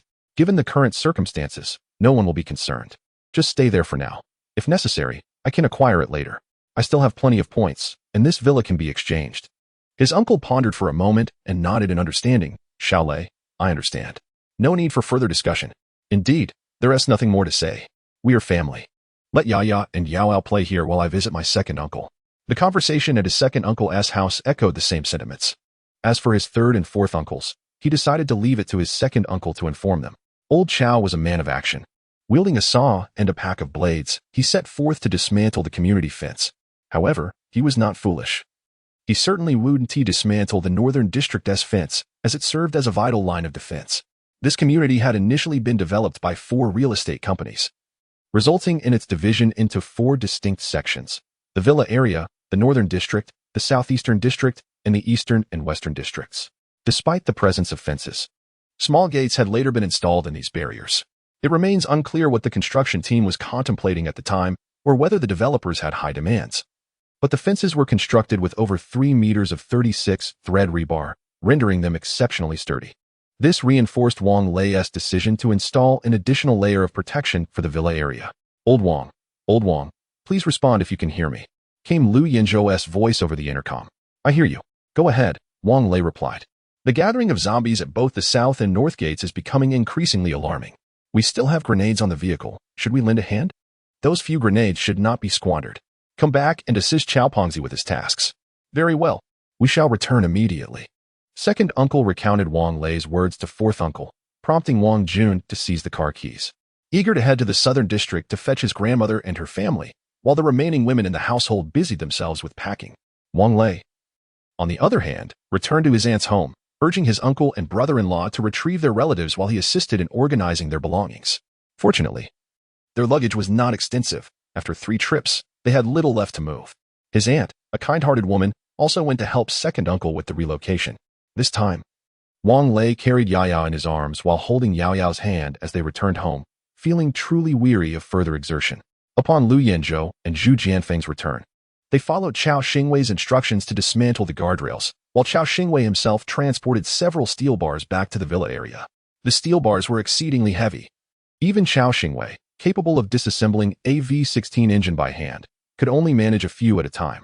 There was no shortage of welding rods, having collected quite a number from the Lu family warehouse. Although these rods were not classified as materials for upgrading the RV, it was curious that the RV had chosen to store them nonetheless, as there was no cement to establish a foundation. Chao Xingwei first inserted the steel bars into the ground at intervals of approximately 15 centimeters, then welded 2 horizontal beams atop them. He gave the structure a gentle push. It swayed slightly, but there was no rush. He would find a way to reinforce it later. Li Ming drove over, exclaiming, "Lazy." The number of zombies gathering outside the city is increasing. That's to be expected. There are over 20 million people in the capital currently. The safe zone accommodates only a few million, including individuals from Hebei and Shaanxi provinces. Wang Lei replied nonchalantly. "What should we do now?" Li Ming inquired. "Menggu, you're asking me?" Wang Lei chuckled wryly. "How would I know what to do? Isn't this for Chao Pengzi to reinforce the barricades? The southern district has mandated that everyone fortify the city walls and is now preparing to seal the city gates as well." "Indeed," Wang Lei nodded. "That is a matter for the higher-ups in the safe zone, and we are not privy to such decisions. By the way, Menggu, did you come to inform me of all this?" Well, I was hoping to borrow some food from you. Food prices have skyrocketed, and with no opportunity to go hunting, it's become quite untenable for my entire family," Li Ming confessed. Wang Lei regarded him thoughtfully. "All right. I have plenty of frozen fish in the fridge, half a bag of flour in the kitchen, a bag of rice, a barrel of oil. And I can also spare you a few boxes of instant noodles." "Frozen fish? Where did that come from? Did you catch it from the pond during the heavy rains a few days ago?" Li Ming asked. Wang Lei nodded in affirmation. "Well then, why would I need to ask you for food? I'll gather everyone to fish from the pond right away." "Haha. The military and police are too preoccupied to guard the pond now." Li Ming chuckled jovially. "Yet, we cannot subsist solely on fish. You may not know, but there are lotus roots in the pond as well. Once I dig some up, I'll share them with you," Li Ming remarked as he stood up and departed. Upon Li Ming's return to the southern district, he discovered a multitude of individuals engaged in fishing at the pond, while the military police began to disperse the crowd. Consequently, Li Ming decided to lead his companions to the villa area to fish and harvest lotus roots. Wang Lei squatted nearby for a while, finding little amusement in the activity, and eventually retreated indoors. Zhao Min had prepared the meal, and Chao Xingwei and the others hurriedly finished their food before resuming their tasks. After completing his meal, Wang Lei ascended the stairs to rest. Aware of Wang Lei's somber mood, Chao Xingwei and the others refrained from disturbing him. It was only after Wang Lei awoke from his slumber that he descended to assist Chao Xingwei in welding the railing. Chapter 137. This fish is inedible. As for Li Ming, the initial catch consisted of several mutated fish. Though they appeared quite ferocious, their succulent flesh was evident. However, the subsequent haul revealed something amiss. These fish sported exploded scales, their eyes were a ghastly white, and their lips were lined with minute, sharp teeth. "These fish are unfit for consumption," Li Ming declared, casting the creature aside in disgust. "Even the fish have succumbed to zombification," he exclaimed. "Everybody halt the fishing. Should one of these fish bite, we would be in dire straits." Yet, with only a handful of fish, sustenance remained a pressing concern. Tiao Yao surveyed the 10 or so fish in the bucket, his brow furrowed in contemplation. "Perhaps we should seek assistance from Wang Lei," he suggested. Li Ming sighed, reluctant to take advantage of Wang Lei's generosity. Therefore, he rallied his team to assist Lu Yanzhou in constructing the railing. With only 3 saws at their disposal, they were fortunate that each member of Li Ming's team possessed strength-based abilities. After severing the connecting sections, Li Ming gripped the rebar firmly, shaking it back and forth until it snapped cleanly. With their help, Chao Xingwei's progress accelerated, and by 5 o'clock that afternoon, the railing was completed. A surplus of rebar remained, and inspired by a sudden idea, Chao Xingwei densely inserted the rebar between the 2 railings, welding sharp diamond-shaped points onto one end. He even used an angle grinder to sharpen these points, ensuring that any zombie attempting to surmount the railing would be met with a piercing surprise. In gratitude for their assistance, Wang Lei generously transported 2 slabs of pork and a bag of flour from his RV, offering them to Li Ming along with the supplies from the kitchen. This act moved the towering men, each over 6 feet tall, to tears. They nearly prostrated themselves before Wang Lei in gratitude. When you return, how will you explain the origin of these provisions? Wang Lei inquired. We'll simply say we acquired them through less than savory means, Tiao Yao replied with a mischievous grin. Rest assured, Brother Lei. We want to mention your generosity. Wang Lei nodded in acquiescence. However, I sense unrest in the southern district. This community appears relatively safer. You might consider relocating here, as there are no authorities to contend with. Chao Pengzi can assist with the utilities. Very well, we shall discuss this upon our return, Li Ming acknowledged. If we are to move, it is best to do so now, while chaos reigns and few are paying attention, Wang Lei reiterated. Chao Pengzi, ever vigilant, had not dismantled the railing between the villas, but he had secured the gate on Wang Lei's side, deeming it unnecessary to venture outside, thus enhancing their safety. Wang Lei understood Chao Pengzi's intentions and was pleased with his actions. By the time Wang Lei and his companions finished dinner, Wang Jun had arrived, bringing his grandmother and her family along with him, their boisterous chatter echoing from afar. Ya and Yao Yao, separated by the railing, were engrossed in heartfelt conversation, reminiscent of a prison visitation. At 8 o'clock that evening, Li Ming and his group returned, accompanied by a large entourage. Old Wang. The residents from the southern district are relocating to the high-rise apartments in the southern part of the central district. Even the task hall has been moved, he reported. Indeed, the high-rises have unit doors, and each household is equipped with security doors, providing an added layer of safety. Wang Lei felt that the higher-ups in the safe zone had finally accomplished something worthwhile. However, the rent had increased. And where would the people find points to pay for rent and property fees? Li Ming sighed. This is beyond our control. Let us discuss it later. I'll ask Fatty Chow to unlock the door and make a key for you. Fatty Chow took his tools and dismantled the door he had just welded in the afternoon, removing some steel bars before leaving with Li Ming and the others. The next morning, Li Ming drove around and returned to share the external situation with Wang Lei. Zombies continued to surround the south and north gates of the safe zone. The southern district had descended into chaos, with people setting fire to the task and household registration halls. The higher-ups were compelled to allow the military police to intervene. Whether in factories or hospitals, very few people were going to work. This was expected. After all, internal strife had erupted. However, it probably wouldn't escalate too much, as the common folk lacked weapons. Whoever held the guns held the power. On the fourth day, Li Ming brought back news that the research institute had developed a reagent capable of dispersing zombies, and drones would soon be dispatched for spraying. As soon as Li Ming finished speaking, Wang Lei noticed numerous drones flying in the distance. Well, this made the outside even less safe. Wang Lei thought with a bitter smile. It seems we will soon be tasked with exterminating zombies. Li Ming chuckled helplessly. At least starvation wouldn't be a concern. Wang Lei understood that the food supply in the safe zone was limited and expansion was essential. He also realized deeply that the safe zone was no longer safe. With dwindling food supplies and rising prices, there would likely be an increase in pillaging and perhaps even incidents of cannibalism. On the sixth day, Wang Jun stood dejectedly outside Wang Lei's balcony, calling out, "Brother, I was wrong. I'm here to apologize." Wang Lei ignored him, continuing to play with Yuya in the room. Wang Jun remained there until noon, unmoved even when his aunt called him home for lunch. Finally, Wang Lei stepped outside and asked, "What did you do wrong?" "I shouldn't have listened to my grandmother and uncle, provoking you," Wang Jun confessed, his face nearly touching his chest. Wang Lei smiled, sensing that Wang Jun had endured some kind of stimulus lately. Perhaps enough was enough. "I understand. You may go back now." Wang Jun returned home, disheartened. Shortly after, loud arguments erupted from the villa where his fourth uncle lived. Wang Lei observed his uncle sitting despondently in the small courtyard, feeling a pang of pity. Yet, one must consider that the pitiable often have their own faults. His uncle was too weak-willed. If he hadn't constantly indulged his wife and children, things wouldn't have turned out so chaotic. On the seventh day, Li Ming reported that the drug developed by the Research Institute was effective, and many zombies at the north and south gates had been driven away. Though it seemed the military police were running low on ammunition. That night, while Wang Lei was engaged in intimate activities with Zhang Wanyu, a sudden explosion echoed in the distance, startling him nearly to the brink. "Damn, what is going on in the middle of the night?" Wang Lei uttered a curse, intending to continue, but suddenly lost interest as the sound of explosions persisted for an extended period. In the morning, raindrops began to fall from the sky once more. Wang Lei's family gathered around the dining table for their meal. Recently, Lu Yinzhou and his companions had ceased dining here. Zhao Min had come early to prepare the food before departing, and Wang Lei found this arrangement quite agreeable. "Honey, why is it raining again? I hope it won't be as terrifying as the last time," Zhang Wanyu remarked. Chapter 138. Scorching weather. Surely not. It is autumn now. Isn't it quite normal for it to rain, especially considering the incessant autumn rains? Zhang Huanyu's words seemed to carry an uncanny power. For scarcely had she spoken when the rain began to pour more heavily. Eventually, the skies darkened, and the downpour could no longer be described merely as torrential. It resembled the heavens being pierced by a great hole. The entire table turned their gazes towards Zhang Huanyu. By the afternoon, the rain ceased.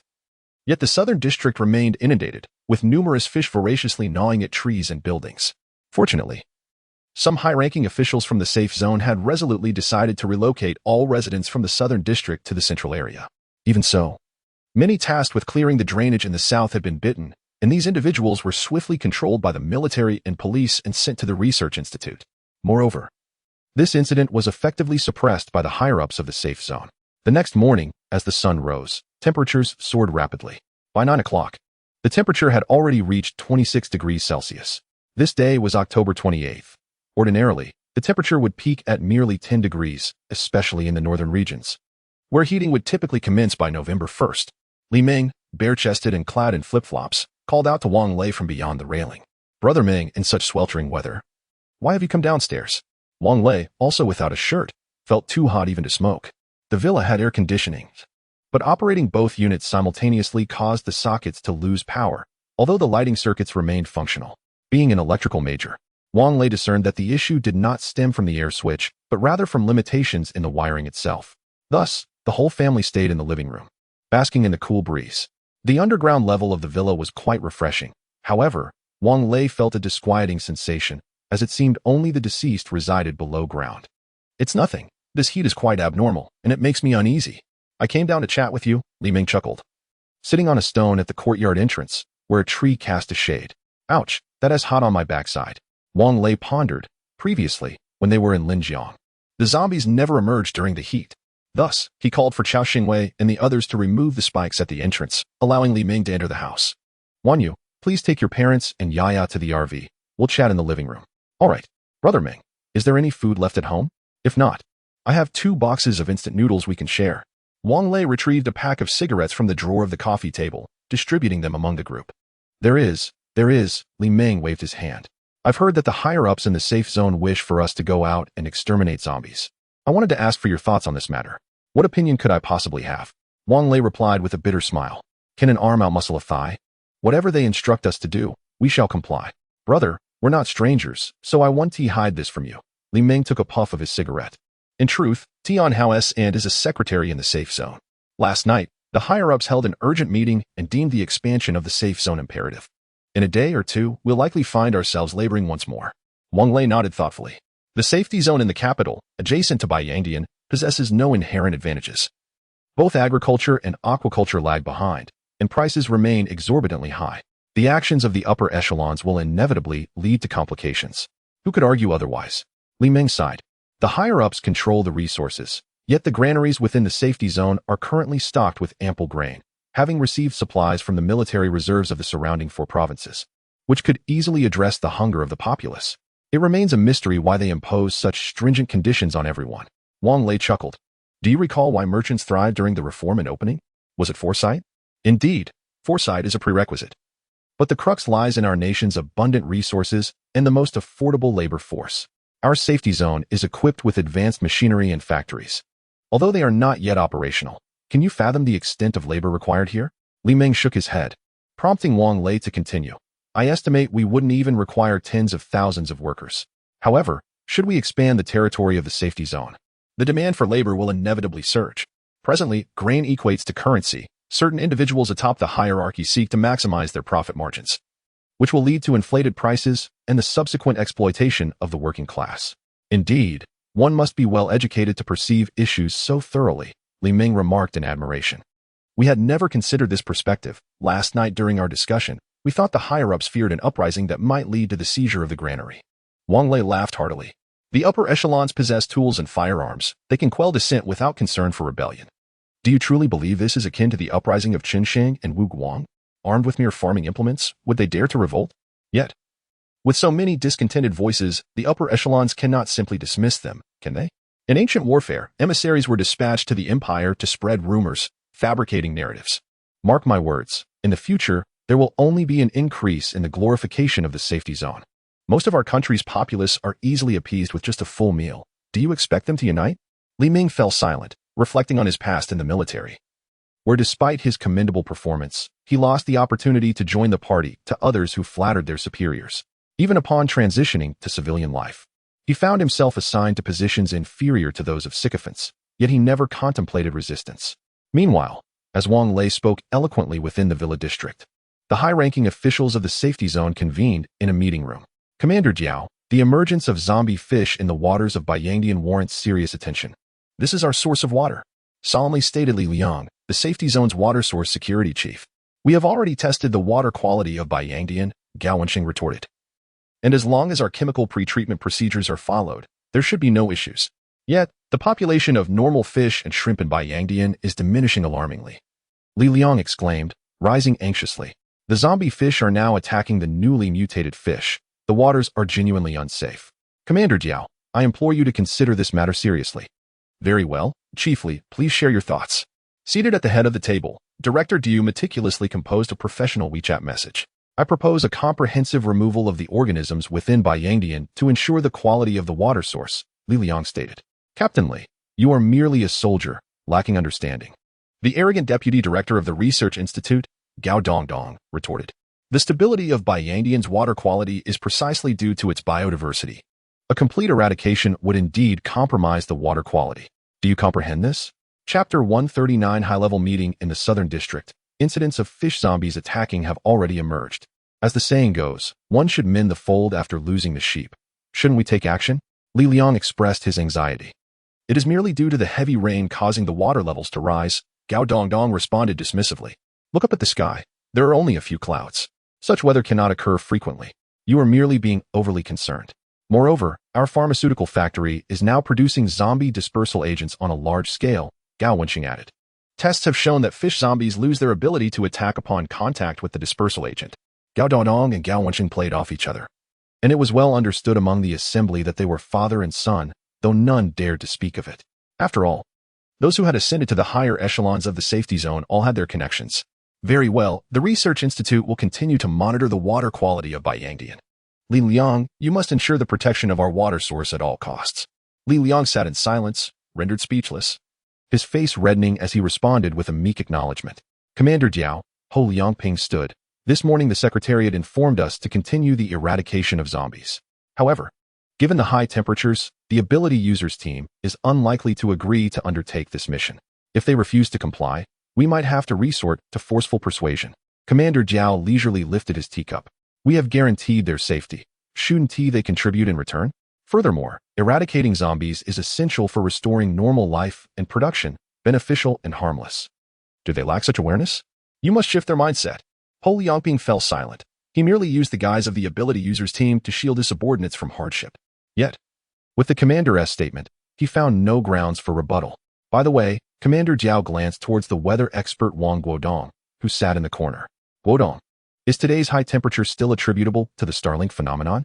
Wang Guodong rose to report. Commander, our research indicates that the recent sudden onset of heavy rain, high temperatures, and extreme weather like the southern snowstorms are due to the Starlink satellites emitting unknown rays towards Earth, causing atmospheric disturbances.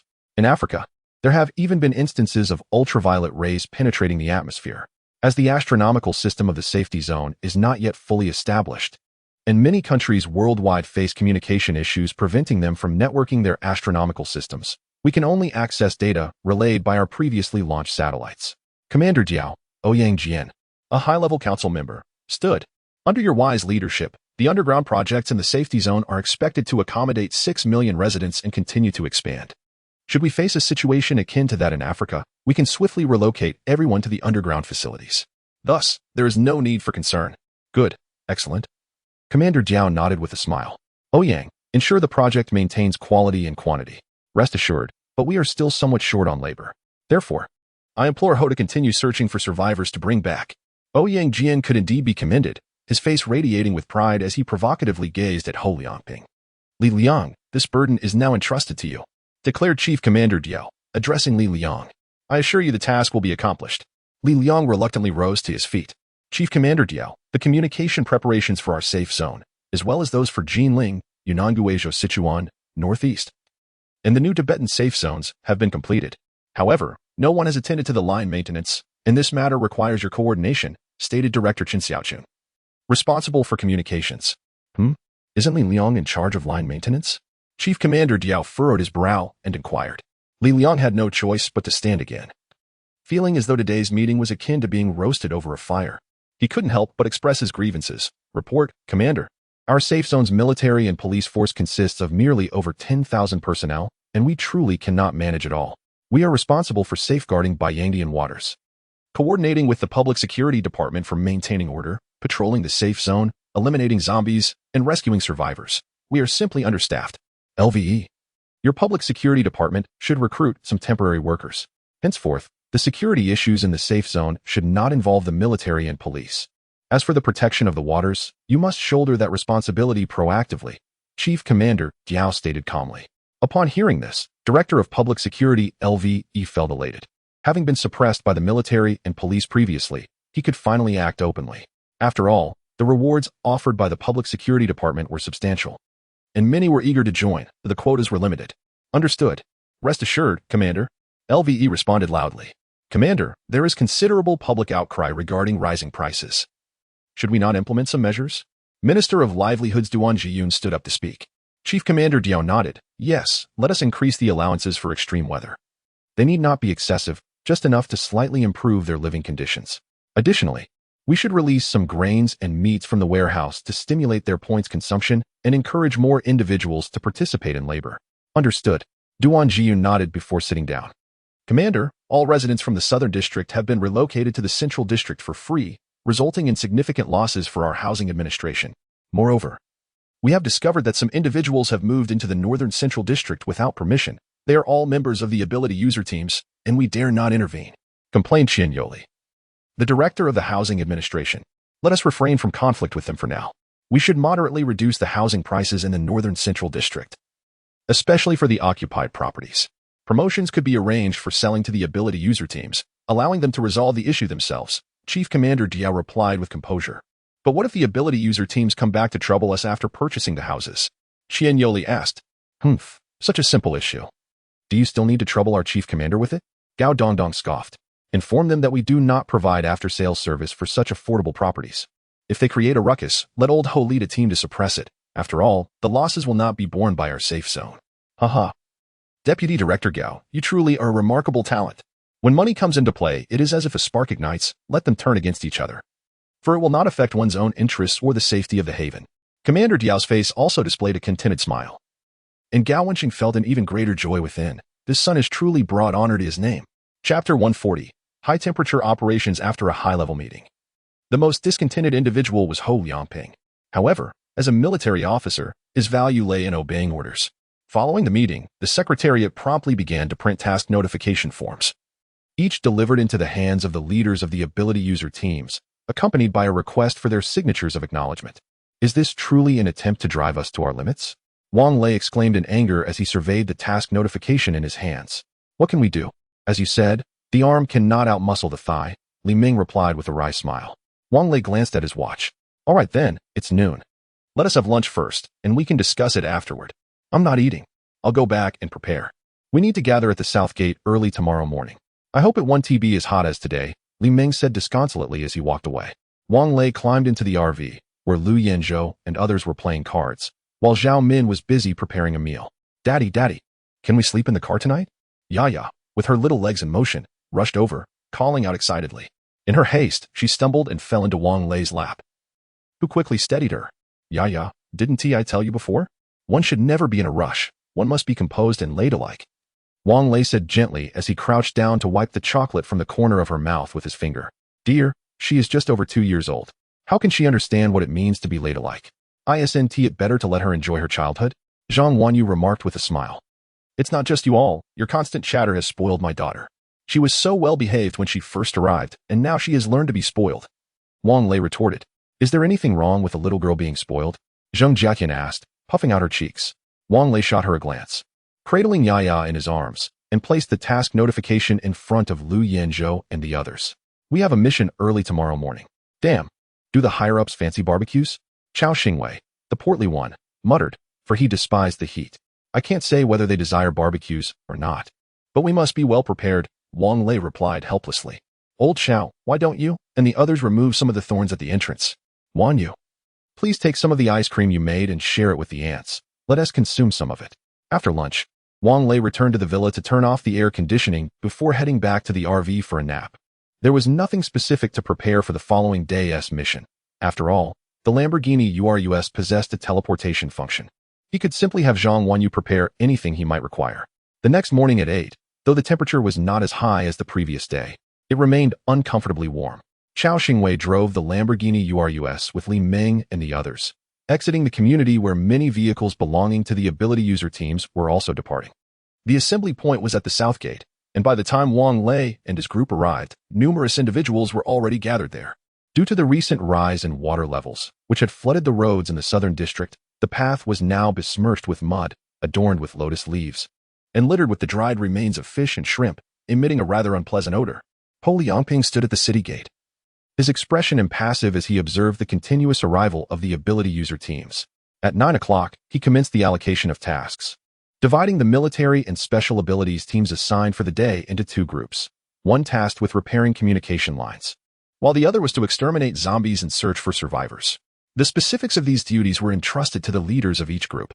The 2 leaders had prepared in advance, distributing rations for the past few days while informing each special abilities team of their respective overseers and responsibilities. The rations for this distribution were commendable, consisting entirely of individual meals, all produced within the past week. Wang Lei and Li Ming were not assigned to the same group. Li Ming approached Zhang Bin seeking a reassignment, but his request was declined. Wang Lei and his team were still designated to eradicate zombies, but this time their operations were set in the second ring area. By the time the convoy entered the second ring, it was already 11:30 in the morning. Having encountered sporadic zombies along the way that required extermination, the special abilities teams undertook this task, as the military and police needed to conserve their strength and ammunition. Their supervising team leader insisted that everyone eat first before dispatching the various special abilities teams to search their designated areas. A total of 6 teams would conduct a thorough search of the entire second ring within 2 weeks. Once completed, they could return to the safe zone. After a hurried meal, they set off to search their previously agreed-upon areas. Wang Lei dozed in the back seat while Chao Xingwei drove towards their designated zone. After half an hour, the Lamborghini Urus came to a stop at the entrance of an alley. Although the alley was wide enough to accommodate the vehicle, several cars were already parked inside, necessitating that everyone disembark here. Wang Lei's chest bag contained 2 bottles of well-frozen mineral water, and he held an umbrella to shield himself from the scorching sun. The sunlight was exceedingly harsh, yet Lu Yanzhou and the others seemed unfazed by the heat. With only Chao Xingwei complaining about the sweltering weather, "Old Wang, should we take the opportunity to gather some supplies?" Zhu Jianfeng inquired as he leaned under the umbrella. Wang Lei shook his head, responding, "In this weather, one could easily be turned to jerky. Let us search quickly and return home early." Zhu Jianfeng appeared somewhat disappointed. And just as he was about to speak, a zombie staggered out from the courtyard ahead. He swiftly approached and severed its head with a swift motion. "Old Zhu, don't behead them in the future. We still need to retrieve the heads. It's quite troublesome," Lu Yanzhou complained, holding up a severed head. The eradicated zombies were required to be incinerated collectively, a task designated to the military and police, though the special abilities teams needed to pile the zombie bodies along the main road. "All right, I understand. Oh, this zombie is rather attractive," Zhu Jianfeng remarked with a chuckle. Wang Lei, suppressing his nausea, glanced at the head Lu Yanzhou was holding. This head belonged to a girl who appeared to be around 18 or 19 years old. Unlike the other zombies, her face was clean, adorned with a bun, were it not for the blood streaming from her carotid artery indicating infection. One might easily mistake her for a survivor slain by Zhu Jianfeng. What a pity. What on earth is this? A mere virus has wrought such havoc upon the world. Those experts, too, are just idly researching viruses. Wang Lei furrowed his brow, cursing those experts. Lu Yanzhou remarked, "The purpose of experts is merely to conduct research and spout nonsense. Otherwise, what use are they?" The alley was not deep, with each side housing several courtyards, none exceeding 3 entrances. The 4 of them completed their search in just over an hour, although there was little to uncover. The locks of each household had been broken, their doors wide open, and the interiors were in disarray, clearly having been ransacked by survivors. Lu Yanzhou dragged the lifeless leg of a girl zombie and tossed it onto the main road, while Zhu Jianfeng retrieved a bottle of no-rinse disinfectant from his backpack to cleanse his hands. Chapter 141. Request for antipyretics. The adjacent alley was in close proximity, merely a few steps away. This alley was still entirely composed of traditional courtyard residences, But unlike the previous alley, the courtyards here were noticeably larger. The smallest featured 2 entrances, while the largest could boast 4. The situation mirrored that of before, except for the absence of zombies. As each household had evidently been searched in advance, only the courtyard at the very end of the alley, with its 4 entrances, had its main gate locked from within. And several vehicles were parked outside. Survivors, perhaps? Chao Xingwei held a piece of iron wire, preparing to unlock the door, but the lock remained secured from the inside, leaving him utterly helpless. Hello? Is anyone there? We are here from the safe zone to rescue survivors. Wang Lei shouted while knocking on the crimson iron gate. From the safe zone? Wasn't it the case that the safe zone initially forbade us common folk from going there? A man's voice came from within. I wasn't aware of that. We were also dispatched to search for survivors. Could you please open the door? Wang Lei replied earnestly. The man peered through the crack in the door and, upon noticing the micro-submachine gun hanging from Wang Lei's neck, as well as the short knife in Zhu Jianfeng's hand, his demeanor changed drastically. His tone turned icy. You should leave. We have no food. Brother. We are not here to steal food. Lu Yinzhou stepped forward, his voice gentle. We genuinely come on behalf of the safe zone to eradicate zombies and search for survivors. Leave quickly. We do not trust you. The man inside remained vigilant. How can we earn your trust? Wang Lei inquired. Just go away. There is nothing more to discuss. Very well. We shall take our leave. If anyone asks, you must not say we did not come looking for you. Zhu Jianfeng, feeling the heat, took out a bottle of ice water and exclaimed, refreshing. The man inside clearly noticed the ice water in Zhu Jianfeng's hand. Wait, do you have any medicine? Antipyretics? Could you spare me some? I can trade it for some snacks. Antipyretics had been in short supply since 2019, unattainable for the average person. However, Lu Yinzhou and his group had managed to acquire a considerable amount, which they stored in a convenience store near Apple Jiayuan community, ultimately selling them at a low price to Wang Lei. Brother, does anyone in your group have a fever? Wang Lei asked. Please hold on. I will fetch some for you. As for the snacks, you can keep them since you are not coming with us. The man inside remained silent. Wang Lei asked Zhu Jianfeng to accompany him to the vehicle. Since the afternoon of the previous day, Wang Lei's family had returned to their RV, as the villa was unbearably hot, making it impossible to sleep. Although the trunk of the Lamborghini Urus was connected to the RV storage space, the Urus could not directly access the RV storage. They could only retrieve items through the RV's storage cabinet. As soon as they set off, Zhang Wanyu opened the door to the RV's storage cabinet, allowing them to immediately see the notes Wang Lei and his group had sent back.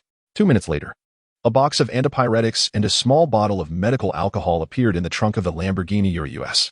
Wang Lei and Zhu Jianfeng took the medication and returned to the entrance of the courtyard. Brother, here is the antipyretic you requested. If you are unwilling to leave, we shall take our leave. After sliding the medication through the gap in the door, Wang Lei gestured for Lu Yinzhou and the others to depart. Wait. Are you truly from the safe zone? The man inside the door hesitated for a moment before speaking again. What is the matter? Is there still an issue? As Wang Lei turned, he heard the sound of the lock being turned, and the door swung open. Only then did everyone catch sight of the man inside, a man in his 40s, clad in shorts and a tank top, standing amidst several others, some wielding kitchen knives, others brandishing cleavers, and even one brandishing a rolling pin. As the group entered the courtyard, the man promptly closed the door and secured it with a lock. You would do well not to act rashly. We too possess awakened abilities, and it would be quite simple to deal with you, he said in a low voice. Oh. Brother, are you planning to rob us? Zhu Jianfeng scoffed, showing no fear. The man shook his head. My daughter is suffering from a persistent high fever. Is there a doctor in the safe zone? There are hospitals, Wang Lei replied, but I cannot guarantee their effectiveness. I cannot offer you any assurances. Ping, perhaps we should give it a try? We cannot just stand by and watch her die.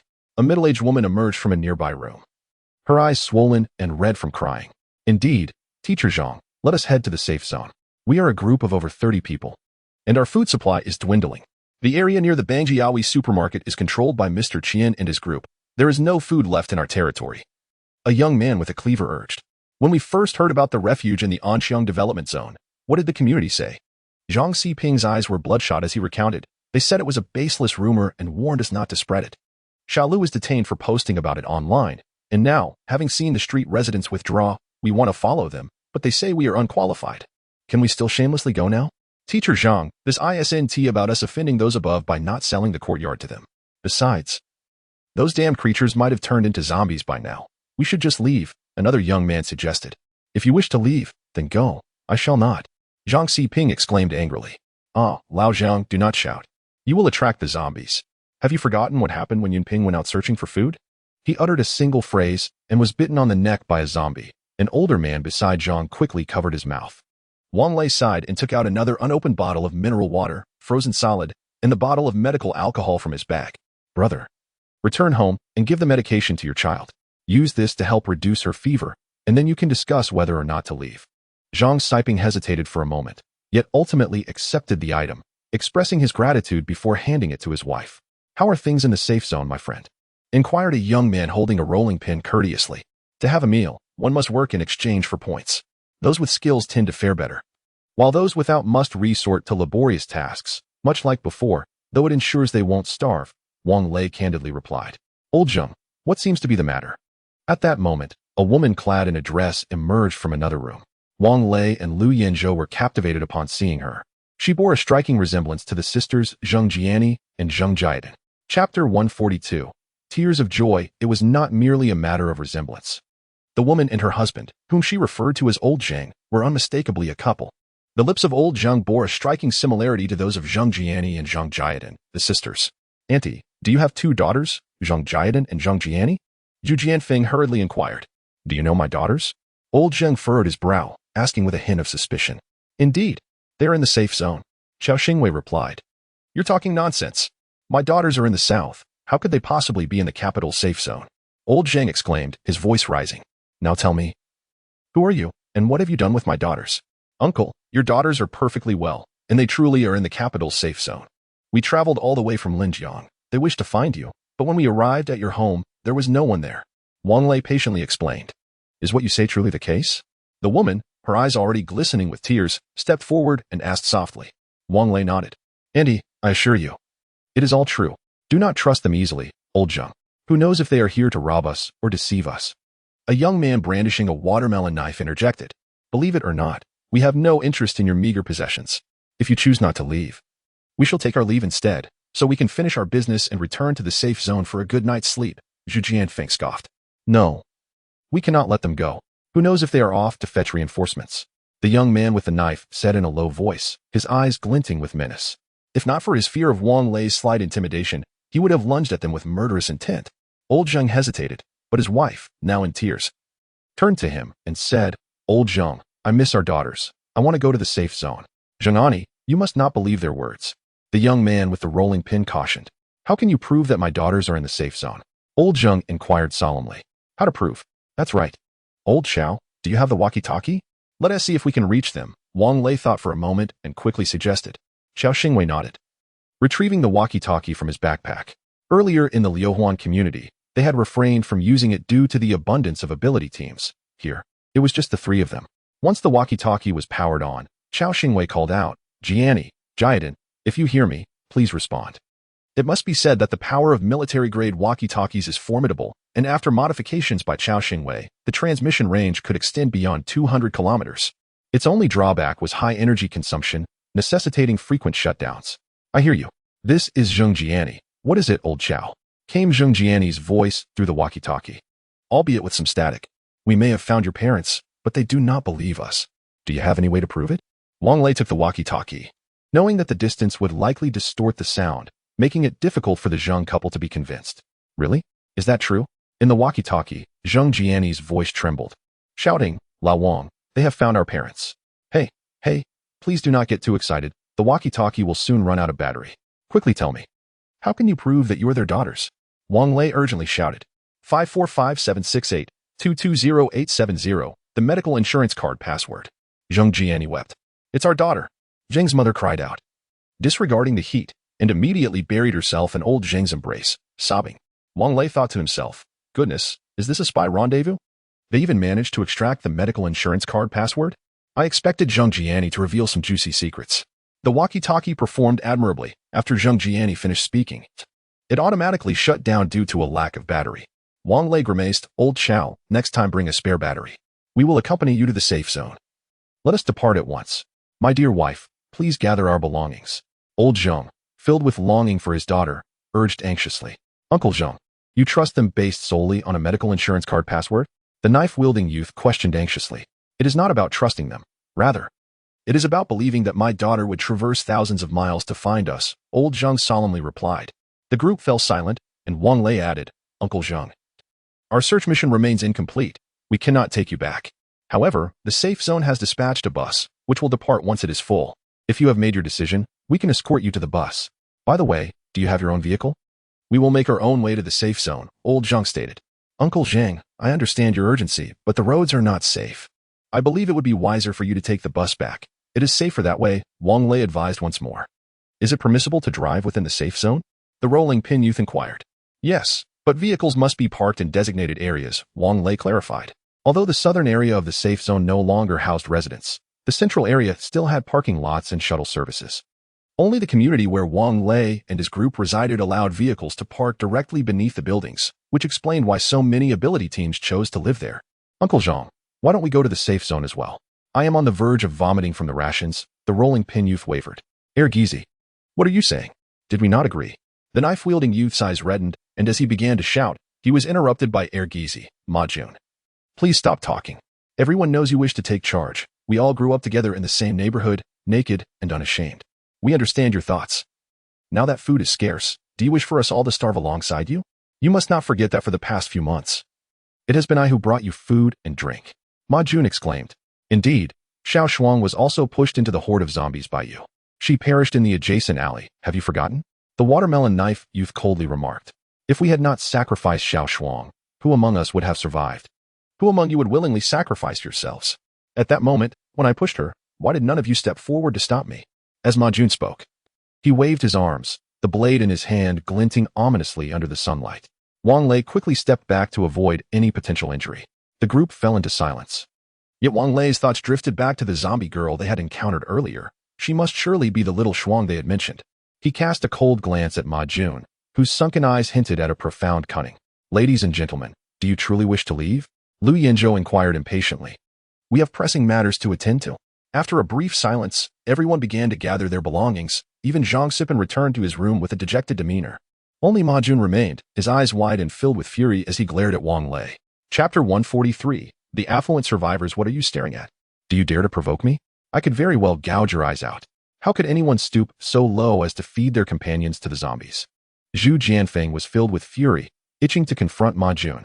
Do you know what you're talking about? The situation was dire. Even if I hadn't pushed her, she wouldn't have escaped. Ma Jun continued to defend himself, but Wang Lei and the others paid him no heed, quietly squatting in the corner, waiting for everyone to gather their belongings. The team leader had stated that upon encountering survivors, they must safely escort them to the bus. Otherwise, Wang Lei and his group would proceed to search the next alley. According to the map, they needed to scour a dozen alleys, 3 commercial buildings, and 2 factories, as well as 4 high-rise residential complexes. The task was still extensive, as long as they did not encounter level 2 or higher zombies or a zombie horde. 2 weeks should suffice. However, they certainly did not wish to spend every night in the vehicle. It was sweltering, and there was no guarantee of a place to bathe. Old Zheng and his wife carried minimal luggage. He dragged a suitcase while she clutched a quilt. Uncle Zheng, why are you here when you're not at home? Wang Lei inquired. We were at home, but we happened to encounter them searching for food in our place, so we came along, Uncle Zheng explained. At that moment, several large drones flew overhead, spraying something with a pungent odor. Is that disinfection? Xiao Xingwei asked, gazing at the drones in the distance.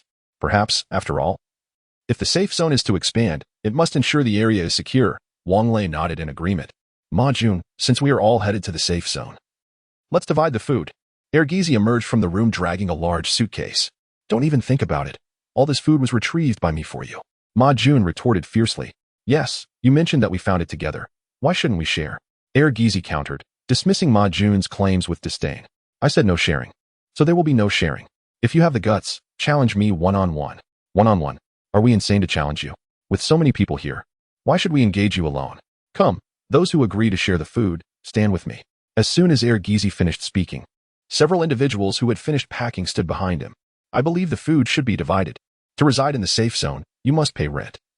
A portion of the food must be exchanged for points to rent a place. However, you may also choose not to exchange food for points.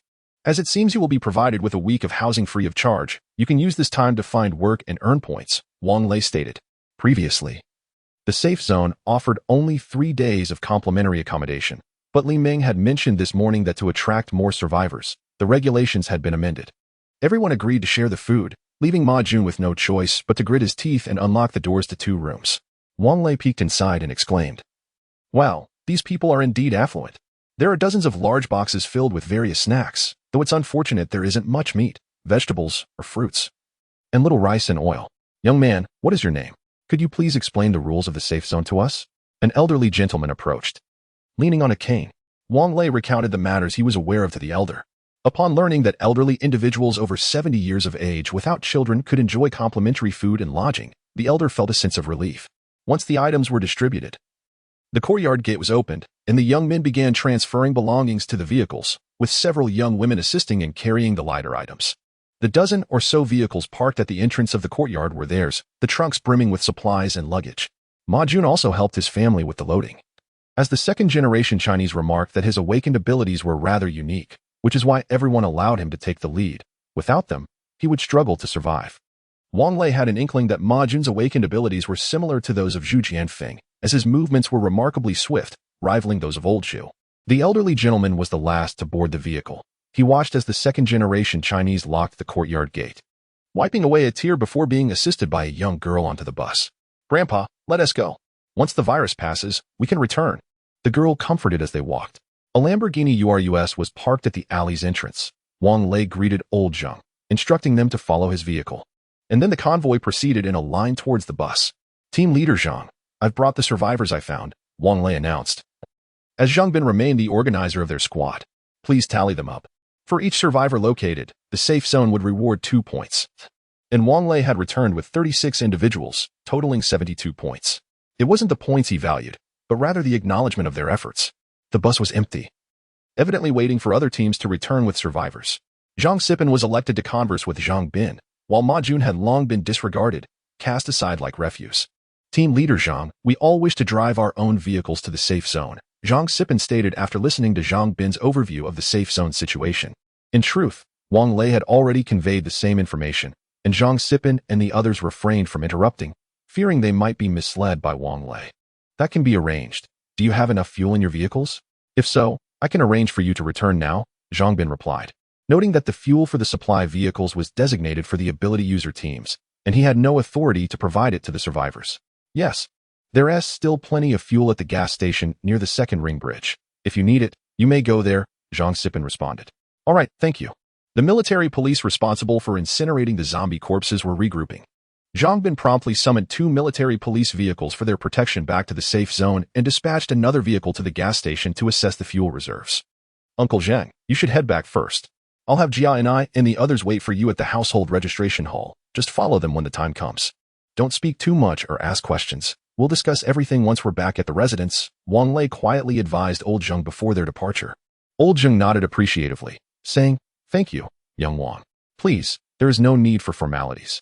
We interact with Jiani and Jiayan as if we were family," Wang Lei remarked with a smile.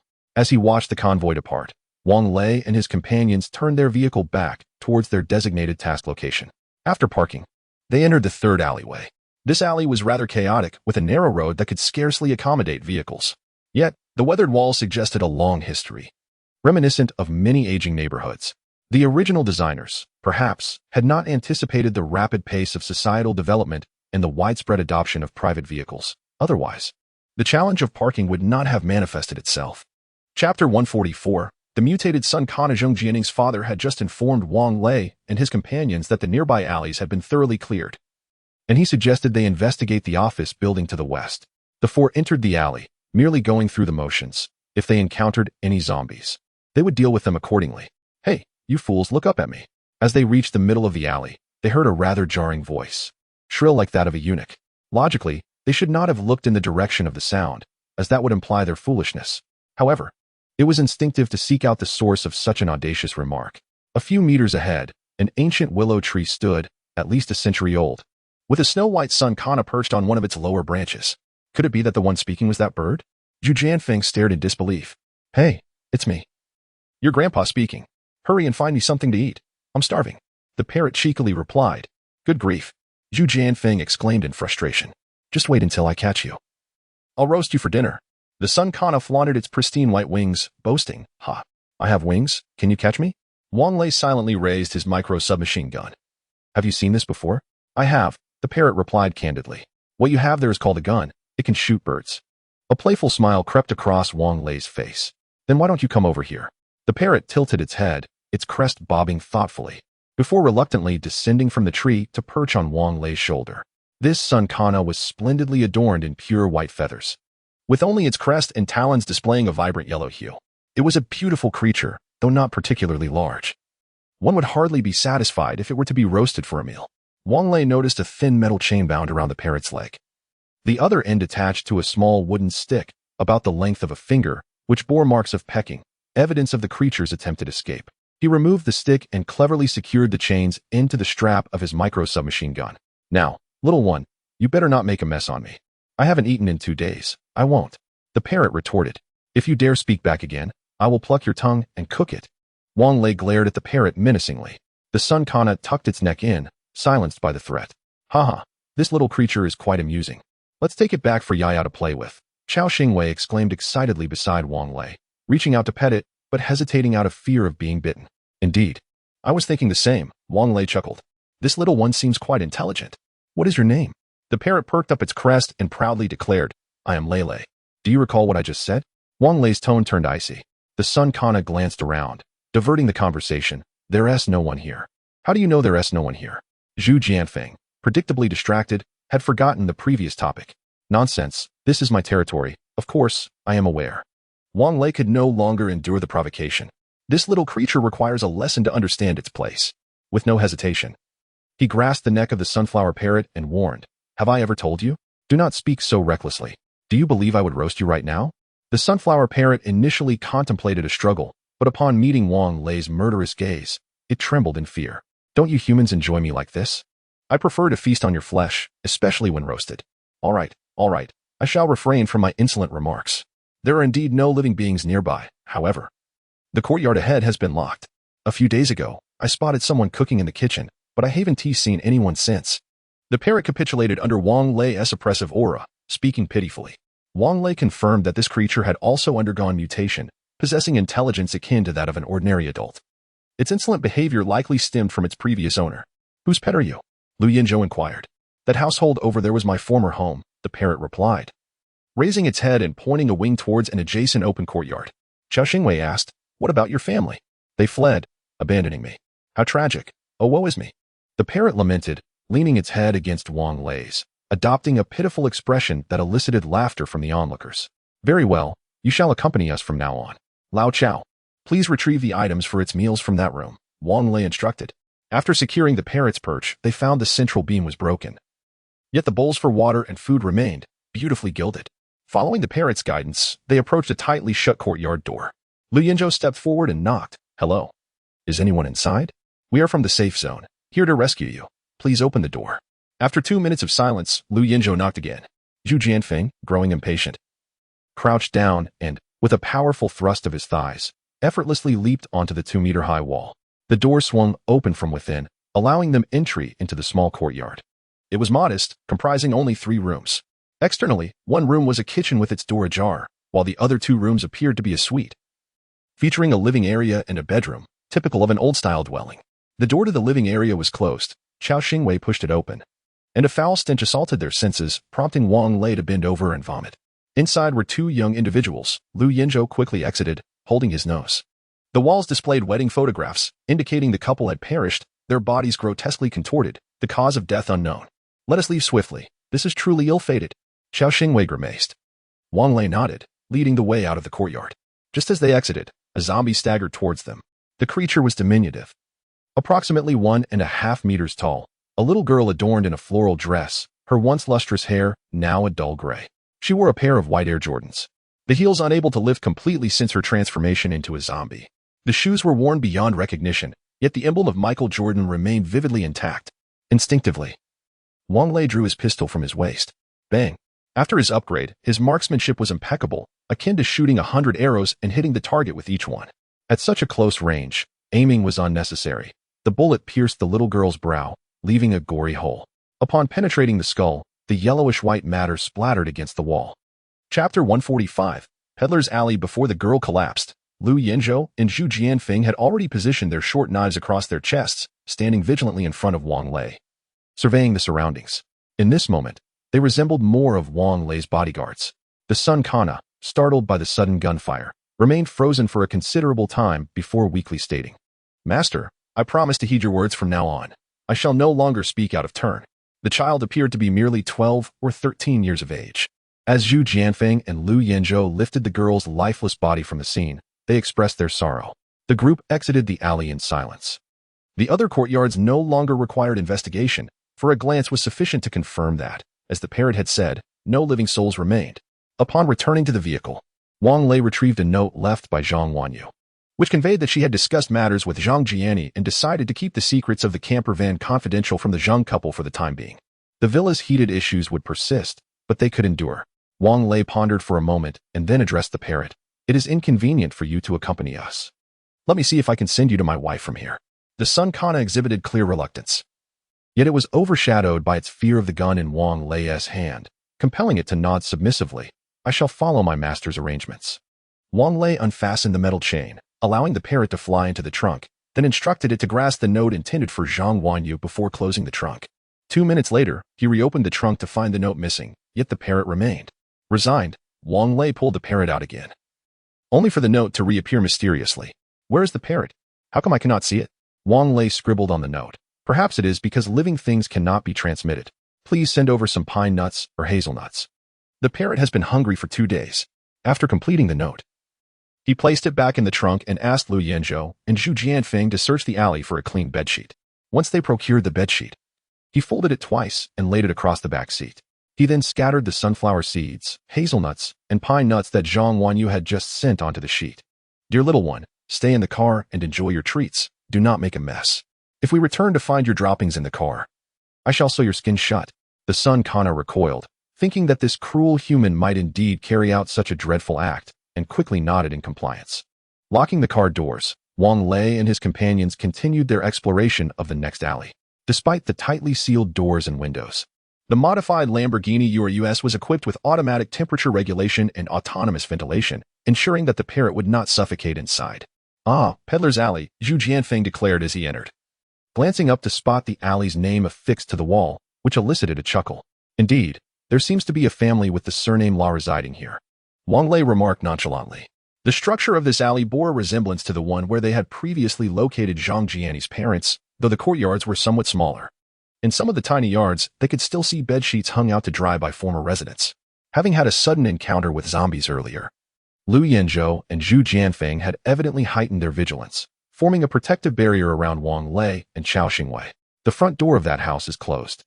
Let us investigate," Lu Yinzhou remarked as he led the way. "All right, let Chao Fatty knock on the door while you two keep an eye on the surroundings," Wang Lei replied. In truth, he felt a twinge of regret for firing his gun earlier, as the heightened senses of the undead, both their hearing and sense of smell, could easily attract them. "Is anyone inside? We are from the safe zone sent to rescue you. If there are any survivors, please open the door," Lu Yinzhou shouted while knocking. "Damn, there are indeed zombies. These creatures are hiding in the residential houses," Zhu Jianfeng exclaimed, already charging forward with his weapon drawn. "Don't go," Lu Yinzhou warned, having spotted more zombies sprinting from another house, quickly converging towards them. Zhu Jianfeng had already slashed the throat of one zombie. Upon hearing Lu Yinzhou's shout, he immediately withdrew and returned to Wang Lei's side, crouching low and ready to strike. The zombie, whose throat had been cut, wore a filthy white tank top and tattered shorts, with plastic slippers that appeared utterly worn out. The ragged shorts dangled grotesquely between its legs, presenting a truly revolting sight. A rasping sound emerged from its mangled throat, akin to a broken wind instrument, sending shivers down their spines. More and more zombies gathered towards Wang Lei and the others. And as Wang Lei's palms grew clammy with sweat, he prepared to fire his weapon when suddenly, the courtyard gate swung open. A small hand reached out and pulled Wang Lei inside. Startled, Wang Lei initially feared he had been seized by a zombie, only to hear a girl's voice softly urging, "Hurry, come inside." Zhu Jianfeng reacted swiftly, yanking Chao Xingwei along, and darted into the courtyard. Lu Yinzhou gave Chao Xingwei a shove, and just as the zombies were a mere 2 meters from the gate, it was finally shut. The four, still shaking from the ordeal, found themselves facing 8 girls in the courtyard, all regarding them with cold indifference. These girls were dressed in simple attire, their movements suggesting an unguarded exposure. Just as Wang Lei was about to speak, the sound of zombies clawing at the door echoed ominously, raising goosebumps on their skin. "Did you all intentionally lure the zombies over here?" inquired one girl, who was holding a cigarette, unlit, between her lips. "How could we possibly do such a thing?" Zhu Jianfeng replied with a cheeky grin. The girl narrowed her eyes at him, retorting, "Aren't you all sent by Lu Fatty?" A taller girl, approximately 1.6 meters with a slender figure and a ponytail, stepped beside the one with the cigarette and said with disdain, "Sister, stop wasting time with them. Let us eliminate them. We're running low on food anyway. Are you truly so cruel as to resort to cannibalism?" Zhu Jianfeng replied, his expression one of mockery. "Lu Fatty has been harassing us more than once or twice," a girl clad in a revealing, short dress remarked coldly. "Last time, I broke the leg of his lackey. Does he still not take the hint?" Several young ladies, "I believe you have mistaken us for someone else," Wang Lei replied nonchalantly. "We are from the safe zone, here to rescue you and escort you to safety." Chapter 146, The Mighty Warrior Maidens, Safe Zone? The girl with the cigarette clenched between her lips clearly led the group. With a furrowed brow, she inquired, "Aren't we, the commoners, deemed unworthy of entering the safe zone?" Wang Lei had encountered this notion of commoners lacking the privilege to access the safe zone on more than one occasion. Yet he could not comprehend why the residents of the 6th Ring District and Longgang had been evacuated there in advance. However, this matter was of no concern to him. Their current task was to swiftly search their designated area and return home as soon as possible. Thus, he replied coolly, "You are the second group we have encountered today. The previous group has already been arranged to return to the safe zone. You may choose to leave or stay. The choice is yours." He then reiterated the benefits and arrangements awaiting them in the safe zone. Feeling somewhat parched, he retrieved a bottle of ice water from his backpack and took a generous sip. A refreshing sensation coursed from his mouth to his stomach, significantly enhancing his comfort. The girls engaged in hushed discussions before the girl with the cigarette spoke again. "You speak with empty words. How are we to discern truth from falsehood? Furthermore, what work could we possibly do in the safe zone? To be frank, we previously worked as secretaries. Does the safe zone require secretaries?" Wang Lei was unsure if the safe zone indeed needed secretaries, and his impatience began to surface. The zombies outside grew increasingly agitated, their incessant pounding on the door amplifying. If the zombies at the entrance were not dealt with, it would spell trouble for them all. Those 100 or so zombies outside posed no real threat. The girl with the cigarette remarked dismissively. However, her tone shifted to one of sharp authority as she continued, "As for you, you are not welcome here. The wall is not particularly high. You can leap over it and leave. Little girl, do you think you can afford to disrespect us?" Zhu Jianfeng brandished a short knife, its blade stained with the dried blood of zombies. "We came to rescue you, and you suggest we leap over the wall to feed ourselves to the undead? How absurd," retorted the girl in the tank top. "If you cannot handle those zombies at the door, how can we feel safe in the safe zone? Can we rely on you worthless individuals for protection?" The other girls produced daggers from seemingly nowhere, gripping them tightly as they eyed Wang Lei and his companions with hostility. Wang Lei felt the palpable intent to kill emanating from them, instinctively raising his firearm, yet he refrained from escalating the conflict by aiming it directly at them. "Since you refuse to leave, we shall not disturb you further. Lao Zhu, let us climb the wall." Among the four, only Zhu Jianfeng possessed the agility of a monkey, while Lu Yanzhou, though also a skilled assassin, recognized the challenge of leaping over a 2-meter-high wall. "All right." Zhu Jianfeng flashed a mischievous grin, gathering his strength before leaping onto the courtyard wall. "Wow, so many zombies. Just wait for the door to be breached, and you shall join their ranks." No sooner had he spoken than the girl in the tank top appeared beside him, her gleaming dagger pressed against his throat. "Dare utter another sarcastic remark, and I shall see to it that you regret it. Wait, when did you get here?" Zhu Jianfeng's eyes widened, frozen in place, believing his movements had been sufficiently agile. Yet before this girl in a tank top, he felt utterly outclassed. "Miss, I was wrong. Please don't let your hands tremble." Wang Lei was equally astonished, questioning how these seemingly delicate girls could possess such formidable prowess. "Third sister, ignore them. I'm nearly melting from the heat. Let us hasten their departure." The ponytailed girl said disdainfully, waving her hand. "No, I believe we cannot let them leave. They must be sent by Lu Fatty," remarked the girl in hot pants. "Third sister, let us take them down together and feed them to the zombies." "Oh no, sixth sister, we might want to keep them for ourselves. This fatty is a bit unappetizing," the girl in the tank top chuckled. Chao Xingwei turned pale, but lacking any combat abilities, he could only suppress his fear. "Ladies, do you think the gun in my hand is a toy?" Wang Lei's demeanor darkened. "Moreover, I've already stated I don't know any Lu Fatty. Why don't you believe me?" The girl with the cigarette removed it from her lips, pulled a cigarette case from her hot pants pocket, and then put the cigarette back. "Forget it. Let them go. I don't think they're with Lu Fatty. Eldest sister. The girl in hot pants shifted her hand, and a crimson mark appeared on Zhu Jianfeng's neck. I believe sixth sister is right. We cannot let them escape. What is there to fear from his gun? I'm curious to see whether his gun is faster or my reflexes. There was no need for her to demonstrate. For the girl in the ultra-short skirt had already dashed to Wang Lei, a dagger poised at his throat, while her other hand gripped the trigger of a submachine gun. A cold sweat erupted from Wang Lei's back. These 8 girls were certainly not as feeble as they appeared. Eldest sister, let us discuss this amicably. I have an elderly parent at home and young ones to care for. We're truly not associated with Lu Fatty. We're from the safe zone. If you don't believe us, we can take you to the assembly point, where military police will escort you back. Pfft. Weren't you just threatening us with a gun? Why are you cowering now, you coward? The girl in the ultra-short skirt retorted scornfully. From Wang Lei's perspective, he couldn't help but be drawn to the girl's pristine figure. At that moment, their bodies were pressed closely together, and he felt an undeniable stir within him. The girl sensed something pressing against her abdomen. Her cheeks flushed crimson as she involuntarily stepped back, yet she remained silent. The girl with the cigarette frowned slightly. We don't trust the safe zone. Initially, we were informed to head there, yet we were barred at the entrance. If you can eliminate the zombies at the gate, we'll choose to follow you. Eldest sister, what does it mean for you to follow us? We all have families and do not wish for our backyard to catch fire. Chao Xingwei thought of Zhao Min, the fierce woman, and felt a pang of discomfort. What a troublesome situation. The girl in the tank top relinquished her dagger, leaped from the wall, and didn't even spare a glance at your appearances. Do you not have mirrors or a sense of self-awareness? You must either choose to venture into the safe zone or remain here. Wang Lei approached the edge of the wall, while Zhu Jianfeng reached out to pull him, awkwardly climbing atop the wall, eliciting stifled giggles from a few girls. Yet, he remained utterly unperturbed. We shall not be accompanying you. Chapter 147. Look at your disgraceful appearance. We are quite familiar with the nearby area. Have you not considered it further? The girl with the cigarette spoke softly. Speak up. What is your purpose? Wang Lei glanced at the horde of zombies outside the door. Though there were only around 100, they were tightly clustered together. If Zhu Jianfeng and Lu Yanzhou were to descend and eliminate them, they would undoubtedly be injured. Why would you wish to accompany us? Well, I enjoy conversing with intelligent individuals.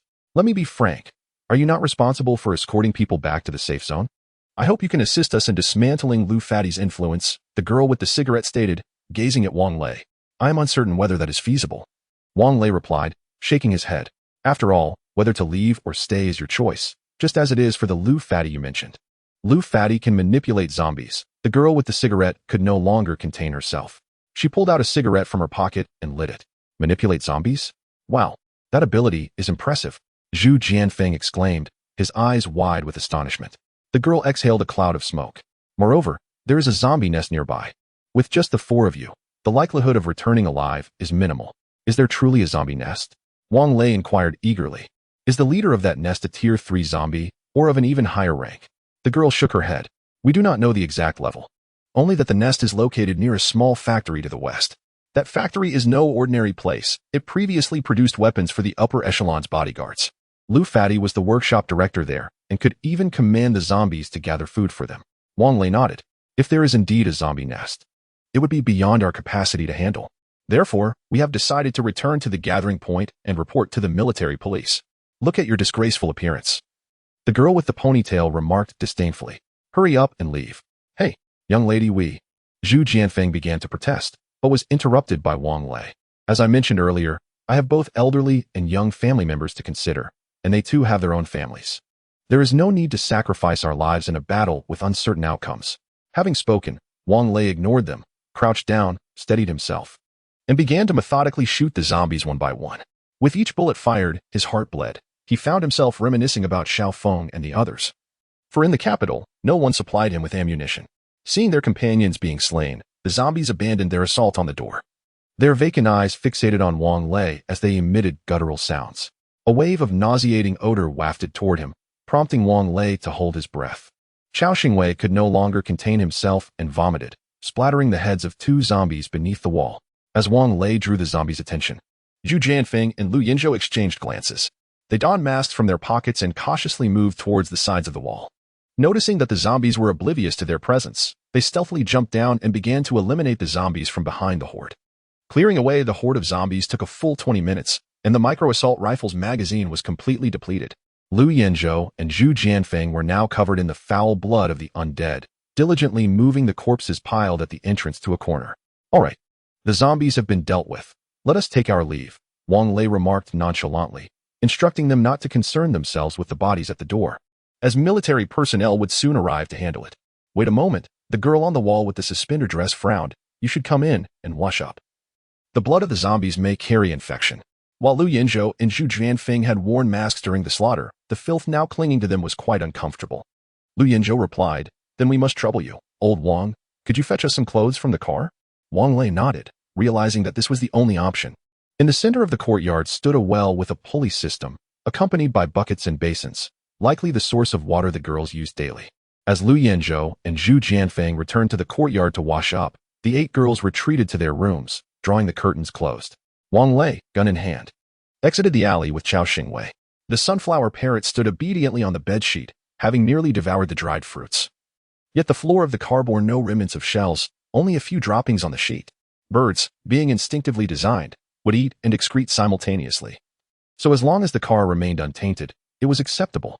Wang Lei wrote a note, asking Zhang Wanyu to bring Lu Yinzhou and Zhu Jianfeng's clothes, along with towels, shower gel, and shampoo. Upon returning to the courtyard, Lu Yinzhou, clad only partially, opened the door while Zhu Jianfeng was busy hoisting water with the pulley. Make haste in washing yourselves, Wang Lei instructed, placing the shampoo and shower gel on the ground, while Chao Xingwei held the clothes. He then settled onto a small stool in the courtyard, urging them to return quickly after their wash. Hey, you two could lend a hand with fetching water, Zhu Jianfeng protested. Consequently, Chao Xingwei took charge of drawing water, while Wang Lei used a ladle to rinse the 2 men. In under 10 minutes, they were thoroughly cleansed. And Chao Xingwei used clean water to wash away the accumulated grime from the ground. We're leaving now. Please close the door behind you, Wang Lei called out. There was no response from within, and with a chuckle, he turned to depart. The elevated terrain of the courtyard had allowed the bathing water to wash away most of the blood at the entrance. Wait, we will leave with you. The girl who smoked was the first to emerge from her room, dragging along a suitcase. Do you have a vehicle? Wang Lei inquired. The smoking girl shook her head, explaining that they had one, but it had been taken by Lu Fatty's men. Why does Lu Fatty keep fixating on you? The folks from the neighboring alley never mentioned him. Chao Xingwei could not help but ask. Lu Fatty is a lecher, the suspender girl frowned. And the people next door are so impoverished they even resort to eating leaves. Their combat prowess is so weak that Lu Fatty would not set his sights on them. Very well, the beauty is indeed a source of trouble, Wang Lei remarked, curling his lips in disdain. But without a vehicle, how shall we proceed? Old Wang, isn't there a GL8 parked on the main road? Let them drive that, Chao Xingwei suggested after a moment of contemplation. We can't possibly maneuver such a large vehicle. The girl in the ultra-short skirt interjected. Regardless, we need to return to the assembly point. Old Wang, you can take the Lamborghini URUS, and I'll handle the GL8. Chao Xingwei exclaimed with enthusiasm. All right, I shall inform Zhao Min upon my return, Zhu Jianfeng said with a mischievous grin. Chapter 148. Is it not permissible for me to make a purchase? I have yet to inquire about the names of the enchanting ladies. Chao Xingwei wore a rather foolish expression. The girl with a cigarette cast a sidelong glance at him and casually remarked, I am the eldest sister, Louis Fei. I am the second. The girl with a ponytail continued, Lu Shishir. The third is Yangmi, chimed in the girl in a miniskirt. The fourth is Ni, announced the long-haired girl. I am the fifth, Zhu Jingyi, said the girl in hot pants. I am the seventh, Yang Ying. And the eighth, Yang Zi. Goodness. They are all celebrities, exclaimed Zhu Jianfeng in astonishment. But you don't resemble the ones on television. Is sharing a name not permissible? Oh Yang Nana retorted with an air of arrogance. Wang Lei dismissed their names as inconsequential to him. All right, let us move. 2 vehicles made their way to the rendezvous point, while the escorting vehicle that had returned Zheng Jiani's parents to safety had yet to return. Captain Zhang, we eliminated over 100 zombies in Pitia Hudong and brought back these 8 beautiful warrior maidens. Do not underestimate them, Zhu Jianfeng said with a mischievous grin. Many members of the ability user squad were single, and the sudden arrival of 8 beauties would undoubtedly stir their hearts. Those incompetent fellows were unlikely to be much stronger than him. Once they provoked these ladies, a spectacle would ensue. Wang Lei stepped out of the vehicle and approached, saying, Captain Zhang, they mentioned that there is a zombie nest in the area we searched. I believe we cannot accomplish the task with our current strength. Hence we returned to report. Zhang Bin nodded, you did well. Never engage in battles without confidence. For now, rest a bit. When those other groups return, we shall set out together to investigate. It was already 5 o'clock in the afternoon. Zhang Bin insisted that everyone must return by 6, as they would be staying overnight together. Given the necessity of having someone on watch while camping outdoors, The military and police would take turns to ensure the ability users remained energized. The team responsible for incinerating the zombies had already departed, and Zhang Bin's expression turned grave as he regarded the location marked by Louis Fei on the map. After a prolonged silence, he exhaled heavily. This is an underground warehouse. Easy to defend, but difficult to assault. Captain, what is there to fear? Those zombies lack intelligence and will inevitably emerge. I have previously served as a guard at that underground storage. The entrance is small, and only a few zombies can emerge at once. We will have ample time to eliminate them one by one. A soldier beside Zhang Bin remarked dismissively. Lei Jun, do not underestimate the enemy. Zhang Bin cautioned after some contemplation. Since you are familiar with the environment, please share your insights with everyone. Understood. Lei Jun's earlier nonchalance transformed into a visage of gravity. The establishment in question, known as Xinglei Technology Company, Limited, outwardly proclaimed itself as a technology firm, primarily engaged in the research and development of products for patent sales. In reality, however, it served the purpose of manufacturing weapons and high-tech devices for elite bodyguards and operatives. The company occupied an area of 800 square meters, comprising an above-ground office space, a production zone, and 2 subterranean levels. The initial design and construction were entrusted to a classified unit. The underground section housed both the production area and warehouses for raw materials and finished products, with the latter spanning 100 square meters. There existed a door leading directly to a main thoroughfare in the capital, while another door was situated within the office building. My responsibility at the time was to guard this particular entrance. Zhang Bin nodded.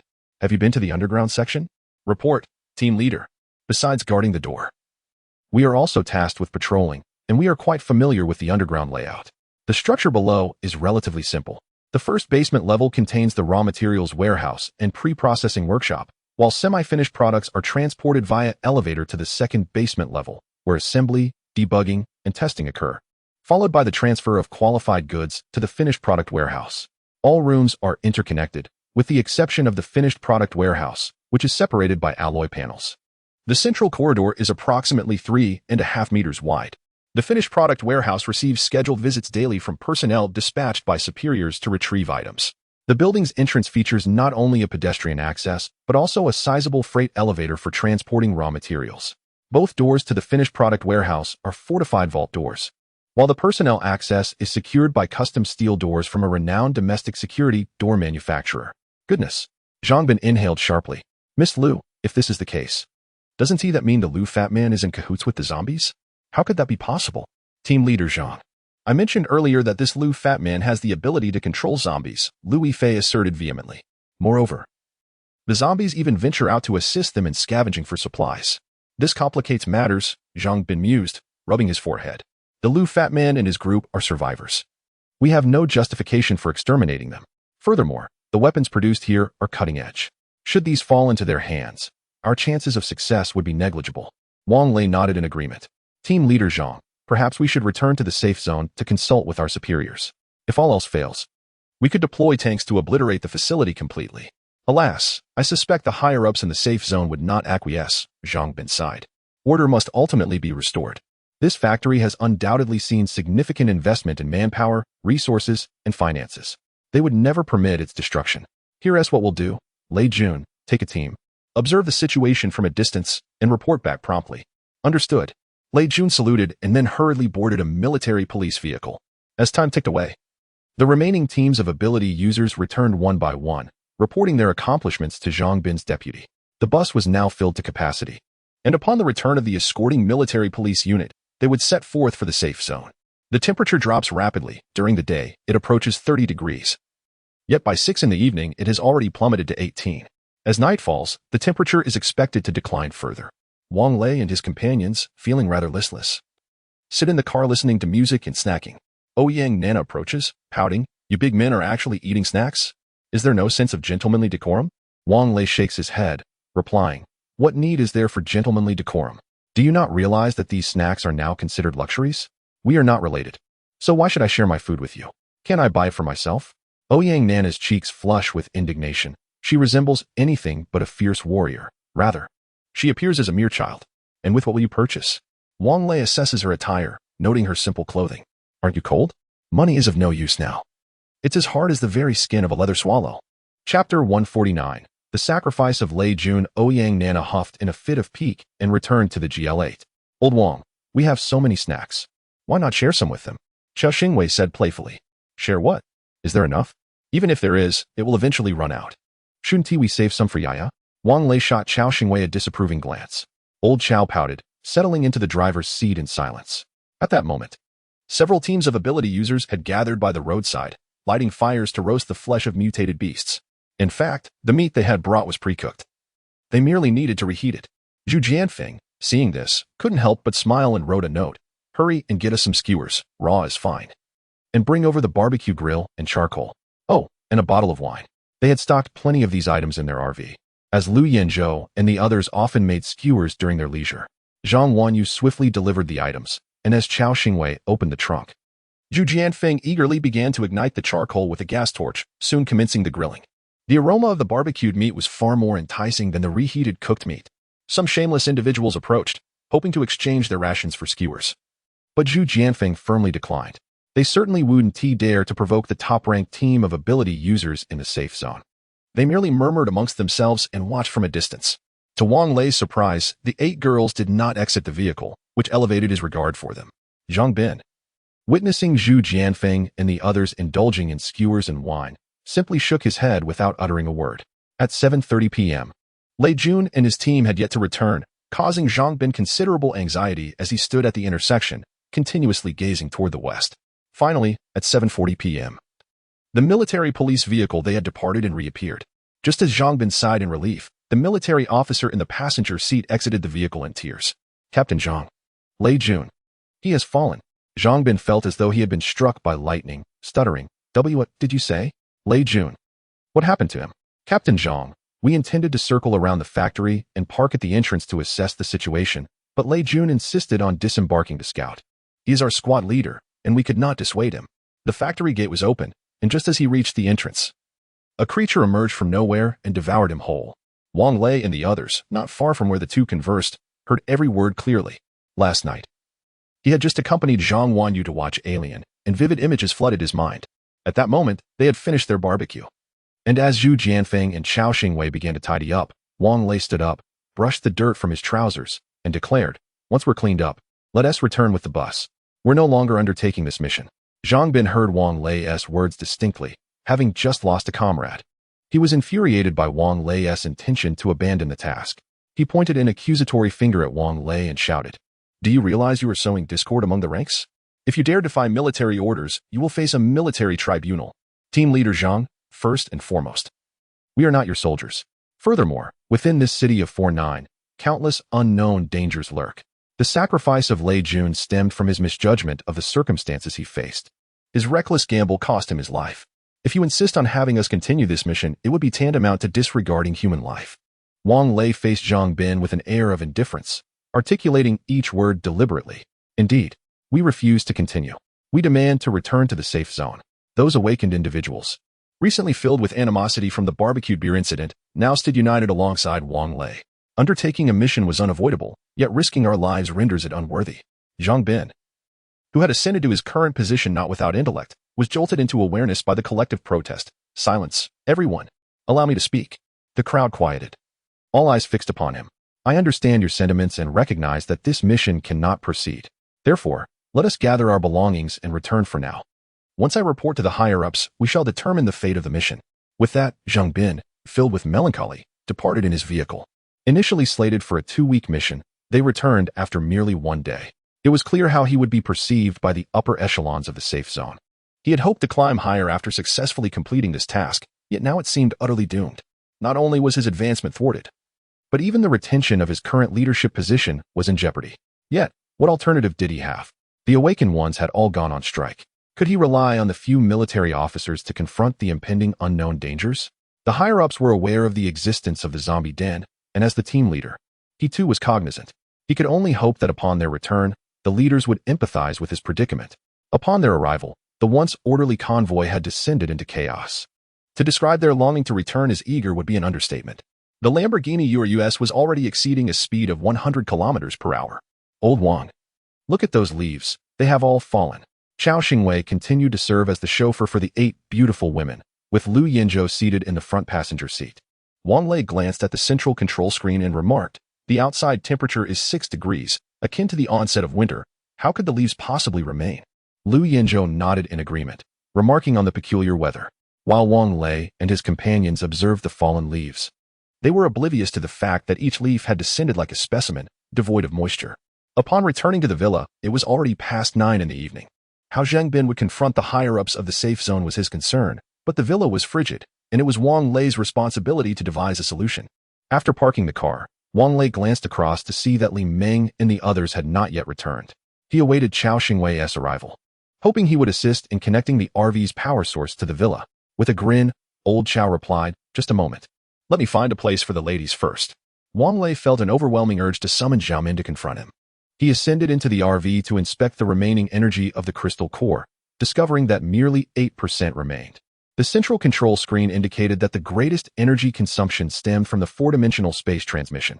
It seemed prudent to minimize its usage in the future, as it would suffice to simply carry additional provisions when venturing out.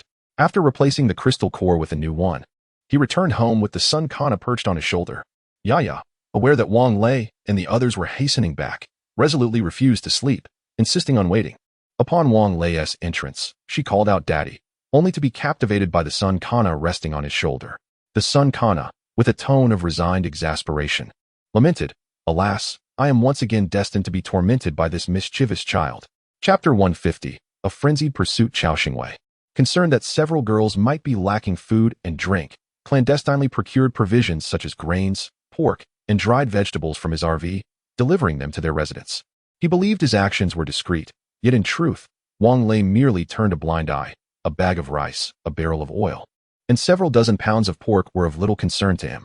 However, it was imperative to reclaim Xinglei technology at any cost. All personnel must be retrieved. Regardless of their condition, society's order must ultimately be restored. Xinglei technology represents a crucial element in ensuring core security, and it cannot be forsaken. While Wang Lei embraced Zhang Wanyu in slumber, an emergency meeting was convened among the upper echelons of the safe zone. Those who had previously been distanced from the core issues were oblivious to the significance of Xinglei technology. They unanimously believed that, given the current capabilities of the safe zone, confronting unknown terrors posed excessive risks. It was wiser to build strength gradually and advance cautiously. Yet, the commander-in-chief and a few key officials were acutely aware of the dire consequences of losing Xinglei technology. They collectively resolved to mobilize all armed forces and ability-enhanced teams at dawn the next day, surrounding Xinglei technology. If they could not obtain it, they would obliterate the site entirely. The news of Lei Jun's demise at the hands of an unidentified creature had spread among the ability-enhanced teams within the safe zone, leading to widespread dissent when they were called to assemble the following morning. Were they to stage a rebellion? The commander-in-chief, upon learning of this insubordination, slammed his fist upon the table, his fury causing the flesh on his face to quiver. "Commander, everyone claims they are unwilling to march to their deaths. We find ourselves powerless." The spokesperson for the safe zone stood before the commander's office, a bitter expression on his face and a posture of obsequiousness. "You have navigated the corridors of power for long enough. You could easily employ coercion or inducements. Must I teach you these tactics?" The commander displayed his discontent. "Perhaps. If there are still numerous high-rise residences in the central district, we could offer each willing ability-enhanced team a unit in exchange for their participation in the encirclement." The spokesperson ventured cautiously. The commander pondered for a moment. Though he felt a pang of reluctance, he ultimately nodded in agreement. "Very well, proceed with this plan. If you fail, do not return." The spokesperson, having ascended to such a position, was certainly no fool. He adeptly wielded his influence, knowing that such strategies were beyond the comprehension of the common folk. Most of the leading ability-enhanced teams had illegally occupied the luxurious high-rise apartments in the northern part of the central district during the recent mass relocation from the southern district. Consequently, the first action he initiated was to instruct the military police to commence their eviction. Within the safe zone, the ability-enhanced teams dared not confront the military police, for they were armed. Moreover, to thrive within the safe zone, access to resources was essential, and these resources were firmly under the control of the higher-ups, leaving them with no choice but to acquiesce. After the first strike was made, apart from Li Ming's team and the 8 newly arrived warrior maidens from Wang Lei's squad, the members of the ability user teams accustomed to luxurious living conditions promptly signed agreements with the safe zone. Li Ming and Luo Fei resided in a property previously purchased by Wang Lei, while Wang Lei's large family occupied a villa. The negotiator responsible for this matter was unwilling to compromise, fearing dissatisfaction from other teams. "Sir, please understand that I have already purchased a property in this community. You can provide free housing for those teams. I merely wish to exchange my accommodation for a villa. What is unreasonable about that? In truth, Wang Lei was reluctant to partake in any extermination operation, yet he felt reassured by the presence of many others, allowing them to hide in the back and merely observe. If the situation turned dire, they could easily retreat. After all, the other team ranked first among the ability users in the safe zone. What was wrong with residing in a villa? Li Ming chimed in supportively. Hey, old Wang, look at this leaf. It seems quite peculiar, almost as if it's dehydrated. Zhu Jianfeng, who was eavesdropping on the negotiations, picked up a leaf from the ground and gently touched it with his finger, causing it to crackle and break. Wang Lei, intrigued, also picked up a leaf to examine it, as the negotiations had reached an impasse and idleness seemed unproductive. The leaf remained verdant, yet it had lost its glistening moisture, which was strange. After studying it for a while without gaining any insight, he decided not to waste any more mental energy on it. However, he noticed that the soil had seemingly turned orange. Squatting down to examine the earth, he found it to be quite hard and unyielding to his fingers, likely due to the recent high temperatures that had dehydrated the leaves. Ah, old Wang, you truly possess vast knowledge. Chao Xingwei nodded in agreement. After the arrival of the safe zone spokesperson to assess the situation, they ultimately acquiesced to Wang Lei's demands and swiftly dispatched property certificates from the housing management office. There was no room for them to resist. The top-ranked ability user team held considerable influence within the community of ability users. If they chose not to participate in this operation, all previous efforts and sacrifices would likely be in vain. Under Wang Lei's suggestion, the warrior maidens did not reveal their own awakening as ability users. Thus, they were not required to participate in this operation. However, these 8 girls harbored a deep-seated animosity towards Lu Fati, wishing nothing more than to take vengeance upon him, thus insisting on joining. At 11 o'clock noon, 3 tanks, a dozen military police vehicles, and hundreds of vehicles from various ability user teams, after refueling, set forth towards the second ring of the capital city in a grand procession. Wang Lei, Li Meng, and Louis Fei deliberately positioned their vehicles at the back of the convoy. The midday meal provided by the safe zone was lavish, featuring vegetables and stews made with mutated beast meat, ensuring ample sustenance. This delighted many of the less powerful ability users, who felt as though they had been starved for several meals, causing them to indulge to their heart's content. In order to enhance the speed of their advance, the tanks were transported into the second ring road by heavy-duty trucks. The convoy maintained a velocity exceeding 100 kilometers per hour, and after more than 2 hours, precisely at 1:30 in the afternoon, Xinglei Technology Company found itself encircled by 3 tanks, nearly 1,000 superpowered individuals, and armed military police. Wang Lei, displaying cunning ingenuity, swiftly turned his vehicle around and positioned it across the street, ready for a potential escape. Li Ming and Lu Yifei, not lacking in wit themselves, followed suit, parking beside Wang Lei's car without drawing attention, casually chatting as they stood next to their vehicles. Inside the building, a military officer, holding a loudspeaker, proclaimed with authority, "I am the highest commander of the security zone in the capital, and I hereby command you to lay down your arms immediately, raise your hands above your heads, and line up to receive the assistance of the security zone." Chapter 151. Everyone, run. The command given to the guard by the higher-ups was to exert every effort to seize control of Xinglei Technology Company. Only if the opposition fiercely resisted could heavy weaponry be employed. The guard shouted repeatedly for over 10 times until his voice became hoarse. Yet there was still no response from within the office building. However, a few individuals could be seen peering out from several windows. "Leader, your incessant shouting is futile." There has been no reply from the other side. The guard's adjutant remarked with resignation, observing the situation through binoculars. The guard, equally frustrated, acknowledged the significance of this location to the higher-ups and suggested, if it comes to it, we should charge in. Charge in? That kid Zhang Bin mentioned that the creature is impervious to bullets. Recklessly rushing in would be tantamount to offering ourselves as sacrifices. The adjutant retorted, frowning. What alternative do you propose? The guard, weary from holding the loudspeaker, decided to place it on the tank. You are the commander. Your word is law. However, I implore you not to forget that every individual present is a living being. The adjutant expressed his dissatisfaction with the higher-ups' decisions, feeling powerless due to his low rank. Adjutant, do not succumb to despair. We have no choice but to proceed with a forceful assault. Please make the necessary arrangements, the guard sighed. The adjutant shook his head and turned to prepare for the offensive. Despite the main gate of the company courtyard being wide open, no one dared to approach, fearing that a monster might suddenly emerge from the shadows and take their lives without warning. Obeying orders is the duty of the military and police, and soon, hundreds of officers were ready for the assault. The enhanced individuals were designated for support. tasked solely with clearing out the zombies in the courtyard without needing to enter the office building. Where are the zombies? One enhanced individual scoffed. A twig clenched between his teeth, revealing his yellowed smile, evidence of a seasoned smoker. Wang Lei, armed with a submachine gun, stood flanked by Liu Yanzhou and Zhu Jianfeng. While 8 female warriors stood behind them, Li Ming and his team positioned themselves behind the female warriors. It seemed they were indeed preparing for a forceful assault. Unable to overhear the conversation between the guard and the adjutant from their position at the back, Wang Lei speculated based on the unfolding situation. Sure enough, after the guard fired a shot that shattered a window in the office building, the military officers swiftly crouched and dashed towards the courtyard, aiming for the tightly locked office entrance. The distance from the courtyard gate to the office building was approximately 100 meters. Just as the group of over 100 officers advanced a mere few meters, a zombie suddenly burst forth from the ground. In truth, it had not emerged from underground.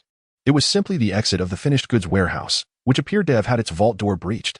This zombie stood taller than Yao Ming. Its thigh thicker than Wang Lei's waist, and its weight undoubtedly exceeded 500 pounds. Its eyes were completely white. Even through binoculars, the guard could not discern its pupils. Barefoot, his feet resembled the legendary footprints of giants.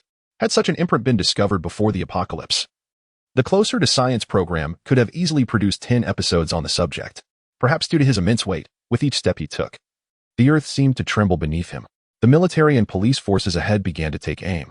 Yet their bullets struck the giant zombie as ineffectually as if they were hitting steel, leaving not a single mark upon him. Countless rounds were unleashed upon the advancing behemoth, the cacophony of gunfire echoing like firecrackers in the air. Old Wang, do you think his eyes are his weak point? Zhu Jianfeng recalled their previous hunt of mutated rhinos at the zoo and inquired. Wang Lei, with his remarkable eyesight, squinted and then shook his head, speculating that ordinary firearms would likely fail to penetrate the creature's eyes. Perhaps a Barrett could achieve that. Look, aren't there 2 policemen on the ground? Their weapons are Barretts, aren't they? Zhu Jianfeng pointed toward the entrance. Why choose this position for sniping? There is no advantage here at all, Wang Lei frowned. Surrounding them were low houses. Even lying on a rooftop would have been preferable to lying on the ground. Who devised this strategy? Were they preparing to snipe their own comrades? Just as Wang Lei pondered this, the officers who had rushed into the courtyard quickly dispersed, revealing the sniper's line of sight. Then, 2 gunshots rang out. The giant zombie first tilted its head back and then staggered back 2 steps. Old Wang, why aren't those snipers targeting his eyes? Zhu Jianfeng, visibly anxious, asked. Wang Lei did not respond. Instead, he raised his rifle and fired a shot into the air. In that moment, a creature resembling a corpse flower appeared next to one of the snipers, its large, petal-like head swiftly lunging toward the sniper's head. Thankfully, the individuals in front did not obstruct Wang Lei's line of fire, and he quickly fired a barrage of shots at the creature, but it showed no signs of injury. Everyone run, Wang Lei shouted urgently. However, there was no need for his warning. The awakened individuals had already begun their rapid retreat upon witnessing the scene. Wang Lei and his companions hastily boarded their vehicles, 3 cars speeding away along the same route. The preceding events were clear to all, from the guards to the officers, who were trained professionals. They promptly issued a retreat order. Yet, despite their efforts, another sniper's head was devoured by the creature. Wang Lei observed that the monster exclusively targeted heads and moved with astonishing speed, almost as if it were teleporting. However, there seemed to be a cooldown between its attacks, possibly due to the creature's slender neck requiring considerable effort to consume a human head. Fortunately, the giant zombie in the courtyard moved sluggishly and lacked magical abilities, allowing most of the military personnel who rushed in to retreat quickly, with only 2 unfortunate officers falling victim to the corpse flower's attack. The defenders and the aides hastily climbed into the armored vehicle, its engine roaring with a tremendous din, accompanied by the jarring sound of treads scraping against the asphalt. At that moment, a horde of zombies streamed forth from the exit of the finished goods warehouse, among them a dwarf-like zombie, who, with a monkey's agility, leaped onto the shoulder of a towering giant zombie, gazing contemptuously at the panicked masses fleeing in disarray. Boom, boom, boom, with their firing angles adjusted. 3 tanks simultaneously unleashed their shells into the courtyard, and in an instant, numerous zombies were obliterated into fragments, a layer of reddish-brown mist rising above the heads of the monstrous horde. Chapter 152. Yaya fell ill, perhaps due to the limited ammunition, or perhaps because Zhang Bin dared not easily obliterate Xinglei technology. The 3 tanks took turns launching 3 or 4 bombs before retreating. A dozen bombs only left a few craters in the courtyard. The giant zombie had merely fallen into one of the pits, and scathed, now commanding the remaining zombies to use their bodies to form a makeshift ladder for him. At that moment, He was filled with rage, his sole objective to ascend and reduce those tanks to mere scrap metal. Fortunately, Zhang Bin had no intention of leveling the area. Otherwise, his life would have been forfeit. The 3 heavy trucks were eager to depart, as the drivers were neither military nor police and lacked the courage to confront zombies. Were it not for the paltry points at stake, they would have fled long ago. Moreover, the teams of supernatural beings would not wait for them, having already made a swift escape. As the 3 tanks climbed aboard the heavy trucks, the drivers slammed on the gas, speeding towards the safety zone, their feet practically stomping on the accelerator. At the safety zone, the drawbridge had long since been lowered, and the main gate stood wide open. A Lamborghini Urus sped directly to the villa at a staggering speed of 150 kilometers per hour. Throughout the journey, silence enveloped them until they disembarked. Zhu Jianfeng suddenly retched, wiping his mouth with his sleeve, exclaiming, "Goodness, that giant zombie and that creature were truly terrifying." "Indeed, Lao Wang. Do you think order can ever be restored?" Lu Yinzhou inquired. Wang Lei pondered for a moment before breaking into a smile. "You ask me? I am no commander." The oppressive heat outside compelled the trio to linger at the villa's entrance for only a brief moment before returning home. Upon entering, Wang Lei found Zhang Wanyu pacing in the living room, cradling Yaya, while their mother anxiously followed behind. "What happened?" Wang Lei asked. "Oh, Yaya suddenly developed a fever. She just took her medicine and now clings to me. No one else can hold her," Zhang Wanyu replied, her gaze fixed on the little girl in her arms. Her eyes filled with concern. Wang Lei approached. "Yaya, come here, let daddy hold you, all right?" Yaya said nothing but buried her head deeper into Zhang Wanyu's embrace. Zhang Wanyu shook her head. "Never mind, I'll hold her." Wang Lei nodded and decided to visit his aunt's house, as his cousin, a medical student, would be better suited to examine Yaya. However, his cousin was at work, so Wang Lei drove alone to the hospital. On the road, he observed numerous teams of supernatural beings returning to their residences. The hospital was noticeably busier than during his last visit, with medical staff bustling about, scarcely pausing for breath. Doctor, we need a doctor. My son is unconscious. Help, my daughter is vomiting blood. There's blood everywhere. Doctor, quick. My husband isn't breathing. Doctor, someone help. My wife's face is turning purple." The hospital was in chaos, and Wang Lei stood in the outpatient hall, utterly astonished. "What on earth is happening?" "Doctor, my daughter has a high fever, please." At that moment, a woman rushed in from outside, her face streaked with tears, cradling a little girl who appeared to be of similar age to Yaya. Upon witnessing the scene in the outpatient hall, she stood there in shock. "Patients with fevers, please remain calm. We will first attend to the critically ill. Those with fevers, please line up here. Our medical staff is overwhelmed at the moment. Just wait a little longer, don't panic." "Oh dear, why are you pulling at my pants?" a young nurse shouted from the front desk. Wang Lei observed the throng of people gathered at the reception area and shook his head, realizing his cousin likely wouldn't be able to return anytime soon. He sighed and returned to the parking lot, intending to leave, but found several cars blocking his way. Although he had left his phone number in the car, he was unsure of its utility. Anxious, Wang Lei rolled down his window and lit a cigarette. "Brother, looks like you're stuck in traffic." A young man dressed in a security uniform approached nonchalantly, his demeanor casual. Wang Lei rolled his eyes. It was rather obvious, wasn't it? "Hey, how about 2 cigarettes? And I'll help you move your car?" the security guard said, rubbing his hands together, eyeing Wang Lei's cigarette. "Sure, here you go." Wang Lei, not feeling particularly attached to his cigarettes, pulled out 2 and handed them to the guard. "You're not going to smoke that half, right? Here, take it all," Wang Lei said, passing the half-smoked cigarette to the guard, who inhaled it eagerly, finishing it off in just a few puffs. The flame reached the filter, causing the guard to cough violently, yet he managed to say, "Thanks, brother. I'll move your car right away." With that, he produced a large bunch of keys from his pocket, revealing that the car owners had entrusted him with their keys. Upon returning home, Yaya was in a dazed sleep, an ice pack resting on her head. Zhang Wanyu was in the room, diligently wiping the little girl's body with alcohol. Upon seeing Wang Lei enter, she quickly placed her finger to her lips and whispered, "Shoo, Yaya just fell asleep. I sent mom to rest." Wang Lei nodded and quietly inquired, "How is she? Has her fever subsided?" Zhang Wanyu shook her head, explaining that Jiating had examined her but had no solutions. The medication wasn't bringing down the fever, and she was deeply worried that it might harm Yaya's brain. Wang Lei moved closer, feeling Yaya's body, which was still warm, and furrowed his brow even tighter.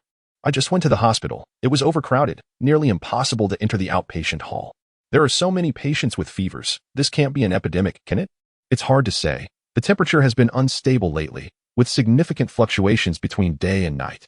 The high daytime temperatures must be unbearable for the elderly and children. But Yaya has been outside. The air conditioning has been running continuously at home. How could she have caught a fever? Wang Lei sat despondently at the edge of the bed. Who knows? When we were in the south, amidst heavy snow and freezing temperatures, she played outside without issue.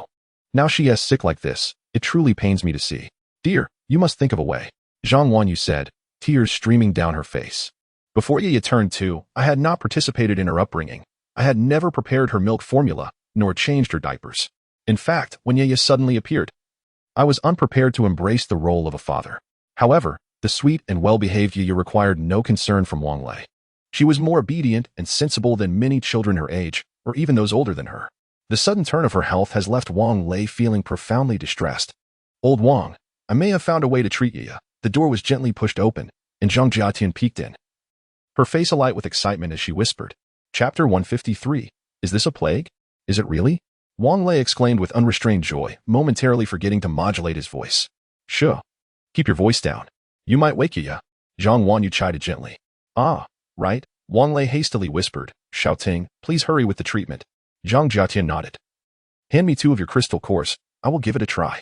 Certainly. Wang Lei quickly rose and descended to retrieve the crystal cores. For Yaya's sake.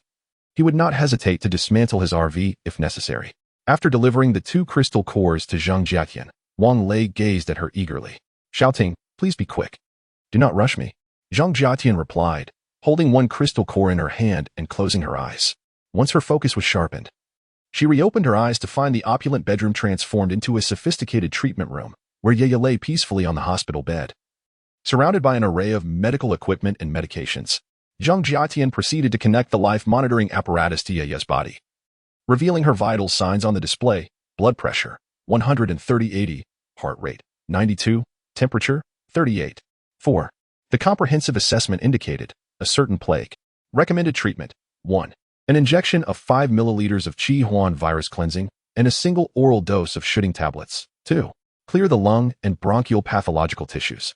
Taking a deep breath, Zhang Jiatian first administered the Qi Huan virus cleansing injection and provided Yaya with a shooting tablet before grasping a slender surgical endoscope. She carefully inserted it through Yaya's nasal cavity, delving gradually into her bronchial tubes, where the condition within was displayed on the monitor.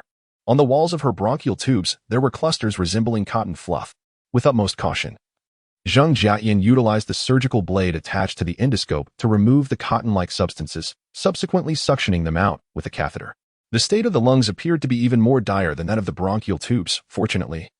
The cotton-like entities clung merely to the surface membrane of the lungs and had not infiltrated the alveoli. Without a moment's delay, Zhang Jiatian meticulously cleared away the cotton-like tissue. Once all the material had been successfully extracted, she exhaled in relief, gently withdrawing the endoscope from the little girl's nasal passage. Throughout the entire procedure, Yaya only emitted a soft whimper, while Wang Lei and Zhang Wanyu, standing close by, remained entirely oblivious to Zhang Jiatian's actions. Having completed the task, Zhang Jiatian glanced at the data on the life monitor. Temperature, heartbeat, and blood pressure were gradually stabilizing, and the assessment now indicated health. She let out a long sigh of relief and closed her eyes once more. The intricate process of detaching the viral tissues with the endoscope had drained her of energy. At that moment, as she closed her eyes and exited the treatment barrier, she fainted. Fortunately, Wang Lei stood right beside her, sensing her collapse. He instinctively reached out to cradle her in his arms. Shouting, what happened to you? Zhang Jiatian lay with her eyes closed, her body drenched in sweat. Wang Lei, sensing her exhaustion, gently swept her into his arms and placed her on the bed beside Yaya. Darling, what is wrong with Xiaoting? Zhang Wanyu inquired. Her expression filled with concern. She should be fine. Perhaps she is simply fatigued, Wang Lei replied, though uncertainty lingered in his tone. Let her rest for a while. It seems Yaya's fever has subsided, Zhang Wanyu exclaimed joyfully. I'll take her temperature again. The thermometer, a traditional mercury type, was placed beneath Yaya's arm. After a 10-minute interval, Zhang Jiadong stirred awake. She loosened her grip, revealing that the golden crystal had transformed into a transparent gem, leaving faint imprints on her palm. Is Yaya feeling better? Zhang Jiadong asked anxiously upon waking. The affection the girls held for Yaya was as profound as Zhang Wanyu's. Each regarded her as their own child. Even in her weakened state, Zhang Jiadong was concerned for Yaya's well-being. She is better now. Her temperature is down to 36.5 degrees. How are you feeling, Xiaoting? Zhang Wanyu asked with genuine concern. I'm fine. Just too tired to move. I'll rest on your bed for a bit. Wan Yu, you don't mind, do you? Zheng Jiadong managed a weak smile. Oh, what are you saying? I wouldn't mind at all. I'd even be fine resting on Lao Wang's arm. Zhang Wanyu replied with a laugh. Wang Lei, overhearing, interjected unhappily. Hey, wife. How can you say such things? Are you giving your husband away? As the couple playfully bickered, a faint smile lingered on Zheng Jiadong's flushed face. Yet, her fatigue soon overtook her, and she shut her eyes, the smile remaining. Mom. At that moment, Yiyo woke, still weak, and began searching for Zhang Wanyu. Upon spotting her, she felt reassured.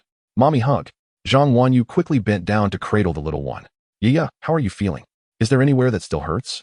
Yiya shook her head slowly. Mommy, I'm hungry. Darling, could you please prepare some porridge for Yiya? All right, I'll keep an eye on both of them. Wang Lei nodded and headed downstairs to the kitchen. In the living room, his parents and Zheng Jiani, Bebe, were all visibly anxious. As Wang Lei entered, his mother promptly asked, How is Yiya? Shouting has likely helped her. She's just hungry now. Wanyu has asked me to make some porridge. Wang Lei explained while retrieving a pot. Let me handle it, his mother insisted, entering the kitchen to gather rice and a piece of lean meat from the refrigerator. Such was his mother.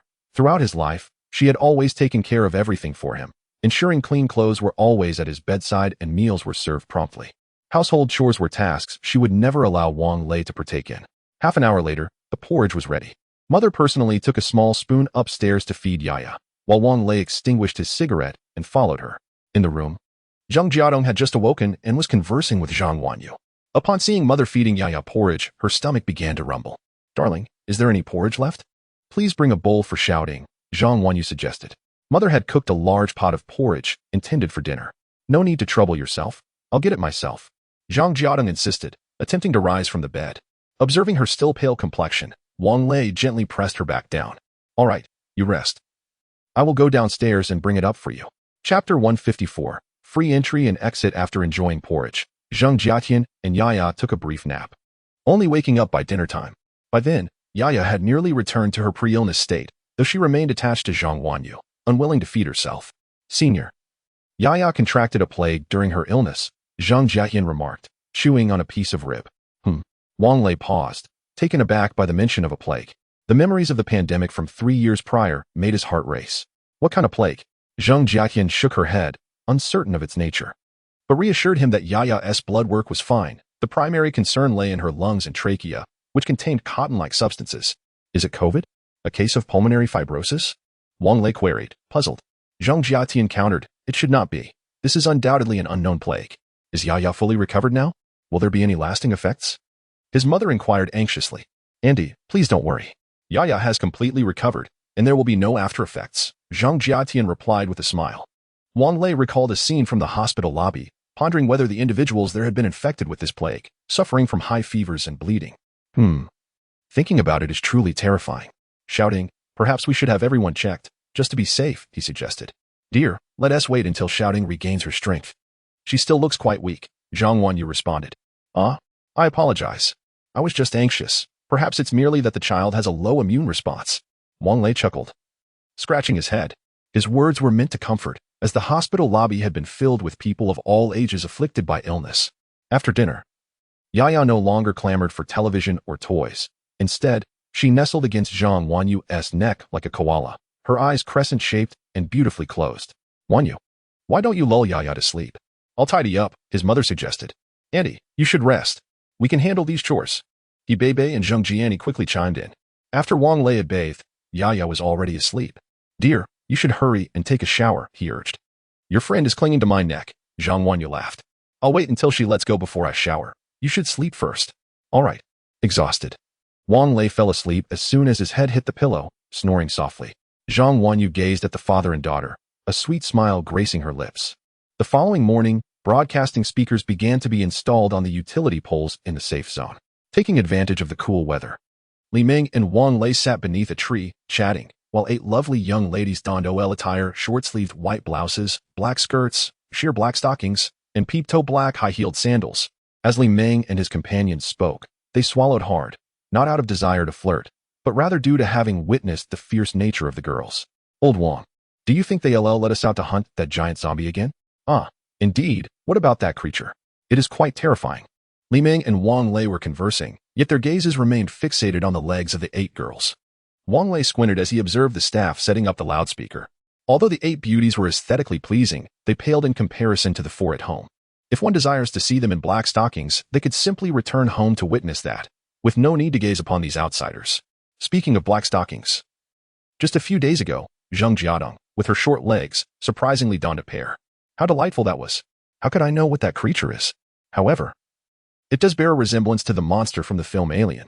Wang Lei turned around, retrieving a cigarette from his pocket and releasing a puff of smoke.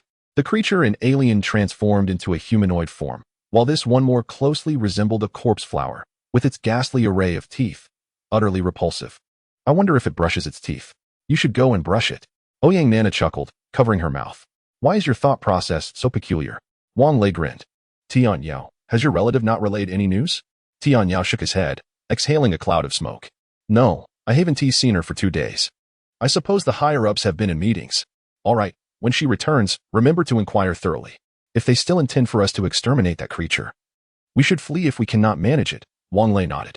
Indeed, if we are not executing a mission, remaining in the safe zone would surely make us targets. The higher-ups are armed, and we cannot compete. Li Ming agreed. Menggu, you don't seem like someone who emerged from the military. Wang Lei remarked with a smile. What should a military person be like, in your opinion? Li Ming asked, puzzled. Shouldn't they always support the higher-ups? Wang Lei took a drag from his cigarette, feeling parched. Chao Pongzi, go inside and bring out the tea table. Let us brew some tea. Drink tea? It will be sweltering soon. Do you intend to sit here indefinitely? Chao Pongzi complained, already feeling the heat, lifting his tank top to expose his ample belly. Wang Lei sighed, reflecting, if we were to leave, what would become of my relatives? What can be done? Just take them along. We are all in this together, aren't we? Li Ming replied nonchalantly. It's easy for you to say. Wang Lei shot a sidelong glance at Li Ming. Where would we stay once outside? How would we resolve the issues of water and electricity? And what about food? Li Ming scratched his head. When we first arrived at the safe zone, we simply found a house to stay in, sourced water from streams, and procured food from supermarkets or convenience stores, even mutant beast meat. How many supermarkets do you think are left for you to scavenge now? There are even fish zombies in Baiyangdian. The water source must be contaminated. Stop thinking about it. Wang Lei sighed, inwardly hoping that the higher-ups would not be so foolish as to send everyone to their demise. Testing, testing. A girl's voice emanated from the newly installed loudspeaker. The broadcast was loud enough to be heard even inside the house, and the girl's voice was quite melodious, indicating she might have studied broadcasting or hosting. Attention all members of the ability user teams in the safe zone, due to a resolution made by the higher authorities of the safe zone. All zombie clearing missions have been suspended. Each ability user team is now permitted to enter and exit the safe zone at their convenience for hunting or resource gathering. Please be aware that ability user teams may come and go from the safe zone at any time. Oh, have the higher-ups changed their stance? Li Ming remarked with a smile after attentively listening to the broadcast. Previously, one had to wait for official hours to leave the safe zone. But now it seems one can venture out at any time. Chapter 155, High-Level Conspiracy. Wang Lei pondered for a moment and asked, Minj, how long can your food supplies last? Li Ming furrowed his brow. With our large population, we exchanged all our points for food last night. I estimate it won't last more than 3 days. The prices of food have surged dramatically. Indeed, Wang Lei nodded. This is precisely the intention of the higher-ups, to send the ability users out to scout. Could they really be so ruthless? Li Ming expressed disbelief, unable to fathom that the higher-ups would dispatch ability users as expendable pawns. Wang Lei merely smiled, choosing not to engage further on the topic. Let us head back indoors. It's too hot out here. Yaya remained glued to Zhang Wanyu, ignoring Yaya who had come to play with her. Yaya, are you still feeling unwell? Wang Lei inquired with concern. Xiaoting had examined her and found no issues, but Zhang Wanyu stated, she seems a bit weak. I've asked Zhao Min to make chicken soup, and I've also added some mutated beast meat. Zhang Wanyu, sporting dark circles under her eyes, explained that she had slept well the previous night, with Yaya clinging to her neck while Wang Lei snored continuously. All right, Yaya, come here. Daddy will hold you. Wang Lei approached, and this time Yaya obediently allowed him to pick her up. I'm going to take a shower now. I didn't wash last night and feel uncomfortable. Zhang Wanyu remarked. Later that evening, Li Ming returned. Old Wang, do you remember Lu Gang, the captain of the Godslayer team? He asked seriously. Wang Lei recalled the rather formidable figure he had encountered at the zoo and nodded. What about him? They went hunting this morning and encountered that monster again. Fortunately, the team members managed to escape quickly. Otherwise, they would have perished. Li Ming recounted. Where did they encounter this monster? Wang Lei inquired. Back at the zoo. However, The team reported that this creature was green, unlike the red one we faced before. Old Wang, how many of these monsters could there possibly be? Li Ming asked, his concern mounting as their food supply dwindled. I don't know, Wang Lei admitted, also sensing the severity of the situation. Do you recall how swiftly that creature moved? If it lies in wait at the city gate, we could be in serious trouble. But if everyone stays put, we'll starve. Li Ming clenched his fists. The safety zone isn't providing any work for ability users. It's as if they're pushing everyone towards death. Minge, Wang Lei said after a fierce internal struggle. I still have some food and meat here. Take a portion for now. Please, do not venture out in the near future, and keep my food supplies a secret. As for how you explain this back home, that's your business, but don't sell me out. Li Ming shook his head. I cannot accept your food. Rest assured. I have my ways of procuring sustenance. I won't starve. Minge, please don't be so formal with me. I owe you a great deal for your care since I arrived at the safety zone. I haven't really taken care of you. Li Ming chuckled sheepishly. I just think you're a decent person, easy to get along with. Consider me your brother and heed my words. Wang Lei said as he opened the storage compartment of the RV, retrieving a bag of rice, a bag of flour, a piece of pork, a barrel of oil, 2 bags of salt, and 2 bottles of soy sauce. Can you manage to carry it all back? Li Ming glanced around, noting the absence of others, and nodded. Then I shan't be overly polite. I'll take my leave now. With that, Li Ming hoisted the flour, rice, and pork onto his shoulder, tucked the salt into his pocket, and swiftly carried the oil and soy sauce across to the adjacent building. Wang Lei then proceeded to visit his aunt and uncle, recounting to them the information imparted by Li Ming, urging them to secure their doors and windows and to remain indoors. The high-ranking officials in the safety zone were also gripped by anxiety, as the monstrous giants and the undead showed no fear of bullets, with even artillery proving ineffective against them, which posed a significant challenge. The military and police had resorted to radar technology, tracking every moving object outside the safety zone for precise strikes. Naturally, vehicles belonging to those with supernatural abilities were equipped with identifiers to prevent accidental harm. As Wang Lei had surmised, these individuals could not endure a single day without venturing out in search of sustenance, resulting in a continuous loss of their ranks. Despair enveloped the entire safety zone. It seems the heavens truly wish to eradicate humanity, lamented an executive during yet another high-level meeting. Fear not. We have discovered a method to combat those creatures reminiscent of corpse incense. Gao Wenxing exclaimed excitedly. Really? Commander Jiao nearly leaped from his seat in anticipation. Quickly enlighten us. Yes, Commander. Gao Wenxing cleared his throat and stood. The latest zombie eradication agent developed by our research institute was deployed yesterday. We have affixed the agent to artillery shells using a powerful adhesive. Tests show that upon contact, the creature will rapidly decompose, something conventional shells cannot achieve, as they only inflict minor damage. What about the giant undead? Is it effective against them? Commander Jiao inquired urgently. Gao Wenxing shook his head. As of now, we have yet to encounter any giant undead near the safety zone. However, based on our research, this agent is highly detrimental to ordinary zombies. Commander Jiao contemplated briefly before stating, Ho Yangping, take some of the agent and send a team of military police to conduct a test. Is that appropriate? Ho Yangping expressed his concern. If the agent proves ineffective against the giants, it would place our soldiers in grave danger. Commander, I believe we should not gamble with their lives. Commander Jiao slammed the table. Are we jesting? We are fighting for the safety zone, for the future of our nation. Director Gao, have you shared the formula for the agent with the other safety zones? The commander-in-chief reported that the formula for the potion had been communicated to the other safe zones. This concoction is simple to prepare with readily available ingredients. The Jinling safe zone has commenced large-scale production, and it has also been distributed to the teams of ability users.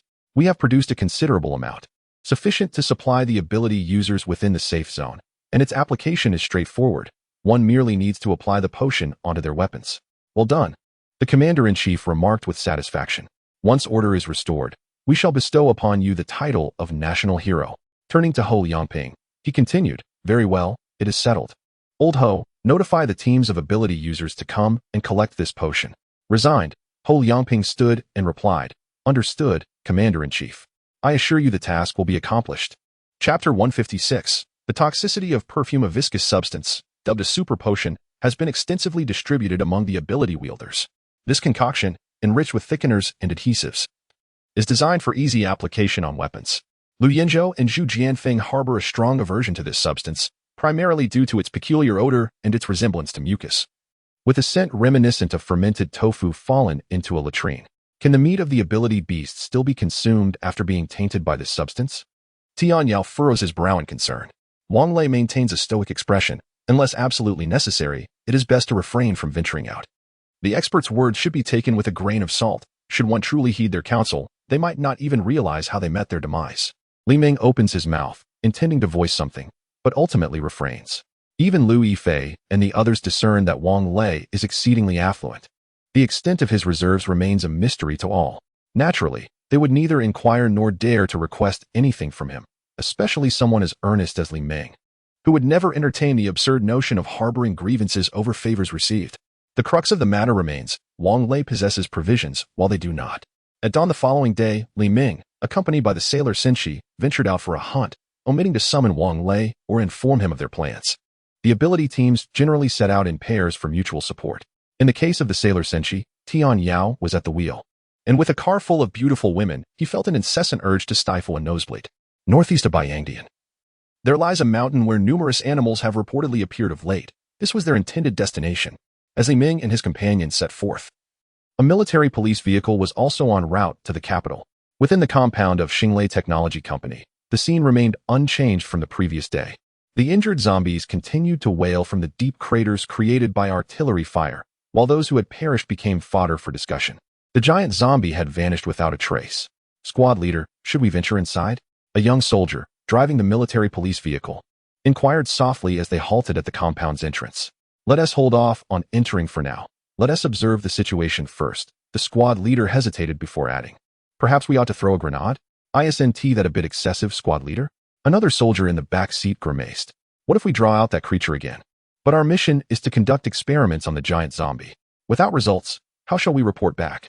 The squad leader was equally torn. That creature, reminiscent of a corpse flower, was elusive, and the giant zombie seemed impervious to artillery. These two entities were already a source of considerable distress. How about this? A previously silent soldier suggested. I'm swift. I'll disembark, toss a couple of grenades, and return. Then we can reassess the situation. Xiao Zhou, you're risking your life. The driver exclaimed. The soldier's duty is to protect the homeland. I enlisted to safeguard our nation, squad leader. Please grant me this. Xiao Zhou asserted, retrieving 2 grenades, already coated in the super potion, from a box at his feet. The squad leader pondered for a moment, then relented. All right, Xiao Zhou, go swiftly and return quickly. The rest of you, prepare to provide cover. The sunroofs of the military police vehicle were fully ajar. With the squad leader and 4 other soldiers standing atop their seats, weapons in hand, poised to provide cover for Xiao Zhou. Taking a deep breath, Xiao Zhou gripped a grenade in one hand, biting off its safety pin with his teeth before leaping from the vehicle. His speed had garnered accolades within the army. Yet as he disembarked, he felt a sudden weakness in his legs. Shaking off the lethargy, he dashed into a small courtyard, hurling 2 grenades towards the office building. As he turned to retreat, an ominous figure loomed before him. A corpse flower, its gaping maw lined with glistening, serrated teeth, eagerly anticipating its next meal. Xiao Zhou realized too late, his head plunging into the creature's insatiable jaws. Fire! Fire now! The squad leader's eyes blazed with anguish, tears streaming down his face. Xiao Zhou, come back! But it was all too late. Xiao Zhou fell lifelessly, his head severed, without even a sound. A chorus of despair erupted from the 4 soldiers. Their gunfire erupting like thunder, bullets striking the corpse flower with reckless abandon. The specially treated ammunition pierced the creature's flesh, visibly corroding it with each shot. Rush in and retrieve Xiao Zhou's body, commanded the squad leader, as the driver hastily took his seat. Yet danger was already upon them. 3 more corpse flowers emerged from behind the vehicle, seemingly sentient, latching onto the necks of the 3 soldiers who had ceased firing, tears streaming down their faces. Before the driver could comprehend the horror, his body was suddenly drenched in blood. Squad leader, Tiger, Erzi, the driver, paralyzed by fear, shouted the names of his fallen comrades, slamming his right foot onto the accelerator. The military police vehicle surged forward like a wild beast, shaking off the grasp of the corpse flower. Inside, 3 lifeless bodies lay, oozing dark blood. Panic-stricken, the driver floored the gas pedal, racing towards safety. Unbeknownst to him, the 2 grenades had drawn forth a giant zombie, barefooted and impervious to the explosive effects of the special ammunition. Meanwhile, Li Ming and his team had reached the foothill of a moderately sized mountain in the northeastern part of Baiyangdian. Upon their arrival, they found that several teams of ability users had already gathered. The mountain path was treacherous and narrow, making vehicular passage impossible. The 8 young female warriors, embarking on their first hunt, were bubbling with excitement. Minggu, yesterday, another team of ability users came here and reportedly caught quite a bit of game. There are plenty of wild rabbits, said the team leader of Squad Wolf 2, Deng Chao, cheerfully wielding a handmade musket. All right, in this collaboration, let us aim to gather a substantial amount of game. Otherwise, there won't be enough to share, Li Ming replied, nodding as he surveyed his surroundings. Minggu, why not introduce these 8 lovely ladies? As Deng Chao turned around, saliva unconsciously dripped down. No need for introductions. We have no interest in getting to know you. Zhu Jingyi coldly remarked. Oh, come on. Beautiful. Let us get acquainted. I can protect you. Deng Chao replied with a playful grin. However, before he could finish his sentence, a dagger was already poised against his throat. Haha, roses have thorns, and perfume can be toxic. Deng Chao, I advise you not to set your sights on them. You truly cannot afford the consequences. Li Ming chuckled. Chapter 157. Without accomplishment, Deng Chao forced a sheepish smile, addressing the enchanting lady. I truly cannot dare any longer. Please, do not act impulsively. Yang Zi let out a cold snort, retracting her dagger and rejoining the group. As they ascended the mountainside, they heard a fellow ability user who had previously climbed the hill shout, "Run!" Li Ming lifted his gaze, only to see a head hurtling towards them. Tian Yao recognized it and exclaimed, "Oh dear, isn't that Qinbei's head? Word has it he has become a level 2 ability user. Let us move." Li Ming, sensing something was amiss, recalled his past encounter with Qianbei, who wielded a dagger with such prowess that he could only perceive flashes of steel. Never the man himself, far superior to the magical girl warriors. Are we truly retreating? Lu Yifei, cigarette dangling from her lips, an item she had pilfered from Wang Lei, asked. Let us go. Our lives are at stake. Tian Yao urged. After nearly an hour of climbing, within 10 minutes, they found themselves back in their vehicles, which sped towards the safety zone. Upon arriving at Beimin Square, the vehicles came to a halt, and the ability users disembarked. What was that up on the mountain? Who witnessed it? Wang Lei was absent, leaving Li Ming as the leader of the ability user squad. Brother Ming, I saw it, a wolf, larger than a bear, with a hide that even a shotgun couldn't penetrate. Captain Chin's dagger couldn't cut through. It was bitten off at the neck. The speaker was a member of Chunbei's team, still trembling with fear. A wolf? Larger than a bear? Li Ming felt a chill run down his spine, realizing that even Wang Lei might struggle against such a creature. What now? But it wasn't just one wolf, the person continued. There was a whole pack, and several of our comrades perished. Let us call it a day, Li Ming said, his spirit utterly drained. The vehicles pulled up directly in front of Wang Lei's residence, where he stood at the gate, calling out for Wang Lei. Hearing the commotion, Wang Lei emerged from the villa where his relatives were staying. Brother Ming, what is the matter? You were right. We truly cannot venture beyond the safety zone. Those in higher authority view us ability users merely as cannon fodder. Li Ming replied gravely. You went out? Wang Lei asked, his brow furrowed. Tian Yao, with resignation, said, well, what else were we supposed to do? As Wang Lei prepared to respond, a military police vehicle pulled up behind their GL8. A soldier with 2 stripes and a star disembarked and inquired, which one of you is Wang Lei? I am. What is the issue? Wang Lei responded. It has come to our attention that you are in illegal possession of firearms. We are here to confiscate any weapons you hold. Please cooperate with our investigation, the soldier stated. Illegal possession? Is there any regulation in the safety zone prohibiting firearms? There are countless individuals with shotguns. Will you confiscate those as well? Shotguns are not classified as regulated firearms, thus they do not require confiscation. However, the submachine gun and pistol in your possession are government issued, and you must surrender them. Wang Lei coldly countered. And what if I refuse? If you refuse to comply, you will have to leave the safe zone, the military police said with a resigned gesture. Are you bullying honest people? Li Ming interjected, unable to suppress his indignation. It was clearly a targeted attack. The military policeman leaned closer and whispered, this is an order from the higher-ups. Have you offended someone? Wang Lei pondered for a moment. I don't think so. I haven't had any dealings with them. The military policeman lowered his voice again. I heard it was a direct command from the Supreme Commander. Wang Lei thought for a moment and then pointed to his villa, saying, Diao? Now that you mention it, there was someone with the surname Diao who claimed to be the Supreme Commander's brother and competed with me for this villa. That must be the issue. The military policeman nodded. He had known all along that this was the cause, but he could not disclose it. Are the higher-ups really that powerful? Wang Lei laughed in anger. His awakened ability was firearms mastery. Was he expected to wield a primitive weapon in battle? Forget it. I can't stay in this safe zone any longer, but it won't implicate my entire family, right? Absolutely not, the military policeman assured him. They are targeting only you. All right. Wang Lei felt a sense of relief. He had long wished to leave this wretched place, Yet he was reluctant due to a multitude of relatives still residing here. Now that Zheng Jiani and Zheng Jiaqian had found their parents, he could temporarily lend them the house and take his father, mother, wife, and daughter away. Damn it. Let us go find them. Tian Yao's temper flared. Yaozi, don't go. I want to leave too. Come on, gather the brothers. We're going to the restaurant in the north for a feast. I'll spend my points. Wang Lei chuckled. In truth, he still had several million points. And a meal would only cost a few thousand. He wanted to seize this opportunity to bid farewell to his brothers, Li Ming and the others. Old Wang, why not surrender your firearms? Lu Yifei bit her lip and spoke softly, as it would still be safer within the confines of the safe zone. No sooner had Lu Yifei finished speaking than an air raid siren blared from the loudspeakers, followed by a man's voice. All ability user teams. Gather at the south gate immediately. The military police's expression changed at once. Wang Lei, I think you should refrain from acting impulsively. I'll see if I can negotiate further or secretly arrange another firearm for you. It seems there is danger at the south gate. I must hurry over there. We'll talk later. Wang Lei shook his head. You go ahead with your work. I've made my decision. The military policeman shook his head in frustration, cursing the higher-ups internally before driving away. Lazy, are you sure you want to leave? Li Ming asked in a low voice. Yes, let us go. To be honest, there is an outbreak of plague spreading in the safe zone. My daughter and cousin have both been infected, and the hospital's waiting room is overcrowded, Wang Lei said, distributing cigarettes among the brothers. Yes, we've heard about it, Li Ming replied. If you're leaving, we'll go with you. Leave? Who's leaving? Brother Lei. Are we really going? At this moment, Lu Yinzhou approached, coincidentally catching the latter part of the conversation between the two.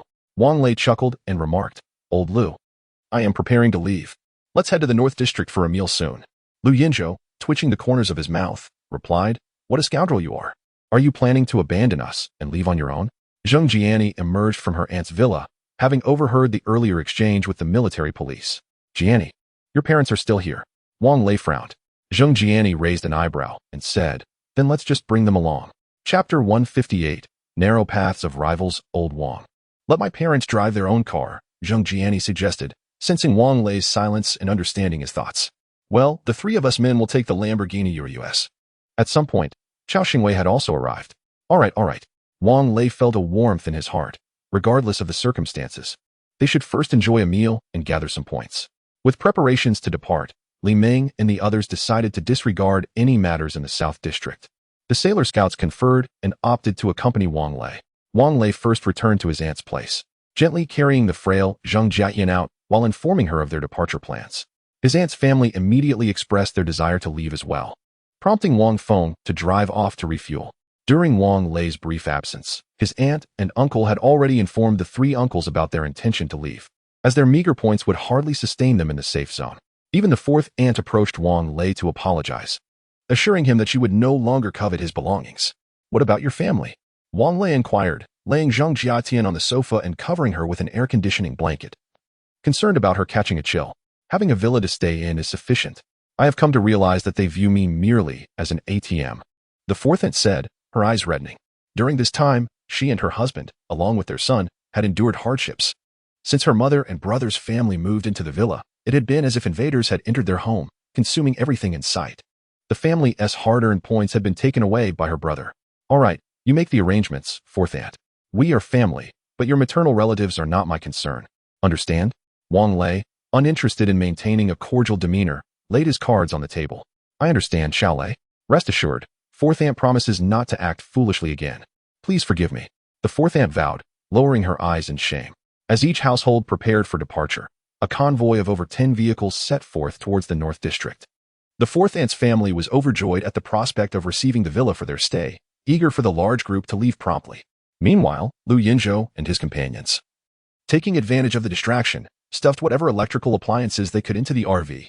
Chao Xingwei fortified the other villas with protective barriers, ensuring that even a cutting machine would find it nearly impossible to breach within days. Zhang Jiatian, exhausted from treating her cousin's plague, remained in a deep slumber. Wang Lei, deciding to assist his weakened cousin, helped her into the RV. Wow. The sunflower parrot transformed into a crow upon entering the vehicle, flapping excitedly and forgetting how to speak human language. Wang Lei seized its tail, threatening, If you dare to mess in here, I will turn you into a pichio. Humph. I can go to the bathroom myself. The sunflower parrot retorted, displaying its pride. Let you act like a little lord. Let you act like a little lord. As Wang Lei gently patted its head while imparting a lesson, he continued until it pleaded for mercy, at which point he finally relented. Zhang Jiani was occupied with caring for Zhang Jiatian and his cousin, leaving Wang Lei to drive. Upon settling into the driver's seat, he noticed a notification on the central control screen. Upgrade conditions met. Please proceed to Long City for the upgrade. What? Wang Lei had initially intended to stay in the capital, but now the vehicle required him to go to Long City. Very well, off to Long City it shall be. The largest restaurant in the northern district, known as Xinheng Hotel, catered to the upper echelons of the safe zone. Given that dining here often entailed expenditures reaching hundreds of thousands of points, a sum unaffordable to the average individual. After Wang Lei took a seat, he perused the menu and casually ordered a few dishes before handing the menu to Li Ming. Brother Ming, take a look and see if there's anything you fancy. That should suffice. Let's save the remaining points for some supplies at the supermarket next door. Li Ming promptly closed the menu and handed it to the waiter. Wang Lei nodded in agreement without further comment. Daddy, Yaya wants sweet and sour meatballs. The little girl in Wang Lei's arms chimed, looking up at him. Yaya, they don't serve sweet and sour meatballs here. How about we ask Sister Zhao Min to make them for you tonight? Wang Lei gently caressed Yaya's cheek. She obediently nodded in response. Wang Lei settled the bill in advance, as their party was large, and the hotel staff feared they might dine and dash. While this did seem a bit disdainful, Wang Lei preferred to avoid unnecessary complications as they were about to depart. Taking advantage of the time while the dishes were being prepared, he and Li Ming ventured to the neighboring supermarket, where they surprisingly found individual rations for sale. They spent all remaining points, effectively emptying the store. They ensured that each vehicle was stocked with drinking water and individual rations, with leftover snacks stored in the RV's compartments. Zhang Jiatian and her cousin only consumed some porridge, while Wang Lei's family found the food lacking in both quantity and taste. Tian Yaoyuan expressed his dissatisfaction. We would have been better off buying more instant noodles. After their meal, as the group exited the restaurant, they encountered the man surnamed Diao from the housing authority, who was surrounded by two women. The makeup on their faces could have sufficiently covered an entire room. Upon spotting Wang Lei, Diao appeared momentarily taken aback before sneering. What is this? Kicked out? You poor wretches. I never pay a dime for my meals here. Think you can challenge me? Huh. Li Ming, having consumed some alcohol, felt his temper flare. Is this the scoundrel causing trouble? Wang Lei nodded, his gaze icy as it landed on Diao. Li Ming stepped forward, delivering a punch squarely to Diao's face. Look at you, a bloated figure. You're nothing but trouble. The punch was delivered with considerable force, knocking out all of Diao's teeth. He spat out his teeth along with a mouthful of blood. Mumbling through the pain, how dare you hit me? I'll make sure you regret this. Fine, do as you wish. Li Ming chuckled as he delivered a swift kick to his opponent's abdomen. The hefty figure, weighing nearly 200 pounds, was sent sprawling 6 meters away before crashing heavily onto the ground, sliding an additional 1.5 meters, leaving a trail of blood in his wake. In an unfortunate turn of events, as he was propelled through the air, he executed a challenging 180-degree spin, landing face first. Without even lifting his head, he succumbed to unconsciousness. Had he done so, Wang Lei and the others would have observed that his face had nearly flattened. Wang Lei intervened, stopping Li Ming from advancing further. Brother Ming, cease your assault. Even the zombies are no match for you. You might just end up killing him. Chapter 159. To eliminate such scum deserves to be eliminated. Li Ming spat a thick glob of phlegm onto the face of the rotund Diao, muttering that living was merely a waste of sustenance. Wang Lei glanced around, relieved that they were in the northern district, where the population was sparse, especially since the higher-ups had already descended upon the southern district. Thus, there were even fewer people around. Brother Ming, this sort of person isn't worth dirtying your hands over. Allow me. With that, Wang Lei retrieved 2 tablets of cephalosporin and a bottle of counterfeit liquor, which had mysteriously found its way into the RVS storage space. He suppressed his disgust and poured the contents directly into the mouth of the already unconscious Diao. The revolting nature of Li Ming's phlegm had churned Wang Lei's stomach, causing him to vomit onto Diao's face. Let us go, Wang Lei declared, pulling a tissue from his pocket to wipe his mouth and hands. Upon returning to the vehicle, he washed his hands and rinsed his mouth before steering the car directly towards the southern district, as the northern district was too distant from the highway. At this moment, the southern district was in utter chaos. Military personnel and ability teams were clustered together, their expressions grave as they engaged in fervent discussions. Fortunately, the main road was relatively deserted, allowing Wang Lei to park the vehicle right at the entrance.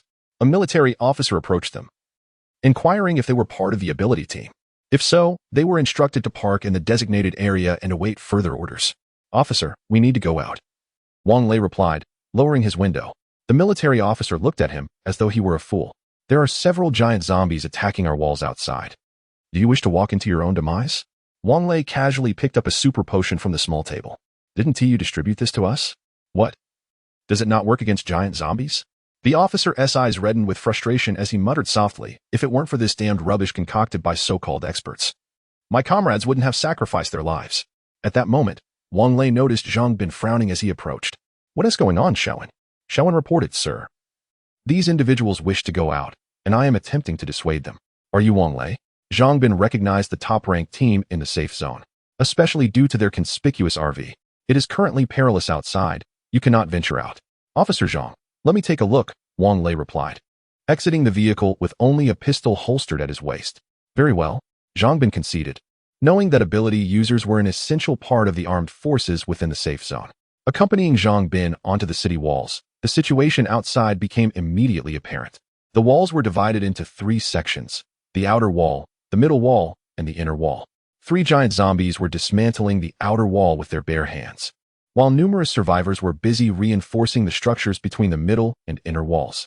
Concrete was limited, so they were filling the gaps between the walls with a mixture of soil and cement.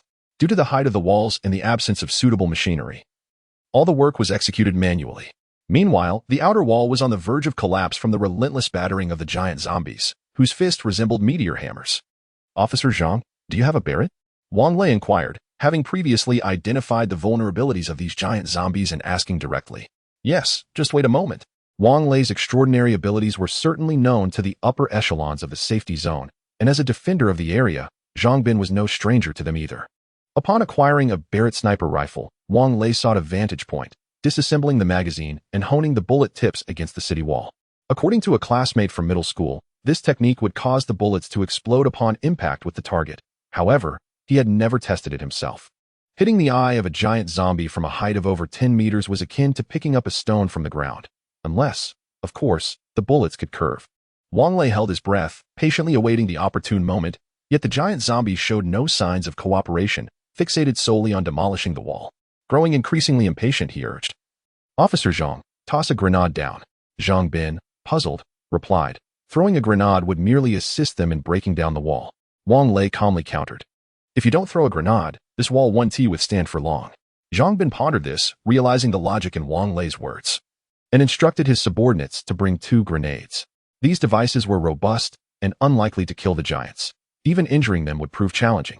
Never mind, Wang Lei remarked, glancing at the grenades, which were coated in a foul substance.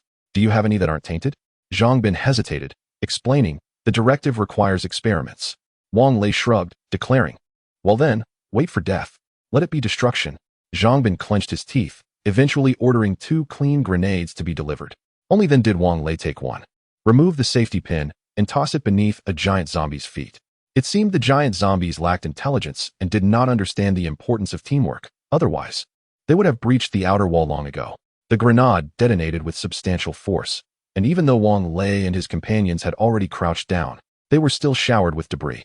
As the explosion subsided and the other soldiers atop the wall remained unmoved, Wang Lei had already targeted the eye of one giant zombie. Although the grenade's blast would not inflict damage upon the creatures, the shockwave would surely force them to stagger back, a result Wang Lei desired. Bang! Click! Bang! Click! Bang! The sound of 3 gunshots echoed as the bullets found their mark in the left eyes of 3 giant zombies. Wang Lei smirked, realizing that he ought not to heed the foolish prattle of certain individuals. He recalled a classmate who once boasted that his uncle piloted planes and had to slam on the brakes mid-flight upon spotting a mountain, lest they crash into it. In 1996, the circle of classmates who gathered to hear such tall tales had all believed him, since the bullets were fired from above. None could ascertain what transpired within the giant zombies' heads upon impact. However, those struck were driven into a frenzy, black blood gushing from their left eyes. A sight both terrifying and grotesque. Fortunately, they ceased their assault on the wall, allowing Wang Lei to refocus. Yet, despite the proportion of the giant zombies' heads, their eyes were hardly larger than those of Du Haitao. Fortunately, Barrett employed an 8-fold scope, and with Wang Lei's marksmanship having evolved to a 2nd level of proficiency, he could confidently assert that he could strike a mosquito without inadvertently harming another limb, let alone Du Haitao's eyes. Crack. Bang. The bullet was aimed with precision at the right eye of the colossal undead creature on the far left. However, to everyone's astonishment, the creature blinked. The bullet akin to encountering an exceptionally resilient alloy plate, lingered for several seconds before plummeting to the ground, causing the giant zombie to stagger back 2 steps from the impact. Chapter 160. Scorched Earth. What an audacity. The thickness of that eyelid surpasses even the corners of the city wall. How thick must its skin be? Wang Lei cursed under his breath, yet his hands did not falter as he swiftly fired 3 shots. This time, no bullets were wasted. The eyes of the 3 giant zombies were obliterated. That's enough, Wang Lei declared, setting down his weapon and clapping his hands. Officer Zhang, open the city gates. We must take our leave. However, they are not yet dead. Zhang Bin lamented. Indeed, the 3 giant zombies, now blind, were flailing about like headless flies at the base of the wall. Wang Lei sighed in resignation. If grenades couldn't finish them off, what could I possibly do? Then a thought struck him. He quickly added, standing atop this wall and managing to blast their eyes is no small feat. I trust your men possess some expertise. Perhaps you could inquire if they might accomplish it? Unfortunately, it is simply not feasible. The shooting angles are exceedingly tricky. If you could spare me some more ammunition, I shall venture out to deal with them. Zhang Bin regarded Wang Lei's clear eyes with a hint of suspicion, sensing no deceit, and inquired, Are you confident? It is perilous out there. Rest assured. Wang Lei chuckled. The bait had been taken. He had long coveted a Barrett rifle. But he would need an ample supply of ammunition. As you witnessed, the bullets barely penetrated the eyelids. Zhang Bin pressed further. What is your plan for dispatching these 3 creatures? Wang Lei grinned. It is quite simple, really. Once outside, the shooting angles become manageable. I can target their nostrils, eyes, ears, or even other orifices. Zhang Bin nodded, wholly convinced by Wang Lei's whimsical words, and kindly arranged for an ammunition box to be placed in the RV, alongside a pristine Barrett rifle. As the city gates opened and the drawbridge descended, Wang Lei could hardly contain his laughter from the passenger seat. Yet, appearances must be maintained. He opened the RV's sunroof, brandishing the Barrett with a solemn expression, resembling a valiant warrior heading to his doom. Within the safe zone, soldiers, law enforcement, ability users, and high-ranking officials quietly observed as Wang Lei's convoy slowly exited the city gates. It was only at that moment that Zhang Bin realized Wang Lei had no intention of returning. He slapped his thigh. Damn it. This rascal has tricked me into giving him a Barrett. As the soldiers loaded ammunition onto the vehicle, Wang Lei had quietly coordinated with the vehicles trailing behind him to follow suit.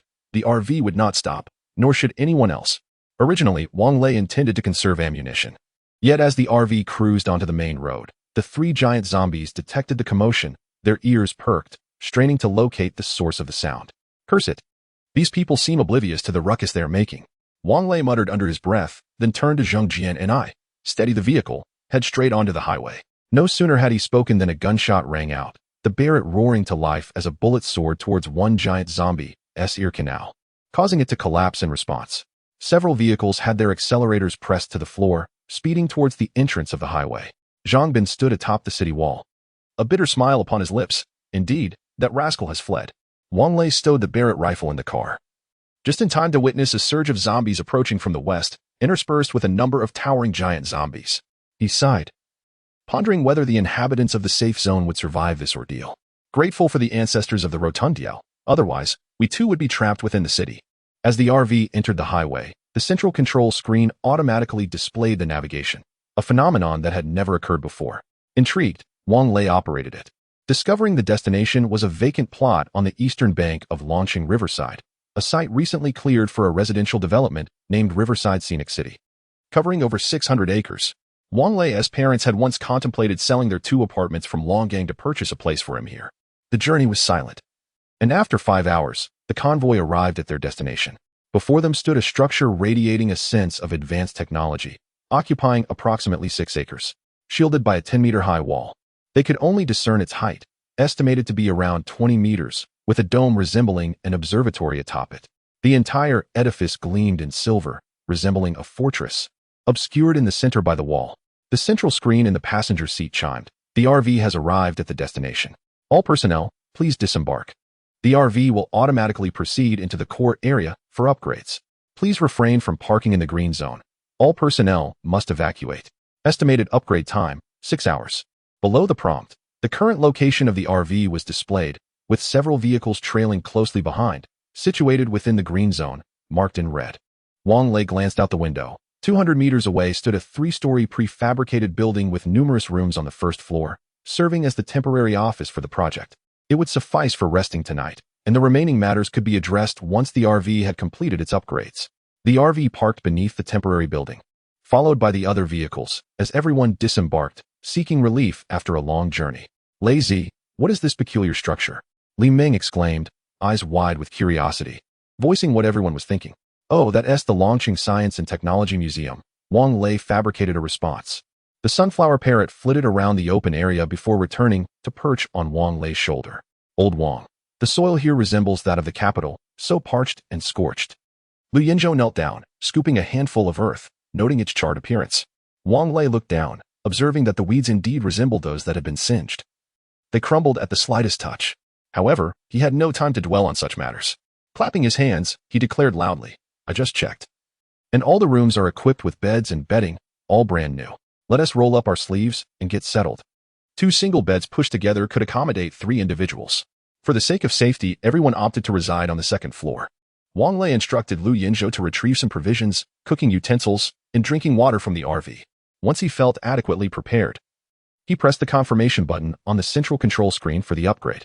Amidst the bustling efforts of those tidying up the rooms, no one noticed the RV silently glide through the impenetrable walls, which appeared solid and formidable. Upon arriving in this new locale, Yi was filled with exuberance. Frolicking freely in the expansive open space with the sun kana, Lu Yinzhou and his companions arranged the beds and then descended to the ground floor. The clearing, initially adorned with several large trees that had not yet been removed, revealed that these trees had succumbed to the soil's conditions. Snapping at their roots and lying bare upon the earth, their once vibrant leaves now desiccated and green beneath. Chapter 161. The super barrier. Zhu Jianfeng, armed with tools, ventured out to gather firewood, spurred by the desires of that mischievous boy for roasted meat. This temporary dwelling was equipped with a kitchen, utilizing a liquefied gas cylinder, complete with cookware and even over 20 barrels of pristine water. The restroom was constructed adjacent to the 3-story modular building, forming a single-story structure with 2 rooms, sufficient for their needs. With Zhao Min industriously preparing in the kitchen alongside Xiao Xingwei, Wang Lei took to inspecting the perimeter in his vehicle. After all, the temporary housing offered little in the way of defense, should a horde of zombies descend upon them. The lives of dozens could be at stake. From the outside, the barrier resembled a standard construction fence, standing over 5 meters high. However, the interior revealed a vastly different reality. Composed of steel plates 1 centimeter thick, the structure featured 2 layers with a 25-centimeter gap in between, reinforced with rebar thicker than a big toe. Spanning over 600 acres, the southernmost section was piled high with construction materials, sand, gravel, cement, rebar, and various machinery, including tower cranes and concrete mixers. Observing these supplies suggested the potential for erecting a high-rise residential building. Upon their return, dinner was already prepared, with Zhu Jianfeng's meat sizzling on the grill. The evening meal was simple, stir-fried pork with vermicelli, followed by a large pot of instant noodles accompanied by frozen dumplings. The others, lacking any awakened abilities, retired to bed without even washing their faces. Meanwhile, Wang Lei and his companions gathered around the campfire, savoring roasted meat and sipping beer. The nighttime temperature in Longqing was not as frigid as in the capital, hovering around 17 or 18 degrees, a rather unusual warmth for a November evening. With grease glistening on his lips, Zhu Jianfeng mumbled, Old Wang, are we really settling here? We might as well find a few apartments to stay in. Wang Lei chuckled, gesturing toward a nearby building. Look at that place. Doesn't it seem on the verge of collapse? Why hasn't that decrepit building been demolished? Zhang Wanyu inquired. Decrepit? Wang Lei laughed, shaking his head. That structure is merely 2 years old, towering twice as high as Xinghe. In truth, while they focused on the land beneath their feet, they overlooked the dilapidated state of the high-rises, their exteriors modeled like antiquities from a century past. With concrete walls riddled with holes, Wang Lei was well aware of this community, having been completed less than 2 years ago, yet it remained below a 20% occupancy rate due to exorbitant prices exceeding 40,000 per square meter. In this second-tier city of Longqing, where ordinary citizens earned merely 2,000 to 3,000 a month, one would need an entire year of frugal living to afford a single square meter. A shoddy construction project? Perhaps, Lu Yinzhou mused, taking a sip of beer. Wang Lei shook his head, casually picking up a small stone from the ground, crushing it effortlessly into powder. This land seems similarly corroded by some unseen force. The group gasped in astonishment, their mouths agape. In truth, many houses within the safe zone have also succumbed to corrosion, such as the restaurant where we dined, where I noticed the outer wall shedding its plaster. As Wang Lei spoke while eating, the sunflower parrot perched on his shoulder, intently watching him devour meat. Lu Yinzhou pondered for a moment and remarked, "What shall we do then? By the way, when we were observing those pebbles to the south, they showed no signs of corrosion." Wang Lei chuckled. "We must express our gratitude to the Environmental Protection Agency. The construction materials must be adequately covered." After finishing the barbecue, Zhu Jianfeng added more wood to the bonfire. Without electricity, the sight of that blazing fire outside provided a modicum of comfort to everyone. In the dead of night, Wang Lei was roused from his slumber. Yaya had somehow crawled onto him, her small foot covering his mouth and another foot obstructing his nose. He sat up, tucked Yaya back under the covers, and chuckled softly. "Are you trying to suffocate your father to procure a new one?" Glancing at his phone, he noted it was 3 in the morning. The RV should have completed its upgrade by now. He dressed quietly, using a pillow to shield Yaya, preventing the little one from falling off in her restless sleep. He then stealthily exited the room and descended the stairs toward the impressively technological barrier. The beam of his flashlight illuminated the eastern wall, revealing a scene vastly different from that of daytime. This was no longer merely a wall but resembled a formidable castle fortification. Furthermore, several grand gates had appeared, each inscribed with titles: high-voltage distribution room, low-voltage distribution room, domestic water, drinking water, central air conditioning, domestic fuel, and vehicle fuel, among others. Each entrance was accompanied by trenches covered with metallic plates. This must be the expansion following the RV's upgrade, although the specifics of this expansion remained unclear for now. On both the eastern and western sides of the wall stood round structures, each with a radius of approximately several meters, the purpose of which was yet to be discerned. To the south, the wall transformed into a 3-story building. The first floor housed 2 multifunctional halls, separated by a substantial door measuring 20 meters in width and over 20 meters in height. The second and third floors resembled residential units, each adorned with bay windows and balconies. Wang Lei approached a door marked as an emergency exit beside one of the multifunctional halls, where a light strip flickered around the door before it opened. This entrance retracted sideways, akin to an elevator door, leading into a chamber that resembled an elevator, albeit one at least 10 times larger than a standard passenger lift, capable of accommodating an ordinary vehicle. As the elevator doors closed, it ascended automatically. 10 seconds later, the northern elevator doors opened, leaving Wang Lei utterly astonished. It was reminiscent of extraterrestrial technology. At that moment, he found himself standing atop the southern building, where the roof, like the other 3 sides, was as wide as a road, spacious enough for tanks to turn around freely, with guiding lights illuminating the surface. The 2 sloped passages to the south were slightly narrower, measuring just over 3 meters, while the sloped passages on the east and west sides were considerably wider, spanning over 10 meters. The 4 sloped corridors ultimately converge at the center of the entire barrier. To the north of the surrounding wall lie 4 substantial solar panels, while the core structure of the barrier, designated as the upgrade location for the RVs, is situated towards the northern section. This edifice is rectangular in shape, adorned with circular towers on both the eastern and western flanks, while the southwestern and northern sides also feature circular structures. Additionally, 2 grand cylindrical pillars rise majestically from the northern rooftop, their purpose remaining an enigma. Although the entire building is currently unlit, it continues to shimmer under the moonlight, captivating all who behold it.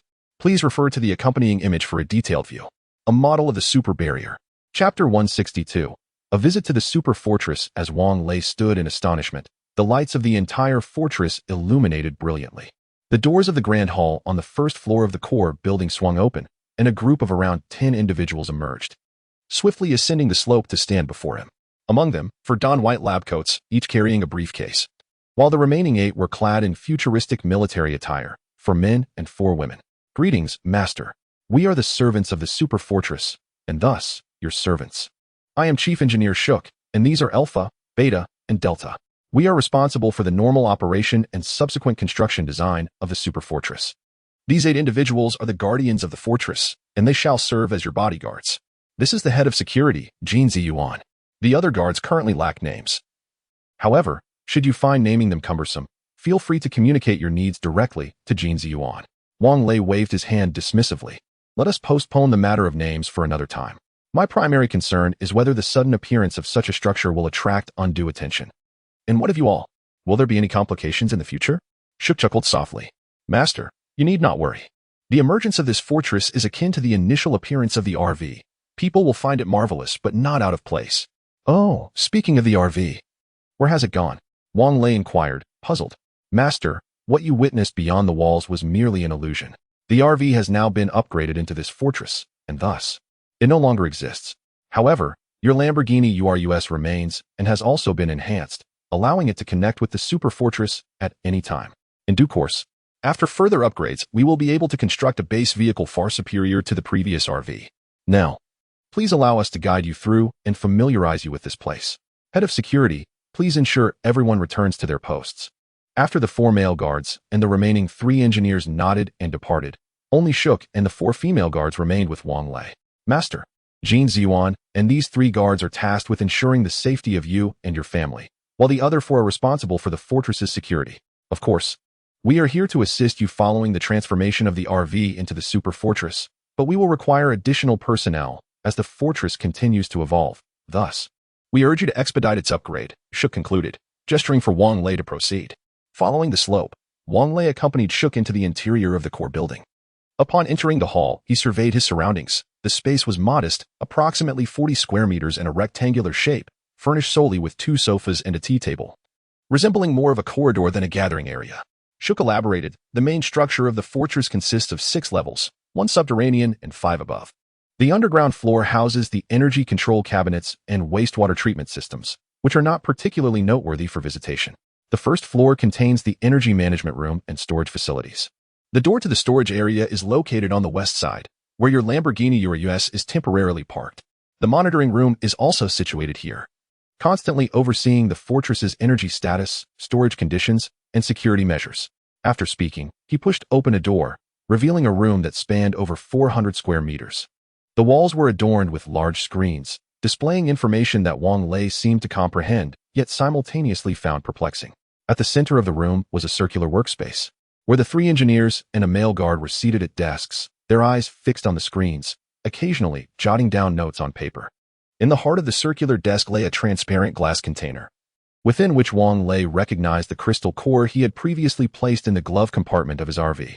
The fortress's energy source was derived from these crystal cores. As Shook explained, although their current quantity was somewhat limited, resulting in the fortress operating in a low-energy phase, the master still needed to collect more crystal cores. Exiting the monitoring room, they took the elevator to the 2nd floor, which featured a completely open office space. Here, over 20 desks were arranged, each equipped with a computer. Shook remarked, "This is the fortress's office area. Since we are currently in a low-energy phase, access is restricted for the time being. Once the fortress upgrades, more staff will be present, and the area will open for medium-energy operations." Wang Lei nodded, feeling a sense of novelty. He simply listened to Shook's explanations. The 3rd floor served as a recreational area, housing a restaurant, KTV, a private bar, a media room, and bathing facilities. The 4th and 5th floors comprised living quarters, with the master suite on the 5th floor featuring 5 rooms, 3 halls, and 5 bathrooms, in addition to a children's room. The 4th floor had 6 suites, while the 5th contained 3. Subsequently, Shook led Wang Lei via a private elevator designated for the master suite to the pinnacle of the core structure. "Master, this is your office area, the brain of the entire core. You can issue any command through the supercomputer and obtain any data you desire." Wang Lei nodded, initially mistaking the spherical building for a radar or astronomical telescope. The room was encased in glass, and with the entire launching experiencing a power outage. The outside was engulfed in darkness. He pointed to a nearby object resembling a pillar and inquired, "Shook, what is that?" "That is a multifunctional detector and signal receiver transmitter. You will learn its specific functions in due time. Now, let me take you to see the fortress's peripheral facilities." Noting Shook's reluctance to elaborate further, Wang Lei refrained from asking more questions, allowing for gradual understanding in the future. After descending, Shook first took him to the storage area, akin to the storage compartment in the RV. By selecting the desired items on the control screen beside the entrance, the warehouse door would open to reveal the requested goods. The 2 halls on the southern side of the fortress's 1st floor each contained 10 counters, as for their specific purposes. Shook indicated that Wang Lei could arrange them as he saw fit.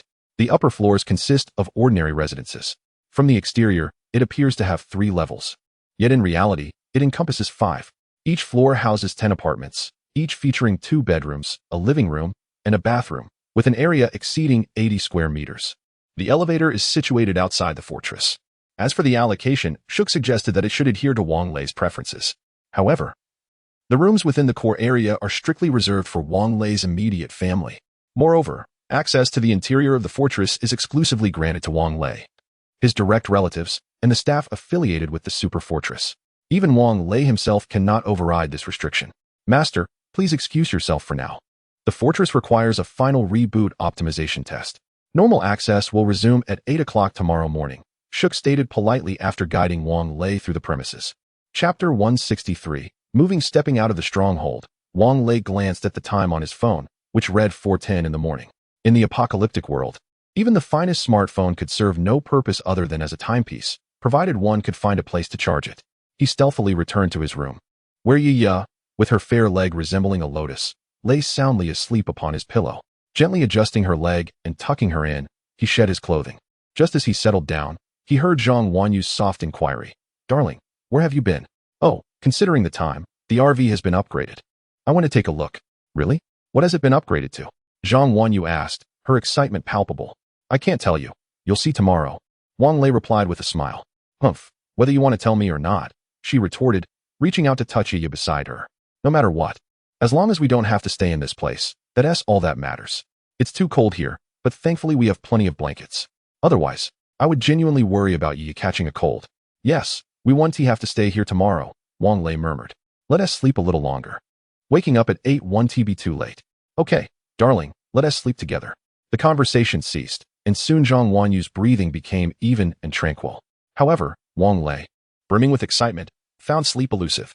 Contemplating the possession of such a magnificent fortress in the apocalypse, one could hardly expect anyone to sleep soundly, especially the lavishly decorated suites, comparable to royal palaces, filled with every conceivable appliance and fully furnished.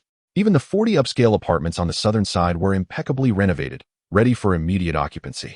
Yet, an important concern lingered. Once the super virus and zombies were eradicated, order would inevitably be restored. At that time, this super stronghold would undoubtedly be perceived as a significant threat by the higher echelons. What then? Would they have to declare independence? That would be absurd. Seeking independence on the land of Huaxia would invite trouble. Never mind, he thought. There was no need to overthink. One step at a time. As the super RV gradually transformed into a super fortress, it would surely become even more formidable. Perhaps it would float into international waters and become a small island, enabling him to establish a nation and claim the title of emperor, forging diplomatic relations with other countries. Lost in such fanciful musings, Wang Lei drifted off once more. The following morning, he was roused by Yi pinching his nose. Daddy, it's time to get up for breakfast." The little girl's icy hands tugged at his heartstrings. He pulled her into the warm covers.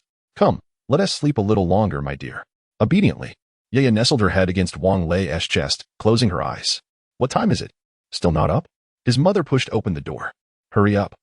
We have matters to discuss." "Oh, all right." We must heed Mother's words. Due to the cold, he had slept in warm autumn attire the previous night. Turning to get out of bed, he donned his outer garments and inquired, "Mom, what's the matter?" "Please, tell me. Your uncles and aunts are all waiting for you." "Go ahead and speak with them," my mother said, her brow slightly furrowed. It seemed they thought the conditions here were rather inadequate and wished to find a better place nearby. Ah, the insatiable nature of humanity. As if they had overlooked the dangers we faced yesterday in the safe zone. Had we not fled swiftly, our survival would have been uncertain. Wang Lei chuckled nonchalantly. "Mother, it's all right, I'll talk to them." Upon reaching the room where my parents had stayed last night, I found my aunt and 3 uncles and aunts gathered. As soon as my 4th aunt spotted Wang Lei, she hurriedly spoke. "Xiao Lei, I assure you this isn't me causing trouble. I haven't said a word. I believe wherever you choose for us to stay will undoubtedly be the right choice." Wang Lei smiled. "All right, 4th aunt, I understand. 2nd uncle, 3rd uncle, 4th uncle, aunt. This place is indeed cold, lacking both water and electricity, which is quite inconvenient. Please gather your things. After I finish breakfast, we shall relocate." 2nd uncle frowned. "Where shall we move to? I find this place quite secure, with such thick walls." 3rd uncle interjected. "Second brother, Xiao Lei has a point. Without water or electricity, it will only grow colder in the coming days. If we do not take action, we risk freezing to death here. Since Xiao Lei has devised a plan, let us heed his advice." "Indeed," 2nd brother, and added, "Let us prepare to leave. Xiao Lei, you should eat quickly." The group began to rise to depart when Bebe entered, carrying a bowl of wontons. "Come eat. The kitchen is too cold, and the water has frozen. Jiaomin said she will prepare something better for lunch." "All right. Bebe, please inform Lu Yanzhou and the others to gather their belongings. We are preparing to move." Wang Lei responded, taking the wontons and noting they were still frozen. After breakfast, a large group of people hurriedly moved their bedding to the vehicles. With their RV and Lamborghini Urus absent, they had to place their luggage in family cars. Wang Lei, holding Yaya, led everyone toward the super fortress. Everyone seemed unperturbed by the sudden disappearance of the RV, and even Yaya did not inquire, confirming Shook's earlier words. The southern side of the superfortress, which had been a dirt road last night, had transformed into a parking lot, complete with marked spaces. After everyone parked, they followed Wang Lei to the elevator on the south side of the superfortress. Wang Lei explained, here on the 2nd to 4th floors. Each floor has 10 identical units, each comprising 2 bedrooms and 2 living rooms. Liu Yifei, you and your 8 companions can occupy 2 rooms. Old Chow, you can manage as you see fit. Uncles and aunts, each family can take 1 unit.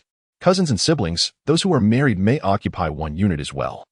Or stay with your parents. However, residing here is not free. Just like in the safe zone, you will need to work. We will discuss the specifics later. Old Wang, what about me? He Bei inquired. You? Why not live by yourself? Wang Lei pondered for a moment, realizing that Zheng Jianing and Zheng Jiating would certainly want to stay with their parents, leaving only He Bei alone. Darling, why not let Bei stay with us? After all, it is 2 bedrooms and 2 living rooms, is it not? Zhang Wanyu felt a twinge of sympathy for He Bei, who was alone and lonely, and softly inquired. We won't be staying here, Wang Lei replied quietly. We'll be going inside with our parents shortly. Initially, he anticipated that there might be disagreements regarding the allocation of rooms. To his surprise, everyone agreed with Wang Lei's proposal and demonstrated remarkable consideration for one another. Ultimately, they reached a unanimous decision to allow the older members to choose their accommodations first. In the end, Liu Yinzhou, Chao Xingwei, Zhu Jianfeng, and the Sailor Scouts opted to reside on the 2nd floor, while the others settled on the 3rd. Strangely, it seemed as if everyone understood that the interior of the fortress was not a realm for them to explore, for not a single person expressed curiosity about venturing inside. Even the mischievous little boy, Xiaobo, from his 4th uncle's family, behaved himself diligently. Chapter 164. The first task is everyone dispersed to find their respective rooms. The elevator doors leading into the superfortress slid open, revealing 2 guards who emerged, carrying the bedding for Wang Lei and his entire family, ushering them into the elevator. Although new bedding was available at the modular housing, everyone preferred the comfort of their own, thus the new items remained unopened. Wow, Dad, this place is stunning. Upon the elevator doors parting once more, Yaya exclaimed, marveling at the technological splendor surrounding her. Stunning? How does this relate to beauty? Wang Lei mused inwardly. Shouldn't beauty, in the eyes of a child, encompass flowers and vibrant colors? Nevertheless, he chose not to argue with his daughter. Whatever she said was fine by him. Mom and Dad, feel free to choose any room you like, Wang Lei suggested as they ascended to the 5th floor in the private elevator. He pushed open the door to the master suite. Excuse me, I apologize for the interruption. Jin Ziyuan approached. Your parents' room has been prepared. It is more suitable for their stay. She opened the door to an adjacent room, revealing a more subdued decor that immediately appealed to Wang Lei's father. Xiaolei, your mother and I will reside in this suite. Wang Lei had not explored the room the previous night and now followed his parents inside. The furnishings were all solid wood, exuding a simple and elegant style, markedly different from the exuberance of the master suite. The bed was firmer, more fitting for those of mature age. All right, it's just next door, Wang Lei conceded. This room will be maintained by dedicated staff, so you needn't worry. Oh, idleness breeds idleness. Why bother with staff? His mother waved her hand dismissively. Let us consider it a form of exercise. Uncle, Auntie, the kitchen is fully stocked. You may either cook for yourselves or call the restaurant for assistance, Jin Ziyuan informed them respectfully. Understood, Wang Lei interjected before his parents could respond. Very well, master. Please take a moment to rest. Shook is awaiting you. Kindly proceed to the office for a conversation, Jin Ziyuan said with utmost respect. The sunflower parrot had already explored the room and returned to perch silently on Wang Lei's shoulder. He had previously warned it to remain mute in the presence of strangers, lest it be captured and cooked. Upon their return to the room, Jin Ziyuan stood at the elevator entrance, awaiting instructions. Being technological beings, they did not tire and required no rest. Yaya's former toys had already been moved to the children's room, which was now more than twice the size of the one in the RV, and she delightedly pulled Zhang Wanyu into play. After exchanging a few words with Zhang Wanyu, Wang Lei took the elevator to his office, settling down at his desk. 3 computer monitors were aglow before him, 2 displaying real-time aerial views of the superfortress. While a notification appeared in the lower right corner of the leftmost screen, Shook's video call is waiting. With a click, Wang Lei accepted the call, and Shook's visage materialized on the screen. Greetings, Master. I apologize for the intrusion. Following your official residency, I am no longer permitted to enter your bedroom and office without your consent. However, you may choose to work in your exclusive office on the 3rd floor. The purpose of this communication is to inform you that access to the Sanjiatong online store will be restricted, and the Super Fortress will intermittently issue tasks that you must endeavor to complete in order to facilitate its further upgrades. Should you require assistance, please feel free to reach out via the instant messaging software on your computer or by phone. Or you may authorize Jin Ziyuan to enter the office and relay your commands to us at any time. Now, please click on the first icon at the top left of your screen, labeled My Super Fortress, where you will find task notifications. I shall not disturb your work any longer. Farewell. Before Wang Lei could respond, Shook terminated the video chat. Following the instructions, Wang Lei located the task notification on his desktop. Task 1. Accept over 500 survivors and purchase food through the Sanjiatong website. Upon reading this, his brows furrowed in frustration. Was he really expected to hunt for survivors when he already possessed a super fortress? After closing the task button, he navigated to the office authorization menu, granted access to Jin Ziyuan, and clicked the call button. In less than a minute, the door of another elevator in the office opened, revealing Jin Ziyuan, who approached Wang Lei with poise. Master, how may I assist you? Wang Lei reopened the task notification and inquired, does this task imply that I must personally seek out survivors? Without glancing at the computer, Jin Ziyuan replied, this is a preliminary task. You do not need to search for them yourself. They will come to you. However, purchasing food through the Sanjiatong online store is necessary for these survivors, as transactions require currency or barter. You may opt for the most basic protein blocks. Recalling the narrative from Snowpiercer, Wang Lei asked, are those made from cockroaches? Jin Ziyuan shook her head. The type of food you mentioned has become a luxury. What you can currently purchase from the online store consists of artificially synthesized protein. As she spoke, she approached Wang Lei and began typing on the keyboard, revealing the Sanjiatong website interface on the screen. Through a search, a barter offer appeared before Wang Lei. 100 kilograms of protein blocks in exchange for 10 kilograms of frozen pork, with the buyer's address listed as Blue Star, 2076. What planet is Blue Star? Wang Lei inquired. Report, Master. Blue Star is a parallel dimension of Earth. This information was posted from Blue Star 53 years hence. You may engage in conversation with the other party. Furthermore, the first batch of survivors seeking refuge should be arriving soon. I have dispatched personnel to receive them. They will reside in the mobile cabin where you stayed last night. Once you acquire the food, we shall meet them. Isn't there a need for quarantine? Wang Lei asked. Jin Ziyuan shook her head. Report, Master. Humans infected with the super virus or plague cannot enter this area, so you need not worry. Wang Lei nodded and clicked on the buyer's name, Ariston. He typed on the keyboard. Hello, do you require frozen pork? The other party promptly replied, yes. Do you have frozen pork available? I can exchange it for the finest protein blocks. You know, consuming protein blocks daily is driving me nearly to madness. Chapter 165. Foreknowledge of events. Do you not raise pigs over there? Wang Lei inquired. Fortunately, the chat system of the Sanjiatong online shop featured an advanced instant translation service. Otherwise, Wang Lei's fragmented English would surely drive both him and his interlocutor to madness. He recalled his university days, where he barely passed the CET for examination, aided by a proctor who was fervently attempting to help him succeed.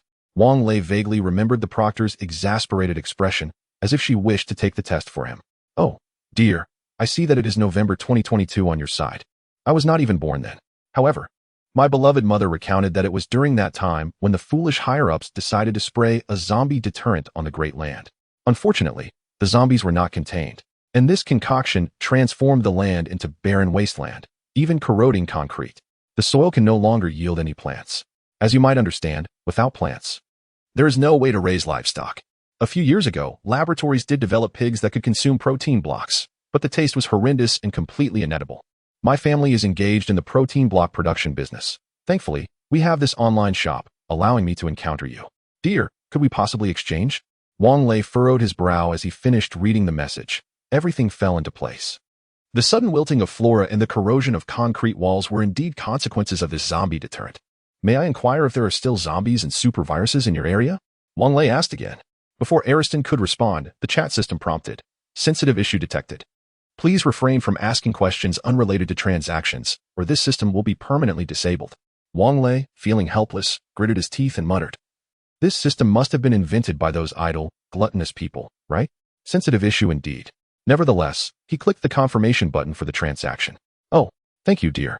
Should you need anything, feel free to contact me again. Ariston replied. All right, goodbye. After typing his response, Wang Lei stood up and asked, where are those protein blocks? Jin Ziyuan replied, All traded items are automatically stored in the warehouse. You may check there.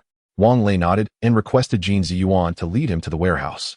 Taking the same elevator that Jin Ziyuan had previously ascended, they reached the first-floor lobby directly. Upon arriving at the warehouse entrance, Jin Ziyuan operated the control panel, and the warehouse doors opened, revealing box after box of protein blocks. Wang Lei stepped into the warehouse and opened a packaging box, finding the creamy white protein blocks neatly arranged within. Each block weighed 200 grams, and the label indicated a shelf life of 1 year, with the production date shockingly marked as today. What the hell? Have I been deceived? Expired food. Wang Lei exclaimed, his anger palpable. Master, the production date is indeed today. To avoid unnecessary complications, the date is automatically adjusted upon transmission, Jin Ziyuan explained. Oh, Wang Lei awkwardly smiled, unwrapped a piece, and held it beneath his nose to take a whiff. To his surprise, it emitted a delightful aroma that sparked his appetite. Could this truly be edible? Indeed, my master, came the response, but it can only provide the protein necessary for the human body. It lacks other nutrients. Cautiously, Wang Lei took a small bite. Its texture resembled that of meat tendons, with a satisfying chew that did not get stuck between his teeth, and with each bite, the flavor intensified. Unable to resist, he finished the entire piece, and a profound sense of satiety washed over him. Remarkable, Wang Lei couldn't help but exclaim, far tastier than instant noodles. This is merely a meal replacement, Jin Ziyuan replied. The first batch of survivors has been settled and registered. Shall we send these protein blocks to the mission hall, where the survivors can exchange points for food?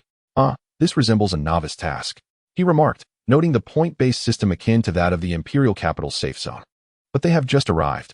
How can they have points to trade for food? Wang Lei inquired. These survivors attracted some zombies upon their arrival. You may assign them to exterminate and incinerate these zombies. Indeed, it appears that Jin Ziyuan is akin to an NPC in a novice village. Very well. Let us meet these survivors, he decided. Jin Ziyuan summoned a guard to accompany Wang Lei to the activity room. Along the way, she introduced. We have received a total of 66 survivors, comprising 20 couples, 36 males aged 18 to 45, 20 females, 1 male aged 50, and 3 females and 6 males aged 12 to 16, all children of the 20 couples. Their accommodation has been arranged, and they have been informed of the regulations here. The guard has eliminated 13 zombies. However, I must remind you that in the future, the task of receiving survivors and dealing with the zombies outside the perimeter will require you and your companions to undertake personally.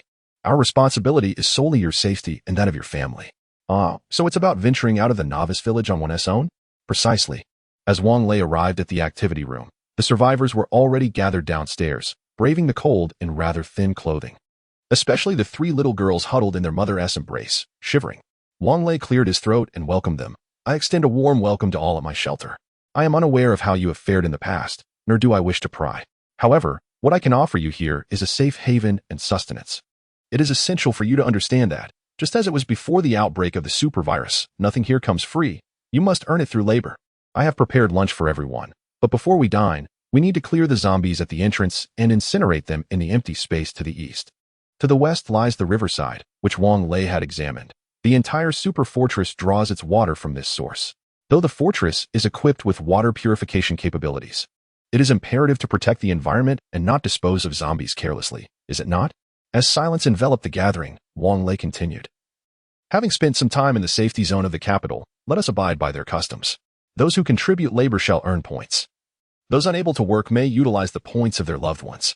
Naturally, should others choose to extend their generosity, I shall not intervene. Enough of this idle chatter. I urge you all to proceed swiftly. The crowd murmured among themselves when a thought suddenly struck Wang Lei. The temporary housing would be quite frigid at night and lacked a water source. Shook had also mentioned that the super fortress could supply water and electricity to this place. Thus, he inquired, is there anyone among you skilled in plumbing and electrical work? From the crowd, an older man raised his hand. I previously worked in construction, specializing in plumbing, electricity, and heating. Chapter 166. If you don't want to stay, then leave. Wang Lei nodded in agreement. Very well. Everyone hastened to clear away the zombie carcasses and restore the water and electricity. This master, having previously worked on a construction site, should know how to proceed, correct? The middle-aged man nodded affirmatively, acknowledging his understanding of the task at hand. At this moment, Jin Ziyuan coldly interjected, in a moment, I will send someone to provide you with the blueprints. After a brief discussion among the group, the 36 men, aged between 18 and 45, followed a male guard outside to dispose of the zombies. Wang Lei, concerned they might shirk their duties and discard the bodies into the river, attempted to follow them, but was halted by Jin Ziyuan. Rest assured, Master, there are others accompanying them, and from your office, you can observe their progress. No sooner had she spoken than a sightseeing vehicle emerged from the fortress, and an engineer handed a set of blueprints to the middle-aged man, offering some explanations regarding the plans. Clutching the blueprints, the man drove a pickup truck southward. The survivors, each possessing vehicles of their own, found themselves pondering how they had arrived at this peculiar location. Upon returning to his office, Wang Lei, prompted by Jin Ziyuan, activated the surveillance monitor. He witnessed the 36 men standing outside the walls, troubled by the sight of the zombies. The guard remained silent, standing motionless like a statue. Ugh, how revolting. I have no desire to touch them, exclaimed a young man with long hair, wrinkling his nose in distaste. Exactly. Why should we men be burdened with such tasks? Another youth, beset with acne and wearing glasses, chimed in. The other middle-aged men remained silent.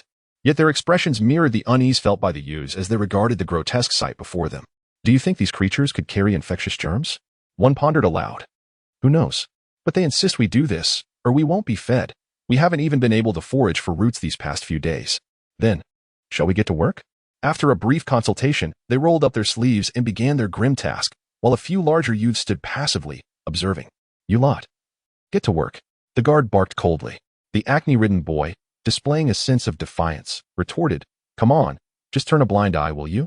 There are so many of us working, our strength isn't needed. We're all just trying to earn our keep. The other middle-aged men shook their heads, but said nothing further. Following the guard's orders, they lifted the zombie corpses to a pit at the northeast corner of the enclosure. Suddenly, the guard tossed something onto the pile of bodies, and flames erupted skyward. All right, you may return, the guard commanded, his tone as devoid of emotion as his countenance. Entering the open area from the northern enclosure, they walked approximately 100 meters to the northern wall of the super fortress, where a faucet awaited. After washing their hands, they proceeded toward the activity room. The middle-aged man had already brought over a small excavator, while his wife assisted him in marking the construction lines on the ground with white chalk. A few middle-aged men returning from outside quickly came to offer their assistance. A group of children may be oblivious to the chill of residing in this unheated temporary shelter. Yet the adults are acutely aware of the inconveniences that accompany the lack of water and electricity in the days to come. Fortunately for Wang Lei and his companions, the temperature had not plummeted too drastically the previous night. However, with mid-November fast approaching, winter looms ominously. The winter in the north will only become increasingly frigid, and snow may soon follow. The identity cards issued by the super fortress automatically accumulate points, and those who participated in the recent effort to clear the zombies had already seen 2 points credited to their cards. Each unit of protein requires 1 point for redemption, and a single protein block is sufficient to satiate an adult and provide the necessary hydration for survival. The guard returned with 58 protein blocks to the temporary shelter, announcing for those whose names were called to come forward for their rations. Everyone queued for their protein blocks, while those who had not contributed to the labor were left empty-handed. Why have we not received any? A disgruntled youth exclaimed, his voice raised in protest. Indeed. Why are we excluded? Others who had not received their protein blocks joined in the outcry. As I explained upon your arrival, to receive shelter here, one must contribute labor. Children lack the capacity to work. Therefore, it falls upon you as parents to exert greater effort to provide for your offspring, the guard stated, pointing towards the few idling young men. You are all capable of labor, yet you expect to receive sustenance without effort. The master has declared that if you wish to remain here, you must abide by the rules. If you do not wish to stay, then leave. Should you cause any trouble, you shall see what consequences await you. As the guard spoke, he drew a handgun from his holster. The youths, who had contemplated further protest, were swiftly silenced, relegated to watching enviously as others savored their protein blocks. By evening, the water and electricity in the temporary shelter had largely been restored, the air conditioning now functioning, bringing warmth to the rooms. The young men, fearing they might go hungry that night, labored diligently in the afternoon. Their palms blistered from the effort. Wang Lei, observing the surveillance footage from his office, felt a sense of satisfaction. Since the mobile home had been upgraded to a super fortress, the original Wi-Fi was now confined to the core area. Wang Lei had discovered that the super fortress boasted a television system, and spent the afternoon setting up a variety of channels, including entertainment, movies, television dramas, opera, and children's programming, ensuring a comprehensive selection. He then dedicated considerable time to arranging the schedule. Jin Ziyuan, are there any mutated beasts nearby that can be hunted? Wang Lei inquired, his craving for mutated beast meat intensifying after so long without it. Had he known he would not remain in the safety zone of the capital for long, he would have never sold that rhinoceros. Regret gnawed at him. Yes, there are mutated beasts with high reproductive capabilities in the vicinity, but the presence of zombies is also significant, making hunting quite perilous. The guards and engineers exhibited a similar demeanor, their speech devoid of any emotional nuance, rendering them less engaging than Siri. However, the words of Jin Jiyuan warranted consideration.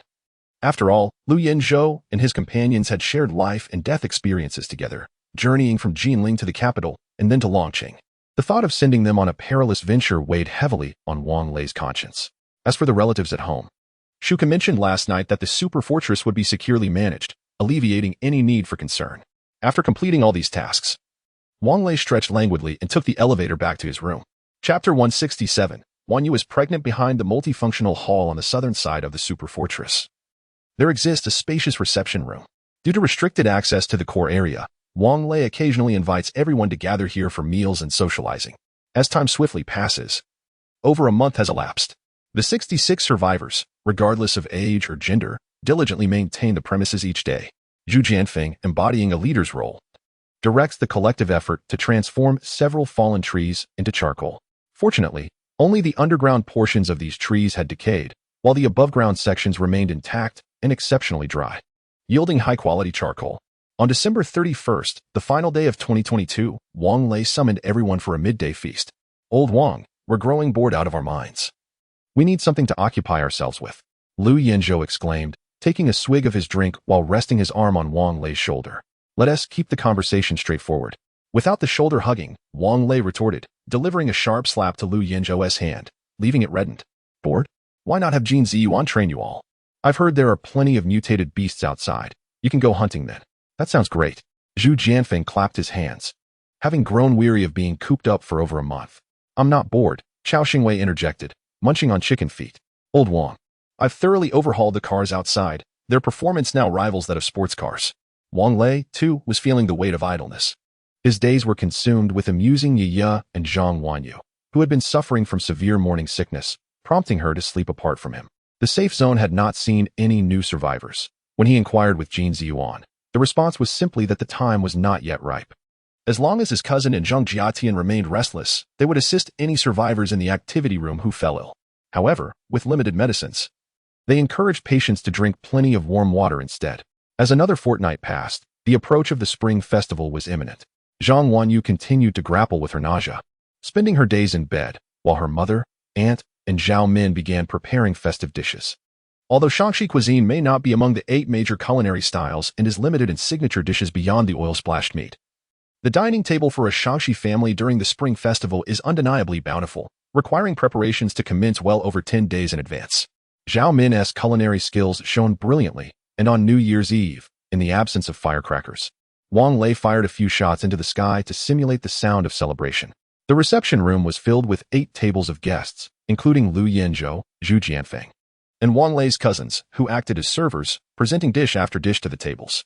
Additionally, Wang Lei arranged for 30 pounds of pork and some white rice to be sent to the activity room, as the Spring Festival holds profound significance for the Chinese, being a holiday that must be celebrated. After several rounds of drinks and a variety of dishes, the elders, having satisfied their appetites, began to depart. Zhang Wanyu, unable to stay any longer, took Yi Ye with her, leaving behind a group of young people to indulge in the feast. Lao Wang, Zhu Jianfeng raised his wine glass, a cigarette dangling from his lips, unsteadily rising to his feet.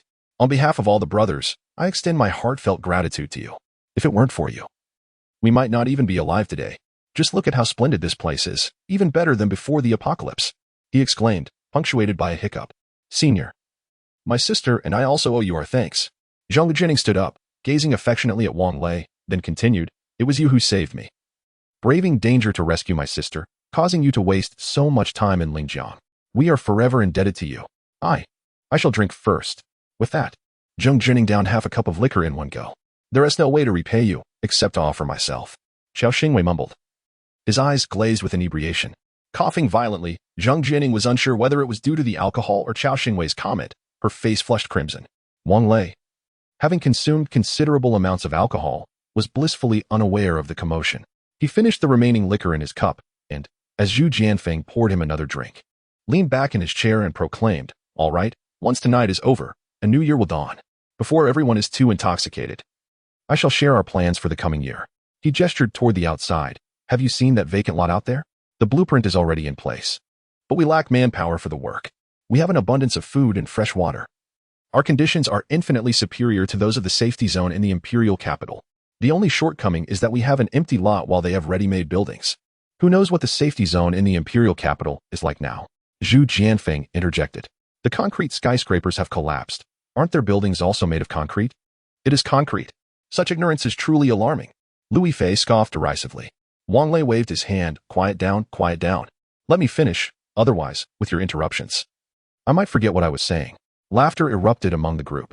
Wang Lei gently tapped the table. Lu Yanzhou, once the spring festival is over, we will venture out to find survivors. Just the three of us should go, and let old Chow modify that GL8. Otherwise, we won't be able to bring anyone back. No way. We want to go too. Louis Fei was the first to protest, followed closely by the other 7 girls. Zhu Jianfeng opened his mouth, but was met with Naz's piercing gaze, promptly closing it. It was Zheng Jiatian who spoke next. Senior, I also wish to accompany you. Just in case. I'm saying just in case you are injured, I can help you. Indeed, Xiao Ting is right, Lu Yanzhou nodded. Back when we were at Apple Garden in Lingjiang, it was thanks to Xiao Ting that both old Zhu and I are still alive. He rolled up his sleeves to show a barely visible scar. I must say, the medical expertise of her ability is remarkable. Even the finest surgeons would be in awe. Wang Lei, do you underestimate us? Initially, Ni, adorned in a minuscule skirt, has now transformed into a vision of innocence, clad in denim jeans and a down jacket. Wang Lei interjected. All right. I harbor no disdain towards you. It's simply that our vehicle is not particularly spacious, is it? No worries, my skills are proficient. I can assuredly modify one to accommodate such a multitude. Chao Xingwei raised his hand, contributing to the discussion. Zhu Jianfeng concurred. Isn't our Lamborghini Urus also available? Just the other day, I witnessed you driving it. Very well. Let us embark together. Wang Lei discerned that, despite these fellows now being married, they still gazed longingly at the beauty of the 8 young women. Chapter 168. The sincerity of ancients. The ancients were indeed sincere and would not deceive me. To ascertain whether a man is lecherous, one need only place a finger beneath his nose. As long as he still breathes, he is undoubtedly a libertine. Indeed, upon hearing Wang Lei's decision, the suppressed laughter of Lu Yanzhou and Zhu Jianfeng resembled a century's worth of pinned-up mirth. This spring festival was oppressive, yet for Lu Yanzhou and his companions, it was also a moment of fortuitousness. No one was a fool, in the apocalypse, to gather together, indulge in food and drink, and engage in lively conversation was a remarkable state of existence, although they had not experienced the life of immortals. Lu Yanzhou and his friends felt they were living such a life now. Setting aside other matters, they must express gratitude for the apocalypse. Were it not for these dire times, how could they ever have the audacity to approach beauties like Naza, Reba, and Zhaomin? Then there was the sense of superiority. Whether in Linjiang, the safety zone of the imperial capital, or the current shelter, to live without purpose, enjoying fine food and drink, was akin to being a pampered second-generation rich kid. Cousins fell out of place and, somewhat dejectedly, departed, having initially hoped to assert their presence before Wang Lei, only to realize they could not integrate into this circle. As the drinking continued, Zhu Jianfeng grew weary of merely consuming white liquor. He insisted on mixing it with red wine and a splash of beer, creating a concoction that threatened to spill over with every clink of their glasses. By the end of the night, Wang Lei felt his mouth was numb. Lighting a cigarette, he coughed violently at the irritation of the smoke, and then he vomited. Ha, old one can no longer drink. Which beauty will escort him home? Lu Yanzhou chuckled, raising his glass unsteadily. Zhang Jinyi frowned, preparing to stand, only to see He Bei, blushing, supporting Wang Lei's arm. You all continue drinking. I will take the senior back. Please be careful, don't cause any accidents. Zhu Jianfeng said earnestly, followed by a mischievous grin. He Bei's face was flushed to the collarbone. A night of spring dreams left no trace. The following morning, Wang Lei awoke in a daze, still with his eyes shut, rubbing his brow. He had drunk excessively the night before, and now a severe headache plagued him. Headache? Let me massage it for you. Wang Lei obediently placed his hands at his sides, feeling parched. He reached for a glass of water. Good. After sipping the water, he felt his mouth was less dry, and he languidly lay back on the bed, relishing the head massage. Throughout the entire process, he kept his eyes closed. When the craving for a cigarette struck, he blindly groped for the bedside table. But upon failing to find the cigarettes, a sense of something amiss dawned upon him, prompting him to suddenly open his eyes. Bei, why are you here? Wang Lei was startled, his back stiffened, and instinctively his neck recoiled. His head collided heavily with the wooden board. Ouch, I probably just gave myself a bump. However, at this moment, he could no longer afford to rub his temples, stammering, "Bebe. Last night. Last night." Her face flushed crimson. And with her head bowed, she timidly replied, "Senior, it's all right, I won't speak of it. I wouldn't want to jeopardize your relationship with Sister Wang Yu. I'm sorry, I truly overindulged last night." Wang Lei, unable to meet Bebe's gaze, lowered his head and pressed his fingers against his temples, stating, "Let me think about how to address this with Wang Yu. Senior." Bebe grasped both of Wang Lei's hands. "Please don't tell Sister Wang Yu. I also had too much to drink last night. We are both normal individuals with needs, right? Just listen to me. Let us pretend nothing happened, shall we? I'll go to the neighboring room and act as if I'm not here." Wang Lei shook his head. "That is not acceptable. Since we've done this, I must take responsibility." Who would have thought that as soon as Wang Lei finished speaking, tears began to cascade down Bebe's cheeks? "Senior, are you forcing me to leave?" Wang Lei was taken aback. "No, how could I ever force you to leave? When I allowed you onto the RV. Do you know how many readers condemn me for being a saint? Regardless, I am the one at fault now. Let me think about how to explain this to Wang Yu. Especially since she is pregnant." "No, don't say anything," Bebe exclaimed urgently. "If you do, I will leave right now. Wang Yu has treated me so well. I don't want her to misunderstand my intentions." Wang Lei gazed at Bebe conflicted. If he were a cad, he could easily dismiss the situation. But he wasn't. He was simply a compassionate person, wasn't he? "All right, I'll head back now. You should rest well. I will handle the rest," he concluded. Attempting to rise from the bed, only to confront an awkward predicament, clothes strewn about the floor. Bebe, now clad in her pajamas, must have awakened early and dressed, yet had not tidied the disarray left behind. She obediently got off the bed, retrieving Wang Lei's garments and assisting him in putting them on one by one. Before suggesting, "I believe you should refrain from mentioning this to Wang Yu. She is pregnant. Let us not provoke her." Wang Lei turned back. "Yes, I understand. I will handle it." Dazed, he exited Bebe's room and stood upon the inner walls of the fortress. Although the New Year's snow had yet to fall, the biting wind persisted. His mind remained clouded, and his legs felt leaden, as if weighted down, rendering him reluctant to take a single step. His gaze was vacant as he stood still. The southern residences were out of view from the fortress, and he presumed that Zhang Wanyu and her parents would also not gaze towards the fortress's interior. Silently, he lit a cigarette and leaned against the sturdy railing, his mind a blank slate, perhaps feeling the chill of the wind more acutely. Wang Lei tugged at his down jacket's zipper and slowly made his way to the heart of the fortress. After taking the elevator back to his own abode, he found that Yaya had not come out to greet him, so he proceeded alone to the bathroom. As he dampened his face with water, Zhang Wanyu entered. Applying toothpaste to his toothbrush, then softly remarked, "You spent the night at Bebe's, didn't you?" Wang Lei paused momentarily, a hint of guilt in his voice as he remarked, "Yes, I drank too much and somehow ended up at Bebe's place." In truth, last night, Bebe had intended to escort Wang Lei home, but lacking the authority to enter the fortress, she was unable to reach Zhang Wanyu, Wang Lei's parents.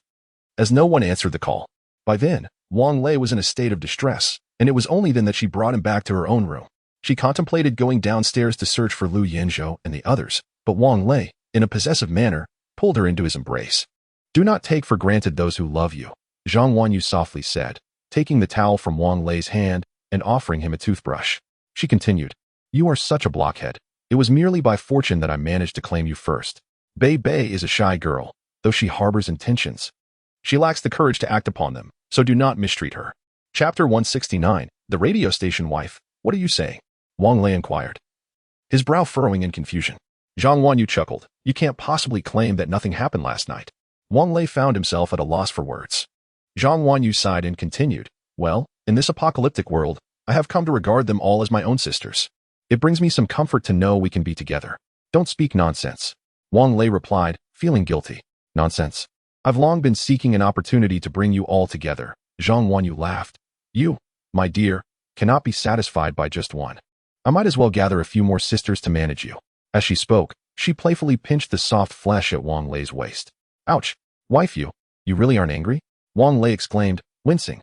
Zhang Wanyu sighed again, her gaze fixed on the ceiling light.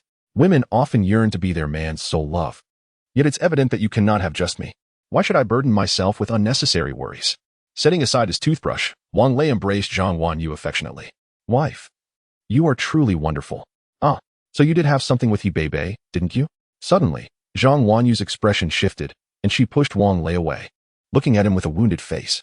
I, Wang Lei stammered, unsure of what to say. In the end, he lowered his head. I'm sorry. Wife, you may punish me however you wish. Perhaps I should just leave. Husband, I'm merely teasing you, Zhang Wanyu said, planting a kiss on Wang Lei's cheek. I understand. Why not see if you can bring Bebe in? She must be lonely living alone, and having her around would be nice for me while you are busy. Though Wang Lei was not particularly busy, he eagerly awaited the opening of the Three Realms online store, thus he remained in the office daily. Then I shall ask Jin Ziyuan, Wang Lei replied, picking up his toothbrush once more. Weren't you going to ask Jin Ziyuan? Why are you brushing your teeth again? Zhang Wanyu playfully nudged him. Just let me finish brushing my teeth. Wang Lei mumbled. Bebe was welcomed into the core area, and it seemed no one found it peculiar. Even Wang Lei's parents accepted it as a matter of course. Ye was overjoyed, even changing her address for Bebe, exclaiming, It's great that we have a second mom now. Mom never plays with me. Bebe's cheeks flushed a bright red. Yeah, don't call me that. I'm not calling you anything wrong, Zhang Wanyu said, crouching down to embrace Ye. Wang Lei's mother had forbidden Zhang Wanyu from holding Ye, which was only natural. Bebe's face turned even redder. Wanyu, I'm so sorry. Why are you apologizing to me? Zhang Wanyu laughed. You haven't done anything wrong. But and the senior. Bebe murmured, looking down. What senior? You should be calling him husband now. Zhang Wanyu responded nonchalantly. If he cannot control himself, how can that be your fault? However, it is commendable when a man takes responsibility for his actions. Wanyu, you don't blame me? Bebe asked, her face filled with disbelief. Strange. Zhang Wanyu wore a face full of sorrow, declaring, You are the woman who has stolen half of my man's heart. Henceforth, you shall address me as sister, lest you wish to witness how I may torment you. The two exchanged laughter and playful banter, while Yaya clapped her hands in delight. Meanwhile, Wang Lei remained oblivious to the scene, engaged in conversation with Jin Ziyuan in his office. Are you suggesting we establish a radio station? Wang Lei inquired, a frown creasing his brow. Jin Ziyuan nodded affirmatively. Indeed, only by launching a radio station can we attract more individuals to this sanctuary. First, Wang Lei mused, our refuge, aside from the few houses in the fortress, consists solely of a handful of accommodations in the activity area. Where will newcomers reside? Second, even if we set up a broadcasting station, who would listen? You mentioned the abundance of zombies outside, many of whom have already advanced to level 2 or 3. How could they possibly reach us? Third, with the outbreak of the supervirus having persisted for over 6 months, those who have survived must possess their own means of survival. Would they willingly come to us? Jin Ziyuan replied, her expression devoid of emotion. Establishing a radio station is imperative. It is one of the fundamental functions of the super fortress. Master, if you wish to see the fortress advance, all essential functions must be operational. The setup of the radio station is not overly complicated. The core area already has a broadcasting and television system in place. Zheng Jiani is a professional broadcaster, yet she currently cannot access the core area. Wang Lei felt a headache coming on. Rubbing his temples, he stated, Let us postpone this matter for now. It is the first day of the month. Please arrange for food supplies to be delivered to the survivors. Jin Ziyuan, along with the guards and engineers, byproducts of the supermobile fortress upgrade, were in sync with Wang Lei's command, and soon a guard was dispatched to prepare the provisions. Master, a survivor wishes to meet with you. They are currently in the reception area. Shall I escort you? Jin Ziyuan inquired. A survivor wishes to see me? What is the matter? Wang Lei asked, puzzled. Apologies, Master, we are not authorized to inquire. Jin Ziyuan replied coldly. Very well, I shall meet with them. Wang Lei stood up, adding, by the way, the sightseeing vehicle is parked at the core entrance. Walking would be too exhausting. Understood, Master. Upon arriving at the reception area, Wang Lei noted that the chaos from the previous night had been meticulously cleaned, and the space was once again divided into 3 rooms. He settled at the desk, lifted the cup of tea Jin Ziyuan had prepared, took a sip, and then addressed the girl seated across from him. What brings you to me? You are the master of the sanctuary, correct? The girl, appearing to be around 16 or 17, had a fair complexion and an attractive countenance, exuding a quiet demeanor that made her seem like a delicate flower or the girl next door. Wang Lei nodded. Yes, that is correct. What is it you wish to discuss? Jin Ziyuan, please pour her a glass of water.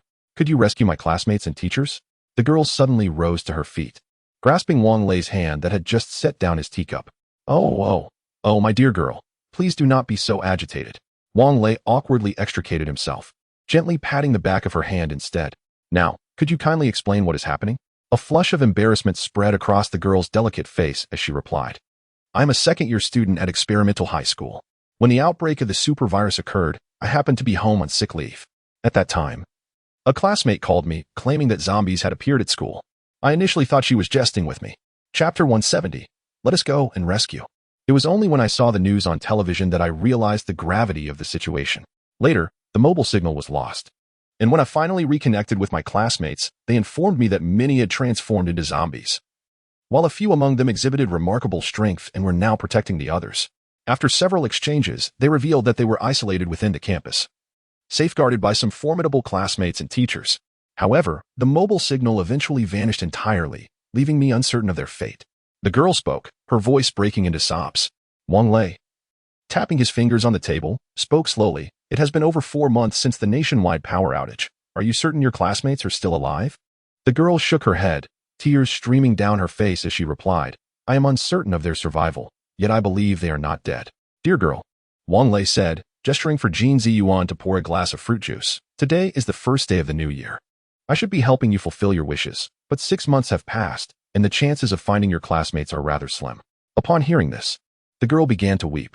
Jin Ziyuan approached, leaned close to Wang Lei, and whispered a few words, causing his expression to shift in disbelief as he asked, Is what you said truly the case? Jin Ziyuan nodded and pointed towards the tall multifunctional detection pillar in the core area. Very well, let us search. Wang Lei contemplated for a moment and then inquired, Young lady, what is your name? My name is Bai Lu, she replied hurriedly, wiping her tears. Thank you, kind sir. There's no need for thanks. Wang Lei waved his hand dismissively.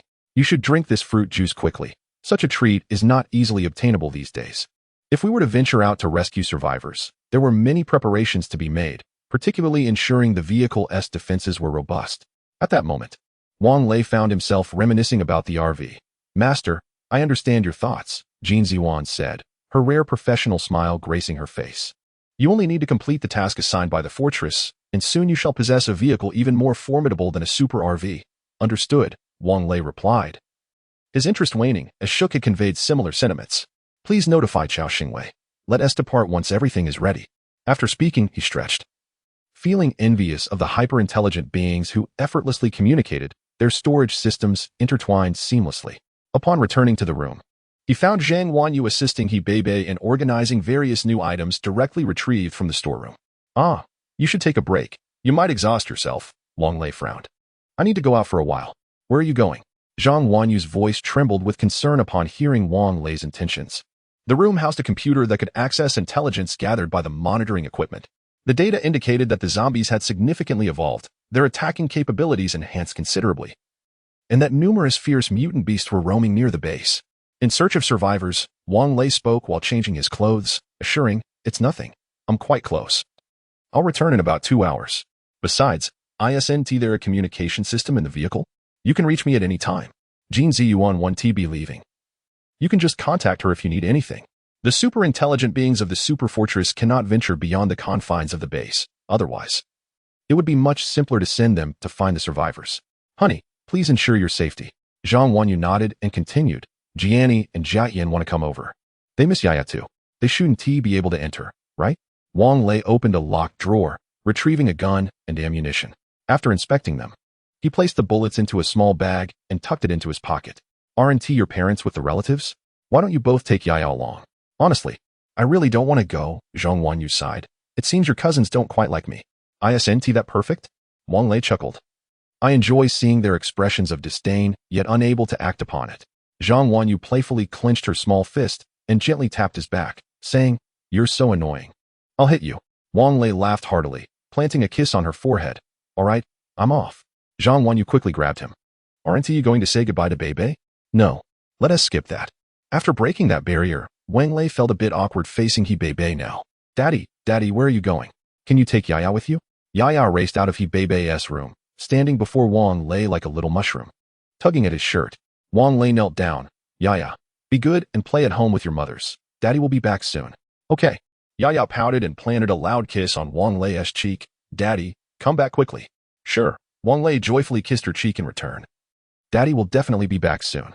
Previously, if Wang Lei harbored any doubts about Yaya's identity, those concerns vanished entirely when she was able to access the core and even entered his office without his permission. For Jin Ziyuan had mentioned that only his biological children could roam the core area without restrictions. as Wang Lei drove the Lamborghini Urus out of the fortress core. Chao Xingwei and the others were already waiting in the parking lot. The modified GL-8 bore no visible changes, yet its engine roared ominously, causing Wang Lei to feel a surge of irritation. Disliking the disruptive noise, he had asked Chao Xingwei to modify the Lamborghini Urus's exhaust to be silent. Old Chao, what is wrong with the exhaust? Is it broken? I couldn't find a suitable exhaust. After increasing the engine's power, the original exhaust simply couldn't handle it, which is why it sounds like this when you step on the gas. Chao Xingwei was well aware of Wang Lei's aversion to such noise and certainly was trying to irritate him. Why alter the power for no reason? What is going on? Are you trying to take off? Wang Lei felt increasingly frustrated. He chuckled, scratching his head, remarking on the peculiar sight before him. This fellow, who toiled daily on automobiles, yet possessed hands that remained plump and tender, resembling the smooth, hairless trotters of a pig. With time on their hands, why not engage in crafting figurines? One you is already expecting. You should hasten to bring forth a child as well, so that my offspring may have a playmate. Wang Lei jested. You might be unaware, but Zhao Min, Naza, and Reba are all with child. Zhu Jianfeng interjected mischievously. Very well then. I shall instruct Jin Ziyuan to increase your food supply henceforth. Chapter 171. Experimental Middle School. As they journeyed together, the camaraderie among the group resembled that of siblings. The news of the three girls' pregnancies brought joy to everyone. However, Lu Yinzhou shook his head, reminding them of the need for clarity among brothers. Such actions would inevitably raise questions among Minggu and their relatives. Wang Lei, unfazed, waved his hand dismissively, suggesting they would provide special care for the expectant mothers. At that moment, the sailor Sinchi finally emerged from the elevator, catching the attention of the men present. One could not help but wonder if they were headed to rescue someone or merely off to work at a nightclub. Nevertheless, no one voiced their thoughts as three vehicles exited the base in succession, with a Lamborghini Urus leading the way. Wang Lei, being a native of Longqing, was well acquainted with the city and navigated without the need for a GPS. The experimental middle school was situated near the city center of Longqing, not far from the base. As they traveled, they encountered few zombies, possibly deterred by the cold weather. It could also be attributed to their choice of main roads, as not a single supernatural beast was sighted, much to Zhu Jianfeng's dismay. However, upon their arrival at the school, they discovered that the nearby zombies had gathered in droves. Old Wang, what's going on? Lu Yinzhou, seated in the passenger seat, widened his eyes in astonishment at the sight of zombies swarming outside the school's reinforced railings. Much like parents waiting to pick up their children after school, the railings had clearly been fortified. Despite the zombies' relentless attempts to breach them, the steel reinforcements stood firm, unyielding and undeterred. Old Chao, your reinforcement skills are eclipsed by this. Zhu Jianfeng teased over the intercom, recalling the inadequately fortified railings in the safety zone of the capital. There must be something within the school attracting these zombies, Wang Lei pondered aloud. Meanwhile, Chao Xingwei and the GL-8 felt rather disheartened by the lack of response. Until Lu Yifei inquired, shall we take action? Wang Lei responded via the intercom. Let us hold on a moment and assess the situation. Clearly, something is luring the zombies here. I'll first check for any higher-level zombies before proceeding. Just as he finished speaking, he noticed a peculiar figure among the horde. While the other zombies flailed their arms aimlessly, moaning with vacant expressions, this particular one stood calmly, eyes darting around, head swiveling, and mouth closed. Indeed, there are zombies. Goodness. It's one of my middle school classmates. As Wang Lei scrutinized the figure, it became increasingly familiar. After some time, he recognized the individual as Rin Jun, the shortest student in their entire grade, affectionately nicknamed Little Radish Head. Who would have thought I'd have to escort you one last time? Wang Lei mused to himself, feeling a sense of resignation. Although he had lost touch with his classmates after middle school, they had shared 3 years of companionship. After exchanging positions with Zhu Jianfeng, Wang Lei reached out to open the sunroof. The specialized shooting seat slowly elevated, and half of Wang Lei's body was already outside. He steadied his micro-submachine gun and aimed through the scope at the head of Little Carrot. Indeed, a single shot that delivers a fatal blow would be the best tribute to this camaraderie. Bang! With the sound of the gunshot, all the zombies immediately fell silent. Their movements halted, yet they all turned their heads to gaze at Wang Lei. Little Carrot was nimble. At the moment the bullet was fired, he crouched down, narrowly evading the projectile. Standing at just over 1.5 meters tall, the bullet struck a female zombie beside him in the chest. The female zombie, quite well endowed, visibly deflated on the left side after taking the shot. The filling material was subpar. Wang Lei grimaced and, without hesitation, fired a second bullet swiftly. He was quick, but Little Carrot was even quicker. Just as Wang Lei squeezed the trigger, Little Carrot darted into the horde of zombies, vanishing from sight in an instant. However, While Wang Lei searched for him, he also spotted 2 second-tier zombies. This time, he dared not act rashly, for this group of zombies numbered at least in the thousands, constituting a considerable horde. Moreover, Shook had previously informed him about these creatures. Second-tier zombies could control first-tier ones, but typically, only one second-tier zombie served as the commander in a given wave. It was only in a horde exceeding 1,000 that 2 or 3 second-tier zombies might appear, primarily because second-tier zombies relied on mental prowess to exert control over first-tier zombies. However, having more than one second-tier zombie in the horde could also work to Wang Lei's advantage. Second-tier zombies generally possess their own judgment capabilities, and since these creatures are inherently selfish, it is often challenging for more than one to reach a consensus. Yet, should they achieve agreement, their combined strength would exceed the sum of their parts. Wang Lei was reluctant to provoke 3 second-tier zombies simultaneously, nor did he dare to antagonize the horde. For now, he could only take down the 3 second-tier zombies one by one, with the primary target being Little Carrot. Yet, Little Carrot held a natural advantage, being small and slender. He was difficult to spot amidst the horde, and second-tier zombies were exceedingly sensitive to danger. Wang Lei had discussed these zombie traits with Liu Yanzhou and the others recently, so everyone could only exercise patience, awaiting Wang Lei to eliminate the second-tier zombies before disembarking to slaughter the defenseless lower-tier zombies. Old Wang, how about tossing a couple of grenades? Zhu Jianfeng suggested, bending down to retrieve a box of grenades from beneath the passenger seat. Originally containing 10 grenades, 2 had been used, leaving 8. No, Wang Lei decisively shook his head. The 3 second-tier zombies were too far apart. A single grenade would certainly not eliminate them all at once. If even 2 survived, we would be in trouble. Bang! At that moment, within the classrooms of the experimental middle school, a sudden gunshot reverberated, startling even Wang Lei and his companions. Perhaps the level 2 zombies were acutely aware of Wang Lei's actions, just as the tall level 2 zombie was about to make a dodging move. The bullet had already penetrated its skull, simultaneously obliterating the head of a nearby zombie. Splendid! A 2-for-1 triumph. Although Wang Lei had awakened the ability of firearms mastery, he had yet to achieve a feat of slaying more than 2 zombies with a single bullet. Chapter 172. A fierce battle. At this moment, hesitation was not an option. Wang Lei swiftly aimed and fired at a second-tier female zombie who stood over 175 meters tall, adorned in black high heels. The attire of this young female zombie unmistakably indicated her former life as an office worker, exuding an image of elegance and grace. High-tier zombies may either be the result of advanced mutations or could have transformed directly into their second tier. This particular female office worker undoubtedly belonged to the latter category, as her face remained pristine and beautiful, albeit slightly pallid, showing no signs of being a zombie. Her clothing was meticulously arranged.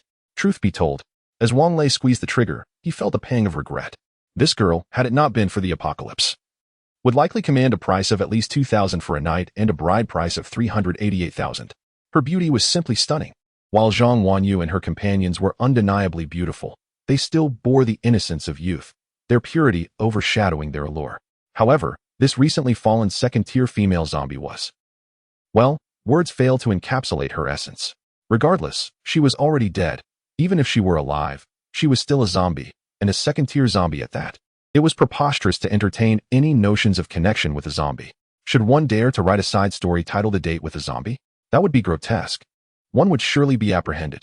With 2 second-tier zombies vanquished, the remaining zombies began to converge upon the 3 vehicles, arriving in waves.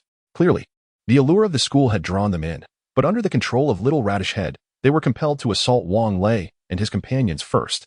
Old Wang, the zombies are closing in, let's strike, Zhu Jianfeng exclaimed, gripping his short knife with palpable excitement. All right, you all disembark to slay the zombies. I shall continue my search for Little Radish Head from within the vehicle, Wang Lei decisively commanded. If the horde lacked second-tier zombies, it would merely be a one-sided massacre. However, the presence of second-tier zombies imbued the horde with a semblance of strategy. They would undoubtedly overturn the vehicles. If they did not exit the cars now, they would be left to perish when their vehicle was overturned. The doors of the 3 vehicles swung open almost simultaneously as 8 beautiful warriors, along with Liu Yanzhou, Zhu Jianfeng, and Li Ming, leaped into action. Li Ming and his companions had inexplicably switched weapons. Instead of their previous watermelon knives or kitchen knives, they were now wielding hammers. Their ferocity was astounding. With a single strike, a zombie's head was obliterated like a watermelon, showcasing the immense power behind their blows. Thousands of zombies surged towards them, and some had already begun assaulting the vehicles. Wang Lei felt overwhelmed, as the sheer number of zombies, many of which were defensive types, rendered Lu Yanzhou and his 15 companions barely able to hold their ground. Reluctantly, Wang Lei set aside his desire to find Little Radish Head and began methodically eliminating the zombies that approached the vehicle.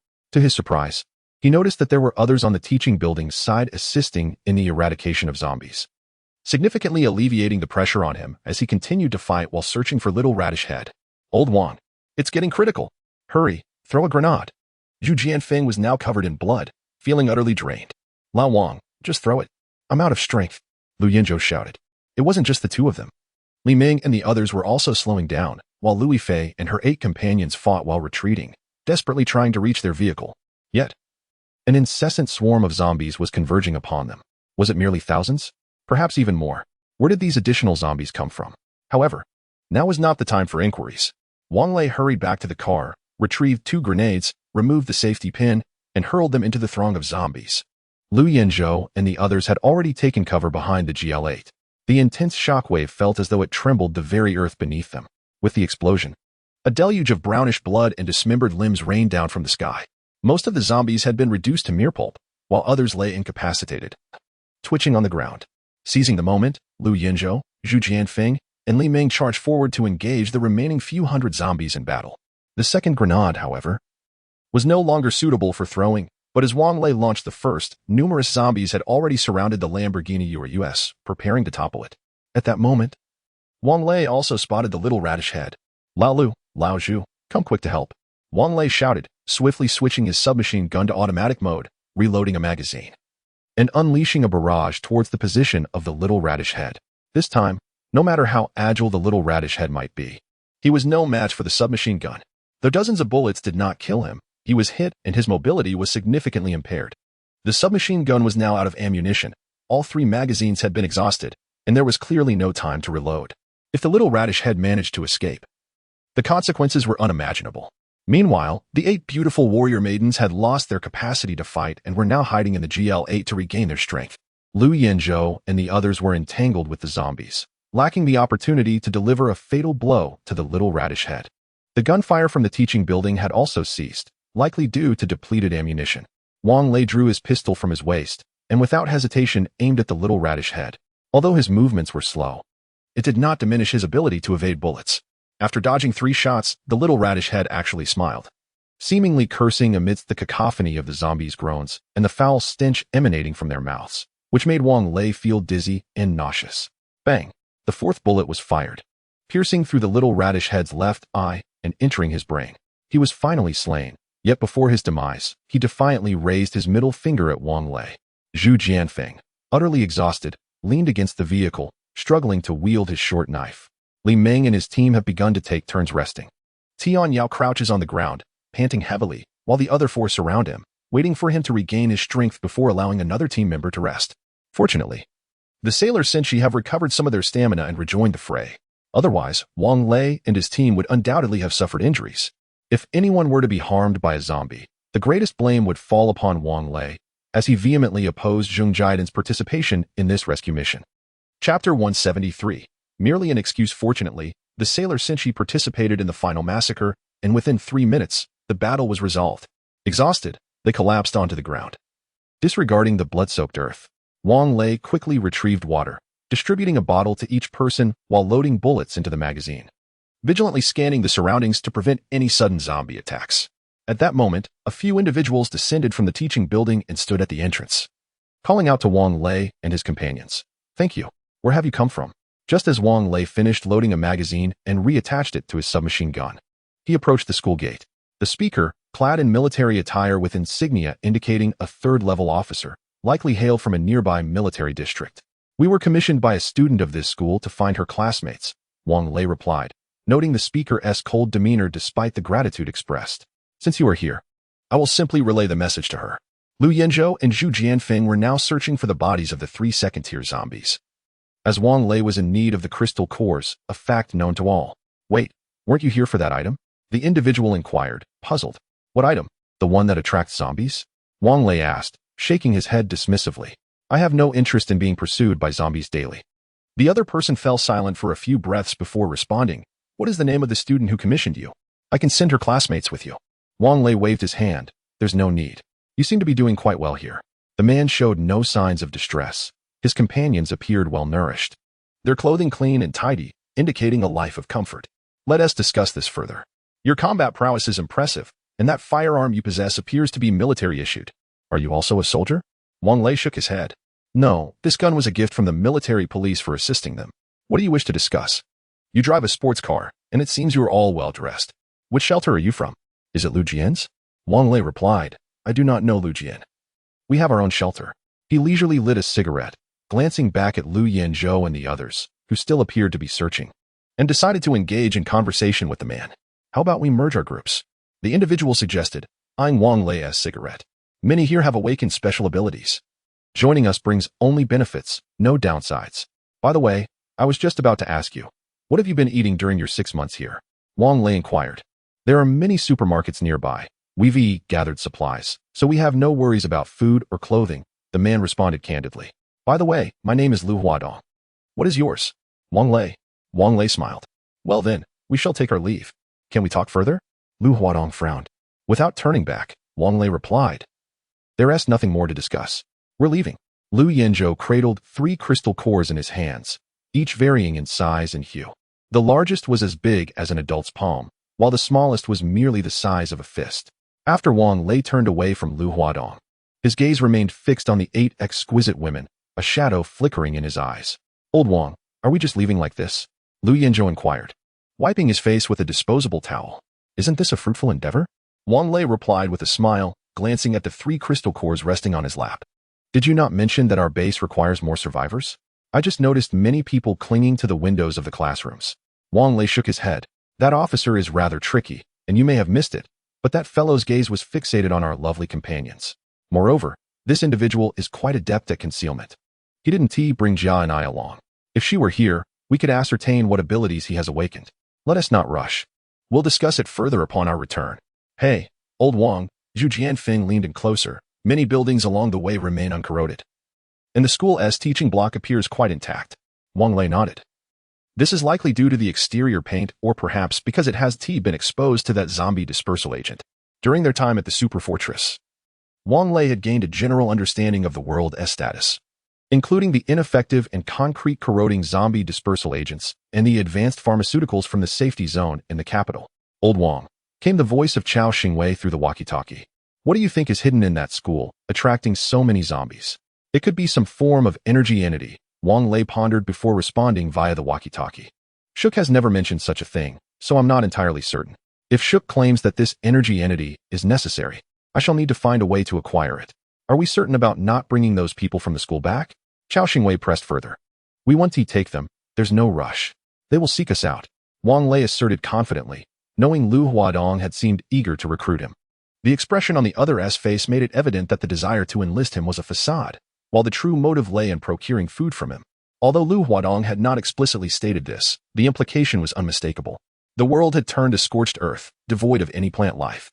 Wang Lei had briefly surveyed the internal conditions of the school. There were undoubtedly over 1,000 survivors, if not more.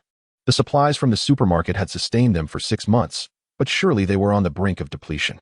Upon returning to the base, Wang Lei sought out by Lu personally to reassure her that her classmates were likely safe before he returned to the core area. Zhang Wanyu had inquired several times along the way if he was safe, clearly anxious for his well-being. During such a festive season, I shouldn't have embarked on this journey.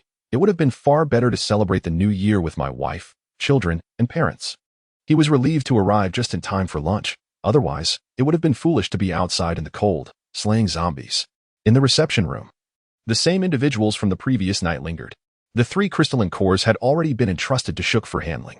Such a vast fortress consumed a considerable amount of energy daily, and Shuk had reminded Wang Lei several times about this.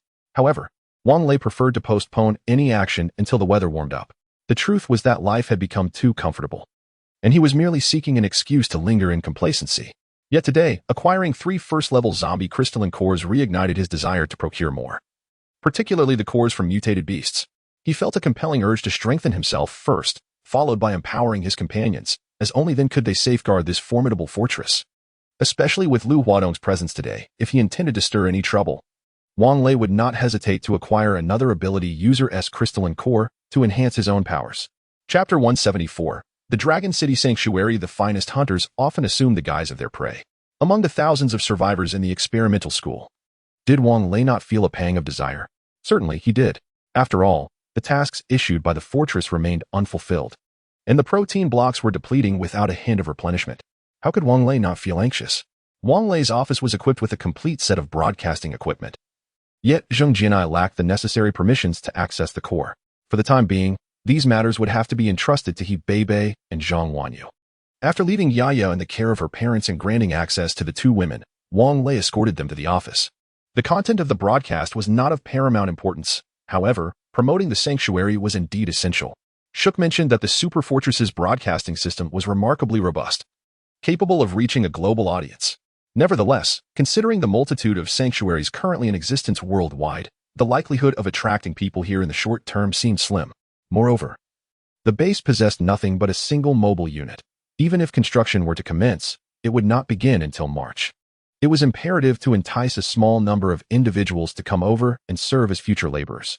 Honey, other sanctuaries have names like Jinling Sanctuary, Capital Sanctuary, and Northwest Sanctuary. What shall we call ours? Zhang Wanyu, having perused the manual for some time, had grasped the operational aspects.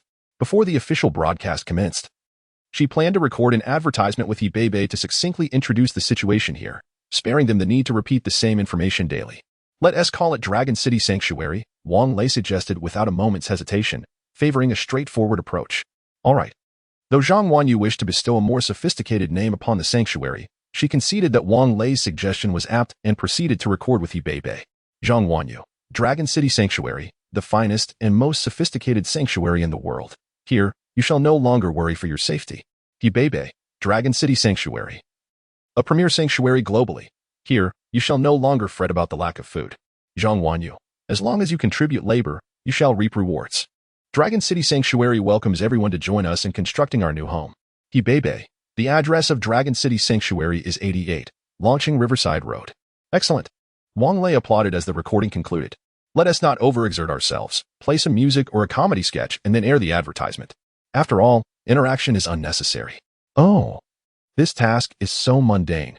Even a dog could manage it with a bun. He Beibei lamented, expressing her disdain for such unskilled labor. Leaving the two women in the office, Wang Lei descended to find Yaya. The little girl had recently been displeased with him, as he spent his days drinking with Lu Yanzhou and neglected to play with her. At that moment, Yaya was playing on the platform with her parents. When Wang Lei approached, she leapt into his arms, bursting into tears in a fit of grievance. Oh dear, what is the matter? Did you misbehave and get scolded by Grandma and Grandpa? Wang Lei chuckled gently as he wiped her tears. Yaya pointed to a windowsill on the third floor of the core area. Her voice choked with tears. The parrot has flown away, and it said it would no longer play with me.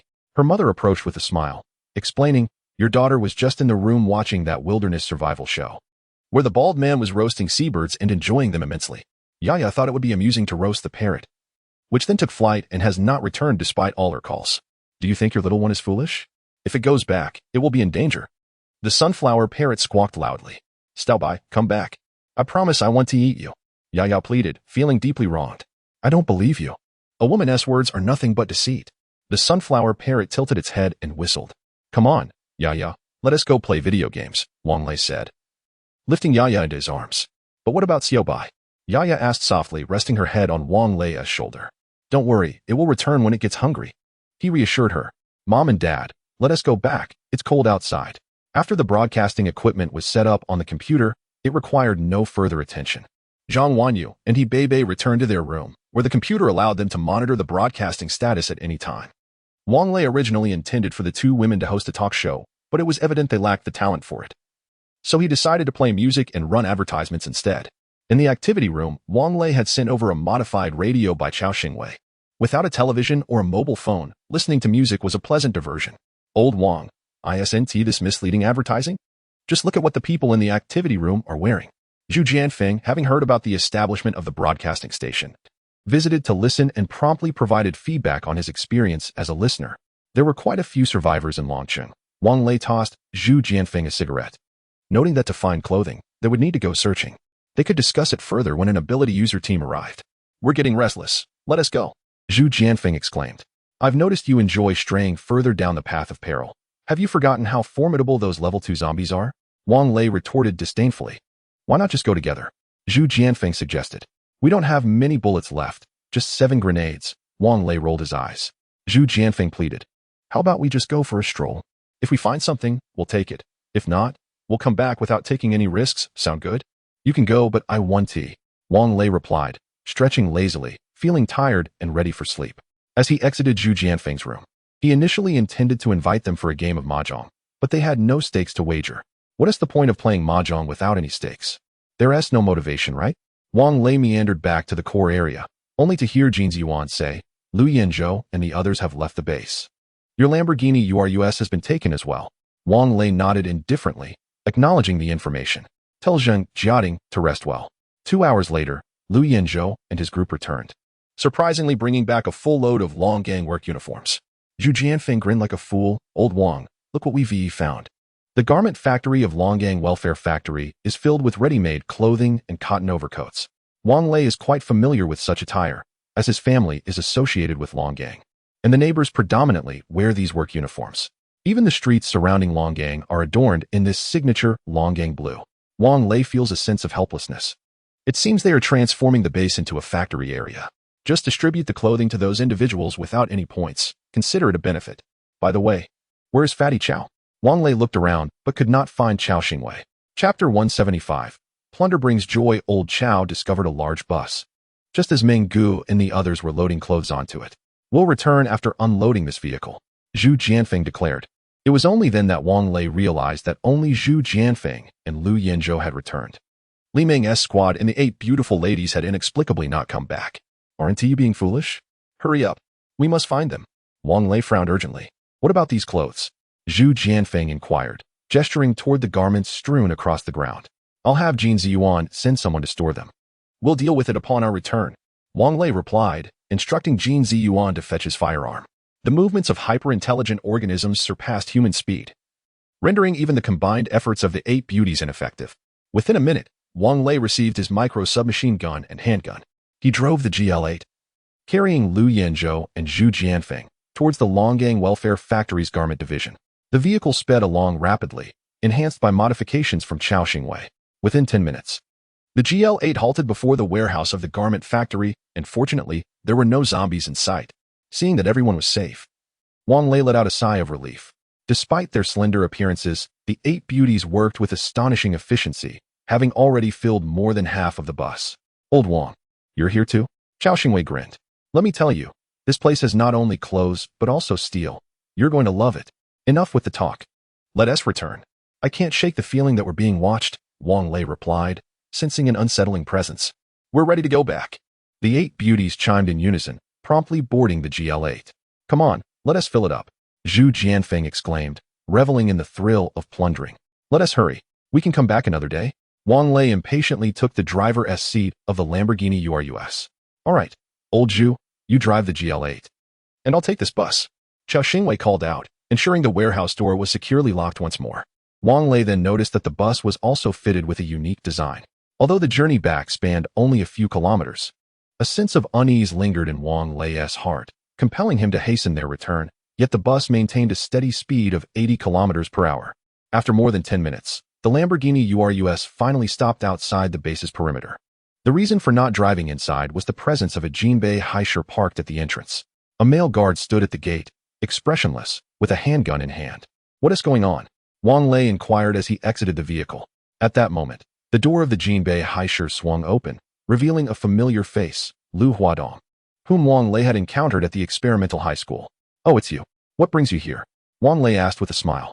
I heard the announcement, so I came to check things out, Lu Huadong replied with a grin, but Wang Lei sensed a cunning undertone in his smile, as if his eyes concealed inscrutable depths and ulterior motives.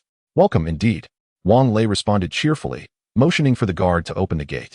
The GL-8 and the bus, along with Li Meng and their vehicles, have departed for the parking lot. Wang Lei, driving a Lamborghini URUS, has parked beside the mobile accommodation, where Jin Ziyuan is organizing the distribution of work uniforms to the survivors. As you can see, this is the only place available for habitation at the moment. Wang Lei greets the survivors with a smile before engaging in conversation with Lu Huadong. Teacher Li, Bai Lu recognizes a familiar figure in the crowd, hurrying over to Wang Lei and the others without even collecting her clothing. Ah, Bai Lu, is that really you? Mr. Liu told me you were alive. I couldn't believe it, so I came to see for myself.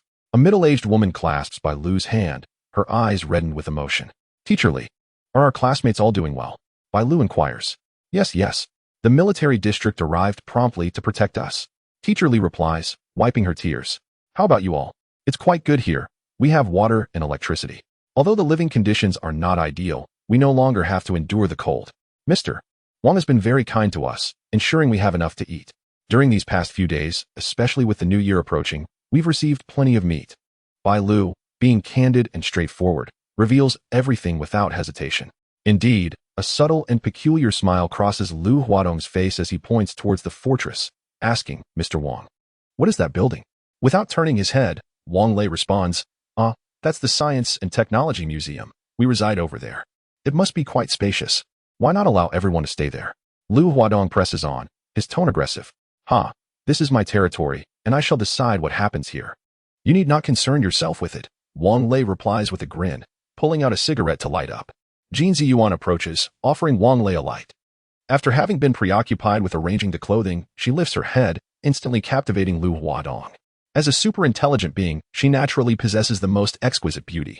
Reminiscent of Liu Yanzhou and his companions, who despite knowing these individuals are robots, cannot help but entertain certain thoughts. May I introduce myself, lovely lady? Lu Huadong extends his hand gallantly. Jin Ziyuan, without even glancing at him, coldly responds, not interested, and resumes her task of sorting the pile of clothing. Do not worry. The clothes on the ground are protected by plastic wrapping, she assures. While the survivors are curious about the newcomers, they are preoccupied with the distribution of uniforms and soon to follow with protein bars, leaving little room for distractions. What are you feeding them? Lu Huadong inquires. Frowning at the open packaging of the protein bars, Wang Lei picks one up, unwraps it, and takes a bite. Protein bars. Care to try? Well, this serves as bait. Without bait, how can one catch fish? Although protein bars are the most basic sustenance, they exude an irresistible allure akin to the dubious snacks found at schoolyard stalls. The individuals accompanying Lu Huadong have begun to salivate at the aroma of the protein bars. Wang Lei instructs Jin Ziyuan to distribute one to each of them, noting that they taste even better when heated, though they are quite palatable when consumed cold and pair well with drinks. Within this protein block lies not only protein but also dietary fiber, undeniably a healthful food. Several individuals savored it with great delight. However, after Lu Huadong took a bite, a look of fierce determination sparkled in his eyes. Mr. Wang, could you possibly provide us with some protein blocks? Lu Huadong inquired straightforwardly. Why should I? Wang Lei responded with a smile. These individuals here have labored to earn their clothing and sustenance. What gives me reason to provide you with any? Lu Huadong raised his voice. The food situation at the school has become critically insufficient. Surely, you cannot stand idly by and watch them starve. Wang Lei scratched his ear and retorted, please refrain from such loud moral coercion. I possess no moral obligation, hence you cannot impose it upon me. If you desire protein blocks, it is not impossible. Simply come here and work for them. Chapter 176. The fish has taken the bait. I must inform you that there are numerous high-ranking officials from Long City at the experimental middle school, as well as from our military district. What does that have to do with me? Wang Lei chuckled. When they were starving, where were the higher-ups to offer them warmth? Even in this apocalypse, are you still relying on your bureaucratic practices? Do they truly serve any purpose? You flatter well, yet you remain a non-commissioned officer. Haven't they promoted you to a company commander yet? We serve the people. The hierarchy of positions has no bearing on my service to them, Lu Huadong replied, frowning. Just a casual remark, Wang Lei responded with a blank smile. By the way, how does the protein block taste? You know, despite its unassuming appearance, it is replete with fats, amino acids, vitamins, proteins, and dietary fiber. Is this something you produce yourself? Lu Huadong suppressed a surge of inexplicable emotions. We can exchange supplies for it. Oh, unable to seize it, you've opted for a trade? Wang Lei quipped apologetically, I'm afraid it's in limited supply. We still have many vacant rooms here, and I aim to fill them as swiftly as possible. Mr. Wang, I believe we could arrange for a large communal sleeping area, allowing us to accommodate more individuals. Bai Lu's father, Bai Kai, adjusted his glasses and spoke with gravity. This temporary housing was constructed for the client. Each room is approximately 20 square meters, which is a bit excessive for just 2 or 3 people. Indeed, Uncle Bai, that won't be necessary for now. You may carry on with your tasks. Wang Lei beamed brightly. This was all for Lu Huadong's benefit. Did he not wish to promptly incorporate those from the experimental middle school? Certainly, he did. As the protein blocks dwindled day by day, could Wang Lei remain unperturbed? The base's mission required the survivor population to exceed 500. Only upon accomplishing this task could the Sanjiatong network store reopen, granting the opportunity to stockpile more protein blocks. Previously, when he exchanged frozen pork for protein blocks, Wang Lei now regretted having traded too few. 66 individuals consumed over 100 blocks daily. This was even after supplementing with the grain and frozen meat he had previously stockpiled. Wang Lei felt a pang of distress but kept silent. Lu Huadong was too cunning. This was both an advantage and a flaw. Wang Lei's acting skills were remarkable, and he had fortuitously arrived when the base was distributing clothing and food. Moreover, the technology museum that Wang Lei mentioned had only heightened his sense of possession. Thus, the fish had indeed taken the bait. Xiao Wang, while your place is quite agreeable, the conditions at experimental middle school are superior. Why not join us over there? Wang Lei, of course, chose to decline. He shook his head. No, we are quite comfortable here. In March, I plan to construct a high-rise to improve our living environment. As you can see, the building materials are readily available over there. Lu Huadong initially intended to argue that the lack of water and electricity made construction challenging. But observing the illuminated temporary housing and the dining hall washing frozen pork, he refrained from further comment. Very well, we shall take our leave then. All right. No need for farewells. Happy New Year. A meaningful smile appeared on Wang Lei's face. Lu Huadong, with a peculiar expression, responded, Happy New Year. As he watched Lu Huadong and the others depart, Wang Lei turned to Bai Lu and inquired, What did your teacher say to you? Bai Lu was momentarily taken aback before replying, My teacher initially intended to take me back to school, but then he said since I am with my parents, I should stay here for the time being. He also mentioned that my classmates miss me a lot. Wang Lei chuckled. Well, you can decide for yourself. Upon returning to his room, Wang Lei removed his outerwear and lazily reclined on the bed. Why are you lying on the bed without taking a shower? He Bei, holding Yiya, entered the bedroom with a hint of disdain. Hey, don't all women have a cleanliness obsession? Wang Lei retorted lazily, I've taken off my coat. Is my underwear dirty? He Bei pouted, deciding against further comment, as he was the host, and she did not wish to offend him. Yiya wriggled free from He Bei's embrace, climbed onto the bed, and nestled into Wang Lei's arms, exclaiming, Daddy, Daddy, tell me the story of the Kexaho and Thanos. Recently, Yiya had been insisting on bedtime stories, and Wang Lei, who was not adept at storytelling, had to piece together memories, blending the tales of Dinosaur's special Kexaho and Thanos' cinematic adventures. To his surprise, the little girl particularly enjoyed it. Sweetheart, it's not quite time for a bedtime story yet. Why don't you go play for a bit and let Daddy rest? Wang Lei smiled, holding Yiya closely. Where did your mother go? Wanyu has written a script and is broadcasting it in the study, He Bei replied. She feels that playing music daily doesn't hold much appeal for the survivors. Wang Lei chuckled. Indeed, Zhang Wanyu was his virtuous partner. As night fell and everyone had finished dinner, they prepared to retire for the evening. Naturally, Wang Lei claimed the master bedroom. When he noticed the bashful He Bei stepping in, he initially intended to tease her, but ultimately refrained. Time for bed, Wang Lei yawned. After having a few drinks that evening, he felt somewhat drowsy. What about Yiya? Your parents are taking care of her. He Bei said as she turned off the nightlight. All right, sleep tight. The night passed in silence, primarily because discussing the events would be inappropriate. So they simply remained quiet. As dawn broke, Jin Ziyuan stood at the foot of the bed. What the hell? Are you out of your mind? Why are you standing there so early? Wang Lei was startled awake by Jin Ziyuan's presence, pulling the blanket up and snugging He Bei closer. There are intruders. Lu Huadong has brought many people and is attacking the base perimeter. Oh, Wang Lei sat up, casually reaching for a cigarette. Can our perimeter hold them off? Of course. Jin Ziyuan replied with a hint of arrogance. But the core computer suggests you should negotiate with them. All right, Wang Lei said, lighting his cigarette as he questioned. How should we negotiate? Just agree to their terms, except for allowing them access to the core. Jin Ziyuan maintained her impassive demeanor, and Wang Lei couldn't shake the feeling that she had procured a life-size doll from a bargain site. All right then, what is the current situation? As Wang Lei donned his attire, he inquired, seemingly unperturbed by the presence of superintelligence. The opponent is currently breaching the barricade. All you need to do is shout. There is no necessity to approach in person, Jin Ziyuan replied. Why didn't you mention it sooner? Wang Lei retorted, pouting slightly. Before removing the pants he had just put on. Hand me the microphone. Jin Ziyuan had already prepared the microphone and earpiece, promptly handing them to Wang Lei. He placed the earpiece in his ear, adjusted his body to a comfortable stance, and then raised the microphone to exclaim, Chapter 177. What does it mean? Officer Liu, I graciously hosted you yesterday, and today you come at me? What is the implication of this? Wang Lei, that is not my intention, Lu Huadong sneered. None of us have had any food or drink. Isn't it quite normal to rise in rebellion? Oh, so you have set your sights on me?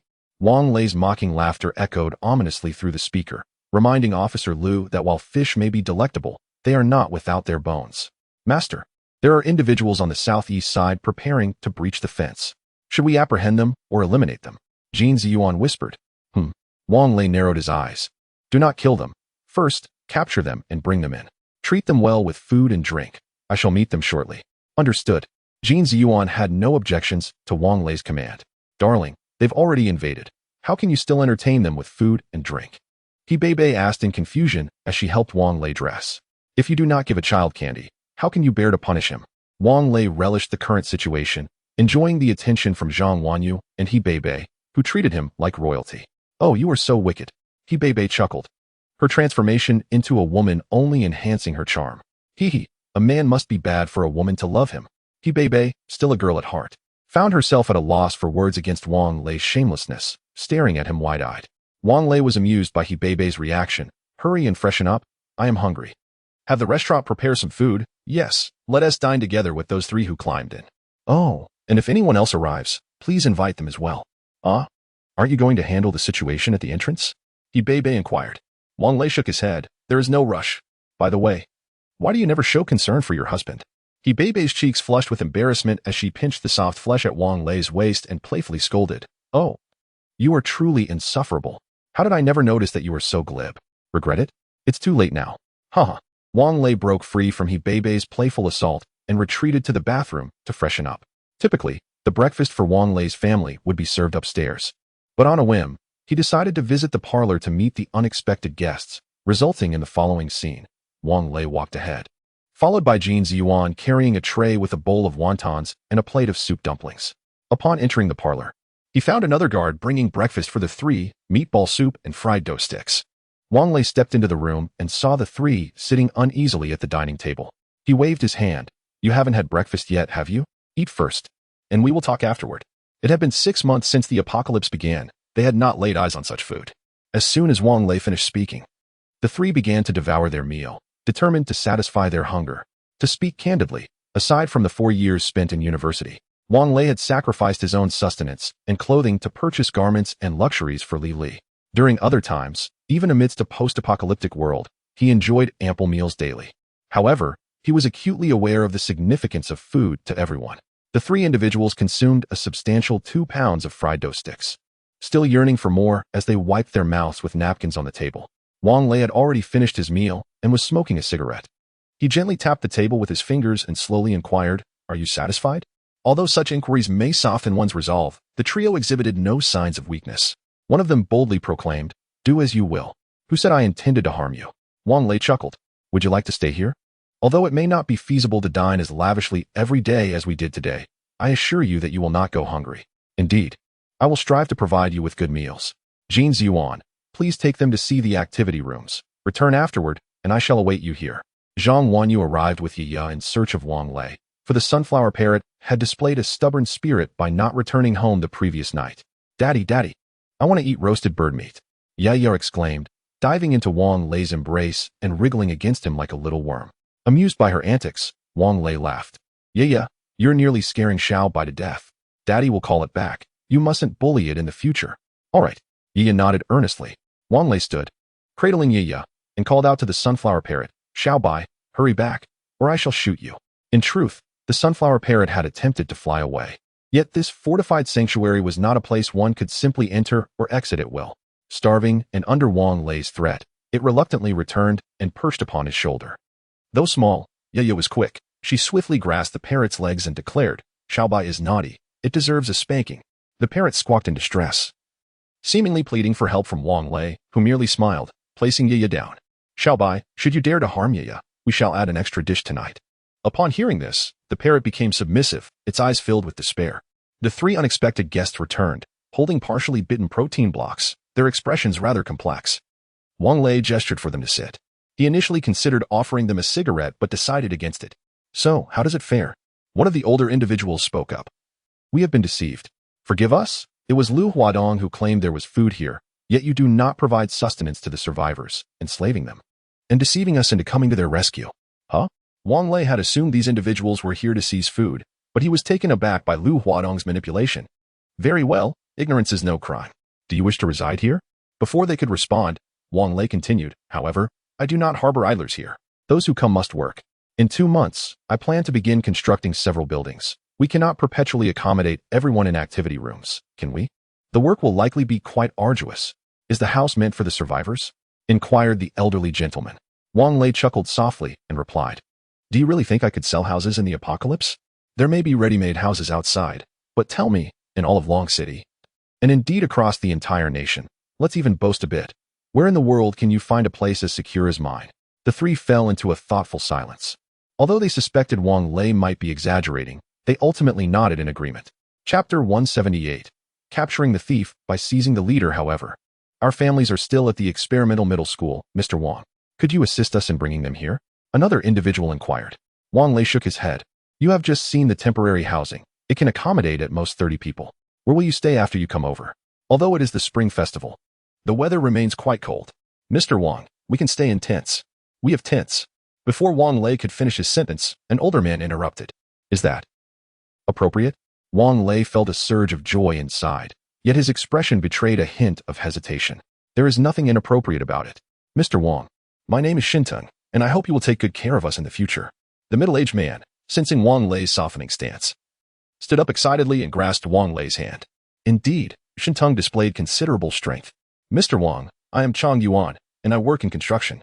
I already have over 50 workers at the experimental middle school, steel bars, formwork, plumbing, and electrical work, all accounted for. Mr. Wang, I am also in construction, and I have more workers at the school than Lao Chang does. By the way, I am Chao Shan. Huh, it seems we have quite the ensemble of comedians here.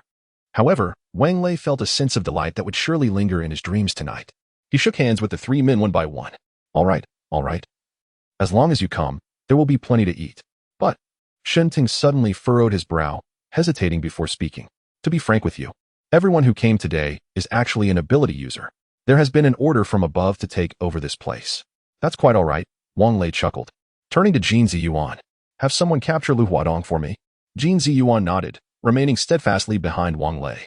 The 3 men exchanged puzzled glances, wondering why the woman remained so still. However, they refrained from asking. Chang Yuan spoke up. Lu Huadong is armed, and his awakened ability is marksmanship. Oh, that is quite similar to my own ability. Wang Lei chuckled, thinking that without a gun, he would be rendered ineffective. Realizing this, his expression shifted momentarily. He awkwardly smiled, grateful that he had not voiced the latter part of his thought. Please return for now. Wang Lei gestured after Jin Ziyuan informed him that Lu Huadong had been apprehended. By the way, you all have vehicles, right? Can you drive yourselves here? Yes. The 3 responded jubilantly. By the way, I have a question. How did you all gather at the experimental middle school? Wang Lei inquired further. About a week after the zombie outbreak. We were rescued by nearby military forces and taken there, Chao Shan explained. Indeed, several military units in Longcheng have established shelters, gathering survivors from the surrounding areas. Chang Yuan added, What about the other shelters? Do you know their locations? Wang Lei pondered, realizing that the super fortress would eventually require him to gather survivors. And early planning was always prudent. There are several around Daping and Maliang camps, as well as in the north near Xinqing Street. Those are some of the larger ones. I've heard that some ability users have even established their own shelters, but we are not clear on their specific locations, Xinteng replied. Wang Lei nodded. All right. You may return for now. However, the 3 remained motionless, exchanging glances as if they had something to convey. What is the matter? Is there something else? Wang Lei inquired, his gaze shifting to the window where Ye was frolicking, and his mother likely emerged out of concern for Zhang Wanyu managing the child alone.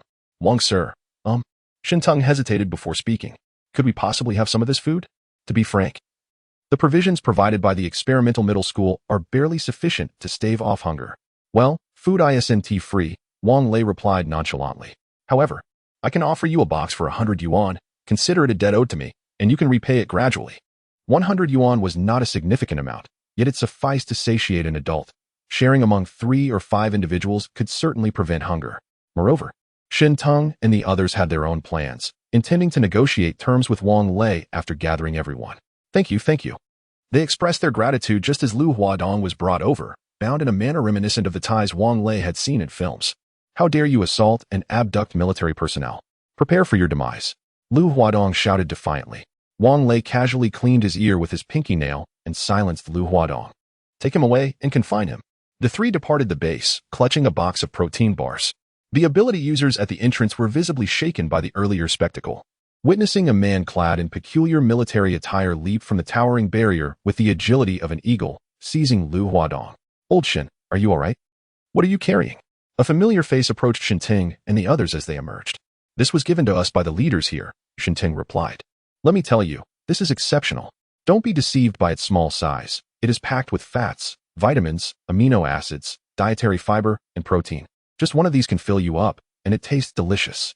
The survivors here all consume this.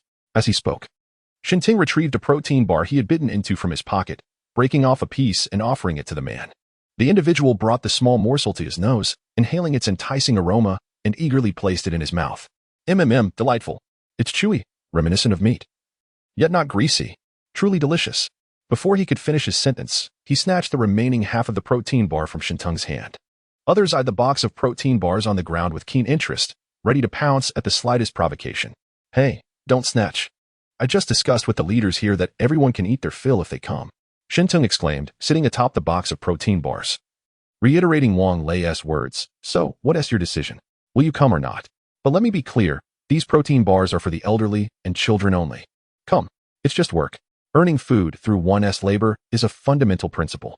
It is certainly preferable to this than waiting to perish from hunger in the laboratory, exclaimed the man who had consumed the protein bars. However, a young girl interjected, Uncle Shin, do those soldiers and police officers truly consent to our departure? Just a couple of days ago, they convened a meeting, proclaiming their intention to establish a safe zone in Longqing. Do they provide us with food? Another young woman lamented, rubbing her abdomen, I am 5 months pregnant, and yet they insist I venture out to hunt for mutant beasts, showing no regard for our humanity. Let us return, gather our families, and seek refuge with Mr. Wang. Chapter 179. With food in hand, one remains calm upon returning to the experimental school. The individuals were unaware of what transpired, but once over 1,000 people entered the base, Shinting angrily sought out Wang Lei. Those higher-ups are truly despicable. They refuse to let us leave and threaten us, saying if we come to ally with you, we should prepare for death. Chang Yuan echoed. They even claimed they would contact the tank division from Xinqing Street to attack here. Can we withstand a tank assault? Wang Lei turned to Jin Ji Yuan for insight. Jin Ji Yuan nodded affirmatively. We can withstand even a nuclear strike, rest assured.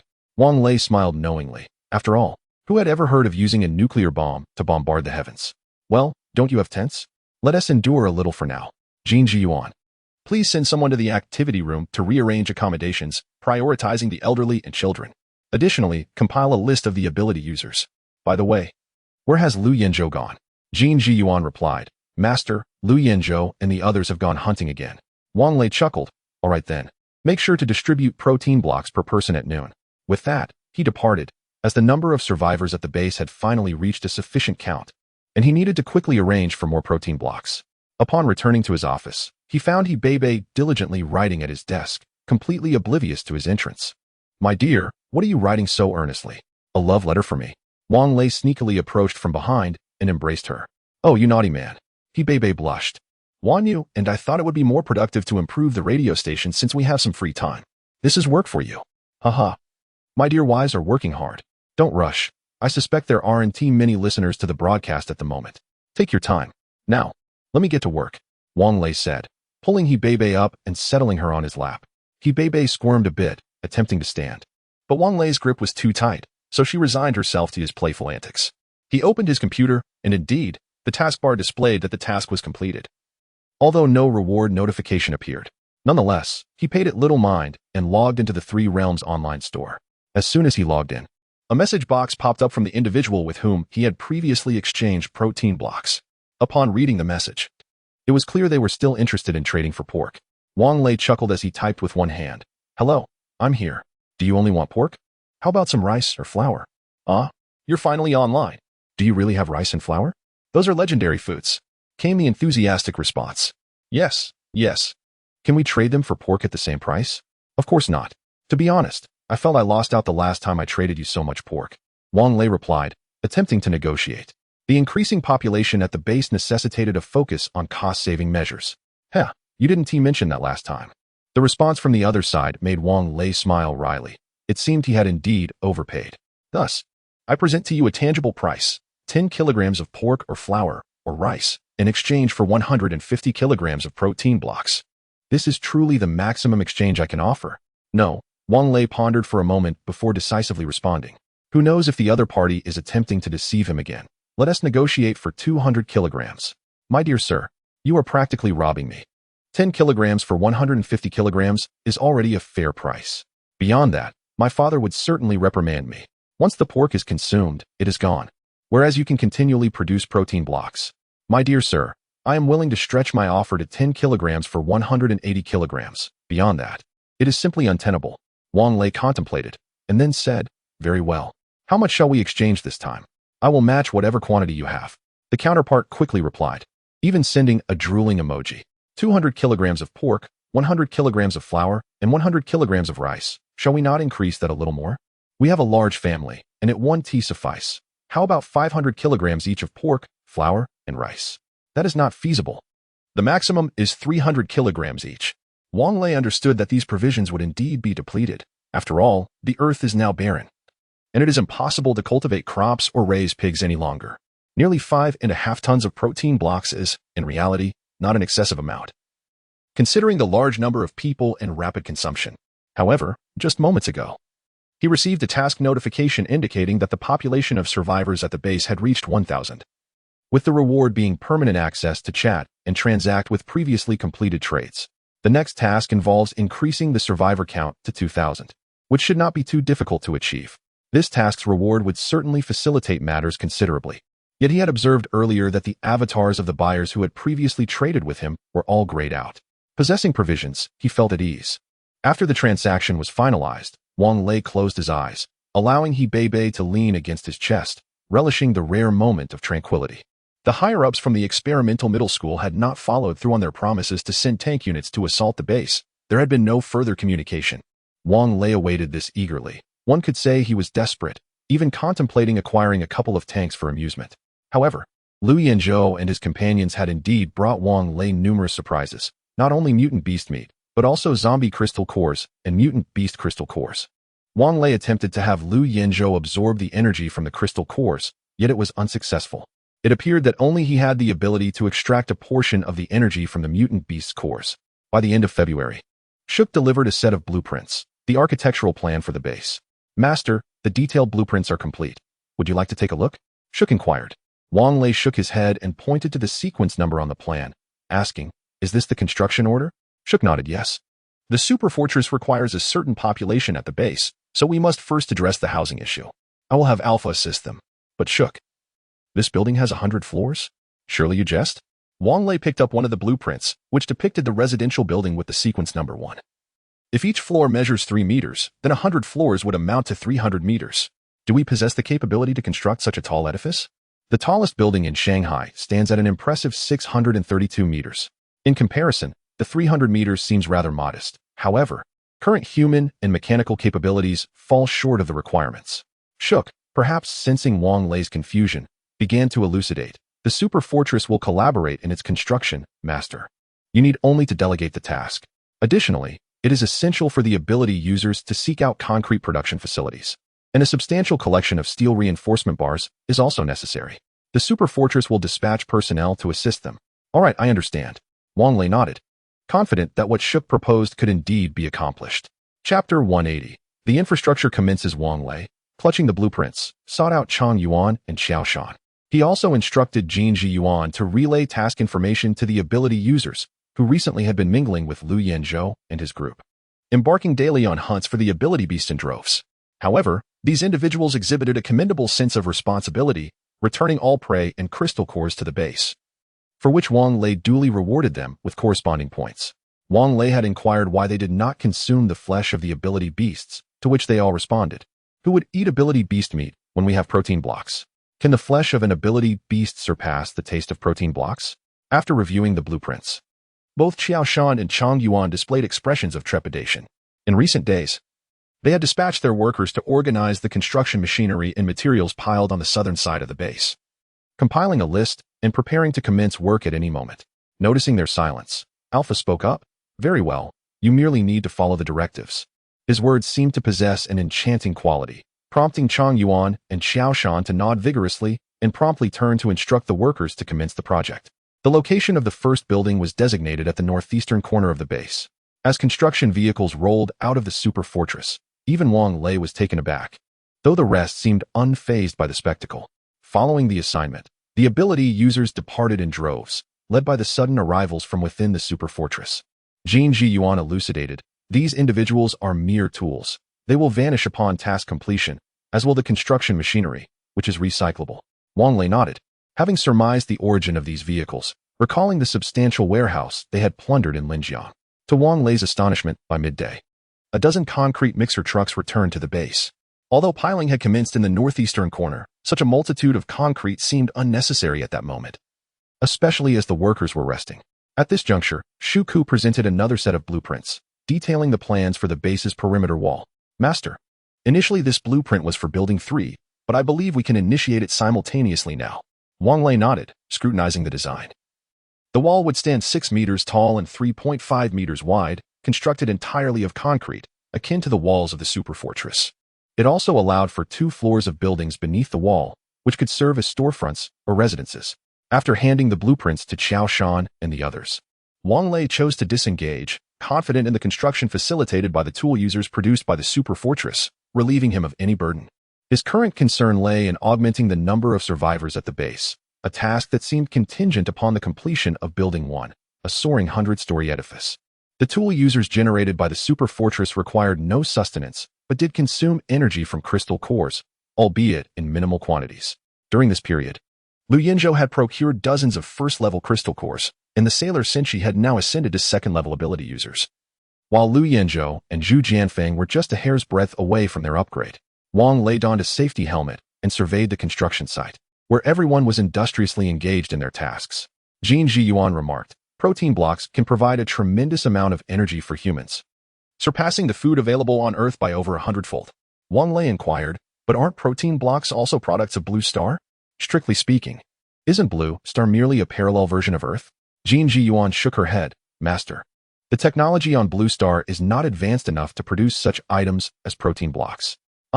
Are you implying that the protein blocks are manufactured by extraterrestrial beings from a higher dimension? What are the raw materials for these protein blocks? Wang Lei asked. Jin Ji Yuan gestured towards the super fortress. Master, as you mentioned, Blue Star is simply a parallel version of Earth. There are indeed super fortresses on Blue Star, but the technology there is only comparable to that of Earth prior to the outbreak of the supervirus. Protein blocks are already products of their advanced technology. In reality, the composition of protein blocks is quite simple. By cultivating a highly reproductive microorganism, we can synthesize them into protein blocks. This technology is already available in your superfortress, and that microorganism is being produced in large quantities. Within 3 days, a continuous supply of protein blocks will be generated. Oh, why didn't you mention this sooner? I was considering trading for more protein blocks with that fellow. Wang Lei grimaced, recalling the frozen pork, rice, and flour he had exchanged, feeling a pang of regret. Master, the production facility for protein blocks is located in Building Number 2. Did you not examine the blueprints? Jin Ji Yuan stated coldly. The laboratory's production capacity is limited. I truly didn't take a close look. Wang Lei scratched his head. Then let us commence the construction of Building Number 2 as well. Jin Ji Yuan replied icily. Currently, there are insufficient personnel. Master, you must personally seek out survivors to return. Very well. I shall go tomorrow. Wang Lei waved his hand, feeling his dream of remaining idle dissipate. The bus had undergone renovations at the superfortress, transforming into the first-tier super bus, though it still fell short compared to the initial super RV. Firstly, in terms of four-dimensional space, its capacity was reduced by more than half, as the four-dimensional space was shared with the superfortress, with the fortress's warehouse occupying most of it. Additionally, concerning comfort, while there were 3 bedrooms, there were only 2 bathrooms, one in the master suite and one in the passenger area. Wang Lei retrieved several boxes of protein blocks from the storage room and had the guards load them onto the bus. To attract survivors, one must possess resources, after all. However, the bus's passenger area boasted 200 seats, which was quite excessive. Once Wang Lei drove the bus out of the superfortress, Chao Xing could hardly contain his excitement as he rushed aboard with a foolish grin. Hee, I told you this vehicle is a treasure. See, I was right. Wang Lei rolled his eyes. Even if you brought back a piece of junk, the fortress could still transform it like this. All right, you drive. The bus is equipped with navigation, Just follow the directions. After Li Ming and the 8 beautiful women boarded the bus, Wang Lei retreated to the master suite for some rest. Having been thoroughly exhausted by Hebei the previous night and waking up so early today, he felt even the donkeys of the production team would struggle to endure such fatigue. As soon as he lay down, a knock echoed through the room. Wang Lei sat up. "Come in." Li Ming entered, promptly taking a seat on the sofa opposite the bed. "Lazy, I would like to discuss something with you." "Sure." "Minggu, go ahead," Wang Lei replied, casually tossing a cigarette to Li Ming. "My team members' families are now involved in the construction of the base. They've expressed a desire to avoid residing near the super fortress. I wanted to ask if it would be possible to allocate housing for them once that building is completed," Li Ming said, a hint of embarrassment in his voice. Chapter 181. The Ancient City Market. Wang Lei nodded affirmatively. Of course, no problem.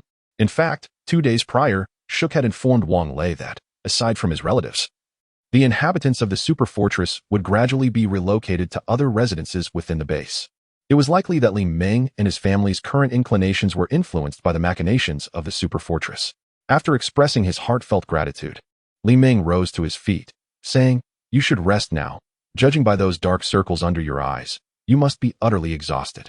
Wang Lei waved his hand with a smile, and once the door to the room closed, he reclined once more. However, after turning over, sleep eluded him, prompting him to summon the 8 beautiful women, including Lui Fei. "Please, make yourselves comfortable. Feel free to pour yourselves some water." Wang Lei gestured towards the water dispenser nestled in the corner of the room, as he settled onto the expansive 2-meter-wide bed. The sofa was ample enough to accommodate all 8 without any crowding. No need for water. There's plenty outside." "Old Wang, what did you call us in for?" Nini, the boldest among them, quipped, often jesting with Wang Lei to the point where Zhang Wanyu suspected a romantic involvement. And she had even hinted several times that Wang Lei could invite Nini to join them as a sister, as she would not mind. Wang Lei cleared his throat. "The situation is as follows. Our base's population is steadily increasing, and we require management for various tasks such as population registration, task assignments, and food distribution. Since you were previously secretaries, I would like to delegate these responsibilities to you. Would that be acceptable?" The 8 girls exchanged glances before nodding in unison. Lui Fei replied, "Of course, is that all? Just let us know, and we'll follow your lead." Wang Lei chuckled, appreciating obedient girls. "Very well. I'll have Jin Ziyuan make arrangements so you can quickly familiarize yourselves with the work." Once the 8 beauties departed the room, Wang Lei finally felt at ease enough to sleep. Over an hour later, he was roused by Zhu Jingyi. Sitting up and rubbing his eyes, he asked, "Where are we?" "I'm not sure. We followed the navigation. There's a city gate ahead. Old Chow is asking how to proceed," Zhu Jingyi responded. "All right, let me take a look," Wang Lei replied, taking a sip from the cup on the bedside table before grabbing his small firearm and following Zhu Jingyi out of the room. Peering through the windshield, Wang Lei recalled that he had visited this place before. The city walls belonged to Longqing Ancient County, with a history exceeding 600 years. At present, the city gate stood firmly closed, and 2 individuals were stationed atop the surrounding walls, watching the tour bus with keen eyes, though they bore no weapons. Wang Lei descended from the vehicle, raising his hands high to signal that he was unarmed. "Greetings. May we enter? This area is no longer open for tourism. What do you intend to purchase?" One of the sentinels on the wall called down. Wang Lei was intrigued to learn that a market still existed. He inquired, "I wish to buy some ammunition. Do you have any available?" The guard responded, "What caliber of ammunition are you seeking? What do you have to offer in exchange?" Contemplating the potential entrance fee, Wang Lei decided to return to the bus, instructing Liu Yanzhou to retrieve 2 protein bars, which he then tossed over the towering city wall. "Exchange this. Give it a try? I require 7.62 millimeters. Let's see how much this can be traded for," the individual inquired, unwrapping the outer packaging. Inhaling deeply before taking a taste, his eyes sparkled with delight as he glanced at the person beside him. "It can be exchanged. But the amount is not for me to decide. You should negotiate with our leader. I shall grant you entry now." Once the gates swung open, Wang Lei found himself alone. However, he paid little heed to this fact. After Chao Xingwei drove the bus inside, he was halted and instructed to park in the designated area. "Disembark. I will escort you to the trading market." Wang Lei pondered for a moment. Opting to keep Chao Xingwei and the 8 captivating women on the bus, he proceeded towards the market with Li Ming's squad, along with Liu Yanzhou, Chao Xingwei, and the mysterious individual, while Tian Yao cradled an open box of protein bars in his arms. As they walked, the man inquired, "Brother, what is this delightful treat you have given us? I've never tasted anything like it before." Wang Lei chuckled. "This is known as a protein bar. You are familiar with protein powder, I presume? This is made from protein powder, enhanced with dietary fiber. Prior to the zombie outbreak, our factory specialized in this product, exclusively for export. Now, due to the circumstances, we're utilizing our stockpile. Delicious, isn't it? I assure you, 1 bar a day suffices for an adult, keeping one satiated throughout the day, and it prevents constipation. It was only later that Wang Lei discovered that while he had been distributing 2 bars per day to the survivors at the base, he found a considerable stash of protein bars at Bai Lu's residence. Upon inquiry, he learned that 1 bar was indeed sufficient for an entire day. However, the construction workers, due to their strenuous labor, required more sustenance, thus he allocated 3 bars over 2 days. The man's eyes gleamed with interest as he absorbed Wang Lei's words. Brother, how much of this do you have left? Feigning deep thought, Wang Lei eventually replied, not much, merely a few hundred kilograms. The production is limited. Recognizing the value of rarity, he understood that claiming to possess several tons would diminish the potential price. Did you bring it all with you? The man queried further. Alas, I only brought 60 kilograms. We must also consume some. Each box contained 100 bars, each weighing 200 grams, totaling 20 kilograms. Wang Lei had brought 15 boxes, amounting to 300 kilograms in total. The man's expression dimmed momentarily, but he quickly masked it. Brother, could you sell me some? I can exchange it for beast meat from supernatural creatures. Oh, you possess supernatural beast meat as well? However, I find it less palatable and economical compared to this. Wang Lei shook his head. There is no electricity here, rendering refrigerators useless. Moreover, with the warm weather, I have no desire for meat that has lost its freshness. However, if you have crystal cores, I would be willing to consider a trade. Crystal cores? The man paused, bewildered. Only powerful supernatural beings can procure those. We do not possess such items. But what purpose do you have for crystal cores? They are ineatable and undrinkable. He chuckled. My girlfriend has a penchant for those glittering gems, so I thought I might exchange a few to bring her joy. Wang Lei smiled. The other man let out a dry laugh, saying, your girlfriend is truly fortunate. With food so scarce, you still choose to barter for those dull stones. As they conversed, they arrived at the trading market, where the man gestured towards a building resembling a grand hall. Brother, once you enter, someone will guide you to the trading area. I shall remain outside to guard the entrance. Chapter 182. Hussein. Wang Lei smiled and nodded, expressing his gratitude. Thank you. Please continue with your tasks. Previously, when this place was developed, Wang Lei's family had come to visit, and it was said that it had been restored to resemble its appearance over 300 years ago. However, who among us has lived for 300 years to truly know? This venue is not an ancient-style building. Rather, it appears to have been constructed specifically for performances, much like the ancient city of Pingyao. The main entrance was closed, and thick blue cotton curtains hung inside. Wang Lei approached and pulled the door, which opened to reveal a casually suspended LED light, the kind that one might find for 9 yuan and 9 cents with free shipping. One end was solar-powered while the other emitted LED light. Its brightness was modest, yet in this apocalyptic world, it could be deemed as pollution-free illumination. Inside the hall sat 3 individuals, clad in green military overcoats, engaged in a game of poker. I'll bet another 3G. Slurp. I refuse to believe I can't win this time. Let's see the cards. 10 JQ. I'm out. 3 aces, haha. Hussein, you've lost again. Damn. How can I keep losing? Let us go again. What do you have left? My sister. Haven't you had your eye on her for a while? I'll have her keep you company tonight. Forget it, Sangu. Your sister is a paragon of virtue. Even our leader can't charm her. I certainly can't. The trio conversed in the local dialect of the ancient city, and only Wang Lei could comprehend their words. Lu Yinzhou and the other southerners were left bewildered, while Li Meng, having a military background, understood some, but as for Tian Yao and his companions, they simply pretended they hadn't heard anything. One of the individuals looked up, catching a glimpse of Wang Lei and his companions entering. He laid down the cards he was washing, addressing them. You folks from Longang. We heard there's a market around here, and I happen to be in need of a few supplies. So I thought I'd come to check it out. Wang Lei replied in the local dialect of Longqing. You've certainly come to the right place. What are you looking for? Bullets. Do you have any 7.62 bullets? Young man, are you looking for trouble with a gun? The man inquired, his gaze fixed on the submachine gun hanging from Wang Lei's neck. Such firearms were not uncommon in the ancient city, as their leader possessed several. To buy bullets, you'll need to find the leader. He is not around at the moment. Why don't you go for a stroll? I'll find the leader. All right then. Wang Lei chuckled. But we need someone to guide us. Sangu, are you going to lead us? The man turned to ask. Hussein, impatient, tossed aside his cards, shook his unwashed hair, and stood up. Fine. I'll take you for a stroll. These individuals were all subordinates of the leader. When transactions occurred in the market, The leader would collect a fee and occasionally allow them to partake in some of the spoils. However, engaging directly with the boss leaves them with no profits to glean. If these few individuals could procure something else, at the very least, Hussein's meal for today would be secured. The reason for calling him to bring people along was the good intentions of the man who spoke earlier. Hussein, holding a flashlight, led several individuals to the staircase. Perhaps to preserve the integrity of the ancient city's layout, the performance hall was situated underground, with only this single room on the surface, likely intended for ticket sales or similar purposes. The staircase was enveloped in darkness, yet this posed no hindrance to Wang Lei, as he merely needed to expend a slight amount of mental energy to discern the surroundings clearly.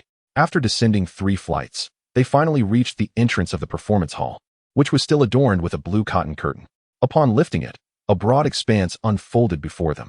Similar to the upper level, solar-powered lights illuminated the area, though here, the lights were evidently repurposed street lamps, casting a brighter glow. Perhaps due to its subterranean location, there was no fire, yet the ambience was pleasantly warm. Wang Lei and the others, clad in down jackets, felt somewhat overheated, unzipping their garments, while Hussein also loosened the buttons of his military coat. "Damn, you are the only one comfortable," Hussein exclaimed upon entering, addressing a blonde-haired individual behind a table by the door. "It's freezing up there, and you lot are so warm down here." "Come on, Sangu, you can't say that," the blonde retorted. "At least I've attended a couple of days of middle school. One can't work down here as a vendor without some education, right? You can't even read the labels." "Who says I can't read?" Hussein shot back, then chuckled, "Forget it. How about rolling a joint for me with some of that little orchid?" "Sangu," the blonde replied with a pained expression, "there's barely enough of that little orchid. I had to steal it from my grandfather." "You've rolled 3 joints this morning. Aren't you afraid of getting lung cancer? Quit your nonsense, hurry up. And while you're at it, take out the identification cards so these gentlemen can choose," Hussein said with a mischievous grin. The blonde quickly retrieved a cardboard box filled with identification cards, then produced another box containing tobacco, along with a used phonetic notebook. "Brothers, come on," Hussein exclaimed, seeing the blonde starting to roll cigarettes, his face beaming with delight. "They're all young girls, even college students. Tut, tut, some are merely 13 or 14. The prices are fair, and more importantly, the quality is good. It's just a matter of 2 meals." Hussein held the box, which not only contained identification cards but also photographs. Zhu Jianfeng approached and casually picked up a few pictures, exclaiming, "These photos must be edited, right? If the goods don't match, the penalty is tenfold."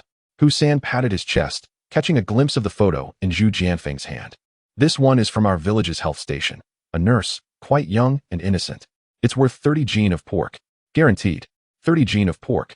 Prior to the outbreak of the supervirus, cost around 30 yuan per kilogram. Thus, 30 gene would amount to about 100 yuan. Finding a companion at a business KTV for a drink would be the same price. Nowadays, sigh, the world is indeed declining." "Brother San," Wang Lei chuckled, observing that the man before him was at least in his 40s. Addressing him as Brother San seemed a harmless concession. However, would he acquiesce? Hussein's expression shifted. With food scarce, did such trivialities truly matter? We are all from Long City.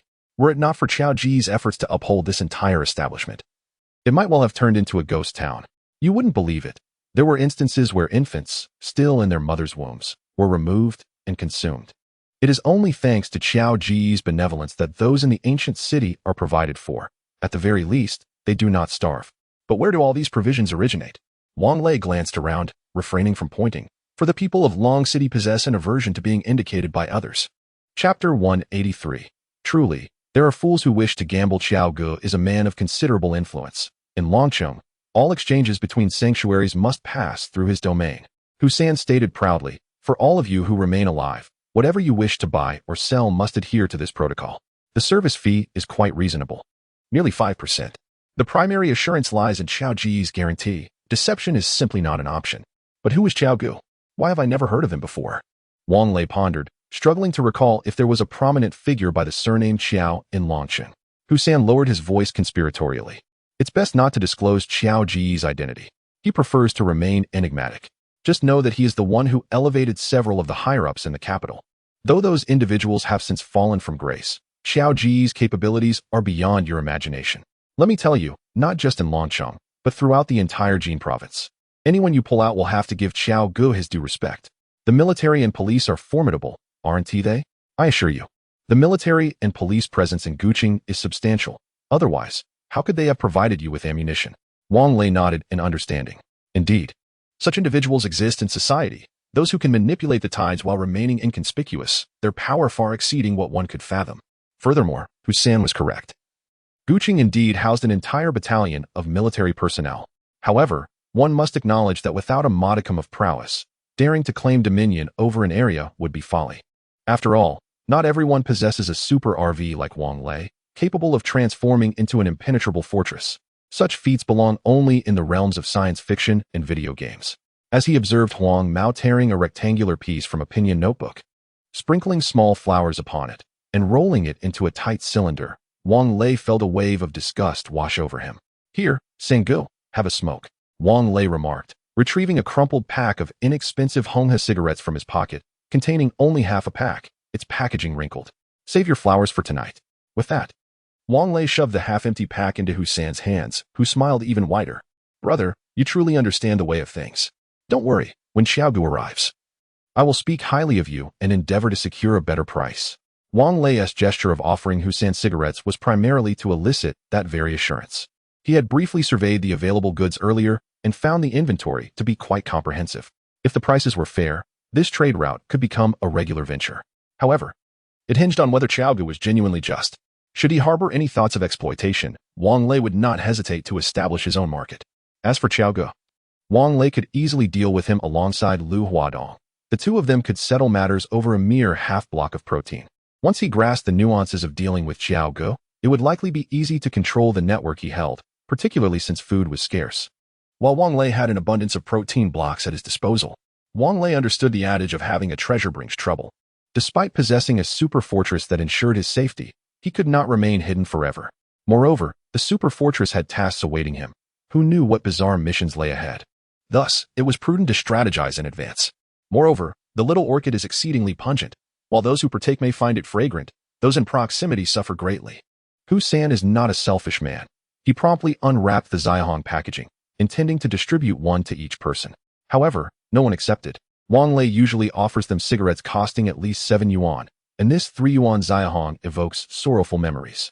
Noticing the lack of acceptance, Hussein chuckled and tossed one to Huang Mao, beckoning a man nearby. Zhao Si, come have a smoke.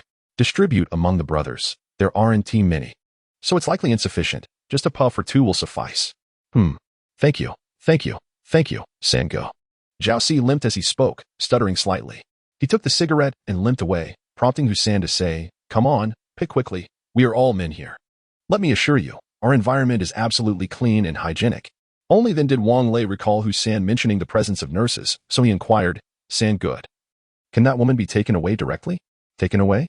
Hussein's eyes darted as he replied, that depends on her willingness. To be frank, these individuals are here of their own accord, not coerced by Xiaogu. However, with Xiaogu's protection, no one dares to default. And since we all belong to the same district, Xiaogu wouldn't exploit them excessively, just taking a modest 2%. If you wish to take her away and she is agreeable, a small agency fee would suffice. Wang Lei nodded, asking about doctors in addition to the nurse. Ah, little brother, you seem quite eager. Yes, there is a doctor nearing 50. Are you interested in him? Hussein laughed lewdly, yet he hasn't signed up. So I'll have to ask. Honestly, I have quite a few family members, but no doctors or nurses. It's inconvenient in case of a headache or fever. Hence my desire to take them home. Oh, Hussein feigned a troubled expression, but we, the people of Guqing, also require doctors and nurses for ailments. If you take her away, what will we do? Well, you make a valid point, Sangu. Let us not put you in a difficult position. Wang Lei nodded. Oh, do not despair. You should discuss it with Xiaogu later, as I cannot make that decision. However, regarding this nurse, Huang Mao, go and inquire if she is willing to leave. If so, have her gather her belongings and come quickly, Hussein instructed Huang Mao. Internally amused, Huang Mao thought of that little nurse from their village, who hadn't even graduated from nursing school. Before the outbreak of the supervirus, he had received an infusion for a cold and was pricked numerous times without finding a vein. Yet there were indeed fools who wanted her. Moreover, Xiaogu had privately stated that they all hailed from the same area. They couldn't bear to let them starve and would gladly welcome someone to take these burdens away.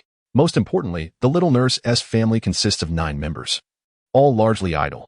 Taking the nurse would be acceptable, but the rest could be given to you. Sangu, why are they all women? Are there no men? Wang Lei casually flipped through the identification cards and photos in the box. Little brother, do you prefer men? What price are you offering?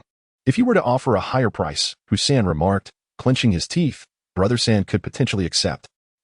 Brother San, you misunderstand me, Wang Lei pondered, struggling to find a plausible excuse for wanting to bring some men back for labor. What I meant was, what if there happens to be a wealthy woman in need? Alas, Hussein's face revealed a hint of disappointment. Where would one find a wealthy woman? It's been 6 months, if it weren't for Brother San. The entire village would have perished from hunger. Besides, if a woman truly desired something of that nature, she could simply come here with an ID or a photograph. Chapter 184. Pickles and Fireworks. Wang Lei nodded, pondering why the super fortress had summoned him to such a place. Wasn't he meant to bring back survivors? This area was clearly not conducive to persuasion. It would be far more beneficial to visit the experimental high school instead. Chang Yuan had discreetly informed him that the population there was not merely over 1,000, but rather exceeded 3,000. Yet, no one understood why the true numbers were being concealed. Wang Lei dispassionately set aside the stack of identification cards. One of Li Meng's team members quietly whispered something in Li Meng's ear. After listening, Li Meng shot a glance at the individual and leaned closer to Wang Lei, saying, Lei Zi, Meng Chang wishes to take that nurse as his wife. That depends on whether she agrees, Wang Lei replied with a smile. If she does, I have no objections. Among Li Meng's team, only Meng Chang remained single, often blushing at the sight of girls. For him to suggest seeking a partner was indeed a rare occurrence. Wang Lei's desire to bring doctors and nurses back to the base stemmed from Shuk's blueprint, which included a hospital. Although there were a few medical personnel at the base, they were insufficient to ensure the hospital's proper functioning. Sangu, Wang Lei said, extracting a protein bar from the box and offering it to Hussein. Give this a try. How much food do you think this is worth? The currency for trade was food and meat. Before Qiao Ji's arrival, Wang Lei was eager to ascertain the worth of the protein bar. Presenting it to Hussein served 2 purposes. First, to foster goodwill with Hussein. Second, to gauge the bar's value. Hussein, puzzled, accepted the protein bar. Tur opened the packaging, inhaled its aroma, and his eyes lit up. Hastily, he took a bite and, with his mouth full, asked, What is this? It's delicious. Sangu. This is a protein bar. It contains meat, fat, carbohydrates, amino acids, vitamins, and dietary fiber. Our family used to produce this for export as military rations abroad. 1 piece is sufficient for a day. We consume this, a health food, meeting European standards. I thought it had a meaty flavor. Not to mention, it truly is delectable. Can it really sustain one for an entire day? Wang Lei nodded in affirmation. Hussein contemplated this, estimating it to be equivalent to at least 3 pounds of fresh pork, considering the numerous seasonings and nutritional content. Wang Lei was quite pleased with this assessment. Reflecting further, Wang Lei acknowledged the base's need for population growth but dismissed the idea of bringing women engaged in the flesh trade. It was unthinkable to establish a brothel at the base, much less to assume the role of its proprietor. Thus, he declared, Sangu, let's not pursue these individuals. Lead us to explore others. All right, let us go. Hussein, reluctant to swallow the protein bar he was savoring, found it increasingly enticing. With this on hand, you must have ample food and meat? Not at all, Wang Lei quickly replied. Blue Star lacks food and meat now. I need to stockpile extensively. My family has ceased production altogether. Once we deplete the limited stock, there will be nothing left. Fortunately, Hussein possessed average intelligence. Had it been someone more perceptive, they would undoubtedly question the difference between food and protein bars. Grains and meat must be taken back and cooked, and they are not as delectable as these protein blocks. Why then would one exchange protein blocks for grains? Allow me to introduce you to the situation. Hussein carefully wrapped the bitten protein block in its packaging and tucked it into the pocket of his military coat before leading the group through the door into a room. This is mutant beast meat, with an exchange ratio of 2 pounds of pork for 1 pound of mutant beast meat. If traded for grains, the ratio is between 2.5 to 3 pounds for a pound. Hussein gestured towards a pile of ice upon which the mutant beast meat was displayed, offering an explanation. Third brother, this is impressive. You still have ice here? Wang Lei exclaimed. Our district used to have an ice house, originally established to supply ice to the seafood market and the fruit and vegetable wholesale market. There is still plenty of ice inside. Look, here is pork, here is mutton, and here is beef. Upon inspecting the meat, Wang Lei felt a twinge of disappointment. The meat appeared dull in color and somewhat dark, clearly not fresh. Third brother, what if this meat has spoiled after being stored for so long? Wang Lei inquired. It cannot spoil, it is consumed daily. With 5,000 to 6,000 people in the ancient city, during mealtimes, not a morsel of meat is left behind. Rest assured, it is absolutely fresh, Hussein assured, thumping his chest. All right, let's take a look at something else. Wang Lei nodded in agreement. The performance hall was spacious and contained several private booths, typically used to store more valuable items. To his surprise, Wang Lei discovered a considerable amount of pickled vegetables in one booth, priced similarly to ordinary pork. Third brother, isn't it unreasonable to sell pickled vegetables at the price of pork? Wang Lei asked. Hussein, defiantly raising his neck, proclaimed, Hey, brother, this is a vegetable. The land outside, for some reason, is barren, and once these pickled vegetables are gone, you won't find any more. Very well, I shall take some of these pickled vegetables. Although the preferences of individuals from other regions may vary, pickled vegetables are a staple in the homes of launching residents. Even if one does not have home pickled vegetables, they would still purchase some from the supermarket, whether enjoying instant noodles or a bowl of porridge. The addition of a few pickled vegetables enhances the flavor immensely. Wang Lei's mother used to pickle vegetables at home. As summer approached, she would steam them and then sun-dry them, placing them in jars. Before long, a layer of salt would form on the surface of the pickles. When it was time to eat, she would soak the pickles in clean water until softened, wash them thoroughly, slice them into shreds, sprinkle them with chili flakes, and toss them with hot oil. Even if one had a small appetite, a bun the size of a sandbag would ensure one could at least enjoy 3 servings. Next came the daily necessities, such as knitted goods. Wang Lei mentally noted the prices before finally asking, Third brother, why hasn't Xiaogu arrived yet? Hussein glanced around to ensure no one was listening before quietly responding, Today, the personnel from the military police headquarters are here. Third brother needs to host them for a meal, so please be patient. Regardless, you are here to purchase ammunition. He will undoubtedly meet with you. He then resumed his normal speaking volume. If you see anything you like, let third brother know, and within his capacity, he will try to offer you a discount. In truth, Hussein was merely boasting. The prices of these items had been pre-arranged between old Master Chiao and the heads of the shelters, unbeknownst to Wang Lei and his companions. Upon noticing a stall that surprisingly sold fireworks, Wang Lei inquired whether he could ignite one. Hussein readily acquiesced. Wang Lei picked up a victory flower and ventured to a spacious area in the performance hall, where he ignited the fuse with a lighter. The splendid fireworks lasted for scarcely 5 seconds. In his childhood, a victory flower could burn for over 10 seconds, but by the year 2000, it had diminished to this state. Chapter 185, Not Afraid of Guns? Fortunately, this item is neither food nor drink. It is quite affordable. It is likely that Big Joe or someone else simply placed it here, and if it can be sold, then so be it. Wang Lei exchanged 3 protein blocks for a considerable amount of fireworks. Upon organizing them, he realized there was indeed a substantial quantity, 200 firecrackers, along with 1,000, 2,000, and 5,000 shot crackers, totaling over 60. There were also magic bullets, flash grenades, Patriot missiles, and several hundred fireworks resembling victory flowers, along with dozens of boxes of various celebratory shells. Both the firework vendor and Hussein felt a pang of regret. In truth, this market was quite legitimate, with all items clearly priced. If these fireworks had been available before the apocalypse, they would have cost at least several thousand or even tens of thousands. Yet now, they were exchanged for merely 9 gene of pork. Hussein's estimated price for the protein blocks was reasonable, even if Big Joe had been present. He would likely have offered a similar price. After all, bringing pork home means one must also cook it, which requires various seasonings. Certainly salt and cooking wine are essential, right? What do you mean? Boiling pork in plain water? That was a meal for death row inmates during the Qing dynasty. It is said that before execution, the executioner would wipe the mouth of the condemned with boiled pork, implying that the prisoner was not a starving ghost. Can one now eat pork boiled in plain water? Brother, I still have some firecrackers at home. Would you like them? Hussein asked quietly. Wang Lei shook his head. He had children at home who had never seen fireworks. He only intended to buy a few for them to experience. Hussein nodded, saying nothing more. At that moment, Hussein returned with a young girl. Third brother, I have brought the person. Wang Lei looked over. The girl appeared to be around 14 or 15. With her hair styled in a bun, she had a delicate appearance, but under the cold LED light, her complexion seemed pale.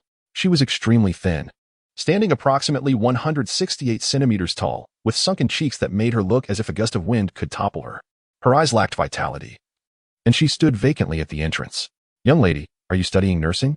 Wang Lei gestured for Li Meng and the others to remain where they were, fearing that the crowd might frighten the girl. He approached her directly. What is your name, and how old are you? My name is Li Jia, a student from the 20th cohort of the Longqing Nursing School, majoring in nursing. I will graduate this summer, she replied softly, her voice timid. Her arms and legs trembling slightly, whether from fear or hunger was unclear. Upon hearing that the girl was so young, Ming Chang's face fell with disappointment. Longqing Nursing School was a vocational school, attended directly after junior high, Entering in 2020 at the age of 14 meant she was now merely 16, while Meng Chang was already 35. If there had been a blank space available, Wang Lei would have liked to take out a pen and write the word disappointment. Well, are you willing to come with us? Wang Lei asked again. By the way, bringing you back does not mean you will do anything else. You will simply be a nurse. Will you take me with you? Li Jia raised her head. But I cannot leave alone. I have my grandfather, grandmother, father, mother, sister, and a younger brother, along with 2 uncles. Can they all work? Upon hearing this multitude, Wang Lei frowned. The base sustains itself through manual labor, and it is evidently impossible for Li Jia alone to provide for 9 people. My grandparents are farmers, skilled in tilling the land. My mother and sister are seamstresses. My father is a mason, and my younger brother is 14 and capable of work. My 2 uncles are in their 20s and have previously worked as laborers on construction sites, Li Jia hurriedly explained. How old are your grandparents? Wang Lei inquired further. My grandfather is 62, and my grandmother is 60. They are in good health. Wang Lei nodded. All right, then come with me. Does your family have a vehicle? Li Jia shook her head. No vehicle. Then return home, pack your belongings, and we shall leave together shortly. Li Jia expressed her heartfelt gratitude and departed. Boss Chiao is a good man, yet his capabilities are limited. He can only strive to prevent these thousands from starving. Those without awakened abilities are on the brink of starvation.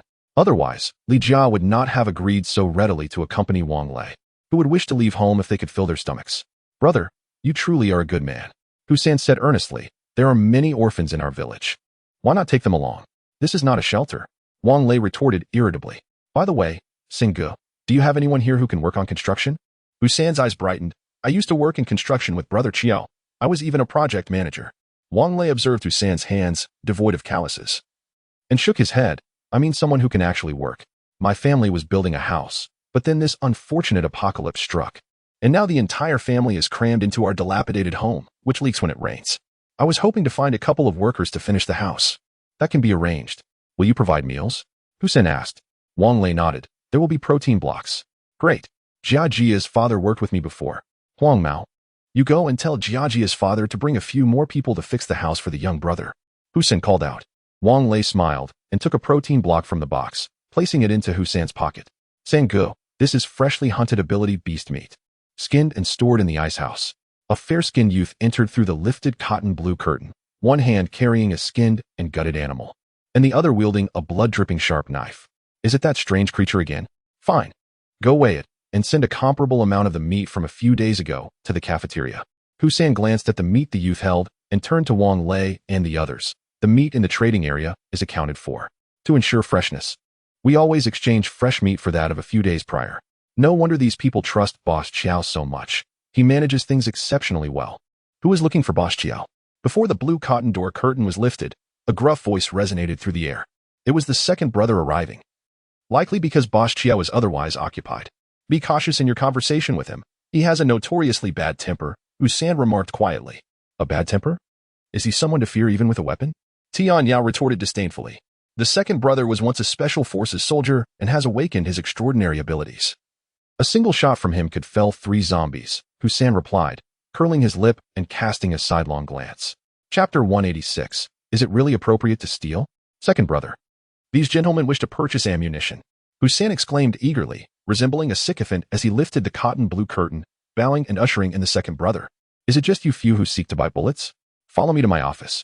The second brother did not even glance at Wang Lei and the others. Swiftly unlocking a door and entering without further ado, Wang Lei accompanied by Li Meng and Lu Yinzhou entered, while the others remained outside, adhering to a strategic approach to avoid being trapped in the room.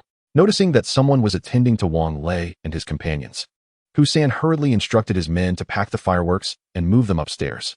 The second brother settled into a grand office chair behind a desk, clad in military attire, devoid of insignias. He appeared to be in his 50s, though he was likely in his 40s, as the trials of life often render one's visage older. A prominent scar marred his face, resembling a large centipede, giving him a somewhat menacing appearance. His skin was dark, and his voice carried a gravelly tone. His hands were large and calloused.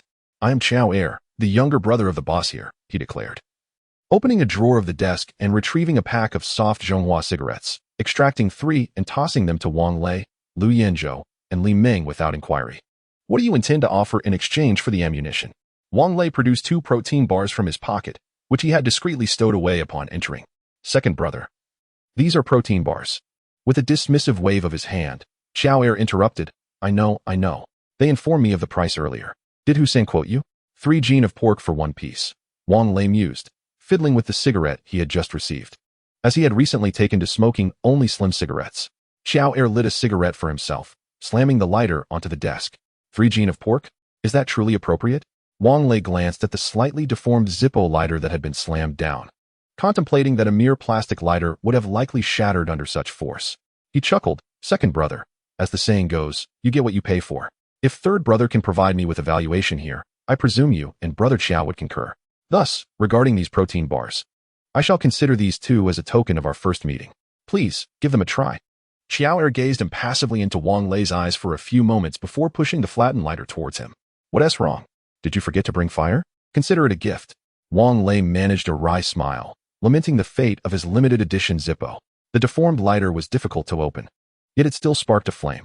After lighting his cigarette, he set the lighter on the desk, but did not push it towards Xiao Er. Xiao Er seemed pleased with Wang Lei's demeanor, yet he quipped. What's the matter? Afraid I might rob you? I still have my submachine gun, you know. With a chuckle, the second brother added, a gun is a soldier's lifeblood. Where the gun is, there the man shall be. Wang Lei took a puff of his cigarette, nearly choking on Xiao Er's words. Xiao Er nodded and, while unwrapping the package, remarked, indeed, this is a good candidate for military service. Like everyone else encountering protein bars for the first time, Xiao Er first brought it to his nose for a whiff before taking a bite, subsequently nodding in approval. Yes. Quite good. I've heard your family exports military rations overseas. Wang Lei smiled. Indeed. You're deceiving me. This is strategic material. How could you possibly export it? After saying this, Xiao Er considered slamming the protein bar on the table but ultimately set it down gently. Brother, I have no reason to lie to you. Wang Lei had anticipated such skepticism and was prepared with a reply. The military in Pakistan and Africa consumes this. Oh, so it's supplied to Allied forces? Xiao Er scratched his head awkwardly. Well, that clears things up, but with such a fine product, why isn't our army equipped with it? Brother, Wang Lei feigned a distressed expression. To be frank, our bid wasn't selected, and our family's capacity is limited. Ugh, those scoundrels. Xiao Er spat on the ground in frustration. They're always caught up in political struggles. This stuff is fantastic, light and delicious. Far superior to the compressed biscuits I had when I first enlisted. 3 pounds of pork, I can accept, but bullets aren't cheap. 1 pound of pork for 1 bullet. Brother, isn't that a bit steep? Wang Lei remarked, though he felt pleased inside. This was a no-cost item. Exchanging 1 piece for a bullet was quite profitable. The military factories are at a standstill. Each bullet fired is 1 less in stock, so the price is quite reasonable. Xiao Er stated matter-of-factly. Wang Lei pondered for a moment. My family's factory is also idle. Each piece of protein consumed is 1 less available. At least my protein can last a day, but a single bullet might not suffice to take down a zombie or a mutated beast. You rascal. Xiao Er chuckled. His quick wit would surely earn him a beating if he were in the military. Wang Lei grinned, thinking Xiao Er might lower the price, but was surprised when he continued. This is the price. If it were cheaper, we wouldn't be able to justify it to the military and police. Moreover, Longcheng is about to establish a secure zone, and soon firearms and ammunition may become controlled items. Very well, brother, seeing your straightforwardness, I shall refrain from bargaining. Wang Lei nodded, reasoning that he shouldn't push the price too low, as he might want to purchase more in the future. I brought 1,500 yuan today. I'd like to buy some other items for 100 yuan, and the remaining 1,400 should be exchanged for bullets. Xiao Er glanced at Wang Lei and shook his head. There aren't that many available. I can only provide you with 600 rounds this time. For the rest, leave an address, and when more stock arrives, I'll send someone to deliver it. Wang Lei considered this. Exposing the base was not a concern. He broadcasted daily. So he nodded, picked up a notepad and pen from the desk, jotting down the base's address, while saying, I appreciate your help, brother. By the way, I plan to take Li Jia and his family with me, and I'd like to bring a few workers back as well. How should I handle the service fees? Forget it. Xiao Er is already delighted, and I am more than pleased to have you as a friend. Thank you, second brother. Wang Lei smiled, knowing that some matters are best left unsaid. After discussing his needs with Xiao Er, arrangements were made for the items to be packed and moved upstairs. Wang Lei primarily purchased bedding, linens, and cookware, while clothing was provided by Lao Zhu and his colleagues from the garment workshop at the welfare factory, featuring the long gang work uniforms. Nonetheless, it was essential to prepare some bedding, along with necessities such as toothpaste, toothbrushes, and soap. Wang Lei certainly did not wish for the people at the base to resemble beggars. Chapter 187. None shall depart. Jiao Er glanced at the address left by Wang Lei on the table, puzzled. Is that place mentioned in the broadcasts these days? Which is accepting survivors? Yours? Wang Lei chuckled, having thought no one was paying attention to the broadcasts. He nodded. Yes, I have a large area. And I'm hoping to establish a sizable community. Jiao Er gave Wang Lei a meaningful look before returning his gaze to the note on the table. Young man, your idea is commendable. Heroes emerge in chaotic times. However, this is no simple endeavor. If you truly intend to accept survivors, I can send a group your way in the coming days. Wang Lei quickly replied, Brother Heir, I can't afford to support the 5 guarantee households. Jiao Er waved his hand dismissively. I won't burden you excessively. How about 100 individuals, with 3 5 guarantee households among them? Is that acceptable? Well, all right. Wang Lei furrowed his brow but could only acquiesce. The 5 guarantee households were mostly ill and without family, meaning he would need to provide not only food and water but possibly medication as well. While he had an ample supply of food and fresh water, medicine was in short supply. He hadn't even dared to take cold medicine for his own ailment, toughing it out instead. After negotiating the terms with Jiao Er, he hastily departed, leaving Wang Lei with a pile of supplies that cost him over 80 protein blocks, a fair deal. Hussein persistently urged Wang Lei to purchase second-hand appliances, but he declined, opting instead for a few radios. With their hands full and the rest of the protein blocks stowed in the vehicle, Wang Lei and his companions only took 600 rounds of ammunition to the parking lot. The remaining items, including those they intended to take with them, would be retrieved from the trading market. Lu Yinzhou and the others, being from out of town, were still with him. Noticing that it was still early, Wang Lei thought to show them around the ancient city. However, upon reaching the parking lot, he found his bus surrounded by a dozen individuals, each wielding crude firearms. Quick, find Hussein.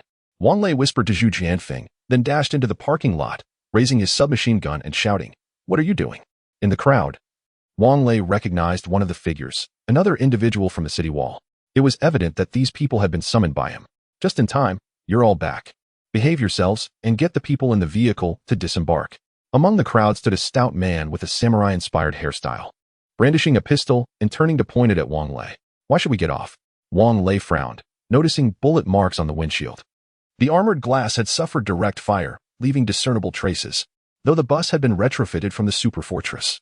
The windshield's strength was comparable to that of the original Super RV, and while the marks were subtle, they were visible under the sunlight. I'm taking the goods from your vehicle, and the women as well, the samurai-haired man declared arrogantly. Wang Lei smiled. The last person who referred to himself as young master was a bird. Which bird do you claim to be? How dare you insult me as a bird? You seek death, don't you? My uncle is Boss Chiao. The samurai-haired man retorted furiously. Wang Lei playfully responded, Oh, I have heard that old Joe is a man of honor. Just now, I was with second brother Joe, and I too found him to be a person of unwavering integrity. How could you possibly be his nephew? Spare me your nonsense and have them exit the vehicle at once. Bang. A man wielding a shotgun fired at the car door. Brother Feng, this vehicle is truly robust. It's bulletproof all around. Even the tires are impervious. From now on, we should only travel in this car, fearless and unyielding. Haha, Wang Lei lamented. It's going to cost a fortune to repair this car. It may even require gold. He coldly warned, Fire another shot, and I shall ensure you bleed. Just then, the car door swung open, and 8 stunning women stepped out in succession. Lu Yifei softly remarked, All right, it's merely a matter of getting out of the car. We shall comply. Wang Lei prepared to fire his weapon, but furrowed his brow upon seeing the 8 beauties disembark. He then sighed in relief. For these 8 women were now second-tier ability users. Dealing with these ruffians was akin to using a sledgehammer to crack a nut. Indeed, as Wang Lei had surmised. Within moments, the 8 beauties had their daggers poised at the throats of 8 men, including the samurai. The remaining few were subdued by Lu Yinzhou, Zhu Jianfeng, and Li Meng's squad. Observing this, Wang Lei felt a surge of delight. It was precisely 1 for each. He lowered his submachine gun, disarmed the shotguns in their hands, and approached the samurai, relieving him of his handgun. He patted the odious fat face of the man, who, trembling, stammered, "WH. What do you want? I am Yi Feng. My uncle is Old Joe, and my second uncle is Second Joe. And my third uncle is Third Joe, right?" Zhu Jianfeng chuckled. Wang Lei, however, remained stern. "We are here for a legitimate transaction. What is the meaning of surrounding our vehicle?" Yi Feng, defiantly, replied, "You have entered my territory. Naturally, a protection fee is required. If you refuse to pay, do you still expect to have a say? Brother, do not act rashly." Before Wang Lei could respond, Hussein rushed over, panting heavily. As he approached, he called out, "Brother Wang, is this chaos truly your doing?" Hussein stood beside Wang Lei. And once he caught his breath, he spoke. "This situation arose because I forgot. When ability users come here to trade, Yi Feng and his crew charge a parking fee. This oversight falls on me. If we dispense with the parking fee, shall we consider this matter resolved?" Wang Lei replied coldly, "Brother San, it is not that I lack respect for you, but when we entered, no one mentioned a parking fee.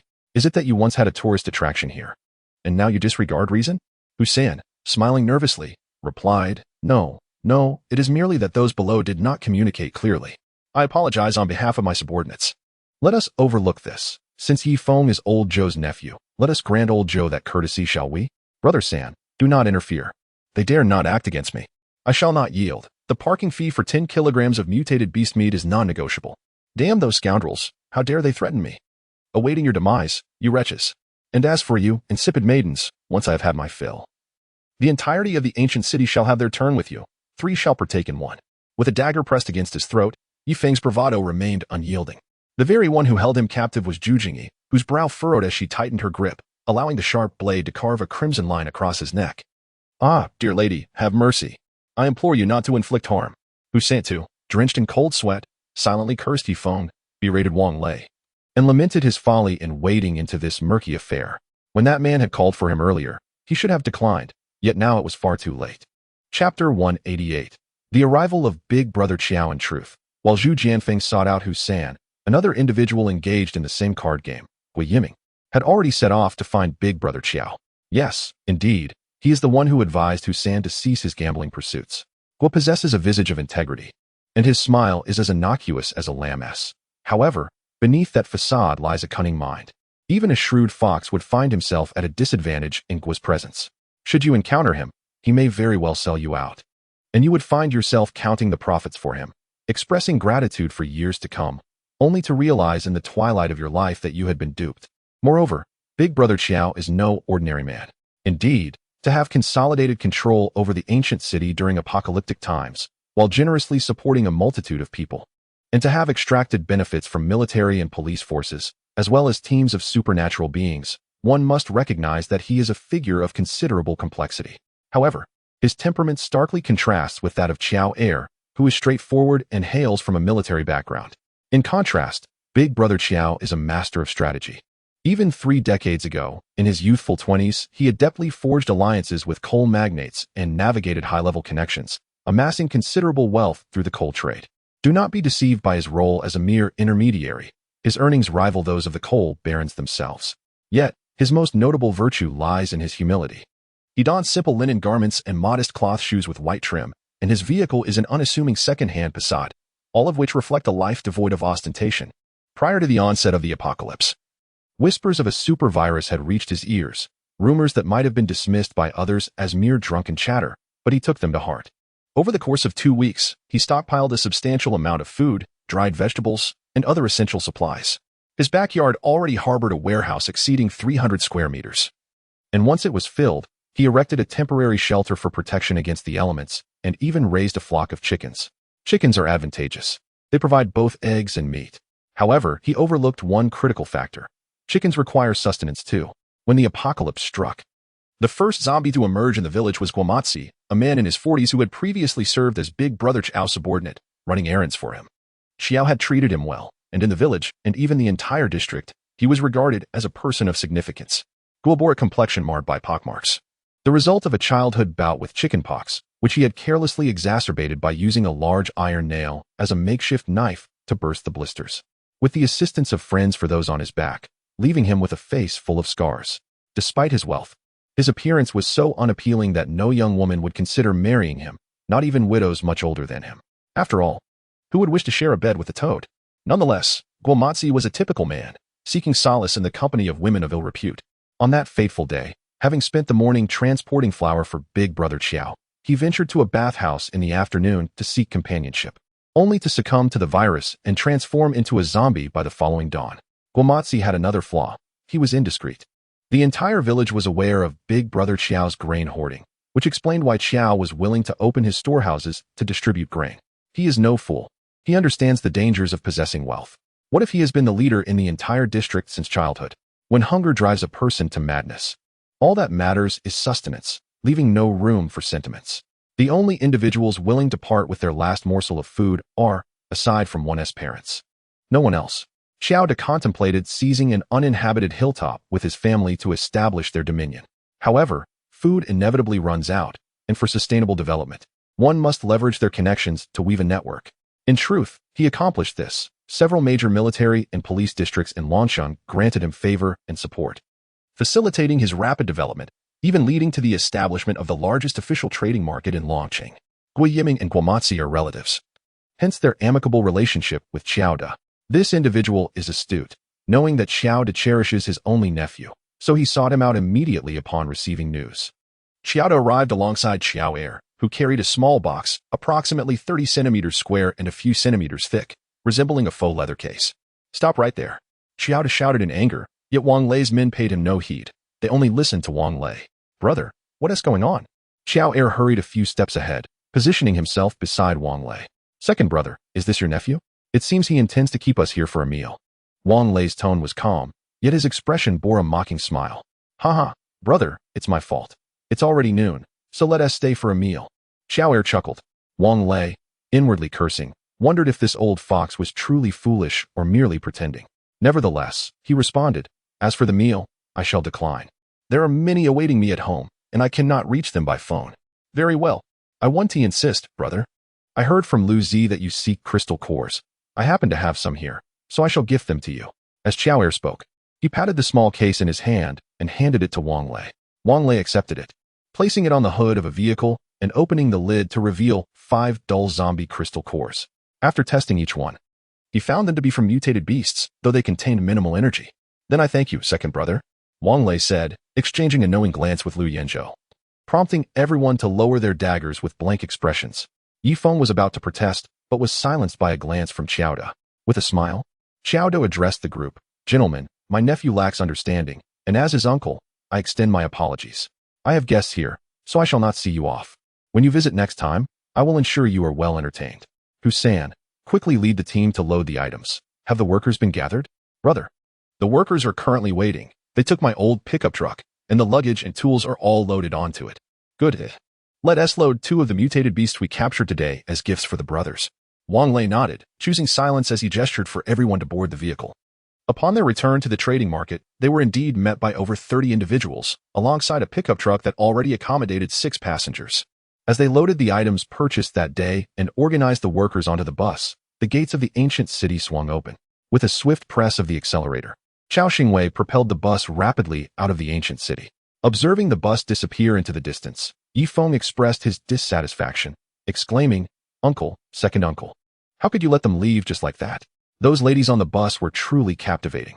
Xiao De shot Yifeng a fierce glare, admonishing him. "The authorities are establishing a safe zone. Do you still aspire to secure a position within it? You behave like a rogue every day, and your presence is infuriating. Had my sister not passed away so early, I would have little concern for you." Chapter 189. The blueprint has changed. Yifeng smiled sheepishly, yet inwardly. He envisioned the vivisection of Wang Lei and the 8 stunning beauties. Of course, to peel and to undress are disparate actions. One pertains to skinning, while the other relates to disrobing. Xiao Er whispered, "Brother, I think this person is quite decent. Should we consider taking him to the market next time?" Xiao De closed his eyes in contemplation, deciding to defer any judgment until the next visit. For today, after such a ruckus instigated by Xiao Feng, it remained uncertain whether the individual would dare to return. In that case, he is merely accepting survivors. Perhaps we should send him a few, young, beautiful, and capable ones. Additionally, let us provide him with 500 rounds of ammunition, calculated at the same price. Xiao Er nodded, "Understood, brother. This place will be off limits for me in the future." Chao Xingwei complained as he drove, exclaiming his desire to eliminate that foolish imbecile. "Do not speak so recklessly," Wang Lei cautioned from the passenger seat, lowering his voice. "There are still their people behind us. Who knows if there are spies among them?" Chao Xingwei shrugged. "Old Wang, hand me a cigarette. Not that little Red River brand." Wang Lei chuckled, retrieving a pack of slender Zuanheman cigarettes from his pocket. He unwrapped it, lighting 2. One of which he offered to Chao Xingwei while tossing the rest to Li Ming and the other seated behind. Although the bus had undergone modifications, it remained at a primitive stage. The new air system was hardly effective, and within minutes, the interior was enveloped in a haze of smoke. Even Wang Lei, a seasoned smoker, found it unbearable and opened the window. Old Chow, stop the car. Open the door. Zhu Jianfeng suddenly shouted. Chao Xingwei instinctively hit the brakes, causing Wang Lei, who had not fastened his seatbelt, to smash against the windshield. Ouch, Old Chow, damn it. Wang Lei rubbed his forehead, relieved that no bump had formed. Haha, serves you right for not wearing your seatbelt. Chao Xingwei laughed as he opened the door. As soon as the door swung open, Zhu Jianfeng leaped out like a monkey, followed closely by Lu Yanzhou. What is going on? Wang Lei finally reacted, hurriedly inquiring why they had exited the vehicle. Look. There is an abominable mutant beast over there, Chao Xingwei said disdainfully. If it were a more ordinary mutant creature, even an elephant, I would have stopped. He recalled that the Longqing Zoo once housed numerous elephants. He wondered what had become of them and whether they were still alive. I also ponder whether elephant meat is palatable, Wang Lei mused, smacking his lips. How about we go take a look? Li Ming chimed in. Although they had recently hunted several mutant beasts, none were particularly large or tasty. Yes, let us check it out, but that area is rife with tigers. We could snag a few tiger skins, Wang Lei agreed, secretly yearning for tiger bones and tiger whips. He remembered a novel from his youth about an old farmer who ventured to the city to sell a tiger whip. It was said that a small slice from a dried tiger whip, when tossed into high-proof liquor, could still quiver with traces of blood, as if alive. He was curious to ascertain the truth of such a tale. Moreover, speaking of the zoo, he recalled the rhinoceros he had hunted back in the capital. Surely, its horn was still intact, now thoroughly dried, one would hope. In a moment of contemplation, one might recall a particular episode from Soul Fairy, wherein it was stated, the soul's horn dares not ignite, for its flames emit an extraordinary fragrance, clinging to garments, allowing communion between the living and the spectral. By the banks of the river of forgetfulness, let us rest together. Amidst the mire, let our hair entwine. My heart cannot express its depths, and only a wisp of charm can ignite a furnace of spiritual connection, causing withered bones to bloom into mandalas. The veracity of such claims remains uncertain. Yet, with zombies roaming the streets, one ponders whether igniting that horn might reveal a multitude of spirits. However, this remains merely a thought, should one truly ignite the horn. What if a plethora of spirits were summoned and could not be sent away? One wonders if any Taoist practitioners among the survivors at the base could offer assistance. As Wang Lei indulged in these musings, Zhu Jianfeng strode in, carrying a skinned, mutated beast. Let's go? Zhu Jianfeng casually tossed the creature onto the floor. Old Zhu. Fetching a cart of blood. How disgusting. Wang Lei remarked with distaste. No worries, I'll clean it up later. Zhu Jianfeng retorted, washing his hands at the kitchen sink before meticulously drying them with a paper towel. The individuals brought from the ancient city observed in silence. Not a word spoken amongst them. The 8 beautiful women, no longer chattering as they had upon arrival, sat quietly, perhaps disconcerted by the presence of unfamiliar faces. It seems that upon returning, a discussion regarding the bus's renovation must be had with Shook, to consider redesigning the space for the survivors to ensure they are separated during transit. Upon returning to the base, Wang Lei instructed the survivors to disembark near the activity room, where the tents were situated. The laborers would be entrusted to the construction robots, tasked first with erecting the facility for protein block production. As for Li Jia and his family, they would need to wait until the hospital's construction was complete before arrangements could be made. For now, they would toil alongside other survivors at the construction site. Wang Lei drove the bus back to the core area and summoned Shook to his office. Shook, the bus requires a renovation to divide it into 2 distinct spaces. Do you grasp my intent? Shook nodded, responding, that is manageable, master. I happen to need to discuss something with you as well. The previous blueprints contained flaws that need amendments. Flaws in such a formidable superfortress? How is that possible? Wang Lei inquired in astonishment. Shook explained. It is not exactly a flaw. Rather, our monitoring system intercepted new information indicating that the higher-ups plan to establish a safe zone in Longqing. The amendments to the blueprints are for the future development of the base. Very well. Proceed as you see fit, Wang Lei acquiesced, tossing a small briefcase to Shook. You may take these crystal cores. It wasn't that Wang Lei was disinterested in absorbing the energy within, albeit minimal, every morsel counts. The primary concern was that the super fortress was in dire need of energy. Upon returning to his quarters, Wang Lei found He Bei and Zhang Wanyu seated on the bed, engaged in a game of poker. Is playing poker truly entertaining? Wang Lei chuckled as he approached. Come now, dinner is ready. What else is there to do? It's so boring. He Bei set aside the cards in her hand and meticulously peeled off the notes affixed to her face. Previously, she had felt stifled living alone outside.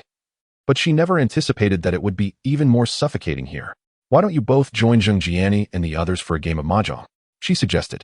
Alas, there are only 2 mahjong tables, and your uncle and his friends have occupied them all.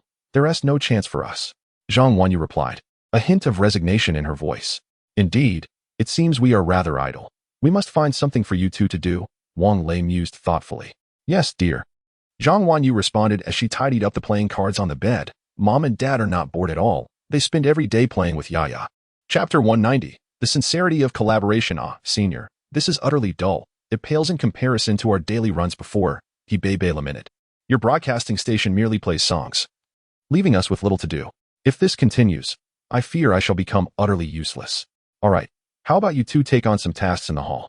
Wang Lei contemplated and decided to assign the 8 beauties to the 2 halls for population registration and distribution of supplies. Zhang Wanyu and He Bei were capable of handling these duties, and since Zheng Jiading and Li Jia, along with their cousin, would inevitably work at the hospital once it was established, he thought it prudent to assign Zheng Jiani to the hall as well. After lunch, Wang Lei strolled over to his uncle's house. He had already assigned tasks to his wife and felt it inappropriate to let them remain idle. Even though Shuk mentioned he would arrange things later, Wang Lei desired to see them engaged at once. The 2 mahjong tables from the super fortress were now at their home. Upon entering, he spotted 3 uncles, along with Zheng Jiani's father, engrossed in a game of mahjong, while the other table was occupied by Zheng Jiani, Zheng Jiading, and 2 aunts. Is it entertaining to play mahjong every day? Wang Lei felt a surge of irritation but restrained the impulse to upend the mahjong table. Hey, Xiao Lei, we are simply bored out of our minds. His second uncle, noticing Wang Lei's frustration, quickly stood up with a smile. The construction site is so busy. Won't you lend a hand? Must I remind you?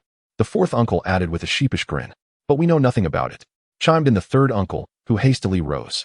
Xiao Lei, please don't be upset. We shall head to the construction site this afternoon to see what we can do. Wang Lei, disinclined to engage further, summoned Zheng Jiani and Zheng Jiading outside to inform them that they would be working in the hall that afternoon. After lunch, when Wang Lei awoke from his nap, it was already 2:30 in the afternoon. Cradling Yaya, he took Zhang Wanyu and He Bei to the 2 halls on the south side of the superfortress, where the 8 beauties, Zheng Jiani, Zheng Jiading, Reba, Naza, and Zhao Min, were already waiting.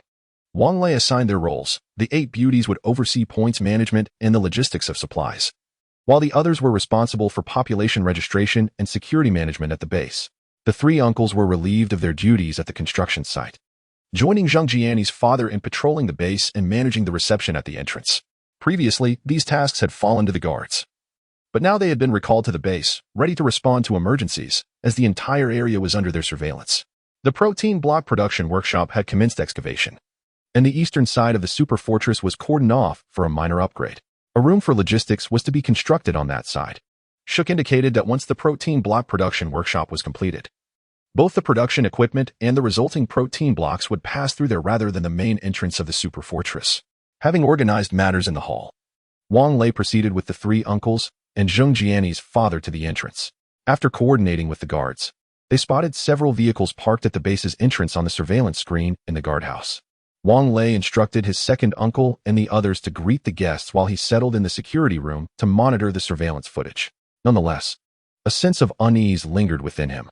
The guards were advanced biotechnological beings, impervious to blades and bullets, yet his second uncle and the others were mere mortals.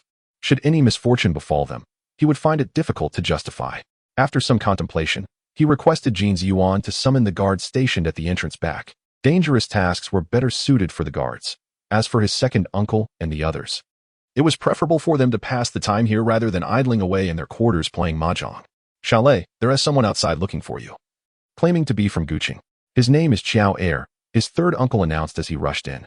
Wang Lei nodded and stepped outside with Jin Yuan. Although he did not carry a submachine gun, he always had a handgun on his person. With the increasing number of people at the base, he would not hesitate to deal decisively with any who dared to cross him, using lethal force as a deterrent. Upon exiting, Wang Lei indeed spotted Xiao Er standing there, a black plastic bag in hand. Upon seeing Wang Lei, a smile spread across his scarred face, a sight both disconcerting and fearsome. Ah, brother, you are truly here. Is this the small factory you mentioned? Haha, is this small? Well, the previous factory collapsed, so we moved here, taking advantage of the open space. Wang Lei chuckled in response. Indeed, it's quite strange how so many concrete buildings have fallen. Ah, Xiao Er nodded knowingly. By the way, I brought the bullets you needed. I've got 200 for you.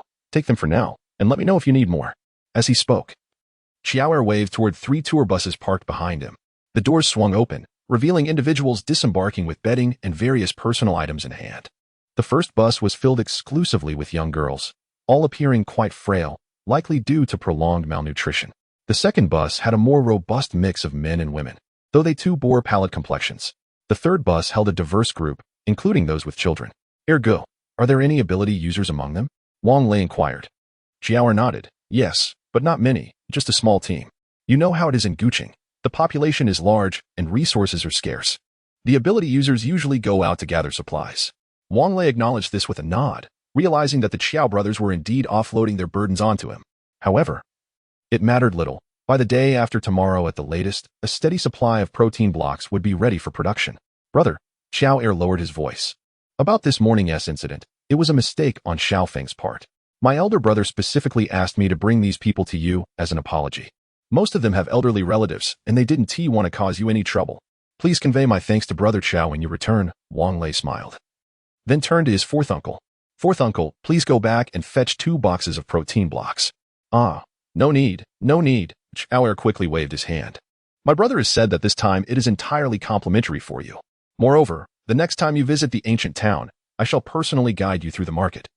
As you are unfamiliar with it, I didn't dare let you venture into that market alone. All right, I will seek you out next time, Wang Lei nodded. However, you must accept these 2 boxes of protein bars. It is not easy for Qiao Ge to support so many people, is it? Given Xiao Er's military background, he was straightforward by nature. After a brief moment of contemplation, he replied, well, since you put it that way, I shall not be polite. Haha. Chapter 191. 5 hours before the apocalypse, Xiao Er generously bestowed 500 rounds of ammunition upon Wang Lei without charge, in return for which Wang Lei provided him with 2 boxes of protein bars. Upon his return, Xiao Er would truthfully report to Xiao De that Wang Lei's actions merited a deeper alliance. However, both Xiao De and Xiao Er, seasoned individuals entrenched in the social fabric for many years, now overseeing the substantial commodity trade in Longqing, could not help but regard themselves with inflated self-importance. Naively believing that Wang Lei and his companions were merely ordinary ability users who had merely established a modest sanctuary. As for their future interactions with Wang Lei, the 2 brothers naturally had their own measures in mind. Noticing that Wang Lei had not extended an invitation to tour his territory, Xiao Er, with a sense of propriety, refrained from broaching the subject and departed with several empty vehicles. Meanwhile, Wang Lei entrusted the ammunition to Jin Ziyuan, while he himself ambled about the construction site, hands clasped behind his back, resembling a seasoned bureaucrat. Although there were minor adjustments to the blueprints, they were negligible, merely alterations to the layout and the total number of floors. The units had been reduced in size, now averaging over 60 square meters each, featuring 2 bedrooms and a living room, with 10 units per floor across a total of 125 above-ground levels and 3 subterranean levels. These modifications did not impede the ongoing work on the underground sections, allowing construction to proceed as scheduled. It is worth noting that, with the assistance of laborers and the advanced machinery produced by the super fortress, the pace of construction was remarkably swift. The rebar and other materials procured by the ability users from the outside were processed by the super machinery, resulting in complete rebar mesh panels with spacers pre-installed. Workers merely needed to prepare the forms, place the rebar mesh atop them, and secure the panels together. The installation of the vertical main rebar was accomplished automatically by an elevating climbing frame, with the only waiting period being for the concrete to set. Nevertheless, the workers remained industrious, as construction on building number 4, designated as a hospital, had commenced as well. Time rewinds to 5 hours before the outbreak of the supervirus. At Longqing University of Science and Technology, in the girls' dormitory, room 303, Xing Liping, Lu Jiao, Qian Shuang, and Zhao Danyu simultaneously sat up, bewildered, glancing around like fools before exchanging looks with one another. Xing Liping descended from her bed, her expression impassive as she approached Lu Jiao's bed and pinched her exposed thigh. Ouch! Xing Liping, what are you doing? Lu Jiao exclaimed, rubbing her sore leg. Look, you've pinched my beautiful leg red. Have we been reborn? Xing Liping questioned incredulously. At that moment, the realization dawned upon the 4 girls. They had indeed been reborn. It was now 1 o'clock in the afternoon, the time for their midday nap, with a mere 5 hours remaining before the supervirus erupted and zombies would emerge. In their previous lives, they had narrowly escaped the outbreak by dining in a restaurant near the school at 5:30 in the afternoon. Later, when food ran scarce, they ventured out, and after months of survival, ultimately succumbed to a fate of being bitten and killed. Now, reborn, their first thought was to purchase tickets to return home. Yet, all four hailed from distant locales, and even if they boarded a train at that moment, they could hardly evade the grim fate that awaited them. Xing Liping blinked her large, expressive eyes a few times and solemnly declared, "Sisters, we have read our fair share of apocalyptic novels and even experienced one ourselves. So let us seize the moment to stockpile supplies." Lu Jiao was still massaging her long legs, evidently feeling the sting from Xing Liping's earlier pinch. "I agree. But can our dormitory door, which is barely thicker than a cigarette box, truly withstand a zombie attack?" At this moment, Qian Shuang had also risen from her bed.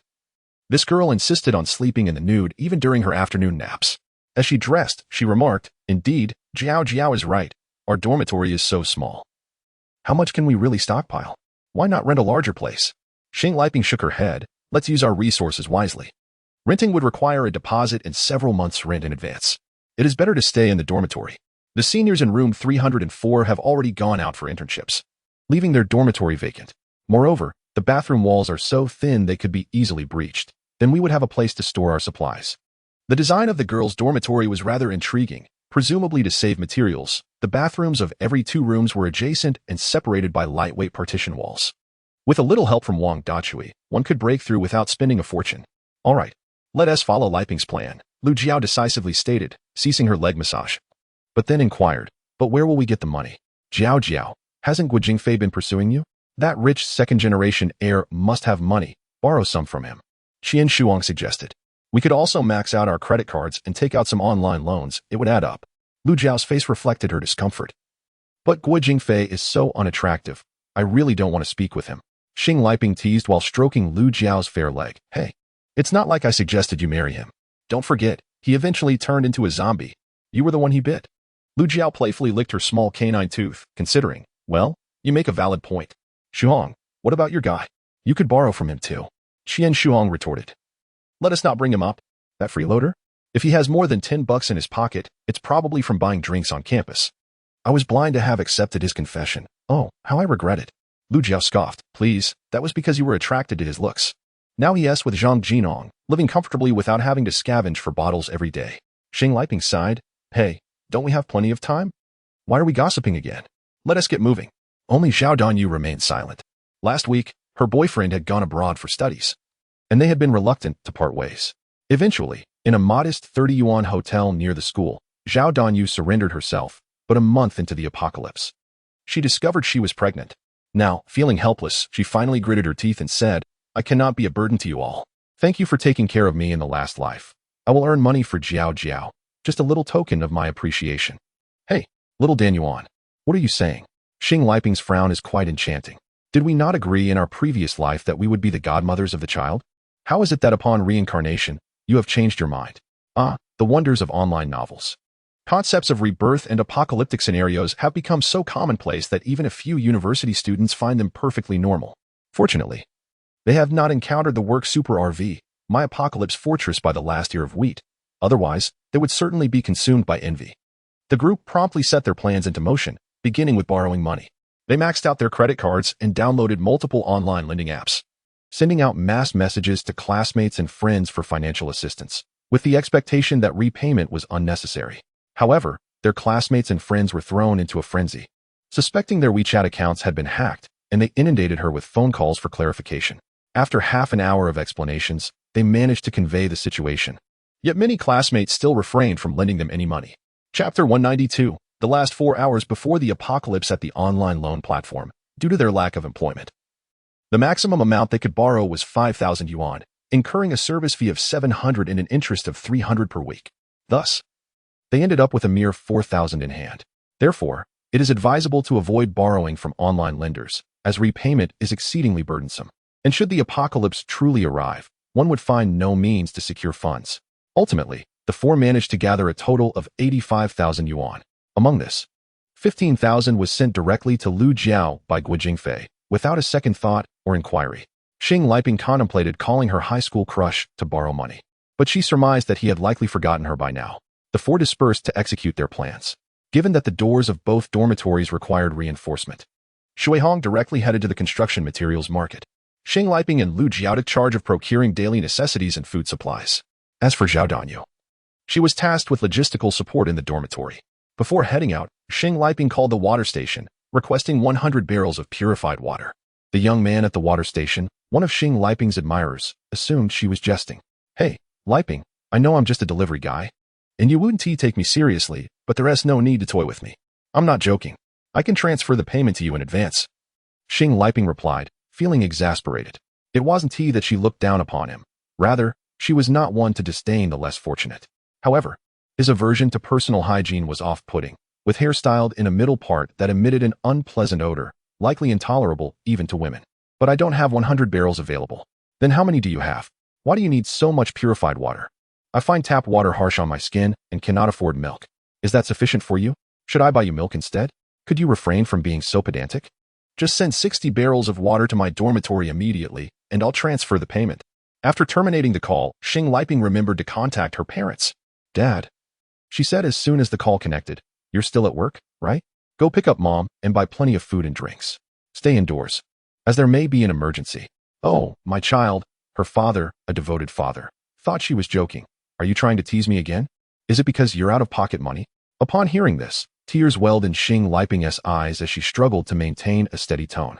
Dad, I'm serious. I'm not joking, all right. I'll head over right away. Sweetheart, I'm busy, so I'll talk to you later.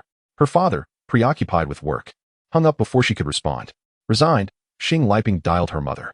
Her mother, known for her fiery temperament, scolded her directly over the phone. How did you learn to play tricks on your mother while attending university? This is all your father's fault. Sigh, mother, no. I speak sincerely. Beep, beep, beep. Xing Liping gazed at her phone with a sense of helplessness, reluctantly walking while sending WeChat messages to her father, mother, and those classmates and friends who had lent her money. As for whether they believed her, that was beyond her concern at the moment. The other three girls were in the same predicament. It was not that they had not considered disseminating this news, but if even their parents did not believe them, who else would? Zhao Danyu retrieved every chargeable item in the dormitory to power up, pondering that it might not suffice. She directly proceeded to the common area of the dormitory and brought back 3 shared power banks. Perhaps the company that provided the shared power banks had initially anticipated a high demand from students renting them, equipping each machine with 16 power banks. But to their surprise, no one rented them at all. Now, 48 fully charged power banks lay quietly in the machines. Fearing it would not be enough, she ventured to the adjacent girls' dormitory and brought back 3 more. Fortunately, it was currently the afternoon break, and with finals approaching, the dormitory building and campus were nearly deserted. Otherwise, she would have found it difficult to explain her actions. As for how to retrieve the power banks from the machines, worry not. She had never spent a dime when renting shared power banks while out with Lu Jiao. There were still over a dozen lying around in the dormitory. Then, she began to frantically download TV dramas and movies on her phone, computer, and iPad. Platforms like iQIYI, Youku, Tencent Video, and Xigua Video were all downloading simultaneously. Thanks to the ample capacity of the 5G network, across from the school was a medium-sized supermarket, privately owned, which had originally been a small convenience store run by a couple. They had later rented out several adjacent spaces, merging them into the current scale, while also employing staff, allowing themselves to open a guest house, only returning to the supermarket in the evening to collect the accounts. Arriving at the supermarket, they grabbed rice, flour, oil, vacuum-packed foods, and instant meals. Lu Jiao and Xing Liping took whatever they could find, while the young man at the supermarket was quite the flirt. Since attractive girls were few at the University of Science and Technology, he certainly remembered beauties like Xing Liping and Lu Jiao. Seeing the 2 women frantically grabbing items, he approached with a cheeky grin.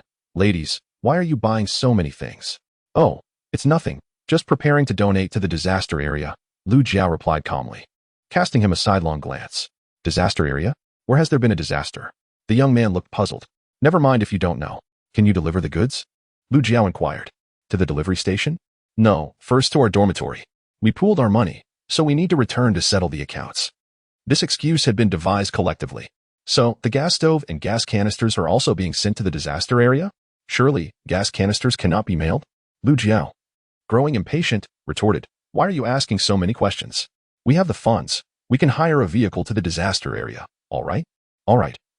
I'll send a truck to you right away. The young man, eager to please, left both Xing Liping and Lu Jiao thoroughly satisfied, as this would save them the trouble of making multiple trips themselves. Initially, the 2 intended to purchase a few items here and then switch to another supermarket. However, in an effort to save time, they decided against the change. The commotion first stirred the dormitory supervisor, who was taking her afternoon nap. Hey, what are you doing? This is the girls' dormitory. How can boys enter? Zhao Danyu had been waiting at the dormitory entrance and quickly replied, And son, isn't the South affected by a disaster? We are preparing to take a trip there for our holiday. We have already arranged transportation for the goods. We're just leaving these items in the dormitory until the truck arrives in a couple of days. Oh, I see. You are such good children. Excellent. A smile of appreciation spread across the supervisor's face. Is this purified water also being sent to the disaster area? Zhao Danyu blinked her large eyes and responded, Indeed, Andy. The water in the disaster zone must be contaminated. We cannot allow our fellow countrymen to suffer with unclean water. Chapter 193. The last 3 hours before the apocalypse, the supplies procured from the supermarket filled 2 trucks to capacity, astonishing the classmates who remained in the same dormitory. Upon learning that these items were intended for disaster relief, they promptly transferred money to the 4 individuals, eager to contribute to the cause. The donations varied, with some giving 500, others offering tens, and a few even parting with just a few coins. After deliberation, the 4 decided against accepting the money, resolving to return it once the broadcast announcing the impending apocalypse aired, allowing their peers to utilize the limited time to acquire necessities. Fortunately, during their previous life as refugees, they had encountered a classmate from dormitory 301, who recounted that when the school announced everyone should return to their dorms, not a single soul complied. Everyone feared being confined like during the previous pandemic. However, now reborn, they pondered whether their actions would create a butterfly effect, particularly given their stockpiling of supplies in plain sight of so many. For the time being, they had more pressing matters. A key to the adjacent dormitory was entrusted to them, enabling the supplies to be prioritized for storage there. The heavier bottles of purified water were placed at the bottom, with lighter items stacked above in a meticulous arrangement. When Zhao Danyu spotted infant formula, baby clothing, diapers, maternal and infant goods, and baby medications, tears streamed down her face once more. She diligently recorded the placement and quantities of each item in a notebook to ensure easy retrieval later. Xing Liping, a meticulous girl, had even purchased 4 plastic sputum mugs and a large number of garbage bags, contemplating how to address the restroom situation when the time arose.